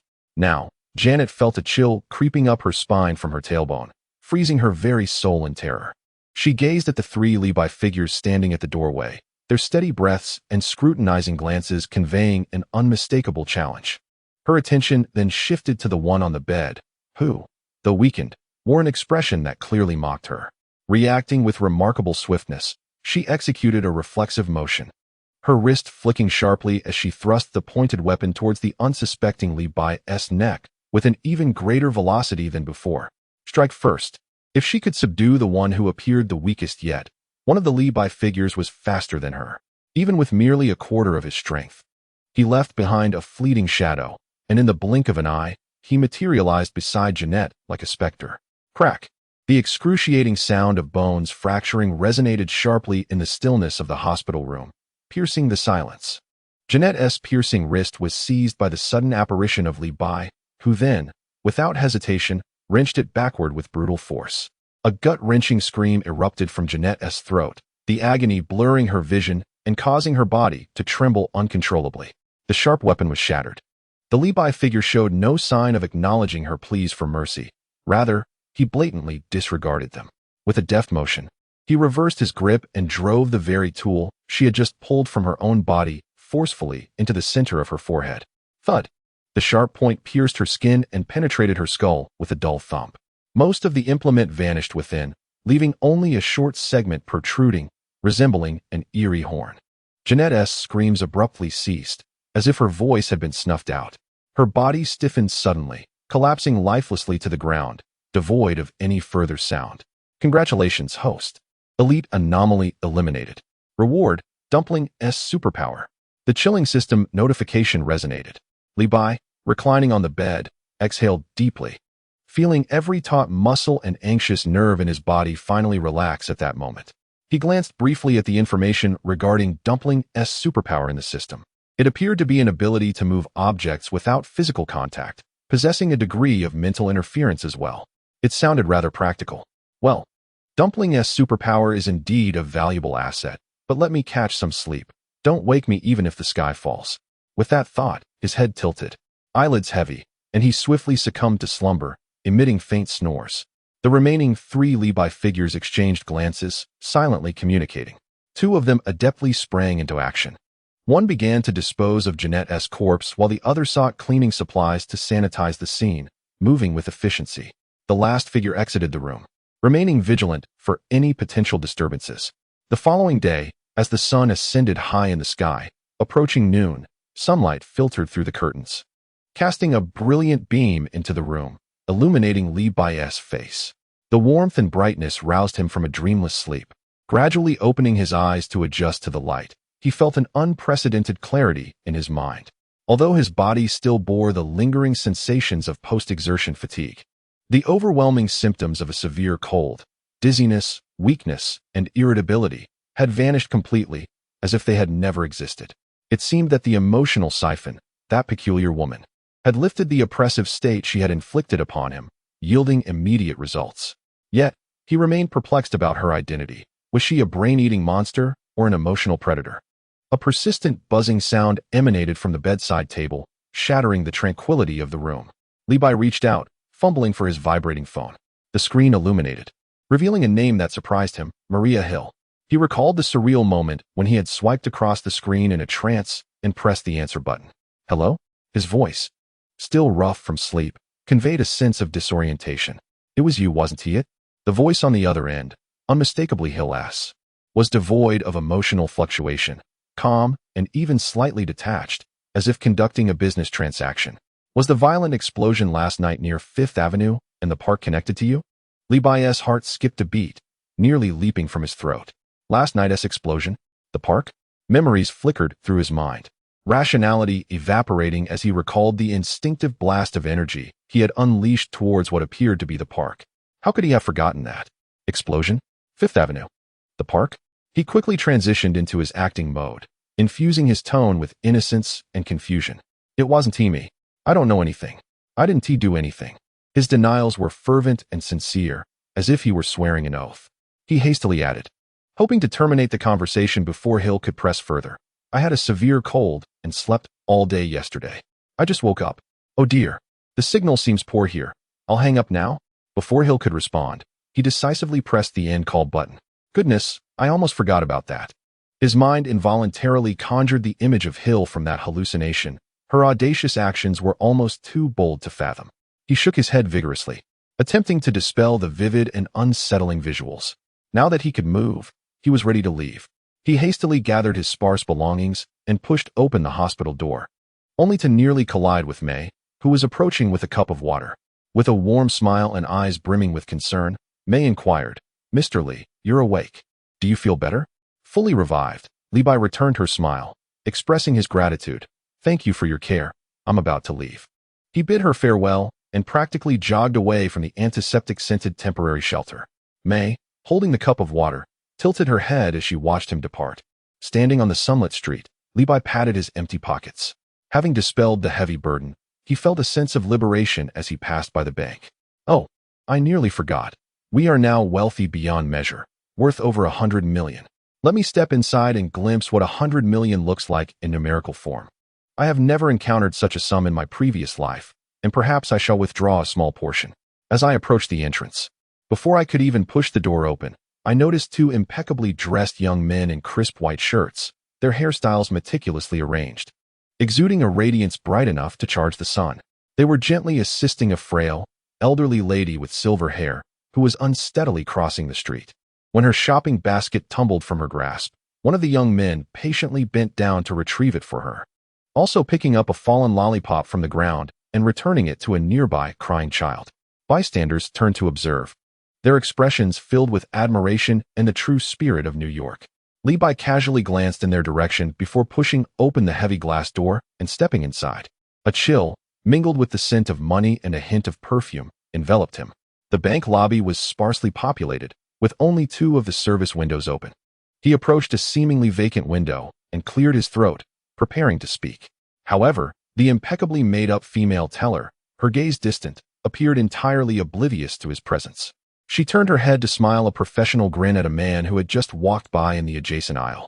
The man, clad in a well-tailored dark suit, bore a noticeable beer belly, and his shiny bald head gleamed under the fluorescent lights. "Good morning, sir. How may I assist you today?" The teller's voice was excessively sweet. The balding man ambled over at a leisurely pace, casting a sidelong glance at Levi. In his gaze was an almost undisguised condescension, as if he were regarding an unsightly object. Then, with a pronounced nasal tone, he commanded the teller, "I want." Levi's brow furrowed instantly. "Hey, my temper. I see now. Asian faces have no rights, do they?" Just as he prepared to raise his hand, a thunderous shout pierced the air, "Don't move. Hand over all the money."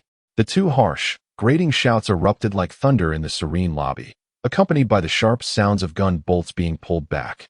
Levi turned to see familiar silhouettes at the gleaming glass doors of the bank. Were they not the very same altruistic young men who had just helped the elderly lady across the street? One of them tightly gripped a menacing black gun, its barrel intimidatingly large, aimed at the ceiling. The other swiftly produced a deflated black duffel bag from his coat, casting a fierce gaze over the now petrified lobby, which quickly descended into chaos and screams. Levi, Chapter 94, A Hammer Falls from the Sky, a strip club. Levi watched in disbelief as the sunny young man transformed into a bank robber before his very eyes, his expression revealing an unsettling anticipation for the unfolding drama. With a subtle shift to the side, he deftly evaded the direct line between the snobbish female teller and the assailant.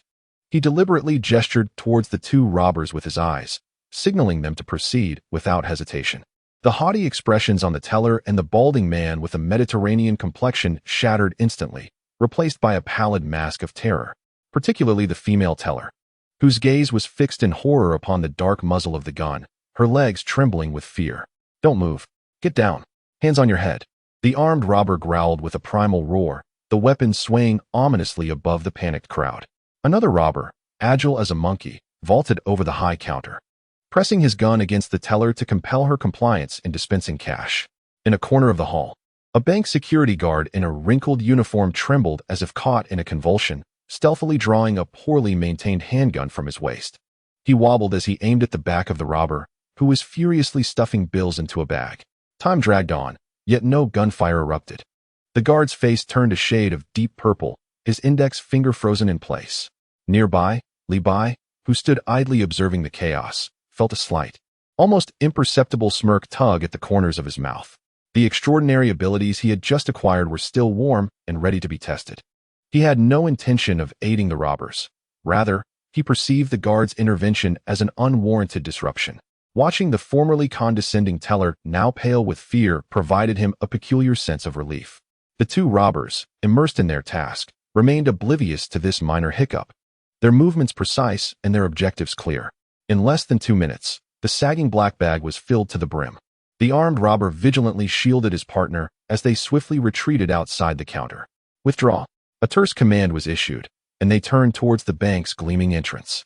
At that moment, for other security guards, who had been concealed behind their cover, finally sprang into action, brandishing their firearms from various corners.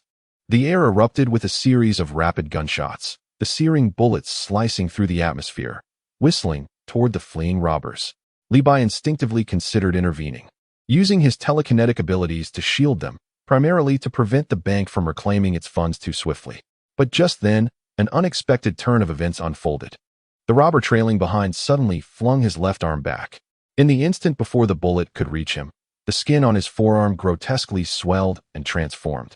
As if alive, swiftly enveloped by a shimmering layer of metallic armor, the material indiscernible. This armor coalesced instantaneously into an irregularly shaped, yet remarkably sturdy small shield on his arm. The sound of metal clashing rang out like a series of delicate wind chimes. The bullets fired by the guards were, without exception, deflected by this spontaneously materializing shield, sparks flying at the point of impact. Levi's pupils dilated momentarily. Was this a mutant? The seemingly mundane bank robbery had taken an exhilarating turn, far more thrilling than he had anticipated. Two robbers seized a fleeting moment of confusion among the guards and darted out of the bank like rabbits. Without a glance back, they sprinted towards a black sedan parked by the roadside. One of them violently yanked open the car door, yanked the terrified driver, who was about to scream, out of the vehicle as if he were a mere chick, unceremoniously tossing him onto the ground. The duo swiftly jumped into the car and vanished into the flow of traffic in the blink of an eye, leaving a cloud of dust in their wake. Minutes later, the piercing wail of sirens grew louder, and several police cars, flashing red and blue lights, sped to the scene, quickly cordoning off the area outside the bank. Officers, weapons drawn, rushed inside to assess the situation before dispatching several vehicles to pursue the robbers' escape route with a cacophony of sirens. Levi strolled leisurely out of the bank, gazing thoughtfully in the direction the police cars had fled. Mutant robbers? Was it the bank's money they were after? Oh, this could be amusing. He held little interest in the robbers themselves. Whether they were mutants or extraterrestrials mattered not. What was paramount was ensuring that the police could not easily reclaim the stolen money. Otherwise, his earlier assistance would have been in vain. With a clever plan forming in his mind, he quietly followed suit. Tracking a speeding vehicle through the concrete jungle of the city was hardly a formidable task. In the ensuing days, he comfortably summoned his Nimbus cloud, floating high above, trailing the stolen black sedan from a distance.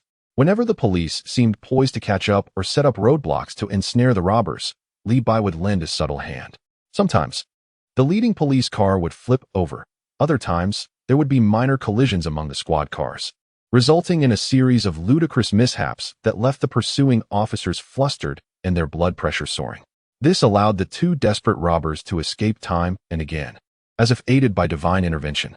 With time on his hands, Levi even transformed himself into an inconspicuous pigeon, cooing softly. He perched on the windowsill of a budget motel where the pair had taken a temporary respite, eavesdropping on their conversation. It appeared the duo intended to flee the Eagle Country after their heist, seeking an unknown locale to live a carefree life. Very well, as the saying goes. Send the Buddha to the west, and I shall see this through to the end. Levi reclined languidly on his soft, cotton candy-like Nimbus, observing the tiny black dot racing along the highway below, musing to himself. After all, the bank's money must not be reclaimed by the police. Once they left the Eagle Country, whether they lived or died, or fell prey to darker forces, would be of no concern to him. As night fell, the robber's vehicle ventured into the vast and desolate expanse of New Mexico. The desert night air carried a bone-chilling coolness that washed away the day's heat. The starry sky above was exceptionally clear and radiant, as if one could reach out and pluck a few stars from the heavens. Levi reclined comfortably atop a cloud, gently swayed by the cool night breeze, teetering on the edge of slumber. The past few days had been spent trailing behind these two rascals, and apart from occasionally hindering the police and concocting minor amusements, the majority of the time had been rather dull and tedious. Just as he stifled a large yawn, his eyelids heavy and battling for dominance, a flicker of movement caught his peripheral vision. Something appeared to pierce through the thin veil of clouds in the night sky, trailing a not particularly bright, yet astonishingly swift trajectory towards the distant horizon. The object bore a resemblance to a hammer. Levi rubbed his eyes vigorously and squinted for a closer look, but the luminescence quickly vanished below the horizon, beyond his sight. A hammer? Or perhaps some bizarre meteorite? Or even a delivery drone from an extraterrestrial civilization? He shook his head and muttered a few words, swiftly losing interest. Anything that lacked the element of the uncanny failed to captivate him. Matters such as alien invasions or superhuman battles held little relevance for him. A chef merely wishing to manage a tranquil restaurant. Below, in the car, the two robbers had evidently taken note of the streaking light that had sliced through the night sky. "Hey, buddy, look! A shooting star!" exclaimed the driver, his tone laced with an inexplicable excitement. "Yeah, I see it," replied the mutant robber in the passenger seat, who could transform his arm into a shield. Casting a casual glance out the window, his gaze quickly returned indoors, his expression devoid of enthusiasm, clearly not regarding the phenomenon with much significance. "Forget about the shooting star. Focus up, we're almost there," he urged, patting the back of the driver's seat, his voice tinged with a hint of mystery and allure. "Let me tell you, the place ahead is guaranteed to blow your mind. It's exhilarating." "Oh, is that so? I'm curious to see just how thrilling it is." The driver replied with a grin, revealing a set of yellowed teeth, his foot pressing down harder on the accelerator, increasing their speed. After approximately 10 more minutes, a solitary light flickered at the end of their headlights, starkly contrasting against the inky expanse of wilderness. The illumination was not particularly bright. Rather, it possessed an ambiguous hue. The vehicle finally halted before a building, where several cars were parked outside. Yet, the neon sign hanging from the exterior wall dazzled with brilliance, its colors alternating in a mesmerizing dance. The sign bore flamboyant, exaggerated characters, written in a wildly distorted font. Beside the text stood a simple yet audacious silhouette of a woman clad solely in a bikini. "Huh, a strip club?"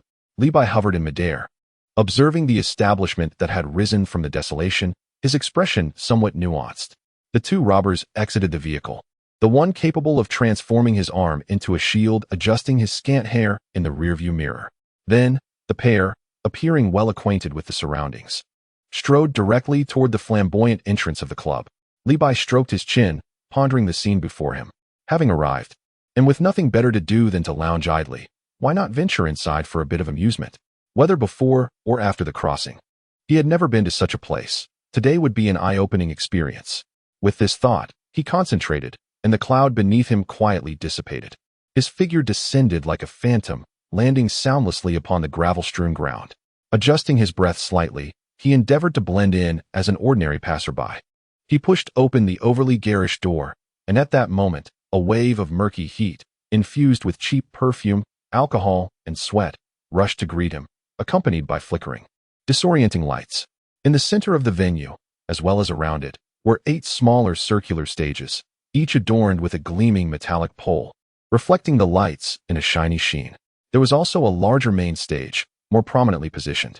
A few scantily clad women were writhing on the metal poles and the stage floor, their movements exaggerated in an attempt to showcase allure. Levi blinked, his gaze sweeping over the 9 stages. Those legs were rather long, clad in black and white fishnets. The scene felt reminiscent of having stumbled into a den of spider spirits. This place exceeded Levi's mental image, bursting with a vibrant array of colors. On the 9 stages, women clad in minimal fabric swayed to the music, attempting to shape curves through their physical expressions. What truly overwhelmed Levi's senses were the waitresses weaving between the booths and the bar, dressed uniformly in black stockings and high heels, their upper bodies encased in snug vests. Each sported a pair of fluffy rabbit ear headbands. They were all bunny girls, balancing trays of colorful drinks with trained smiles, exuding a sense of mass-produced charm. To some extent, these bunny girls captured attention more effectively than the dancers on stage. At least, that was Levi's impression. The indescribable ambience heightened the already thick scent of hormones in the air. He settled into a dimly lit corner booth, his gaze leisurely traversing the scene. He felt akin to an unsuspecting bystander who had unwittingly wandered into the lair of spider spirits, his expression devoid of panic, instead tinged with curiosity at the novelty of it all. Ultimately, his gaze came to rest on a booth near a small stage. It was occupied by the 2 bank robbers. The mutant capable of transforming his arms into shields was craning his neck, his gaze almost affixed to the swaying hips of a dancer on stage, his lips curling into a grin.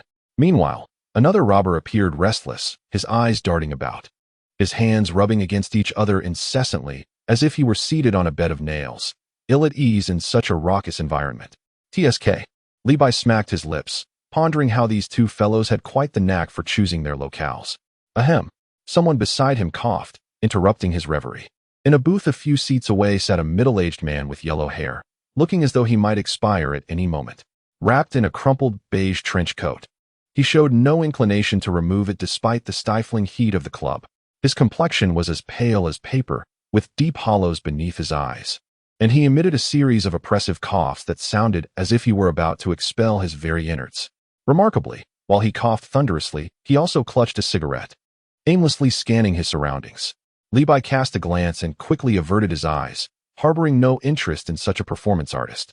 He merely observed that the club was indeed a cauldron of hidden talents, teeming with all manner of bizarre characters. Boom! A dull rumble of thunder erupted outside, as if tearing a gash in a heavy curtain. Immediately, a stark white flash of lightning cleaved through the night sky. The sudden thunderstorm did not quell the revelers within the club. Rather, it was akin to pouring a ladle of water into hot oil. The music's rhythm intensified. The dancers' movements grew bolder, and the patrons' shouts and whistles rang louder, filling the air with a palpable surge of hormones. Levi noticed that at the robbers' table, a waitress clad in a bunny costume approached, swaying her hips like a serpentine creature. The two men appeared to order drinks, and the mutant robber produced a crumpled wad of cash from his pocket, generously handing over a few bills to the bunny girl, who responded with a cascade of tinkling laughter. Levi's lips curled downward. After robbing a bank, which netted them only a few $100,000 to split, couldn't they aim for more, especially with someone like him backing them? He felt a tinge of frustration at their narrow-mindedness. Just as he was silently critiquing them, a statuesque bunny girl spotted him, the solitary figure in the corner. Balancing a tray, she approached with a sultry gait. As she bent down, a cloyingly sweet scent of perfume mingled with the odor of alcohol wafted toward him. "Sir, may I offer you something?" Her voice was deliberately lowered, laced with a hint of commercial allure. Levi lifted his eyelids and regarded her. Her smile was perfectly crafted, yet devoid of genuine warmth, an obvious veteran of the scene. He felt no allure in her rehearsed charm and waved his hand dismissively. "A bottle of beer, chilled, please." The bunny girl hesitated for a moment, perhaps taken aback by his choice of such a mundane beverage. Nevertheless, she quickly regained her professional smile. "Very well, sir, please hold on." Though Levi is a master chef capable of transforming the most mundane ingredients into culinary masterpieces, his capacity for alcohol is rather modest, particularly when it comes to extravagant, high-proof spirits. For him, beer serves as a refreshing respite, perfectly suited for social integration. The bunny girl swayed her hips as she approached the bartender to procure a bottle of beer, which she placed before Levi upon her return. With a flick of her neck, adorned with a black crescent necklace, she turned and departed. Levi reached for a complimentary peanut on the table, poised to toss it into his mouth, but his fingers hesitated momentarily in midair. Almost simultaneously, the club's grand door creaked open once more, prompting Levi to instinctively lift his eyelids. Even before the door swung ajar, his instincts had already informed him of the newcomer's identity. Not entirely unfamiliar, hence, no astonishment graced his features. A man clad in a dark suit, impeccably groomed, entered, appearing incongruous in this setting, reminiscent of a government official who had mistakenly wandered onto a film set. He bore a slightly receding hairline, yet his gaze was sharp and alert, scanning the room with a habitual, professional vigilance. "Coulson," Levi silently mused as he finally consumed the peanut. Coulson's eyes swiftly traversed the venue before honing in on a figure in a corner booth, casually munching on peanuts. Upon recognizing Levi's visage, the man's typically affable countenance momentarily stiffened, disbelief flickering in his eyes, intertwined with a subtle, almost imperceptible hint of impending trouble. He had not anticipated encountering Levi, a veritable harbinger of chaos, in such an inconsequential and dubious strip club, especially after receiving word of Levi's significant upheaval in New York, which had leveled a park and implicated Hammer Industries and Stark Industries, even drawing the attention of the military. Director Fury had attempted to reach Levi, but to no avail. Even Hill had been unable to establish contact, as Levi's phone remained switched off. After a brief moment of astonishment in the strip club, Coulson instinctively adjusted his suit and tie, as if that gesture might better assimilate him into the peculiar ambience. He stepped forward, taking a seat beside Levi in the booth. The surrounding music and cacophony seemed to diminish in volume, becoming mere background noise to their conversation. It was Levi who broke the silence first. After leisurely tossing another peanut into his mouth, he lifted his gaze, adopting a tone laced with unmistakable mockery as he languidly inquired, "Agent Coulson, long time no see." He appraised Coulson from head to toe, finally resting his eyes on the impeccably tailored suit, a mischievous smirk gracing his lips. "So, are you here to indulge in some public expense at a strip club?" Coulson, upon hearing Li Bai's overtly mocking words, felt his lips twitch involuntarily. He instinctively considered justifying his presence here. But as his gaze swept over the sickly-looking man with yellow hair beside Li Bai, who was coughing incessantly, he swallowed his words. With so many people around, it was hardly an appropriate setting to discuss matters pertaining to New York. Observing Coulson's constipated expression, Li Bai felt a surge of amusement within. He then redirected his attention to the stage, adopting a demeanor of understanding, as if to say, "It's all part of the job." He leisurely picked up a peanut, tossing it into his mouth with a satisfying crunch. Coulson, seeing this, could only momentarily suppress the multitude of questions bubbling within him, as well as his impulse to report on the situation. Mimicking Li Bai, he reached for the complimentary bar snacks on the table, merely holding them without consuming any, his vigilance unwavering as he scanned the surroundings. At that moment, the music emanating from the small stage nearby shifted, becoming more languorous and provocative. A voluptuous woman, adorned in alluring makeup, sauntered towards them, her body swaying enticingly. She wore lace lingerie, barely concealing her form, complemented by thigh-high stockings, her movements hypnotic. Her gaze singularly fixated on the patrons in their corner. She paused before the coughing yellow-haired man, who, being both a chain smoker and a seasoned drinker, lifted a glass of amber liquor to his lips, taking a deep gulp that triggered another fit of coughing, ash tumbling onto his crumpled trench coat. As the bewitching woman undulated in front of him, a peculiar flush appeared on his pallid face, his murky eyes glinting with desire. Encouraged by his response, she intensified her performance, her body almost pressing against him. The yellow-haired man, seemingly pleased, broke into a lewd chuckle. Leaning closer, she presented her ample bosom, prompting him to deftly produce a crumpled banknote from his pocket, skillfully tucking it into the scant fabric of her lingerie. She giggled, her chest heaving slightly. The bill snugly secured between cloth and skin, then shot him a flirtatious glance, signaling the completion of their transaction. Having received her payment, the enchanting woman offered the yellow-haired man a token of her performance before shifting her gaze to Li Bai at the adjacent booth. With sultry steps, she approached the edge of the stage before him, repeating her earlier routine, albeit with even more fervor. Yet, Li Bai merely reclined against the sofa, his calm gaze fixed upon her, as if admiring a dynamic work of art. His expression was devoid of any superfluous emotion, neither mirroring the yellow-haired man's grin nor reflecting the fervor of other patrons eager to engage. He observed, as though studying the dancer's muscular movements or calculating the calories expended with each twist of her waist. Intriguingly, he found himself captivated by the black crescent moon necklace adorning her neck, a striking accessory seemingly worn by all the women in this establishment. The enchanting woman twisted and turned for quite some time, noticing that Li Bai remained utterly unmoved, his gaze devoid of any discernible reaction. A sense of puzzlement crept into her mind. Could it be that her allure was insufficient? Or perhaps this guest simply did not appreciate her style? She bit her lower lip, amplifying her movements, her body's curves exaggeratedly displayed, attempting to ignite Li Bai's fervor. After another round of seduction, she leaned in closer, trying to entice him with both her gaze and her body. Yet Li Bai remained impervious to her charms. It dawned on her that he was likely just a miser. Casting a fierce glare in Li Bai's direction, as if to slay him with her eyes, she abruptly twisted her waist and stormed off, her high heels clicking angrily against the floor, leaving this unappreciative man in a huff. Li Bai observed her furious departure, a barely perceptible smile curling at the corners of his mouth. What a jest! Did she expect him to part with his coin? Not a chance. The irate woman strode past Li Bai, her next target naturally being the gentleman seated beside him, Coulson. She adjusted her expression, striving to don a professional smile, and began to sway in front of Coulson. However, Coulson's demeanor was even more stoic than Li Bai's. He scarcely focused his gaze on the woman, maintaining a composed posture, his brow slightly furrowing, seemingly unaccustomed to such ardent service at such proximity. After a brief attempt at allure, the woman recognized that this impeccably dressed man was even more wooden than the previous one, lacking even the basic eye contact, and in her frustration, she could only retreat in disappointment. Li Bai nearly laughed aloud at the sight, secretly praising Coulson for his steadfastness. Truly, What an admirable comrade to withstand such trials. Just then, the music abruptly ceased. The spotlight illuminated the VIP area on the second floor, where a tall woman donned in a provocative evening gown appeared at the railing. Microphone in hand, her voice resonated through the speakers, instantly overpowering the cacophony of chatter. "Ladies and gentlemen, a moment of silence, please," she called out in a voice imbued with magnetism.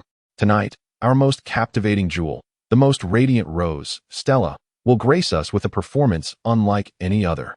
As her words faded, the lights on the main stage dimmed, leaving only a single bright spotlight illuminating the center. More importantly, the woman on the second floor raised her voice, laced with temptation, declaring that whoever could win Miss Stella's favor and capture her heart would have her all to themselves this evening.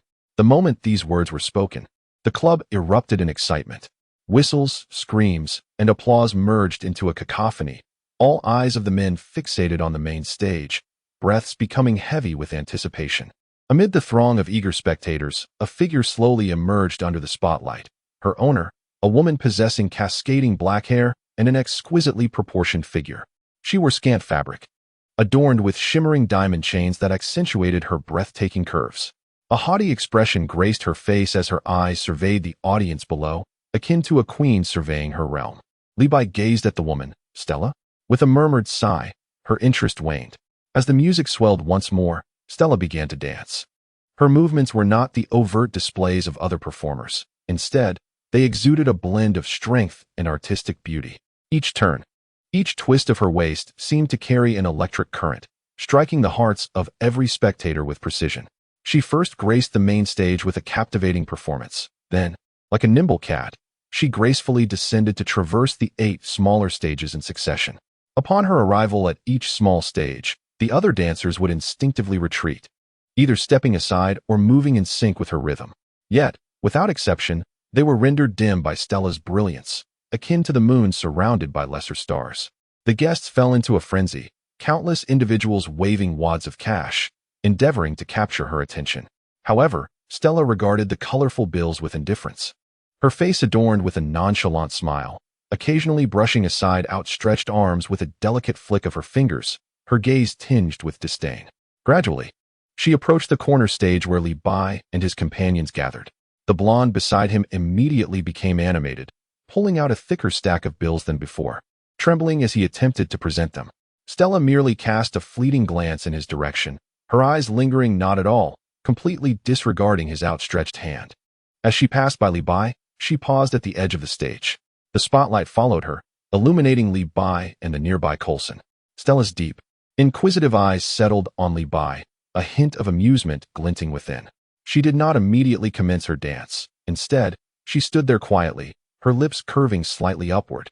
Li Bai thought to himself, this is not how one tests another. Before he could finish his thoughts, Stella's smirk deepened, laced with mischief as she gracefully advanced. Her target, Coulson. Li Bai exhaled in relief, eagerly anticipating the unfolding spectacle. To his surprise, Stella lingered before Coulson longer than she had with him. Coulson maintained his meticulous posture, his gaze focused intently on the distant bar, as if the vibrant beauty before him was but a figment of imagination. Stella appeared intrigued by this stoic figure. She leaned closer, her crimson lips nearly brushing Coulson's ear, her warm breath gently caressing him. Coulson's body subtly tensed, his fingers gripping the peanuts with slight pressure. Just as Li Bai believed Coulson would uphold his unflappable demeanor, Stella extended her elegantly manicured finger, lightly tracing Coulson's chin and gently lifting it.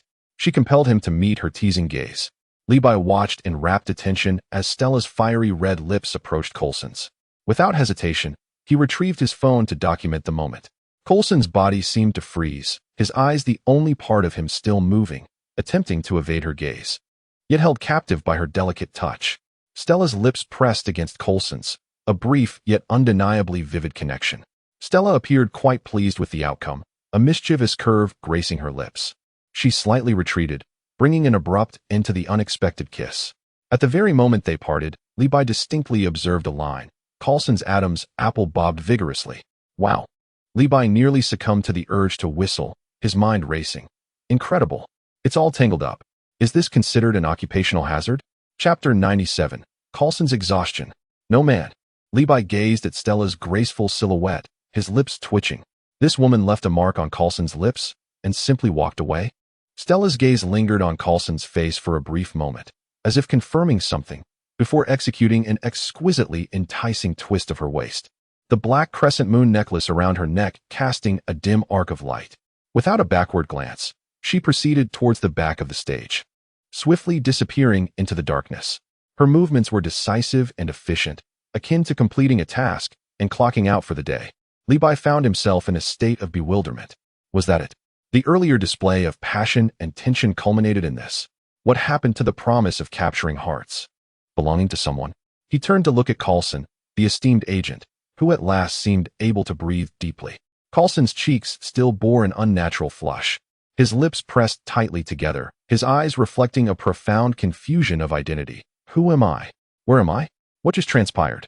Levi, feeling a tinge of boredom, recalled that he had been holding his phone aloft, admiring the pristine moment he had just captured. The angle was exquisite, the lighting impeccable, perfectly documenting Agent Coulson's moment of glory. He cleared his throat and, with a tone laden with concern, inquired, "Agent Coulson?" Coulson abruptly snapped back to reality, focusing intently on Levi, particularly on the phone in his hand. Ahem, Levi waved the phone, the screen displaying the captivating moment of their lips entwined, connected by a delicate thread. I must say, Agent Coulson, as a public servant, frequenting such establishments. He deliberately elongated his words, a knowing grin illuminating his face. You wouldn't want your superiors to catch wind of this little video, would you? Levi's insinuations were unmistakable. Coulson's complexion instantly darkened, as though he had swallowed a fly. Almost instinctively, he reached out to seize the incriminating evidence from Levi's grasp. It's after hours. Coulson lowered his voice, attempting to maintain his composure, yet his actions betrayed his urgency. So, after hours, one can indulge in a strip club, engaging in kisses and entanglements? Levi deftly twisted his wrist, effortlessly evading Coulson's attempt to snatch the phone, sliding it back into his pocket with fluid grace. TSK, your benefits are quite generous. Coulson, observing Levi's triumphant demeanor, felt his blood pressure rising. Suddenly, a thunderous crash echoed outside, causing the entire club's glass to vibrate. Lightning followed closely, nearly tearing the night sky asunder, a stark white light flashing through the windows in an instant. It seemed the thunderstorm would not abate anytime soon, making any attempt to leave exceedingly difficult. Suddenly, a sharp crack resonated, plunging the entire club into darkness. The music abruptly ceased, replaced by a cacophony of screams and gasps. The emergency lights failed to illuminate the chaos. Amidst the darkness, a piercing spotlight flickered to life without warning, precisely illuminating Coulson, who was enveloped in the beam, his expression a blend of astonishment and confusion. Shortly thereafter, the synchronized sound of footsteps echoed through the shadows. A throng of figures clad in bunny girl attire emerged from all directions, smiling as they purposefully approached Coulson in the spotlight. Before he could comprehend the situation or mount any form of resistance, several bunny girls swiftly lifted him, as if he were some sacrificial offering. The remaining patrons, rather than expressing fear, erupted into a louder frenzy of cheers and whistles, the atmosphere transforming into something even more bizarre and fervent. Let me go? What do you want? Coulson protested, his struggles rendered futile against the seemingly delicate grip of the bunny girls. They bore him away amidst the clamor and whistles, leading him towards the backstage area where Stella had vanished moments earlier, soon disappearing into the darkness. The spotlight extinguished. Moments later, the club's lights flickered back on, and the music resumed as if the preceding events had merely been a fleeting interlude. The dancers on stage continued their rhythmic movements, and the bartenders resumed their craft, albeit now lacking one sharply dressed agent. Levi sat in a booth, dumbfounded, gazing towards the direction in which Coulson had vanished. Was this unfolding a tad too exhilarating? Coughing persistently beside him was a middle-aged man with disheveled blonde hair, his wheezing so intense it seemed he might expel a lung at any moment. Levi couldn't help but glance at him again, wondering about the man's health. He hoped he wouldn't succumb right there. As time progressed, the atmosphere in the club grew increasingly suggestive. Some patrons began interacting directly with the dancers on stage by discreetly sliding money into the edges of their lingerie. The dancers would giggle and lead them to the obscured private rooms on the second floor. Levi observed one of the anxious bank robbers from earlier being pulled away by a voluptuous dancer who wrapped her arms around his neck. Before departing, the shape-shifting mutant accomplice, who could transform his limbs into shields, handed him a thick stack of cash, patting his shoulder and seemingly encouraging him with words akin to "Go for it, brother." The mutant robber remained at the booth, his gaze refixing upon a small stage, his grin widening. As the minutes ticked by, the number of dancers dwindled, all having been whisked away by eager patrons. Levi sipped his beer and munched on peanuts, waiting in ennui. He was curious to see what would become of Coulson in this peculiar setting. After what felt like an eternity, just as Levi was about to lose his patience, a figure stumbled out from the backstage. It was Coulson. Levi raised an eyebrow, thinking to himself, well, an hour? This agent has some stamina. As Coulson stepped into the light, Levi was taken aback upon seeing his pallid complexion. Coulson's face was ghastly white, hardly better than that of the nearby blonde, perhaps even worse. His lips were chapped, his gait unsteady, and his gaze vacant. The once crisp suit he wore had become wrinkled and disheveled. He appeared as though he had been drained of every last drop of vitality. Staggering over, Coulson collapsed back into his original booth, seizing a half-full cup of water left by someone else and gulping it down greedily. Just as Levi was about to inquire, "My friend, have you been taking some tonic or what?" A peculiar sound emanated from the depths of the backstage. The voice was deep, as though a multitude of individuals were simultaneously reciting something in an incomprehensible language, imbued with an odd rhythm. It was the voices of women, many, many women, converging in unison. Almost simultaneously, Levi noticed that all the remaining women in the club, including the dancers on stage, the bunny waitresses flitting about, and even the bartender behind the counter, had ceased their movements. The smiles that adorned their faces vanished, replaced by an expression of almost reverent gravity. In synchrony, they extended their hands, gently grasping the black moon necklaces that adorned their chests. They too began to murmur softly, joining the eerie chorus that emerged from backstage. The atmosphere of the entire club transformed instantaneously from one of hedonistic revelry to solemnity. It was then that Levi realized something unsettling. In this strip club, all the staff were women, with not a single man in sight. Chapter 98, Cultists. Unexpected fatherhood. Levi heard the deep, rhythmically peculiar murmuring growing louder. The sound no longer drifted merely from backstage, but spread like a contagion throughout the entire club. Each woman still present, whether writhing on stage, balancing trays as bunny waitresses, or polishing glasses behind the bar, echoed the chant in unison. Levi observed a profound change in the expressions of these women. The previous allure, the professional feigned smiles, and even the numbness had vanished entirely. In place of that, there existed a near soul-exiting devotion. Their gazes seemed to penetrate the walls, focusing on a point in the void.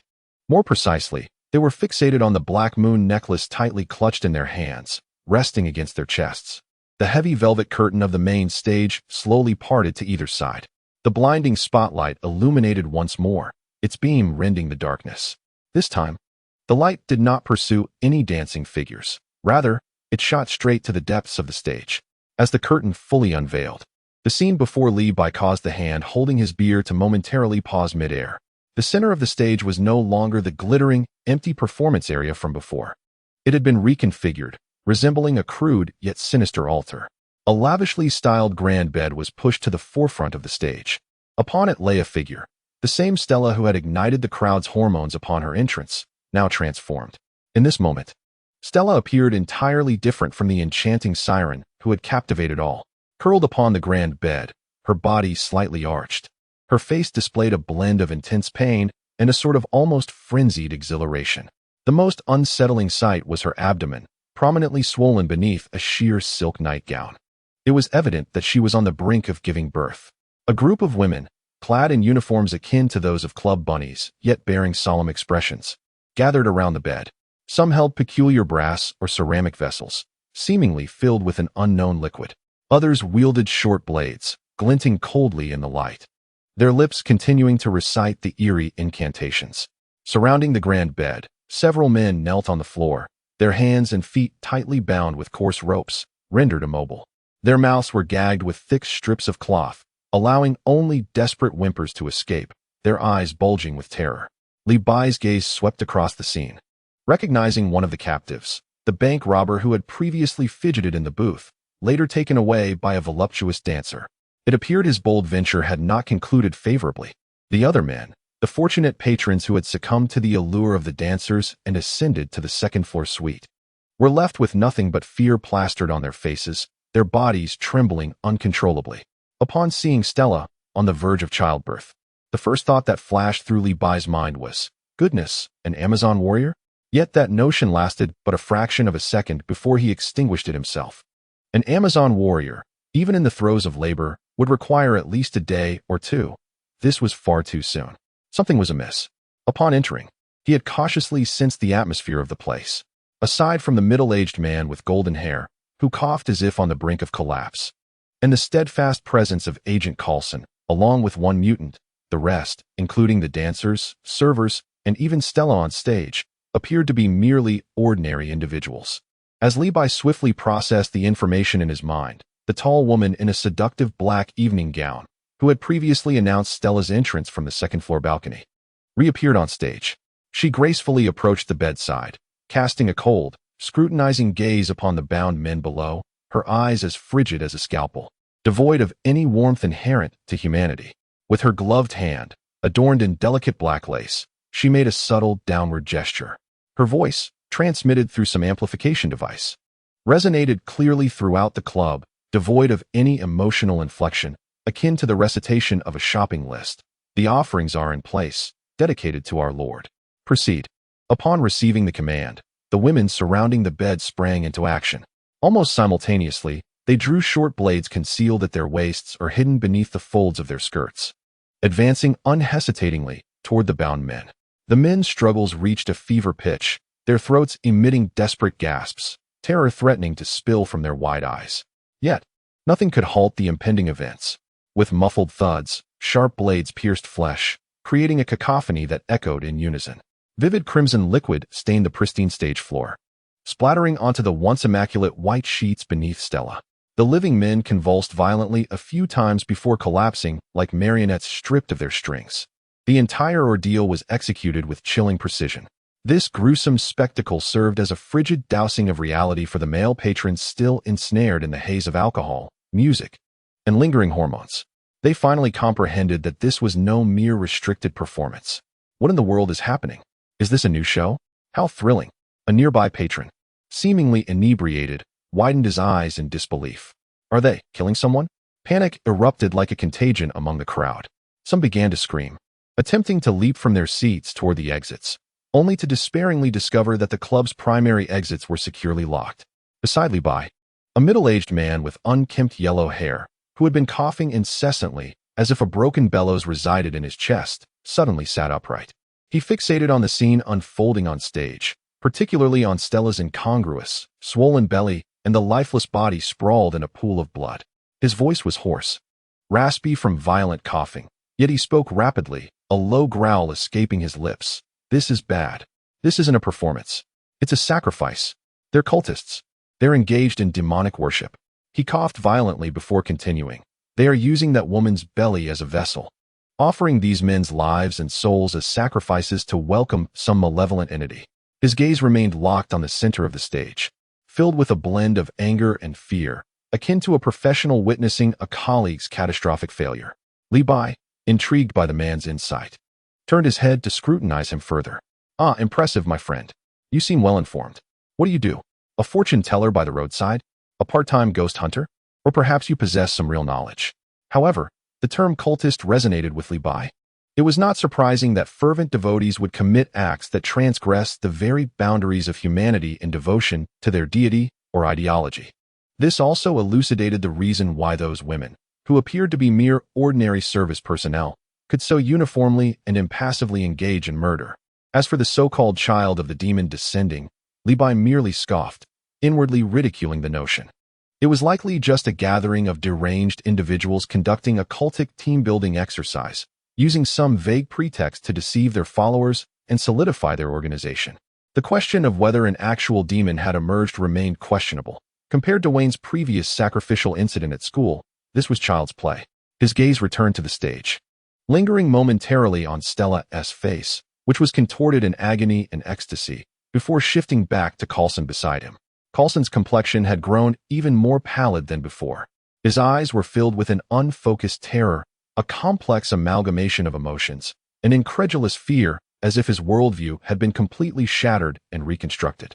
Li Bai observed Coulson, who appeared utterly drained of vitality, as well as suffering from a devastating psychological blow. Suddenly, a crucial question that he had previously overlooked flashed through his mind.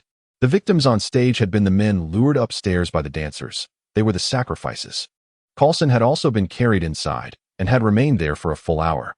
Yet now, despite his appearance suggesting he might either ascend to the heavens or disintegrate at any moment, he was still sitting here, intact. Why had he not been bound and sacrificed alongside those unfortunate souls? Li Bai's gaze instinctively darted between Coulson's ashen face and Stella's extraordinarily large abdomen on stage. An absurd yet logically coherent thought, accompanied by a thunderous realization, struck him. The demon child within Stella required a father. The slain men served as the life energy sacrifices. Coulson had been brought in, drained, and then released. What the hell? Li Bai's eye twitched violently. His expression towards Coulson became exceedingly complex, filled with sympathy, a hint of schadenfreude, concern for his brother's well-being, and most prominently, a peculiar mixture of wonder at the world's strangeness along with a pained expression over the absurdity of the situation. Could it be that the entity soon to be born within Stella, referred to by these cultists as our Lord, was indeed the result of Coulson's unwitting and perhaps most reluctant paternity? Chapter 99. Indeed, no reward. It has arrived. Li Bai was still contemplating Coulson's sudden foray into fatherhood. What name would be inscribed on the child's household registration? Coulson Trassen? It sounded akin to a tire brand. Just as he was engrossed in his internal musings about potential names for the child, a scream imbued with excruciating pain and unbridled fury erupted, overpowering all other cries in the vicinity. The source of the sound emanated from a hapless mutant robber, who had witnessed his brother being lured away by a seductive bunny girl. Just moments before, his brother had been confidently encouraging him to embrace freedom, only to find himself bound to the ground like a rag doll. Those deranged women, their faces caked in heavy makeup and their eyes devoid of life, mercilessly slaughtered his brother. He initially thought it was merely a bizarre performance. Vivid crimson liquid gushed forth, serving as grotesque sacrificial paint. Rage engulfed him in an instant. Crack! Crack! The unsettling sound of dislocated bones and tearing muscle fibers reverberated in the air. The mutant robber's arm, once a formidable shield against bullets, now remained in its impenetrable form. Yet, his other arm was undergoing a far more horrifying transformation before the terrified onlookers. The skin tore apart like tattered cloth, revealing rapidly proliferating, twisted muscle bundles beneath. Bone spurs, stark white and glistening with a cold metallic sheen, erupted violently through the flesh, extending and reshaping themselves. In the blink of an eye, his arm morphed into a grotesque blade of immense proportions, a shield in one hand and a weapon in the other. This individual was indeed adept at combining offense and defense. I will make you pay for this. The mutant's eyes were bloodshot, his rationality long reduced to ashes by the flames of vengeance. Like a prehistoric beast gone awry, he wielded a colossal arm shield, crashing through tables and chairs with a resounding clatter, charging toward the stage. His target, the female cultists, still clutching their bloody daggers, their expressions unchanged even after committing murder. He was determined to avenge his brother, blood for blood. On the stage stood a woman in a black evening gown, tall and aloof, her demeanor cold and detached as she surveyed the chaos. When she noticed the mutant's charge, her expression remained impassive. Not even a flicker of her eyelids betrayed her as she slightly tilted her head, issuing a clear command to the surrounding women, who were still murmuring incantations in a trance-like state. Just a buzzing fly. Dispose of it. Leave none alive. Her voice, though soft and gentle, seemed to lower the temperature of the entire club. As her words hung in the air, the bunny girls and dancers, previously holding bizarre, blood-filled vessels or brandishing small knives, moved in unison once more. However, this time, their actions took a dramatic turn. They swiftly produced firearms from behind what appeared to be innocuous props on the stage. Glock pistols, Berettas, Uzi submachine guns, and even a few pump-action shotguns emerged. The dark muzzles replaced the earlier aura of mystique, now exuding the pungent scent of gunpowder and an unmistakable threat of death. In the previous moment, these female cultists had been performing a ritual. In the next, they had seamlessly transitioned to gunplay. Rat-a-tat-tat-tat-tat. Bang, bang, bang. The gunfire erupted instantaneously, piercing through the air with a deafening intensity that surpassed even the preceding background music. Countless tongues of orange-red flames danced wildly in the dimly lit club, instantaneously weaving an invisible net of firepower. The first to suffer were those male patrons, recently recovering from a bloody sacrifice, who attempted to scream and flee or grabbed bottles to resist. "Ah, help! Don't shoot! I surrender! I have money!" Their cries of despair and pleas for mercy intertwined with the dull thud of bullets piercing flesh and the sound of heavy bodies collapsing to the ground. Within mere seconds, a significant number of the remaining male patrons in the club had fallen, many not even afforded a chance for a final word. The mutant, brandishing his blade and charging towards the stage, was also momentarily stunned by the sudden onslaught of gunfire. Bullets pelted against his arm shield like hail, sparks flying in all directions. Though his arm shield proved formidable, absorbing most of the direct shots, the relentless barrage caused him to stumble, his momentum abruptly halted. Several stray bullets, coming from unknown angles, grazed his unshielded body, blossoming into painful wounds. The agony elicited furious roars from him as he sought to shield his head and vital organs while searching for an opportunity to counterattack. Yet, against the crossfire of dozens of rifles and pistols, his defenses appeared increasingly inadequate. He could only retreat clumsily, visibly accumulating more injuries. It seemed the club was on the verge of transforming into a one-sided shooting gallery. Levi furrowed his brow slightly. Primarily, the chaotic assault by these madwomen was creating a gory spectacle, somewhat dampening his enjoyment of drinking and snacking on peanuts. Moreover, he cast a glance at the dazed Coulson, who remained trapped in a trifecta of confusion. Who am I? Where am I? Did I just become a father? If a stray bullet were to claim the life of this newly minted spawn of darkness, who would compensate him for the loss of that precious video footage? That would be a significant mental anguish fee, nothing less. With that thought, Levi subtly shifted his body, hardly moving at all. Yet, his right hand shot out like a striking viper, swift as lightning. About 10 meters away, a woman clad in a bunny girl outfit, a sickly grin on her face, was wildly spraying the crowd with an Uzi, completely oblivious to the chaos. Suddenly, she felt an unbearable tightness around her neck, as if gripped by a searing iron claw. Almost instantaneously, an irresistible force yanked her from her spot, pulling her before Levi. Crack! The sound of bones snapping rang out sharply, barely discernible amid the tumult of gunfire and screams, yet resonating with a decisive finality. Levi didn't even spare her a glance. He merely twisted his wrist. Then, as if discarding an empty soda can, he casually tossed the lifeless, warm body onto the nearby ground. The entire motion was so swift it left but a fleeting shadow. In the adjacent booth, a trembling survivor failed to comprehend the speed of the attack. Levi was in a state of waiting, yet the system remained silent. He clicked his tongue softly in disappointment, realizing that these individuals were merely ordinary people, unworthy of the system's attention. Engaging with them would only squander his energy. A regrettable loss. His swift and decisive action, reminiscent of swatting a fly, immediately drew the attention of several female gunmen nearby, who had just been reveling in the thrill of slaughter. They swiftly redirected their weapons, intent on avenging their fallen sister. Eliminate him.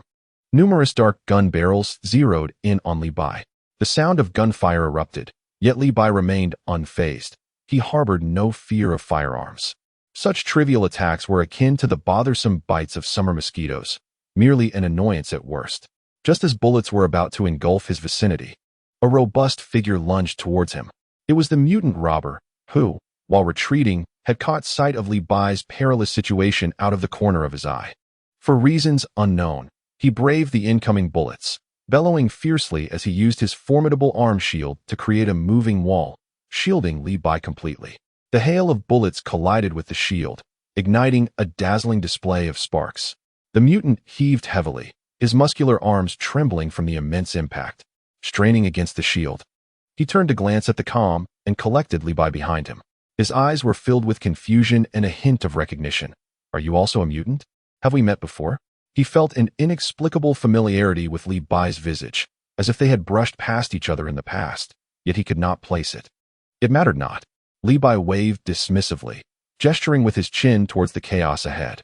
Let us first deal with these frenzied cultists. Regardless of their past encounters, they were now united against the common enemy of the cult. Coughing violently, a middle-aged man with yellow hair emerged from beneath a table. as if he might cough up his lungs at any moment. He cast a wary glance at the center of the stage. Stella's abdomen appeared even more distended than before, resembling a balloon on the verge of bursting.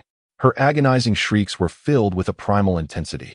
The yellow-haired man's expression darkened considerably, tinged with fear. Meanwhile, Coulson staggered to his feet, retrieving a handgun from an obscure pocket. Although his complexion remained pale and his steps wobbly, he bore an air of resolute determination characteristic of a seasoned agent. The slaughter by the female cultists evidently ignited a protective instinct within this soon-to-be father. The yellow-haired man quickly surveyed his companions, noting the presence of 2 suspected mutants nearby. An arm that can extend, a robust mutant capable of conjuring shields and blades, alongside a gun-wielding man in a seemingly deplorable state, yet evidently trained. This configuration could barely suffice for a round of mahjong. He suddenly erupted into a severe coughing fit, covering his mouth with his hand, then lowered his voice, speaking at a rapid pace. "Listen, we are out of time. We must stop, cough, cough. Eliminate that rotund woman before she brings that monstrosity into the world." With that, he brandished a double-barreled shotgun, pointing it at Stella on stage. His eyes filled with palpable dread and anxiety. "Otherwise, we shall all perish. We will become mere appetizers for that abomination." Just as the yellow-haired man finished his urgent plea, a piercing cry of an infant shattered the chaotic sounds of gunfire and screams within the strip club. The shrill wail tore through the lingering scent of blood, causing every surviving creature in the vicinity, from the deranged woman reveling in her shooting spree to the fortunate souls feigning death on the ground, to pause momentarily as if time itself had been suspended. At the center of the stage, the previously writhing Stella now lay limp, her abdomen deflated, leaving her fate uncertain. The woman in the evening gown gently bent down to cradle the small creature. The infant's cries were thunderous, its tiny limbs flailing with vigor, exuding an undeniable vitality. Levi watched with great interest, even finding the leisure to twist and snap the neck of a bunny-eared cultist attempting a stealthy ambush from the side. Slaying such trivial foes was merely a waste of energy.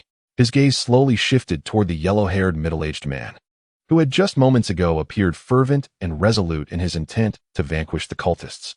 At the moment the baby's wail echoed, the man's expression shifted from terror and urgency to something far more complex and elusive. "Cough, cough, cough." The yellow-haired man resumed his characteristic coughing, his eyes darting rapidly as he scanned Levi, Coulson, and the mutant engaged in a fierce exchange of gunfire, then lowered his voice. "There's no time for details. Listen, my name is John Constantine, professional magical consultant, or if you prefer, exorcist, it matters not." Cough, cough. A magical consultant? An exorcist?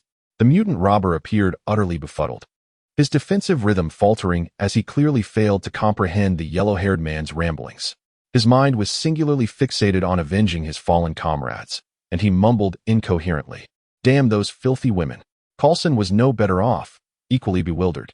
However, as a seasoned agent well-versed in the extraordinary, he quickly acclimated to the absurd notion of a magical consultant. Yet, his focus lay elsewhere. His gaze lingered on Constantine for a fleeting second before swiftly shifting to the center of the stage, where a woman in an evening gown cradled a wailing infant in her arms. Levi regarded this self-proclaimed Constantine with a certain curiosity, taking in the faint scent of sulfur that wafted from him, intertwined with an inexplicable aura of misfortune. The amalgamation of these 2 odors was somewhat intoxicating. He responded with a nonchalant, "Oh, my name is Han Mimi, pleased to meet you." A barely concealed twitch crossed Coulson's lips, and his temples throbbed as he struggled to suppress the urge to scoff.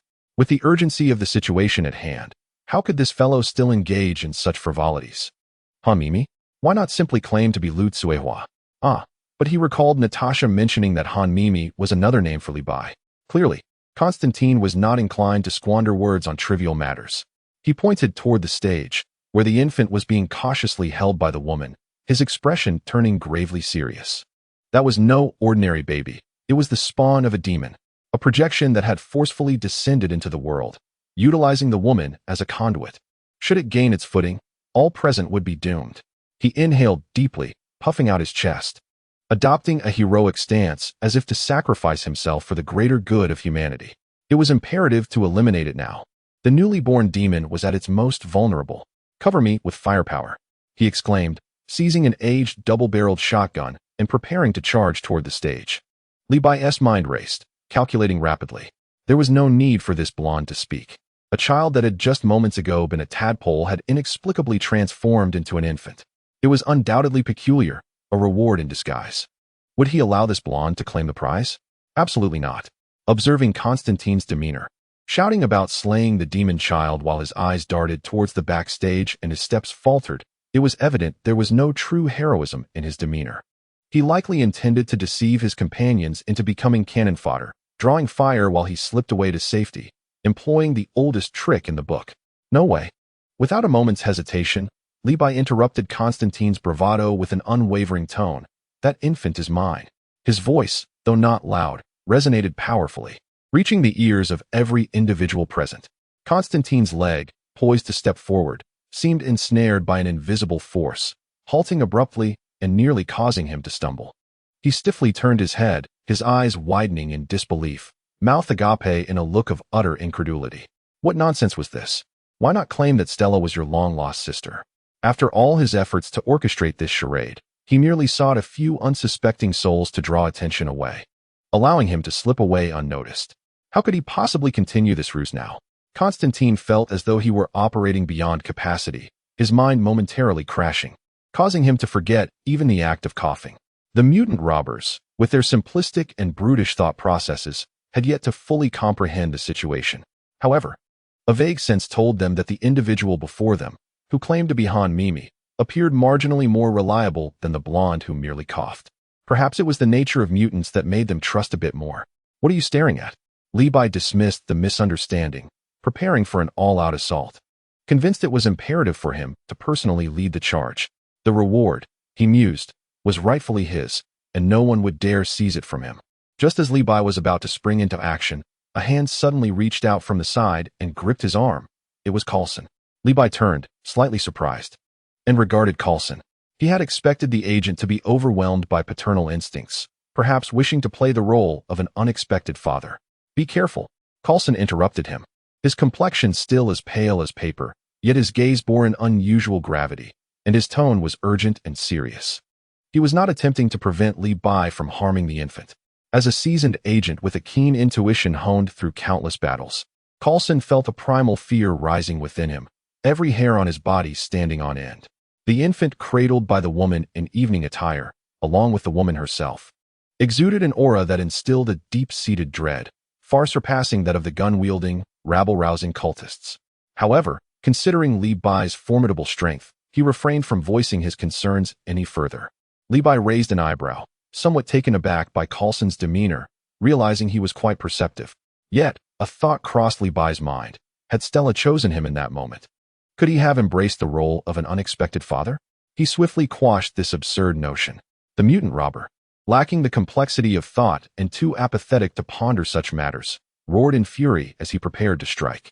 Witnessing Li Bai's readiness for action, he bellowed in response, brandishing his arm shield and brazenly clearing a path by pushing aside several obstructive tables. The massive blade of his arm swept through the air with a whistling sound, repelling a few oblivious cultists attempting to rush forward to intervene. I'll cover you, he bellowed, surprisingly stepping into the role of a teammate, resolved to provide fire support for Li Bai. With Li Bai's ability to extend his arms, the robber could not approach closely and could only assist in defense. Coulson quickly shifted into battle mode, no longer hesitating. Gripping his pistol firmly, he adeptly utilized the surrounding obstacles for cover, beginning to take precise shots at the most threatening gunmen to him and Li Bai. In the blink of an eye, several female cultists screamed in agony, collapsing into pools of blood. Damn it, Constantine muttered under his breath, witnessing Li Bai's reckless charge. Though he cursed internally, he acknowledged that the plan was effectively in motion. If some wished to court death, so be it. He knew that even mutants could fall before the son of a demon, and it was time for him to retreat. Gritting his teeth, he lifted his double-barreled shotgun, firing twice at the front, the pellets instantly clearing a small area and sending two cultists flying. Yet, his aim subtly deviated from the center of the stage, instead aligning with a narrow path leading backstage. As anticipated by Li Bai, this individual had no intention of confronting head-on from the very beginning. His singular aim remained to flee. The female cultists at the rear were relatively underpowered. With most of their fire concentrated on the stage front, drawing attention away from Li Bai and his companions. The entrance and windows of the strip club were barricaded by the cultists, rendering the backstage the sole and final hope. If he could break through to the backstage. With his extensive experience in evasion, he was confident of an 80% chance of discovering an escape route. With the mutant thief serving as a human shield and Coulson providing precise fire suppression, the pressure on the stage front diminished significantly. Li Bai ceased his hesitation. The reward was within reach, and an early departure meant an early conclusion. He propelled himself forward, akin to a small motorcycle gliding just above the ground, darting towards the center of the stage. The cultists reacted swiftly, unleashing a barrage of gunfire upon him. Li Bai did not flinch. The bullets struck with a clatter, falling harmlessly to the ground. Was he endowed with an invincibility cheat? In the distance, Constantine's eyes nearly bulged from their sockets, momentarily forgetting to pull the trigger of his double-barreled shotgun. In mere moments, Li Bai reached the edge of the stage, where a woman clad in a black evening gown held a baby, observing him from a lofty height. Her gaze was as tranquil as a still pond, seemingly indifferent to the chaos unfolding before her, devoid of any hint of fear. The baby's cries were deafening, causing Li Bai's head to throb, his temples pulsating. This child certainly had a powerful voice. Nevertheless, gazing at the woman in the evening gown so close at hand, he grinned, revealing a set of pristine white teeth. The reward was his. He raised his right hand, poised to eliminate the obstructive woman before dealing with the demon child. Wait, let me see what this little one looks like.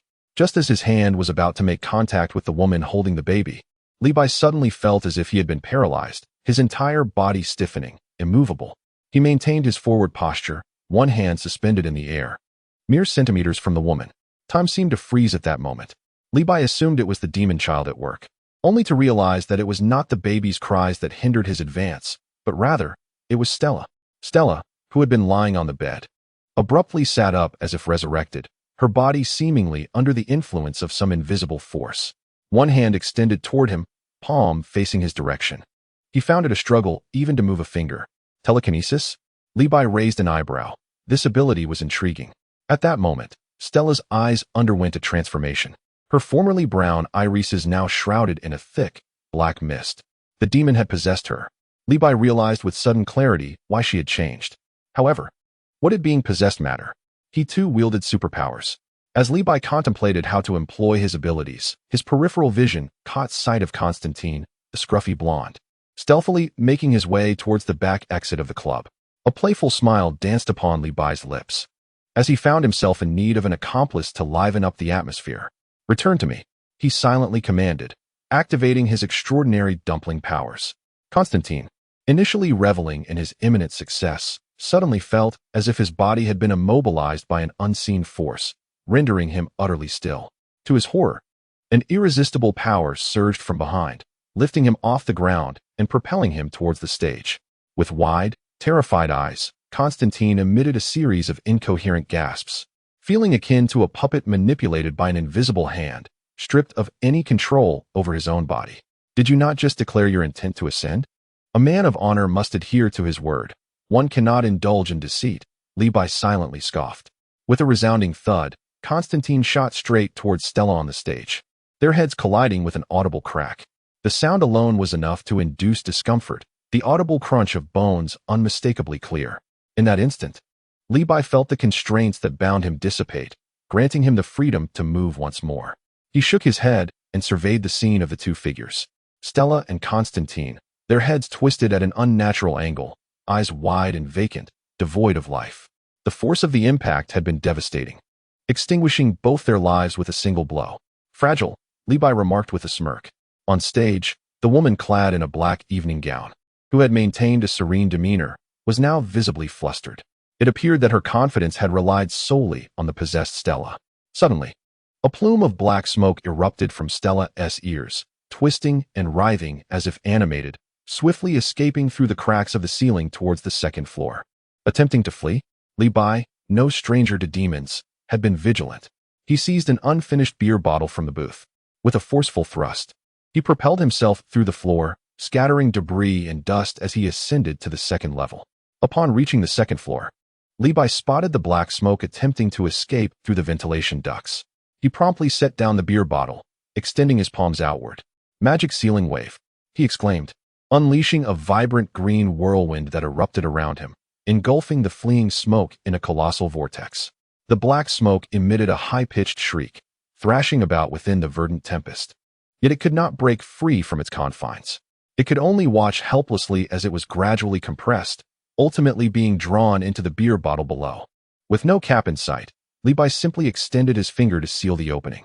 Glancing at the bottle, he soon lost interest. "Hollowave," he uttered softly, tapping the beer bottle lightly with his other hand. With a resounding explosion, the bottle shattered, vaporizing in an instant. "Congratulations, host. You have slain an elite anomaly. Reward, the unmatched palm of nations." The system's notification sound invigorated Levi. The 10,000 nations thunderous palm? Levi repeated the name of this skill, immediately recalling its connection to electricity. A skill imbued with electrical energy. What a remarkable asset. Many sinister and bizarre entities inherently fear electricity. This ability might very well become another of his formidable weapons. Gratitude is owed to Zai Zhishuang for the bubble tea, and to the world, which has once again become tainted. User 776-72834, the newly sealed Chun Linxin, the passerby Dong, who ignited and fled for a century, the king in yellow Cthulhu, Zhu Zijian, who delights in live fish pot stickers, Changshan Zhao Zitong, who relishes sweetened lotus seeds, Shuiyu, who enjoys mutton with wheat, Teacher Dai, standing at the spot of Zhang Xiling, who has a fondness for red bean cake, and Taiyuan Wang from Daluo Mountain, who contributed with love. For the unnamed friends, I shall make amends tomorrow. As I am utilizing a timed release, I seldom glance at comments, and I apologize to those whom I have not responded to. I continue to beseech your support, as your encouragement fuels my motivation. Chapter 101. Has the demon child perished? Another avian entity emerges? What a splendid skill. In the future, should any specters or phantoms appear, I shall possess an additional means of counteraction. Merely contemplating it brings delight. However, as he reveled in such thoughts, a warning bell tolled within Levi. The recent incident of demonic possession served as a stark reminder. This world is a profound abyss. An array of peculiar phenomena emerges incessantly, rendering one perpetually vigilant.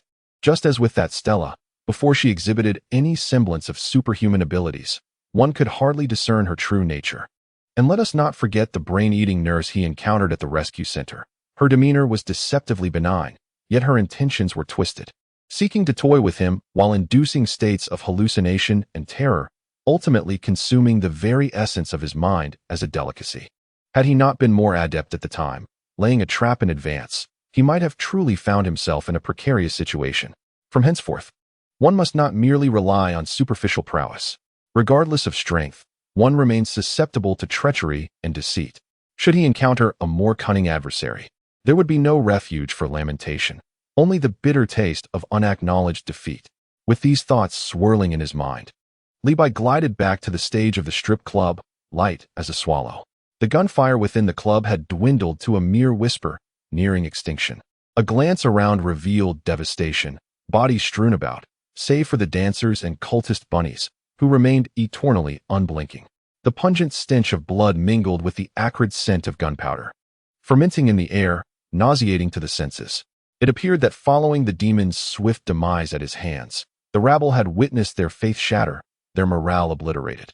The remainder surely scrambled in panic or were pursued relentlessly by that mutant, being cut down like ripe vegetables. The patrons of this establishment had met with misfortune, with not a single soul left alive. Levi's gaze soon fixed upon two figures. Coulson crouched at the edge of the stage, carefully cradling the so-called demon child. His expression bore a certain melancholy. Levi sensed that the infant had fallen silent. Its small form lay limp, akin to a tattered doll. Coulson's complexion remained ashen, resembling a layer of freshly applied lime. The expression on his face, reminiscent of an Agent-S signature stoicism, seemed on the verge of unraveling, revealing a flicker of complex emotion in his gaze, an indistinct blend of exhaustion and relief, perhaps both entwined. Beside him lay another figure. The woman in the evening gown who had previously cradled a baby, presumably perished at his hands. Levi, with his keen eyes, swiftly discerned a fatal bullet wound on the infant's body. Was it Coulson's gun? Levi raised an eyebrow, silently elevating his opinion of the agent. This operative possessed a ruthless resolve and steady hands. Even a child of the devil could be considered flesh of one's flesh.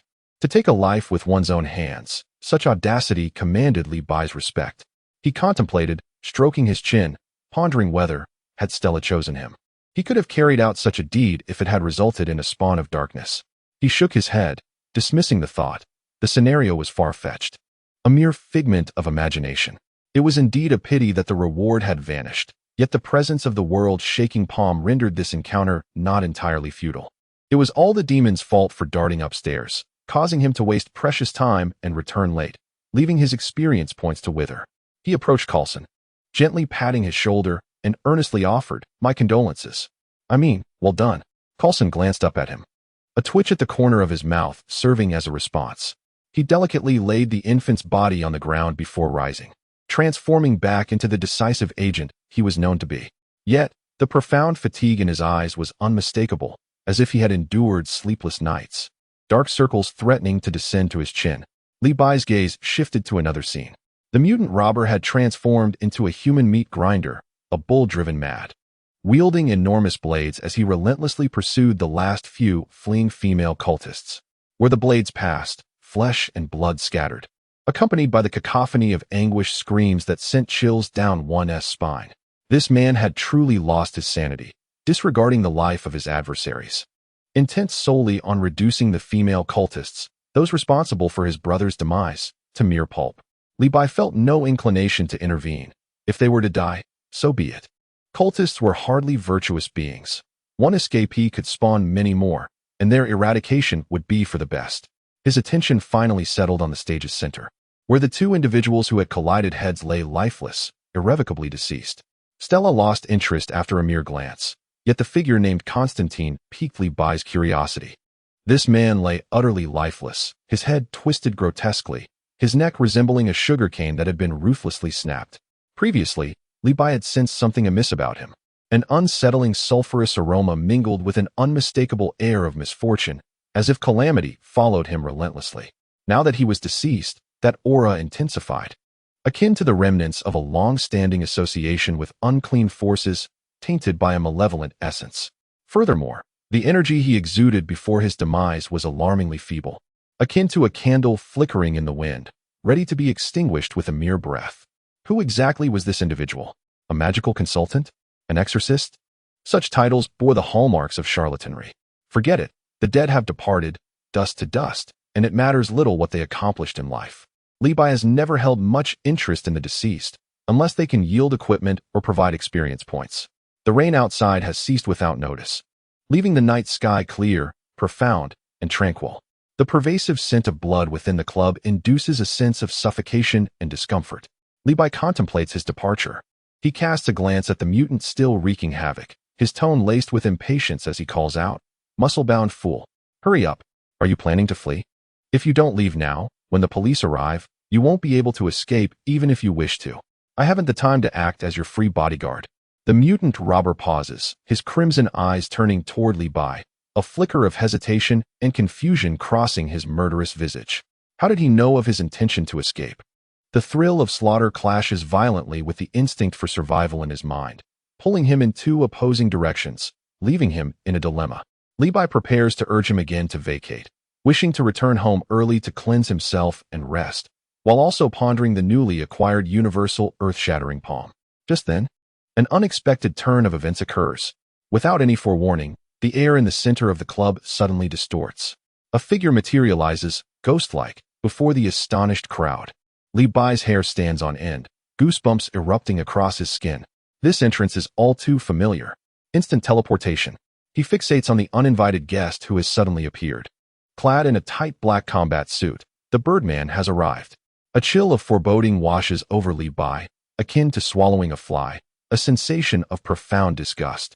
Chapter 102. Targeted. The magic-piercing light cannon. Instant teleportation, indeed. Among the several Birdmen encountered previously, two had made their entrance in this very manner. Counting the one before him, that makes three, does it not?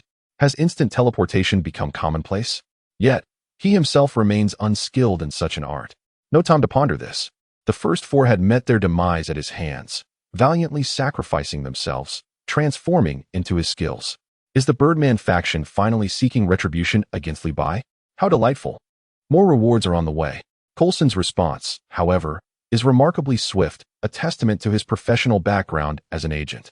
Almost simultaneously with the Birdman's appearance, he executes a tactical role, his movements fluid and seamless, swiftly creating a safe distance. In the same motion, he draws his firearm, the dark muzzle firmly aimed at the sudden intruder, his body tense, assuming a textbook defensive stance. Years of service have ingrained vigilance into him, forming a muscle memory that is impossible to alter. Yet, such mundane weaponry pales in comparison to the Birdman, truth be told. Resembling a child wielding a toy water gun against a tank, impressive in appearance, yet utterly ineffective. The Birdman hardly raises an eyebrow, dismissing Coulson with a casual wave of his hand, akin to swatting away an annoying fly, a mix of disdain and impatience evident in his demeanor. An invisible force collided violently with Coulson. He had no time to react, feeling as if he had been struck head-on by a vehicle, uncontrollably hurtling backwards. With a resounding thud, he crashed against the distant nightclub wall, producing a dull sound that resonated painfully. Meanwhile, the frenzied mutant robber, witnessing Coulson being effortlessly dispatched by the Birdman, abandoned his pursuit of the terrified female cultists. Although there was no deep bond between him and Coulson, their earlier collaboration had allowed him to take down several of the frightened cultists. Now, the Birdman was clearly a common adversary, and he presumed the Birdman to be a member of the cult as well. The mutant swung his arm blade and charged fiercely towards the Birdman. Reality, however, proved to be far less favorable than his lofty aspirations. There was no surprise in the encounter. The Birdman remained as calm and composed as ever, exuding an air of superiority, and in the face of the mutant charging like a human tank, he nonchalantly waved his hand. The mutant was swept away by the force, as if he were a bowling pin, crashing through several sturdy tables, shattering the bottles and glasses scattered across the surface. Lying on the ground, the mutant was unlikely to rise anytime soon. Li Bai, on the other hand, stood rooted in place like a monk in meditation. He had been relatively close to Coulson when the Birdman struck, and thus was caught in the aftermath. Just as the force was about to make contact with him, he utilized Dumpling's superpower to effortlessly dissipate the invisible energy. The air before him twisted slightly before returning to tranquility, as if nothing had transpired. Was that all the force? A mere tickle? The Birdman seemed somewhat surprised, perhaps not expecting anyone at the scene to so easily withstand his assault.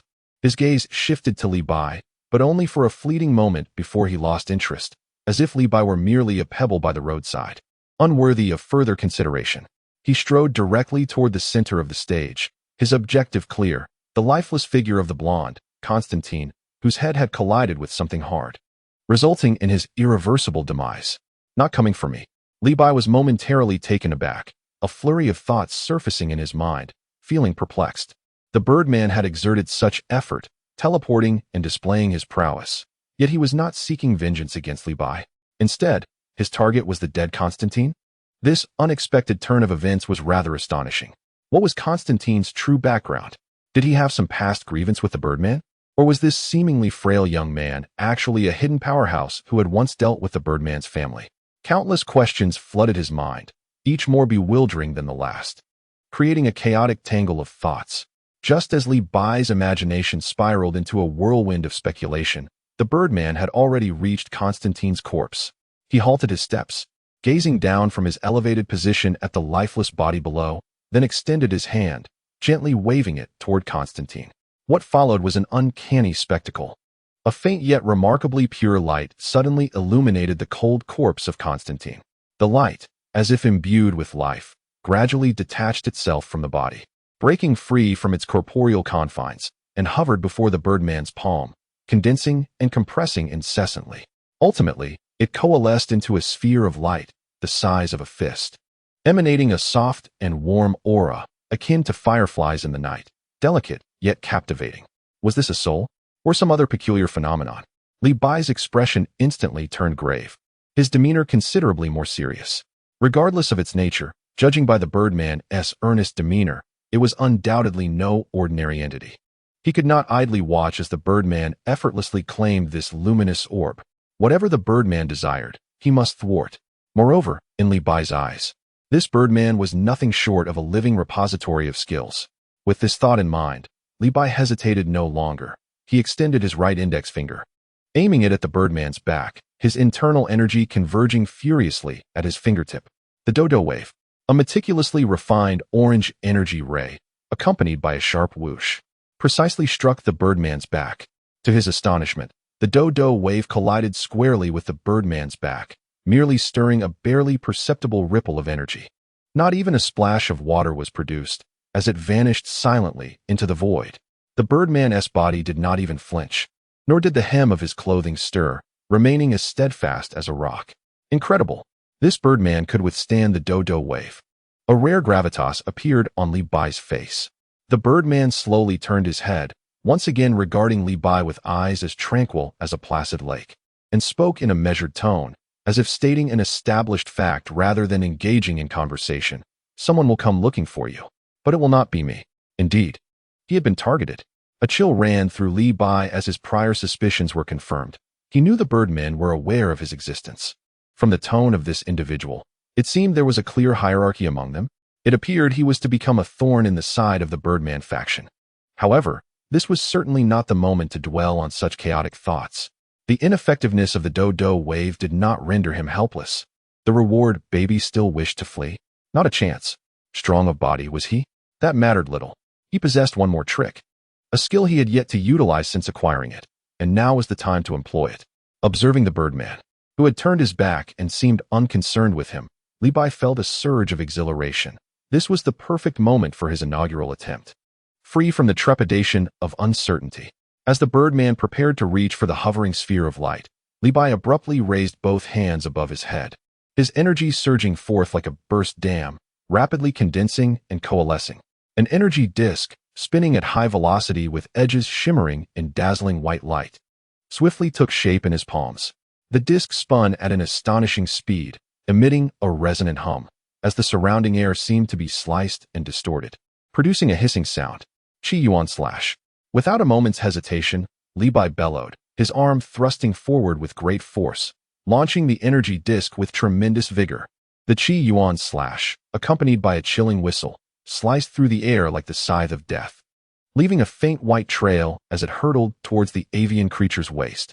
The Birdman appeared entirely unprepared, perhaps misled by the ineffectiveness of the previous attack, or perhaps his focus was entirely consumed by the glowing orb, leaving him oblivious to Li Bai's formidable follow-up. With a sound reminiscent of leather being severed, the high-speed Qi Yuan slash pierced through the Birdman's waist effortlessly, akin to a hot knife gliding through butter. The Birdman's movements froze instantaneously, as if ensnared by a binding spell, his eyes reflecting disbelief and confusion, as if he could not fathom how he had met such a downfall. In the next moment, his upper and lower halves began to separate along the smooth incision made by the Qi Yuan slash, toppling to either side in a slow-motion spectacle. Thud! Thud! The Birdman's body fell to the ground, producing two muffled thuds that echoed sharply in the stillness of the nightclub. The Qi Yuan slash continued its trajectory, cleaving through various props within the strip club, leaving chaos in its wake, ultimately etching a long fissure into the wall before vanishing into obscurity. Meanwhile, the Birdman, with his eyes and mouth agape, revealed a blinding white light emanating from the gaping wound. As the radiance faded, only two charred, wing-shaped imprints remained on the ground, silently attesting to his existence in this world. The glowing orb that had previously hovered in the air now lost its support, gently descending back to Constantine's body. Almost simultaneously with the Birdman's complete dissolution, a familiar and melodious system notification resonated in Li Bai's mind. Congratulations, host. You have slain an elite-level bizarre minor leader. Reward, skill acquired, Demon-Piercing Light Cannon. The Demon-Piercing Light Cannon? The signature skill of Bic? Splendid. Li Bai's eyes sparkled with excitement, his lips curling into a radiant smile, his heart soaring with joy, feeling more elated than if he had won a $5 million lottery. Although he had been warned by the Birdman that someone would come looking for him, a chill ran down his spine at the thought. He brushed it off. After all, with a new skill in his arsenal, everything was worthwhile. Chapter 103. The Global Coalition of Mutants, Robots. With the Demon-Piercing Light Cannon in hand, Li Bai felt an overwhelming sense of satisfaction. This escort mission had yielded astonishing rewards. First the world-shocking palm, and now the Demon-Piercing Light Cannon. A bountiful endeavor indeed. The mutant robber and Coulson staggered as they rose from the ground. Both individuals bore the marks of battle, their garments tattered and torn, particularly Coulson, whose face was marred with bruises and a trickle of blood at the corner of his mouth, a testament to the severity of his recent fall. The mutant shook his dazed head, the blades on his arms glinting coldly under the light as he cast a probing glance towards Li Bai, his expression a mixture of curiosity and lingering fear. "How did you know I was on the run?" he rasped. Li Bai flashed a broad smile, revealing a set of white teeth, and began his tale. "Where to begin? The moment you attempted that bank heist, I sensed you possessed remarkable potential, destined for greatness," he continued, feigning earnestness. "Then, seeing you pursued so desperately by the police, I thought, why not lend a hand? After all, we are brothers in mutation." The mutant stood momentarily stunned, his expression shifting from confusion to shock, ultimately transforming into a complex gratitude. No wonder their journey had been so fortuitous. It seemed the police had met with ill fortune, all thanks to this ally. Initially, he had believed their luck merely a stroke of chance. Yet, as he thought of his deceased cousin, he opened his mouth, as if to voice something, but ultimately managed only a few subdued words. "I owe you one." Coulson listened in silence, wiping the blood from his lips, his gaze flickering with unspoken thoughts. The air in the strip club was thick with the stench of blood, alcohol, and the faint, burnt odor left in the wake of the Birdman's disappearance. The trio prepared to vacate this treacherous locale, where life had all but vanished. The patrons lay slain by the female cultists, who had themselves been vanquished by Coulson and the mutant. Li Bai observed as the mutant approached a corner, gazing solemnly at the lifeless body of his fallen brother. "I must bury him," he declared, his tone grave and resolute.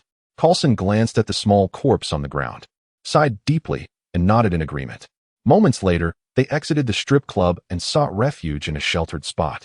The mutant, using his sharp arm blades, began to dig into the earth, his movements clumsy yet marked by determination. Coulson found a corner to quietly tend to the tiny body. Li Bai stood aside, witnessing this impromptu funeral, the air heavy with the scent of damp earth and an ineffable weight. As their somber task concluded, the dawn began to break on the horizon. The trio prepared to leave the hellish tableau of the strip club. The mutant took the wheel, with Li Bai seated beside him, while Coulson drove his own vehicle, having originally sought shelter from the rain, unaware of the tumultuous events that awaited him. The two cars roared to life, navigating the sole road ahead. Upon reaching a small town, they came to a halt. Coulson exited the vehicle and addressed Li Bai and the mutant. "I have matters to attend to here. You two should proceed without me." His expression was serious, devoid of jest, aware that they intended to head to the border. Li Bai raised an eyebrow. "All right then. Take care of yourself. Just be cautious not to get slapped against the wall again and find yourself stuck." Coulson's lips twitched slightly, but he chose to ignore Li Bai's teasing and waved his hand, signaling them to depart promptly. Li Bai and the mutant continued their journey. As their vehicle receded into the distance, Coulson, who had worn a smile, now appeared impassive, his eyes resembling darkened mist. After 2 more days of travel, the scenery outside the window grew increasingly desolate, the air thick with the arid scent of dust, indicating their proximity to the border region. Along the way, the two engaged in a candid exchange. Li Bai learned that the mutant's name was Paul. Paul glanced at Li Bai, who was humming a cheerful tune, seemingly carefree, and recalled the ease with which he had dispatched that Birdman.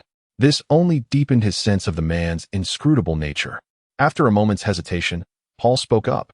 "I can no longer remain in this country. The government will inevitably capture us for experimentation. You should join me in leaving this wretched place.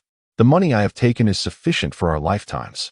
His eyes sparkled with aspirations for the future. Li Bai, upon hearing this, couldn't help but twitch his lips. "Run away? My ambitions reach for the stars and the seas. Can one truly escape for a moment, only to be hunted for eternity?" His tone took on a weighty significance. "Look at this country. Everywhere we mutants are met with discrimination and pursuit, forced to scurry like rats." Li Bai was well aware of the frequent reports concerning mutants, yet he remained unfazed by being categorized as one. "In my view, to truly live with dignity, we must rely on ourselves." He pondered for a moment before continuing, "We ought to unite all oppressed mutants across the globe." His fervor grew as he envisioned a luminous future of liberation for mutants, becoming so engrossed in his own rhetoric that he nearly convinced himself. Initially, he had escorted the two with the intent of preventing the police from reclaiming the money for the bank. Paul listened in astonishment, remaining speechless for a considerable time. Tentatively, he inquired, "Brother, are you a member of the Mutant Brotherhood?" Upon hearing the mention of the Brotherhood, Levi had no recollections, but he did not refute it. After all, if he was to be misunderstood, it was of little consequence to perpetuate the misunderstanding. Having arrived at the border, with the border wall now visible, Levi felt there was little left to discuss with Paul. All that needed to be said had been articulated, and their fates had diverged. He opened the car door and stepped out. Under Paul's astonished gaze, Levi lightly pressed his feet against the ground and, as if weightless, began to ascend slowly into the air. "Brother Paul, until we meet again, keep in touch, and remember my words." With that, he adjusted his trajectory, his form transforming into a streak of light as he sped back in the direction from which he came, vanishing from sight in the blink of an eye. Leaving Paul alone, staring blankly at the empty sky. Wait, he can fly? Paul felt as though his worldview had been shattered. This man was undoubtedly a formidable hidden figure. The notion of uniting all mutants echoed in his mind. Clenching his fists, his resolve solidified. Perhaps he was right. Once he escaped this nation, he would find a way to locate more mutant companions. Years later, a formidable organization emerged, leaving chaos in the wake of its endeavors within the nation. In another realm, Levi deftly employed the technique of aerial maneuvering, soaring back with the swiftness of the wind, the howling breeze resonating in his ears. Upon returning to the skies above the quaint town where he had parted ways with Coulson, an instinctive sense revealed that Coulson's presence still lingered within the town, and not far off. What on earth is this guy up to? Levi mused. Has he been idling about for 2 days? Perhaps he has reunited with an old acquaintance?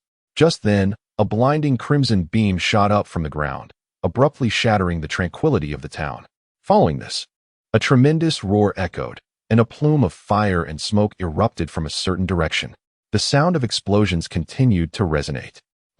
Something's amiss. Levi's gaze sharpened. He swiftly descended, heading towards the source of the commotion.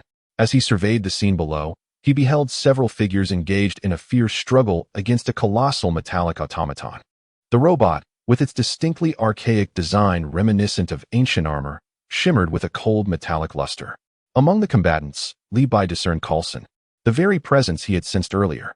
Gratitude was extended to various users. Udai Kanto, the King in Yellow, the Demon Lord of 10,000 demons from Wanzhong Mountain, and others. The narrative continued with a plea for support and acknowledgement of friends, reflecting a sense of community. Chapter 104, Phantom Fist, the Radiant Killing Cannon. Levi hovered in midair above the town, akin to a player observing from a bird's-eye view. The tumultuous battle below unfolded clearly before his eyes. The massive metallic behemoth, exuding an air reminiscent of ancient scrolls or the dark realms of a video game, relentlessly pursued several individuals.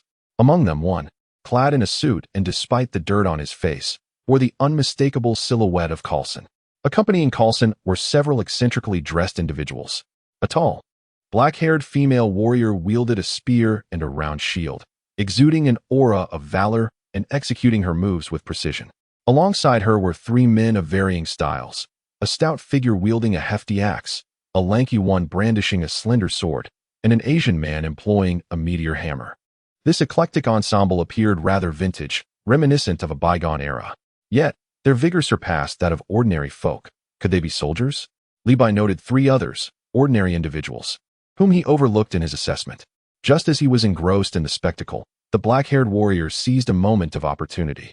Her spear struck with the swiftness of a serpent, piercing the junction of the robot's neck with a dull thud. The spearhead protruded from the back of the robotic figure, emitting a few sparks of electricity. Beautiful. Levi couldn't help but cheer from the air. The female warrior, having struck her target, immediately retreated with fluid grace. However, the metallic robot merely shook its head, the area where its neck had been pierced crackling with electrical sounds, seemingly unfazed by the fatal blow. A bizarre scene unfolded as the robot's back transformed into its front, its facial structure splitting apart. Buzz, a searing beam of energy shot forth. The female warrior and her 3 male companions, who had just witnessed her success, were taken aback. With a gasp, they stumbled and rolled away, their movements decidedly clumsy. The beam grazed their clothing, leaving a charred mark on the ground. Goodness, this clumsy metal creature wields a laser cannon? Levi marveled. At that moment, Coulson on the ground also noticed Levi suspended in midair. He paused for a moment, then a mixture of surprise and an indescribable emotion crossed his face. And he actually waved at Li Bai. Hey, brother, the view up there is quite splendid, isn't it? Li Bai twitched at the corner of his mouth. This guy was unfazed, even as he was nearly turned to shreds. He slowly descended, lightly touching down not far from Coulson. I say, old Coulson, what performance are you putting on here? Filming a movie? Li Bai remarked, hands in pockets, eyeing the retro-clad figures with playful mockery. The Asgardian warriors were stunned to see Li Bai descend from the sky. Thor's eyes widened as he turned to Coulson, inquiring in heavily accented English, Coulson's son, why is this Midgardian able to fly? Is he one of your powerful warriors? Beside him, the female warrior Sif and the three brave warriors of the palace, Fandral, Hogan, and Volstagg, wore expressions of childlike curiosity, scrutinizing Li Bai as if he were a rare creature. Coulson forced a smile, about to explain. Li Bai was just about to engage Coulson further, perhaps to inquire if he had lost track of time in this quaint town due to matters of the heart, when suddenly Thor's expression changed, and he shouted, "Watch out." The metallic destroyer had aimed its metallic visor at Li Bai, who had just landed. Its face split open once more, red light rapidly coalescing. Buzz. A beam even thicker and hotter than the last surged toward Li Bai, carrying devastating energy. Sif gasped. The three warriors instinctively raised their weapons. Jane Foster, along with her assistant Darcy Lewis and Dr. Eric Selvig, ordinary people caught in the fray, were so frightened they covered their mouths. Who is this flying individual? Which myth has he emerged from? So many world-altering events have transpired these days. Yet, Darcy stared unabashedly at Li Bai, thinking how handsome he was.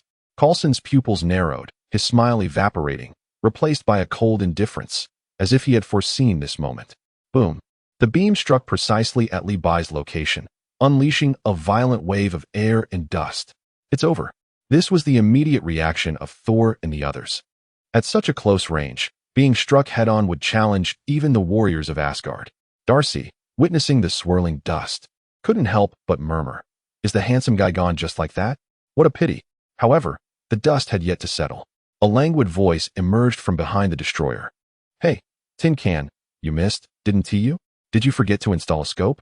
There stood Li Bai, a few meters behind the destroyer, brushing off non-existent dust from his attire. The one who had been hit was merely a blurred afterimage. It was the Phantom Fist. Li Bai had been keenly observing that metallic behemoth. He could tell it was about to misfire and had evaded in advance. He dodged it. Volstagg rubbed his eyes, unable to believe his sight. Sif's eyes sparkled with intrigue. This Midgardian was formidable. Thor was equally astonished. Such speed was rare, even in Asgard. Coulson regarded Li Bai's silhouette, his expression still grave, with no one knowing the thoughts coursing through his mind. Li Bai flexed his wrist and turned his gaze towards the destroyer. "That lady just punctured your neck, so you aren't as tough as you seem." He extended his right hand, bringing his index and middle fingers together against his forehead, gathering energy throughout his body. A pulse of ominous energy began to coalesce at his fingertips, emitting a sizzling sound as arcs of electricity entwined, growing ever brighter. The air itself seemed to warp under the influence of this power.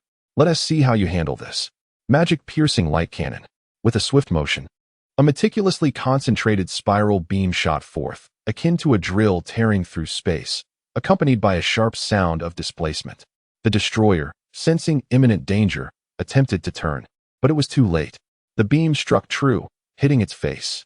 With a piercing sound, this was no mere spark of electricity. The magic piercing light cannon effortlessly penetrated the destroyer's formidable facial armor, emerging from the back of its head, leaving behind a smooth-edged hole that still emitted wisps of smoke. The colossal figure of the destroyer shuddered violently, its movements freezing instantaneously.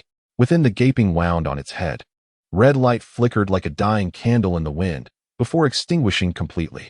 Subsequently, with a resounding crash, its heavy metallic form toppled backward, crashing to the ground and stirring up a cloud of dust. Silence enveloped the street. Only the sound of the wind and the faint crackle of residual electricity from within the destroyer remained. Sif's hand trembled slightly around her spear, not from fear, but from sheer astonishment.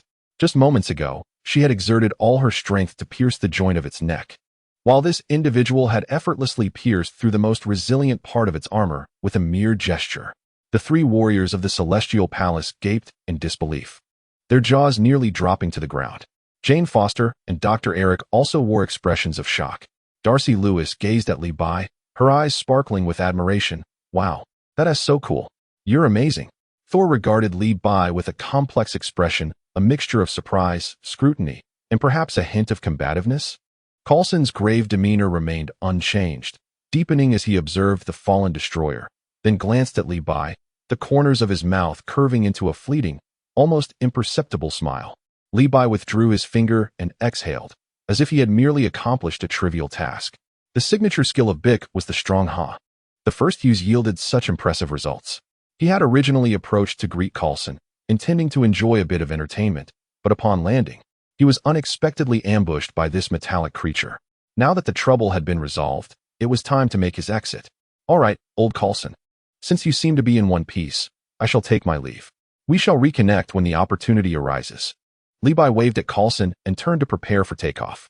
A series of grating metallic sounds echoed, reminiscent of nails on a chalkboard. The fallen destroyer, with a gaping hole in its head from the magical beam cannon, began to exhibit signs of self-repair, the metal around the wound undulating as if it were liquid. The extinguished red light flickered back to life with a tenacity that was remarkable. It was moving again.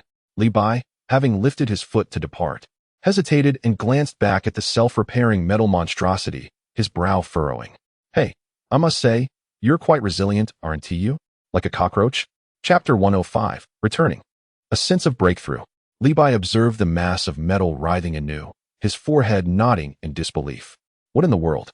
It can still move after having its face blown off? He found it hard to fathom. Wasn't the face the critical point? The edges of the gaping hole were flowing like melted wax, gradually mending the breach. The extinguished single red eye flickered like a faulty old bulb, stabilizing once more with an eerie glow. The sound of metal grinding was especially jarring in the stillness of the street, carrying an unsettling quality. The destroyer regained its footing, albeit with a sluggishness, yet its focus was unwavering as it locked onto Li Bai once again. Li Bai mused, this thing has some substance to it. Its defenses must be maxed out. The destroyer raised its metallic arm, and its palms split open, revealing a launch port akin to its facial eye. The red light coalesced once more, the energy fluctuations appearing even more concentrated than during its previous assault. With a hum, a searing high-energy beam erupted from its palm. Aimed directly at Li Bai, this attack was swifter and more unexpected. Whoa, is that a palm cannon? Li Bai exclaimed, propelling himself into action. Whoosh, whoosh, whoosh. The Phantom Fist technique was unleashed once more. This time, the air was filled with even more spectral remnants than before. No fewer than 5 or 6 shadows of Li Bai scattered around the destroyer, each adopting a different pose, creating a mesmerizing display. The metallic head of the destroyer rotated mechanically, seemingly incapable of discerning which was the true form and which were mere illusions. Its beams swept through the phantoms, scorching the ground and walls with fresh burn marks. Hey, you clumsy hunk of metal, look over here. A voice rang out from between the destroyer's legs. One of Li Bai's shadows appeared in a perfectly executed slide, positioned right between the destroyer's legs. Swiftly, the index finger of his right hand aimed at the creature's groin, the tip radiating a concentrated glow. Piercing wave. Whoosh. A slender beam of light, imbued with formidable penetrating power, surged upwards, striking the destroyer's groin with precision. Bang. The immense frame of the destroyer was abruptly propelled upwards by this force. Lifting its feet off the ground and soaring over 10 meters high, it adjusted its posture mid-air, seemingly unscathed. Could it be? The groin is not a weakness? This creature possesses a rather unique structure. Li Bai gazed upwards at the robot suspended in the air, feeling a bit challenged. Let us give it another shot. Li Bai's finger once again pointed at the airborne destroyer. Whole wave. Whoosh. Another beam shot forth, striking true. The destroyer was pushed even higher. Whole wave. Whole wave. Whole wave. Li Bai remained rooted in place, his fingers tapping rhythmically, as beams of light rained down on the destroyer like precision-guided anti-aircraft fire. The destroyer ascended higher and higher under the relentless assault of the whole waves, as if it had lost gravity, drifting deeper into the sky. Tiny holes peppered its surface, yet its structural integrity remained intact. On the ground, everyone gazed upwards, mouths agape at the spectacle. Thor gaped, murmuring, "What on earth is this?" Sif gripped her spear tightly, her palms slightly damp. The Midgardian's method of attack was unprecedented, yet its power was astonishing. Vandal rubbed his eyes. Is he playing around? Hogan and Volstagg were rendered utterly speechless, merely staring in awe.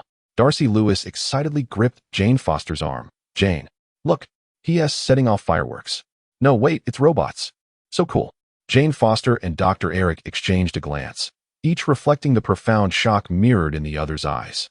Coulson remained stationary, his expression unchanged. Yet a hint of barely perceptible apprehension flickered in his gaze. Levi observed the ascending destroyer and ceased his whole waves. TSK, how resilient, like an iron tortoise. He mused. It seems the whole wave 1T suffice. I must employ a cutting technique. Taking a deep breath, Levi spread his arms wide above his head. The energy within him began to converge into his palms, the air growing thick with tension. A brilliant sphere of energy began to coalesce between his hands, compressing and swirling. Buzzing, the rapidly rotating energy emitted a deep hum, forming a flat, razor-sharp disc. Its radiance was blinding, resembling a miniature sun. Prepare yourself, tin can, Levi shouted, thrusting his hands forward with vigor. Energy cut. Whoosh. The orange-hued energy disc sliced through the air with a piercing shriek, racing towards the still-rising destroyer at an astonishing speed. There was no cataclysmic explosion. The energy cut glided through the destroyer's waist as silently as a razor through butter, severing both arms in its path. The destroyer's movements came to an abrupt halt. In the next moment, its upper and lower halves, along with both arms, were completely severed, the cuts smooth and precise. Devoid of energy support, the heavy metallic segments plummeted to the ground with a resounding crash. Clang, clang, thud, thud. A resounding crash echoed as the two halves of the destroyer plummeted onto the streets of the small town, landing at considerable distances from one another and stirring up vast clouds of dust. This time, the metallic wreckage lay silently on the ground, devoid of any further movement. Only a few flickers of residual electrical sparks danced mournfully at the jagged edges. The world, at long last, fell into tranquility. Sif gazed at the two smooth, severed edges on the ground, then glanced at the accomplished Levi, her eyes brimming with reverence. The three valiant heroes of Asgard exchanged glances, ultimately releasing a collective sigh, contemplating the hidden prowess of Midgard. Darcy Lewis's eyes sparkled with admiration, barely containing her excitement. Wow, you're incredibly handsome. Thor observed Levi with a complex expression, his prior scrutiny and combat readiness transformed into pure astonishment mixed with a hint of defeat. Coulson's serious demeanor softened slightly, though he still revealed little emotion as he approached Levi, offering a professional smile. Levi clapped his hands together. Feeling as though time had been squandered, he had merely intended to greet Coulson in passing. Who would have thought that this automaton would attack him? After several days away, it was time to return. Well, the metal hunk is dealt with, and it seems you all have no further issues. He waved dismissively at Coulson. Old Coulson, I'm off now. See you later. With that, Levi propelled himself skyward, soaring away at high speed. The gusts of wind tousled the hair and clothing of those left behind. Coulson's son, Thor couldn't help but inquire, who is this formidable Midgardian?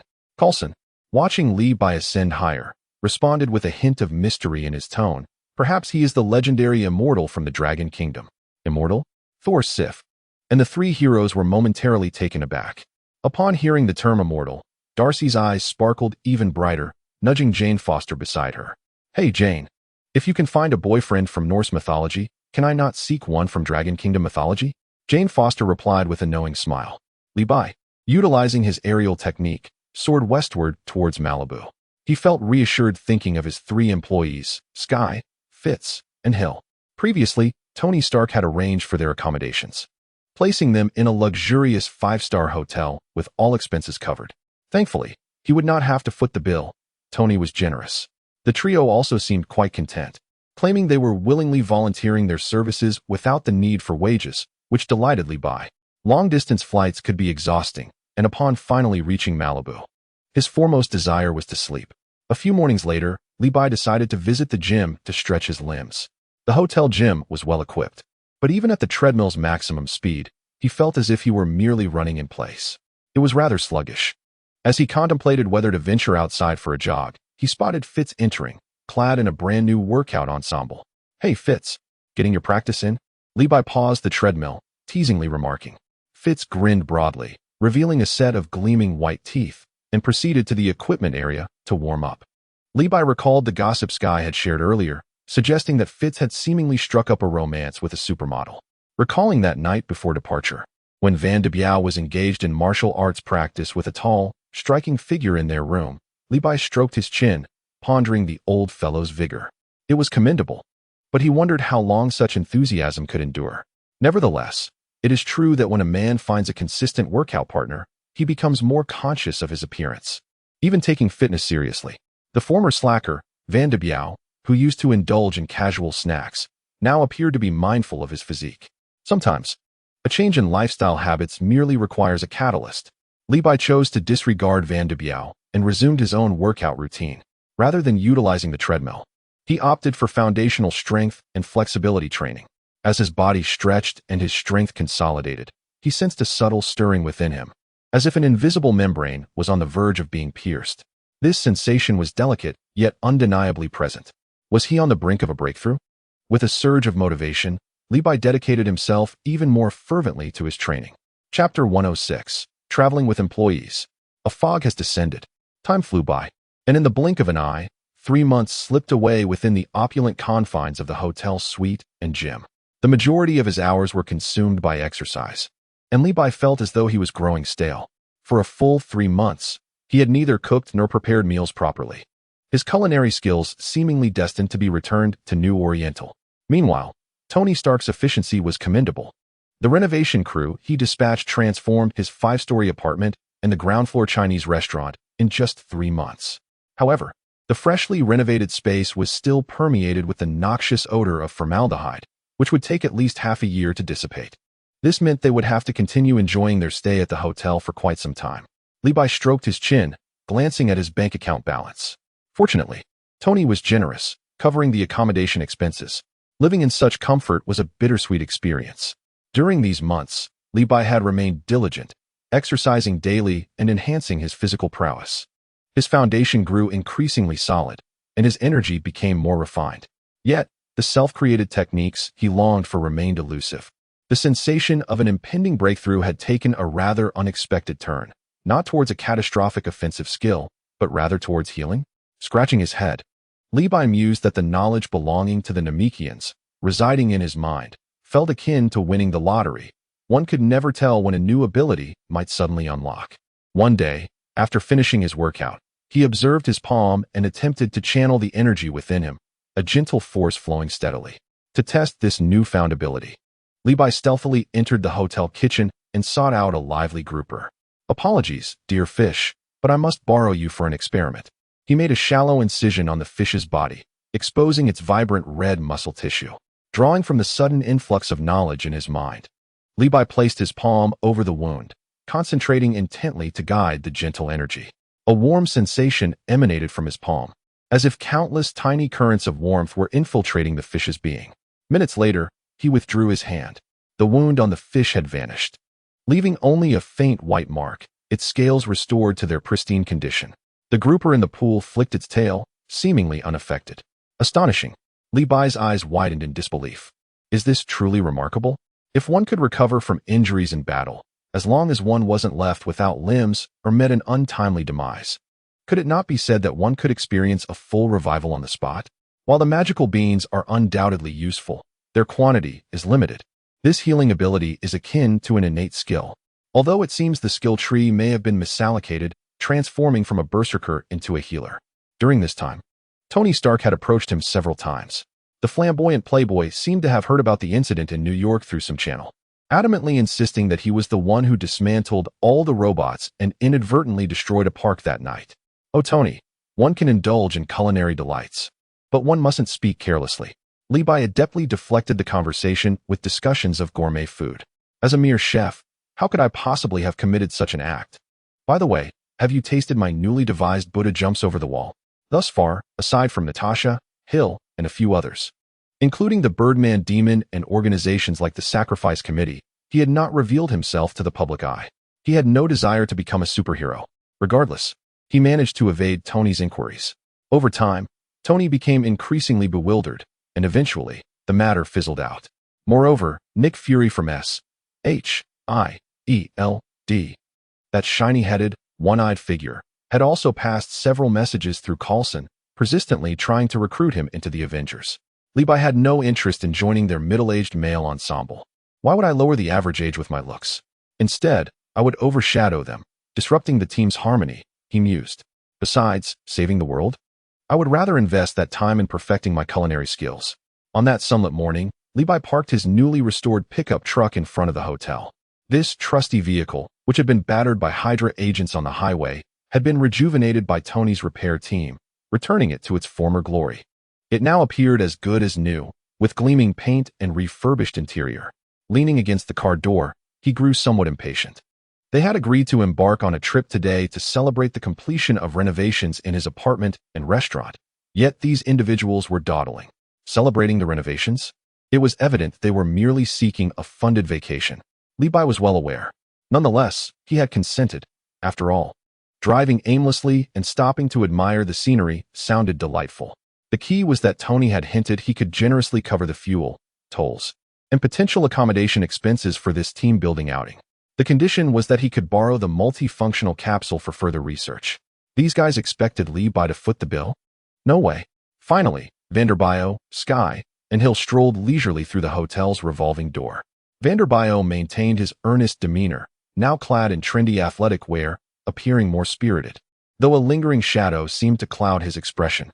Sky, dressed simply in a t-shirt and jeans, with a backpack slung over her shoulders, radiated energy and waved enthusiastically upon seeing Levi. Hill was clad in a well-tailored casual outfit, his expression as composed as ever, though his gaze briefly scanned the pickup truck, seemingly to ascertain its condition. In recent days, Levi often found himself reminiscing about that night at the rescue center. The present Hill bore a stark contrast to the illusion he had experienced. I say, gentlemen, if you do not emerge soon, the sun shall set, Levi remarked, casting an exasperated glance at the individuals boarding the vehicle. We are merely packing our belongings, Skelly retorted, tossing a bag into the back seat. Hill swiftly followed suit, his movements efficient. Vanderbio was the last to enter, settling into the passenger seat with a deep sigh. Oh, Biaoge, what troubles you? You appear as wilted as a frostbitten eggplant, Levi commented, starting the engine while stealing a glance at him. Before Vanderbio could respond, Sky in the back seat interjected. What else could it be? His supermodel girlfriend broke up with him. She promised to join us today, but then she suddenly claimed she had work. Upon hearing this, Levi nearly lost his grip on the steering wheel. Broke up? He surveyed Vanderbio's face, which was etched with disappointment. As anticipated, interspecies, no. Interclass, romance proved to be an exceedingly daunting endeavor. She lived in the limelight as a supermodel, while he was a former chef from the Northeast, now merely an employee of his own making. They belonged to entirely different worlds. That they could even spark a connection was miraculous, but to sustain it? Improbable. Biaoge, take heart. There are countless flowers in the world. Why cling to a single bloom? If it truly is unbearable, we could always return to Hawaii. The grass there is indeed lusher. Vanderbio forced a smile, shaking his head in silence as he turned to gaze out the window. Levi shrugged, choosing to say no more as he pressed the accelerator, and the pickup merged into the flow of traffic, departing Malibu. Their journey lacked a fixed destination. Traversing the expanse of the Eagle Country, they would stop intermittently, settling in picturesque locations for a few days to savor local delicacies and explore local markets. Levi was in charge of driving and seeking out food. Sky utilized her hacking skills for navigation and occasional internet issues. Hill maintained vigilance and devised temporary lodging plans, while Vanderbio simply observed in silence, taking in the scenery. Speaking of Sky, this young lady possessed a remarkable proficiency in hacking, a skill Levi had not expected from someone he initially perceived as merely a nonconformist mischief maker, albeit a youthful one, bordering on child labor. On this particular day, the pickup cruised along an expansive highway flanked by rolling hills and fields. The fuel gauge was perilously low. There's a small town ahead. Let us refuel and take a moment to rest, Levi announced, glancing at the navigation system. The pickup gradually rolled into a quaint little town, where they located a solitary gas station on the outskirts. The station was manned by an elderly attendant, and Levi observed him ambling towards them without urgency. At such an age, still working? He handed over his credit card. The attendant accepted the card and began fueling the pickup. Sky and Vanderbio exited the vehicle to stretch their legs and breathe in the town's fresh air. Levi also stepped out, indulging in a languorous stretch. He noticed that Hill, who had always been composed, was now standing by the car, brow slightly furrowed. gazing intently in the direction of a certain point in the small town. What is it, Hill? Li Bai followed her line of sight. At the edge of the town, where mountains met forests, a thick blanket of white mist was swiftly engulfing the area. The fog appeared abruptly, rolling and surging as if it possessed life. Its hue an unsettlingly pure white, carrying a viscous texture. The surrounding light seemed to be absorbed by this dense mist, casting an inexplicable gloom over the sky. A dampness pervaded the air, tinged with a faint, earthy scent. Fog is rolling in. Hill's voice bore a note of caution. Li Bai squinted. Something was awry with this fog. Li Bai furrowed his brow, fixating on the unexpectedly rising white mist, which resembled the dramatic effect of dry ice on stage. Perhaps it was merely a peculiar climatic phenomenon, he thought, dismissing it for the moment. Just then, the roar of an engine, accompanied by the characteristic clamor of youthful exuberance, grew closer. A yellow, elongated school bus swayed as it approached, coming to a halt at the opposite side of the fuel pump. The doors opened with a hiss, and a throng of high school students clad in colorful casual attire poured out, laughing and joking, their movements animated, instantly filling the air with a mix of adolescent hormones and the scent of cheap snacks. Li Bai cast a glance. These youngsters were likely partaking in some school-organized outing. Watching their carefree demeanor, he momentarily drifted into nostalgia, as if glimpsing his own hazy high school days before his transition, a time brimming with curiosity and boundless energy. The elderly attendant at the gas station moved with the lethargy of a slow-motion film, painstakingly withdrawing the fuel nozzle from Li Bai's vehicle, handing back the credit card. The old man squinted through his murky eyes at Li Bai, then at his shiny new pickup, a hint of pride emerging on his face. Young man, why not stop by the town for a rest? Oh, is this town convenient? Li Bai inquired casually, pondering whether to press on or find a place to spend the night. Convenient? How could it not be? The old man straightened his back, his voice modest yet imbued with local pride.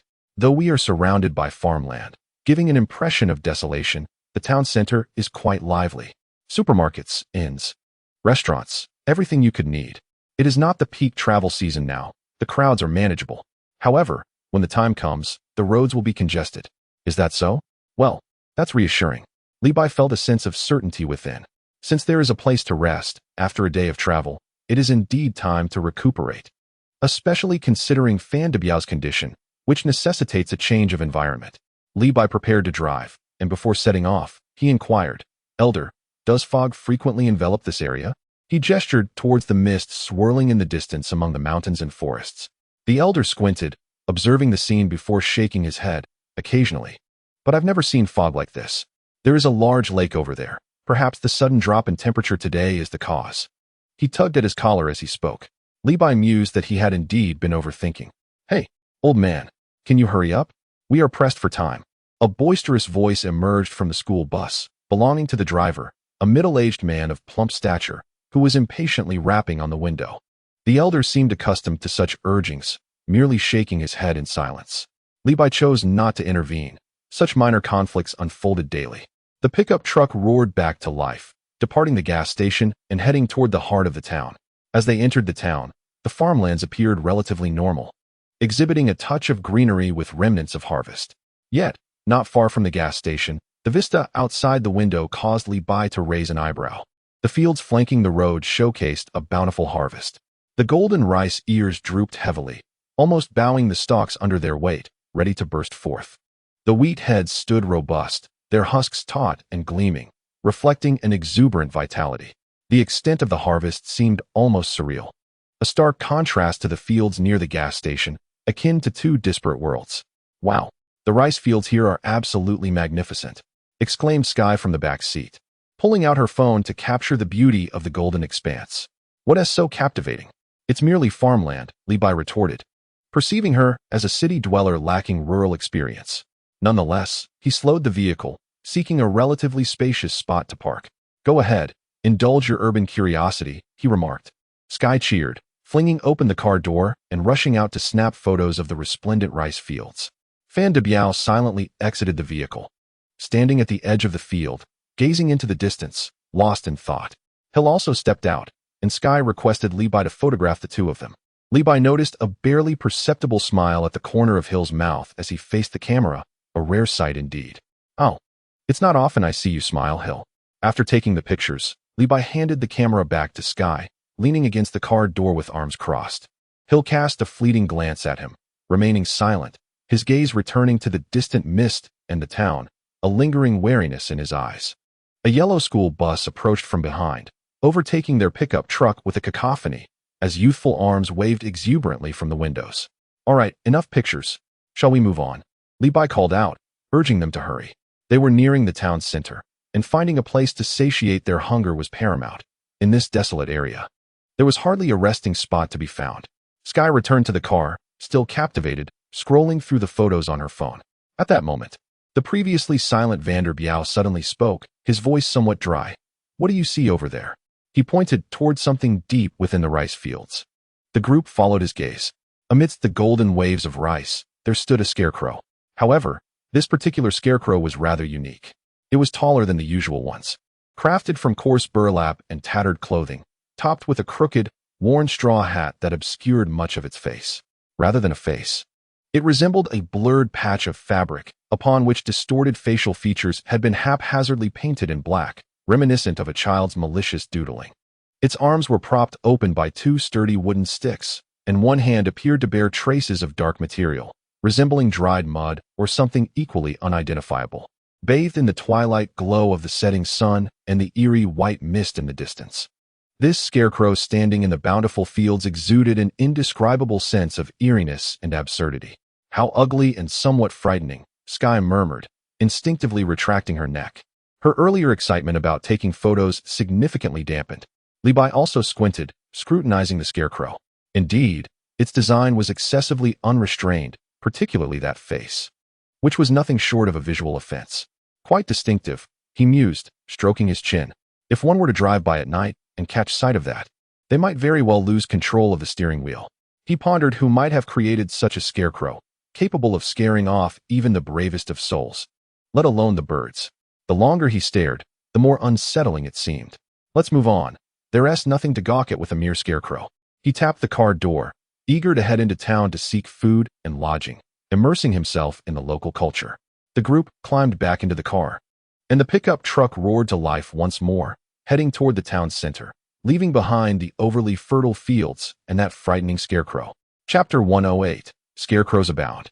Someone is missing. The pickup truck entered the heart of the small town, where the buildings transitioned from rustic farmhouses to two- or three-story structures adorned with vibrant paint. Levi rolled down the window, and a blend of the sweet aroma of baked goods and a hint of gasoline wafted in. "Oh, the old man did not deceive me," Levi remarked, smacking his lips. Although the place appeared somewhat remote, it had a certain charm. Along the streets, there were bars, shopping avenues, and even a storefront boasting a sign for an internet CAF. In stark contrast to the earlier eerie and bountiful fields, this place felt like an entirely different world. Sky leaned against the window, her eyes sparkling. "This is far better than I imagined." Hill remained silent but quickly scanned the buildings and passers-by, as if conducting some form of environmental assessment.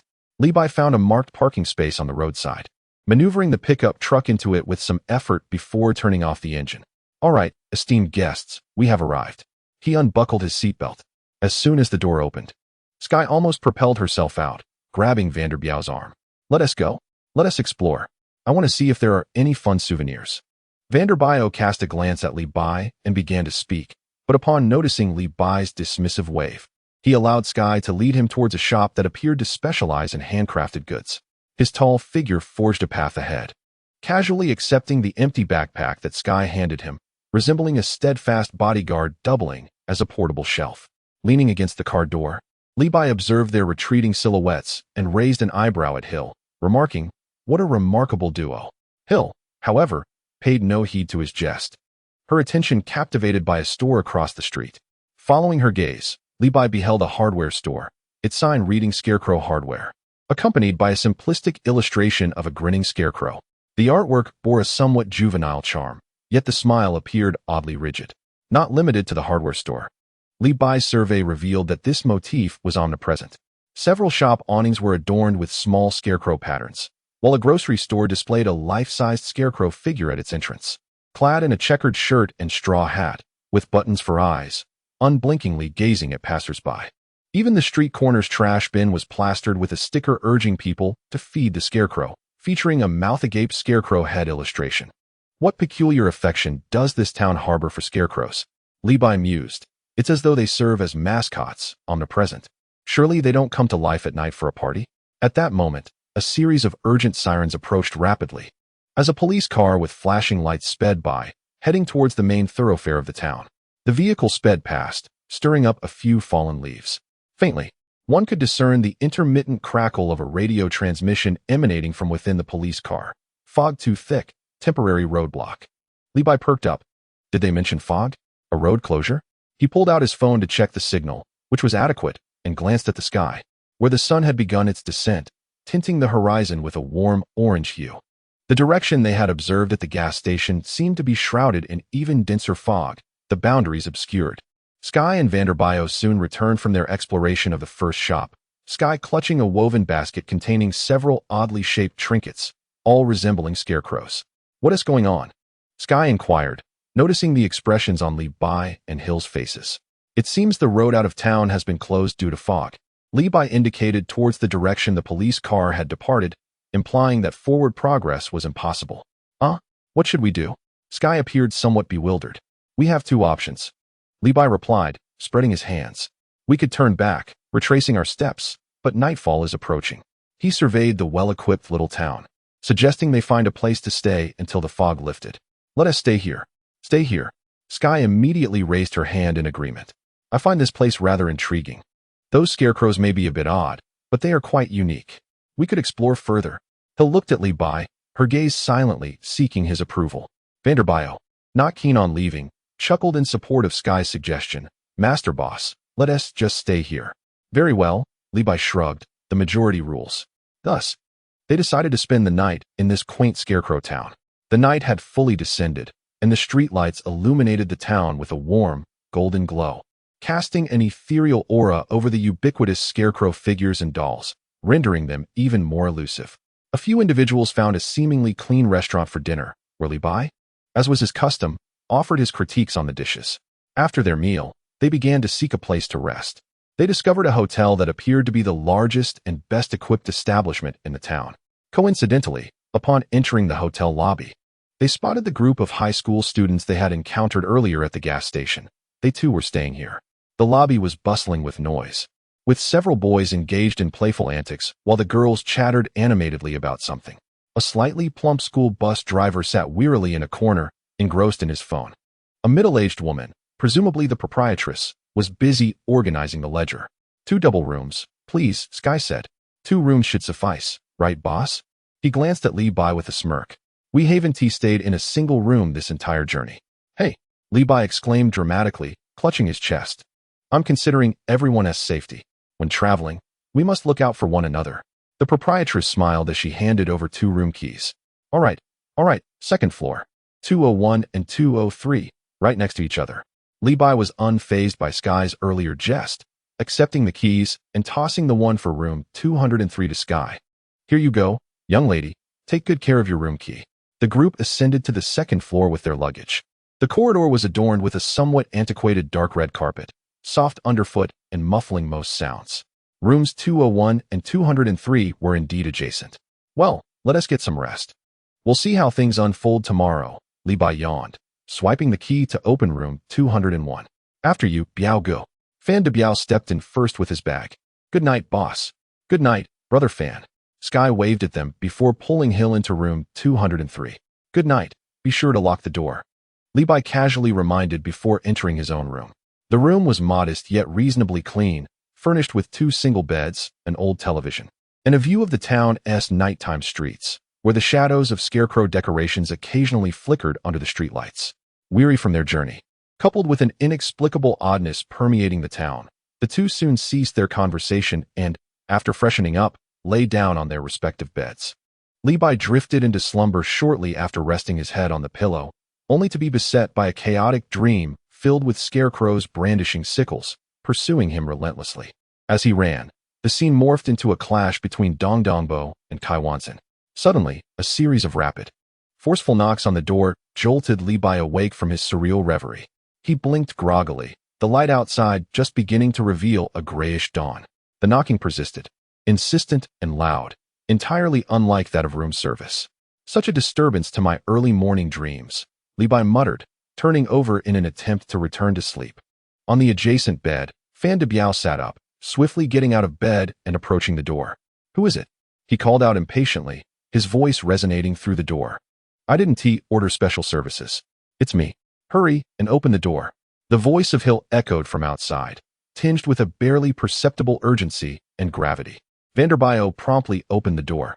Hill stood at the threshold, clad in yesterday's attire, her hair somewhat disheveled, her countenance serious as her sharp gaze swept the room, ultimately resting on Li Bai, who was still languishing in bed, rubbing his eyes. She strode in swiftly, making her way directly to Li Bai's bedside. "Stop sleeping. Something has happened." Hill's voice was low, yet the urgency in her tone roused Li Bai from his stupor. What? What happened?" Li Bai jolted upright, his mind racing. "Did those scarecrows come to life? Or has the restaurant owner come to confront me about the prices?" "This is no joking matter," Hill replied, her brow furrowing with unprecedented seriousness. "Someone is missing." In Chapter 109, thick fog enveloped the atmosphere, and the string of disappearances was not a matter for jest. Hill's voice dropped, tinged with a subtle hoarseness. "This morning, I woke up early and went downstairs for some fresh air, where I overheard the teacher of those high school students speaking with the hotel owner." She paused, her gaze fixed on Li Bai's face. "Two of their students are missing, a boy and a girl, vanished since last night, and their phones are unreachable." Vanderbio stood silently by the door, resembling a stoic iron tower, his brow slightly furrowing at the revelation. Li Bai blinked, attempting to absorb the gravity of the situation. "Missing? 2 high school students?" He raked his fingers through his tousled hair. "Come on, Hill, are you perhaps overreacting?" He yawned, adopting a demeanor of someone with experience. "Think about it. A boy and a girl, full of youthful vigor, perhaps caught up in the romance of the night, sneaking out to gaze at the stars and moon, discussing poetry and philosophy, and then finding a secluded cornfield, if you catch my drift." He winked. "Young people, after all, are brimming with energy. They might just be hiding away to catch up on sleep, fearing the wrath of their teachers when daylight breaks." Hill's brow knitted tighter, her lips pressed into a thin line, clearly unimpressed by Li Bai's conjectures. "Their teacher and companions have searched everywhere, inquired at all possible locations," she insisted, "and their luggage remains in the room." Li Bai pursed his lips, refraining from further rebuttal, but a thought flickered in his mind. What if they eloped? He tossed aside the covers and shuffled toward the bathroom in his slippers. "All right, I understand. Let me wash my face to clear my head." In the bathroom, the icy water splashed against his face, dispelling the remnants of sleep. Gazing into the mirror at his slightly puffy visage, he contemplated the situation.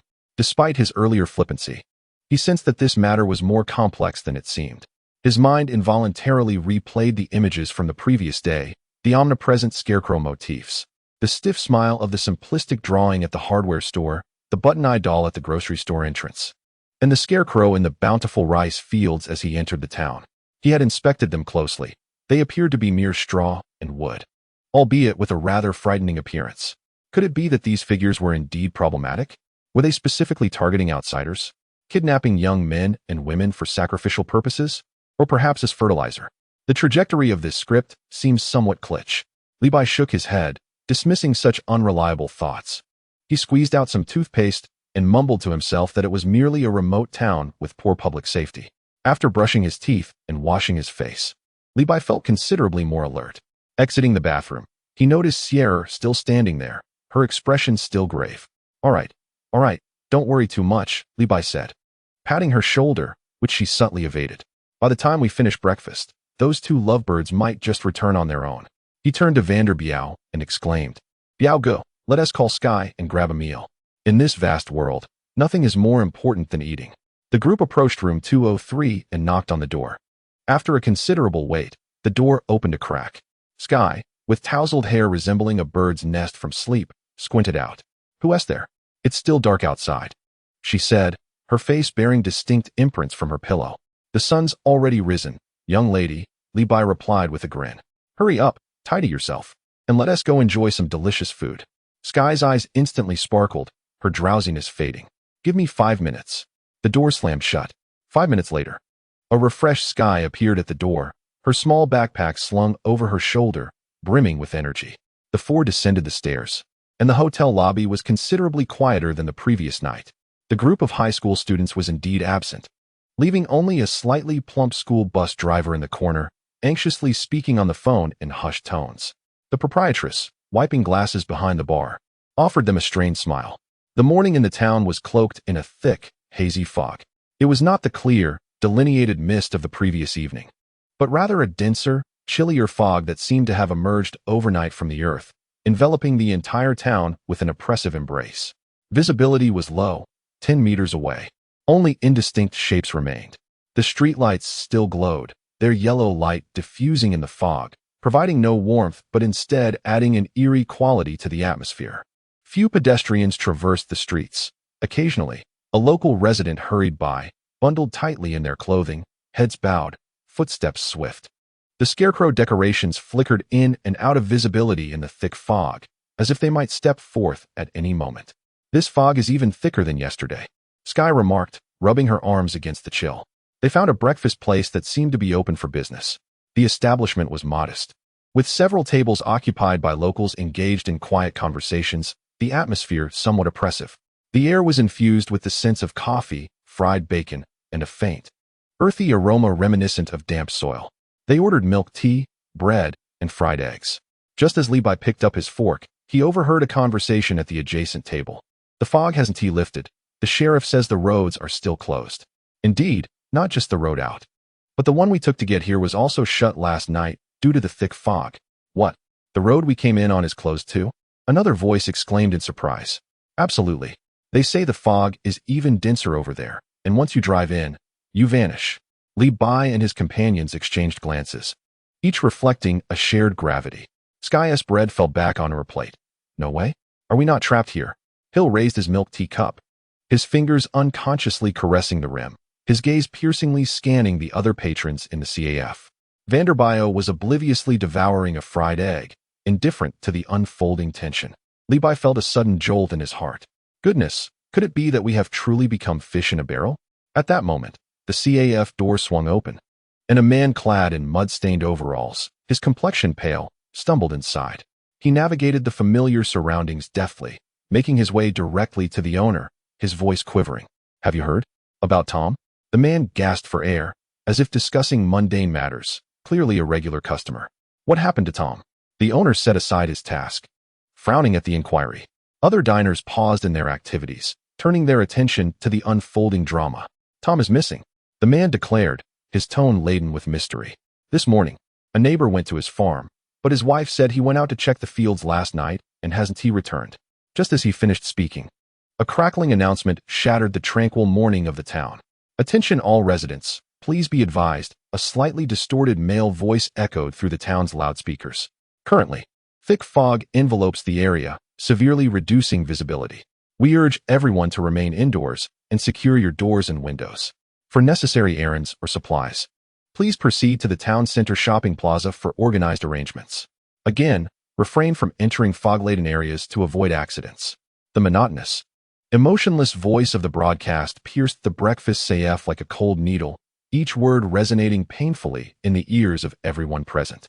The once lively atmosphere was instantly drained, leaving only a grave silence. A chill coursed through Levi. It was not just outsiders who were missing, locals had vanished as well. The broadcast's dissonance abruptly ceased, leaving only the faint crackle of static reverberating in the now silent CAF. The man who had been discussing Tom's disappearance turned ashen, his coffee cup clattering to the floor, brown liquid splattering everywhere. The other locals ceased their chewing and conversation, their faces reflecting a shared expression of dread. Many, as if struck by an invisible whip, hastily rose, some frantically retrieving their payments, while others abandoned their half-eaten breakfasts, pushing their chairs back and surging toward the exit. Their destination was unmistakable, the shopping plaza mentioned in the broadcast. The cacophony of hurried footsteps filled the air, devoid of speech. Only heavy breaths and the rustle of clothing could be heard. Now it has become quite the spectacle. Are they all rushing to the assembly point for their box meals? Levi set down his fork, gazing at the breakfast shop that had suddenly emptied by half, still chewing on a fried egg. The owner, Sky, spoke with a quiver in her voice as she placed down a small bun, her expression troubled. "Are we truly trapped?" Her delicate face contorted in worry, resembling a frightened little rabbit. Hill, holding a cup of milk tea, gripped it tightly, his knuckles paling as his gaze darted between the fleeing crowd outside and the thick, impenetrable fog beyond the window, his brow furrowed in concern. Vanderbiau was leisurely tackling the last piece of bacon on his plate, his chewing noticeably slowing. Yet he reassured, "It's nothing, just fog. Back in my hometown in the mountains, we often have fog too. Don't frighten yourself." It was unclear whether he was speaking to Sky or to himself. Being trapped was an exaggeration. It was merely a temporary inability to leave. Levi feigned nonchalance, shrugging, "Let's South go to the square and inquire about the situation.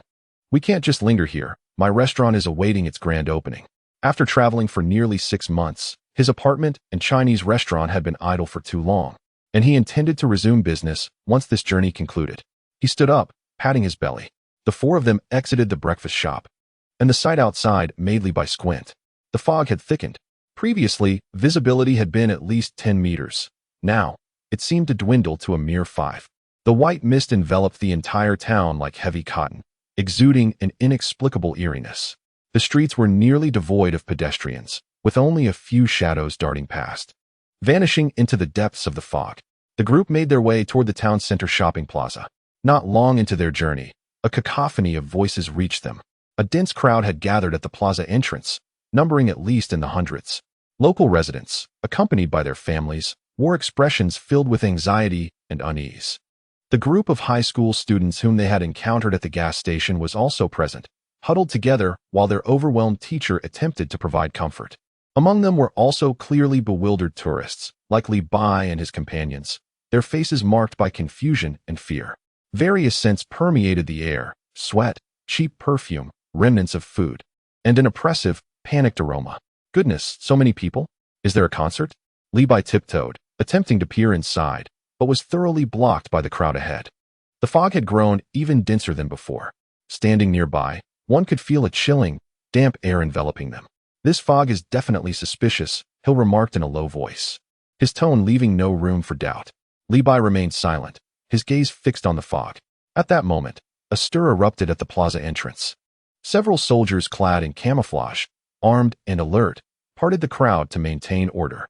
Their expressions were exceptionally grave, their sharp eyes scanning the surroundings, fingers poised on the triggers of their weapons. Beside them stood several middle-aged men in suits, evidently the town's officials, engaged in hushed, urgent discussions with a female officer bearing military insignia, their faces increasingly pallid. Had the military intervened? Levi stroked his chin, musing inwardly. Could this fog be a result of a military bioweapon experiment gone awry? Or perhaps the scarecrow had come to life, stirring the machinery of the state? Suddenly, a piercing scream, so chilling it seemed capable of rupturing eardrums, erupted from the edge of the square, near the fog wall. The sound was imbued with unimaginable agony and terror, short and shrill, abruptly severed as if caught by some unseen force. The square fell into a momentary silence, only to be followed by an explosion of greater panic and commotion. The crowd recoiled as if struck by a stone, retreating hastily from the terrifying edge of the fog, screams melding into a cacophony. The female officer's expression shifted, and she issued a sharp command. 3 soldiers exchanged resolute glances, gripping their rifles tightly, and without a hint of hesitation, plunged into the impenetrable fog. Among the throng, 2 robust men, seemingly locals, hesitated for a moment before gritting their teeth and following suit. All eyes fixated on the spot where the figures vanished, breaths held in suspense as time appeared to freeze. Before long, the fog swirled ominously. 2 soldiers stumbled out, their faces smeared with dirt and a dark crimson substance. Together, they dragged a heavy object, staggering into the open, before unceremoniously casting it onto the ground in the center of the square. A dull thud resonated. The crowd erupted into frantic screams of utter horror. What lay before them was not a complete human form, but rather a severed lower half, grotesquely torn from the torso at the waist. The legs remained attached to a mangled pelvis, clad in dirt-stained jeans. Yet, more horrifying was the skin, violently stripped away from the waist to the ankles, revealing the raw, glistening muscle beneath, along with pallid fat and glimpses of bone. The ruptured area was a gruesome sight, oozing dark red blood that pooled on the gray concrete, leaving a shocking mark. The scene was sickeningly gory.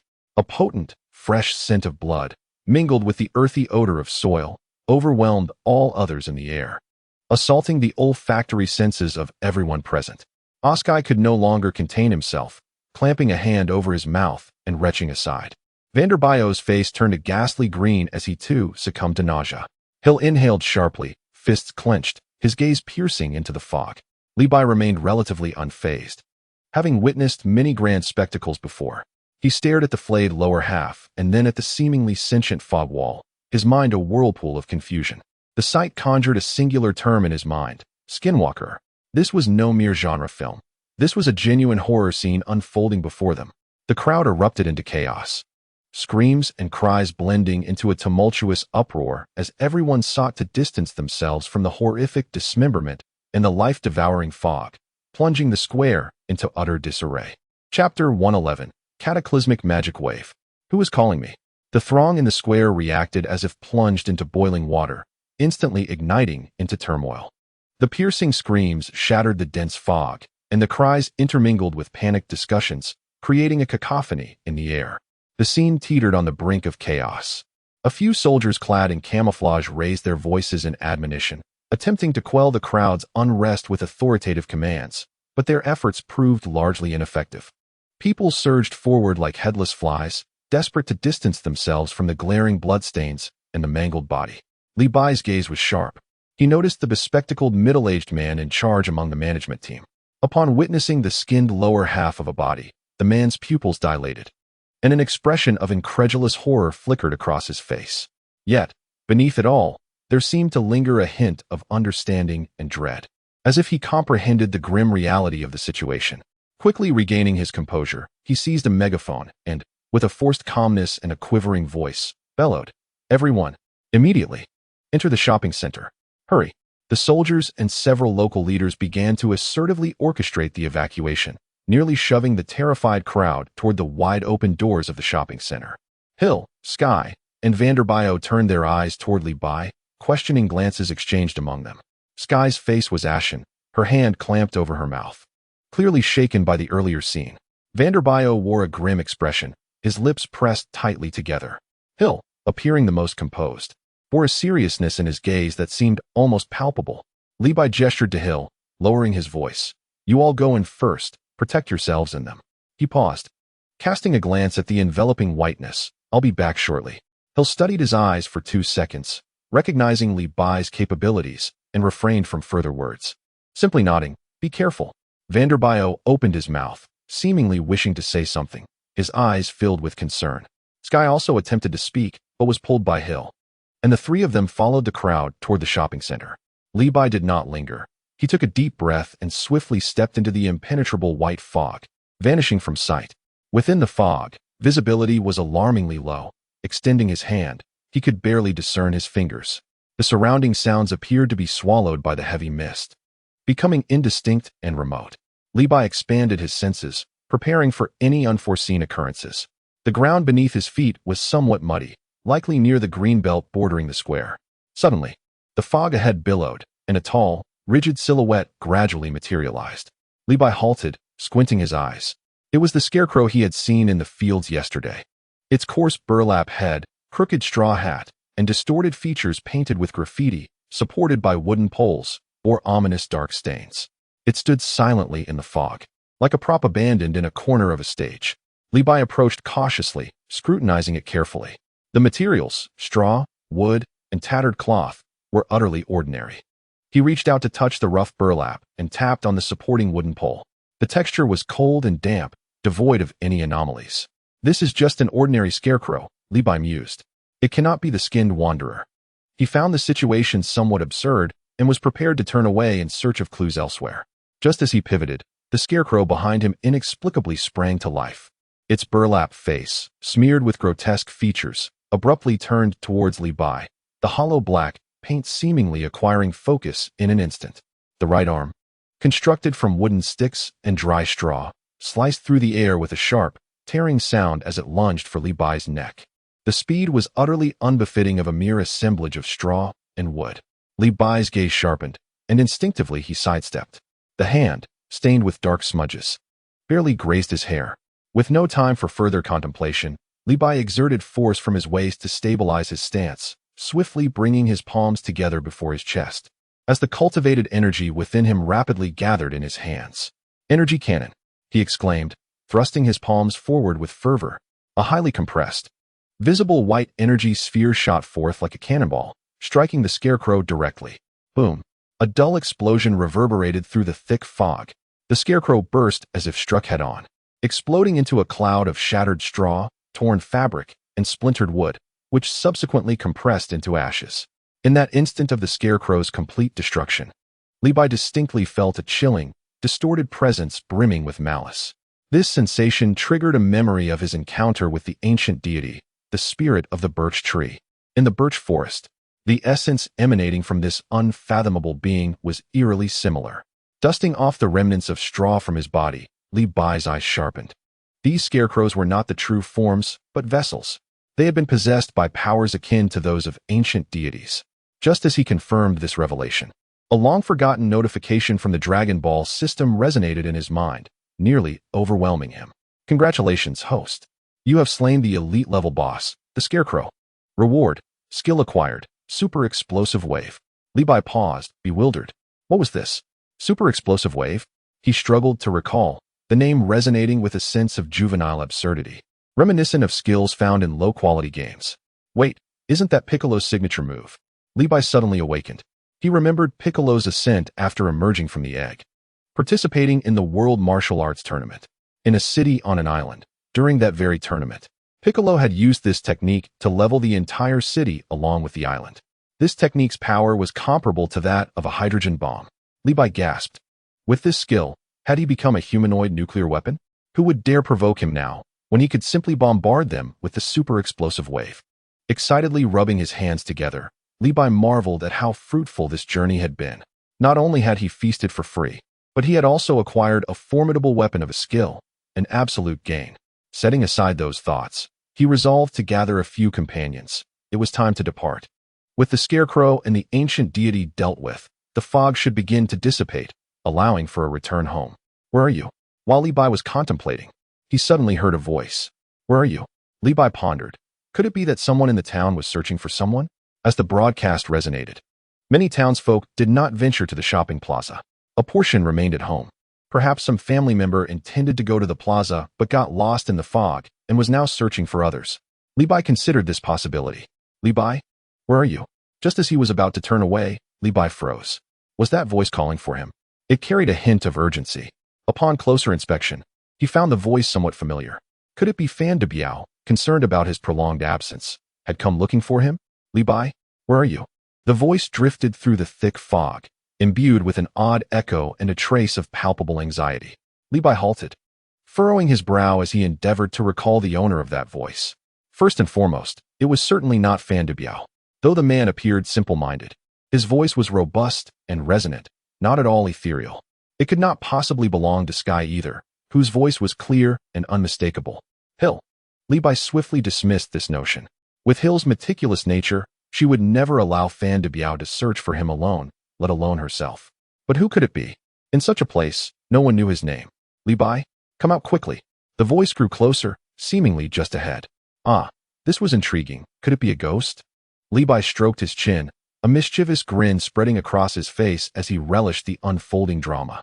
Regardless of whether it was a person or a specter, being directly addressed was far too enticing to ignore.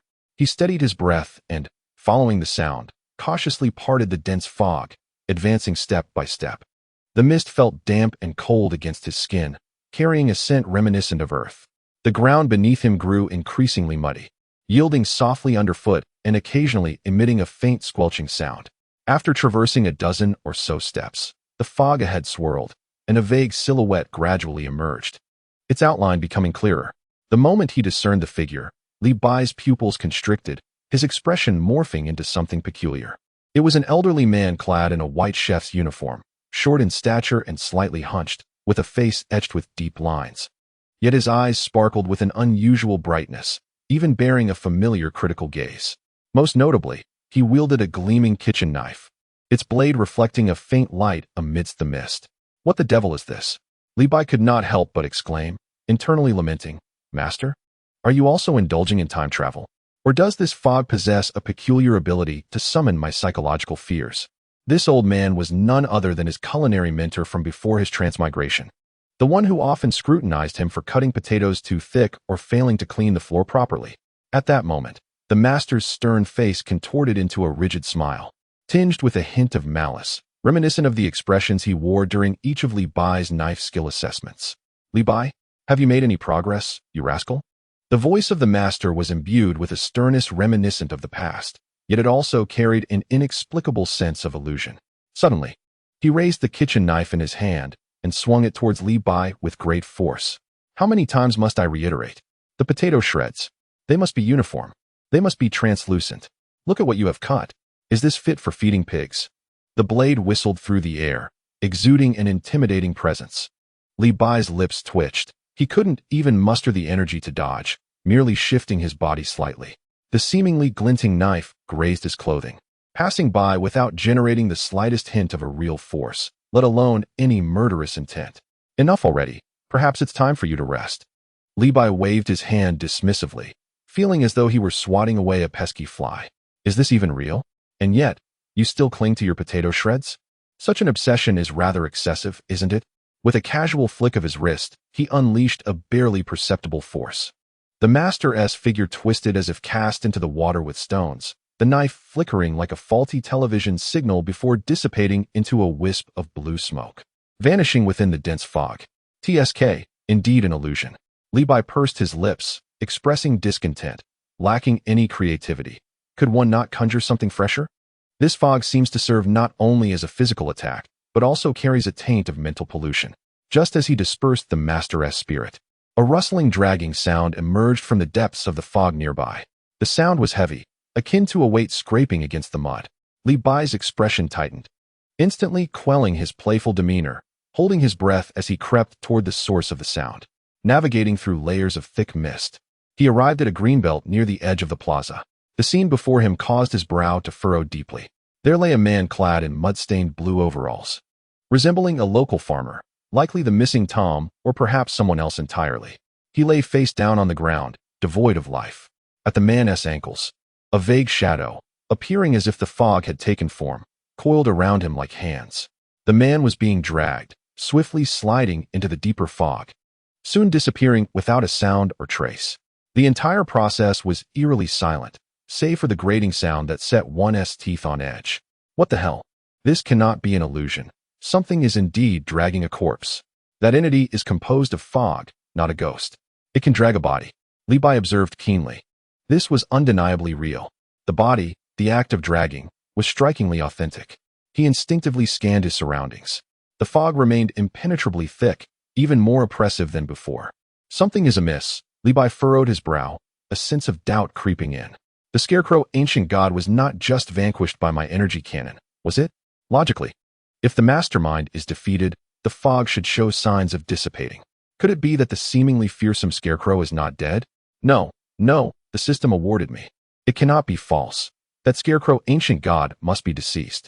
What was the illusion he had just witnessed, and what could possibly account for the dragging corpse?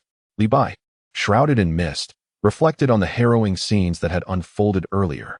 The skinned limbs, the fog that conjured phantoms, the shadowy figure that committed murder and dragged bodies. He sensed that the fragments of speculation swirling in his mind were escalating uncontrollably. The trajectory of events was becoming increasingly unsettling. Numerous matters lacked clarity. No, he could not afford to indulge in such futile thoughts. He must seek out someone knowledgeable about this situation. Remaining here was not an option. Resolutely, Li Bai concluded that this fog was peculiar, not only shrouding visibility, but also influencing one's psyche. The earlier illusion experienced by the elderly craftsman was a dire warning. If he lingered, who knew what even more absurdities he might encounter? The pressing priority was to return to the shopping center without delay. The bespectacled man, who appeared to be the town's leader, had exhibited an unervingly unnatural reaction upon seeing the skinned lower half. He must be privy to some hidden truths. It was imperative to extract information from him.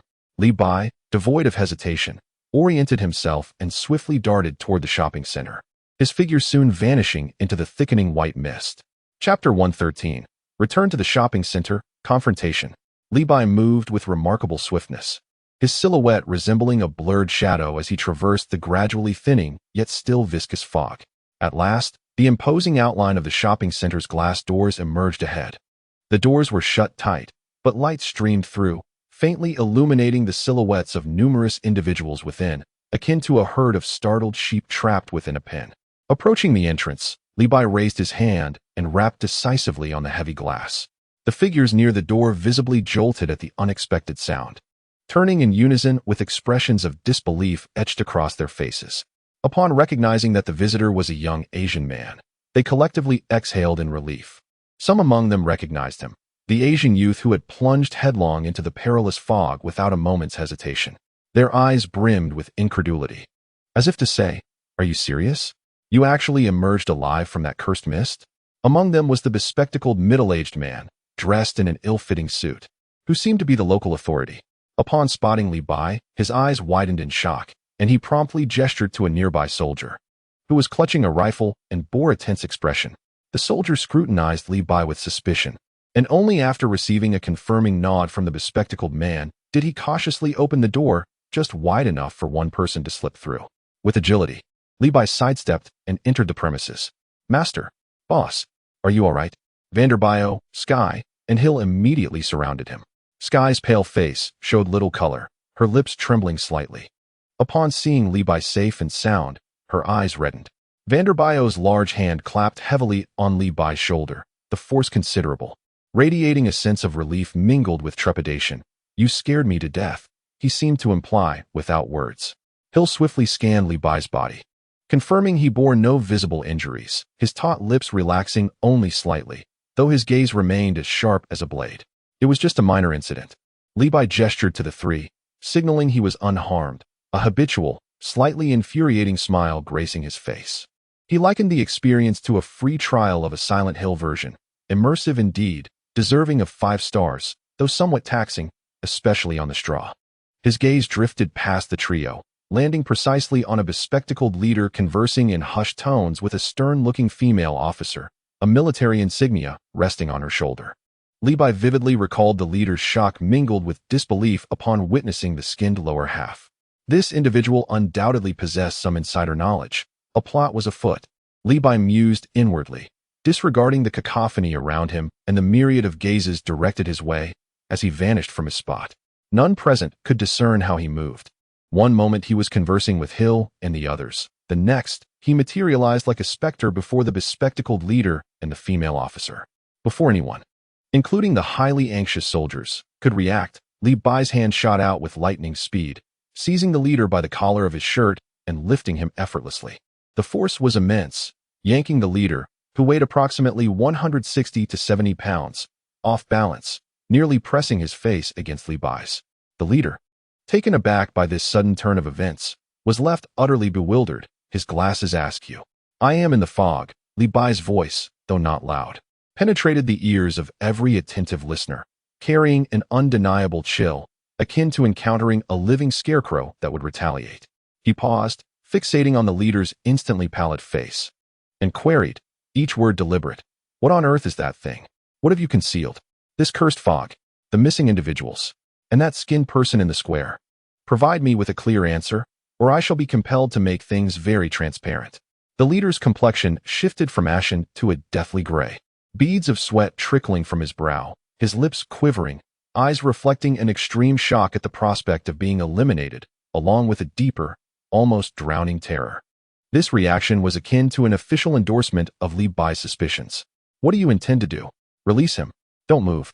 The surrounding soldiers finally reacted, the distinctive sound of weapons being readied resonating, several dark muzzles of rifles aimed squarely at Levi. The female officer's face turned a shade of iron, her voice sharp as she reached for her sidearm. Yet, before she could draw her weapon, almost simultaneously, a fleeting shadow darted past. Hill had, at some point, moved to the side of the female officer with a swift and precise motion, a black pistol silently pressed against her temple. Her gaze was as frigid as the Siberian winds, her voice steady yet imbued with an undeniable authority. "Everyone, remain calm and lower your weapons." This was clearly directed at the soldiers of the Eagle Brigade. The atmosphere immediately froze. The once boisterous sounds of the shopping mall seemed to have been muted, as all held their breath, captivated by this sudden confrontation, the air thick with tension, almost palpable. The leader with glasses, Mr. Thompson, was gripped by Li Bai at the collar, struggling to breathe, his face flushed and gasping for air, nearly suffocating.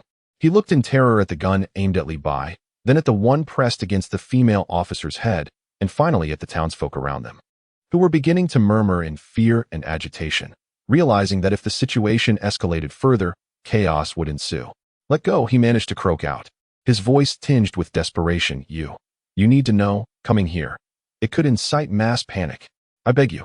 Li Bai scrutinized the man's pupils, now shrunken in fear, for several moments, confirming that he was not feigning. With a swift motion, he released his grip, causing the man to tumble to the ground. Coughing, Mr. Thompson felt as if he had been granted a reprieve, and as he rose unsteadily, he noticed Li Bai's intense gaze upon him. Terrified, he staggered back a couple of steps, nearly collapsing again. While gasping for breath, he pointed with a trembling finger towards a small door marked security room. Neither side of the standoff immediately lowered their weapons, but the palpable tension began to dissipate, albeit slightly. The atmosphere remained thick, like a dense fog, pressing heavily upon everyone's hearts. Chapter 114. The Scarecrow's Sacrifice. The origin of the mist. The tension in the air remained taut, akin to a bowstring drawn to its limit. The female officer, Captain Eva, with her military insignia prominently displayed, held her chin high, yet signaled her subordinates to lower their weapons momentarily. Her eyes, however, roamed like searchlights, scrutinizing Li Bai and Hill with unmasked vigilance. Hill retracted the black pistol from the officer's temple, the motion fluid, yet her finger remained poised on the trigger guard, not entirely relaxed. Mr. Thompson, resembling a drenched rat, shivered as he opened the small door marked security room. The hinges creaked in protest as he stumbled inside. Li Bai, hands tucked into his pockets, followed leisurely, as though merely visiting a neighbor. Hill and Captain Eva trailed closely behind, one on each side, crossing the threshold almost simultaneously. The door gently clicked shut behind them, isolating them from the cacophony of the bustling hall and the concerned gazes of Vanderbio and Sky. The security room was modest in size, the air thick with a pungent mix of dust and the acrid scent of aged circuit boards. In the corner lay several dust-laden cardboard boxes, while a shattered surveillance monitor hung forlornly on the wall, clearly long since rendered useless. The only illumination emanated from a flickering fluorescent light overhead, emitting a crackling sound due to poor contact. Li Bai paid no heed to Thompson's pitiful expression, instead dragging a cold metal folding chair towards him with a clatter before flipping it over and taking a seat. He casually draped his arms over the backrest, leaning forward, his gaze sharp and incisive as a scalpel, fixated on Thompson's face. "Well then, Mr. Mayor, there are no outsiders here, so let us dispense with the pretense," Li Bai remarked, his voice low and tinged with a hint of mockery, yet each word resonated clearly within the oppressive confines of the security room. "A scarecrow alive, the kind that moves." He paused, observing the sudden constriction of Thompson's pupils, and smiled, revealing a set of white teeth. "You are fortunate to have encountered me, a part-time exorcist who has inadvertently assisted you in a physical purification. Now, what exactly is that thing? And what is the nature of this ominous fog? Where are the missing people?" Li Bai's smile remained, though his eyes reflected no warmth. "Now, kindly recount the events from the beginning." Mayor Thompson inhaled sharply, followed by a violent fit of coughing as if he might expel his very lungs. He adjusted his crooked glasses, the bloodshot eyes behind the lenses brimming with despair, his voice quaking like leaves in an autumn breeze. "I will explain," he rasped, moistening his cracked lips before beginning to narrate in a low, hoarse tone. "Over a century ago, when this town was first established, it encountered an unprecedented drought. Crops failed, rivers ran dry, and the townsfolk faced starvation." Thompson's gaze turned vacant, as though he were witnessing the harrowing scene from a century past. In the depths of despair, someone proposed a ceremony, a scarecrow sacrifice. He struggled to articulate the words, his body trembling once more. They claimed it would ensure a bountiful harvest. Captain Eva furrowed her brow, disbelief etched across her face, yet she refrained from interrupting. Hill, expressionless, fixated his gaze intently on Thompson, as if dissecting every minuscule detail. "The ceremony requires a sacrifice." Thompson's voice dipped lower, laden with a viscous dread. "The optimal offering is a living person." At first, there was hesitation among the townsfolk, but in the face of survival, his voice choked momentarily. Some of the earliest residents acquiesced and even participated. They captured wandering travelers or the homeless, those without kin, and conducted secret sacrifices. Li Bai raised an eyebrow, his inner thoughts unperturbed, even slightly amused. Ah, a classic vintage evil ritual? Quite nostalgic indeed. The process of sacrifice. Thompson seemed at a loss for words, his voice quivering, nearly a whisper. It involved flaying the victim's skin. He stuttered, his voice trembling to the point of breaking. It was said to allow the deity of harvest, that very scarecrow, to better absorb the life force of the offering. Thompson shut his eyes, cold sweat beading on his forehead. All of this was revealed to me through a diary left by the former mayor before his death. At the time, I dismissed him as senile, spouting madness. This ritual is not conducted annually.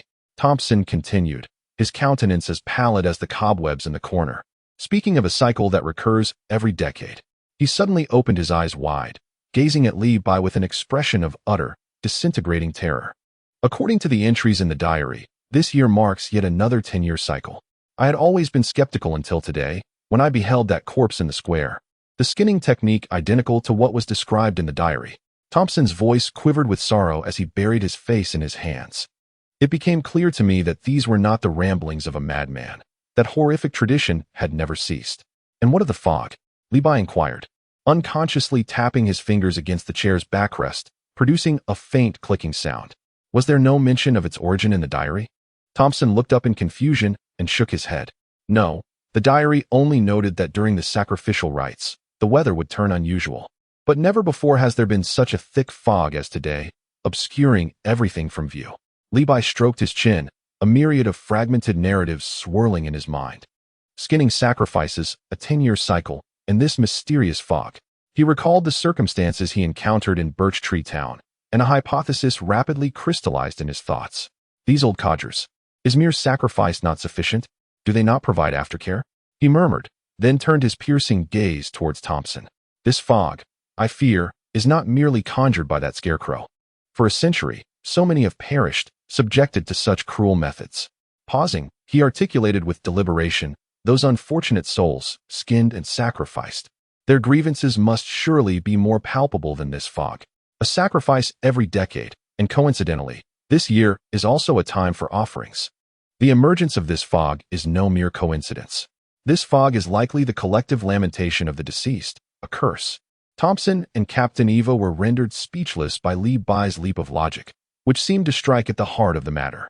A flicker of understanding crossed Hill's eyes, as he evidently contemplated a similar line of thought. And what became of the skinned corpses? Li Bai pressed, recognizing that this inquiry was pivotal. Thompson's eyes reflected a deeper fear than before. His lips moved silently, almost in a whisper. The diary states they all sank into the Crescent Lake, located near the outskirts of the town, adjacent to the Black Forest. Crescent Lake. Li Bai's gaze sharpened instantly. If his conjecture held true, then the accumulated bones and grievances of a century at Crescent Lake might indeed be the true source of this curse in the dense fog. This is going to be entertaining, he muttered softly, a mischievous smile curling at the corners of his mouth. Yet, he sensed that should he resolve this curse, it could very well yield the most substantial reward he had encountered thus far. Chapter 115, Crescent Lake. Cataclysmic Magic Wave. Li Bai withdrew from his scattered thoughts. The speculations regarding the curse and grievances remained merely a tempest in his mind until he could personally visit Crescent Lake. Deep within, he felt an unsettling certainty that his assumptions were likely accurate. After all, this accursed fog initially began to seep from the mountains on the Black Forest side. As for those unfortunate souls who were flayed and sacrificed, why did they choose today to collectively stir up trouble? Who can say? Perhaps their accumulated grievances have finally filled their experience bar, enabling them to unleash a powerful strike. Li Bai silently scoffed, pondering the bizarre nature of this territory, where sacrificial activities seemed to operate like a franchise. He had encountered this once before in Birch Town, and now it was happening again. And then there was that elusive sacrifice committee, whose whereabouts remained a mystery, lurking in some hidden corner, poised to spring a surprise on him. He shook his head, choosing not to dwell on these temporarily insurmountable issues. His current objective was clear. He was to head towards Crescent Lake. Li Bai glanced at Sierra and the tense-faced female officer, Eva, beside her. Well then, this is no longer my concern. He stood up and dusted off his pants. You all stay here. I'll be back shortly. Sienna's brow immediately furrowed, her azure eyes reflecting her disapproval. Li Bai, the situation is unclear. You should not act alone. Her voice maintained the calmness of an agent, yet there was an undercurrent of barely perceptible worry. Lieutenant Eva stepped forward, chin slightly raised, her tone imbued with military resolve. You heard the mayor's description. That place is exceedingly perilous. I must lead a team to scout ahead. As she spoke, her sharp gaze swept over Li Bai, as if attempting to see through him. Upon hearing this, Li Bai let out a derisive laugh and turned to Eva. Oh, comrade lieutenant, your intentions are commendable. But your presence in this murky water would only complicate matters. He pursed his lips. My strengths are few. I run fast, and I fight hard. It's more convenient alone. If I bring you along, I fear I might have to divert my attention to rescue someone, which would be quite a hassle. Lieutenant Eva's facial muscles twitched slightly, clearly agitated by Li Bai's almost teasing tone. She clenched her fists, the knuckles cracking softly. Sierra watched Li Bai's retreating figure, her lips moving as if to say something. But ultimately she chose silence, placing her trust in him, though the complexity in her eyes remained inscrutable. Li Bai paid them no further heed, striding directly out of the security room. As he traversed the shopping mall's atrium, the shaken townsfolk and soldiers beheld him once again advancing towards the glass door leading to unknown perils, their gazes filled with a mix of awe and bewilderment, as if they were witnessing a madman. Vanderbiau opened his mouth to shout something, but instead, he let out a heavy sigh. The boss truly is a source of concern. Sky's small hand unconsciously tightened around the hem of her clothes, her eyes fixed intently on the figure that once again disappeared behind the white veil. Li Bai pushed open the heavy glass door, a denser, fishy mist enveloping him instantly. He inhaled deeply, exerting a slight force with his legs. It felt as though an invisible wind lifted him, defying gravity as he soared upward. Like a launched cannonball, he pierced through the thick fog below. The view expanded before him. Below lay a tumultuous sea of white mist, boundless and swirling. He ascended high enough to survey the emerald forest partially obscured by the fog. Soon, a narrow body of water, reminiscent of a crescent moon, came into view. Lakes are nestled at the edge of the black forest, their vastness palpable even from a great height. Is this Crescent Lake? He discerned the direction, his body tracing an almost invisible arc through the air as he sped toward the lake. The wind howled past his ears, cutting through the mist once more. Moments later, Li Bai touched down on the shore of Crescent Lake. The ground beneath his feet was remarkably soft, imbued with a swampy slickness. The fog at the lake's edge was several times denser than that in the town, rendering visibility nearly non-existent. The white mist rolled along the water's surface, exuding a pungent aroma of decaying aquatic vegetation mingled with a more profound, fetid stench. The lake's expanse was immense, from his earlier high vantage point. It appeared to stretch at least several kilometers in length. He furrowed his brow. With such a vast body of water, its depths remained a mystery, and the bones accumulated over a century were surely scattered throughout its depths. How long would it take to uncover them? Li Bai continued to mutter to himself. Suddenly, the fog before him began to twist and coalesce in an eerie manner. Several indistinct figures emerged. There was his former chef, puffing and glaring, pretending to wield a spoon. There was Vanderbiau, animatedly boasting about something with saliva flying. There was Sky, looking at him with a worried expression. Finally, one figure became strikingly clear. It was Hill, dressed in a sharp black combat uniform. Her expression was impassive, her gaze icy. She held a black pistol firmly aimed at his brow. Li Bai, you should not have come. The Phantom of Hill spoke with an unyielding tone, as if ice were shattering. Li Bai regarded this apparition with a look of disdain. TSK. Not this again. Can we not have a bit of originality? He felt as if he were watching a cliché scene from a low-budget horror film. For goodness sake, if you must attempt a psychological assault, at least put some thought into the script. He was too disinterested to adopt a defensive posture. He merely raised a hand and waved dismissively toward the Phantom of Hill. The armed apparition of Hill, along with the surrounding indistinct figures, twisted violently as if disturbed by a stone thrown into water, flickering momentarily. Then, with a soft pop, they dissipated into wisps of smoke, merging back into the dense fog. Well, the riffraff has been cleared. Li Bai clapped his hands, as if he had merely shooed away a few flies. Searching slowly was out of the question. In this lifetime, he could never afford to search leisurely. He rotated his neck, producing a series of cracks. The number of century-old corpses was likely beyond even the town mayor's reckoning. Extracting and exorcising each one, too time-consuming, far too inefficient. He flashed a broad smile, revealing a set of gleaming white teeth. It was better to employ my old method. A wholesale approach would be far more expedient. Li Bai spread his feet apart, firmly grounding himself in the muddy earth by the lake. He inhaled deeply, then exhaled slowly, his chest rising and falling. He began to concentrate, channeling the energy within him. The air began to vibrate slightly, emitting a low hum.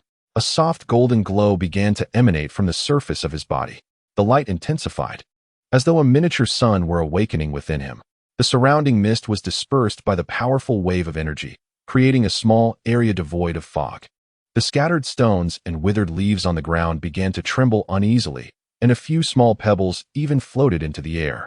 An ozone-like scent permeated the atmosphere, a manifestation of the highly concentrated energy. Li Bai closed his eyes tightly, feeling the tumultuous power within him surge and converge.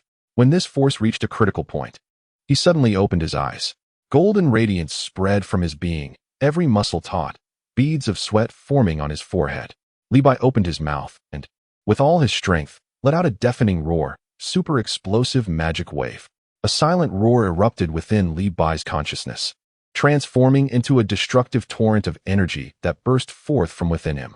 The golden light instantaneously consumed everything. Centered around Li Bai, an ever-expanding golden energy hemisphere abruptly unfurled.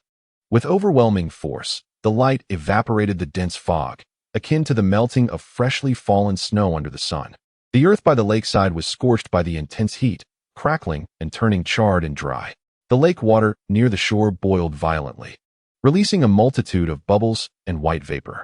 The grievances that had previously lingered in the illusion, faced with this absolute power, were purified and annihilated before they could even utter a cry.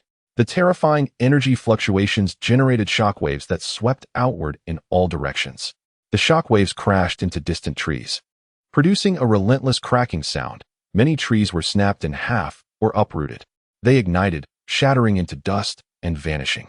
The surface of the crescent lake resembled that of a colossal bomb being detonated, unleashing towering waves. The spread of this energy did not cease. When the shockwave reached a certain range, it seemed to trigger a chain reaction. The furious energy suddenly contracted inward, coalescing. Then, a beam of golden light, even more dazzling and solid than before, shot upward from the epicenter of the explosion. The diameter of the beam was astonishing, resembling the spear of divine punishment connecting heaven and earth. It effortlessly tore through the thick fog above, penetrating the clouds, piercing the heavens. Inside the shopping mall, the crowd was on edge, fearing the return of the ominous mist.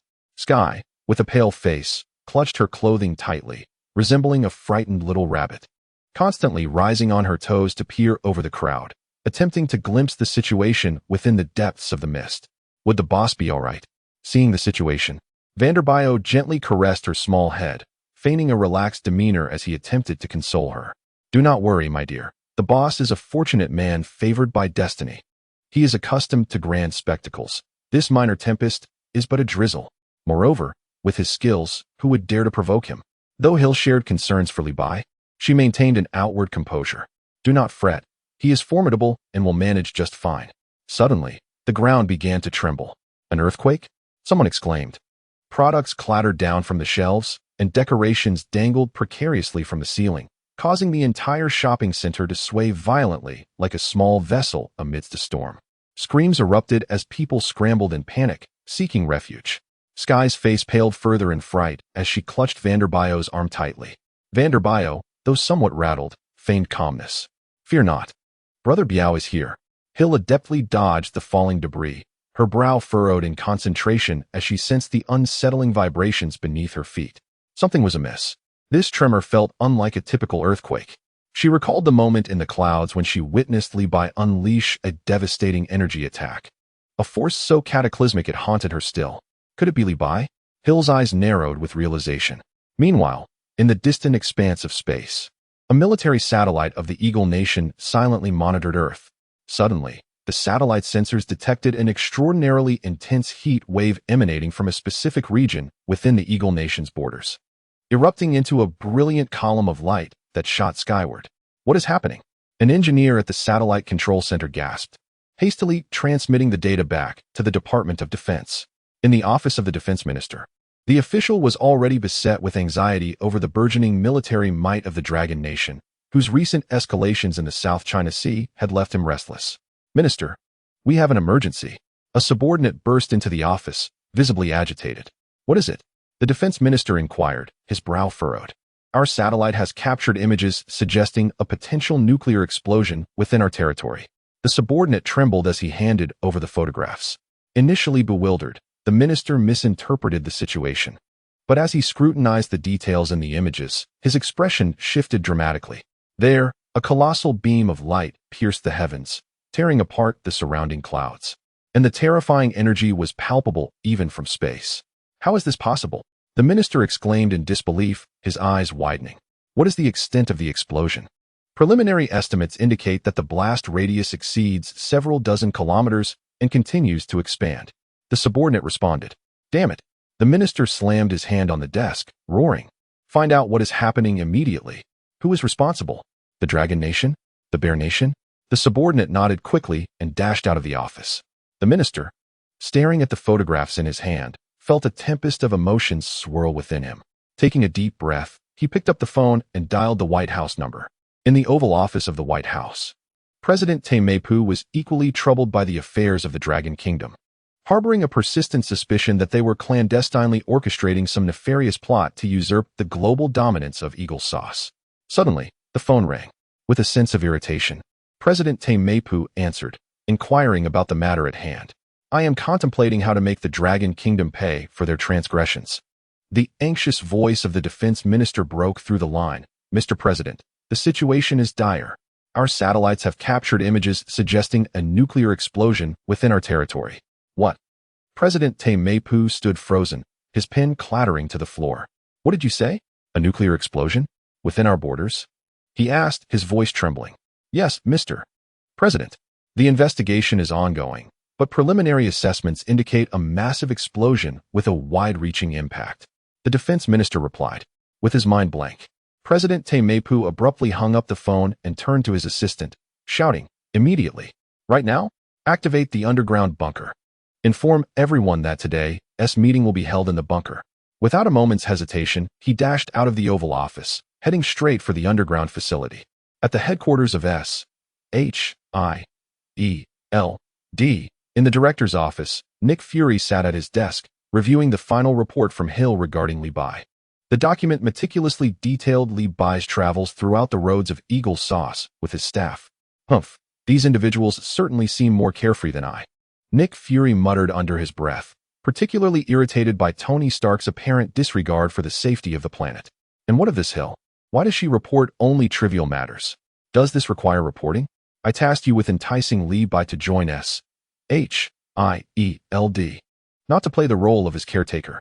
Nick Fury grumbled in dissatisfaction. At that moment, Coulson entered the room, his expression grave. "Director, an incident resembling a nuclear explosion has occurred within our territory." Nick Fury furrowed his brow at the news. "A nuclear explosion?" He took the report, scrutinized it carefully, then shook his head. "This does not appear to be a nuclear explosion. Nuclear detonations produce intense radiation, yet the radiation levels from this incident are not significant. Investigate this matter thoroughly," he ordered Coulson. By Crescent Lake, Li Bai stood amidst the devastation, taking shallow breaths. He gazed in shock at the scene before him, utterly obliterated by an overwhelming force. Chapter 117. All is lost. Particle disintegration. Li Bai stood on the scorched earth, feeling a warm sensation beneath his feet. The air thick with a pungent odor reminiscent of burnt wires mingled with charred earth. He inhaled deeply, observing the desolation, his eyes twitching uncontrollably. As he surveyed the landscape, it became painfully clear nothing remained. Indeed, there was absolutely nothing left. The crescent-shaped lake had completely vanished from the surface, along with the sprawling black forest that had bordered it for miles. What remained was an expansive, desolate expanse, ravaged and seared by an unfathomable force. With faint embers flickering at the edges, Li Bai felt a twinge of unease as he contemplated the magnitude of the recent commotion. Had the disturbance been a tad excessive? He had merely intended to cleanse the lakebed of the skeletal remains that had accumulated over the centuries, yet the explosive force unleashed was akin to a surge of adrenaline, resulting in a display reminiscent of a map editor's capabilities. However, upon reflection, he surmised that the lingering spirits and resentful energies subjected to such a cataclysmic force comparable to nuclear devastation, would likely be obliterated beyond recognition. If that were not the case, then it would indeed be a grave miscalculation. He resolved to proceed with his original intentions and depart. As he pondered this, a profound weariness washed over him, akin to being hollowed out, with fatigue enveloping him like a tidal wave, rendering his limbs as heavy as lead. The aftermath of such a powerful move was undeniably potent. Shaking his slightly dazed head, he sensed his energy reserves deplete to a critical low, making even the act of walking a challenge.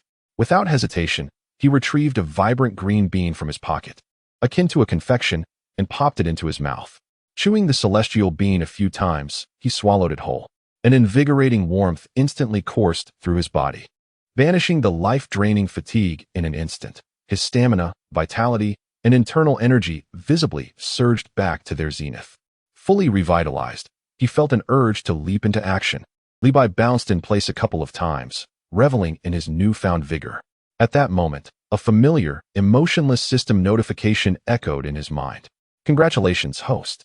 You have successfully vanquished a hazardous anomaly. Reward, skill acquired, particle decomposition of the malevolent wave. Puzzled, Levi paused at the mention of particle decomposition. He recalled the malevolent wave from the villains of Dragon Ball. The term particle decomposition eluded him momentarily. Without further hesitation, he accessed his interface to explore this new ability. With a focused thought, the system interface materialized before him, revealing an array of skills. Soon enough, he located the particle decomposition of the malevolent wave, and a detailed description unfolded before his eyes. Particle decomposition temporarily allows the user to disassemble into a state of fundamental particles, evading physical attacks. In this state, the user is immune to energy assaults. The user may voluntarily enter a particle state and reconstitute their physical form at another location within a perceivable range, achieving an effect akin to spatial displacement. My goodness! Levi's eyes widened in astonishment, overwhelmed with excitement. This is precisely the ability to evade. Not only does it provide protection against ranged attacks, but it also includes a form of teleportation. This skill was nothing short of a life-saving boon. While it wasn't the instantaneous movement he had yearned for, the mobility offered by particle decomposition was strikingly close. He reminisced about the scenes in Dragon Ball where the malevolent wave utilized this skill to evade attacks from Goku and Vegeta, or to unexpectedly appear behind them for a surprise strike. Yet, whether that skill was indeed called particle decomposition, he could not recall with certainty. Perhaps it was merely the system's nomenclature. Regardless, he thought, who cares? As long as it proves useful. He felt as though he had struck gold. The rewards from this anomaly kill were undeniably remarkable. Levi rubbed his hands together in exhilaration. Upon acquiring a new toy, who could resist the urge to immediately test its capabilities? Levi, filled with eager anticipation, resolved to experience the exhilaration of particle transference. He concentrated his mind, mobilizing the energy within him in accordance with the system's instructions, and endeavored to harness the technique of particle decomposition. In an instant, his form began to dissolve, transforming into countless violet-black particles, dazzling like fireworks yet ephemeral in nature. As myriad particles dissipated, the space where he once stood became utterly vacant. Almost simultaneously, several dozen meters away, the cluster of violet-black particles swiftly coalesced, reforming into Levi's human shape. Relishing the wondrous sensation of his body reconstituting, he could not suppress a joyous laugh. How intriguing! A grin spread across his face as playful mischief stirred within him. Once more, his figure morphed into violet-black particles, vanishing from sight. He reappeared 100 meters away. Again, he disappeared, this time materializing at the edge of the crater formed by the earlier explosion. In this wasteland, ravaged by the overwhelming magical blast, Levi's silhouette flickered like a specter, continually vanishing and reappearing, the violet-black particles shimmering with brilliance, tracing ephemeral yet striking arcs across the desolate, blackened earth. He chuckled to himself, marveling at the prowess of this skill. Not only could he evade attacks, but he could also launch surprise assaults. His imagination soared as he envisioned vanishing in the midst of battle, only to reappear behind his foe and deliver a delightful shock. However, he soon discerned the limitations of this ability. The range of transference indeed correlated with the system's explanation, tethered to his perception of energy. Levi paused, taking a moment to reflect. It seemed he needed to enhance his strength further to unlock the full potential of this skill. He attempted several more instances of voluntary decomposition into a particle state to withstand imagined assaults, experiencing the peculiar sensation of existing beyond the physical realm. This could be deemed a form of spatial manipulation. Satisfied, he concluded his testing of the new skill. Having thoroughly enjoyed himself, Li clapped his hands and gazed skyward. The dense fog that had previously enveloped the area had vanished entirely, obliterated by the indiscriminate onslaught of the magical blast. The skies were clear and serene, yet all that remained was a scorched wasteland and an eerie silence. With the anomalies resolved and rewards in hand, it was time to return. Li stretched lazily, lightly propelling himself upward, adjusting his course toward the shopping center. As he soared through the air, he mused that this road trip had reached its conclusion, and it was time to attend to his Chinese restaurant. Chapter 118. Homeward Bound. Curious news? Li flew toward the direction of the small town he had departed from. Soon, the outline of the town emerged within his sight. Upon landing and surveying the scene, Li felt a pang of nostalgia. The power of the magical blast had indeed reached this place. The town bore signs of damage, with numerous windows shattered, walls cracked, and debris strewn across the streets, resembling the aftermath of a minor earthquake. After a brief pause, he chose not to linger and continued on towards the shopping center. A considerable crowd had gathered here, primarily composed of residents and tourists who had previously sought refuge indoors. The heavy glass revolving door of the shopping center had become severely deformed, its metal framework twisted and jammed together, effectively trapping those inside. The individuals within were frantically attempting to push or pry open the contorted door frame, but their efforts yielded little result. "Hey, make way, make way." Li remained silent as he approached the door, gripping the warped metal frame with both hands. His arm muscles slightly bulged. A grating, jarring sound of twisted metal echoed, causing many to gasp in astonishment. Before their incredulous eyes, Li forcefully pried apart the deformed door frame, creating a sufficient gap for passage. What strength! Those trapped inside were momentarily stunned, but soon erupted into cheers as they squeezed through the opening. "Thank you, young man. Incredible." Li waved his hand dismissively, scanning the crowd with his gaze. Soon, he spotted Fan Debiao, Hill, and Sky. "Boss." Sky was the first to notice Li, her face lighting up with joy as she hurried over. She examined him from head to toe, and upon confirming that he was unharmed, she sighed in relief. "You scared me. I'm so glad you're all right." Fan Debiao joined them, his face reflecting a mix of fear and gratitude. "Boss, you've finally returned. That commotion just now felt like the sky was falling. I thought it was the end of the world." Standing nearby, Hill regarded Li with a complex expression, ultimately choosing silence, merely nodding slightly. At that moment, a sudden gasp erupted from the crowd. "Look over there. Goodness, that forest." Everyone instinctively turned to gaze in the direction of the Black Forest. What should have been a distant expanse of trees now lay bare, reduced to a stark expanse of scorched earth, as if an eraser had forcibly removed a section from the map. The sight was profoundly jarring. "My heavens!" Fan Debiao inhaled sharply, his eyes wide with disbelief. "Is this truly the power of an earthquake? Terrifying. The might of nature is indeed fearsome." Sky's mouth fell slightly agape, her eyes filled with astonishment.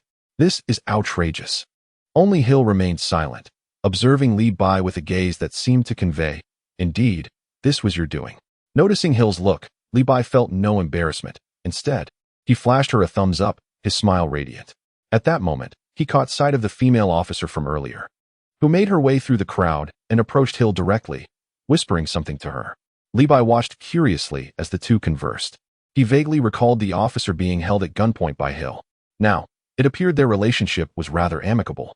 After a brief exchange, the female officer saluted and turned to leave. Only then did Hill approach Li, explaining, "Her name is Eva. She served in the same unit as I did, though I had already departed by then." "Oh."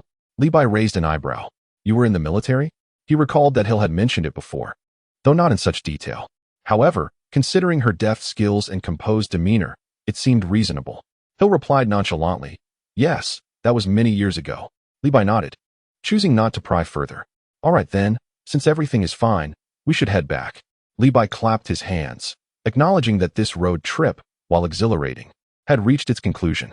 The group expressed no dissent, and they swiftly gathered their belongings at the somewhat dilapidated hotel they had previously occupied.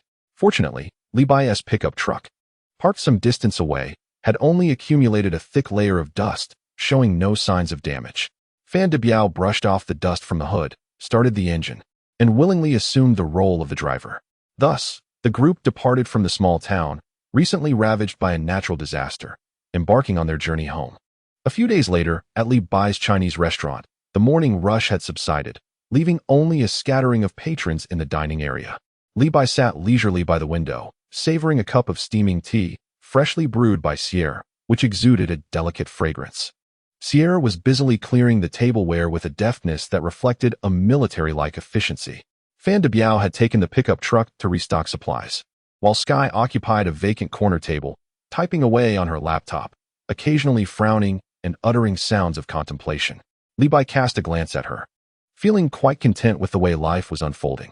The apartment building had been refurbished, gleaming brightly, yet suitable tenants remained elusive. The luxurious gym on the 5th floor had essentially become a private space for him and his staff, with Sierra occasionally using it, while others hardly ventured near. Such a resource seemed wasteful. Li Bai mused that he was becoming increasingly adept at managing the restaurant, but the expansive premises, including the gym and property, could not remain vacant indefinitely. Perhaps it was time to enlist a professional manager? He found greater joy in being the owner and chef of the restaurant. His gaze returned to Sky, who was engrossed in her screen, muttering to herself. A flicker of annoyance crossed Li Bai's mind as he assumed a managerial tone. Sky, are you planning to be penalized for playing on the computer during work hours? Without lifting her head, she replied defiantly, Boss, I voluntarily offered to work for free for 3 years. What wages do you intend to deduct? She paused, seemingly feeling a bit aggrieved, then turned to add, besides, didn't you ask me to keep an eye on those peculiar news stories and events online? Who knows what strange clues I might uncover? Li Bai paused, recalling the request. Indeed, ever since the incident at Crescent Lake, he had suspected that such bizarre occurrences were not isolated events. Relying solely on luck was not a viable strategy. It would be prudent to have Sky, a whiz with the internet, assist in sifting through the vast sea of information for something useful. Ah, yes, I remember now, he said, setting down his teacup with newfound interest. What have you discovered?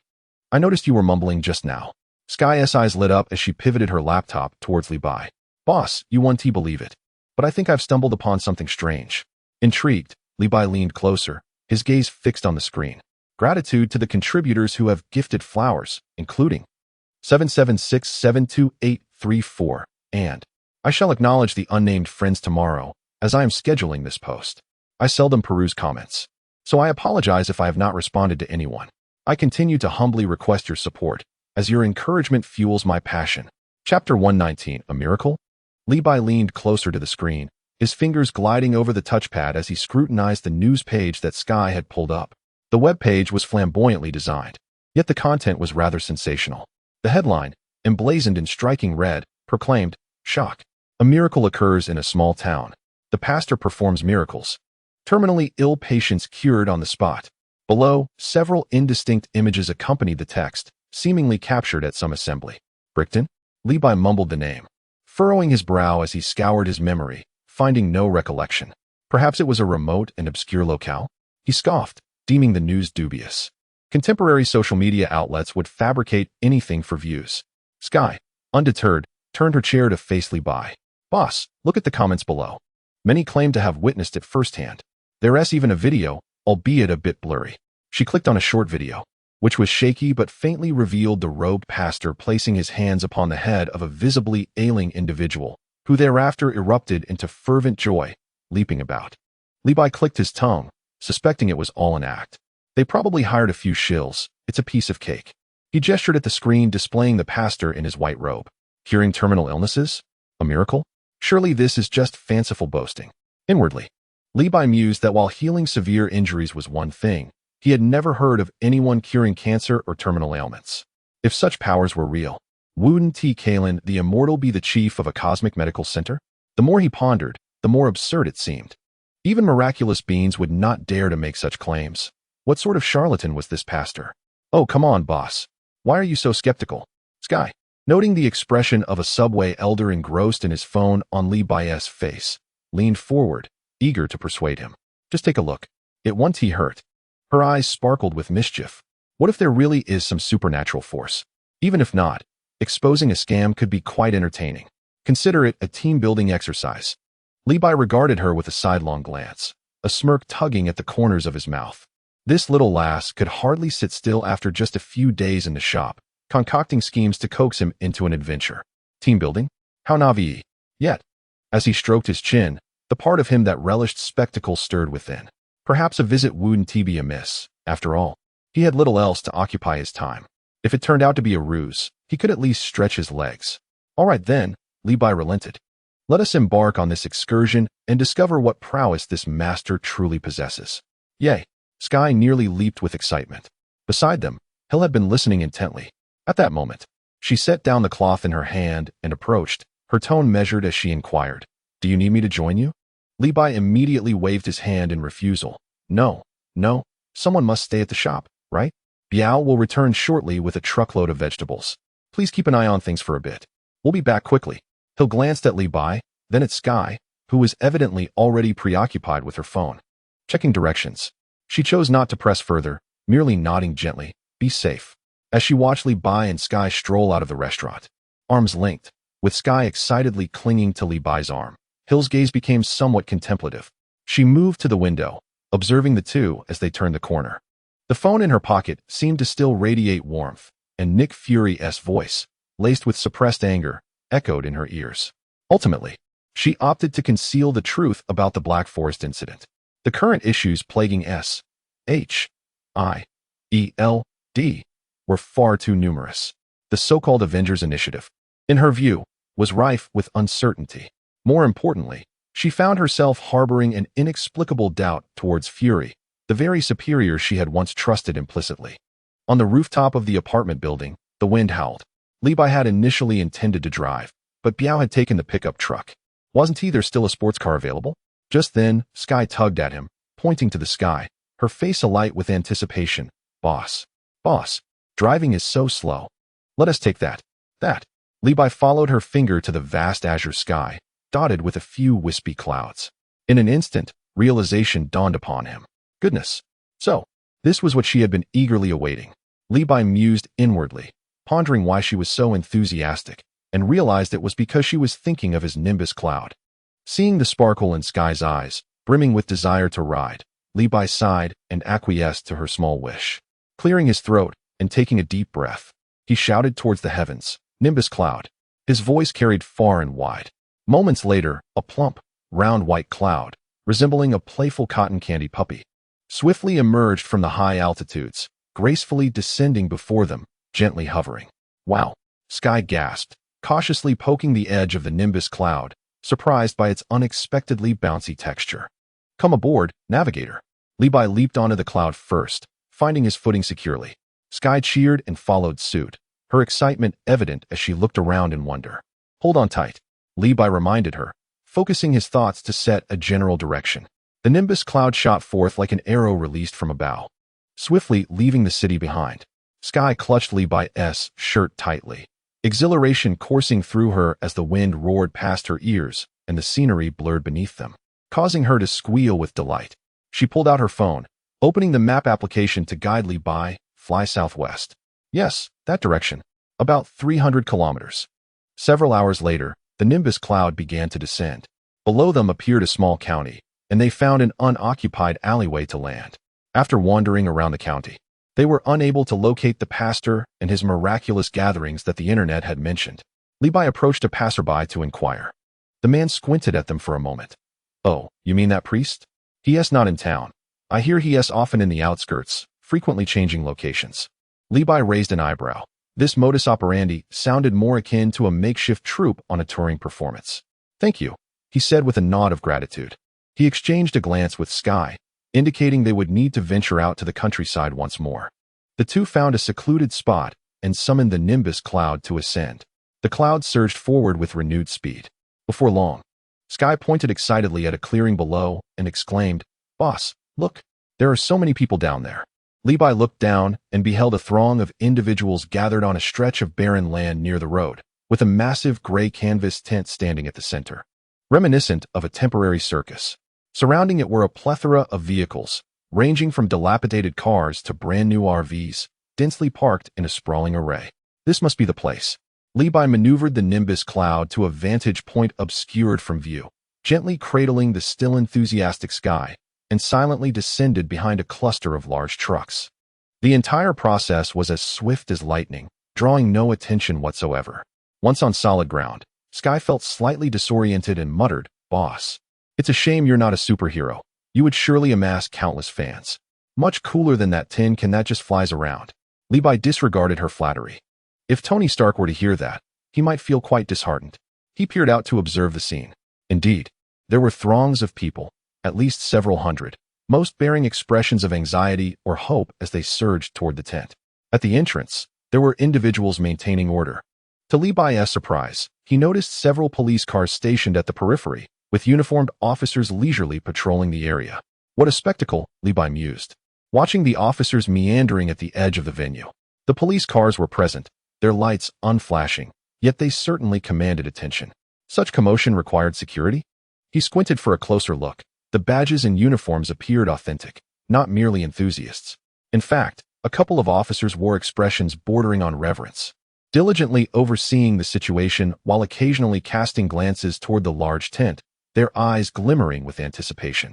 Li Bai smirked, pondering the implications. This is intriguing. Is it official endorsement or just temporary help?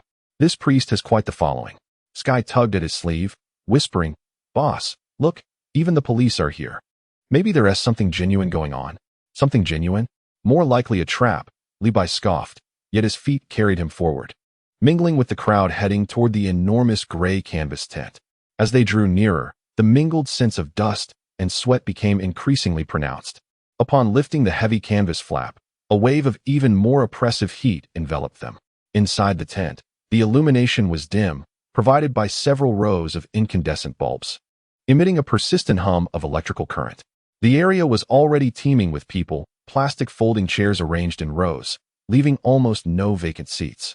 As I surveyed the crowd, I noticed many individuals appeared haggard. Some were wrapped in thick blankets, coughing, while others wore vacant expressions, and a few were shaky, supported by family members.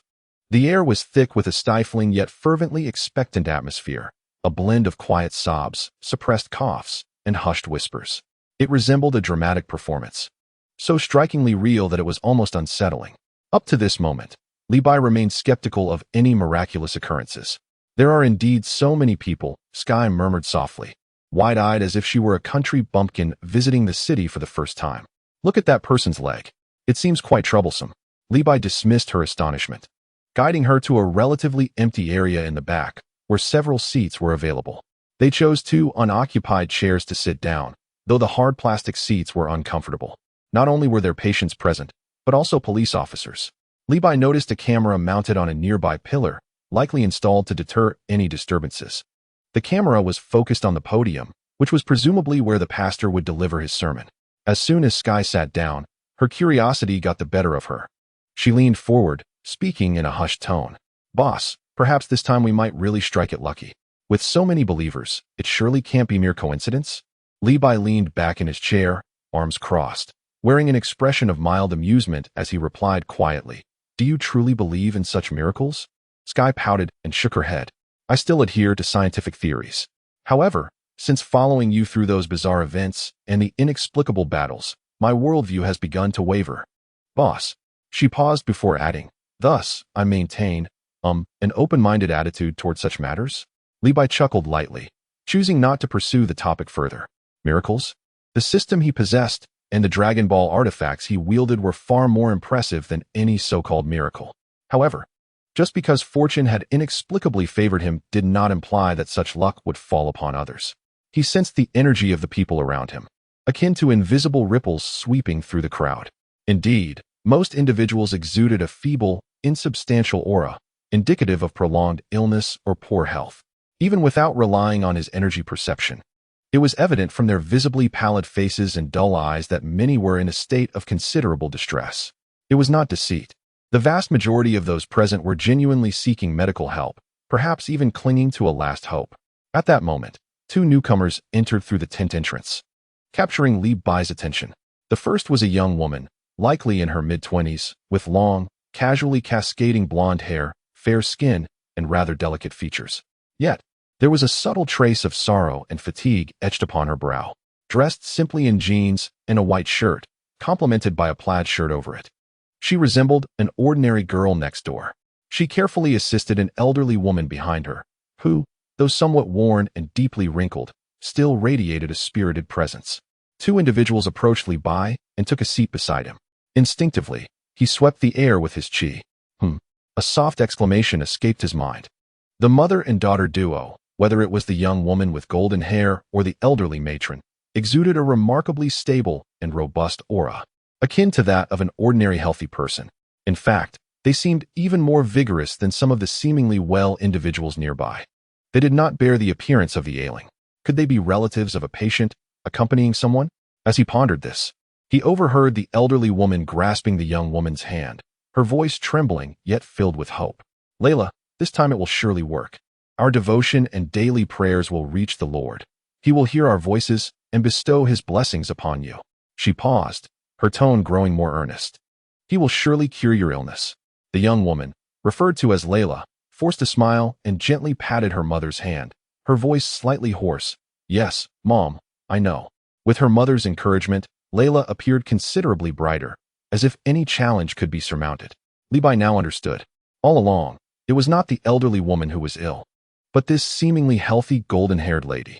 This was intriguing. A normal aura yet afflicted by a disease that necessitated divine intervention?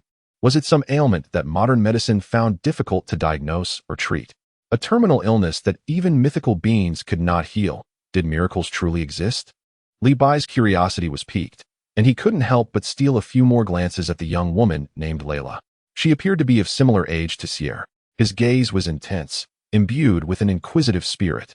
Sensing his unabashed scrutiny, Layla subtly turned her head.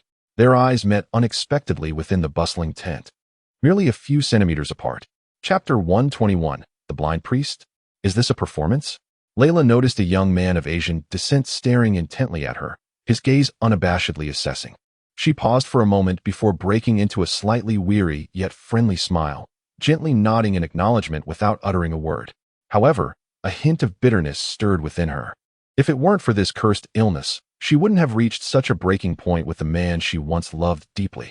She averted her gaze, adjusted her posture slightly, and softly inquired of Li Bai, "Are you also seeking the Lord's assistance?" Li Bai raised an eyebrow, leaning back in his stiff plastic chair, producing a faint creak. "Me?" He pointed to himself, a playful smile gracing his lips. "Oh, come now, I don't believe in such things. Miracles? I'm simply here out of curiosity, to witness the spectacle and enjoy a bit of amusement."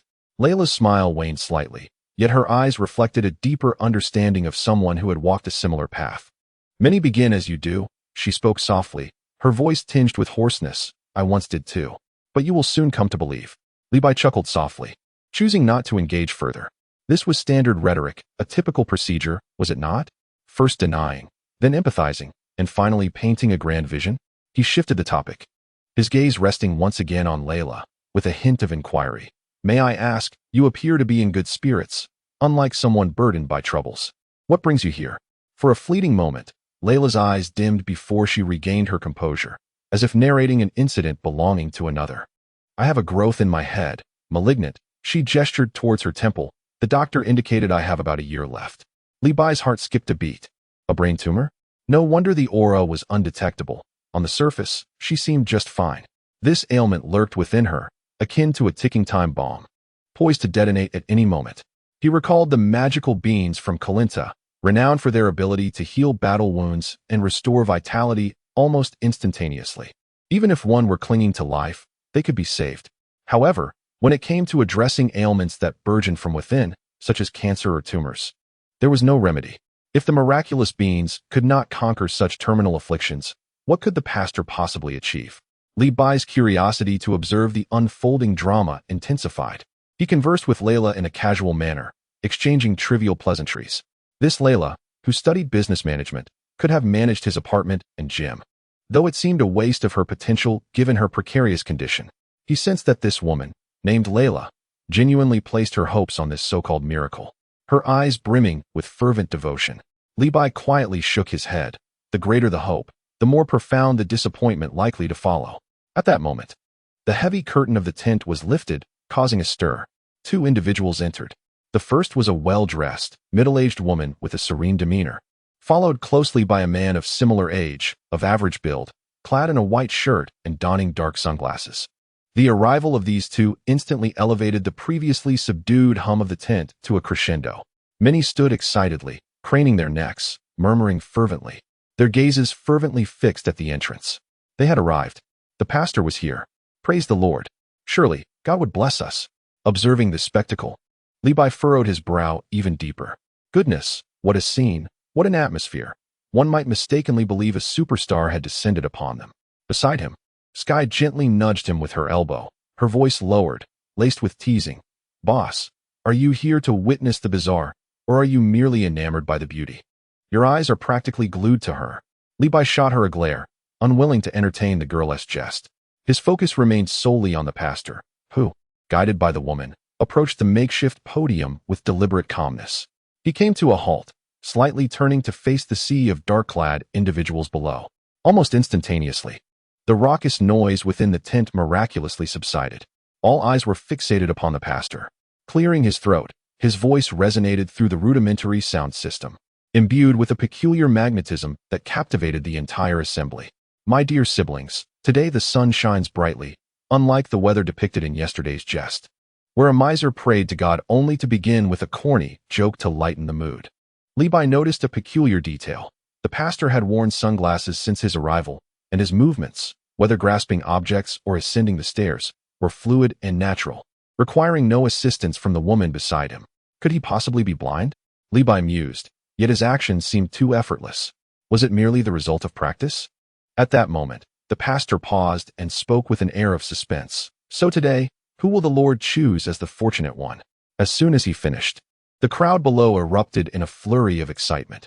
Many clasped their hands in prayer, closed their eyes, and murmured fervent supplications, their faces radiating profound devotion and desire. Levi couldn't help but smirk. Clearly, it was about whom he wished to select. This maneuver was truly astonishing. The likelihood of deceit increased by 10%. Although Sky expressed disbelief, witnessing those around her, she mimicked their gestures, hands clasped, head bowed, feigning a quiet murmur. Levi's keen ears caught her muttering, "No cilantro. No cilantro." He thought to himself, this girl indeed possesses a uniquely unconventional mindset. In the entire tent, Levi stood out as a solitary figure, arms crossed, leaning back in his chair, intrigued by this grand display of prayer. His skepticism rendered him indifferent to pretense, and his distinctiveness stood in stark contrast to the surrounding fervor. At that moment, the pastor, this enigmatic figure behind the sunglasses, suspected to be blind, suddenly turned slightly, his sunglasses aligning perfectly with Levi's direction. "Oh." The pastor's voice carried a hint of amusement. "It seems we have a new friend among us today." In an instant, the gaze of everyone around shifted from the pastor to Levi, an array of curious and scrutinizing expressions directed his way. Levi pondered. What was happening? He had just sensed that the pastor and the woman beside him were ordinary, their energies calm and stable. A blind man, from such a distance, accurately pinpointing him among hundreds? This felt surreal. Was he using some sort of special sunglasses? Meeting the collective gaze, Levi maintained a neutral expression, nodding subtly at the pastor on stage and casually declaring, "Don't mind me. I'm just passing through, enjoying the spectacle. Please, continue as though I'm not here." The pastor retained that enigmatic smile, responding, "No worries, young man. Many have shared your initial skepticism. Yet, soon enough, you will come to believe." Yet again, this familiar refrain. Levi rolled his eyes internally, thinking it mirrored exactly what Layla had said earlier. Had they rehearsed their lines? He chose not to respond, remaining noncommittal. The pastor, seemingly unfazed by Levi's demeanor, turned his attention back to the crowd. He did not immediately designate the fortunate one. Instead, he shared a few more words about faith and hope. Subsequently, he gestured towards a direction in the crowd. "The Lord has heard your prayers, my child." Following his pointed finger, a middle-aged man in a wheelchair was cautiously pushed forward by his family. The man's complexion was ashen, his lips chapped, breathing labored, and his gaze vacant, clearly a victim of prolonged illness in a dire state. Levi recognized him. Earlier, when he sensed the energy around him, it was as fragile as a wisp of smoke, indicative of someone in the throes of severe affliction. Come here." The pastor's voice brimmed with compassion. The man's family was overwhelmed with emotion, tears streaming down their faces as they assisted him, struggling step by step onto the platform.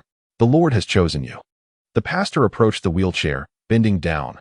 Now, let us all pray together for him, beseeching the Lord's grace to descend. As he spoke, he gently placed his hand upon the ailing man's head. Instantly, the patient exhibited an expression of profound devotion, closing his eyes. The audience erupted into fervor once more, their prayers merging into a chorus, resonating throughout the tent. Levi remained seated, observing with a cold detachment. He did not believe.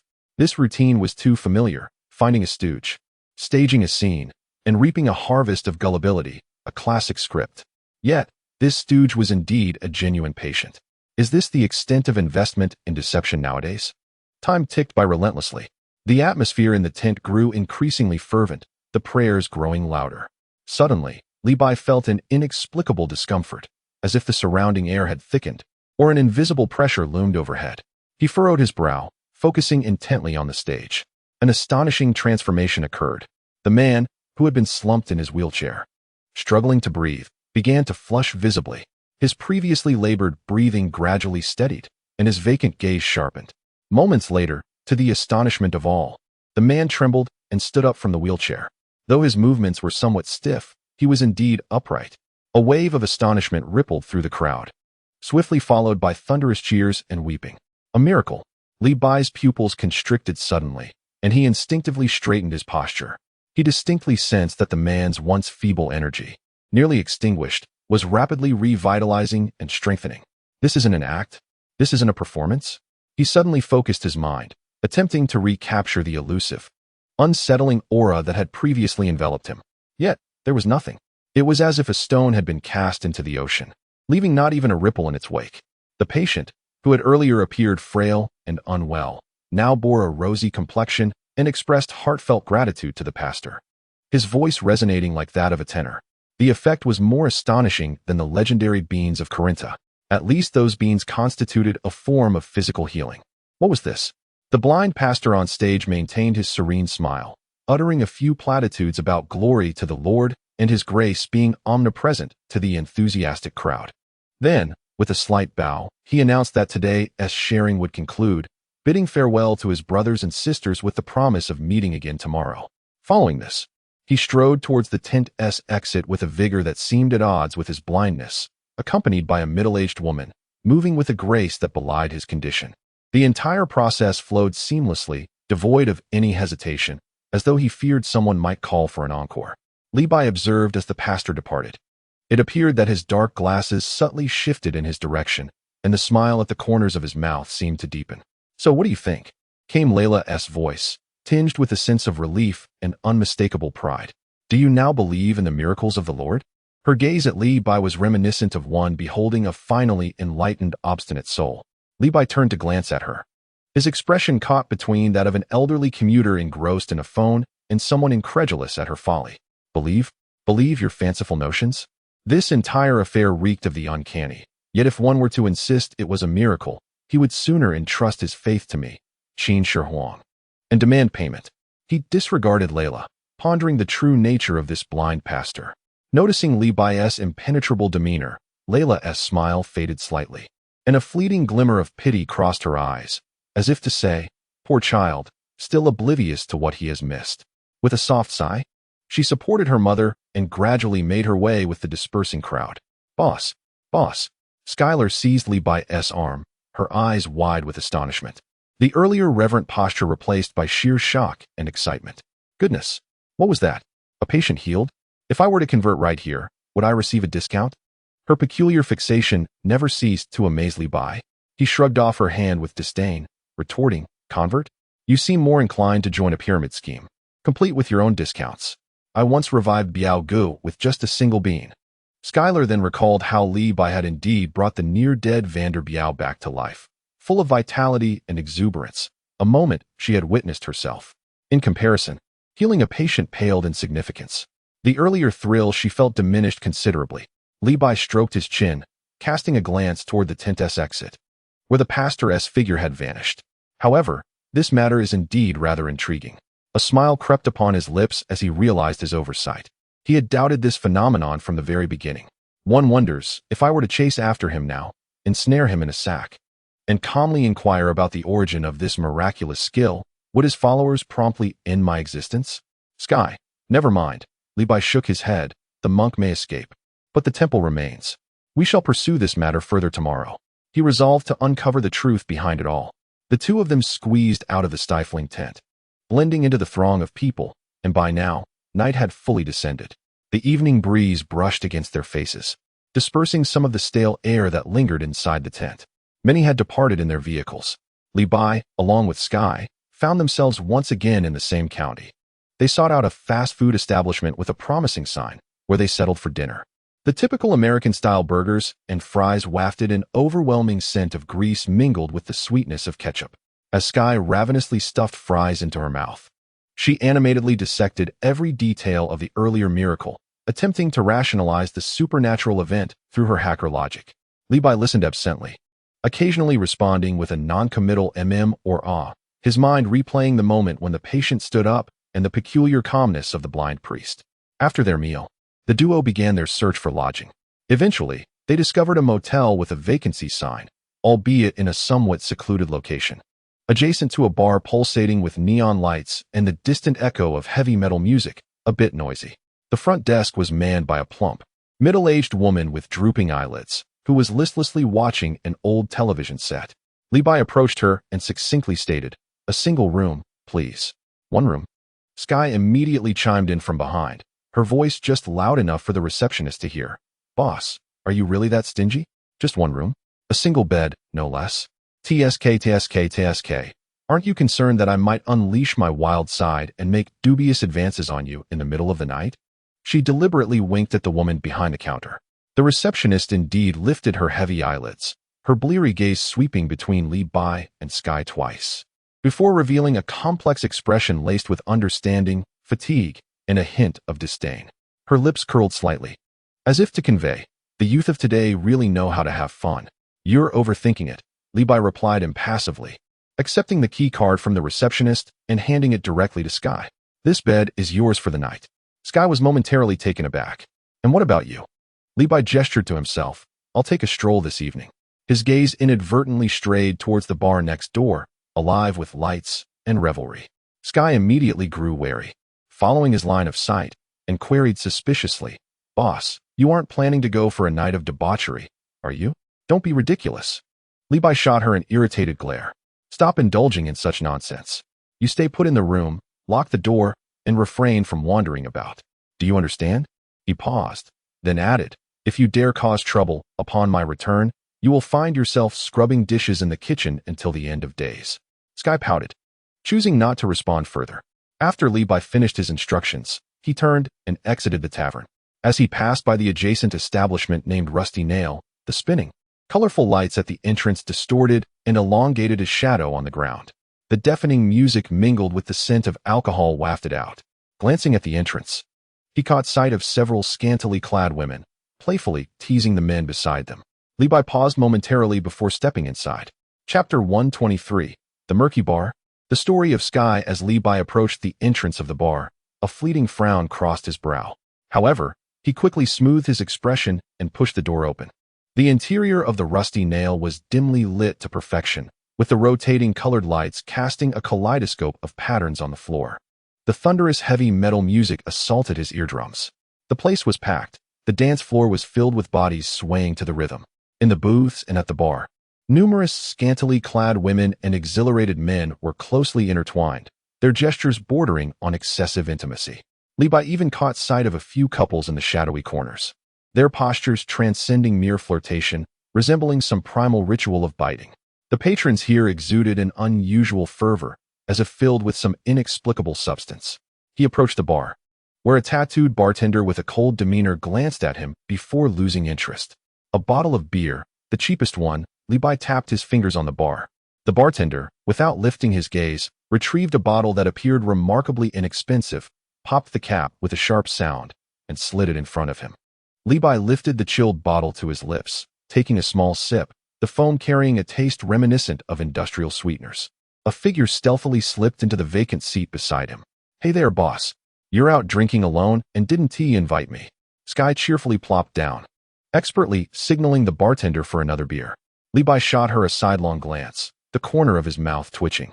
He had sensed her stealthy departure from the inn earlier, and now here she was at the bar. You little rascal, have you even reached adulthood? Levi set down the beer bottle, deliberately adopting a serious expression. Boss, I just turned 18 this year. Drinking is my right. Sky proudly lifted her chin, taking a swig from the beer handed to her by the bartender. Levi remarked, at your age, you should be experiencing the joys of university life, not trailing after me aimlessly. Yet, the thought of her working for him for free for 3 years made him hesitate. Perhaps he could ask Tony Stark to pull some strings to get her into college. After all, wealthy individuals could easily resolve matters with a mere recommendation letter. Sky's smile faded slightly, her gaze drifting momentarily, and she did not respond to his remark. Observing her demeanor, Levi shifted the conversation. Your computer skills are quite impressive. Who taught you? It can't be some internet CAF guru, can it? I taught myself. Sky's voice lowered, her fingers unconsciously picking at the damp label on her beer bottle. I need to find them. Pardon? My parents. Sky lifted her head, her eyes shining remarkably under the dim lights. I learned all of this just to find them. They abandoned me. Levi regarded her in silence, the weight of her words hanging heavily in the air. It turns out that this girl is also a classmate with a story. At that moment, Levi felt a stirring within him once more. An aura, far more substantial and formidable than the background noise surrounding them, silently intruded into the crowded space. His gaze subtly swept across the room, landing on a tall black man who had just entered the bar, dressed in a black trench coat. His muscular physique was distinctly outlined beneath his fitted attire, and he wore sunglasses, standing in stark contrast to the frenzied or vacant expressions of those around him. His presence was the most potent in the bar, aside from Levi himself. Sky nudged Levi with his elbow, lowering his voice and sporting a mischievous grin. Are you interested in hell? Levi scoffed, this girl. Just as he was about to retort, a discordant voice interjected. Miss, drinking alone is rather dull. Allow me to buy you a drink? A man had somehow sidled up to Sky. He possessed a somewhat effeminate appearance, with unnaturally pale skin, elongated eyes, and thin lips that curled into an unsettling smirk, evoking discomfort. Sky immediately frowned and edged closer to Levi. No, keep your distance. Yet the man seemed oblivious, beaming even wider as he reached out to drape his arm around Sky's shoulders. Don't be so distant, let us be friends. Before his hand could make contact, Levi sprang into action. So swiftly that no one could discern his movement, a dull thud resounded, accompanied by the faint crack of dislocated bones. The effeminate man's head bent at an odd angle, and he was sent hurtling backward like a cannonball. With a resounding crash, he toppled a nearby table, sending several individuals who were entangled upon it sprawling to the ground. Congratulations, host. You have eliminated the anomaly and earned a celestial being. The system's notification chimed melodiously in Levi's mind. The once boisterous music in the bar seemed to have been muted. The dancers ceased their movements. The patrons in booths halted their intimate exchanges, and those at the bar stopped drinking. Countless astonished gazes, laced with a cold scrutiny, converged sharply on Levi and Sky. Sky, taken aback by the sudden turn of events and the abruptly frozen atmosphere, paled and instinctively clutched Levi's arm. Boss, I told you not to follow. Something's gone wrong, hasn't it? Levi's tone remained calm, as if he were not the one who had just sent a man flying with a kick. He surveyed the surroundings, noting that each individual who had risen possessed an aura slightly more potent than that of an ordinary person. Although none rivaled that of the imposing black man who had entered earlier, he had sensed something amiss since their arrival at the hotel. Levi's mind raced as he analyzed the peculiarities. Although the rewards might be meager, even the smallest morsels are still sustenance. He was preparing to flex his wrists and engage in the fray when the black man he had previously noticed suddenly sprang into action.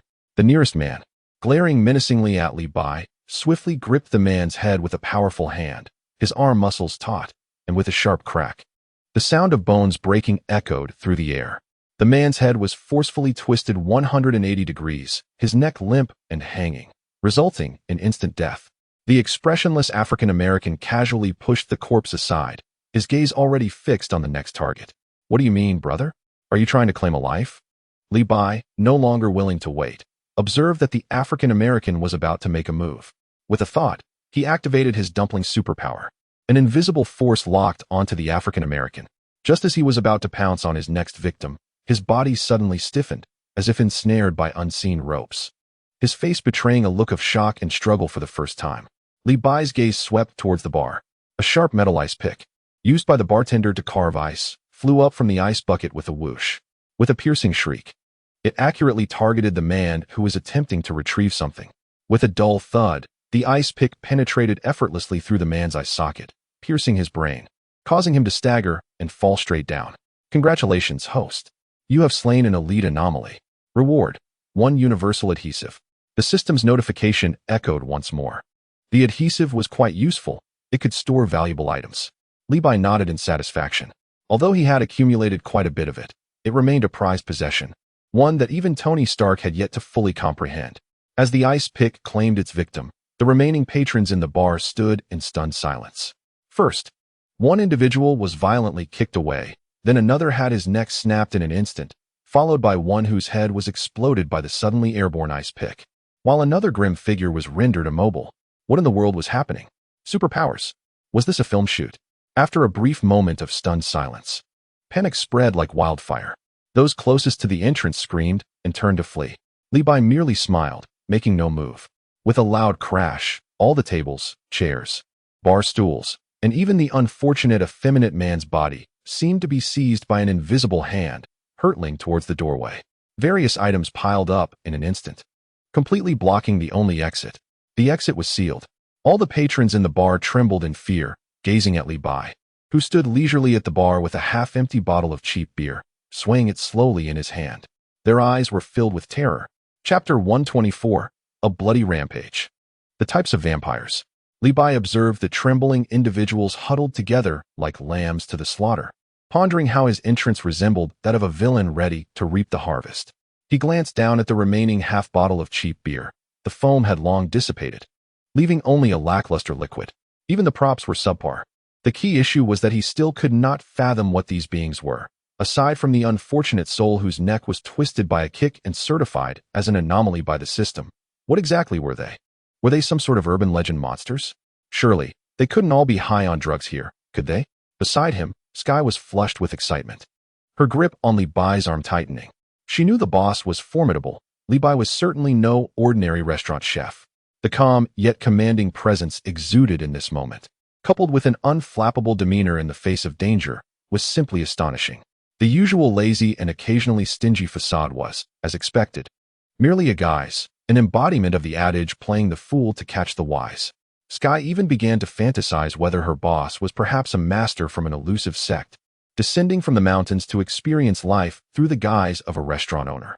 Unbeknownst to Li Bai, the young girl beside him was already engulfed in a tempest of thoughts. He glanced at the peculiar beings cowering in the corners, their eyes filled with fear and despair, and deemed it too cumbersome to question each one individually, considering the inefficiency of such an approach. In this bar, it was roughly estimated that there were around 40 to 50 non-human entities present. Ordinary people? Perhaps 1 or 2 had mistakenly wandered in, but they certainly did not belong in this establishment. Never mind what they were. It was best to eliminate them first. Even the smallest mosquito leg is still meat, and the rewards from the system must not be squandered. Li Bai set down the beer bottle, the bottom tapping softly against the liquor-stained bar. He flexed his wrist, rose, and activated his martial prowess. Swish, swish, swish. 3 identical figures of Li Bai materialized beside him, mirroring his attire of a plain jacket and jeans with remarkable precision. The bar erupted with gasps of astonishment, the atmosphere thickening with fear. A technique of duplicity, coupled with his earlier display of telekinesis to slay? This Asian could be a superhuman?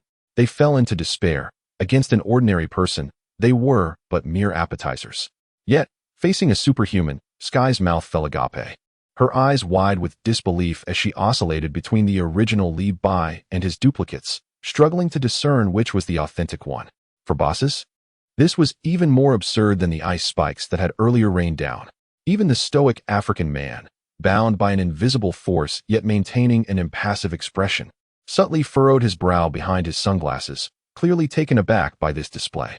Li Bai nonchalantly retrieved his beer bottle, gesturing toward his 3 selves with a casual demeanor as if instructing them to assist in the kitchen. Thank you.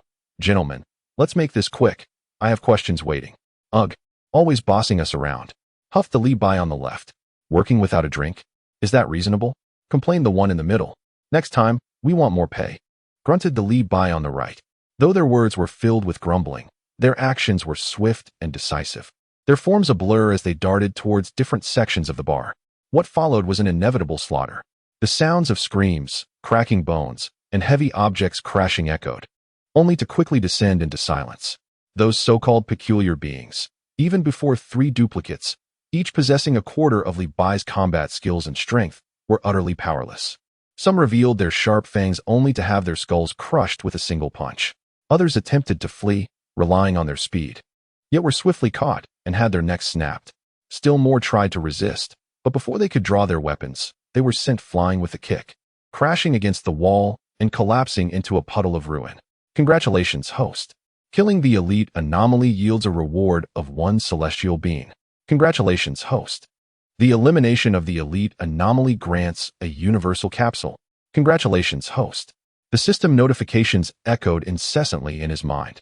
Li-Bai leisurely approached the immobilized black man, scrutinizing him up and down. This fellow had just taken the initiative to eradicate an anomaly. He appeared to be an ally rather than an enemy. Moreover, his aura was the strongest in the vicinity, suggesting he possessed some insider knowledge. Brother. Li-Bai gestured with a beer bottle towards the bodies that had been dispatched with ease. What on earth are these creatures? The black man seemed to attempt a roll of his eyes, but found himself unable to move, managing to squeeze out a few words through gritted teeth. Vampires. You dare to enter and wreak havoc without knowing what they are? Vampires? Li-Bai paused, then turned his gaze back to the battlefield. Indeed, several of the fallen or dying had revealed sharp fangs, their skin exhibiting an unhealthy pallor. However, they differed from the beastly vampires he had encountered previously, those with a mouth full of jagged teeth. These individuals, while dressed in a rather flamboyant manner, seemed to resemble the aristocratic type of vampires often depicted in films, at least in terms of their fangs. Regardless of their classification, rewards were still forthcoming. During their exchange, the 3 clones had eliminated all targets, leaving the bar devoid of life, save for Li-Bai, Sky, and the immobilized black man. The air was thick with the pungent scent of blood and a faint hint of dust. The 3 clones clapped their hands and approached the bar, seemingly in search of a drink. Enough, enough. Once the work is done, vanish swiftly. Lingering here is a waste of energy, Li-Bai said impatiently, waving his hand at them. Goodness, what a waste. Used up and discarded. How disgraceful. Next time, the price will definitely increase. Amidst the grumbling, the 3 clones vanished from sight. Sky observed this with a wry smile. The boss was indeed both stingy and exploitative, yet somehow, he instilled a sense of reliability in critical moments. This contradictory feeling added a touch of bemused familiarity to her respect for Li-Bai. Li-Bai ignored Sky's complex expression and began to tally his spoils. That night, he had amassed a modest collection of celestial beings and universal capsules. A satisfactory quantity, though lacking in surprises, they were nonetheless valuable commodities. In addition, he had acquired a haphazard assortment of various mundane items, such as a used comb and half a pack of low-quality cigarettes. Boss, can we leave now? Sky asked cautiously, swallowing hard as she glanced at the still immobilized black man. Although she was uncertain of the situation, her intuition hinted that it was somehow related to her boss. The bloodshed in this place was overwhelming, making her feel slightly nauseated. Wait. Li-Bai shook his head, halting Sky's desire to flee. There are still matters to attend to. He turned his gaze towards a seemingly unremarkable wall deep within the bar, indistinguishable from the surrounding walls, utterly ordinary. Li-Bai approached, disregarding the multitude of bodies sprawled across the floor in various grotesque contortions. He extended a finger and gently tapped on the wall, producing a dull echo, as if striking a solid structure. Stepping back, he waved his hand lightly. An uncanny spectacle unfolded. The wall appeared to come alive, its surface rapidly swelling with bubbles of various sizes, the paint peeling as if inflated like a balloon, emitting faint popping sounds. The protruding areas expanded, ultimately delineating a clear doorframe. It was evident to any discerning eye that something extraordinary lay beyond that wall. The earlier scene outside was merely a warm-up, an appetizer. What awaited behind was the main course he intended to address today. Sky widened his eyes, glancing between the morphing wall and his boss's nonchalant profile, feeling as though his worldview was being relentlessly shattered.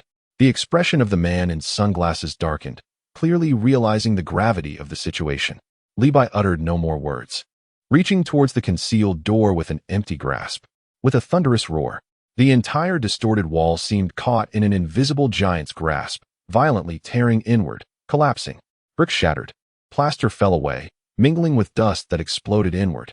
The acrid smoke enveloped the air, carrying a peculiar stench of decay and rust. As the haze slightly dispersed, the scene beyond was revealed. Li Bai's gaze remained tranquil, as if he had anticipated this moment. The instant Sky beheld the interior, his stomach churned violently, nearly prompting an involuntary display of a rainbow fountain. It was a space darker than the bar outside, saturated with a pungent metallic scent and an indescribable aura of horror. Though not expansive, it was crammed with bodies. Some individuals, or rather, entities, were sprawled in various postures upon dilapidated sofas or carpets, connected by slender tubes to suspended blood bags, or directly tethered to the arms of others. The humans to whom the tubes were affixed mostly bore vacant expressions, their faces waxen from prolonged blood loss, their demeanor numb, akin to defective dolls on an assembly line. A few vampires lounged, lazily clutching the tubes like addicts indulging in forbidden substances, contentedly sucking warm blood. Further in the distance, Li Bai even spotted several scantily clad, attractive women being pinned down by male vampires, engaged in a primal and violent connection. The women's appearances had undoubtedly been meticulously curated, yet at that moment, they exuded no vitality, merely succumbing to the whims of their captors. Only a handful of women seemed to retain a flicker of awareness. And upon glimpsing Li Bai and Sky at the doorway, their eyes ignited with a desperate glimmer, their lips soundlessly moving as if to call for help. Sky's complexion turned as pale as if she had just emerged from a freezer, instinctively clutching Li Bai's arm, her knuckles whitening from the pressure, almost sinking into his muscles. This scene was more repugnant than any horror film she had ever witnessed, especially when witnessing a vampire simultaneously engaged in a connection while distractedly drawing a sip of blood from a tube at the neck of a nearby woman. The visual shock left her throat constricted. "Bloodslave." The African man suddenly spoke, his voice deep and hoarse, tinged with a barely perceptible disdain. These humans were mere blood bags and playthings, providing sustenance and amusement. Once they had been drained of their last vestige of vitality, they would be disposed of. If fortune favored them, those with particularly tenacious life forces might be transformed into new lowly vampires. The man's explanation struck Sky like a bucket of ice water, rendering her already pale complexion even more ghastly. She fought to suppress the urge to retch. At that moment, the vampires within, engaged in dining or entertainment, seemed to finally take notice of the commotion outside. 5 figures rose gracefully, their movements distinctly elegant, in stark contrast to the rabble outside, or perhaps more accurately, pretentious. They first adjusted their disheveled garments, leisurely wiping the remnants of blood from the corners of their lips. Li Bai could distinctly sense that the aura emanating from these 5 was indeed far more formidable than that of their lesser counterparts who had been disposed of. Leading them was a man clad in a meticulously tailored vintage suit, his hair impeccably styled. He wiped his fingers with a white handkerchief, his gaze arrogantly fixed upon Li Bai. "The refuse outside cannot even manage such trivial matters," he remarked in a flat tone, as if appraising an inconsequential object. "Human, you should not disturb our enjoyment." Another vampire, a stunning woman clad in tight leather, licked her crimson lips, her eyes regarding Li Bai with the playful curiosity of a predator surveying its prey. "Initially, we had no intention of intervening in matters outside." The 5 of them stepped forward, standing amidst the ruins of the collapsed wall, confronting Li Bai. Sky's heart leapt to her throat, overwhelmed by the oppressive aura emanating from these 5, far surpassing that of the previous group. Could the boss prevail this time? The African man seemed to sense the looming danger. He struggled momentarily, still immobilized but attempting to issue a warning. "They are," his lips parted, but the subsequent words forever lodged in his throat. For at that very instant, the 5 vampires before him wore expressions of mocking amusement, akin to a cat toying with a mouse. The next moment, thud, thud, thud, thud, thud. 5 muffled sounds resonated almost as one. 5 heads, akin to ripe watermelons, rolled cleanly from their necks, tumbling to the blood-stained floor of the bar. The cuts were smooth, as though severed by a razor.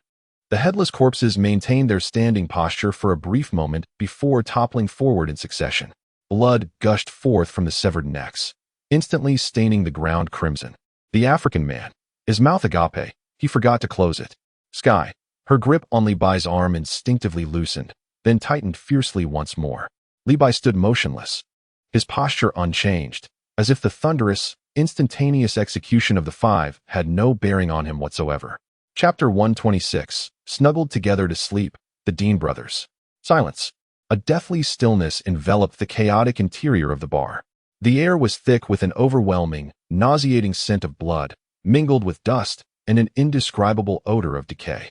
The five heads, once adorned with expressions of arrogance and mockery, now rolled across the filthy floor like bowling balls.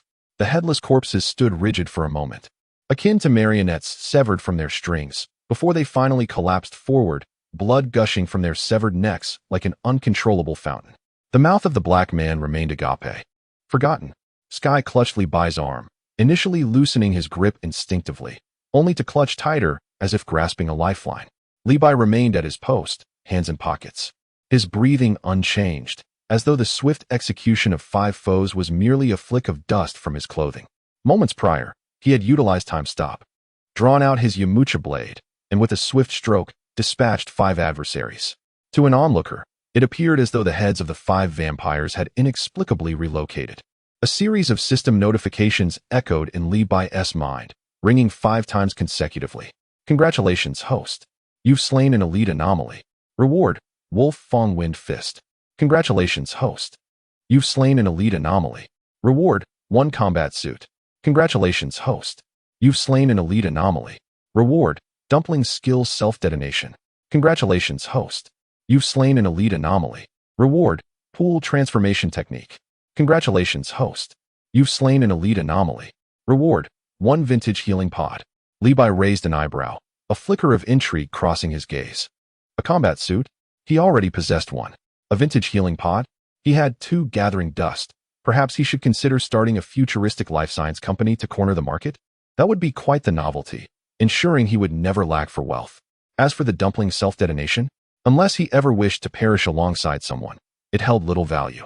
The Wolf Fong Wind Fist. Had it been useful when he first traversed into this realm, but now, he was a walking nuclear weapon. This skill was merely a redundancy.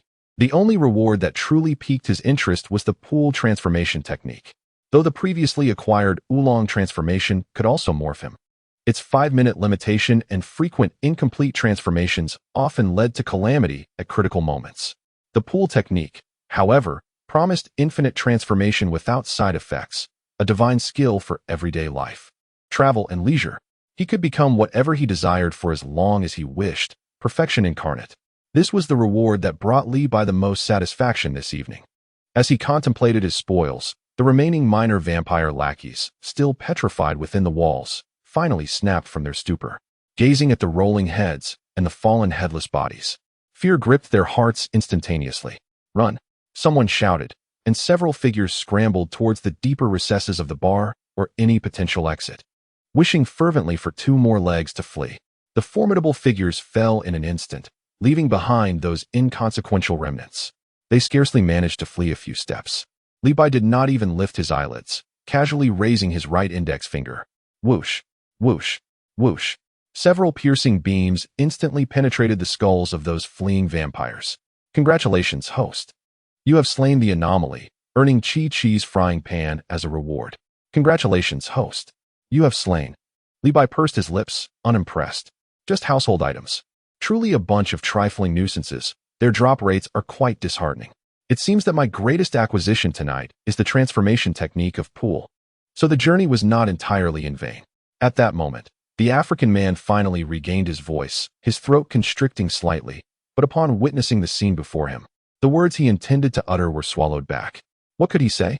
To caution the other to be careful? The mere raising of a hand had dispelled all danger. He ultimately chose silence, gazing at the enigmatic and powerful Asian man with an expression mingled with disbelief. Sky, on the other hand, presented a completely different demeanor, practically clinging to Li Bai's arm, her eyes sparkling with admiration. Li Bai, disdainful, shook his arm, attempting to dislodge this human ornament. All right, enough of that. I'm about to have drool on my clothes. Mind your image. After all, you are my future 3 years of free labor. He disregarded Kai further and turned his attention to the African man, nodding toward the chaotic scene strewn about. You can handle this mess. You seem quite knowledgeable. Clean up this disaster. I can't be bothered. With that, Levi made no further delay, pulling the still dizzy Sky along as they departed the blood-soaked bar, returning to the modest inn where they had previously stayed. Upon returning to the inn, Levi suddenly recalled an awkward fact in an effort to save money. He had initially booked the cheapest single room available. The room contained only a solitary bed. He had anticipated being busy late into the night, possibly not returning at all. Little did he know the battle would conclude so swiftly. He glanced at Sky and stroked his chin. It seems the boss is not around. So we can't add another bed. It appears we shall have to squeeze together tonight. He surveyed the bed and added, fortunately, it looks quite spacious. Squished together? Sky immediately bristled, her earlier admiration evaporating. How can two people share one bed? Levi shrugged innocently. It's simple. I will take the bed. And you can sleep on the floor. Sky widened her eyes in disbelief. I am a girl. Levi retorted confidently. I am the boss. After a round of amicable negotiations, primarily dictated by Levi, Sky reluctantly acquiesced to the arrangement of squeezing together. Climbing onto the bed, Sky quickly drew a line with the blanket down the middle, watching Levi warily. This is the agreement. You must not move, and absolutely do not cross this line. Levi chuckled, appraising her from head to toe. Rest assured, with your rather unimpressive figure, I wouldn't even bother to reach out. It would be uncomfortable. Sky. Her cheeks puffed with indignation, abruptly turned her back to Levi, using the back of her head to convey her anger and dissatisfaction. Before long, perhaps overwhelmed by the night's tumultuous events, she succumbed to a fitful sleep, punctuated by a soft whimper of grievance. The room was enveloped in silence, save for the steady rhythm of their breathing, as they spent the night without a word. The following morning, sunlight streamed through the gaps in the curtains, casting a warm glow upon the room. After a brief morning routine, the two ventured out in search of breakfast. Passing by the bar from the previous night, they noted the entrance had been thoroughly cleaned, the shattered walls hastily boarded up, as if the violence of the night before had never transpired. It seemed that the efficiency of the black man was commendable. After their meal, they did not linger in town but boarded the Nimbus to the makeshift assembly site in the countryside. Upon landing, they spotted Layla and her mother emerging from another vehicle. Layla was adorned in a simple yet elegant light blue dress, paired with sheer black stockings, her face illuminated by a gentle smile. Spotting Levi, she greeted him warmly. Hello, Mr. Lee. Are you here to witness the spectacle once again? She nodded at Sky, her tone imbued with playful teasing. Levi crossed his arms, a confident smile gracing his features. Absolutely. However, I would wager that there shall be no miraculous occurrences today. His earlier oversight had cost him. By the time he sensed the peculiarities, it had already concluded. Today, he would scrutinize thoroughly to unveil the mysterious forces at play. Upon observing Levi's resolute demeanor, Layla chuckled softly, choosing not to contest further as she and her mother proceeded towards the colossal tent. Levi watched Layla's graceful silhouette fade from view, a quiet sigh escaping his lips. Regrettably for her, this visit might be in vain. Once he resolved the bizarre incident, such miracles would no longer manifest. Beside him, Sky nudged Levi with her elbow, her eyes glimmering with mischief. Hey boss, they've already walked away. Haven't you had your fill? Do you think she looks particularly lovely today? Levi rolled his eyes, dismissing the girl's frivolous banter. Focus on the road. We have serious matters to attend to. They made their way towards the tent, which was now teeming with even more people than the previous day. At that moment, Levi paused slightly, a subtle furrow forming on his brow before a playful smirk danced on his lips. He sensed two familiar presences approaching rapidly. How intriguing. It appeared that the duo of brothers had also arrived, Dean and Sam. Chapter 127. Let's absorb first. Is time stopped useless? Levi stood in place, stroking his chin, intrigued by the two approaching auras. What could bring them to this desolate locale? He mused, but the answer soon unveiled itself. He distinctly felt Dean's presence, flickering like a candle in the wind, weak and seemingly on the verge of extinguishment. Levi raised an eyebrow, pondering if this fellow had also succumbed to some grave affliction, seeking divine intervention. Not long after, a vintage black Chevrolet Impala rumbled into view, coming to a rather ungraceful halt on an open patch of land. The car door swung open, revealing two figures, one tall and one short. The taller one was Sam, clad in a plaid shirt, his brow furrowed in apparent deep thought. The shorter figure was Dean, still in his leather jacket, yet his complexion appeared somewhat pallid, and his gait exuded a subtle stiffness, his eyes betraying weariness. Indeed, it was the two of them. Sam and Dean clearly recognized Li Bai and Sky standing nearby, both momentarily taken aback. Dean managed to muster a somewhat forced smile, while Sam displayed a hint of surprise mingled with relief. "Hey, Bai." Dean's voice was slightly raspy as he attempted to greet them with his usual nonchalant tone. What a coincidence. His gaze flickered, clearly uncertain about the lively atmosphere surrounding them. Sam, however, was more straightforward, striding forward with evident concern and a glimmer of hope akin to that of a man encountering a savior. "Bai, it's wonderful to see you here." He cast a glance at Dean, who shifted uncomfortably on his feet. Li Bai, with his hands in his pockets, tilted his head, surveying the two before finally resting his gaze on Dean's pale visage. "It seems you've been drained, Dean. You don't look well." Dean's mouth twitched, ready to retort. But Sam interjected with urgency. "Bai, Dean is injured. He was struck in the heart by an electric gun from a creature we encountered last time." He paused before adding, "The doctor said the situation isn't good. We intended to seek you out, but Dean, hey, I'm fine." Dean interrupted, forcing himself to stand upright, albeit awkwardly. He shot a glare at Sam, silently urging him to hold his tongue. "Oh, a heart injury, is it?" Li Bai elongated his words, stroking his chin as if suddenly enlightened. "No wonder your vitality seems as weak as a mobile signal. It appears to be a hardware issue." He was well aware that such battle wounds could be remedied. A mere healing spell would suffice, provided it wasn't due to some terminal illness. Yet, Dean's stubbornness was quite amusing. He turned his gaze towards a bustling large tent not far off, a smirk playing on his lips as he sensed an impending spectacle. "I smell something intriguing within. Dean, you won't die from that injury. I'll assist in fixing you up after I've enjoyed the show." "Show?" Sam furrowed his brow, puzzled by Li Bai's words. Nevertheless, he felt relieved to hear that Li Bai could heal Dean. Ever since the last time Li Bai summoned the dragon, Sam had developed an interest in the legends of the Dragon Kingdom, even picking up a few words of their language. Li Bai directed his attention back to Dean and Sam. "Enough of loitering here like gatekeepers. Let us head inside." He would not offer his healing services for free, as there were tasks awaiting their attention. Dean felt a twinge of embarrassment, still indebted from their last encounter, while Sam exhaled a sigh of relief. For individuals, swept along by the throng, squeezed into the vast tent, which was already teeming with people. The dim light illuminated only the podium area, while the rest of the space remained shrouded in shadows. Some attendees were seated, while others stood, their faces predominantly reflecting expressions of anticipation, anxiety, and even despair, all fixated intently on the podium ahead. Having arrived late, the quartet found no available seats in the front and thus stood at the back of the tent.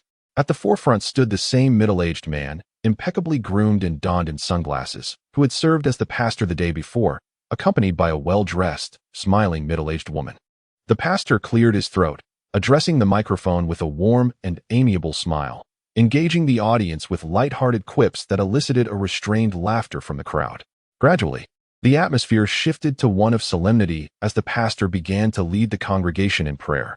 His voice resonated deeply and magnetically, echoing throughout the tent. In that moment, the pastor selected an elderly man in a wheelchair from the crowd, signaling for an assistant to bring him to the podium. Li Bai's previously taut, nerves suddenly heightened. "Here it comes." Accompanied by the pastor's low, resonant prayers and the fervent responses from the congregation, a disquieting sensation that had plagued Li Bai resurfaced. Even more pronounced than the previous day. This is the moment. Li Bai inhaled deeply, holding his breath. Time seemed to freeze. The world instantly lost its sound and color, plunging into a terrifying silence. Everyone remained frozen in their current actions. The praying congregants, the outstretched pastor, the elderly man in the wheelchair, the anxious family members, and the bewildered Sky, along with the strained Dean and the worry-laden Sam. Li Bai, holding his breath, glided like a specter through the immobile crowd, silently approaching the podium. He scrutinized the still figures of the pastor and the middle-aged woman. The pastor's hand rested gently on the forehead of the elderly man, his face adorned with a sanctimonious expression of compassion. The middle-aged woman beside him stood with her hands clasped, a smile upon her lips. Neither of them was his focus. Li Bai dismissed them entirely, directing his attention to the source of his discomfort. The sensation did not emanate from the pastor himself, but rather from the air beside him. It felt as if something lurked there. Li Bai narrowed his eyes and leaned in closer for a detailed observation. approximately half a meter to the right of the pastor. The air appeared to shimmer slightly, vaguely outlining an indistinct silhouette. There was no physical form. Whatever it is, I shall first contain it. Li frowned, retrieving a thumb-sized glass vial from his pocket, specifically designed to combat entities lacking a corporeal existence. He always carried it with him, formulating a sealing gesture. He prepared to encapsulate this ambiguous entity.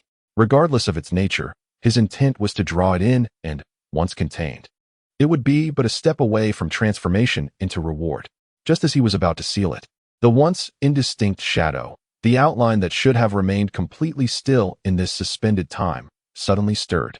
Li Bai's movements halted abruptly, his brow furrowing tightly.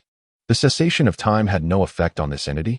I extend my heartfelt gratitude to Sha Yashao Qi Lin, Shan Dao Yan, for the flowers, and to Chang Shan Zhao Zi Tong, Lu Rendong, Huang Yizhi Wang Kusu Lu, Shan Dao Yan, Jian Kong Wu Bai, Xian Xiang Shi Cheng Rui Jun, and user 776728834 for their generous offerings of love that power my endeavors. To those friends whose names I neglected to mention, I will rectify this tomorrow. As I am utilizing a scheduled post, I seldom peruse the comments, so I apologize to those whom I have not responded to. I humbly beseech your continued support, for your encouragement fuels my motivation. Chapter 128.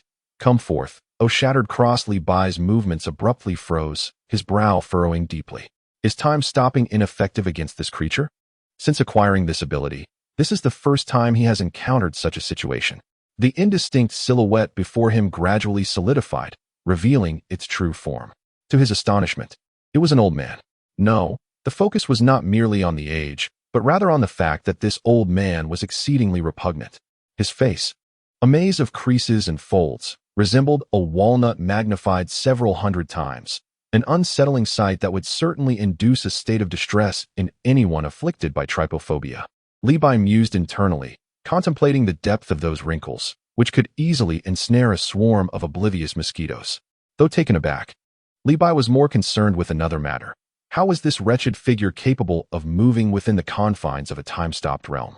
He had encountered many peculiar entities, but to maintain consciousness and motion while time stood still was an unparalleled anomaly. Fixing his gaze on the grotesque old man, Li Bai observed the wrinkled lips moving silently, as if attempting to utter something. Alas, he could not decipher the words. However, it mattered little to him. Li Bai was not one to delve deeply into inquiries or analysis. Regardless of the entity's origins or affiliations, he resolved not to be swayed by the notion that time's cessation could spare this being from the efficacy of his magic sealing wave. With determination, Li Bai swiftly removed the cork from the thumb-sized glass vial he had been clutching and set it down on the ground. He then assumed the classic stance for the magic sealing wave, channeling his energy into his palms. Come forth, O magic sealing wave, Li Bai roared internally, thrusting his hands forward with fervor. A torrent of verdant winds erupted from his palms, an irresistible vortex of energy enveloping the hideous old man. The old man, sensing the imminent threat, exhibited a look akin to terror, his body thrashing wildly in a futile attempt to escape. Yet, against the formidable sealing power of the magic sealing wave, his struggles were in vain. Like a rag doll caught in the eye of a tornado, the old man was forcibly contorted and transformed into a blur of light, swiftly drawn into the confines of the small glass vial with a whoosh. With remarkable swiftness, Li Bai seized the vial from the ground and securely affixed the cork atop it. Shaking the bottle, he found it utterly devoid of contents, save for a faintly chilling aura swirling within its walls. Success! A triumphant smile curled at the corners of Li Bai's lips. To be contained within my bottle is tantamount to being on the cusp of reward, he mused as he weighed the bottle in his hand. Surely, that priest would be unable to conjure any further tricks now? The so-called miracle was likely the handiwork of that grotesque old man. Li Bai had no faith that this phenomenon was the work of the deity spoken of by the followers. With his primary concern alleviated, Li Bai felt an uplift in spirits, ready to retrace his steps and release the suspension of time, eager to witness the ensuing spectacle. However, at the moment he turned, a sudden, sharp crack echoed through the silent tent, a sound both soft and startlingly clear. Huh. Li Bai halted, spinning around swiftly. Where did that sound originate? Time was still halted. He followed the direction of the noise, and his gaze finally settled on the middle-aged woman beside the podium. She was the one who had consistently accompanied the priest, impeccably attired and smiling.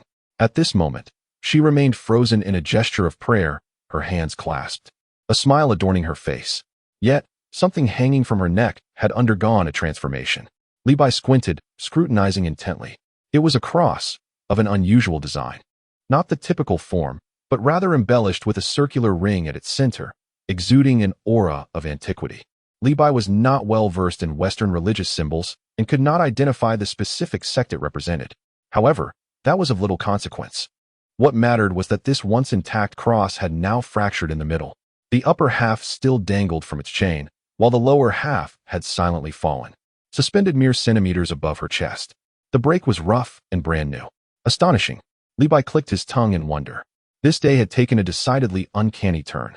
First, an old man who thrived amidst the frozen flow of time, and now, a cross that had shattered while time stood still. Surely, there must be some connection between these two phenomena? He cast another glance at the middle-aged woman. The moment the old man was ensnared within the bottle, her cross fractured. To claim there was no correlation would be utterly implausible. Could this cross serve as the old man's remote control? Or perhaps a lifeline indicator? Contemplating this, he found himself at a loss. Never mind, he decided. The mastermind had already been captured. Li Bai resolved to let go of his quandary. He stepped forward like a wraith, silently gliding through the still crowd, returning to the rear of the tent where Sky, Dean, and Sam remained frozen in their previous poses. Li Bai came to a halt, tucking the bottle containing the old man into his pocket to ensure its safety. Then, he took a deep breath. Time, resume its flow. The world seemed to be pressed back into motion in an instant. The cacophony of voices, the priest's low prayers, the muffled sobs of the faithful, and the fervent shouts surged back into his ears like a relentless tide. Dean shook his head, seemingly feeling a bit uncomfortable. He then pursed his lips and quietly remarked to Sam, "It all seems like a farce to me." The dull ache in his heart made him even more disdainful of such ethereal miracles. Sam furrowed his brow, rationally observing the situation on stage, and concurred, perhaps. These revival meetings often exploit collective emotions. His primary concern, however, was the claim made by Li Bai that he could cure Dean. Sky, on the other hand, exhibited a completely different demeanor. She blinked her curious eyes, fixated on the figures on the stage. Though it was their second encounter, her interest remained piqued. The surrounding congregation also grew excited once more, their eager gazes locked onto the preacher and the elderly man in the wheelchair, awaiting the arrival of a miracle. Li Bai stood with his hands in his pockets, a theatrical smile adorning his face. Miracle? He mused inwardly. Today, you might be sorely disappointed. The true miracle maker is already tucked away in my pocket. His hand instinctively pressed against the small glass vial within his trousers, the cool sensation bringing him a measure of reassurance. Nevertheless, his gaze did not linger on the preacher or the elderly man awaiting treatment, but instead traversed the crowd, honing in on a middle-aged woman beside the podium. Indeed, a subtle smile crept onto Li Bai's lips, an understanding glimmering in his eyes. At the moment time resumed its flow, the woman's smile abruptly froze, despite her efforts to conceal it. The minute shift in her expression did not escape Li Bai's keen observation. Her facial muscles twitched unnaturally, her eyes flashing with disbelief, followed swiftly by panic and a hint of fear. Her hand instinctively moved to her chest. Upon touching the broken cross, her pupils dilated sharply. That expression was undoubtedly genuine. What a spectacle, Li Bai thought to himself, realizing that this amusement exceeded his expectations. Chapter 129. This woman is suspicious. I can create miracles too. Li Bai's gaze remained fixated on the middle-aged woman. As time resumed its normal passage, she quickly reacted with a display of sheer panic. The professional smile that once graced her face crumbled entirely, replaced by a ghostly pallor. Her hand instinctively clutched her chest, as if it were not a broken cross, but a gaping wound bleeding profusely. The woman's eyes were a captivating sight. Shock, confusion, disbelief, and finally, a profound dread painted her expression. No longer did she gaze at the worshippers below. Instead, her eyes darted around the tent in a frenzied manner, anxiously scanning every corner as if desperately searching for something, or perhaps in fear of something. Ah, this reaction is damning evidence, Li Bai thought gleefully. This woman undoubtedly shares a connection with the grotesque old man I trapped in the vial. No, not that kind of connection, rather, a relational one. A flurry of unreliable speculations flashed through Li Bai's mind, but he swiftly dismissed them, regardless of their relationship. It was clear that this woman was privy to the underlying truth. Her current state of disarray and palpable anxiety serves as the most compelling evidence of her predicament. This woman undoubtedly harbors profound issues. Li Bai was engrossed in the play, while the others within the tent remained fixated on the clergyman upon the stage. Time slipped away. Second by second, the clergyman maintained his position, hands poised atop the head of the elderly man in a wheelchair. Logically, this should have been the moment of divine illumination and miraculous intervention. Yet, nothing transpired. The elderly man remained limp and powerless, his gaze clouded. Beads of sweat began to form on the clergyman's forehead. His expression, initially one of devout confidence, gradually morphed into confusion and bewilderment, culminating in a barely perceptible hint of panic. His hands began to tremble uncontrollably. What could be amiss? Was the clergyman not in his usual form today? Where was the miracle? Why had it not yet arrived? The congregation below gradually sensed the unease. Initially, whispers circulated in hushed tones, but soon, the murmurs escalated into a crescendo, spreading like a tide. Was the clergyman simply fatigued? It was plausible. The recent revival meetings had been exceedingly frequent. Let us wait a moment longer. The Lord is benevolent. Various speculations and discussions permeated the crowd, replacing the once fervent atmosphere with one laden with awkwardness and trepidation.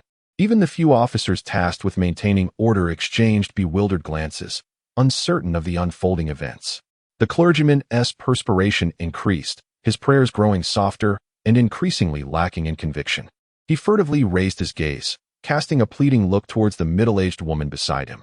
Despite his blindness, the woman was entirely consumed by her own turmoil. Her world was on the verge of collapse. Just as the air thickened with anxiety and confusion, the middle-aged woman executed a stunningly audacious act that left everyone speechless. She abruptly stood, seizing the clergyman's arm and forcefully yanking him backward. The strength of her pull nearly sent him tumbling off the stage. "Leave. Hurry." Her voice pierced through the air, sharp and urgent. The clergyman appeared utterly bewildered, a marionette stripped of its strings, his eyes vacant, his expression blank. Completely bereft of his former poise and sanctity, he was dragged along, stumbling toward the rear of the tent, a figure no longer revered as a divine emissary, but rather resembling a lost soul, pitifully forsaken by the Almighty. The middle-aged woman, oblivious to all else, hurriedly towed the clergyman along, her pace frantic, not once glancing back. It was as though a great calamity pursued them, and she feared that any delay would spell disaster. The officers stood in stunned silence. The congregants were equally astonished. All eyes were glued to the pair as they awkwardly fled the scene, under the weight of countless astonished, confused, and bewildered gazes. After a brief, stunned silence, the tent erupted into chaos. What transpired? Why had the clergyman departed? The healing was not yet complete. Had the miracle failed? Most devout believers still choose to trust the pastor, attributing today's circumstances to mere coincidence. However, a few among them begin to exhibit signs of doubt and wavering. Li Bai, standing at the back of the crowd with his hands tucked into his pockets, wears a knowing smile that seems to pierce through the facade. Tomorrow, they say? Huh. Even if you come every day, night after night, do not expect to witness any miracles again. The true miracle maker, that hideously ugly old man, is currently enjoying the comforts of a private room. Instinctively, he patted his pocket, feeling the cold, hard touch of a small glass vial, which brought him immense reassurance. As the middle-aged woman and the pastor walked away, he made no effort to stop them, nor did he care. After all, they were merely ordinary people, devoid of any potential assistance for him. He had no interest in uncovering any secrets behind this. The crowd began to stir, with more and more individuals opting to depart. The taste of shattered hope is bitter. A sense of disappointment and despondency permeates the tent. Li Bai's gaze inadvertently fell upon Layla and her mother, who were preparing to leave. Disappointment was etched across Layla's face, her once bright countenance dimmed. Her mother stood beside her, expressionless, with vacant eyes. Li Bai recalled that during a previous conversation, Layla had mentioned how the two had followed the pastor from place to place, attending no fewer than 10 sermons. Each time they arrived brimming with hope, only to leave disillusioned. The pastor's selection of the fortunate seemed arbitrary, and they had never been chosen. What sustained their persistence was a yearning for miracles, an obsession with healing, and an almost blind devotion to the Lord. They firmly believed that with enough faith, one day, a miracle would befall them. Alas, Today, their hopes were once again dashed. As Layla stepped out of the tent, she caught sight of Li Bai and the others still standing there. She forced a smile and wearily waved her hand. "See you tomorrow." Her voice was barely audible, laden with exhaustion and disappointment. With that, she supported her silent mother and slowly vanished into the twilight. It was clear that she, the patient, still had to consider her mother's feelings. Li Bai said nothing, watching Layla depart, though he did not believe in any mystical nonsense. The yearning for life among these ordinary people was palpable. "I told you so." Dean's voice shattered the silence, laced with unabashed mockery. "All that mystery and secrecy. And what do we have? A fraud. Can't keep up the charade anymore." He rubbed his aching chest, scoffing at this so-called miracle. In his view, believing in these charlatans was far less practical than indulging in a couple of glasses of whiskey. Sam frowned, adjusting his glasses, and rationally analyzed. It may not be a complete hoax. Sometimes, in such scenarios, group emotions and psychological suggestion play a significant role. However, today's events are indeed quite unusual. His concern lay more with Li Bai's earlier assertion that he could heal Dean, for while the pastor was unreliable, Li Bai was different. He had witnessed Li Bai summon a dragon and bring Dean back from the brink of death. Sky, however, did not share the same perspective as the two brothers. With her large, expressive eyes, she defiantly countered Dean's skepticism. "No, I witnessed it with my own eyes. That priest truly healed a patient in a wheelchair." The person stood up and walked. Her tone was resolute, unwavering in her belief. Dean scoffed, dismissing her claim with a wave of his hand. "That was surely a ruse. A mere performance for your benefit. There are no miracles in this world." His conviction was firm. He had encountered more deceit than Sam had read books. "I was not deceived. It was real," Sky retorted, a hint of anger coloring her cheeks as she argued her case passionately. Just as it seemed the two were on the verge of a quarrel, Li Bai, with a languid demeanor, interjected. His voice was soft, yet resonant in the ears of all present. A playful smile adorned his face, yet his eyes sparkled with an enigmatic confidence. "Hey," he paused, surveying the bickering Sky and Dean, then casting a contemplative glance at Sam. Finally, he jested, "Miracles? I cannot speak for others, but I too possess a miracle." He gestured toward himself, a subtle smile playing on his lips, hinting at deeper significance. The words of Li Bai were met with unyielding belief by the two brothers. What a jest! If one can summon a dragon capable of resurrecting the dead, what else could be deemed miraculous? Dean himself was the best testament to this truth. Leaving no room for doubt, Sam categorized Li Bai as a formidable entity beyond rational explanation, possibly linked to the myths of the Dragon Kingdom. As for Sky, she was an ardent admirer of her boss, having witnessed the unassuming being that pulled a man named Vanderbiau back from the brink of death. She found it quite reasonable that her boss could perform other miracles as well. The group fell into a contemplative silence, tacitly accepting Li Bai's assertions. He shrugged, showing no inclination to elaborate further. "All right, let us not linger here any longer. Let's move on." He waved his hand, signaling everyone to leave the desolate tent area, now only filled with the sound of the wind. They soon returned to the parking lot, where the brothers' vintage car awaited. After a moment's thought, Li Bai spoke directly. "Healing Dean's injuries is certainly feasible." He got straight to the point. "However, this is not an act of charity." Dean raised an eyebrow. Wearing a knowing expression, he had heard from Sam that his younger brother had previously worked for Li Bai. If working could lead to healing, it seemed quite advantageous. Sam, maintaining a calm demeanor, inquired, "What do you require, Bai?" Li Bai grinned broadly, revealing a set of pearly whites. "Simple. You two are constantly dealing with those dark, foul entities, are you not?" Dean's lips twitched slightly. "You mean demons?" "Precisely." Li Bai snapped his fingers. "From now on, whenever you detect the presence of a demon, inform me at once." His mind raced with calculations. The skills of demon slaying, techniques like the Turtle School's Kamehameha, along with several other trump cards, could be acquired from demons. This venture promised to be immensely profitable. Dean and Sam exchanged knowing glances. For them, seeking out demons was merely an everyday occurrence. A simple notification to Li Bai could facilitate Dean's recovery, making this transaction exceedingly advantageous.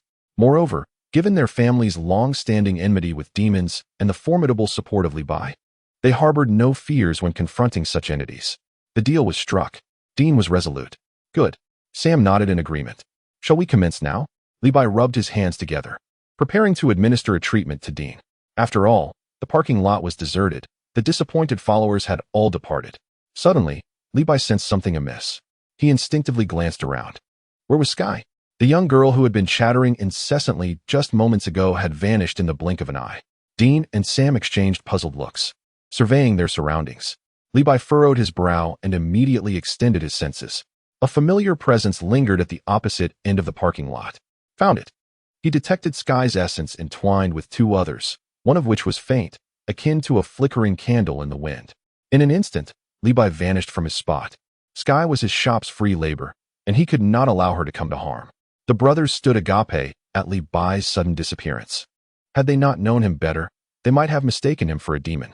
By the edge of the parking lot, next to a dilapidated sedan, Sky crouched beside a visibly distressed Layla, while on the ground lay an elderly woman, pale and unconscious, Layla's mother. Levi materialized beside them. Sky looked up and, upon seeing Levi approach, hurriedly explained, "Boss, I thought the discussion about demons was rather dull, so I wandered off and ran into Layla, and suddenly this lady just fainted." Sam and Dean arrived shortly thereafter. "She's having trouble breathing. We must get her to the hospital." Dean instinctively reached to assist her. Sam frowned. "It's quite a distance to the nearest town's hospital. We need to act fast." "There's no need for such trouble." Levi waved his hand, halting their efforts. He understood the situation clearly. Why had Layla's mother fainted? It was simply a culmination of despair from shattered hopes, compounded by her advanced age and frail health. After accompanying her daughter in frantic pursuits, she had exhausted herself, struggling to catch her breath, leading to congestion and difficulty in breathing. Sending her to the hospital now would likely result in her demise en route. However, to him, it was a trivial matter, merely an elderly woman with a lingering cough. Amidst the puzzled gazes of the onlookers, Levi crouched down. Without hesitation, he gently placed his hand upon Layla's mother's emaciated chest. Layla gasped, instinctively attempting to intervene. But upon meeting Levi's calm and focused gaze, she hesitated. Confusion swirled in her mind as various thoughts raced through. Could Mr. Lee understand first aid? Was he about to perform CPR? In the next moment, all eyes widened in astonishment.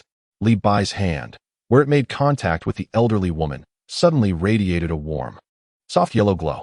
The light rippled outward like stones cast into a tranquil lake, creating visible waves that spread in concentric circles. The light waves diffused, enveloping the upper half of the elderly woman. A warm, indescribable aura seemed to permeate the air. Layla, covering her mouth in shock, found herself rendered speechless. Moments ago, she had been heartbroken over her mother's condition, believing Levi to possess only a rudimentary understanding of first aid. Yet, the scene before her, with glowing hands and ripples, could this truly be a miracle? At that moment, she recalled Levi's indifferent expression towards the priest's miracles in the tent. Sky's little mouth fell agape. Goodness! The boss had once again shattered her understanding, not the lower limit, but the upper limit. First, the miraculous beans saved lives. And now he was performing holy light healing?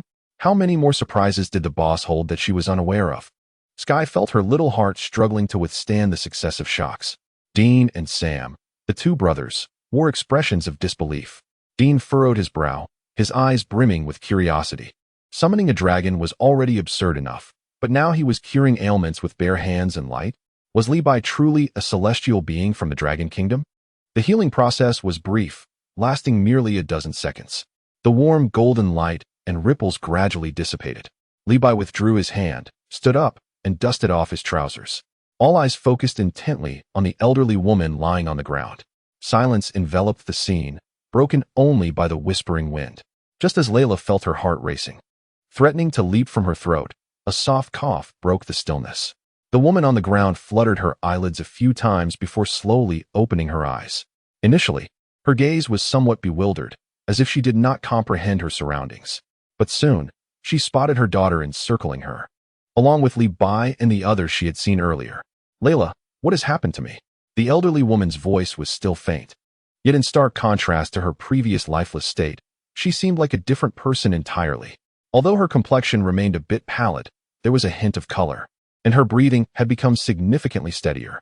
It felt as though she had awakened from a long, deep slumber, and the heavy fatigue and vague pain within her had lessened considerably. In fact, she even felt a twinge of hunger. Sky, watching in awe, couldn't help but murmur, "Boss, this is incredible. It's faster than a hospital." Dean and Sam exchanged glances, both reflecting profound astonishment. This was no ordinary treatment. It was nothing short of a miracle. Just moments ago, the elderly woman had one foot in the grave, and now, after Li Bai placed his hand upon her and let it glow, she had awakened. Li Bai observed the emotional embrace between mother and daughter, a relaxed smile gracing his face. The efficacy of the healing technique exceeded his expectations. Previously, he had only experimented with fish, and this was his first application on a human, with Layla's mother serving as a test subject. He noticed Layla lifting her head, gazing at him with an expression of immense complexity, profound reverence, and even a hint of fervor. Her eyes sparkled, as if she beheld a deity descending to the mortal realm. I extend my heartfelt gratitude to Changshan Zhao Zitong, Xian Tai Ba Zhua Xiao, Shan Dao Yin, Jian Kong Wu Bai, Xian Xiang Shi Chong, Rui Jun, Lu Rin Dong, Tu Xiang Gong, and user 776728834 for their generous contributions of love and support, as well as to the unnamed friends I shall acknowledge tomorrow, as I am scheduling this post. I seldom glance at the comments, and I apologize to those whom I may have overlooked. I humbly beseech your continued support, as your encouragement fuels my passion. Chapter 131. Another one deceived back. Layla's mother exhibited a gaze that was somewhat vacant, unable to comprehend the conversations surrounding her.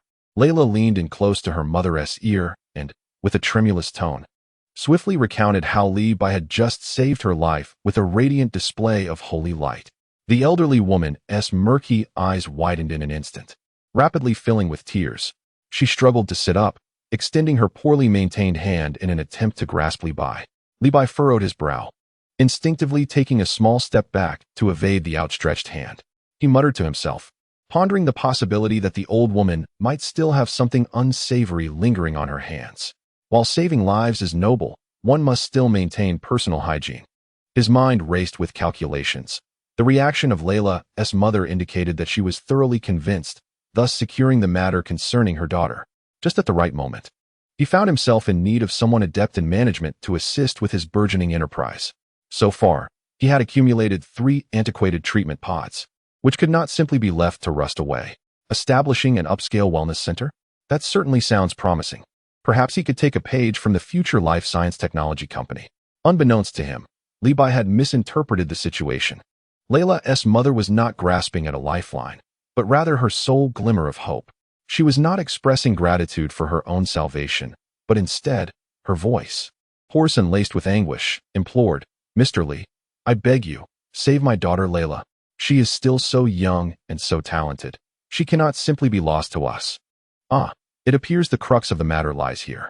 Li Bai stroked his chin, realizing that the unfolding events had deviated slightly from his expectations. Yet the outcome remained favorable. The ensuing negotiations flowed seamlessly, culminating in a freshly minted verbal agreement akin to a contract of servitude. Li Bai pledged to cure the ticking time bomb within Layla's mind, but not immediately. He would require a Dragon Ball, which at present was still in its raw, stony form and would take approximately 6 months to restore. In exchange, Layla was to work for Li Bai, with the specific duties contingent upon the whims of her employer.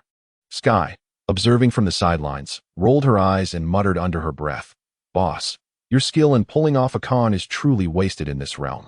Internally, she lamented. What they signed is not a labor contract, but an unequivocal contract of servitude for the new era, complete with automatic renewal features. More ruthless than any capitalist. Dean and Sam stood nearby, their expressions reflecting a blend of intrigue and skepticism as they witnessed Li Bai effortlessly secure a future employee with mere words. This maneuver seemed to them to bear the hallmarks of something clandestine.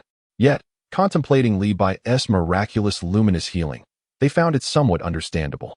At that moment, Li Bai recalled the presence of 2 tools awaiting his attention. "Oh, right, there's you," he turned to Dean, once again extending his right hand. A soft yellow halo illuminated anew. The warm radiance spread like ripples across Dean's chest. He felt a surge of warmth emanate from his heart, swiftly coursing through his limbs and body. The dull ache of old injuries transformed into a delightful tingling sensation, followed by an unprecedented lightness. Moments later, the glow dissipated. Dean moved his shoulders and took a deep breath, his previously pallid complexion visibly reddening. He sensed that the persistent sluggishness that had accompanied him for years had vanished. "Thank you, Bai." Dean's tone carried a hint of complexity, the shock still lingering. Layla's mother, having witnessed the instantaneous effect, found her last shred of doubt evaporating. Should her daughter work for this man? Forget about it being free. She would gladly pay for the chance to save her daughter's life. With matters settled, the group prepared to part ways.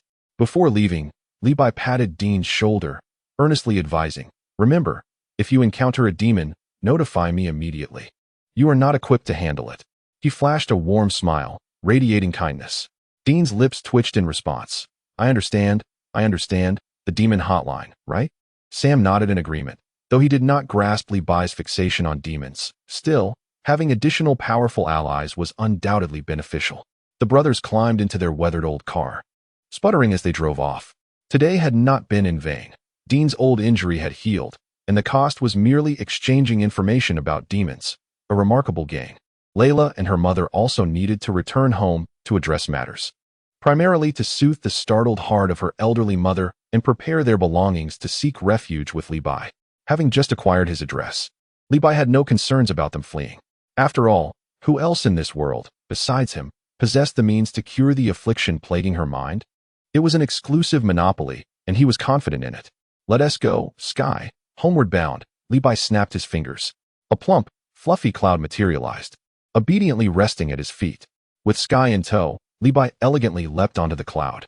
With a whoosh, they transformed into a streak of white light, soaring into the heavens. Layla and her mother gazed upward, astonished, watching the cloud vanish into the sky. "Daughter, you must seize this opportunity," the elderly mother murmured. Even now, Layla's mind felt somewhat dazed. Her mother had made the decision for her, yet she felt no resistance within. The desire to survive overshadowed all else. She nodded vigorously, her gaze gradually solidifying with determination. Moreover, from Mr. Lee's words, he seemed to possess some enterprises. Could it be a significant company? Perhaps even a multinational corporation? Her studies in business management might finally find a purpose. Had it not been for her illness, she would have already been managing a major firm. Now, the possibility of healing, working, and utilizing her expertise felt like a serendipitous windfall. Complaining? Not in her nature. As she watched the direction in which Levi had disappeared, a long-buried zeal ignited within Layla. On the cloud, Sky tightly clutched Levi's clothing, her small face slightly flushed by the wind. Regaining her composure, she began her usual playful banter with her boss.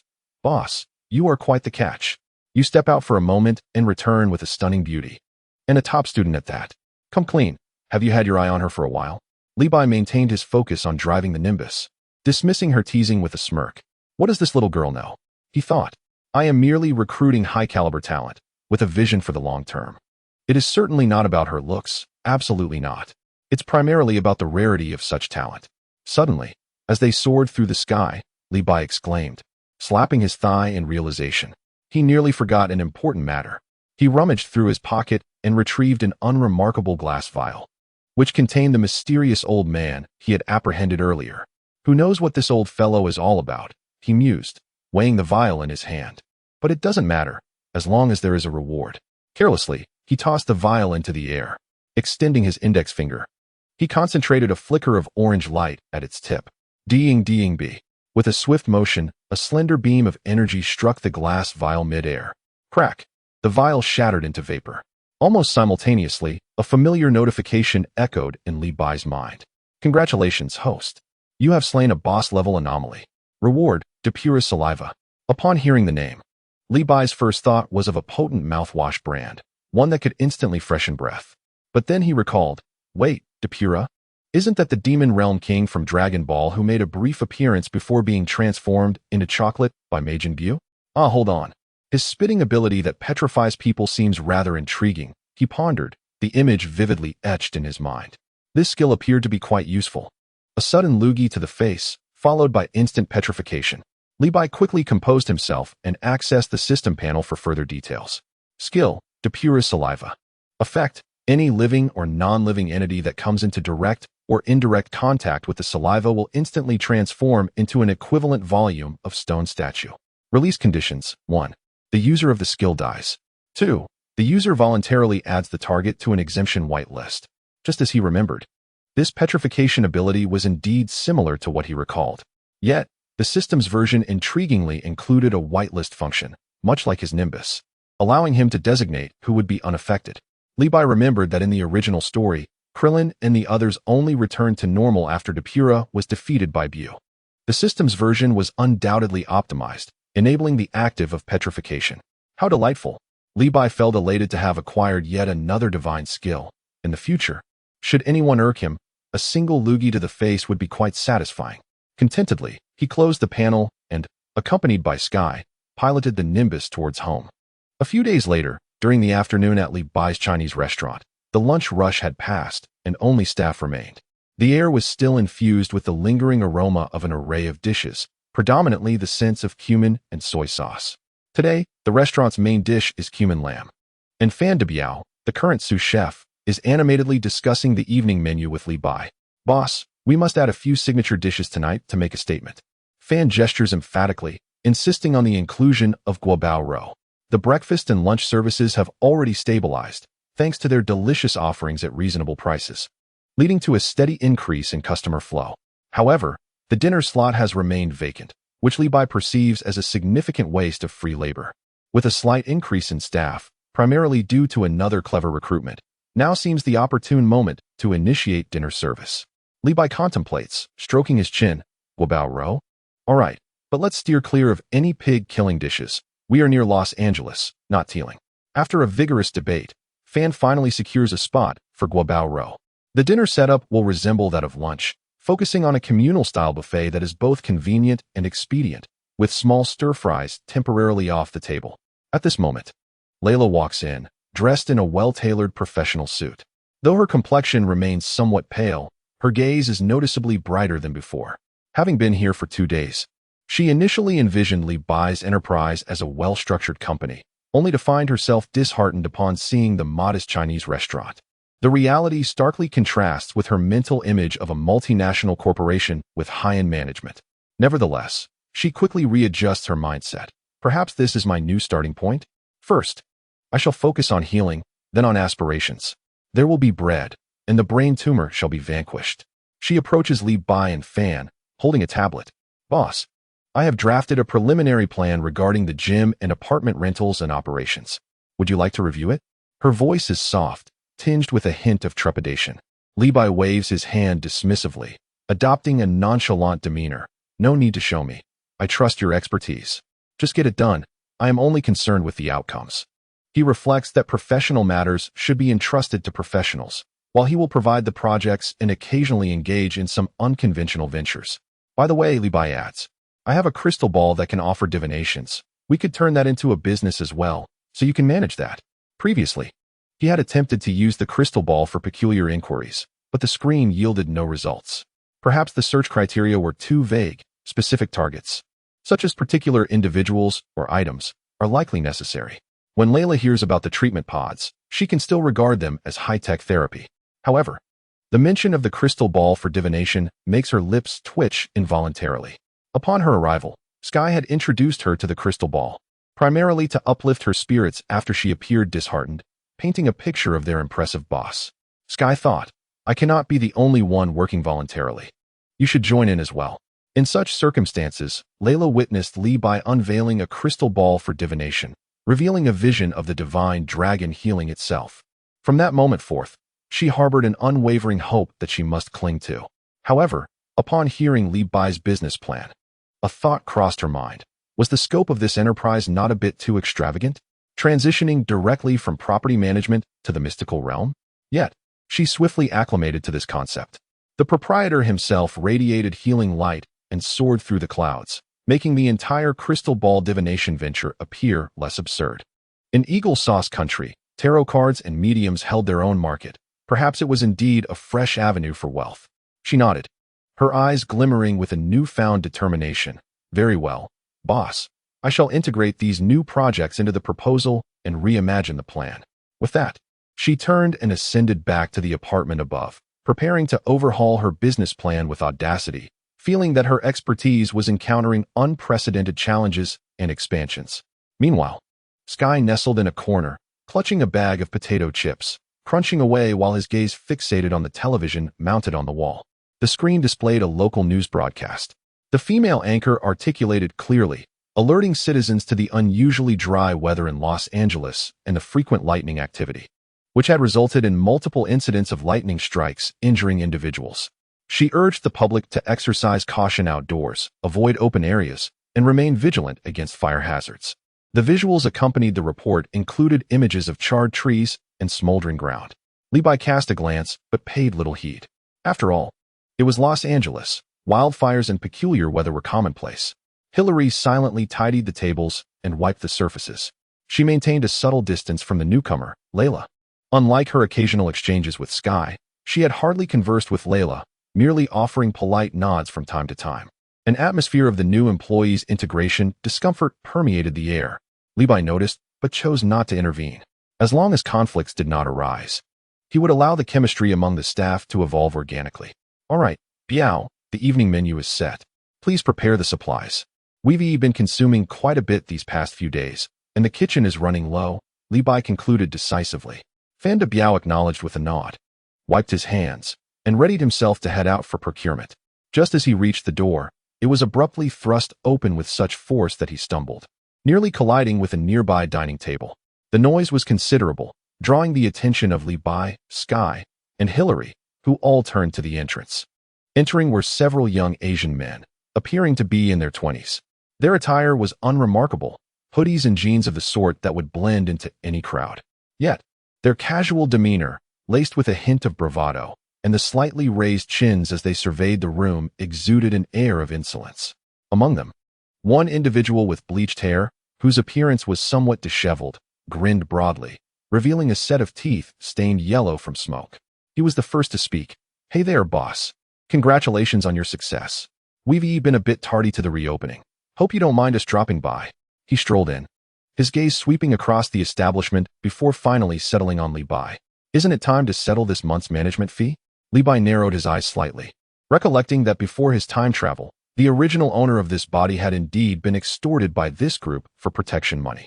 Later, when the restaurant and apartment building were under renovation, they had been left idle for months, with methanol lingering for half a year. Recently reopened, the business had begun to flourish, and now these pests had returned, drawn by the scent of success. Sienna's brow furrowed instantly, her eyes sharpening, her body tensing as if she were about to step forward. Levi discreetly raised his hand to press against her arm, imparting a calming look. He donned a wide, affable smile, as warm as that of a long-lost relative. Ah, my esteemed brothers. Collecting protection fees, are we? Quite understandable. We all have our struggles, and I comprehend. Levi cheerfully approached them. The group of Asian thugs relaxed slightly at his compliance. The leader, a blonde with a skeptical mind, thought to himself, damn it. I thought this kid would be tough after teaming up with Stark Industries. They had indeed hesitated earlier. The renovation of this establishment had been handled by Stark Group employees. While the specifics of their relationship were unclear, it was prudent to consider their influence. However, after observing for some time, they noted that the Stark representatives had disappeared post-renovation. Their leader then decided, continue collecting. If they dare refuse, we'll let it slide for now to avoid trouble. It seemed evident now that this fellow was still the same soft target as before. The blonde felt a swell of pride. If this street's even this establishment doesn't pay up, how will we manage the others? They had to exert control. Levi moved behind the cash register, feigning a search through the drawer, retrieving a small stack of change, perhaps around $100, which he clutched in his hand. He then gestured to the thugs, his smile growing more sincere. Brothers, let us discuss this outside. He lowered his voice, flashing a conspiratorial grin. By the way, I'd like to propose something. This protection fee is far too meager to reflect my goodwill. You toil hard, braving the elements. Surely, we must increase the fee. The thugs exchanged glances, their faces riddled with confusion. Is there really such a good deal? A request to increase the protection fee? Has the owner lost his mind? Yet, who could resist a bargain? The blonde cleared his throat. The owner is generous. Let us take this conversation outside. The group surrounded Levi, marching out of the restaurant in a grand procession. Sierra, Vanderbio, and Sky remained still, exchanging knowing glances, silently acknowledging. These unfortunate souls were about to experience the owner's unique brand of hospitality. Sky even whispered, let us observe a moment of silence. Levi led them into a narrow alley beside the restaurant. The space, a gap between two buildings, was dimly lit, exuding a mix of dampness and the odor of refuse. The blonde rubbed his hands together, impatiently inquiring, so, boss, How much do you think would be appropriate to settle? Li Bai came to a halt, turning around, and the smile on his face vanished in an instant, replaced by an expression akin to that of a fool. He leisurely extended a finger. What? The yellow-haired one failed to react. In a flash, Li Bai, swift as lightning, spat directly at the yellow-haired man's face. Without waiting for the others to comprehend the situation, he followed up with a series of precise spits that hit the remaining thugs. You seek death, the yellow-haired one exclaimed, wiping the saliva from his face, his fury igniting as he raised his fists to strike. The others, equally enraged, surrounded him, their faces contorted with rage. They felt humiliated, tricked into this disgrace.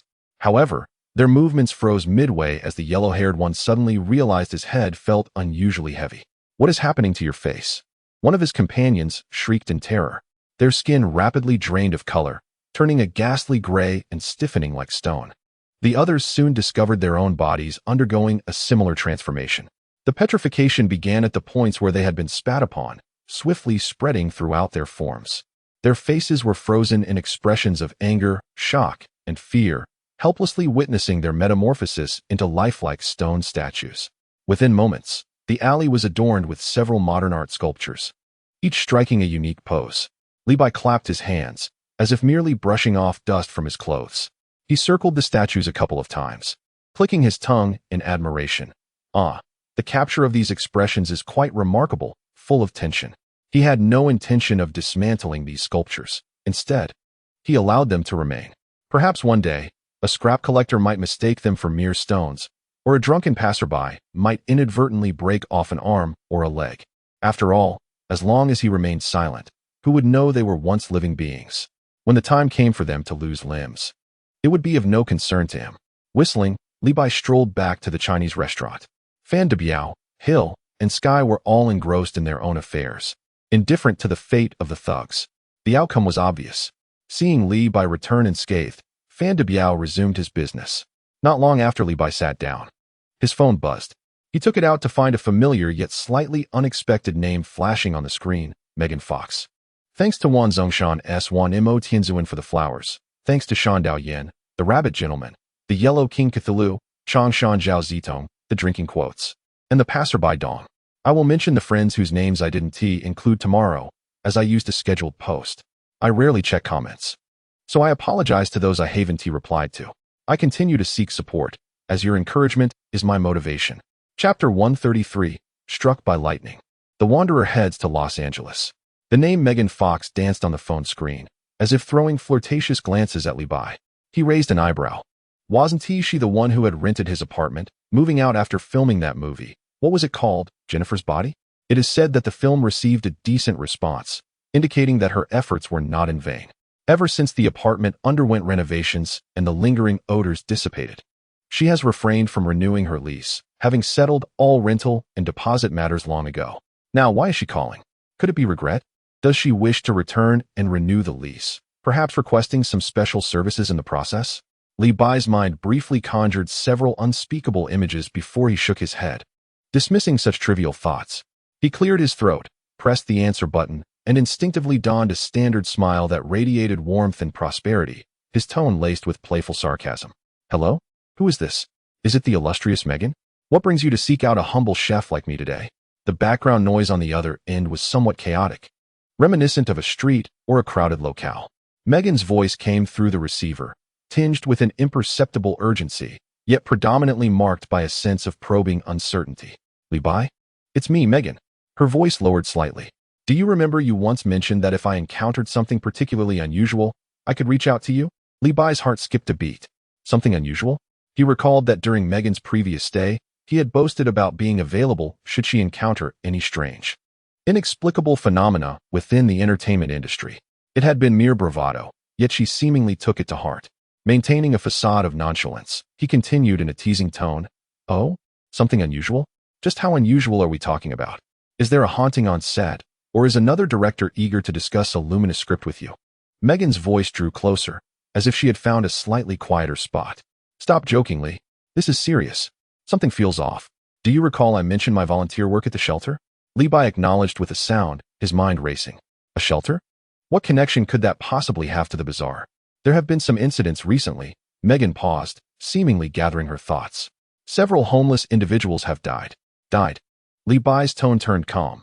After all, life and death are natural occurrences, particularly for those enduring harsh conditions. Isn't that just the way of life? The living conditions of the homeless are inherently precarious. Not in a normal way. Megan's voice rose slightly, filled with suppressed terror.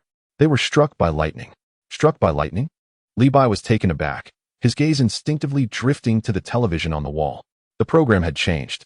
Yet the anchor's articulate recounting of recent events still echoed in his mind. Los Angeles has experienced unusually dry weather, with frequent thunderstorms leading to multiple incidents of lightning strikes. Initially, he hadn't paid much attention, dismissing it as part of Los Angeles routine. However, upon hearing Megan's words, he felt an unsettling shift. Struck by lightning? Li Bai echoed, his tone now imbued with curiosity. In the same shelter, several homeless individuals were all struck down. That probability seems rather peculiar. Exactly. It's very strange, Megan exclaimed earnestly. Moreover, some witnesses reported seeing odd shadows during the incidents. Shadows? Li Bai narrowed his eyes. Odd shadows. Now that sounds intriguing. Now, the peculiar information provided by Megan regarding strange shadows and abnormal lightning strikes resonates as a peculiar amalgamation of supernatural events. Li Bai leaned against the cashier's counter, his fingers gently tapping the surface. Strange shadows and abnormal lightning. Wasn't this a bizarre occurrence delivered right to his doorstep? His mind raced with possibilities. The system rewards were invariably linked to encounters with the uncanny. Who knew what delightful treasures awaited him this time? All right, Megan, Li Bai said, his tone relaxing as if he were merely addressing a mundane leak issue. Please send me the address of the rescue center. I'll go take a look. Wonderful. Megan's voice exuded relief, sounding markedly lighter. I'll send it to you right now. Thank you, Bai. You are truly a good person. Save the good person card. Just treat me to a nice meal later, he replied before hanging up. Slowly, the smile on Li Bai's face faded. He walked to the wall, glancing at the television. Although the image had changed, the word lightning buzzed persistently in his mind. Rubbing his hands together, excitement flickered in his gaze. What reward awaited him this time? A Super Saiyan lineage? Or perhaps instant teleportation? He murmured to himself, his expression betraying eagerness. Sky's crunching of chips came to an abrupt halt as she tilted her head. Her eyes filled with curiosity directed at Li Bai. Hill also paused her cleaning, turning to face him. She keenly sensed the shift in her boss's demeanor. From the earlier nonchalance to sudden exhilaration. Boss, what is going on? Hill inquired, approaching him. Li Bai turned, his excitement still evident. A hint of mystery dancing on his lips. They say strange shadows follow lightning strikes. He shrugged, his tone remarkably casual. Hill's expression grew serious. Controlling lightning? That's no trivial matter. I'm coming with you, she declared, resolutely setting down her cloth. Li Bai regarded Hill's earnest demeanor and acquiesced. Sky sprang from the sofa, a handful of chip crumbs in her grasp. Boss, I want to go too, she exclaimed, her voice brimming with enthusiasm. Lightning. Shadows. Is it like the monsters in the movies? Go play, you child, Li Bai waved dismissively. I'm not a child, Sky protested, shaking her tiny fist in defiance. Li Bai observed the two women, both eager to accompany him, and felt a twinge of frustration. However, Hill's determination was particularly resolute. Moreover, should any situation arise necessitating the containment of the scene or management of subsequent matters, Hill's expertise would indeed prove beneficial. As for Sky, it was best she remained behind. Her hacking skills would not be of use here. After a moment of contemplation, weighing the pros and cons, Li Bai decided. Sky, you stay here and watch the shop. When Biao returns, inform him that I've stepped out and will be back shortly. Sky pouted, disappointment etched on her face. Why can Hill go and I can't? She challenged. Because Hill is more qualified, Li Bai replied candidly. Besides, someone has to stay at the shop. Sky still yearned for a chance. Yet upon encountering Li Bai's unyielding gaze, she reluctantly acquiesced. She sank back onto the sofa, continuing her battle with the bag of chips. Li Bai and Hill exited the Chinese restaurant and returned to the rooftop of their apartment building, boarding the Nimbus cloud, setting their course for Los Angeles. Chapter 134. Farewell. Megan. The eerie shadow of the Nimbus cloud descended gracefully, silently merging into the somewhat murky skies of Los Angeles like a genuine cloud. The atmosphere was somewhat overcast. Li Bai and Hill stood atop a slightly dilapidated building, their feet perched over a different facet of the city. In the distance, skyscrapers loomed, while nearby lay a congested, chaotic neighborhood, imbued with a hint of despondency. The air carried a faint scent of the ocean breeze, mingled with the exhaust of vehicles and an indescribable aroma belonging to the city's shadowy corners. Levi brushed away non-existent dust and adjusted his collar. The address is correct, right? He took out his phone to verify the location sent by Megan. Embracing Hill, he swiftly descended from the rooftop, unnoticed by anyone. The sensation was quite pleasant. Hill remained silent, her keen eyes scanning the surroundings, familiar with such experiences. They descended the stairs and, following the address, quickly located the rescue center Megan had mentioned. It was a two-story building that bore the marks of time, its exterior paint peeling to reveal the somber bricks beneath. A faded sign hung by the entrance, inscribed with words akin to Home of Hope. Yet at that moment, such hope appeared rather bleak. Even before approaching, a complex and unpleasant odor invaded their nostrils. It was an ambiguous scent, a blend of food, sweat, and an ineffable essence of despair. The entrance bustled with individuals, predominantly ragged and weary wanderers. They either squatted or sat, gazing vacantly at the vehicles and pedestrians passing by. A stark contrast to the vibrant world just a few steps away. Across the street, several furtive figures wielded long lenses, aiming their cameras towards the entrance of the rescue center. Their target was evidently not the soul struggling for survival, but rather a figure that could yield traffic and wealth. Paparazzi. Levi spotted Megan at once. She stood not far from the entrance of the rescue center, engaged in a hushed conversation with someone clad in staff uniform. Dressed in a simple volunteer outfit, her hair casually tied back, and with minimal makeup. The innate charm and refined features that marked her as a star rendered her particularly conspicuous amidst the crowd. However, her face was etched with worry and unmistakable fatigue. Her brows slightly furrowed, and her eyes reflected anxiety. "Oh, a big star has come to welcome us personally?" Levi approached with a somewhat sardonic smile. His voice pitched just right to be heard by Megan, while also enticing the paparazzi's lenses to point excitedly in their direction.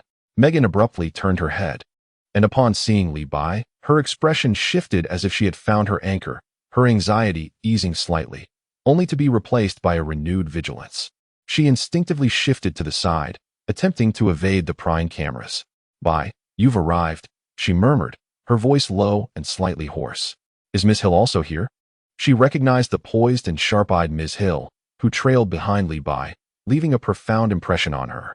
They had crossed paths once before at Levi's apartment after filming. Hill nodded slightly, her gaze subtly scanning the surroundings, particularly fixating on the evident paparazzi. "Ignore those pests." Levi waved dismissively, signaling Megan to disregard them. "Let us discuss the situation. It's too convoluted to explain over the phone.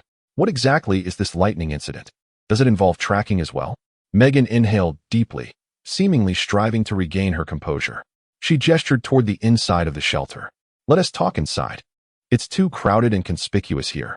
The three entered the main hall of the shelter. The air was thick with a pungent odor, and the lighting was rather dim.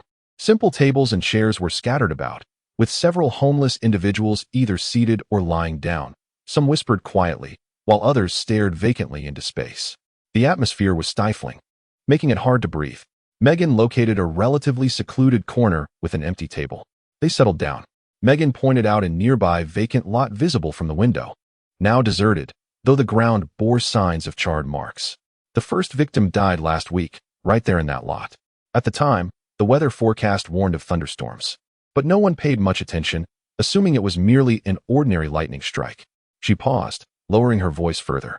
However, 3 days later, another individual perished. This time, it was at the alley entrance, approximately 100 meters from here, also struck by lightning. Levi raised an eyebrow. "Twice in succession? What a coincidence." "Indeed." Megan nodded vigorously. "Then, just the night before last, the third victim, right on the steps at the back door of our shelter. Again, a lightning strike. In less than 10 days, 3 individuals have died, all struck by lightning, all homeless." Her voice trembled slightly, clearly shaken by the uncanny sequence of deaths. "Have you reported this to the authorities?" Hill interjected suddenly, her tone calm and professional, as if conducting a routine assessment. A bittersweet expression flickered across Megan's face. "Yes, I reported it. The police came, took notes, examined the bodies. Their conclusion was accidental death." "Accidental?" Levi scoffed. "Is Los Angeles lightning so discerning? Specifically targeting your shelter as homeless?" A precise strike, a 2-for-1 special? Megan shared his exasperation. They claimed that the weather in Los Angeles has been unusually erratic lately, with frequent lightning activity. The homeless lack awareness of safety, making them vulnerable in open spaces or near metal objects. They deemed it an unfortunate coincidence, a natural phenomenon. Hill's brow furrowed imperceptibly. This situation delved into realms that conventional science could scarcely explain, especially after witnessing various peculiarities alongside Levi. And what of the shadow? Levi tapped the table, steering the conversation back to the strange shadow mentioned over the phone. As he spoke, Levi discreetly expanded his aura, like invisible tendrils spreading outward into the environment. He meticulously attuned himself to the auras of those around, striving to detect any anomalous fluctuations or formidable individuals. However, the feedback he received was one of utter tranquility. The air was suffused solely with the essence of ordinary people, mingled with decay and frailty. No signs of any concealed power nearby could be discerned. Megan's expression turned somewhat hesitant as she glanced at the vacant-eyed vagrants surrounding them, lowering her voice to say, "It is them. They have been whispering about it." She leaned in closer, her words nearly a whisper. Some say that on the night the third individual met their fate, a tall, thin shadow was seen lingering near the back door. It was dark and drizzling at the time, and the figure flickered past, barely discernible. Moreover, the person recounting this tale is somewhat, mentally unstable and has a penchant for alcohol. Therefore, the police dismissed his account entirely. Megan added, her tone imbued with a sense of helplessness. They believe it to be a drunken hallucination or a case of mistaken identity. A tall, thin shadow observed by an unstable drunkard? This lead certainly lacks credibility. Hill interjected, her inquiry penetrating to the heart of the matter. Was there a lightning strike when the shadow appeared, or was it before or after? Megan shook her head. The witness could not clarify that either. He was terrified and hid away, and when he cautiously peered out again, all he could see was the person sprawled on the steps, accompanied by a charred aroma. Levi stroked his chin, his fingers rhythmically tapping on the table. The clues began to weave together, an unusually frequent and precise pattern of deaths due to lightning strikes, labeled as accidents by the authorities. An unreliable witness claimed to have seen a peculiar shadow, all incidents concentrated around the vicinity of the shelter. The stench was becoming increasingly pungent. It was certainly not a mere natural phenomenon. That shadow could very well be the key. It might either be the perpetrator of the lightning strikes or affiliated with the true culprit. Could it manipulate or direct lightning? Could it masquerade as natural lightning to commit murder? This line of inquiry seemed to possess a certain level of technical intricacy. Levi murmured, his eyes glinting with excitement. The more bizarre and challenging the case, the more generous the rewards from the system. Just the thought of possessing a super scion lineage and instant teleportation was exhilarating. Megan regarded Levi's eager expression with uncertainty, unsure if he was taking the matter seriously. "Fear not, dear star," Levi grinned, revealing a set of gleaming white teeth. "I shall take this case professionally." He'll cast a glance at Levi, refraining from commenting on his professionalism, and instead turned to Megan. "We need to visit the 3 crime scenes. Let us go now." Her tone left no room for dissent. "Very well, I shall lead you." Megan quickly nodded.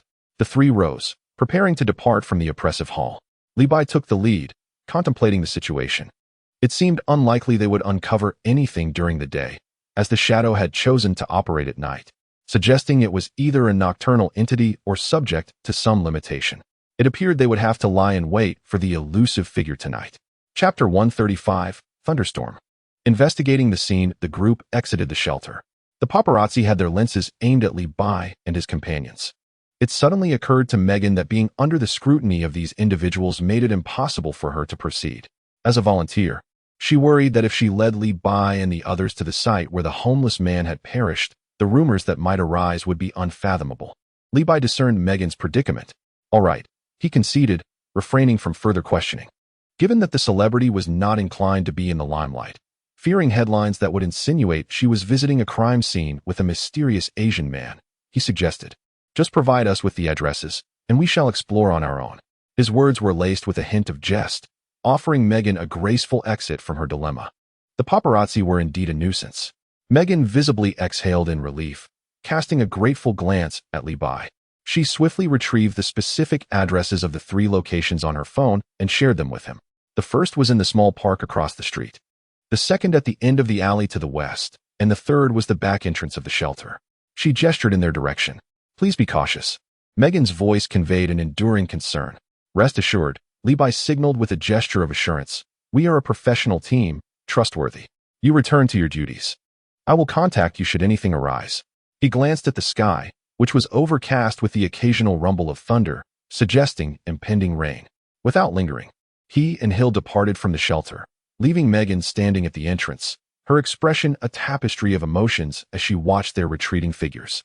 The paparazzi across the street immediately redirected their cameras towards Megan, likely speculating about the identities of the two who had just left. Levi and Hill paid no heed to the bothersome flies and made their way towards the first crime scene, the vacant area beside the park Megan had indicated. Though labeled a park, it was merely a neglected plot on the city's outskirts, long abandoned and incomplete. A few half-dead trees stood sentinel over the barren land, scattered with bits of litter. By night, it might serve as a resting place for some homeless individuals, but at this moment, it lay desolate, with only the wind stirring a few dried leaves. As they approached, a faint yet acrid scent wafted into their nostrils, not the aroma of barbecued fare or culinary delights, but rather a sharp, acrid odor reminiscent of burnt electrical wires. At the periphery of the vacant lot, several trees bore the marks of calamity. The crowns were charred, as if scorched by a fierce blaze, with dark streaks winding down their trunks. The ground, centered around these trees, was marked by an irregularly shaped blackened area. The earth appeared to have been seared by intense heat, its color significantly darker than the surrounding soil, glinting with a glassy sheen. Levi crouched down, reaching out to pinch a bit of the scorched earth between his fingers. It felt hard, with a gritty texture. Bringing it closer, he inhaled deeply. Besides the burnt odor, there was an odd scent akin to ozone. This lightning strike seems rather crude, Levi remarked as he stood, brushing off his hands. His smile had faded, his gaze sharpening with intensity.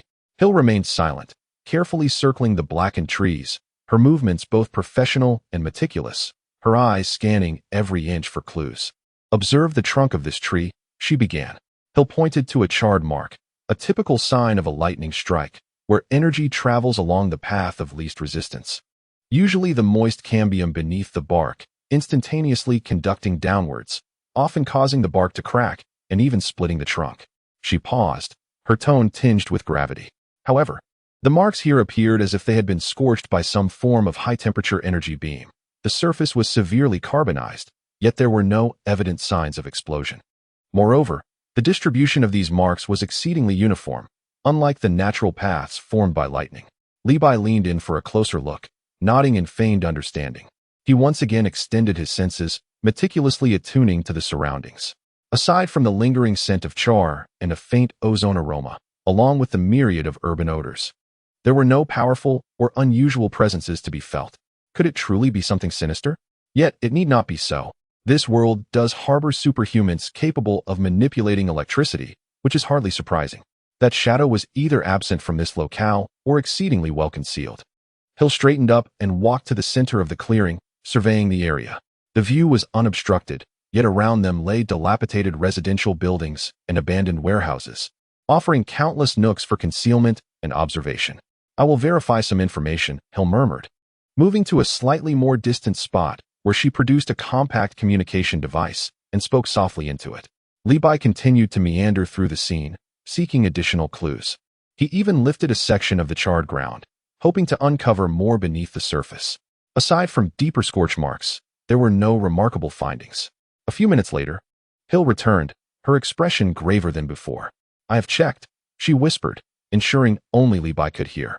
In the past half-month, the Los Angeles police have recorded 5 similar incidents of fatal lightning strikes, all occurring in this vicinity. Levi raised an eyebrow. Oh, there are more? Indeed, Hill nodded. The victims varied widely. There were street beggars, scavengers, and even a sex worker. The commonality among them is their status as marginalized individuals, and all incidents transpired late at night, with weather records indicating that, on some nights, there were no thunderstorm warnings. Wow, Levi whistled, realizing the situation was no longer mere coincidence. The assailant specifically targeted those overlooked by society or whose deaths would go unexamined.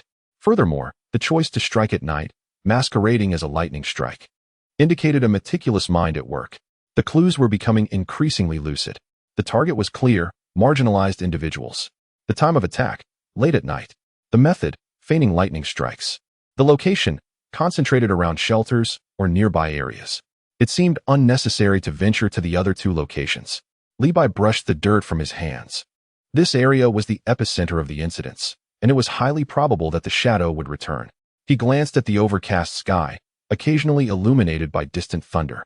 That entity might emerge to strike tonight. The sun had already begun its descent in the west. Rather than aimlessly wandering, it would be more prudent to lie in wait here. Levi resolved that, since it preferred nighttime activities, they would join it in its nocturnal pursuits. Hill had no objections to this. Time passed slowly, as the clamor of the day gradually faded away, leaving only the distant hum of car engines and the occasional wail of sirens. The air seemed to thicken, imbued with a sense of impending storm. Levi leaned against a relatively intact tree trunk, idly scrolling through his phone, while Hill remained vigilant. Say, if that fellow doesn't show up tonight, won't we have waited in vain? Levi broke the silence. What if we order takeout? Is there anything good to eat around here? Hill cast him a sidelong glance. Ignoring his off-topic musings, Levi pouted, feeling a bit bored. Suddenly, he recalled the dinner arrangements at his own restaurant. Oh right, we haven't planned dinner at the restaurant yet. He slapped his forehead, retrieving his phone and deftly dialing Fan de Biao's number. After a few rings, the call was answered, and Fan de Biao's characteristic booming voice came through. Hello? Boss. What's the directive? Brother Biao, I have something to attend to tonight and want to be back. Can you oversee the restaurant's business for the evening? We have enough ingredients, right? Don't forget to arrange the staff meal, Levi instructed over the phone. Rest assured, everything is prepared, Fan de Biao assured him, his voice echoing like a loudspeaker. We have plenty of ingredients. Freshness guaranteed. I'll personally cook the staff meal. Absolutely hearty dishes. It's just the three of us after all. Hearty dishes? Levi felt an ominous foreboding. What do you have in mind? Hee. Fan de Biao chuckled with pride. I was thinking of making a spicy stir-fried kidney dish, followed by a nourishing old hen soup, and finally, a universe-shattering mapo tofu. What do you think, boss? Is it sufficiently impressive? Levi facepalmed. Just hearing the names, he could tell these were dishes Fan de Biao had plucked from some street literature or wuxia novel. All right, you all enjoy, just don't serve it to the customers, Levi sighed in resignation. Got it. I'll make sure Sky and Layla are satisfied and at ease. Fan de Biao's voice brimmed with confidence. Levi hung up, bemused. With Fan de Biao around, there shouldn't be any major mishaps at the restaurant. After ending the call, they waited a while longer. The sky began to darken, and the distant city lights sparkled, outlining the contours of prosperity. One by one, homeless individuals started to gather, turning the park into their home.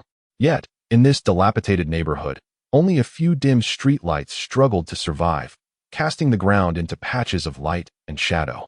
Levi tucked away his phone, his earlier relaxed demeanor vanishing as his expression shifted to one of focus and vigilance. Hill also subtly adjusted his posture, akin to a coiled cheetah ready to spring. The time was nearing. The prey was in position. Thus, the hunter, or rather, that enigmatic shadow, should make its entrance soon. Shouldn't it? In the embrace of the night, the desolate expanse was entirely consumed by darkness. The air was imbued with a damp chill, heavy with the impending rain. Levi and Sierra did not linger in the vacant lot, for remaining idle like a tree waiting for a hare was not their intent. Instead, they concealed themselves atop a dilapidated building at a distance, affording a panoramic view of the clearing while remaining perfectly hidden. Levi, in a state of ennui, reclined on the rooftop, relying not on sight but on the subtle sensations of the atmosphere. Occasionally, he would wave his hand to shoo away the persistent mosquitoes. Beside him, Sierra focused intently on the distant ground. At that moment, a hunched figure, wrapped in a tattered blanket whose original hue was indiscernible, staggered into the clearing. It was an elderly vagabond, unkempt and weary, seeking a sheltered nook to weather the night. However, upon surveying the area, he discovered that the few slightly better spots had already been claimed by other, more fortunate wanderers. One of them cast a wary glance in his direction, prompting him to retract his neck, refraining from any attempt to contest for a place. With a resigned sigh, he turned away, his weary steps leading him to seek fortune elsewhere. This place was merely a refuge for the night. During the day, the police would arrive to disperse the homeless. An incessant annoyance. Levi, though languidly unmoving, took note of the new arrival. He closed his eyes, extending his perception to envelop the entire clearing and its surroundings. even reaching the nearby shelter, where he could discern the number of souls within with clarity. Unless the creature chose not to appear that day, it was certain to be discovered. The air was saturated with a medley of complex scents, the earthy tang of soil, the nauseating stench of refuse, and the distinct acrid odor of the homeless. Amidst these, there lingered an elusive, metallic chill that, although faint, was inescapable. The shadow had yet to materialize. Levi sensed its proximity, akin to a venomous serpent lying in wait for the opportune moment to strike. Who among them would be the unfortunate prey tonight? Would it be the elderly man contemplating departure, or one of the others already ensconced in slumber? Sierra, lacking Levi's ethereal intuition, held a finely crafted night vision binocular, meticulously scanning every corner of the clearing and the potential hiding places in the shadows. Her breathing was steady, her gaze sharp, resembling a sculpture poised to spring into action. Drip, drip, the delicate strands of rain began to descend from the overcast sky, tapping gently against the weathered rooftop, producing a soft, rhythmic sound. The chill in the air became increasingly palpable, seemingly coalescing towards the open space ahead. The wind picked up, rustling with a cacophony of sounds. This cursed weather, Levi muttered softly, a smile curving at the corners of his mouth, as if it were tailored just for him. Surely, that entity would not let such an opportunity slip away. Just as the thought crossed his mind, a faint signal unexpectedly pierced through his senses. It was not the eerie, cold aura he had anticipated, but rather that of an ordinary human. He swiftly opened his eyes and gazed in the direction of the sensation. Almost simultaneously, he managed to spot the figure through his binoculars. From the shadow of a distant street corner, a person emerged, walking leisurely, their pace unhurried. Dimly illuminated by a distant streetlight, it was a young man, perhaps in his 20s, clad in a simple jacket and wearing spectacles, exuding an air of mild mannerism. Reminiscent of an office worker or student just finishing their day, he made his way directly towards the open space. Levi furrowed his brow. An ordinary person? Could it be him? The young man paid no heed to the vagrants sheltering from the rain under the construction materials at the edge of the open area. His gaze seemed fixated on the center.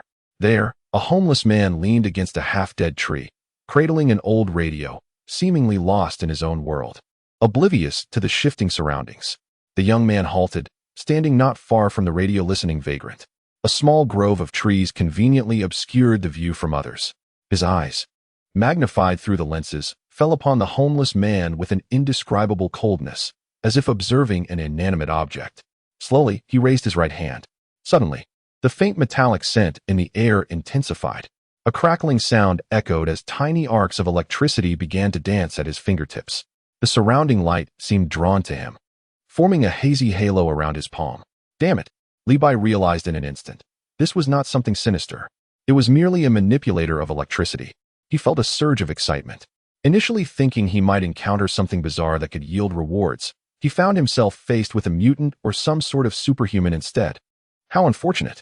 This indicated that, most likely, there would be no extra gains to be had this time. Watching the increasingly bright electric arcs in the young man's hand, aimed squarely at the unsuspecting homeless man, Levi's anger flared. Regardless of what he was, it was unacceptable for him to have made Levi run in vain and endure the rain. Damn it, he would not let the rain be for naught. With a firm exclamation, Levi wasted no time. He swiftly grasped Hill's waist, who still seemed somewhat bewildered. Let us go. In the next instant, the two of them leapt from the rooftop like phantoms. Whoosh! The wind howled past their ears. Levi's speed reached its zenith as he carried Hill, and in the blink of an eye, they landed at the edge of the open space, merely a few meters from the young man poised to strike. Thud! The sound of their light landing resonated sharply in the silence of the rainy night. Levi stood firm, releasing his embrace around Hill. The young man, poised to unleash a bolt of lightning, and the homeless man, lost in the static of his radio, were both startled by this sudden turn of events. Abruptly turning their heads, "You scoundrel!" Levi's voice thundered, shattering the stillness of the night, laden with unabashed resentment. "Do you have any idea how troublesome it is to venture out in the rain? I've been besieged by mosquitoes and drenched by the downpour, only for you. You unfortunate wretch, to be the one causing trouble? Not even a chance to earn a little extra. You owe me for my mental distress." Levi pointed furiously at the young man, utterly unfazed by the crackling electricity in his hands. The bespectacled young man clearly hadn't anticipated the sudden appearance of two individuals, especially one who was now hurling insults at him. He was momentarily taken aback, but soon his face contorted with rage at being interrupted in his endeavors. Discovered? And so publicly humiliated? Seeking death. A cold glint flashed in his eyes, erasing any semblance of decorum, replaced by a twisted ferocity. He abruptly redirected his right hand, originally aimed at the homeless man, towards the unexpectedly emerged Li Bai. A jarring crackle of electricity erupted. A bolt of lightning, several times thicker than before, surged forth from his palm like a frenzied silver serpent, tearing through the pitch-black, rain-soaked night with destructive force, aimed directly at Li Bai's face. The air became suffused with a pungent scent of ozone. The brilliance of the lightning illuminated everything around in a ghostly white. The homeless man, paralyzed with fear, collapsed to the ground, scrambling backward in a desperate retreat. Hill tensed, her hand instinctively reaching for the weapon at her waist. Yet, in the face of this violent strike capable of reducing a person to ashes in an instant, Li Bai remained motionless. The rain soaked his hair and clothes. But he paid it no mind. He did not assume any defensive stance. Instead, a smile emerged on his face, laced with a hint of mischief and provocation, as if the lethal lightning before him was merely a child's firework display. Chapter 137. Lightning Assault. Shadow. That furious bolt of lightning, laden with an aura of destruction, tore through the curtain of rain, hurtling towards Li Bai's face. The air sizzled with the intense heat, producing a hissing sound, while the acrid scent of ozone stung the nostrils. The brilliance of the lightning was so blinding that it bathed the entire clearing in a daylight hue, stripping all colors to leave only stark white and black silhouettes. The homeless man, collapsed on the ground, looked as if his eyes might pop from their sockets, desperately covering his mouth to suppress any sound, fearing he might be the next target. Hill's heart raced, her fingers grazing the cold metallic surface of her weapon, her muscles taut with anticipation. She recognized Li Bai's formidable strength, yet faced with such raw energy assault. Just as the thick bolt of lightning was about to engulf Li Bai, his figure, without any forewarning, suddenly disassembled. Not a blur, not an evasion, but a complete and utter disintegration. He seemed to be shattered by an invisible force, transforming into countless delicate particles that emitted a dim, purplish-black sheen. These particles, as if imbued with life, subtly hovered in the air, forming a hazy silhouette of a human figure. With a crackle, a violent bolt of lightning pierced through the cloud of purplish-black particles, striking the ground behind Li Bai with tremendous force. A thunderous roar echoed. Soil and grass were violently propelled into the sky, leaving behind a charred, smoking crater.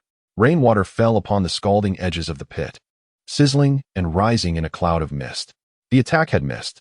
The young man with glasses, once contorted with rage, now froze in a state of sheer terror.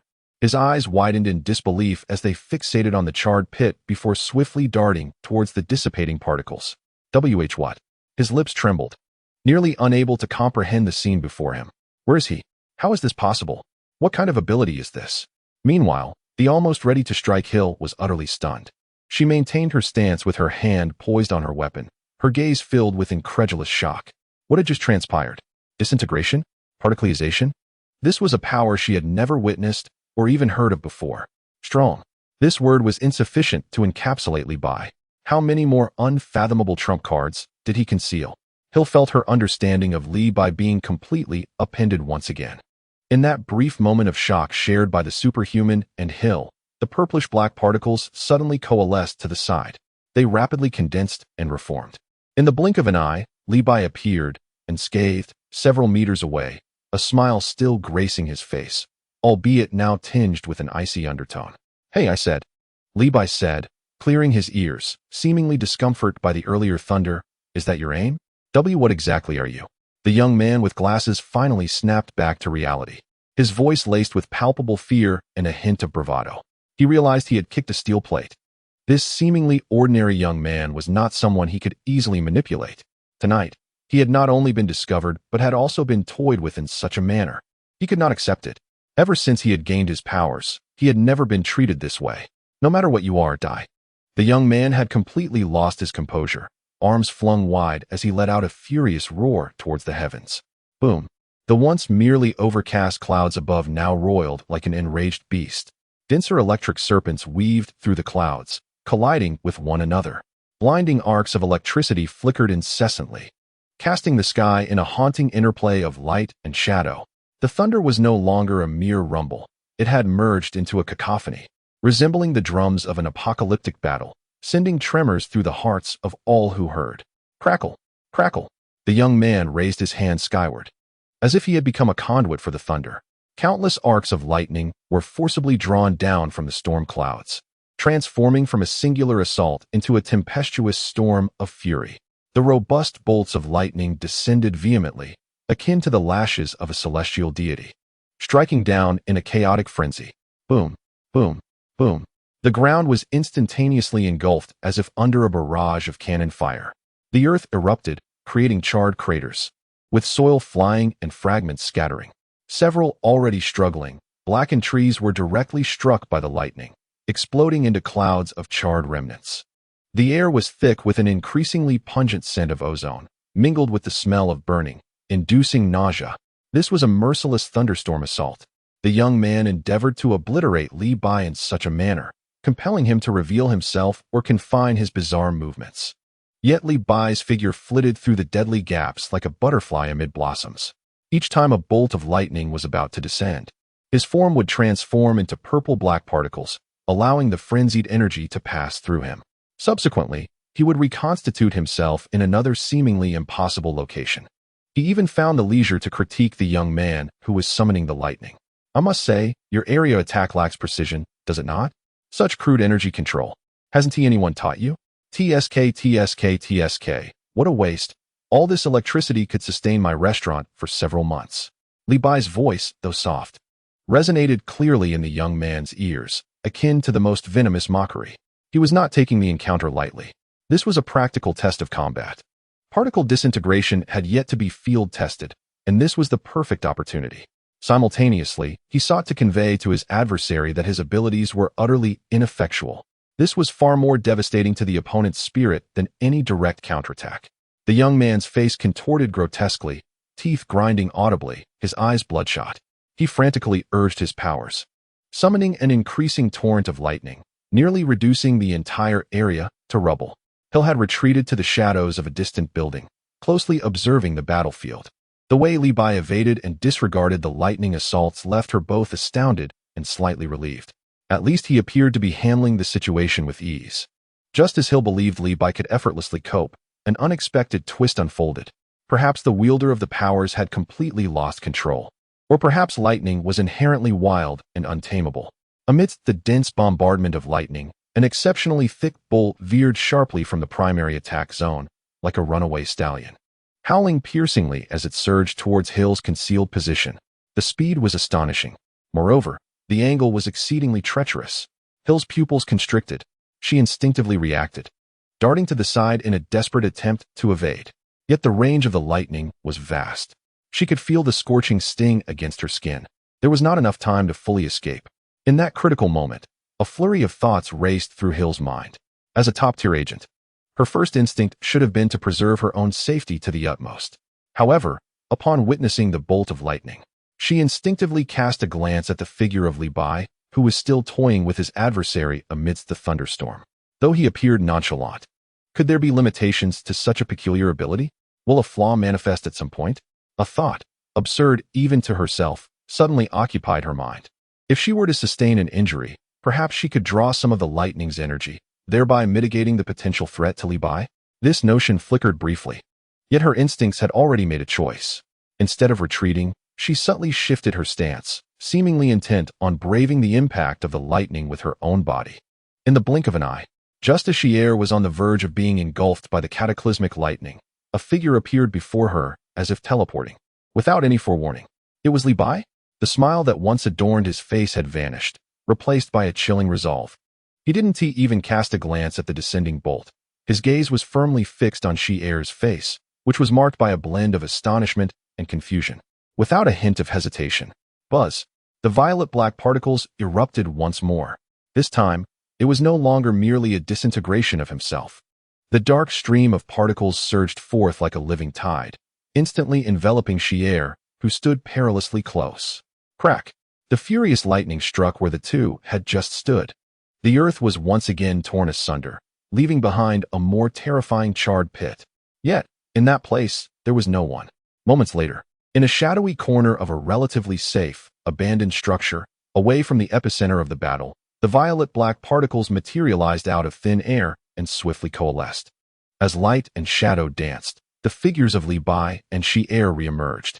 Shi-Er's body remained somewhat rigid, her complexion pale from the shock and the residual energy's impact. Instinctively, she inhaled sharply and then abruptly turned to face Li Bai.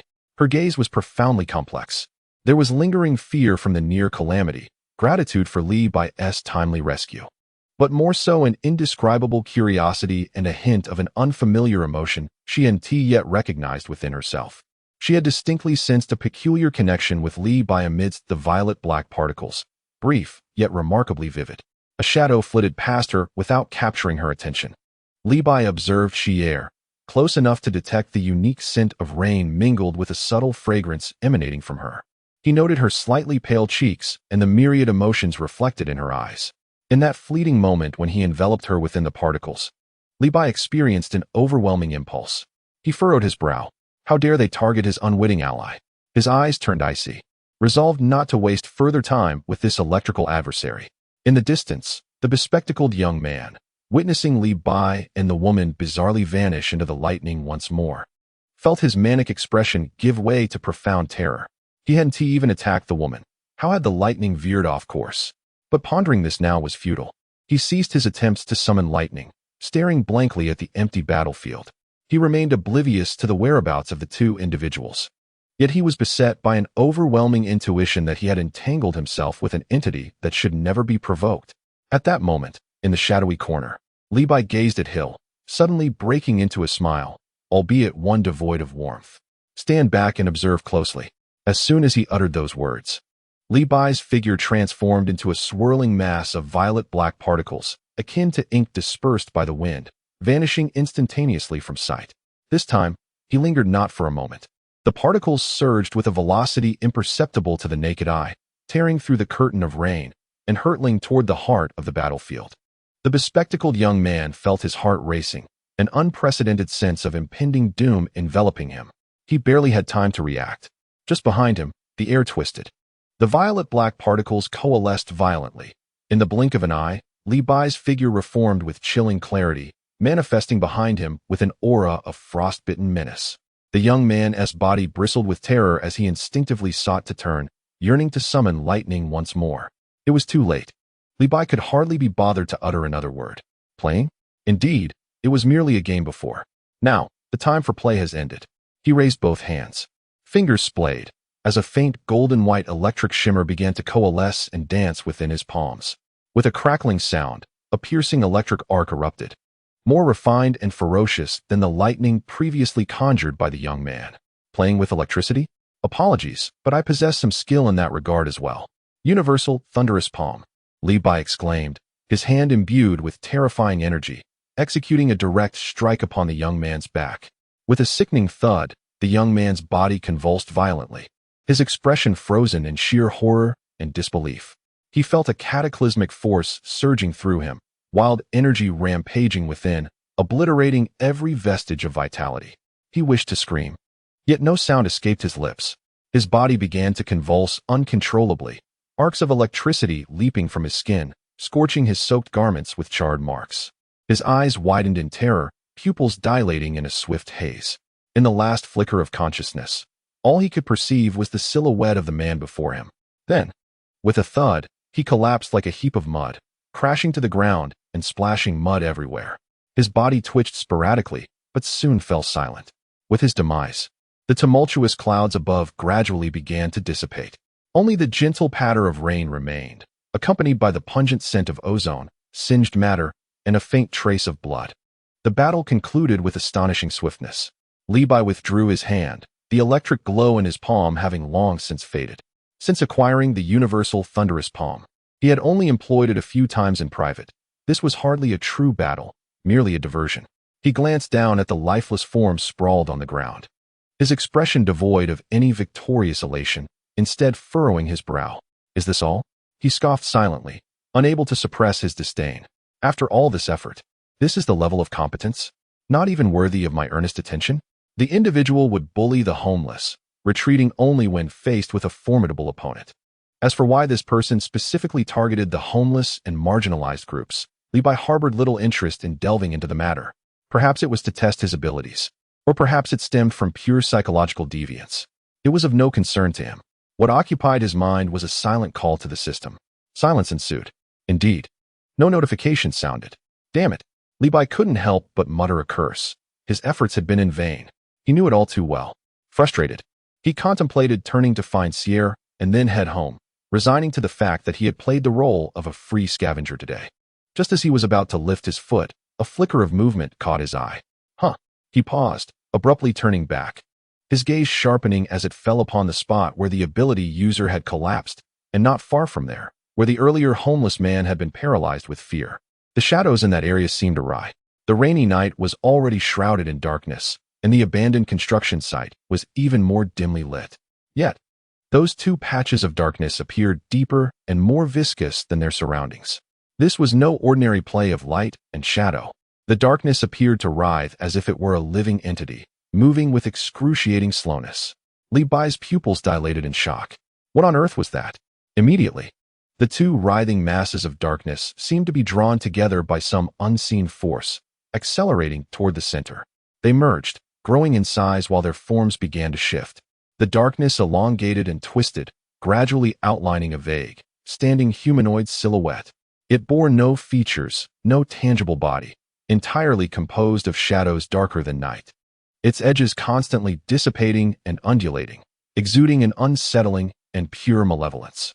The shadow appeared to sense Li Bai's presence, its indistinct head subtly turning in his direction. In the next moment, it moved. Not walking, not running, but gliding. Silently, it skimmed across the ground, rapidly advancing toward Li Bai. The speed increased exponentially. Good heavens! Li Bai's heart raced. He suddenly recalled the peculiar shadow mentioned by a homeless man in the restaurant, as referenced by Megan. At the time, he had thought it was merely a drunken misperception. After all this time, was it real? The disappointment and frustration of having gained nothing vanished in an instant. In its place surged a thrilling excitement akin to discovering a new toy, coupled with a heightened vigilance toward the impending danger. So, there was something significant lurking behind this. He might have unraveled a part of the mystery. The lightning user killed with electricity, and the shadow manifested as a consequence. This surely was no coincidence. Was it the frequent activities of the lightning user that drew it out from some hidden corner? Why was it interested in lightning? Thoughts raced through Li Bai's mind. Yet his actions remained steadfast. Whatever it was, he would test its nature first. He raised his hand, and a beam of light shot forth from his fingertips, aimed at the approaching shadow. Whoosh! The beam penetrated the shadow's form. The shadow merely quivered slightly, its speed undiminished, and the pure malice it exuded intensified. Energy attacks proved ineffective, or perhaps their impact was minimal. Li Bai's brow arched with intrigue. Quite interesting. Physical attacks would likely be futile as well. This entity appeared to lack a tangible form. Thus, the 10,000 nations' shocking palm. Li Bai raised his hand once more, but this time did not strike directly. Instead, he unleashed a golden white arc of energy towards the shadow from a distance. ZZZT. The arc, akin to a whip, suddenly changed direction just before making contact, soaring towards the head and entering the abyss of its mouth. This time, the shadow's reaction was starkly different. Its entire form writhed violently, twisting and tumbling as if it were a droplet cast into boiling oil. Li Bai keenly sensed that the malevolence it radiated had not diminished. Rather, it seemed to escalate in fervor. The sensation was not one of pain, but rather an exhilarating delight in being struck. The shadow surged forth with even greater speed, its shape appearing more solidified. Li Bai's expression morphed into one of peculiar astonishment. Wait a moment. Had that lightning bolt veered off course and nearly struck Sierra? Could this be the work of that entity? Was it deliberately guiding energy attacks towards itself only to absorb them? Reflecting on the earlier chaos wrought by the lightning wielder, it seemed this creature had been reveling in the spectacle, so it was not drawn to the lightning. It reveled in being struck by it? Good heavens! A bizarre term sprang to mind. Was this shadow a thrill seeker? It appeared to find enjoyment in the electric onslaught. Li Bai observed as the shadow, invigorated by the electric charge, accelerated towards him with a peculiar zeal, and a smile crept across his face. Very well. Since you derive such pleasure from this, I shall indulge you. He flexed his wrist, his gaze transforming into one of fervent excitement and danger. It seemed this night would not be in vain. Come, let me properly loosen your sinews. Gratitude to Qin Yi for the support, and to the various friends who contributed. Lu Rendong, who adores ginger strips with baked crab. Changshan Zhao Zitong, user 776-72834. Shandao Yan, and others. For those whose names I have yet to mention, I will do so tomorrow as I am using a scheduled posting. I seldom read comments, so I appreciate your understanding if I have not responded. I continue to seek your support. Your encouragement fuels my endeavors. Chapter 139. One solar fist is not enough. Li Bai grinned, revealing his pearly whites, a disconcerting sight in the shadowy, rain-soaked night. Enjoying the electric thrill, are we? Very well, I shall oblige. He flexed his wrist, the joints crackling with a light sound. Gone was the disdain and boredom from earlier, replaced by the exhilaration of a hunter encountering a curious prey. This entity possessed some intriguing nuances. The shadow, struck by an arc, appeared strangely altered, its form seeming to solidify slightly compared to before, no longer merely a hazy mass, but rather a more distinct humanoid silhouette. Although it still lacked discernible facial features and details, the sheer, heart-stopping malevolence emanating from it intensified, even acquiring an air of fervor. Its speed increased, skimming just above the damp ground, transforming into a distorted stream of black light that silently lunged toward Li Bai with ferocity. Wow, is this a surge of adrenaline? Li Bai quipped, yet his body reacted with astonishing swiftness. Confronted by this entity composed solely of shadow, he understood that conventional physical blocking or evasion would likely prove ineffective, as it seemed capable of penetrating the tangible. Just as this thought crossed his mind, the eerie shadow was already upon him. A chilling malevolence, as if it could freeze the very soul, enveloped Li Bai in an instant. In a flash, when the shadow was about to collide with him, Li Bai's form suddenly disintegrated. He transformed once more into a swirling mass of purple-black particles, narrowly evading the shadow's onslaught. The shadow, having missed its target, hesitated momentarily, its indistinct head seemingly turning in bewilderment. Almost immediately, the air nearby warped, and the purple-black particles rapidly coalesced, allowing Li Bai to reappear. Observing the shadow that had once again redirected its attention toward him, he frowned slightly. How slippery. It resembles an eel, he mused. Normal physical attacks are likely futile against this thing. The earlier direct penetration indicates that conventional energy impacts are also limited in effect. Lightning attacks? Goodness. That would only energize it further. What am I to do? As Li Bai effortlessly transformed back into a stream of particles, evading the shadow's relentless pursuit. His mind raced with thoughts. The shadow moved with extraordinary speed, its actions devoid of warning, silent, and stealthy. Unlike humans or animals that rely on leverage and turning, its movements resembled teleportation or jumping through a shadow realm. In this forsaken construction site, remnants of crumbling walls and chaotic debris cast deep shadows, providing ample cover for rapid movement. The shadow weaved skillfully through these darkened areas, sometimes skimming the ground, sometimes clinging to broken walls, and even momentarily merging into the deeper darkness of the air, making it difficult to pinpoint its exact location. The rain pattered softly, washing away the blood and scorch marks on the ground, while the scent of ozone lingered heavily in the air. The notion of physical immunity and partial energy absorption felt rather unfair. Li Bai reappeared atop a broken steel column, gazing down at the ghostly shadow that prowled below and stroked his chin thoughtfully. He attempted to channel the energy within him, condensing it into his fist. Although aware that physical attacks might be ineffective, he remained curious. What if this energy possessed some unique effect? Seizing an opportunity, as the shadow darted out from behind a pile of discarded tires, Li Bai leaped from the column, his fist enveloped in a fiery aura, striking down fiercely toward the shadow's chest. The fist effortlessly pierced through the past, akin to striking the air, creating not even a ripple. The shadow, eerie and relentless, continued its assault towards the spot where Li Bai had once stood. Frustration was futile. As Li Bai descended to the ground and regarded his own fist, a serious expression enveloped his face. This entity proved to be more troublesome than anticipated. It seemed entirely alien to this physical dimension. Or perhaps its form of existence was exceedingly peculiar. While his attacks were ineffective, his defense through particle manipulation posed no issue. Yet, one could not perpetually engage in a game of hide and seek with it. Moreover, The malevolence emanating from the shadow was so pure that it left Li Bai feeling distinctly uneasy. This was undoubtedly no benign presence. The shadow thrived in the darkness of night. As Li Bai evaded its advances, he swiftly organized the known information in his mind. The lightning-wielding anomaly had appeared during the night, and there were reports of vagrants having seen it. It was, in essence, a mere shadow. Suddenly, an epiphany struck Li Bai. He recalled certain concepts from the Dragon Ball universe. Some unique adversaries, or those of unusual forms, often harbored unconventional weaknesses. For instance, the fiend Majin Buu could be provoked into losing control by insulting remarks. However, that seemed amiss. The crux was that many beings reliant on specific environments or energy forms often had their nemeses. Shadows thrive in darkness. What then? Could be the arch-nemesis of darkness and shadows? Light. Especially intense light. Li Bai's eyes gleamed with realization. He possessed a skill, one that had long lain dormant, yet could undoubtedly produce a blinding radiance. Solar Fist. This skill's primary purpose was to emit a powerful light, rendering opponents momentarily blind. It belonged to the supportive and control category of abilities. Yet now, faced with this unyielding and impervious shadow, perhaps the ultimate brilliance of the Solar Fist could inflict damage upon this purest darkness, or at the very least, restrain its movements. It was certainly worth a try. Nearly forgetting this technique, Li Bai felt a surge of determination.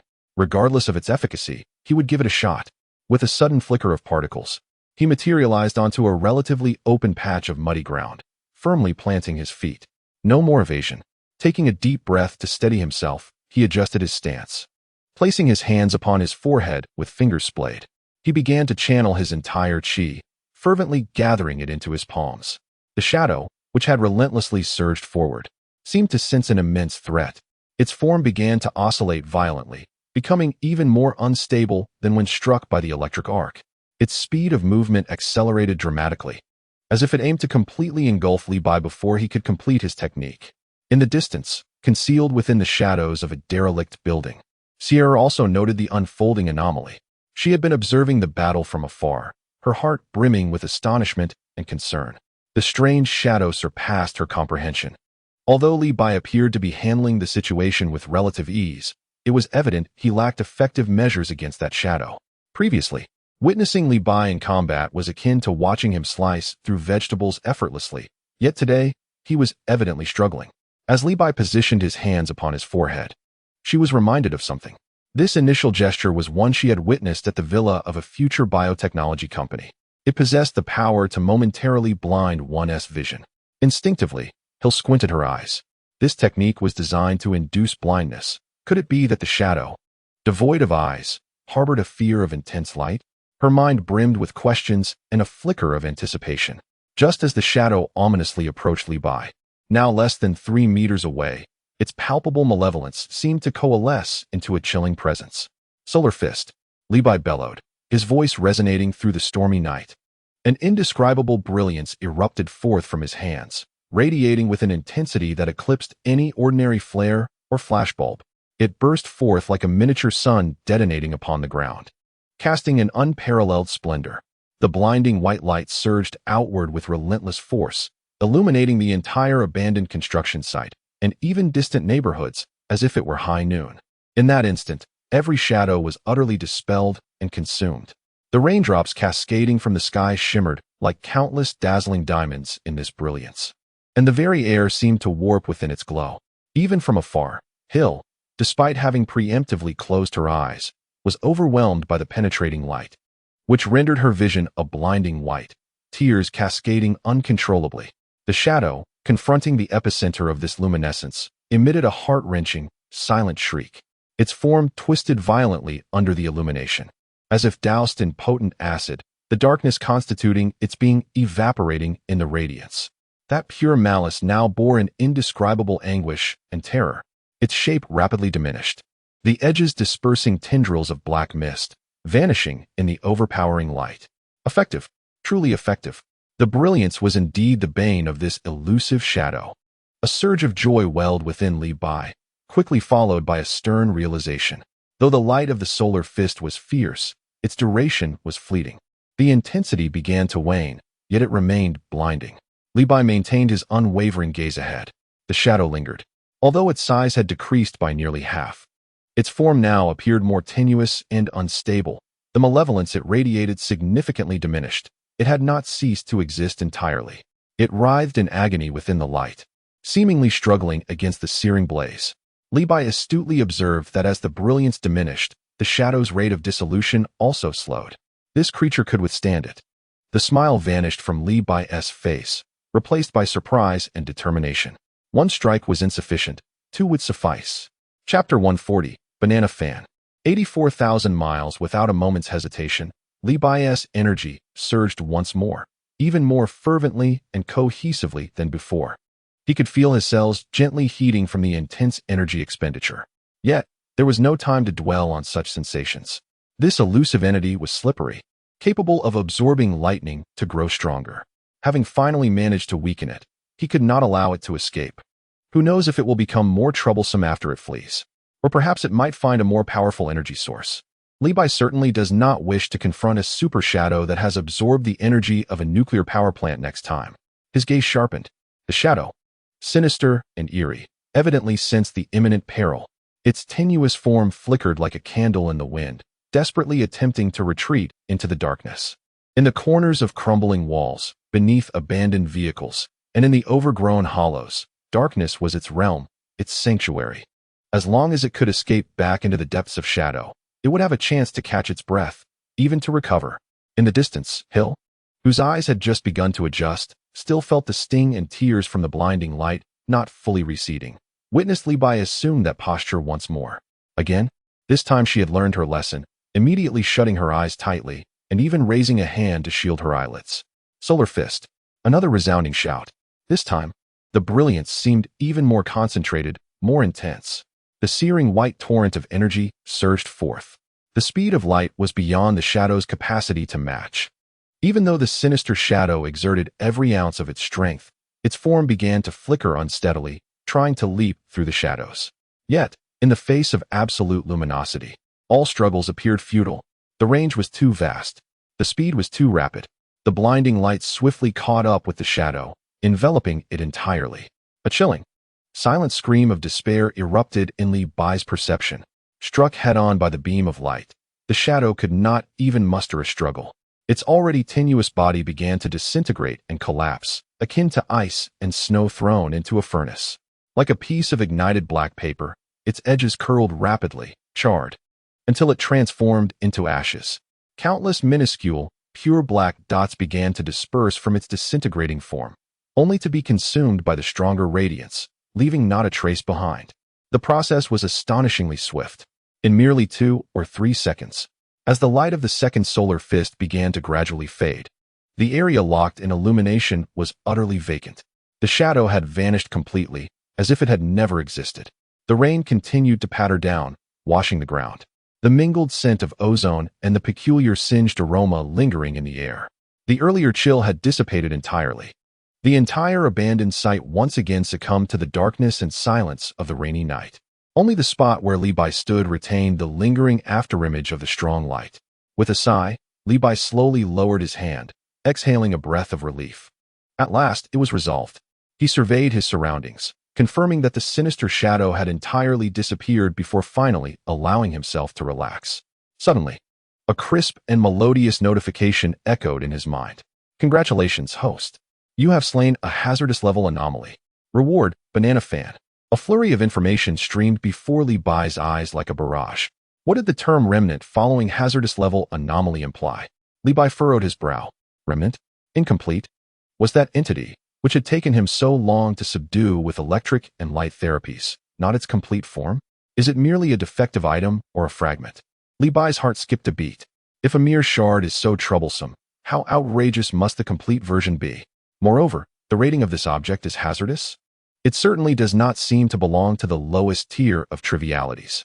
The bizarre fog encountered during the last road trip was classified as hazardous, and now, this is the second instance, albeit just a remnant.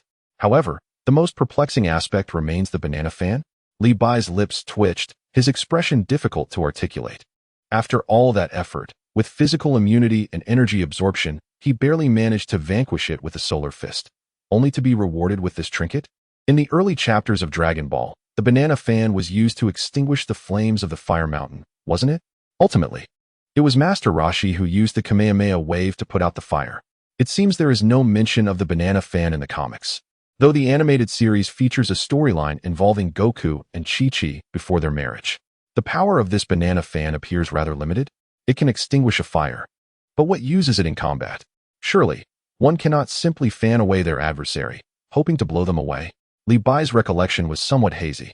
System, after all my struggles, you present me with a mere fire extinguisher? Li Bai couldn't help but lament internally. Yet the system remained unresponsive. He recalled the shadow that had absorbed the lightning, its form becoming more solid and its malice intensifying. Had he known, he would have allowed it to absorb more electricity, satiating it before delivering the final blow. Perhaps that would have eliminated the fragment label and offered a more substantial reward? Perhaps a spirit bomb or something of the sort. Alas, what a loss. Li Bai's expression was one of agony, as if he had missed out on a fortune. Despite his inner turmoil, he habitually opened the system panel to examine the specific details of the banana fan. Item name, banana fan. Effect, contains a unique power of wind. A gentle flap can summon a fierce gale, generating unimaginable force. Note, when fully activated, it can theoretically propel a person or object up to 84,000 miles away. Li Bai blinked, doubting his own perception. He scrutinized it once more. 84,000 miles. His eyes widened in disbelief, his mouth agape, his face a canvas of incredulity. 84,000 miles. Surely, that unit is accurate? It could encircle the Earth. Li Bai's heartbeat quickened instantly. The disappointment and complaints from moments ago were swept away, replaced by overwhelming astonishment and exhilaration. This item seems rather formidable. He gazed at the antiquated icon of the banana fan on the system panel, his eyes igniting with fervor. System, is this note to be taken seriously? The system offered no reply. Li Bai swallowed hard. Countless applications flashed through his mind. Unable to defeat? Blow away. Displeased with someone? Blow away. Relocation? Well, that one seems amiss. Goodness, if utilized correctly, this could be a devastating weapon. Li Bai rubbed his hands together in excitement. Worth it. This endeavor is not a loss. He felt that the energy expended on those two solar fists was indeed justified.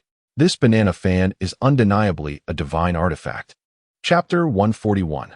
The Trial of the Banana Fan. Subtle relationships. The rain continued to fall, washing away the debris of the abandoned construction site.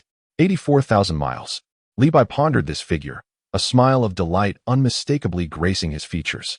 With a mere thought, an ancient-looking fan, seemingly unremarkable and reminiscent of the large fans used by rural grandmothers to cool off in summer, materialized in his hand. The fan felt slightly heavy, crafted from an unknown material that was neither metal nor wood, exuding a warm, smooth texture. Its surface appeared to shimmer with an elusive light, yet upon closer inspection, it revealed nothingness. Ah, this is indeed intriguing. Li Bai weighed the banana fan in his hands, growing increasingly fond of it. A faint sound of footsteps approached. Hill emerged from her previous hiding spot, her clothes drenched by the rain, accentuating her fit and toned figure. Strands of dark hair clung to her cheeks, diminishing her usual sharpness and imbuing her with an unexpected vulnerability. Her gaze fell upon the fan in Li Bai's hand, which starkly contrasted with the surrounding environment. What is this? It looks somewhat vintage, Hill mused, attempting to analyze the fan's purpose. Li Bai paid no heed to her thoughts, his curiosity about the fan reaching a crescendo. The description had been extravagant. He simply had to test its efficacy. 84,000 miles felt too daunting to try. Fearing he might inadvertently send the Earth off its orbit or propel some unfortunate soul into outer space. However, a gentle flick could summon a gale, and that was worth attempting. He glanced up at the still overcast sky, raindrops continuing to pelt down. Well then, let us test it against these dark clouds. The fan was substantial. Li Bai grasped its handle with both hands, aimed it at the sky, and gave it a gentle flick. The motion was minimal, resembling a casual gesture to stir the air. Whoosh! A visible gust of air erupted from the fan, instantly transforming into a ferocious whirlwind that soared skyward. The sound of the wind howled, drowning out the rain. Surrounding remnants of walls rattled, and debris on the ground was swept up, clattering wildly through the air.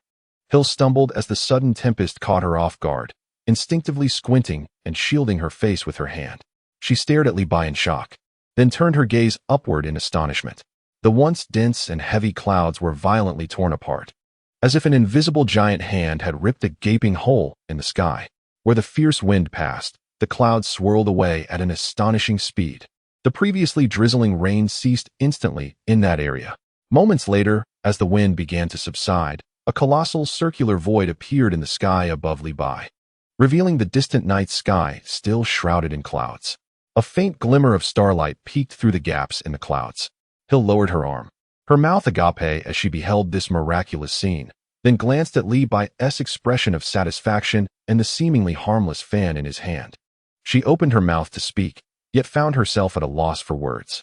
This fan, resembling an antique prop, could summon such a tempest? But soon, Hill's lips twitched slightly, creating such a grand spectacle merely to disperse the clouds. Is it solely due to a disdain for rain? Indeed, Li Bai's thought process defies conventional reasoning. Well, the results are commendable. With a satisfied nod, Li Bai tucked away his banana leaf fan. The power was well controlled. A gentle flick produced such an effect. Imagine if he exerted more force, he could truly send someone flying. A sense of delight filled his heart. Clearing her throat, Hill forced herself to regain composure and gestured toward the corpses of the superhumans on the ground, indicating that this scene required some tidying up. No traces could be left behind. As a seasoned top-tier agent, managing the aftermath was a fundamental skill. She turned to Li Bai. I will contact the SHIELD support team for cleanup and concealment. Li Bai nodded in agreement. All right, it's best to leave this to the professionals. His understanding of SHIELD had evolved. He was no longer the naive newcomer who knew nothing of the organization. It was indeed a complex entity, its power not to be underestimated. They were well suited for managing such supernatural messes, and he had no desire to involve himself in such affairs. Li Bai preferred to focus on the fan. He had yet to fully explore its capabilities. He waved the fan towards the sky once more, repeatedly. Whoosh, whoosh, whoosh. A fierce wind surged anew. This time, the scale was broader, and the gusts more potent. The surrounding clouds were ruthlessly pushed aside, torn asunder and scattered. A vast expanse of sky, centered around the abandoned construction site, began to clear. Though it remained night, the oppressive feeling brought by the incessant rain had vanished entirely. Hill's hair was tousled by the wind. She was utterly speechless. This fellow truly did harbor a disdain for rainy days. To wield such formidable power for this purpose? A sheer waste of nature's gifts. Much more refreshing now, Li Bai remarked with satisfaction as he stowed away the fan and clapped his hands. Hill took a deep breath, suppressing her urge to voice her frustrations, recalling the moment earlier when Li Bai had saved her. Her tone turned serious. Li Bai? Regarding Nick Fury, she paused, seemingly organizing her thoughts. Considering what you previously witnessed in the crystal ball, along with recent events, I have developed deeper suspicions about him. Hill's gaze sharpened, imbued with the caution and intuition characteristic of an agent. He seemed to be scheming something. Many aspects felt amiss. Moreover, I disagree with his complete reliance on that so-called group of superheroes for the safety of Earth. It is far too unstable. Li Bai raised an eyebrow. It appeared Hill's distrust of Fury had deepened. Being cautious was always wise. Li Bai was at a loss as to how to console her. After witnessing the crystal ball, Hill seemed to have developed a different perspective on her superior. Hill nodded, choosing not to elaborate further. Some matters are best left unspoken. She could not directly express her concerns about Nick Fury, nor could she say, I will keep an eye on you. Li Bai shook himself. It was time to return. Having resolved this unexpected incident and acquired the banana leaf fan as an unforeseen delight, he could hardly wait to go home. The restaurant was still open. He wondered how business was today and whether the staff had been diligent. Once you've handled matters here, you should return home as well, Li Bai advised Hill. Hill nodded in silence, gesturing for Li Bai to take his leave. Without further ado, Li Bai summoned the familiar cloud, the nimbus. A cloud swiftly approached, hovering half a meter above the ground. Li Bai gracefully leapt onto it. He waved goodbye to Hill as the nimbus shot upwards like a released arrow, vanishing into the profound darkness that enveloped the dawn. Hill remained rooted in place, gazing up at the direction of the nimbus, the rain having ceased. With only a gentle breeze caressing her hair, she stood for a considerable time before retracting her gaze and retrieving her communicator to contact the cleanup team at SHIELD. Upon the nimbus, Li Bai sat cross-legged, feeling the brisk wind at high altitude. Below him, the myriad lights of Los Angeles twinkled like stars. Rapidly receding behind him, Having resolved the dilemma and obtained his reward, he felt an immense sense of relief. He could not help but hum a little tune. Blow, blow. My pride runs wild. Although his journey to Los Angeles had encountered some setbacks, it had ultimately yielded great rewards. Not only had he unraveled the enigma of the shadows, but he had also acquired the banana fan. The dynamics of his relationship with Hill appeared to have undergone subtle changes as well. The Nimbus soared swiftly, and the return home seemed but a short distance away. As Levi sped back to New York, a man donned in a suit, with a kind visage and meticulously combed hair, sat in a clandestine room within S.H.I.E.L.D. headquarters in distant New York City. His eyes, however, held a glimmer of peculiar coldness. He observed the encrypted message that had just arrived on the screen. The information was brief, mentioning Los Angeles, with one name distinctly highlighted: Levi. Days had passed since Levi returned from Los Angeles. Life appeared to have resumed its tranquil course. The Chinese restaurant welcomed customers daily. As night fell, the restaurant bid farewell to its last table of diners. The air was still imbued with the aroma of food, mingling with the scent of dishwashing detergent. Sky diligently cleared the tables, gathering the utensils. Vanderbio hummed a discordant tune, aimlessly mopping the floor. Layla, meanwhile, meticulously polished the glasses behind the bar, her movements gentle and her focus unwavering. Hill was also present. Having concluded her day's work, she instinctively visited the restaurant. Holding a glass of water, lost in her thoughts, Levi lounged in his usual spot by the window, his legs crossed in a relaxed manner. He gazed at the industrious figures of the free laborers before him, a wave of satisfaction washing over him. Daily earnings without the burden of salaries. What a delightful existence. If only taxes were also exempt, it would be utterly perfect. Levi silently scoffed at the malevolence of it all. As Sky brushed past a corner table, her movement faltered momentarily. Something seemed to lie upon the table. She bent down to retrieve it, a folded sheet of A4 paper. Whose could it be? A patroness? She unfolded it casually, her gaze sweeping across the contents. In the next instant, Sky froze, her pupils dilating, her breath quickening. The paper bore several lines of printed text, accompanied by a somewhat blurred photograph, yet still revealing a discernible face. The image depicted a woman with a gentle smile. The text beneath struck Sky like a bolt from the blue. Miss Sky, do you wish to know the whereabouts of your mother, Taiyang Johnson? The clue lies on the reverse side of this photograph. The name Taiyang Johnson resonated in her heart like a sledgehammer. For so many years, she had searched, deploying all her hacking skills, even consulting Levi's enigmatic crystal ball, yet her mother remained elusive. Now, an unexpected note had surfaced, directly naming her mother. Complete with a photograph? Taiyang Johnson. Was this truly her mother's name? Sky's hands began to tremble uncontrollably, the paper rustling softly within her grip. A maelstrom of emotions, excitement, disbelief, ecstasy, and a profound fear overwhelmed her in an instant. The photograph, her mother's photograph. Though blurred, the sense of blood connection was unmistakable. Old boss. Sky's voice quivered with suppressed tears and uncontainable excitement as she abruptly turned, stumbling towards Levi. What's the matter? Levi was taken aback by the disarray in Sky's demeanor. Fan Biao and Layla paused their tasks, glancing over with concern. Hill also turned, brow furrowed. Look at this. Sky thrust the printed paper into Levi's hands.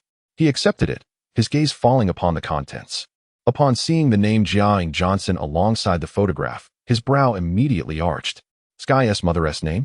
He recalled the last time he had consulted the fortune-teller's crystal ball, only to be met with a shroud of fog, revealing nothing. Now, this note was presenting a clue. This piqued his curiosity immensely. There was certainly something amiss. Could it be a trap? Levi stroked his chin, observing Sky's almost tearful excitement, formulating a plan in his mind. Regardless of whether it was a trap, since the clue had been handed to them, there was no reason to refuse it. Was someone attempting to exploit his free laborers? Intriguing. A smile tugged at the corners of Levi's mouth as he returned the note to Sky, his tone lighthearted. It's merely a matter of finding someone. How significant can it be? Come, I shall accompany you to investigate. Where did this note come from? Vandy Biao approached with an expression of utmost seriousness. The earlier frivolity completely vanished. Little girl, this situation feels rather sinister. Who would casually place such a thing beneath the table? Is it directed at you? He snatched the note, glanced at it briefly, then scrutinized the photograph, letting out a hum of acknowledgement. It does bear a resemblance to you. But can we trust this? I hope it's not some trap set by a fool. Vandy Biao genuinely cared for Sky, regarding her almost as family, fearing she might be deceived. Sky, with tear-streaked eyes, spoke with a quivering voice. I don't know, but I must go. What if it's real? Layla approached, gently patting Sky's shoulder, whispering soothingly, Sky, don't worry too much. We will accompany you. Her gaze was sincere, imbued with a comforting strength. Hill also rose, taking a few steps closer. She did not glance at the note. Instead, her sharp eyes scanned the restaurant's surroundings, as if searching for something. As a top-tier agent, her instinct was to assess threats and the source of information. An anonymous, suddenly surfaced note was inherently suspicious. The source was unclear, the destination unknown, and the risk level high. Hill succinctly delivered her preliminary judgment. Hey, I must go along, Vandy Biao declared, thumping his chest and spitting as he spoke. Who dares to bully this girl? I'll be the first to confront them. All right, Vandy Biao, we know you're eager to fight, Li Bai interjected, waving his hand to interrupt Vandy Biao's nostalgic bravado. This isn't solely your adventure. I must join too. Layla nodded, her tone resolute. Sky, don't fear. We shall go together. Though Hill remained silent, her steadfast stance and slightly leaned form indicated her position.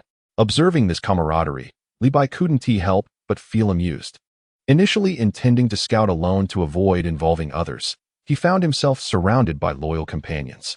Vandy Biao's fierce demeanor, Layla's gentle yet firm gaze, and Hill's composed vigilance. This was not merely a gathering of employees and tenants, but rather an impromptu team formed for a familial quest. Moreover, Li Bai reconsidered the idea of allowing these vulnerable souls to venture out alone. He truly felt uneasy. What if it was a trap? They would be walking straight into danger. Rather than letting them sneak off, it would be wiser to keep them under his watchful eye. With him present, any peril could be managed. Besides, there was strength in numbers, and a larger group would surely bring more excitement. All right, Li Bai declared, slapping his thigh and making a decision.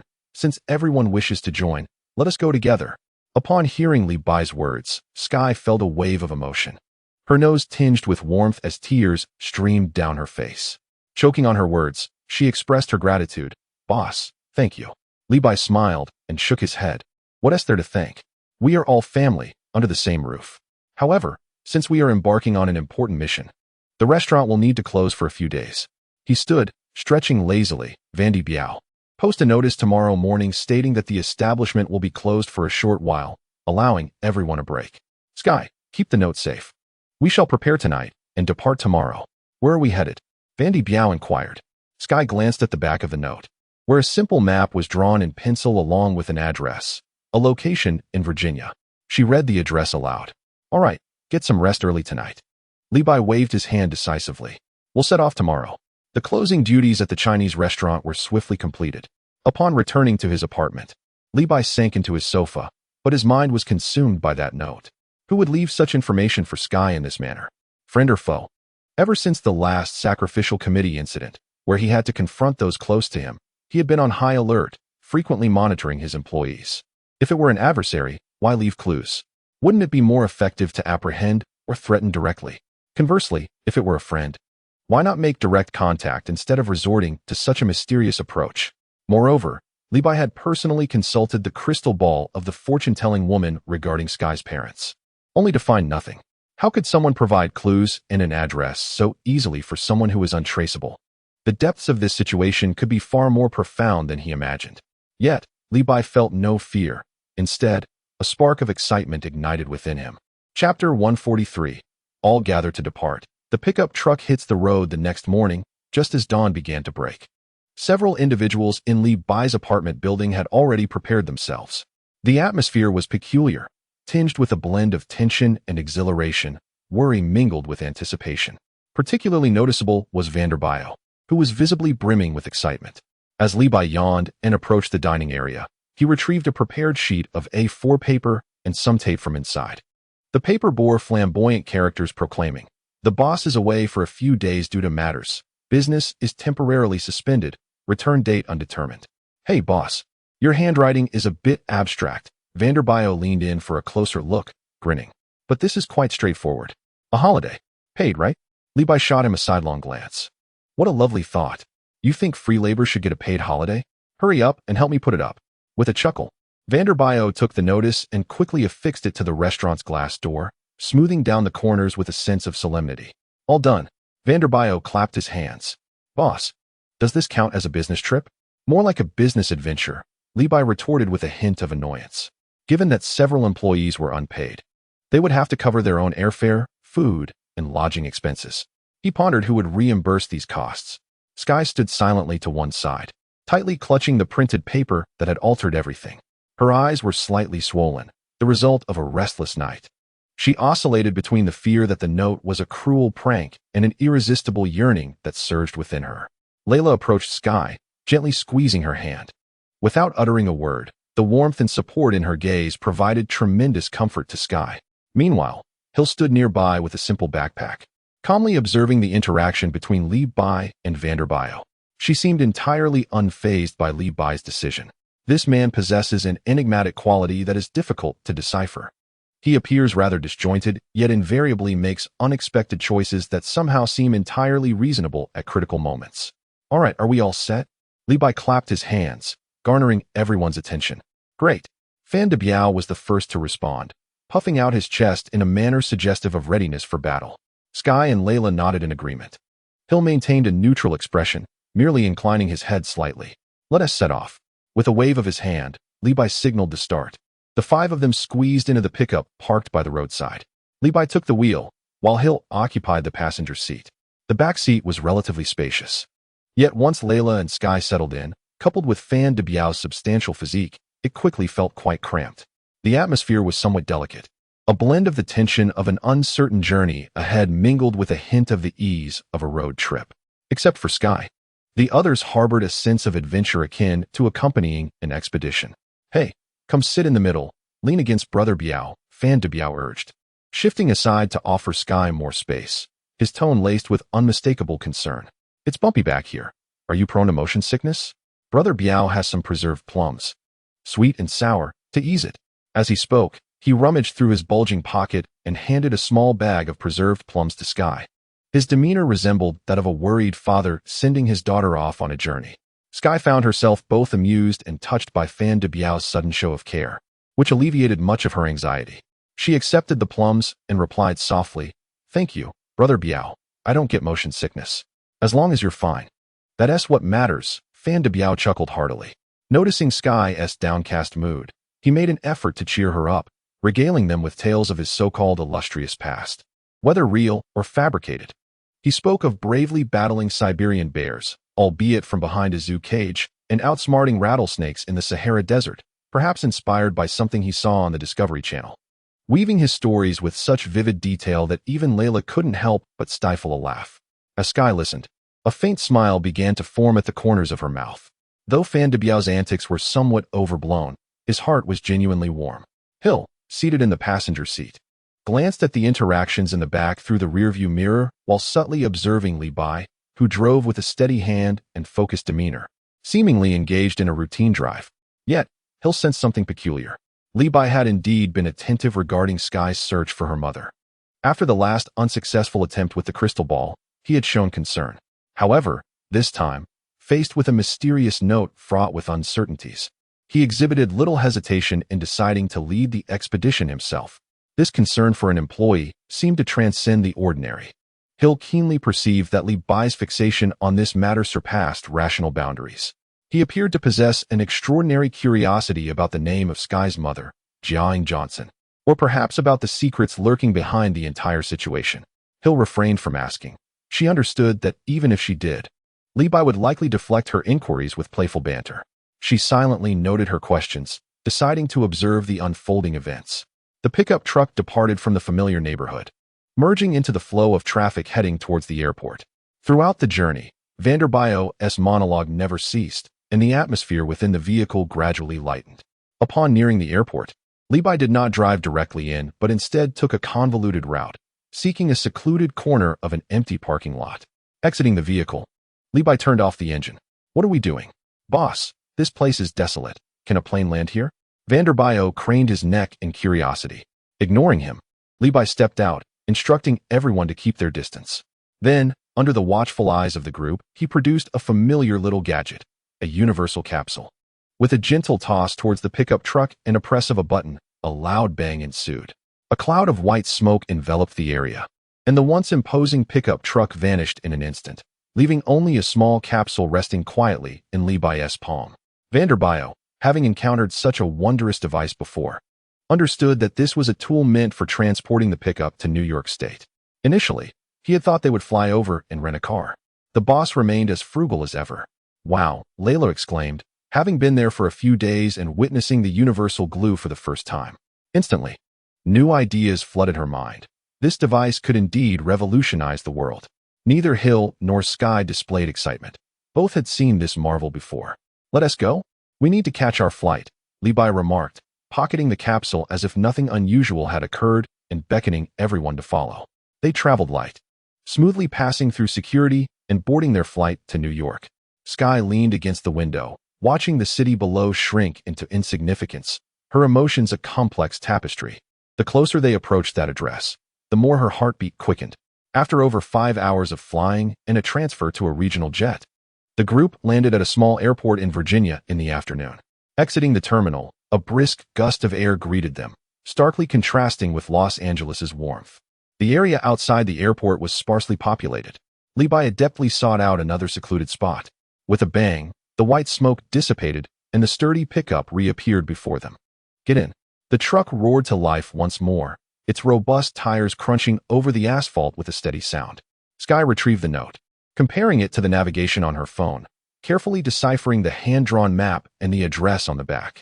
"From here, we continue along this road for over 300 kilometers, she stated, her voice laced with a barely perceptible tremor. Over 300 kilometers. This was the closest the plane could take them. The remainder depended on the pickup. Silence enveloped the cabin again. Chapter 144, Finding the Way in Darkness. Asking directions at a gas station the night was as dark as ink. It was uncertain how long they had been driving. Just before nightfall, they shared a meager meal in the car, with no rest stops in sight. Outside the window, the scenery transformed from sparse woodlands to increasingly desolate thickets and exposed rocks. Streetlights had long since vanished. The only sources of illumination were the headlights of the vehicle and a few dim stars on the horizon. "Boss, where are we heading?" "It feels as though we've entered a no man's land," Vanderbio inquired. Vanderbiau shattered the silence of the back seat, straining his neck to peer outside. But darkness enveloped him entirely. "I don't know," Levi's voice emanated from the front, devoid of discernible emotion. His hands grasped the steering wheel with steady assurance while his gaze fixated on a small area illuminated by the headlights. Sky clutched a scrap of paper. Occasionally glancing down at her phone, the signal bars long vanished from the screen. The map had transformed into a blank void, marked only by a solitary blue indicating their current location amidst the vast unknown. Layla leaned against her seat, her eyes also cast towards the window.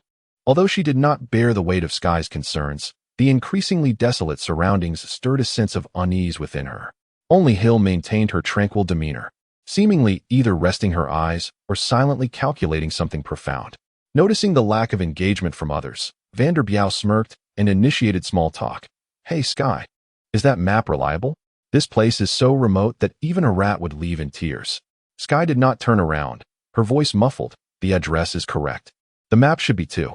Her tone carried a hint of uncertainty. "Biao, try to say less." Layla gently nudged Vanderbiau's arm. He chuckled. "I'm just trying to lighten the mood. Look at you all, so tense, as if we're about to enter a dragon's den. Don't worry, with Biao here, no monster dares to approach," he boasted, patting his non-existent chest muscles. Levi glanced at him through the rearview mirror, but remained silent. After driving a short distance, the road began to deteriorate, causing the vehicle to jolt violently. "Goodness, boss, shouldn't the shock absorbers be replaced? My poor back is about to fall apart," Vanderbiau complained. "And you still have demands for a free ride?" Levi retorted. "How about you get out and run?" "I'd rather not." Vanderbiau quickly retreated. At that moment, Hill abruptly opened her eyes, gazing ahead. "It seems there's a structure up ahead." The group perked up, turning their attention forward.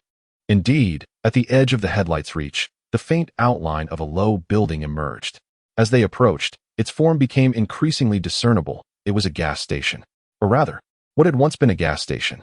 It stood alone in the wilderness, its sign askew, the letters having fallen away to the extent that only a few could be barely deciphered. The gas pumps were corroded, their hoses limp and lying on the ground. The adjacent convenience store was in an even more pitiful state, the majority of its windows shattered, the door barely hanging on its hinges, and the peeling walls revealing the dark, crumbling bricks beneath. The entire gas station exuded an air of decay and desolation, blending seamlessly with the surrounding darkness. The map indicated this point, yet they had traversed less than a quarter of the route. Sky's voice was somewhat parched as she noted that the map indeed marked a small gas station here. But the reality before her was 100 times more dilapidated than she had imagined. It doesn't look like it can provide gas, Vanderbiau frowned. I doubt we could even buy a bottle of water. Levi gradually brought the Pikachu to a halt in the vacant space before the gas station. Turning off the engine, he stepped out to investigate. Pushing open the door, a gust of cold wind rushed in, carrying with it the earthy scent of soil mingled with an indefinable mustiness. One by one, the others exited the vehicle, standing in the desolate area, surveying the eerie surroundings. The convenience store's door was ajar, shrouded in darkness, obscuring its interior. Is anyone there? Levi called out, his voice echoing into the vast night, yet met with silence. Only the wind's mournful sighs through the dilapidated structures responded. Boss, this place feels rather sinister, Vanderbiau remarked, rubbing his arms and instinctively inching closer to Levi. Ignoring him, Levi strode purposefully toward the entrance of the convenience store, silently channeling his internal energy to sense the environment around him. Levi paused momentarily. He detected a faint life force, barely perceptible, emanating from within the store. It flickered like a candle in the wind, on the verge of extinguishing, certainly not a threat. Relieved, Levi pushed open the creaking, decrepit door. A more potent stench of mildew and dust assaulted them, causing a fit of coughing. Illuminated by the glow of his phone screen, they beheld the disarray of the store. The shelves were askew, stripped bare, and thickly coated with dust. Debris and unidentified fragments littered the floor. In the corner, beside a tattered army cot, sat a hunched figure, a frail old man. His hair, a greasy white, clung messily to his scalp, while deep wrinkles marred his face, and a scruffy beard framed his features, adorned in a tattered coat whose original color was indiscernible. He bowed his head, seemingly indifferent to the intruders. "Excuse me, sir?" Levi ventured cautiously. The old man slowly lifted his head, revealing a pair of murky eyes. His gaze was vacant and numb, devoid of any vitality, merely staring blankly at the group by the entrance. Clearing his throat, the old man emitted a few dry coughs, his voice raspy like sandpaper. "We seek directions," Levi endeavored to sound gentle. "We need to reach a certain place, and the map indicates we should turn in from here." He produced a scrap of paper with a hand-drawn route and pointed to it. The old man's dim eyes gradually shifted, as if straining to focus. He scrutinized the paper for an extended moment before glancing back at Levi, then slowly raised a bony hand, pointing toward a direction behind the convenience store. However, that direction revealed no path, only an even denser thicket of darkness. The old man's lips trembled slightly, producing indistinct sounds that resembled fragmented syllables, utterly unintelligible. "What lies beyond that way?" Sekai could not suppress his inquiry. The old man fell silent, maintaining his pointing posture, his eyes once again retreating into their prior emptiness and numbness, as if the effort had drained him of all vitality. Levi sensed the situation once more. Indeed, this old man was merely an ordinary individual, his health exceedingly poor, teetering on the brink of life. It seemed that indicating the way had exhausted his limited strength. Levi furrowed his brow slightly. The appearance of the old man in such a desolate place was indeed peculiar. However, perceptual results indicated that he was merely an ordinary individual. In this strange locale, perhaps he was simply a recluse who had chosen to dwell here. "Old man, do you have anything for sale? Water or food?" Vanderbiau peered inside, only to withdraw in disappointment moments later. This dilapidated place was almost devoid of any space to stand, and the shelves were cleaner than his own face, making it impossible for there to be anything for sale, let alone fuel. This gas station was essentially a colossal heap of refuse. "Thank you." Levi nodded at the old man, even though the latter likely did not hear him. The group exited the convenience store, returning to the biting cold night air. "Boss, is that old man reliable?" he inquired, gesturing towards an area devoid of even a ghostly shadow. Vanderbiau gazed anxiously at the dark thicket, his heart racing. The map also indicated this direction. Sky compared the note with their surroundings and murmured. Although the hand-drawn map was rudimentary, the general direction aligned with what the old man had pointed out, However, the path was merely depicted as a dashed line. A dashed line means there's south no road. Right? Van de Biao exclaimed, eyes wide. Can our pickup fly or burrow underground? Are we really going in there? Li Bai remained silent, moving towards the direction indicated by the old man for a closer inspection. Utilizing the light from his phone, he discerned two distinct tire tracks faintly visible beyond the dense underbrush, winding deeper into the darkness. The marks appeared fresh, suggesting someone had passed through not long ago. This must be the so-called dirt road. It seems we have no choice but to proceed. Li Bai brushed off the dust on his hands and climbed into the vehicle. Are we really going? Van de Biao's expression was one of trepidation. Boss, this road looks ominous. What if we can't get out once we drive in? Or worse, what if something unexpected pops up? Li Bai cast him a glance. If you're afraid, you may stay here and keep the old man company. Never mind then. Van de Biao retreated, hastily sliding back into the rear seat. Compared to the unknown dangers, he felt safer staying close to Li Bai. Layla and Sky followed suit and entered the vehicle. Hill was the last to climb in. Before shutting the door, she glanced back at the dilapidated convenience store. In the darkness, the hunched figure remained seated in the corner. The pickup roared back to life, its headlights illuminating the path once more. Li Bai took a deep breath, gripped the steering wheel, and directed the vehicle towards the thicket. The robust tires crushed the withered weeds, rolling over the tire tracks. The pickup departed the relatively flat terrain and plunged into the path that hardly resembled a road. The dense branches scraped against the vehicle's body, producing a jarring noise. Ahead lay in even deeper darkness, with the beams of the headlights seemingly devoured by it. Inside the cabin, silence enveloped them. The only sound was the dull roar of the engine and the vehicle's jolting over the uneven terrain. In the chapter titled Encountering Danger, the Mutants, a pickup truck plunged into the dark thicket. Although the previous road was desolate, it was at least smooth. Now, however, the sensation beneath the wheels had completely transformed. It was no longer a road, but a treacherous terrain filled with potholes. Li Bai gripped the steering wheel tightly, striving to maintain control of the vehicle. The pickup swayed like a drunken man, and the chassis occasionally emitted loud clanks, the sounds of colliding with stones or hard earth. Good heavens, even a tractor handles better than this, exclaimed Van de Biao, his head bobbing in rhythm with the vehicle's movements. Boss, is this truck going to fall apart? Li Bai disregarded Van de Biao's complaints, his gaze fixed intently ahead. Layla and Sky clutched the handrails nervously, their faces pale, feeling as though their stomachs might revolt. Hill remained reclined against the seat back, appearing oddly at ease, perhaps accustomed to such experiences. An oppressive silence enveloped the cabin, broken only by the laborious roar of the engine and the jarring sounds of the truck's jolting motions. After an indeterminate amount of time bouncing along, Van de Biao felt as if his insides were about to dislocate. Boss, should we take a break? I think I might lose my dinner, he said weakly. Li Bai remained focused on driving, undeterred. This so-called road was even more arduous than he had anticipated. Rather than a proper road, it resembled a forcibly carved pathway. The ground was exceedingly uneven, and the direction seemed to shift constantly, winding and twisting in a manner that precluded any speed. Suddenly, a glimmer of light appeared ahead, causing Li Bai's expression to sharpen. There's light. His voice, though soft, resonated distinctly within the stifling cabin. Everyone perked up, their gazes turning toward the source. Indeed, at the end of the darkness, two faint lights flickered, resembling not streetlights, but rather headlights. As they drew closer, the source of the illumination became clearer. It was a car, a seemingly abandoned vehicle, awkwardly stationed in the middle of the road, its hazard lights flashing. Beside the vehicle stood three figures, two women and a man, anxiously gathered around the front, one of the women clutching a phone, seemingly trying to find a signal. People. Van de Biao's eyes brightened. Wonderful. We finally see some living souls. Boss, hurry over and ask for directions. Perhaps they can lend a hand. It's tough out here. Li Bai reduced the speed, yet his brow furrowed slightly. In this isolated place, devoid of any village or shop nearby, the sudden appearance of a stranded car and three individuals seemed overly coincidental. He instinctively extended his perception, probing the situation ahead.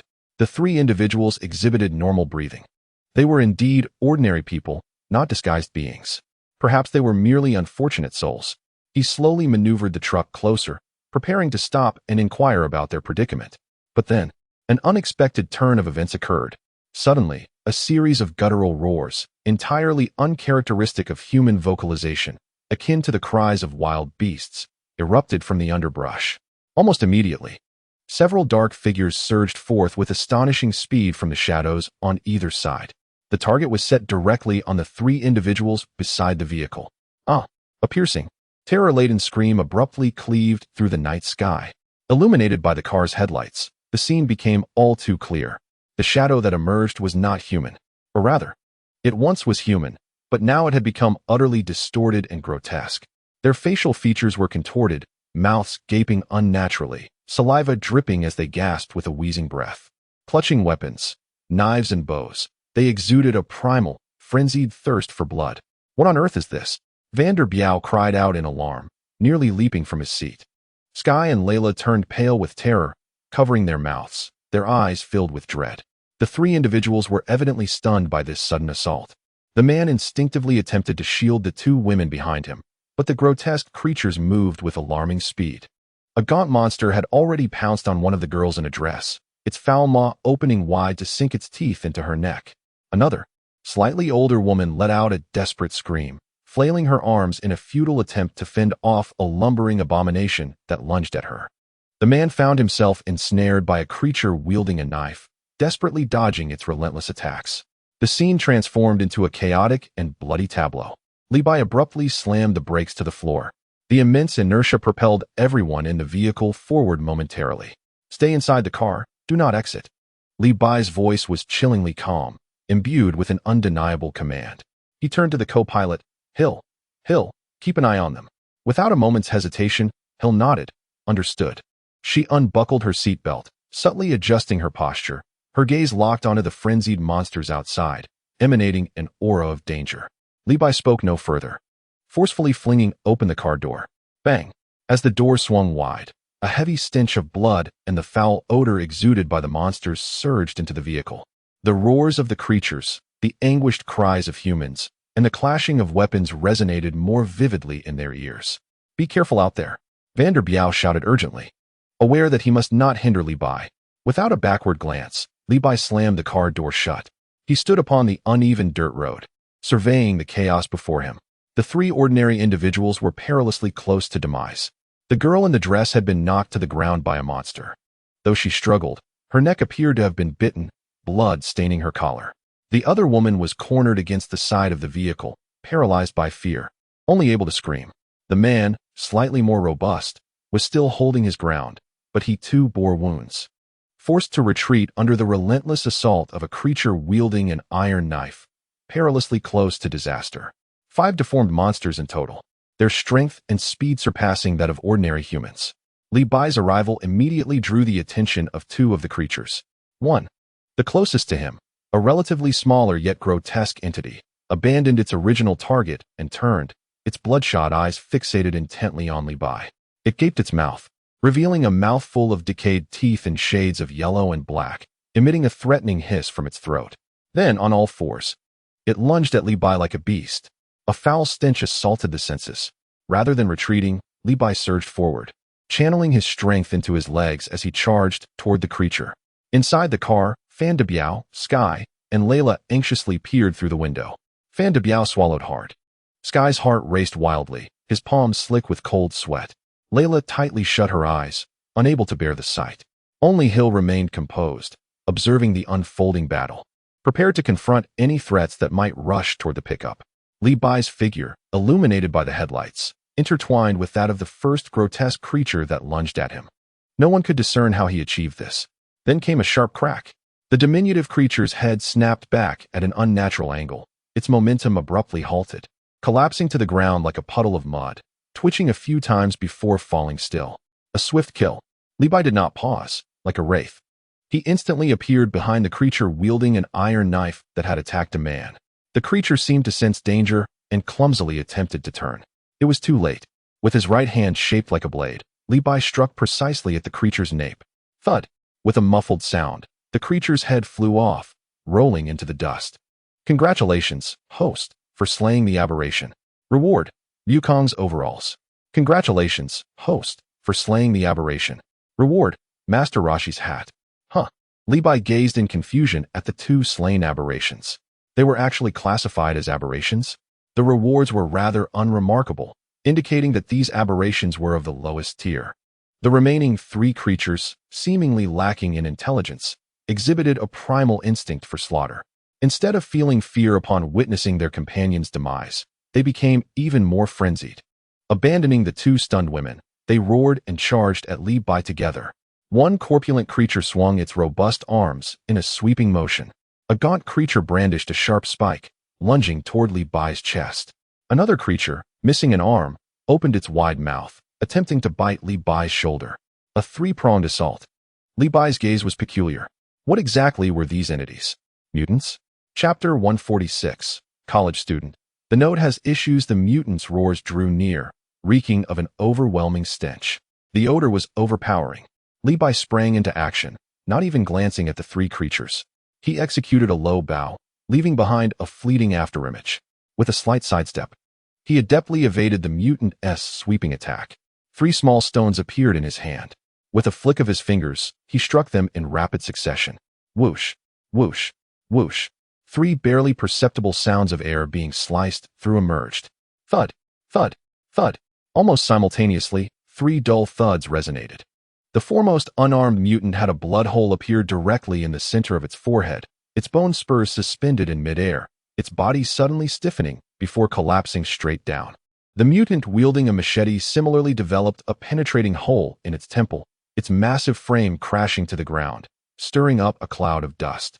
The mutant archer, with its mouth agape, was pierced through the forehead by a precisely thrown stone, a trickle of blood oozing forth as its body swayed and fell. Three monstrous beings collapsed to the ground, their bodies convulsing instinctively, emitting meaningless gasps from their throats, their vitality utterly extinguished. In mere seconds, the onslaught of monsters was transformed into their demise, swift enough to leave one breathless. Inside the carriage, Vanderbiau gaped, his eyes nearly popping out. What had the master just done? He hadn't even discerned what Li Bai had executed. He merely witnessed those three fearsome creatures falling as if bewitched. Sky clutched her chest, her heart racing, yet her eyes brimmed with awe and astonishment.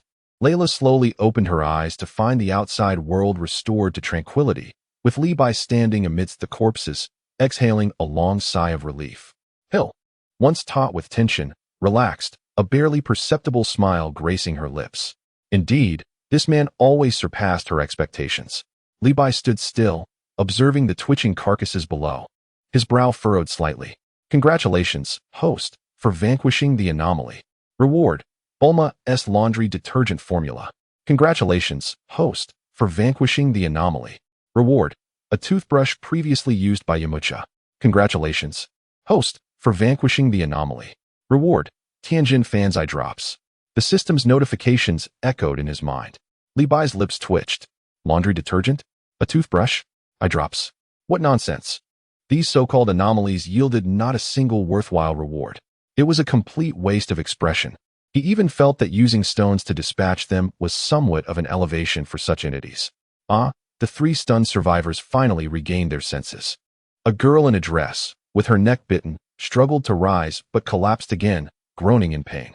Another uninjured young woman trembled, staring at the heap of monster corpses and the man standing among them like a deity of death, her eyes wide with shock.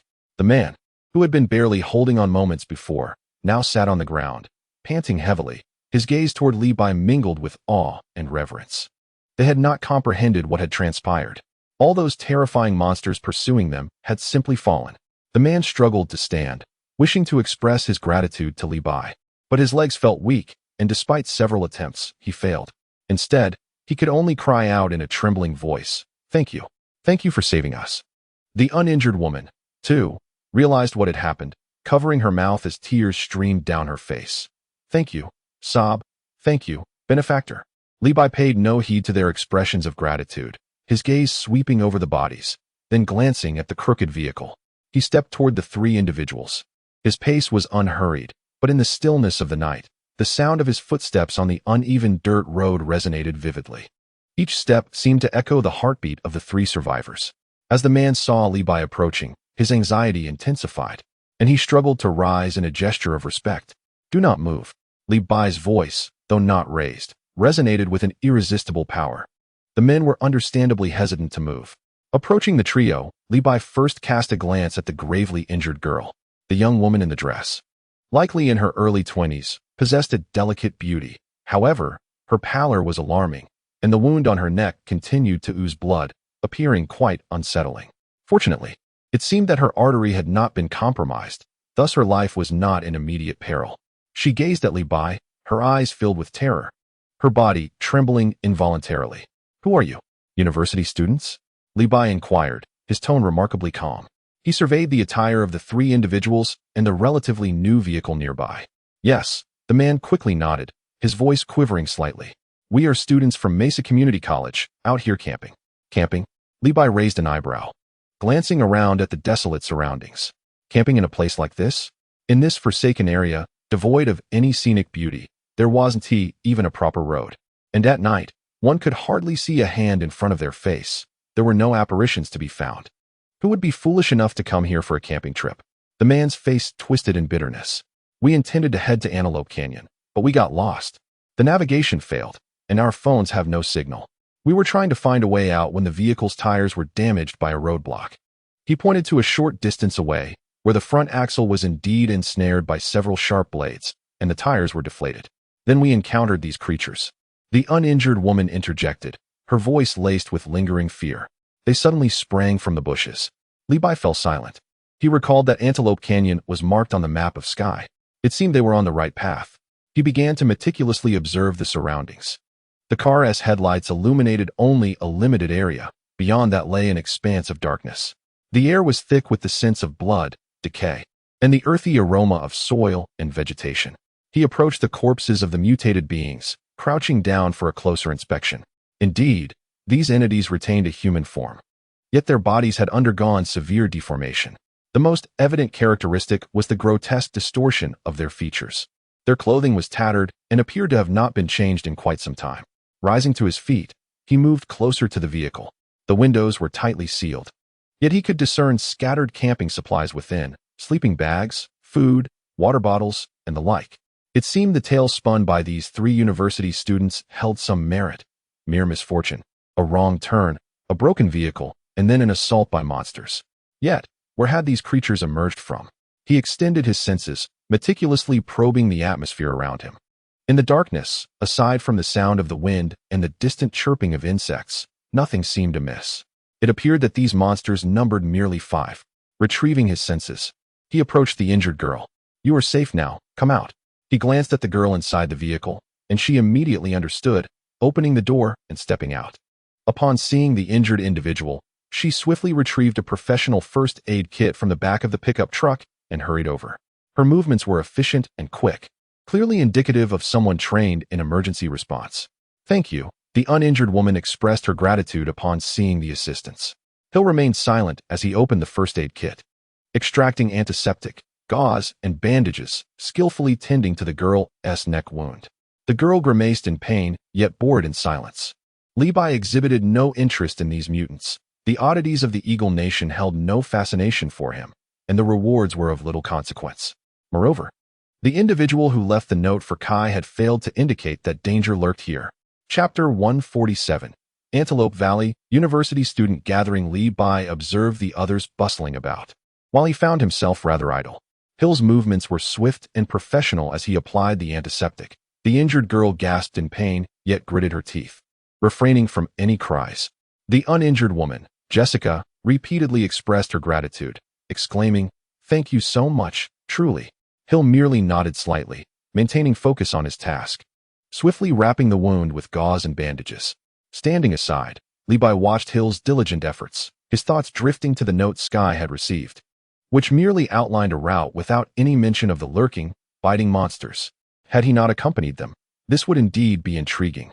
Either the note's author was unaware of the dangers here, or they deliberately chose to withhold such information. Which possibility held more weight? Li Bai contemplated, his gaze flickering. Having finished, Hill rose and directed his attention to the male university student named Kevin, inquiring, "What was your original destination?" Kevin, still visibly shaken, hurriedly produced a crumpled map from his pocket and pulled out his phone, displaying a screenshot of an offline map. We were heading to a friend's vacation villa nearby. He indicated a marked point on the map. We intended to take a shortcut, but, well, the result was our vehicle wrecked and nearly everyone injured. Hill examined the map and phone, comparing it with his navigation information. Continue along this road for approximately 100 kilometers, he stated, then looked up at Li Bai. His eyes questioning, boss? The three university students gazed at Li Bai with pleading expressions. Stranded in a potentially perilous location with a broken vehicle was akin to awaiting their doom. Jessica, her voice tinged with desperation, implored, please, we. Li Bai raised a hand, interrupting her. Glancing at the map, he noted that their intended destination aligned conveniently with Sky's plans. They were headed to Antelope Valley. It's on my way. I can give you a lift for part of the journey, he said with a casual tone, gesturing towards the pickup truck's bed. However, you'll have to ride in the back. That's perfectly fine. Thank you so much, Kevin exclaimed, his words tumbling over one another in excitement. Jessica nodded emphatically, tears welling up in her eyes, this time from overwhelming gratitude. The injured girl weakly murmured her thanks as well. Vanderbio, standing nearby, grinned. Riding in the back can be quite enjoyable. The view is expansive. Just be prepared for a bumpy ride. It's better than becoming a meal for those beasts. His blunt yet truthful remark elicited quick nods from the three university students, who expressed their complete agreement. The group then assisted in loading the salvageable belongings, primarily food and water, into the truck.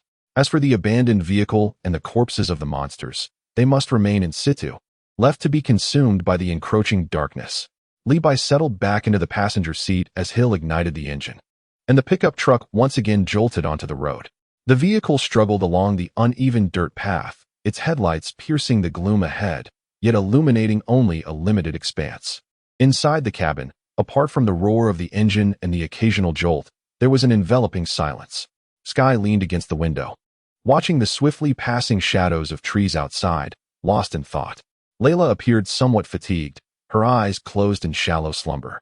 Vanderbio, however, was brimming with energy, attempting multiple times to engage the three university students in the truck bed through the rear window. But the howling wind and their evident shock rendered them too preoccupied for conversation, leaving him to relent in disappointment. Li Bai gazed out the window, his senses finely attuned, vigilant of his surroundings.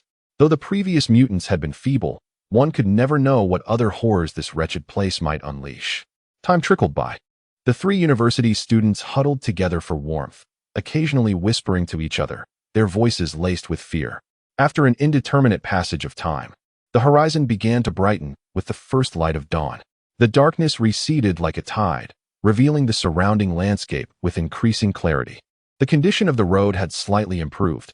Although it remained dirt, it was at least somewhat level, no longer jarring enough to threaten dislocation of bones. Morning had arrived. As far as the eye could see, desolation reigned. Low shrubs, sparse trees, and bare reddish-brown earth stretched endlessly into the distance. The phone still had no signal. TSK. The infrastructure here is truly abysmal, Li Bai couldn't help but remark. Hill, eyes fixed ahead, replied nonchalantly. The vastness and sparsity of this land far exceed your imagination. Many areas indeed lack investment in infrastructure. They continued for nearly an hour, passing through a tunnel. Entering a canyon area, it appeared they had arrived at Antelope Canyon. Just as the atmosphere began to feel monotonous, even Vanderbio's stifling yawns, something unusual appeared on the horizon. Look, over there, Jessica in the truck bed exclaimed excitedly, pointing ahead. Everyone turned to follow her gaze. There, at the edge of the distant forest, stood a solitary building. It was a two-story villa, with cream-colored walls and a red roof, standing out starkly against the desolate backdrop. As the pickup drew nearer, the villa's outline became increasingly distinct. No other structures surrounded it, only dense woods encircling it, enhancing its air of isolation. It appeared somewhat aged yet remarkably well-maintained. Li Bai squinted, scrutinizing the villa, feeling no sense of the peculiar. The pickup finally halted before the villa. Kevin and Jessica eagerly leapt from the truck bed, carefully assisting their injured companion down. We finally arrived. We're safe. Kevin exhaled a sigh of relief, his eyes gleaming with excitement as he gazed at the villa. Jessica turned to Li Bai and the others, her face radiating genuine gratitude. We truly cannot thank you enough. Without your presence, She hesitated, seemingly at a loss for words. You must be exhausted after driving all night. If you don't mind, please come in and rest for a while. Have a glass of water. Kevin quickly chimed in, yes. Yes. Please do come in and sit with us. We want to express our gratitude properly. Levi glanced at Hill, then at the visibly fatigued Sky and Layla in the back seat, while Vanderbio wore an expression of relief, as if finally able to rest. After a night traversing rough roads, they were indeed weary. Furthermore, he was quite curious about the villa. All right then, we shall intrude, Levi nodded. Upon hearing his consent, the three university students sighed with relief, their faces brightening with smiles. Kevin stepped forward to push open the somewhat heavy door of the villa. With a creak, the door swung open. Inside, the light was dim, and a faint scent of dust and mildew wafted through the air. It appeared that the place had been uninhabited for some time. As they entered the villa, the furnishings were relatively intact. The living room boasted a sofa, coffee table, and fireplace, accompanied by a dining area and stairs leading to the second floor. A thin layer of dust covered the furniture. This is our first time here too, Kevin said, scratching his head in embarrassment. Just then, the sound of a car engine echoed from outside. Mike and the others are here, Jessica exclaimed joyfully, rushing towards the entrance. Soon, three young individuals, 2 men and a woman, entered, and upon seeing Kevin and the others, they rushed over excitedly. Kevin, Jessica, oh my goodness, are you all right? We couldn't reach you, and we're so worried. So were we. They almost collided in a flurry of embraces and tears, creating a somewhat chaotic scene. Li Bai and his companions stood aside, observing the young people still shaken from their ordeal, choosing not to intrude. Once their emotions calmed down a bit, Kevin remembered to introduce them. It turned out that these 6 individuals were all students from Mesa Community College who had planned to vacation at this ancestral villa together. Kevin, Jessica, and the injured girl were the advance party responsible for cleaning and preparing the place, only to encounter the previous incident. The latter trio was the second group, delayed by traffic and taking an alternate route, thereby narrowly avoiding misfortune. With more people around, the villa soon became lively. Everyone pitched in to tidy up and organize the rooms. Li Bai and his friends were also assigned to rest in the guest rooms on the second floor. They slept until well past noon. Upon waking, the aroma of food wafted through the villa as the university's students busied themselves in the kitchen. Seeing Li Bai and his companions descend the stairs, the students once again expressed their gratitude warmly and invited them to join for lunch. The meal was simple: canned goods, bread, and instant soup, but for those who had fasted through the night, it was a delightful feast. After finishing their meal, the afternoon had already arrived. Kevin once more urged, "How did you rest? If you're not in a hurry, could you possibly stay another night? It's quite dangerous to travel these desolate roads after dark." Jessica and the other students nodded in agreement, their gazes sincere. "Indeed, we truly don't know how to thank you enough. At the very least, allow us to host you for a night, so that you may rest well. There isn't even a gas station nearby. Driving at night is quite perilous." Levi glanced out the window, noticing the sun beginning its descent in the west. "Very well, I shall impose upon you for another evening." Levi, unpretentious, readily acquiesced. He was not one to shy away from fatigue, yet his companions, the Sky Group, preferred to travel by day and rest at night. Upon hearing Levi's consent, the university students exhaled in relief, smiles gracing their faces. Jessica busied herself preparing warm water for them to wash away the weariness of the day. The afternoon passed within the villa. The students busied themselves tidying the rooms, dusting the surfaces to render the villa a touch more inviting. Through their interactions over the day, they had come to know one another better. These students hailed from modest backgrounds, attending community colleges. Vanderbio, a charismatic figure, quickly mingled with the students, regaling them with tales of his youthful exploits in the world. "Do you know? Back in my day, I was quite the notable figure. There wasn't a matter I couldn't handle." Though Layla was not as flamboyant as Vanderbio, she engaged the students in gentle conversation, inquiring about their academic lives, diverting their minds from the fright of the previous night. Meanwhile, Hill maintained her role as a diligent guardian, silently patrolling the villa's interior and exterior, inspecting doors and windows, and observing the surroundings. Her gaze was sharp, seemingly able to penetrate walls and discern hidden dangers lurking in the shadows. Levi found himself the most idle, seated with nothing to occupy his hands. Unlike Hill, who conducted thorough physical security checks, he merely extended his senses, carefully exploring every corner of the villa and the surrounding woods. The ambience within the villa felt unremarkable. However, the further he ventured into the villa or extended his perception outward, the more pronounced the sense of dissonance became. This villa seemed like a foreign entity, forcibly placed in its current location. In the backyard of the villa lay a small patch of lawn, beyond which stood a dense forest. "Boss, what are you gazing at?" Vanderbio had approached unnoticed, craning his neck to see in the direction of Li Bai's focus. "Nothing of consequence," Li Bai replied, retracting his senses and shaking his head. "Tell me, does this place not feel a touch eerie?" Vanderbio lowered his voice, speaking in hushed tones. "Those creatures from last night seemed to have materialized from thin air. And this villa, situated in such an isolated locale, is rather unsettling. Are you truly afraid of the supernatural?" Li Bai shot him a sidelong glance.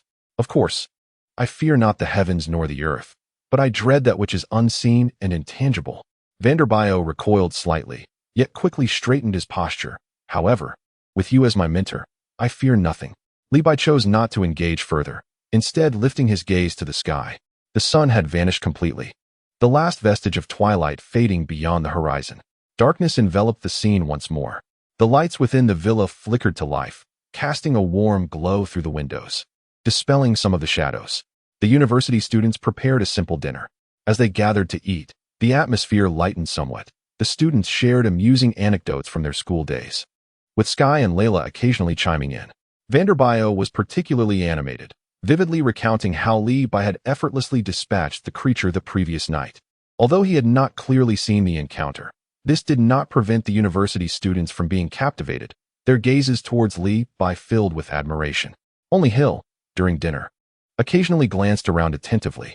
After the meal, the night had fully enveloped the surroundings. Outside the villa, the symphony of insects chirped incessantly, occasionally accompanied by the rustling of wind through the trees. Inside, the group gathered in the living room, engaged in various board games. Li Bai retreated to the guest room on the second floor. The room was Spartan, furnished merely with a simple bed and wardrobe. Standing by the window, Li Bai gazed into the inky darkness of the forest outside. He felt an unsettling presence lurking within the shadows, silently observing the villa. In the quiet solitude of the second-floor room, Li Bai's gaze pierced through the glass, surveying the oppressive night. The villa stood isolated at the forest's edge, akin to an abandoned child. The silence was almost suffocating, imbued with an inexplicable eeriness. He withdrew his gaze, rubbing his temples. After a night of driving, though it was not particularly taxing for him, the mental alertness had taken a toll. Just as he was about to lie down and rest, a sudden jolt of realization struck him. Something was amiss. He sensed several unfamiliar auras at a distance from the villa. The intensity of these presences was distinctly heightened, far above that of an ordinary individual, and they were numerous, scattered throughout the surrounding woods. Li Bai's expression sharpened instantly. Indeed, there was something amiss. This place was undoubtedly fraught with danger. He immediately focused his mind, activating a long-unused ability granted by the system, the heartfelt words of the Overlord. This ability was intriguing. As long as he could perceive the aura of another, he could communicate directly within their mind, disregarding distance. "Hill, remain vigilant. We have numerous guests outside, but they have yet to make a move." Li Bai's voice resonated directly within Hill's mind.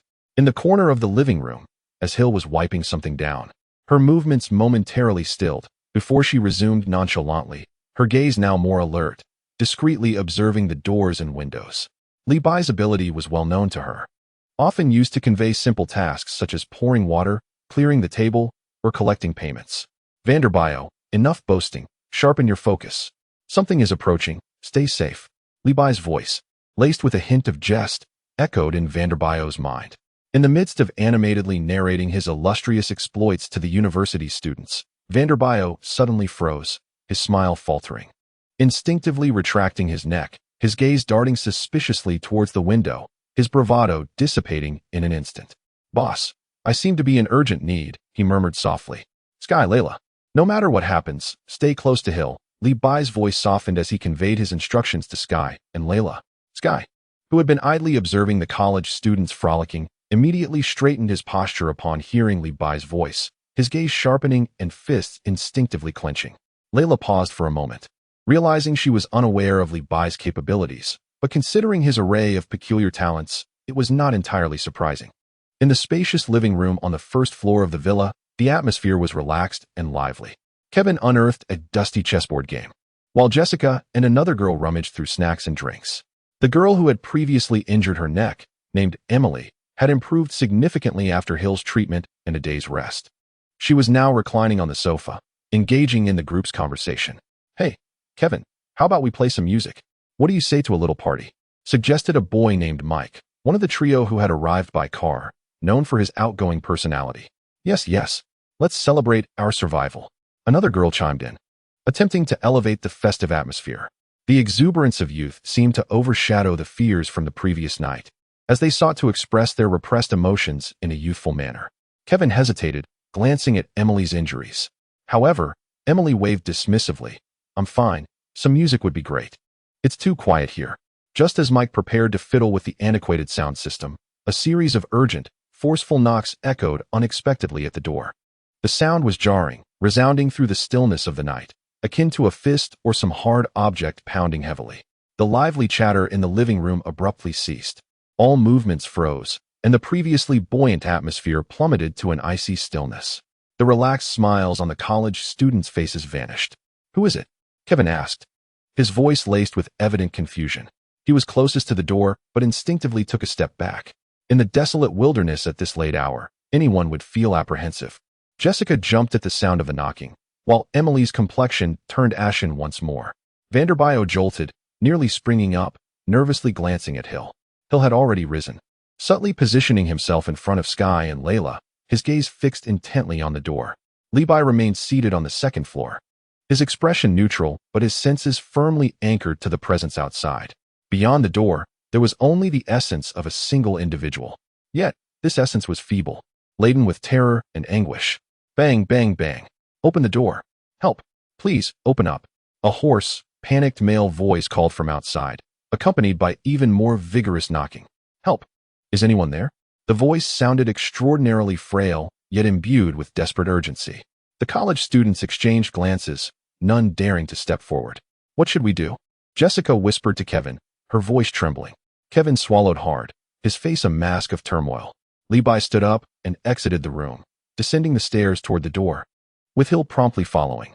Hesitated momentarily, yet mustered the courage to follow behind, quietly clutching what appeared to be a sofa cushion, though it seemed of little utility. Several university students gazed at Levi, who, under the embellishments of, was portrayed as a master of martial arts. As Levi descended the stairs, a sense of relief washed over them. He spoke not a word, merely gesturing for them to step back. Approaching the door, he did not open it immediately, instead concentrating his awareness on the individual outside. The person was indeed gravely injured, their life force significantly weaker than that of an average person, perhaps due to inadequate soundproofing. The outsider sensed someone nearing the door. "Help! I've been attacked. My car is broken. I see light. Please, open the door." The voice, frail and fragmented, was laden with agony. Levi exchanged a glance with, who subtly shook his head, signaling caution. With one hand on the doorknob, Levi abruptly swung the door wide open. Creak. The hinges emitted a piercing sound. The sight outside caused everyone to collectively gasp in horror. On the steps lay a man, slumped and drenched in blood. His clothing was tattered and stained with dark crimson and dirt, some wounds deep enough to expose bone. Blood seeping incessantly from them. His face was marred with blood and sweat, contorted in pain, his eyes reflecting sheer terror. Upon seeing the door ajar, he struggled to rise, only to collapse helplessly, emitting pained groans. "Help me." He managed to lift his gaze towards Levi, his eyes vacant, pleading for salvation. A pungent scent of blood assailed the nostrils of the university students in the living room, who had never witnessed such a scene. Jessica and Emily nearly screamed, their mouths muffled by the hands of their companions. Kevin and Mike, among others, turned pale, their bodies rigid with fear. The cushion in's grasp fell to the ground, his mouth agape in shock. This bloodied apparition seemed as if it had clawed its way from the depths of hell. Levi's gaze swept over the blood-soaked man, then swiftly scanned the darkness beyond the door. In his perception, the lurking energies surrounding the villa remained still, akin to patient hunters awaiting their prey. Was this bloodied figure merely a decoy, or truly an unfortunate victim? Chapter 149. The villa holds secrets. Easily resolved. Levi regarded the bloodied figure outside, the overwhelming scent of blood filling the air. "My God!" exclaimed, the cushion slipping from his fingers. The university students in the living room erupted in chaos. Jessica and Emily emitted sharp cries, while Kevin and Mike, along with their companions, stood frozen, their faces drained of color, their throats constricting with fear. The terror from encountering mutated beings the previous night had yet to dissipate, and now they faced an even more horrifying sight. Only Li Bai remained composed at the threshold, observing the grim scene with an unsettling calmness. His tranquility was not indifference, but rather a serene mastery of the situation. While everyone's attention fixated on the bloodied figure at the door, Li Bai's awareness had already expanded. At the periphery of the villa, amidst the shadowy embrace of the woods, the previously sensed formidable presences silently converged. Where did these entities emerge from? Li Bai pondered, as if they had materialized from thin air. The bloodied figure had traversed from afar, likely injured by the masters of these ominous auras as it approached the villa. Yet, according to the bloodied one's words, these were not mere humans, but rather monstrous beings. "Help me," the bloodied figure moaned in agony, raising its blood-stained hand as if grasping for something. Its gaze vacant, yet brimming with a desperate yearning for life. With a final surge of strength, it managed to inch forward, attempting to crawl into the sanctuary of the villa. Li Bai stepped aside, offering no resistance. His eyes roamed over the bloodied figure, subtly darting towards the darkness of the woods beyond. Immediately, Hill advanced, choosing not to assist the bloodied figure, but instead positioning himself in a manner that allowed him to monitor it while safeguarding Sky and Layla. The bloodied figure seemed oblivious to Hill's vigilance as it struggled over the threshold, collapsing onto the living room floor, leaving a trail of crimson behind. Outside, the air was thick with the labored breaths of a monstrous entity, its voice hoarse and intermittent. The utterance ignited a powder keg. The university students, who had just begun to regain their composure, were thrown into chaos once more. "Another monster," Jessica cried, her voice thick with tears. "Have they come for us?" Emily quaked, clutching her neck where a wound marred her skin. Kevin's face turned ashen. How can there be so many monsters here? Amidst the panic, as the living room devolved into turmoil, a chilling, rasping howl, reminiscent of a wind-drawn sack, pierced the air from the woods. The group turned towards the sound, witnessing a gaunt, hunched figure staggering from the depths of the darkness. It emerged into the marginal light of the porch, barely illuminated. This creature could hardly be deemed human. Its skin was taut and shriveled, clinging to its bones, exhibiting a bizarre, ashen hue, as if it had been buried and desiccated before clawing its way back to the surface. Its features were grotesque, with sunken eye sockets and an unnaturally agape mouth emitting involuntary hisses. Its movements were rigid and sluggish, each step seemingly draining its last vestiges of strength. Yet its intent was unmistakably directed towards the brightly lit villa. Is this a zombie? Or something else? Li Bai raised an eyebrow, noting the stark contrast between this being and the mutants from the previous night. "Stay inside and protect yourselves." Li Bai's voice, though not loud, swiftly quelled the chaos in the living room. After uttering this command, he disregarded the terrified crowd behind him and turned to stride towards the open door. Hill immediately grasped the situation, directing his full attention back to the bloodied figure within. Vanderbio swallowed hard, though his legs trembled. The sight of Li Bai's unwavering presence provided him with an inexplicable sense of calm, prompting him to push Sky and Layla further behind Hill. Li Bai stood at the threshold, the night breeze lifting the edges of his garment. His senses, akin to radar, scanned the surroundings. 1, 2, 3. An increasing number of gaunt figures emerged from the shadowy woods that surrounded the villa. Their singular objective was clear: this very mansion. A total of 15. As if guided by invisible threads, they began to stagger toward the villa, their pace slow yet imbued with a suffocating sense of menace. Indeed, there was something amiss with this villa. Li Bai's gaze sharpened, and he ceased his contemplation. Whatever these entities were, they had arrived, and he was prepared to confront them. Taking a deep breath, he swiftly concentrated the energy within him to the tip of his right index finger. A minuscule orb, radiating an orange-yellow glow, coalesced and compressed at his fingertip. "Ding ding be." With a low exclamation, he unleashed a slender beam of orange-yellow light that shot forth like an arrow cleaving through the night sky. The first of the gaunt monsters, charging ahead, barely had time to react before its forehead was pierced. A dull thud echoed as the creature fell backward like a marionette with its strings cut, crashing to the ground without another sound. "Congratulations, host. An eerie entity has been vanquished. You have received Lan Chi's headband as a reward." Li Bai grimaced. The recent rewards had all been rather lackluster trinkets, likely due to the low caliber of these strange beings.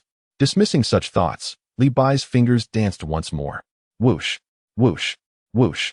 The orange-yellow beams flickered through the darkness like the scythe of death, each flash accompanied by a muffled explosion. Outside the villa, a one-sided slaughter unfolded. Inside, the university students could only hear the sounds resembling firecrackers or small explosions from outside. Several girls huddled together, trembling with fear. The boys were scarcely better off. "What is that explosion outside?" one boy stammered, his voice quavering with anxiety. Kevin and Mike exchanged uncertain glances, unable to decipher the source of the commotion. Vanderbilt straightened his back upon hearing the noise. "Hey, what are you afraid of?" he declared, his tone tinged with a hint of pride. Regardless of what transpired outside, it was trivial in the presence of the master. He endeavored to exude confidence, though his hands instinctively clutched the unused sofa cushion. "That sound is just the master dealing with them," he whispered to the students around him. The university students were momentarily taken aback, casting doubtful glances toward the door. Was the Asian truly that formidable? Wasn't he akin to the superheroes depicted in the news? Sky and Layla remained quietly at Hill's side. Sky clenched his fists. Though anxiety gnawed at him, he felt an inexplicable trust in Li Bai. Hill stood steadfast beside the bloodied man, her gaze unwaveringly fixed on him. She refrained from glancing outside, for she believed that Li Bai could handle the situation. The bloodied man lay sprawled on the floor, his body twitching slightly, as if racked with unbearable pain or perhaps paralyzed by fear. He heard the sounds from outside, and a flicker of terror crossed his previously vacant expression, only to be swiftly replaced by anguish. He remained silent, merely gasping for breath. The muffled sounds from outside continued, yet their rhythm gradually slowed, dwindling in number until they ultimately faded into silence. The night once again enveloped itself in tranquility. Within the villa, an eerie stillness prevailed. The university students scarcely dared to breathe, their eyes fixed intently on the doorway. The door creaked ominously as it swung open. Li Bai stepped inside, unscathed and devoid of any blood, his demeanor calm as though he had merely taken a stroll. Outside, the moonlight struggled to illuminate the scene, revealing distorted, lifeless shapes sprawled across the ground, motionless like discarded burlap sacks. The heavy stench of blood and decay, mingled with an indescribable earthy odor, wafted into the air with the night breeze. Li Bai closed the door. The resounding thud echoed like a heavy hammer striking the hearts of those within. Chapter 150. Lingxi warning. Transformed beasts. As Li Bai shut the door, the sound effectively severed the oppressive aura of blood and decay from the outside world. This noise resonated like an invisible mallet, forcefully impacting the hearts of everyone in the villa. The living room lay in a deathly silence. The university students stared wide-eyed at Li Bai, not daring to exhale. Just moments ago, Fan Debiao had boasted about Li Bai's prowess, and they had regarded it with skepticism, dismissing it as mere bravado typical of a streetwise leader. Yet now, the grotesque figures they had glimpsed outside served as undeniable proof. The cacophony of explosions had originated from this seemingly harmless Asian youth. This was not merely a martial arts expert. He resembled a superhero from the news. A blend of fear and an indescribable sense of admiration spread through their hearts. Kevin's throat constricted, his lips quivered, wanting to speak yet unable to utter a word.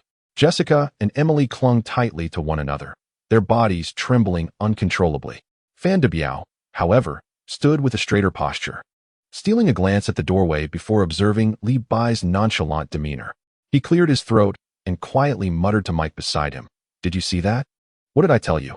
When our boss makes a move, it's child's play, just a sprinkle of water." Though his voice was hushed, the pride in his tone was unmistakable. Meanwhile, Hill's gaze remained fixed on the bloodied figures sprawled on the ground, his vigilance unwavering. Sky and Layla stood behind Hill, their expressions reflecting pride as they regarded Li Bai. Ignoring the attention, Li Bai's brow furrowed sharply. Within his perceptive range, a vast surge of energy suddenly materialized. At least 100 entities. They were rapidly converging towards the villa from all directions. Almost simultaneously, a distant yet growing cacophony penetrated the night, resonating in everyone's ears. The buzzing sound of automobile engines could be heard. It seemed there was more than one vehicle. "A convoy is approaching." Kevin was the first to react, his face lighting up with ecstatic joy. "It's a convoy. We are saved. It must be a passing convoy. How wonderful. Finally, help has arrived." Jessica was on the verge of tears, her excitement mirrored by the hopeful expressions of her fellow students. In the desolate wilderness, with monsters lurking about, encountering a convoy felt like a miraculous blessing from the heavens. However, Li Bai doused their enthusiasm with a cold splash of reality. Everyone upstairs. Quickly. His voice, though not loud, carried an undeniable authority that instantly quelled the students' excitement. The appearance of a convoy in such a cursed place was likely not a harbinger of goodwill. Li Bai's gaze swept over the group. "Hill, take them up." The smiles on the students' faces froze, paralyzed by Li Bai's icy tone and piercing stare. It dawned on them that the situation might be far more perilous than they had imagined. Without a moment's hesitation, Hill sprang into action. Her voice succinct and commanding. "Follow me. Hurry." Like a shepherd herding sheep, she quickly urged the 6 university students, along with Sky and Layla, toward the staircase leading to the second floor. Vander Biao hesitated for a moment, glancing between Li Bai and the stairs, before resolutely declaring, "Boss, I will also go up." Li Bai interrupted him. "Protect them." "Understood."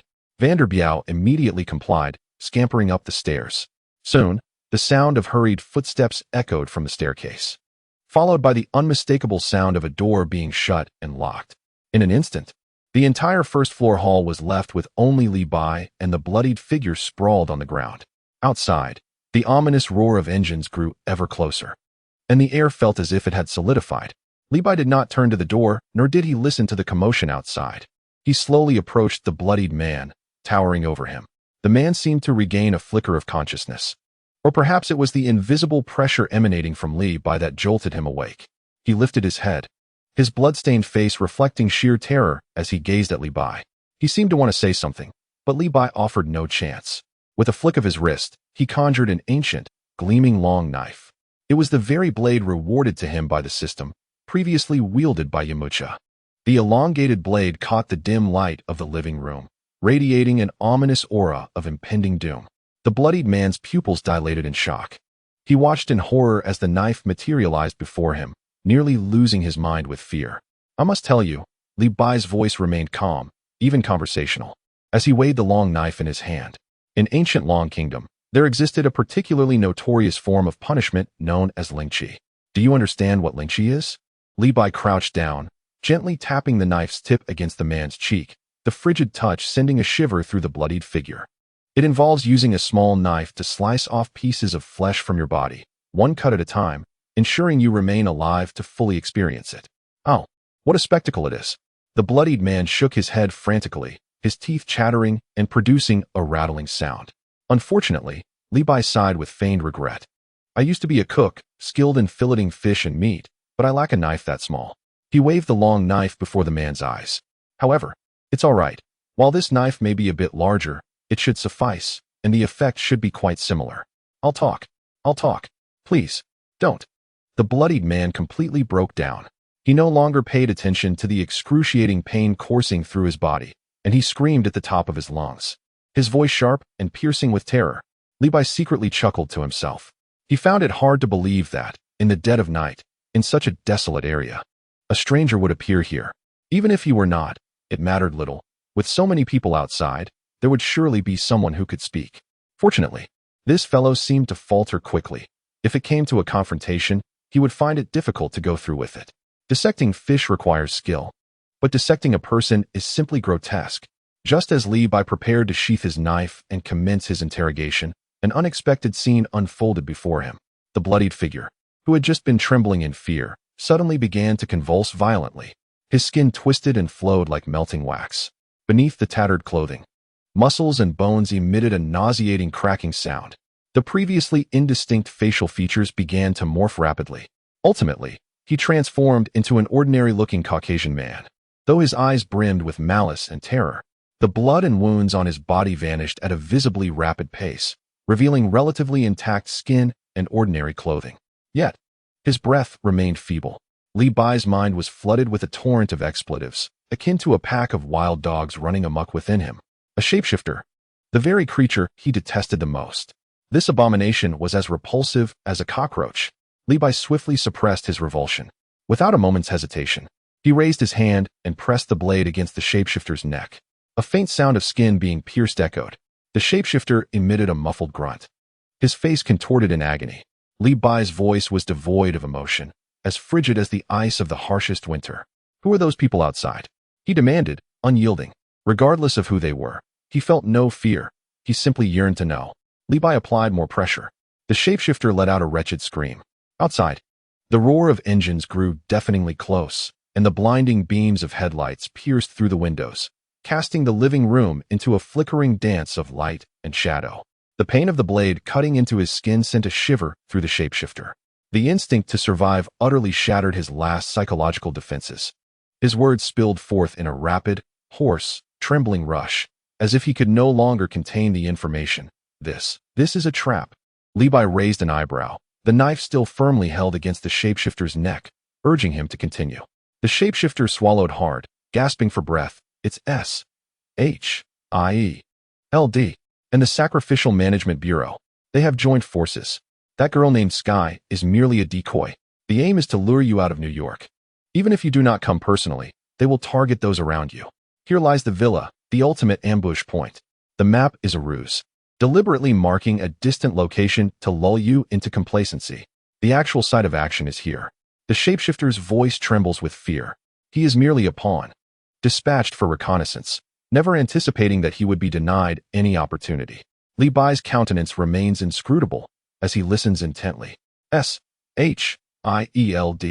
The Sacrificial Management Bureau? An alliance? Within the drawing room, the shapeshifter's frantic disclosures intertwine with the increasingly thunderous roar of engines outside. Blinding beams of headlights sweep repeatedly across the room through the windows. Once you arrive here, escape is utterly impossible. This place conceals a base of the Sacrificial Management Bureau, situated underground. Li Bai absorbs every word, every micro-expression of the shapeshifter, his mind racing.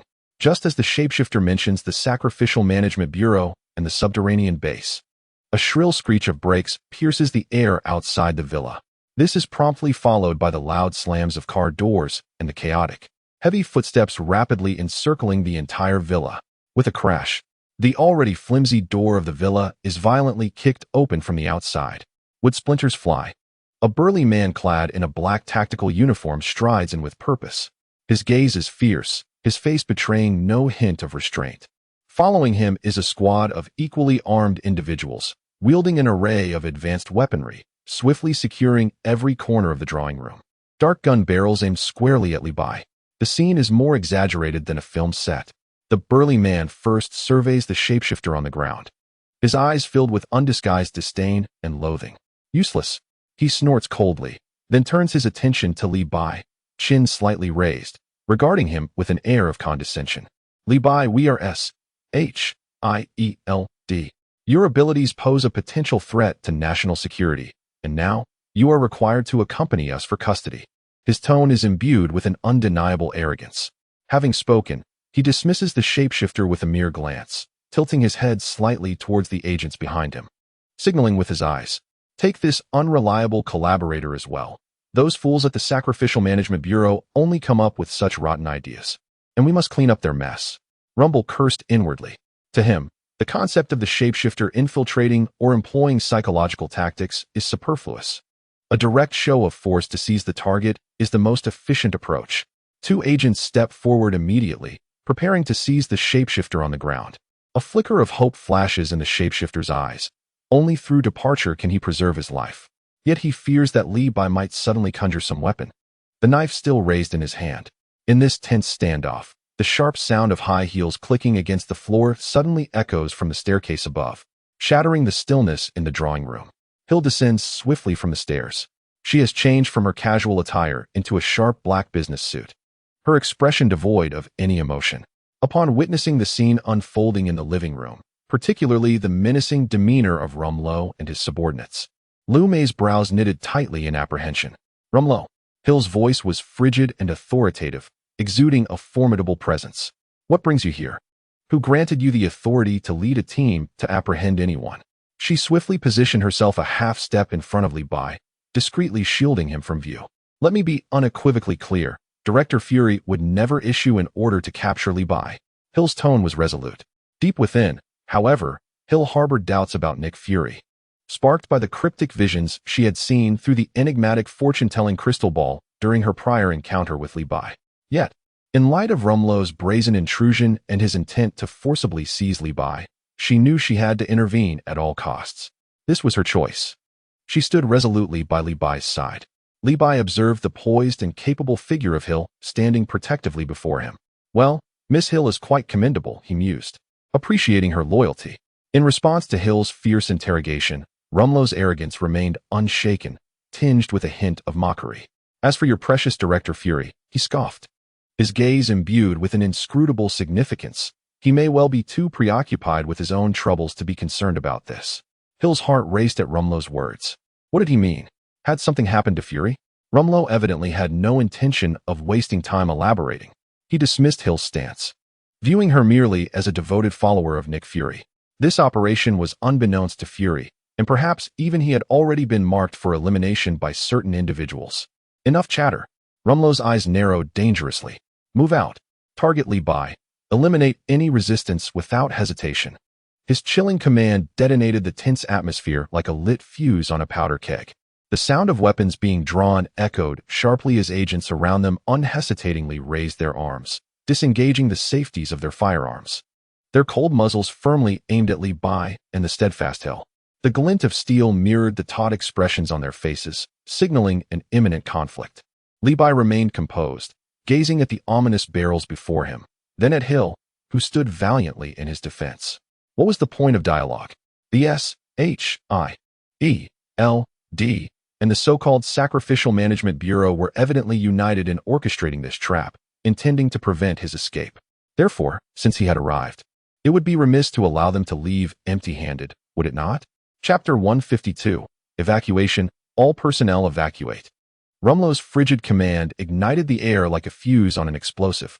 The sharp clicks of safety catches disengaging rang out, piercing the stillness of the living room. Dozens of dark muzzles, gleaming with a metallic sheen, were trained unwaveringly on Li Bai and the resolute Maria Hill. The atmosphere felt thick, as if time had frozen, with tension ready to erupt at any moment. Hill's expression was frigid. She knew that once the shooting commenced, given the enemy's firepower, there would be no room for evasion for either her or Li Bai. A sinister grin adorned Langmuro's face, as if he had already envisioned the scene of his target being subdued or eliminated. To him, this was merely a straightforward apprehension operation. Even if the target possessed some exceptional abilities, they would be powerless against overwhelming firepower. However, at that critical moment, Li Bai disregarded the weapons in the hands of his adversaries. Seizing Hill's wrist with determination, an extraordinary event unfolded. Before the horrified gazes of Langmuro and the other agents, Li Bai's form seemed to lose its corporeal essence, abruptly disintegrating. Particles radiating a purple-black luminescence flickered to life, enveloping Hill as if they possessed a will of their own. Hill felt a tremendous force pulling her, as the scene before her distorted, stretched, and blurred. This was not her first encounter with such a bizarre sensation. She had experienced it once before while confronting an electric-powered adversary. In an instant, she comprehended Li Bai's intentions. Open fire! Open fire! Langmuro was the first to react, unleashing a terrified roar. He had never witnessed such an uncanny ability. Bang! Bang! Bang! The deafening sound of gunfire erupted. Bullets poured forth like a tempest, raining down upon the spot where Li Bai and Hill had just stood. But it was all in vain. The bullets passed through the purple-black particles, striking the empty floor and walls, sending countless splinters and dust into the air. The target, along with Maria Hill, vanished right before their eyes. All that remained were a few fading particles of purple-black light, akin to stardust, seemingly mocking their impotence. Langmuro stood transfixed, his mouth agape as if it could accommodate an egg. He gazed at the vacant space ahead, then glanced at his equally bewildered subordinates, his eyes brimming with disbelief. Li Bai's dossier had not mentioned such an ability. There was no reference to fingers or hands emitting rays of light, nor any mention of cloud manipulation. It dawned on him just how profoundly erroneous his assessment of Li Bai's capabilities had been. Clearly, Hill had concealed much from SHIELD about Li Bai. A chilling premonition, akin to a frigid serpent, coiled around Langmuro's heart. This operation was bound to result in a grave blunder. Search for them. Langmuro suppressed his rising dread, transforming it into a furious rage as he gestured emphatically, bellowing, "They must still be within the villa." He could not bear the thought of the target escaping so easily. The agents, roused from their stupor, though still shaken, promptly sprang into action, weapons drawn, cautiously scanning the living room and preparing to ascend to the second floor. Meanwhile, in a bedroom on the second floor of the villa, a low hum resonated as the air subtly warped and purple-black particles materialized, swiftly coalescing. As the light dissipated, the figures of Li Bai and Hill emerged. In the room, Van de Beer, Sky, Layla, and several terrified college students huddled together, anxiously peering through the crack of the door to catch a glimpse downstairs. The sudden sounds of a door being kicked in, the shouts, and the subsequent barrage of gunfire had sent their hearts racing to their throats. Suddenly, Li Bai and Hill materialized in the center of the room, astonishing everyone present. My goodness! Fan de Biao's eyes nearly bulged out of their sockets as he dashed forward, circling around Li Bai twice, his face a canvas of shock and admiration. Boss, what kind of sorcery is this? A transformation of living beings? You just appeared out of thin air? This was the first time Fan de Biao had witnessed such an extraordinary ability. His voice, exaggerated and tinged with a strong Northeast accent, lightened the tense atmosphere somewhat. Is everything all right, boss? Sky hurriedly approached. Though he knew of Li Bai's prowess, he still scrutinized him with concern. Who were those people downstairs? Layla and several university students looked at Li Bai and Hill with expressions of lingering fear, evidently shaken by the earlier commotion. Li Bai waved his hand, indicating that he was unharmed. Listening to the increasingly near footsteps and the roar of rumlo from below, he furrowed his brow. It's S-H-I-E-L-D. Agents coming for me, he succinctly explained, lacking the luxury of elaboration. We can't stay here. He could distinctly sense that the villa was completely surrounded. In addition to the group that had just barged in, there were at least several times more personnel outside, possibly even equipped with heavy weaponry. Remaining here would be akin to trapping fish in a barrel. He was not afraid for himself, but Fan de Biao and Sky were another matter. Gather around me. Li Bai decisively beckoned to everyone, although they remained in a state of shock and confusion. Whether it was the seasoned employees like Fan de Biao and Sky or the recently acquainted university students such as Layla, they all harbored an almost blind trust in Li Bai's abilities. Especially after witnessing that instantaneous teleportation, their worldviews had been thoroughly upended. Upon hearing Li Bai's command, everyone hastened to his side without a moment's hesitation. He glanced at Hill, who immediately grasped Li Bai's intent and moved closer. At that moment, chaotic footsteps and shouts from agents echoed from the stairwell. They are on the second floor. Surround this place. Hurry. Rumlo's men were already rushing upstairs. Let us go. Li Bai called out sharply, no longer hesitating. He gathered everyone close and activated his particle disintegration ability once more. A hum resonated as a burst of violet-black light erupted. This time, the sphere of particles expanded several-fold, resembling an ever-growing orb of violet-black light that enveloped Li Bai, Hill, Fan de Biao, Sky, Layla, and the university's students entirely. The light in the room seemed to be absorbed by this mass of particles, plunging the space into a dim haze. Those encased within, including Fan de Biao, felt a familiar tugging sensation as the scene before them twisted into a blur. In the next moment, the massive violet-black particle cluster, as if animated, suddenly contracted inward and transformed into a streak of light, vanishing from the bedroom in an instant. In the room, only the slight movement of the curtains, stirred by the airflow, remained. Bang! Almost simultaneously with the disappearance of the particle cluster, the bedroom door was brutally flung open. Rangluo burst into the room, flanked by several fully armed agents, their vigilant weapons scanning every shadowy corner. The room lay desolate, with only a few scattered pieces of furniture, devoid of any human presence. As Rangluo surveyed the empty space, his eyes reddened, veins throbbing on his forehead. Just moments ago, there had been activity in this very room. Report, Commander. No signs in the corridor. None in the other rooms either. All the windows are shut.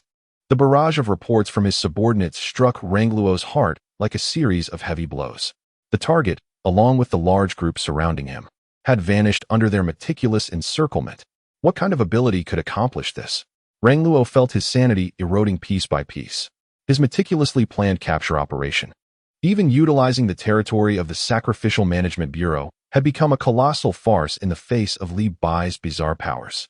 A surge of frustration and humiliation overwhelmed him, and he slammed his fist against the nearby wall with a resounding thud. The wall cracked, revealing the bricks hidden beneath. This operation was a complete failure. Several kilometers away, in a secluded clearing, the night breeze was cool. The air shimmered as dark purple particles materialized out of thin air, rapidly coalescing into human forms like a film played in reverse. As the light dissipated, Li Bai, Sky, Vanderbio, Layla, and several university students stumbled into the clearing. The solid ground beneath their feet brought a collective sigh of relief. Vanderbio collapsed onto the ground, gasping for breath. Sky and Layla, their faces pale, leaned on each other, still shaken. The university students were utterly exhausted. The recent series of bizarre events, particularly the two extraordinary particle transports, had been overwhelmingly disorienting for them. For a moment, all eyes turned towards Li Bai. Chapter 153. The Turtle Sage's Hypnosis. Underground base. Everyone instinctively focused on Li Bai, who appeared remarkably composed. His miraculous feats had upended the perceptions of some. Li Bai scanned the surroundings, ensuring the location was indeed isolated and secure. He reached into his pocket and retrieved a small object, tossing it casually to Sky. Here, a universal capsule. Inside, you'll find a vehicle and some provisions. Sufficient for your escape from here. Sky instinctively caught the capsule, feeling its icy surface.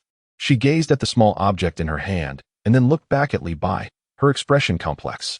She understood the implication in his words. He intended to stay behind. After all, their numbers were a burden to him. Li Bai's demeanor shifted to seriousness as he addressed Sky. Do not return to S.H.I.E.L.D. just yet. He sensed a deeper conspiracy orchestrated by S.H.I.E.L.D. and the Sacrificial Management Bureau. After saying this, he turned to Sky, softening his tone slightly. Your mother, I'm afraid, may not be found this time. They clearly used this as bait. Once the dust settles, we can discuss it further. Sky's shoulders sagged slightly, a profound sense of loss flickering in her eyes. The quest to find her mother had long been her obsession, but to her dismay, it turned out to be a trap as suggested by Li Bai. Yet, she was not a naive person. She nodded firmly. Hill clutched the versatile capsule tightly. Gazing at Li Bai's unusually serious expression, her heart gripped by an invisible hand, sending waves of unfamiliar and unsettling pain through her. This sensation was peculiar. Hill, accustomed to the cycles of life and death, had never felt such emotional turmoil for a man before. Suddenly, she realized that the man who always wore a slightly cynical smile had assumed an unexpected significance in her heart, a change she had not noticed until now. This realization caused her a moment of panic, but more so, an indescribable sense of concern. Li Bai seemed to sense the emotions reflected in Hill and Sky's gazes. A faint smile graced his lips, imbued with a sense of ease and reassurance. With a hum, violet-black particles materialized from thin air, like living ink dispersing in the air, instantly engulfing Li Bai's figure. There were no farewells, no superfluous words. Under the complex gaze of the crowd, especially Hill, Li Bai's form transformed into a cascade of shimmering particles, completely vanishing into the cool night. Left behind were the stunned onlookers and the cold capsule in Hill's hand. Meanwhile, at the villa that served as the trap, report, sir. The second floor has been searched. Nothing was found. The backyard is cleared. No sign of the target. The reports streamed into Langlo's ears through the communicator, deepening the pallor of his face, veins throbbing on his forehead, as if worms were writhing beneath his skin. The target, along with Hill and a multitude of others, had vanished right under their noses, despite his heavy encirclement and firepower. This was an utter humiliation. Incompetence. All of you. Langlo furiously kicked over a nearby chair, the sound grating on the nerves. Continue the search. Dig them out, even if you have to scour the earth. I refuse to believe they can just vanish into thin air. He could not accept this outcome. A failure in this operation would not only be a personal disgrace, but could also jeopardize the subsequent plans of certain individuals. Those mystical fools from the Sacrificial Management Bureau were indeed unreliable. Warning. Warning. Target spotted in the eastern area of the villa. Repeat. Target detected. An agent responsible for perimeter security exclaimed in shock and disbelief over the public channel. Langlo's head snapped up, a flicker of astonishment crossing his face, quickly replaced by wild elation and bloodthirsty excitement. He dared to return? With a shove, he pushed aside the nearby agent and strode out of the villa. Indeed, there, a mere few dozen meters from the eastern side of the villa, stood the figure they loathed, as if he had never left. The agents on guard quickly reacted. a dozen guns locking onto Li Bai, preparing for battle. The heavy machine guns on the armored vehicles adjusted their angles, producing a dull metallic, grinding noise. Ha! Li Bai? As Lang Molo beheld Li Bai standing alone, a surge of audacity coursed through him. A sinister grin adorned his face as he stepped forward, bellowing in a voice he deemed formidable. You tread the path to heaven yet refuse to follow. You breach the gates of hell without invitation. Surrender at once. Intentionally amplifying his tone, he sought to impose psychological pressure upon Li Bai. Otherwise, what of your companions? Sky? And that Vanderbio? I cannot guarantee what our men might do once they find them. He presumed that Li Bai's allies lurked nearby, awaiting his emergence. Yet, what he received was not a plea for mercy or an outburst of fury from Li Bai, but a gaze filled with disdain, as if he were merely observing a foolish jester. You dare threaten me with the safety of others? Li Bai's voice, though subdued, resonated clearly in the ears of all present. Threaten? Forgive me, but I am never one to be threatened. Since you relish this game, allow me to escalate it. Lang Molo, incensed by the contempt in Li Bai's eyes, was poised to command an all-out assault to capture him. However, he was taken aback to witness Li Bai disregard the ominous muzzles surrounding him as his body began to levitate, defying the laws of physics. Indeed, he floated. There were no signs of external assistance. He ascended effortlessly into the air. What? He can fly? All agents present, including Lang Molo and the captured shapeshifter, were left agape in astonishment. Flying? What in the world is this wretched ability? It was never mentioned in the files. Only the capacity to ride the clouds. Open fire. Shoot him down. Lang Molo was the first to react, a primal fear prompting him to roar hysterically. All weapons. Fire at will. The cacophony of gunfire erupted. Rifles, submachine guns, and the heavy machine guns mounted on armored vehicles unleashed a torrent of bullets towards Li Bai, who deftly evaded their onslaught in midair, his speed leaving behind only fleeting afterimages. Ordinary bullets could not trace his path. Even the rare few that approached were easily deflected. He soared higher and higher, soon reaching several hundred meters above, akin to a deity surveying mere ants below.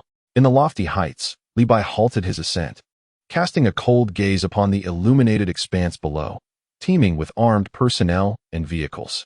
Since you are so fond of this trap, Li Bai's voice resonated in the ears of every individual present, then let it be your final resting place. He gradually raised his hands, palms pressed together before his chest, forming an irregular quadrilateral frame with his thumbs and index fingers. A hum emanated as the energy within him began to coalesce in his palms. A blinding radiance erupted between his fingers, initially mere sparks that swiftly intensified, becoming overwhelmingly brilliant. It was as though a miniature sun was being birthed in his grasp. The surrounding air warped violently, resonating with a sound akin to high-voltage electricity. The potent energy waves even caused the ground beneath to tremble slightly. What on earth is that? Lang Muro tilted his head back, the color draining from his face, leaving only an abyss of fear and despair. His entire body trembled uncontrollably. The agents under his command were equally paralyzed, staring blankly at the sky, their weapons having ceased fire without them realizing. In the face of the overwhelming force of destruction, their once proud weapons appeared insignificant and absurd. Li Bai's gaze was frigid as he channeled the immense energy within him into his palms. The energy gathered to its zenith, and he forcefully thrust his hands forward towards the villa below. The energy cannon erupted forth, the roar echoing through the night. A blinding light surged forth, imbued with the power to annihilate everything, exploding from Li Bai's palms. The dazzling white light ripped through the air, producing a deafening roar as it descended upon the villa below. In that moment, time seemed to slow. Lang Muro and the agent's expressions of terror and despair were frozen on their faces. In the next instant, the energy struck the villa and the surrounding forest. There was no cataclysmic explosion, only a profound silence engulfed in white light. The blinding light consumed everything in its path, the villa, vehicles, and personnel, disintegrating, evaporating, and obliterating them upon contact, leaving not a trace of ash behind. Immediately following this, a terrifying shockwave surged outward like a tsunami. The ground trembled violently, groaning under the force. Trees within a radius of several hundred meters were uprooted, soaring into the air like straw, only to be torn apart by the raging energy. After the shockwave passed, there remained a colossal, smooth-edged square pit, the the bottom shrouded in darkness, as if connected to the depths of hell, emitting curling wisps of smoke. Everything prior, the agents of S.H.I.E.L.D.,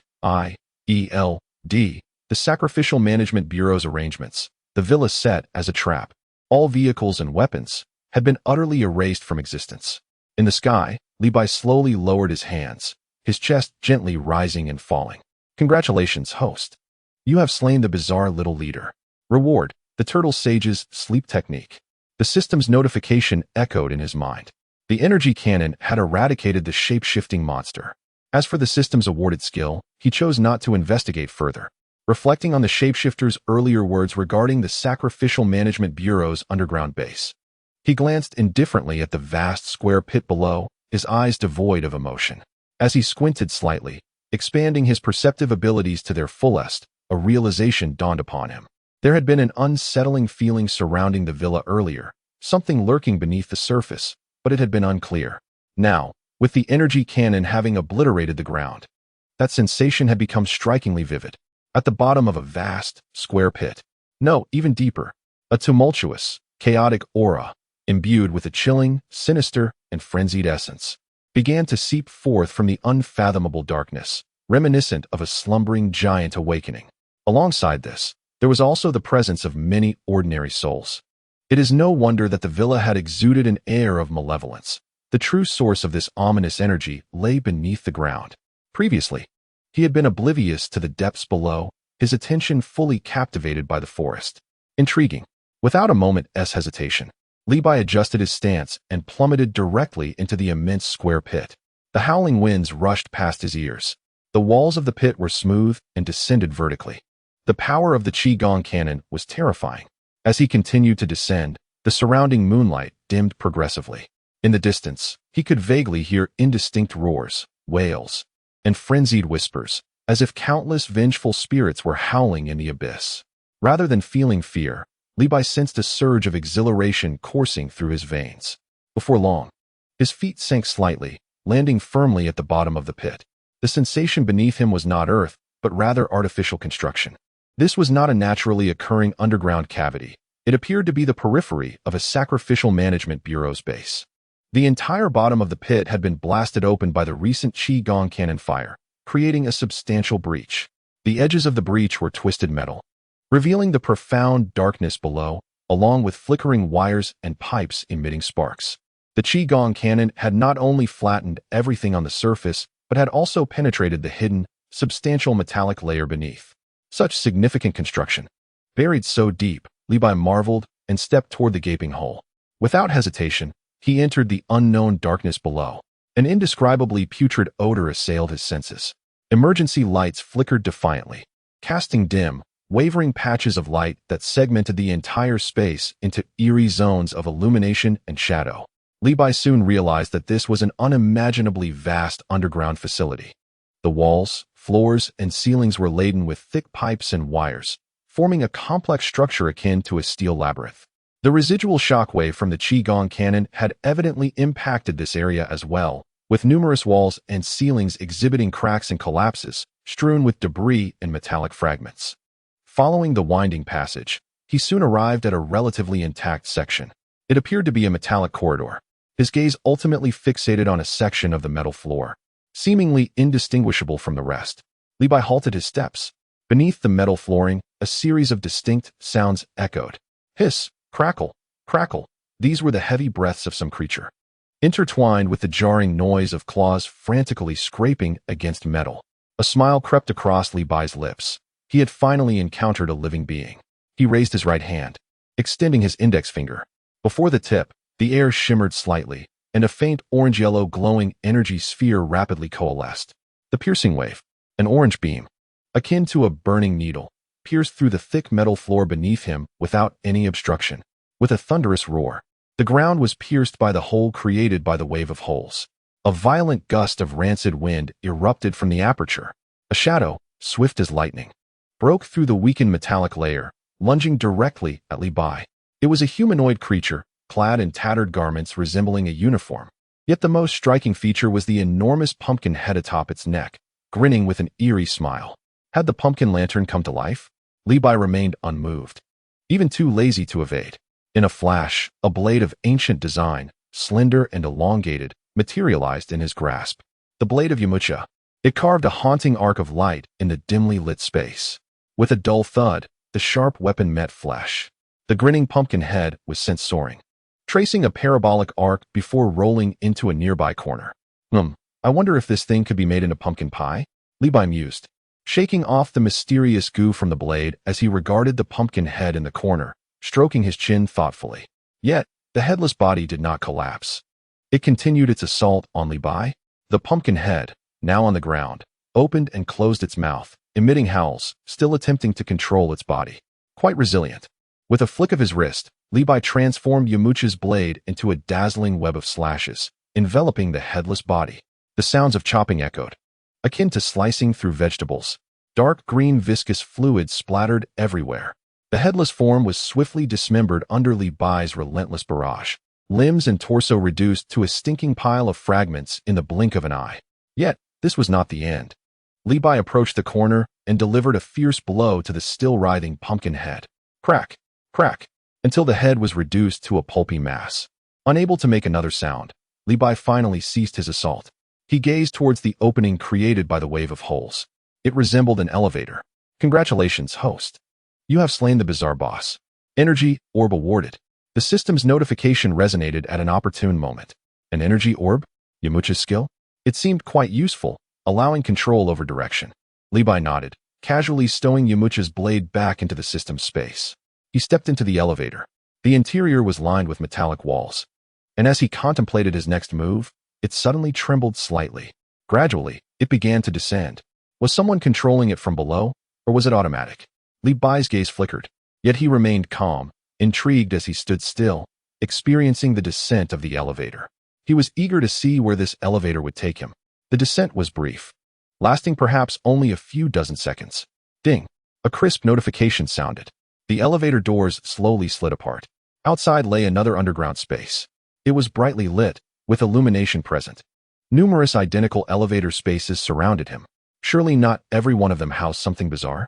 Levi gazed at the surreal scene before him, reminiscent of a science fiction film, momentarily taken aback, before an unprecedented glimmer ignited in his eyes.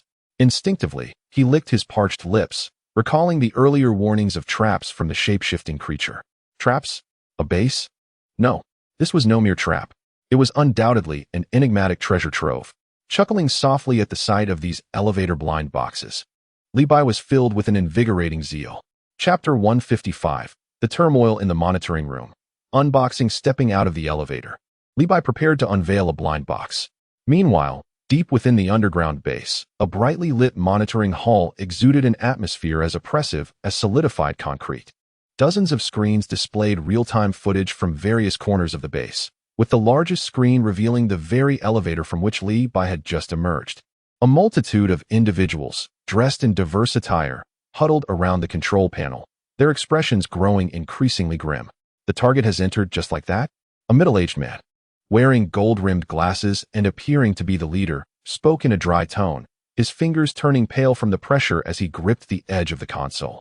The terrifying power of the Qigong cannon and the instant obliteration of surface facilities were vividly captured on the backup monitors, shattering any remaining illusions of safety. Indeed, a technician nearby, trembling, retrieved the previous surveillance footage. The recording, identified as 989,823, revealed a monstrous pumpkin-headed creature bursting through a metal barrier. Moments later, Levi's silhouette appeared at the breach before he leaped into the elevator shaft. The fate of the pumpkin-headed creature remained unknown, as there were no cameras in that area. What about our personnel sent for surface support? What of Rumlow from S.H.I.E.L.D.? The leader suddenly turned, his voice sharp with urgency. A communications officer, pale and visibly shaken, swallowed hard and responded, "Sir, all communication signals from the surface have been completely cut off, and there is no response from life detection." A collective gasp echoed through the hall. All wiped out. Even Rumlow and the elite special forces, along with our meticulously laid traps, evaporated in an instant. Significant structural collapses have occurred from Zone 7 to Zone 9. Severe damage reported. Multiple energy conduits have ruptured. Requesting emergency assistance. Another operator at a different console shouted anxiously. Forget about it. The leader with the gold-rimmed glasses flashed a moment of ruthless determination, slamming his hand on the table. All combat personnel, immediately proceed to the containment area for Subject 0. Activate the highest level of defense protocols. Under no circumstances must we allow Li Bai to advance further. Rescue? What good is rescue now, compared to the risk of completely annihilating the base? Any personnel casualties or equipment losses pale in significance.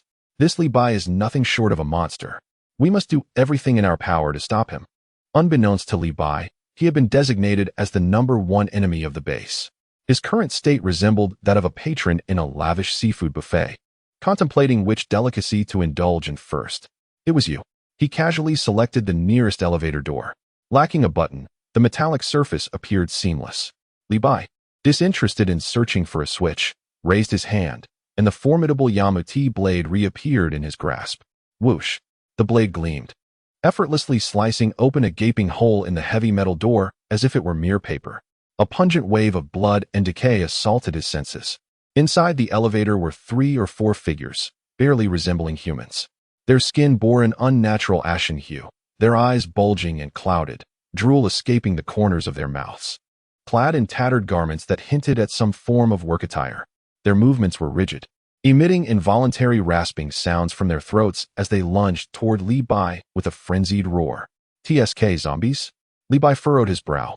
Such primitive monstrosities barely ignited his desire to employ his skills. He couldn't even be bothered to change his stance. With a casual flick of his wrist, he dispatched them. Stab! Stab! Stab! The blade shimmered, slicing through them as though they were tofu. Heads soared into the air, accompanied by a cascade of putrid liquid, tumbling to the ground. The headless bodies staggered momentarily before collapsing, convulsing a few times before falling still. Congratulations, host. You have slain a common anomaly. Reward: Bulma's universal wrench, Oolong's underwear, cleaned. A notification chimed in his mind. Li Bai's lips twitched. A wrench? Underwear? What nonsense. His expression reflected disdain. It seemed this blind box was not entirely filled with surprises. The chance of receiving trash was rather high. The first was a disappointing draw, a bit of bad luck. On to the next. Li Bai approached the adjacent elevator door, slicing it open once more. This time, an absence of foul odor greeted him. Instead, a faint scent of disinfectant mingled with cheap perfume wafted forth. Inside stood a figure clad in a white nurse's uniform. Her figure was quite voluptuous. The white stockings hugged her long legs, the buttons of her uniform straining against their burden, hinting at what lay beneath. Li Bai instinctively glanced twice more, unable to resist the allure of her uniform. However, as his gaze ascended to her face, the fleeting intrigue dissipated, replaced by a churn in his stomach. Her visage was ghostly pale, her eyes vacant and devoid of life. Most repulsive was her mouth. The corners stretched back to her ears, revealing a mouthful of jagged, serrated teeth. The gaping maw faced Li Bai, emitting a chilling, cackling laugh. A nurse version of the slit-mouthed woman? Li Bai nearly retched at the sight. Feeling his eyes had been insulted, he swung his blade without hesitation. Whoosh, whoosh, whoosh. The blade moved with such speed that it left only afterimages. The sultry nurse had no time to react before being swiftly dismembered. He vertically cleaved her from head to toe, then horizontally severed her at the waist. Viscous, dark green liquid splattered everywhere. Congratulations, host. You have slain an anomalous entity. Reward: magic beans. Li Bai paused momentarily. At long last, it was no longer the wrench undergarments. Onward. He eagerly approached the third elevator door, slicing it open with precision. Upon peering inside, Li Bai found himself momentarily taken aback. Was it empty? Chapter 156, Ghostly Flash. As he continued his descent, a sudden chill enveloped him, and he could see his breath manifesting as white mist. Heightening his vigilance, he realized the inside was not devoid of presence. He discerned the imminent danger. A wisp of ethereal white fog materialized in the center of the elevator cabin. Within the mist, a vague human silhouette emerged, its features obscured, exuding a chilling aura. Indeed, it was a specter. Against such an insubstantial entity, a blade would prove futile. He sheathed his sword, raising both hands abruptly to his forehead. Solar Fist. A blinding radiance erupted instantaneously. The entire subterranean expanse was illuminated as if it were midday. From the fog, a piercing scream echoed. under the intense light. It rapidly melted away like ice, evaporating in mere moments. Congratulations, host. You have slain an elite aberration. Reward, 1 combat suit. A combat suit. The third one already. Far superior to someone's mundane apparel. Levi reassured himself and continued to open the elevator blind boxes. Next, he wielded his sword, slicing open one door after another. Inside, he encountered several winged monstrosities, emitting shrill cries. Without hesitation, he reduced them to fragments. Congratulations, host. You have slain a boss-level aberration. Reward, skill, Ghostly Flash. Ghostly Flash? Levi muttered, recalling its origins. This skill seemed reminiscent of what Piccolo had taught Gohan.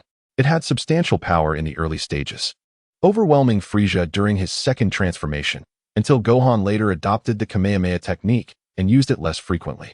This skill was commendable. At last, it was not another mundane item. Levi nodded in satisfaction and proceeded to the next blind box. The fifth elevator revealed a palm-sized mass of writhing sludge, attempting to engulf Levi. But he swiftly vaporized it with a piercing wave. Reward, Patera earrings. Intended for fusion, which was of no use to Levi. He had no intention of merging with anyone. The sixth elevator. The seventh elevator. The system's notification echoed continuously in his mind. Congratulations, host. You have slain an elite aberration. Reward, Senza beans. Congratulations, host. You have slain an elite aberration. Reward, Bulma's transformation card. Congratulations, host. You have slain a boss-level aberration. Reward, Gravity experience card, 1 hour. The rewards were varied. Some were useful, others superfluous, a few even comical.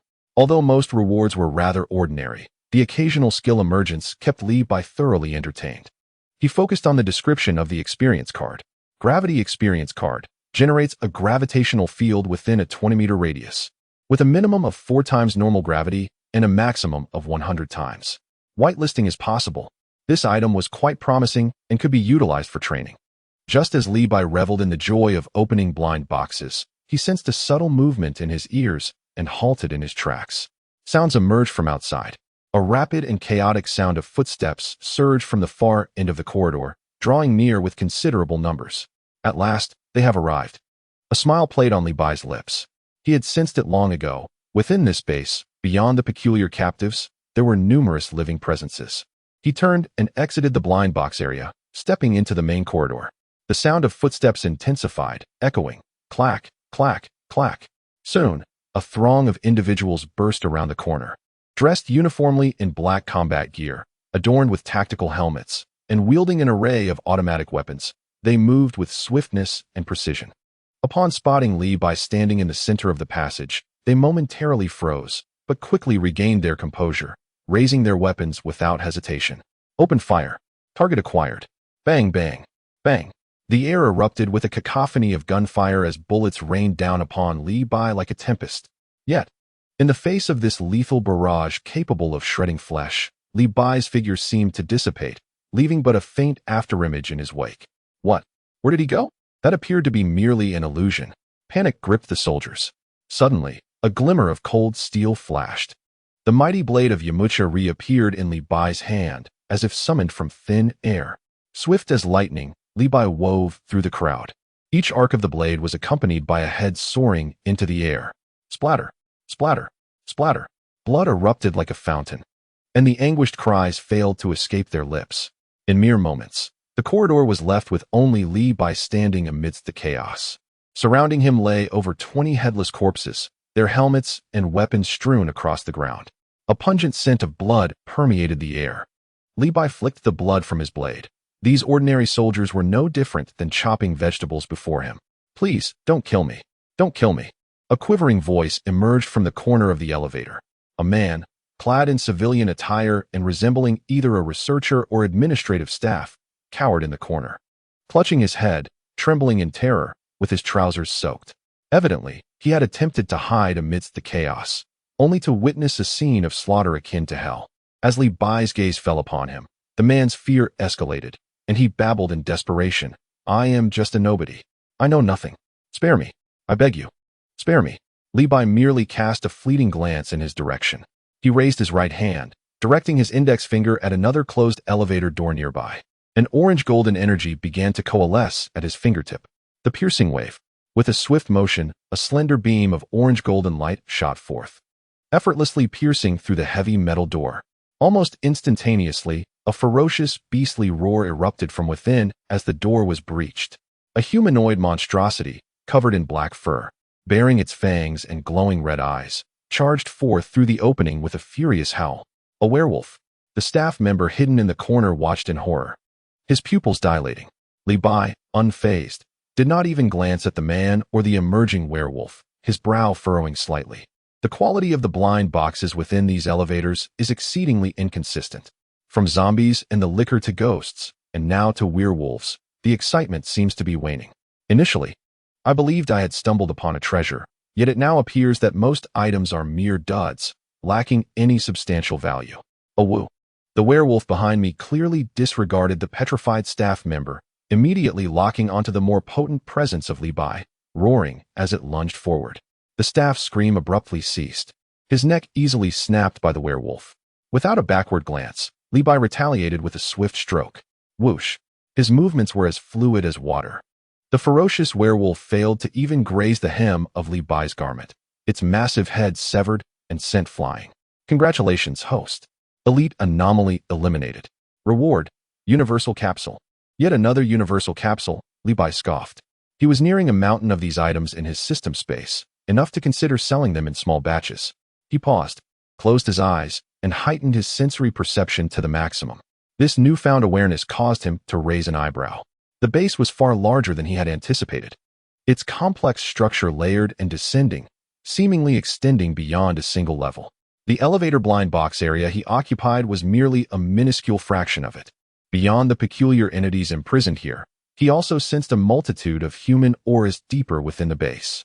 Some strong, others weak, densely packed. Li Bai opened his eyes. The blind boxes no longer piqued his interest. The true feast appeared to lie below. With a curious and excited grin, Li Bai's lips curled upward. The oddities within the elevators had lost their allure. He lowered his gaze, seemingly penetrating the thick metallic floor, pinpointing the source of the strongest aura. With direction established, there was no need to descend layer by layer. That would be far too slow. Li Bai raised his hands, palms facing each other at his waist. Energy began to gather and compress within his palms, emitting a sizzling sound as the surrounding air twisted under the strain of the accumulating power. It was the perfect opportunity to test his newly acquired skill. Magic flash. With a low shout, a robust purple energy beam erupted from his palms. Boom. A deafening explosion resounded instantly. The floor beneath him crumbled like paper, pierced by the purple beam in an instant. The powerful energy shockwave radiated outward, causing the entire corridor to tremble violently. Dust and smoke filled the air. Beneath Li Bai, a vast, bottomless pit emerged. The purple beam continued its descent, unimpeded. Through countless layers of structure, Li Bai leaped, following the shortcut he had carved, plunging into the depths of the base. The wind howled past his ears. As Li Bai traversed layer upon layer of perforated architectural structures, his gaze finally captured the scene below. It revealed an expansive chamber, devoid of illumination save for flickering torches that barely delineated the contours of the space. As he drew nearer, the central spectacle became increasingly discernible. It appeared to be an altar, constructed from an unknown black stone. Its surface was coarse and marred by twisted, sinister runes, as if the anguished wails of countless tormented souls had been enshrined within the stone. The ground surrounding the altar bore vast patches of desiccated, darkened bloodstains, alongside scattered remnants of indistinguishable debris. The entire altar exuded a pervasive aura of malevolence and filth, weighing heavy upon the heart merely by gazing upon it. At the altar's periphery, Li Bai beheld several human-shaped figures. Bound to the altar's edge by a series of stone pillars, their bodies had withered entirely, skin taut against bone. Eye sockets hollowed, mouths agape in a silent, eternal curse. Judging by the remnants of their garments, they were once human. The atmosphere turned icy for Li Bai. This scene felt hauntingly familiar, reminiscent of the sacrifices conducted by the individuals at Mabry Private School. Frowning, he averted his gaze. A low, omnipresent whisper began to resonate throughout the chamber. The sound seemed to emanate from all directions, as if it had burrowed directly into Li Bai's mind. Fragmented, chaotic, it brimmed with temptation and malice. Fear, anger, despair, abandonment. A torrent of negative emotions surged forth, seeking to erode his sanity and disrupt his spirit. Li Bai furrowed his brow, growing somewhat impatient. Such a degree of mental interference was, at most, mere background noise to him. As the whispers intensified, the surrounding shadows began to writhe. Distorted forms, composed entirely of pure negativity and malevolent energy, slowly emerged from the darkness. They bore no fixed shape, akin to elusive phantoms. Their features obscured, revealing only twisted silhouettes steeped in anguish. These intangible remnants of evil emitted piercing shrieks, sharp and jarring, gliding towards Li Bai in an attempt to infiltrate his being. Instinctively, Li Bai swung the large blade in his grasp. Whoosh! The blade sliced through one of the distorted forms. It felt as though he had struck air. The entity merely quivered before reconstituting and continuing its advance. Li Bai raised an eyebrow. It was reminiscent of the spirits he had encountered previously. Reclaiming his blade, he summoned his will.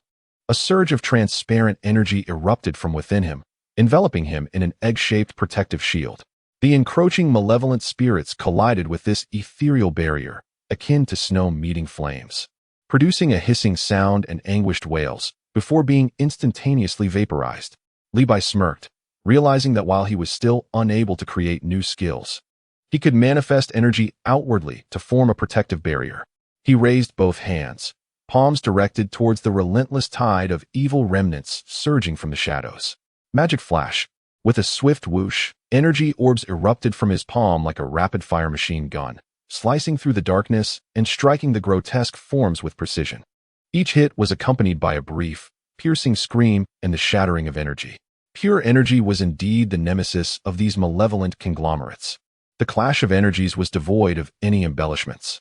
In mere moments, the unsettling remnants of the evil spirits in the space were eradicated by Li Bai, silencing the shrill cries that had echoed moments before. The whispers ceased momentarily. The magical flash was remarkably effective. Not only could it unleash a formidable wave akin to the Kamehameha, but it could also fire continuously. Li Bai stood still for a while. The system's lack of response indicated that these entities were not the main threat. He sensed the most potent malevolent aura lurking deep within the altar, still very much present. Suddenly, a thunderous rumble reverberated through the underground space, more intense than the tremors caused by the previous magical flash. It felt as though the entire base was groaning and trembling under this force. The runes on the altar ignited with a blood-red glow. Terrifying. Evil energy erupted from the altar's center like a volcanic explosion, causing the temperature in the space to plummet to freezing levels. Li Bai could even see the fog of his own breath. Above the altar, that surging black energy began to churn, twist, and coalesce into a colossal mass of darkness. Amidst the blackness, countless distorted and anguished faces could be discerned, floating, wailing, and shrieking. They seemed desperate to break free, yet were firmly bound by an even deeper darkness. A cacophony of distorted, raspy laughter, as if composed of innumerable overlapping voices, emanated from the black energy conglomerate. This time, it was not a vague whisper, but a clearly audible voice resonating directly in Li Bai's mind. An amusing intruder, it mocked, dripping with derision and superiority. How many years has it been since I felt such a pure essence of the soul? The black energy conglomerate writhed slowly, and the visage of an elder, resembling withered bark, gradually emerged, its hollow eye sockets fixated upon Li Bai. You do not belong here.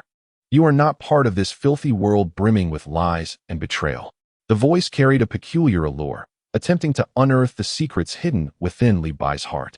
Li Bai merely gazed coldly at it, his aura intensifying. Chapter 158. The Demon-Piercing Light Cannon. Genes of the Frisia clan. Li Bai listened to the intermittent, beguiling voice buzzing in his mind, his brow furrowing tighter with each passing moment. What pure soul? What do you mean I don't belong here? Engaging in philosophical discourse with an entity of uncertain nature held no appeal for him. Are we acquainted? Conducting a census? Li Bai scoffed, bluntly interrupting its self-indulgent monologue. Whatever you are, if you block my path, I shall shatter you. With no further desire for idle chatter, he prepared to unleash his ultimate move, channeling his energy with unreserved intensity. The air emitted a burdensome groan. An orange-yellow flame erupted from Li Bai's being like a volcanic explosion, instantly enveloping him entirely. This surge of energy was far more ferocious than the previous magical flash. The debris on the ground began to levitate, the air warped by the intense heat, rendering visibility hazy. The crimson runes on the altar flickered with greater madness, seemingly sensing a threat. Super explosive magic wave. Li Bai bellowed, releasing the energy he had accumulated to its utmost limit in a resounding blast centered around himself. There were no beams, no directional focus. It was a pure, indiscriminate explosion of energy radiating outward in all directions. Boom. The entire subterranean space was instantly engulfed in blinding orange-yellow radiance. A terrifying shockwave expanded spherically from Li Bai at incredible speed, akin to detonating a nuclear device in a confined space. The first to bear the brunt was the suspended black energy conglomerate. The moment the shockwave collided with the black conglomerate, an even more blinding light erupted, accompanied by a deafening roar. No way. A voice filled with disbelief, mingled with terror and rage, emanated from within the conglomerate. The form, composed of countless negative emotions and malevolent energy, twisted and writhed violently under the impact of the orange-yellow energy, as if ink droplets boiling in water were being forcibly torn apart and evaporated. The shockwave surged forth unabated, crashing violently against the walls, ceiling, and floor of the space. Crack! Crack! The sturdy black rock structure began to fracture, fissures spreading like a spider's web. Large chunks of rock and metal were dislodged. The entire underground base trembled violently under the weight of this horrific explosion, on the verge of collapse. The evil spirit emitted a piercing, distorted scream. A sound intermingled with the anguished wails of countless souls. The immense black energy mass rolled violently, the tortured faces on its surface beginning to distort and blur, dimming significantly. Its size noticeably shrank, soon reduced to that of a basketball. Even after the explosion, debris continued to fall within the underground space. Huh, it's still alive? Li Bai raised an eyebrow, somewhat astonished. This entity exceeded his expectations. The basketball-sized black energy mass writhed restlessly in the air, attempting to escape into the crevices. Trying to flee? Li Bai's gaze sharpened. He would not grant this entity the opportunity to escape. When confronting such a sinister presence, one must strike while it is vulnerable. Li Bai took a deep breath, forcibly mobilizing the energy that had just been slightly depleted from unleashing the super explosive magic wave. This time, he did not concentrate the energy in his palm. He abruptly raised his right hand, aligning his index and middle fingers, and struck his forehead with lightning speed. The signature technique of beak. ZZZZ. Terrifying energy began to converge frantically at his fingertips, accompanied by a sound that made one's teeth ache from the electric arcs. The surrounding air visibly warped. At that moment, time seemed to slow. The black energy mass appeared to sense the overwhelming aura capable of annihilating everything, hastening its escape. But it was too late. Li Bai fixated intently on the dark energy. With a sudden gesture, he lowered his finger from his forehead, directing it toward the target. A fierce glint shone in his eyes as he unleashed the compressed energy within him, erupting explosively. The magic-penetrating light cannon. In a flash, a dazzling beam of energy, adorned with destructive spirals, shot forth from his fingertips. Its speed was unparalleled. Almost instantaneously, the spiral beam traversed the distance, striking true at the black energy that sought to flee. A deafening explosion reverberated, an ear-splitting sound that could render one momentarily deaf. The spiral beam pierced through the malevolent spirit like an indomitable drill, continuing its unstoppable advance, ultimately striking the altar. A terrifying energy storm erupted from the point of impact, sweeping outward like a tsunami in a frenzied onslaught. The shattered black altar could not withstand this tempest for even a second, disintegrating into fine dust. No. The malevolent spirit emitted a final, piercing wail. It rapidly disintegrated, vanishing without a trace. As it disappeared entirely, a nauseating sensation that had pervaded the space dissipated, as if it had been purified, fading away. The surrounding temperature seemed to rise slightly, no longer so chilling and bone-biting. Only the relentless collapse remained. Almost simultaneously with the complete annihilation of the malevolent spirit, a cold yet familiar system notification echoed in Li Bai's mind. Congratulations to the host. Legendary level anomaly eliminated. Reward, Frisia Clan Gene. Legendary level anomaly? Li Bai recalled the dark energy he had just encountered, having no recollection of what legend it might pertain to. However, his face soon broke into an uncontrollable expression of elation. The Frisia Clan Gene. Li Bai's eyes widened, his heart racing wildly. Frisia, the Cosmic Emperor, initially showcasing flamboyance. later subdued by the Psiots. Then, he transformed into Golden Frisia. If this gene could be utilized, it meant he too might have a chance. Levi felt his blood surging with fervor. Compared to this Frisia gene, what were battle suits, spirit beans, or universal capsules, but trifles? This opportunity was a windfall beyond measure. This adventure had proven invaluable. Just as Levi reveled in the excitement of acquiring such a superlative reward and envisioned boundless possibilities for the future, a resounding crash echoed above. The collapse intensified. Countless massive stones and twisted steel-reinforced concrete structures fell like hailstones. The ground beneath him cracked wide open, the entire space collapsing at a visibly alarming rate. The power of the magic-penetrating light cannon had been overwhelmingly potent. Not only had it obliterated the legendary anomaly, but it had also utterly dismantled the already complex structural integrity of the underground base. This place was on the brink of destruction. As for the miraculous effects of the Frisia clan gene and whether it could grant him the thrill of transformation, that was a consideration for another time. For now, escaping this place was paramount. Chapter 159. The shrinking Levi returns home, and the roar above grew ever more intense, as if the entire world were disintegrating. Countless massive boulders, interspersed with twisted steel and concrete structures, rained down like apocalyptic hail. The ground beneath split open, revealing unfathomable chasms. As the entire subterranean space collapsed at a visibly alarming rate, groaning under the unbearable weight. Well, that commotion was rather significant, Levi mused, observing the impending doom that threatened to bury everything. Strangely, he felt no sense of panic. He attempted to ascend, only to find that the passage above had been completely blocked by the fallen debris. Are they attempting to entomb me alive? Raising his hand, he unleashed a few magical bolts of energy towards the boulders the size of millstones. Whoosh! The violet projectiles struck with precision, shattering the massive stones into fragments. Yet, it was merely a drop in the ocean. More rubble and structures continued to plummet. It appeared that he needed to exert greater force. Taking a deep breath, Levi slowly drew his hands to his waist, adopting a classic stance. Radiant orange-yellow light converged in his palms, causing the air to hum with energy. Turtle School Energy Wave.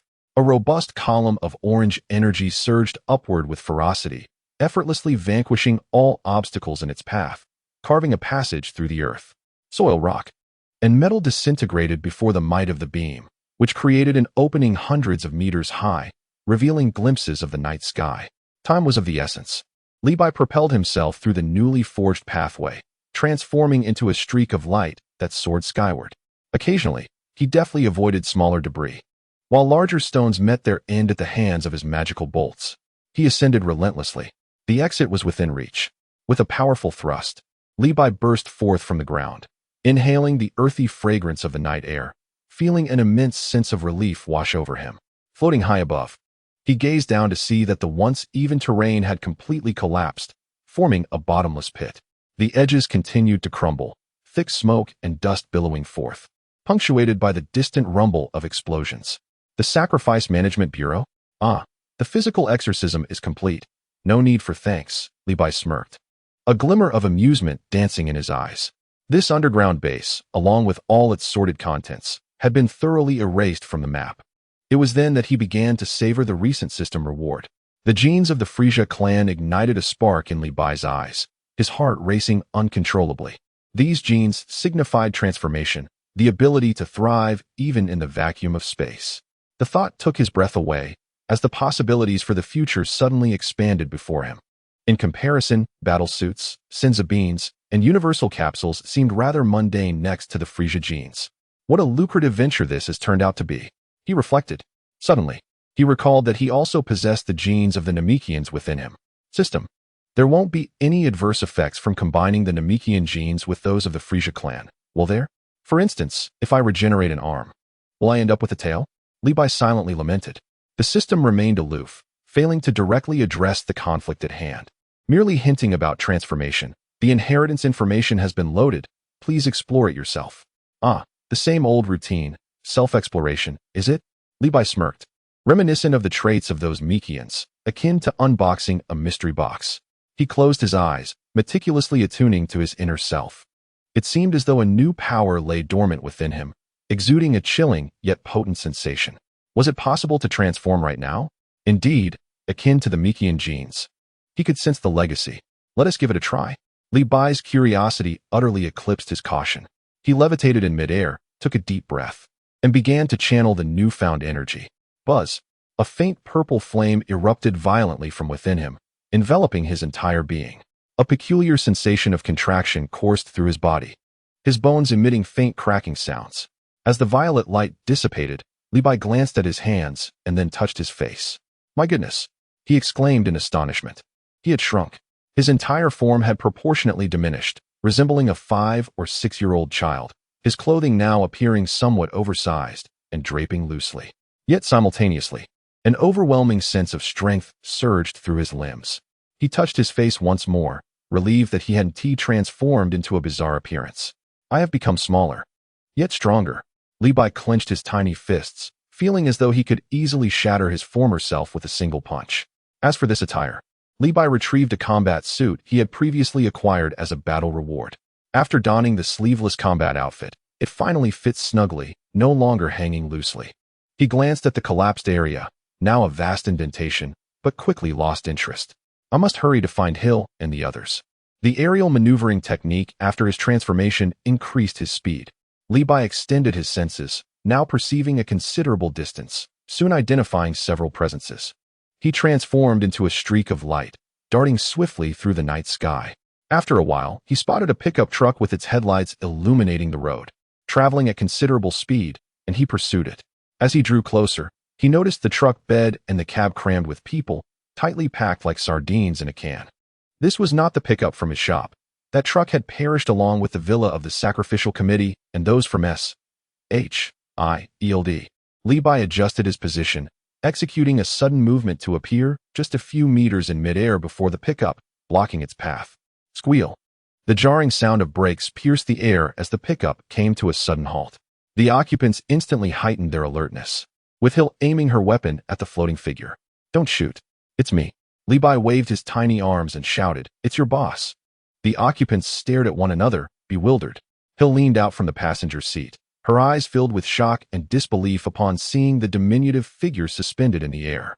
However, upon noticing Li Bai's combat suit, she was convinced such attire belonged solely to him.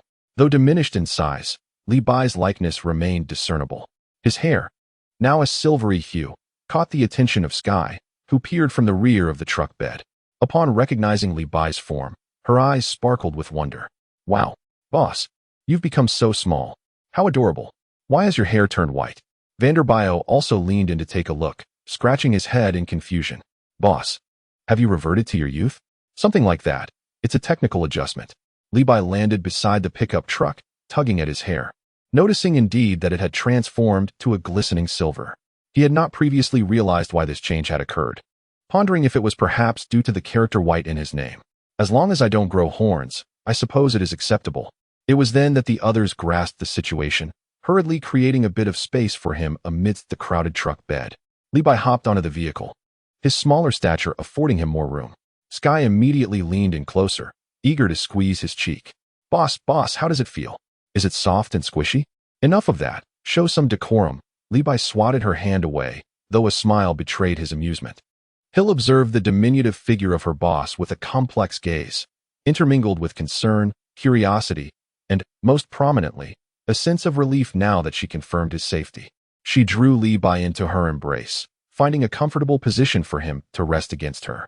After a series of relentless battles and energy surges, coupled with his recent transformation, an overwhelming fatigue finally enveloped Li Bai. He stifled a yawn and, nestled in Hill's warm embrace, listened to the rhythmic jostle of the pickup and the soft murmurs of his companions, his eyelids growing heavier. Home at last. Before long, he succumbed to a deep slumber.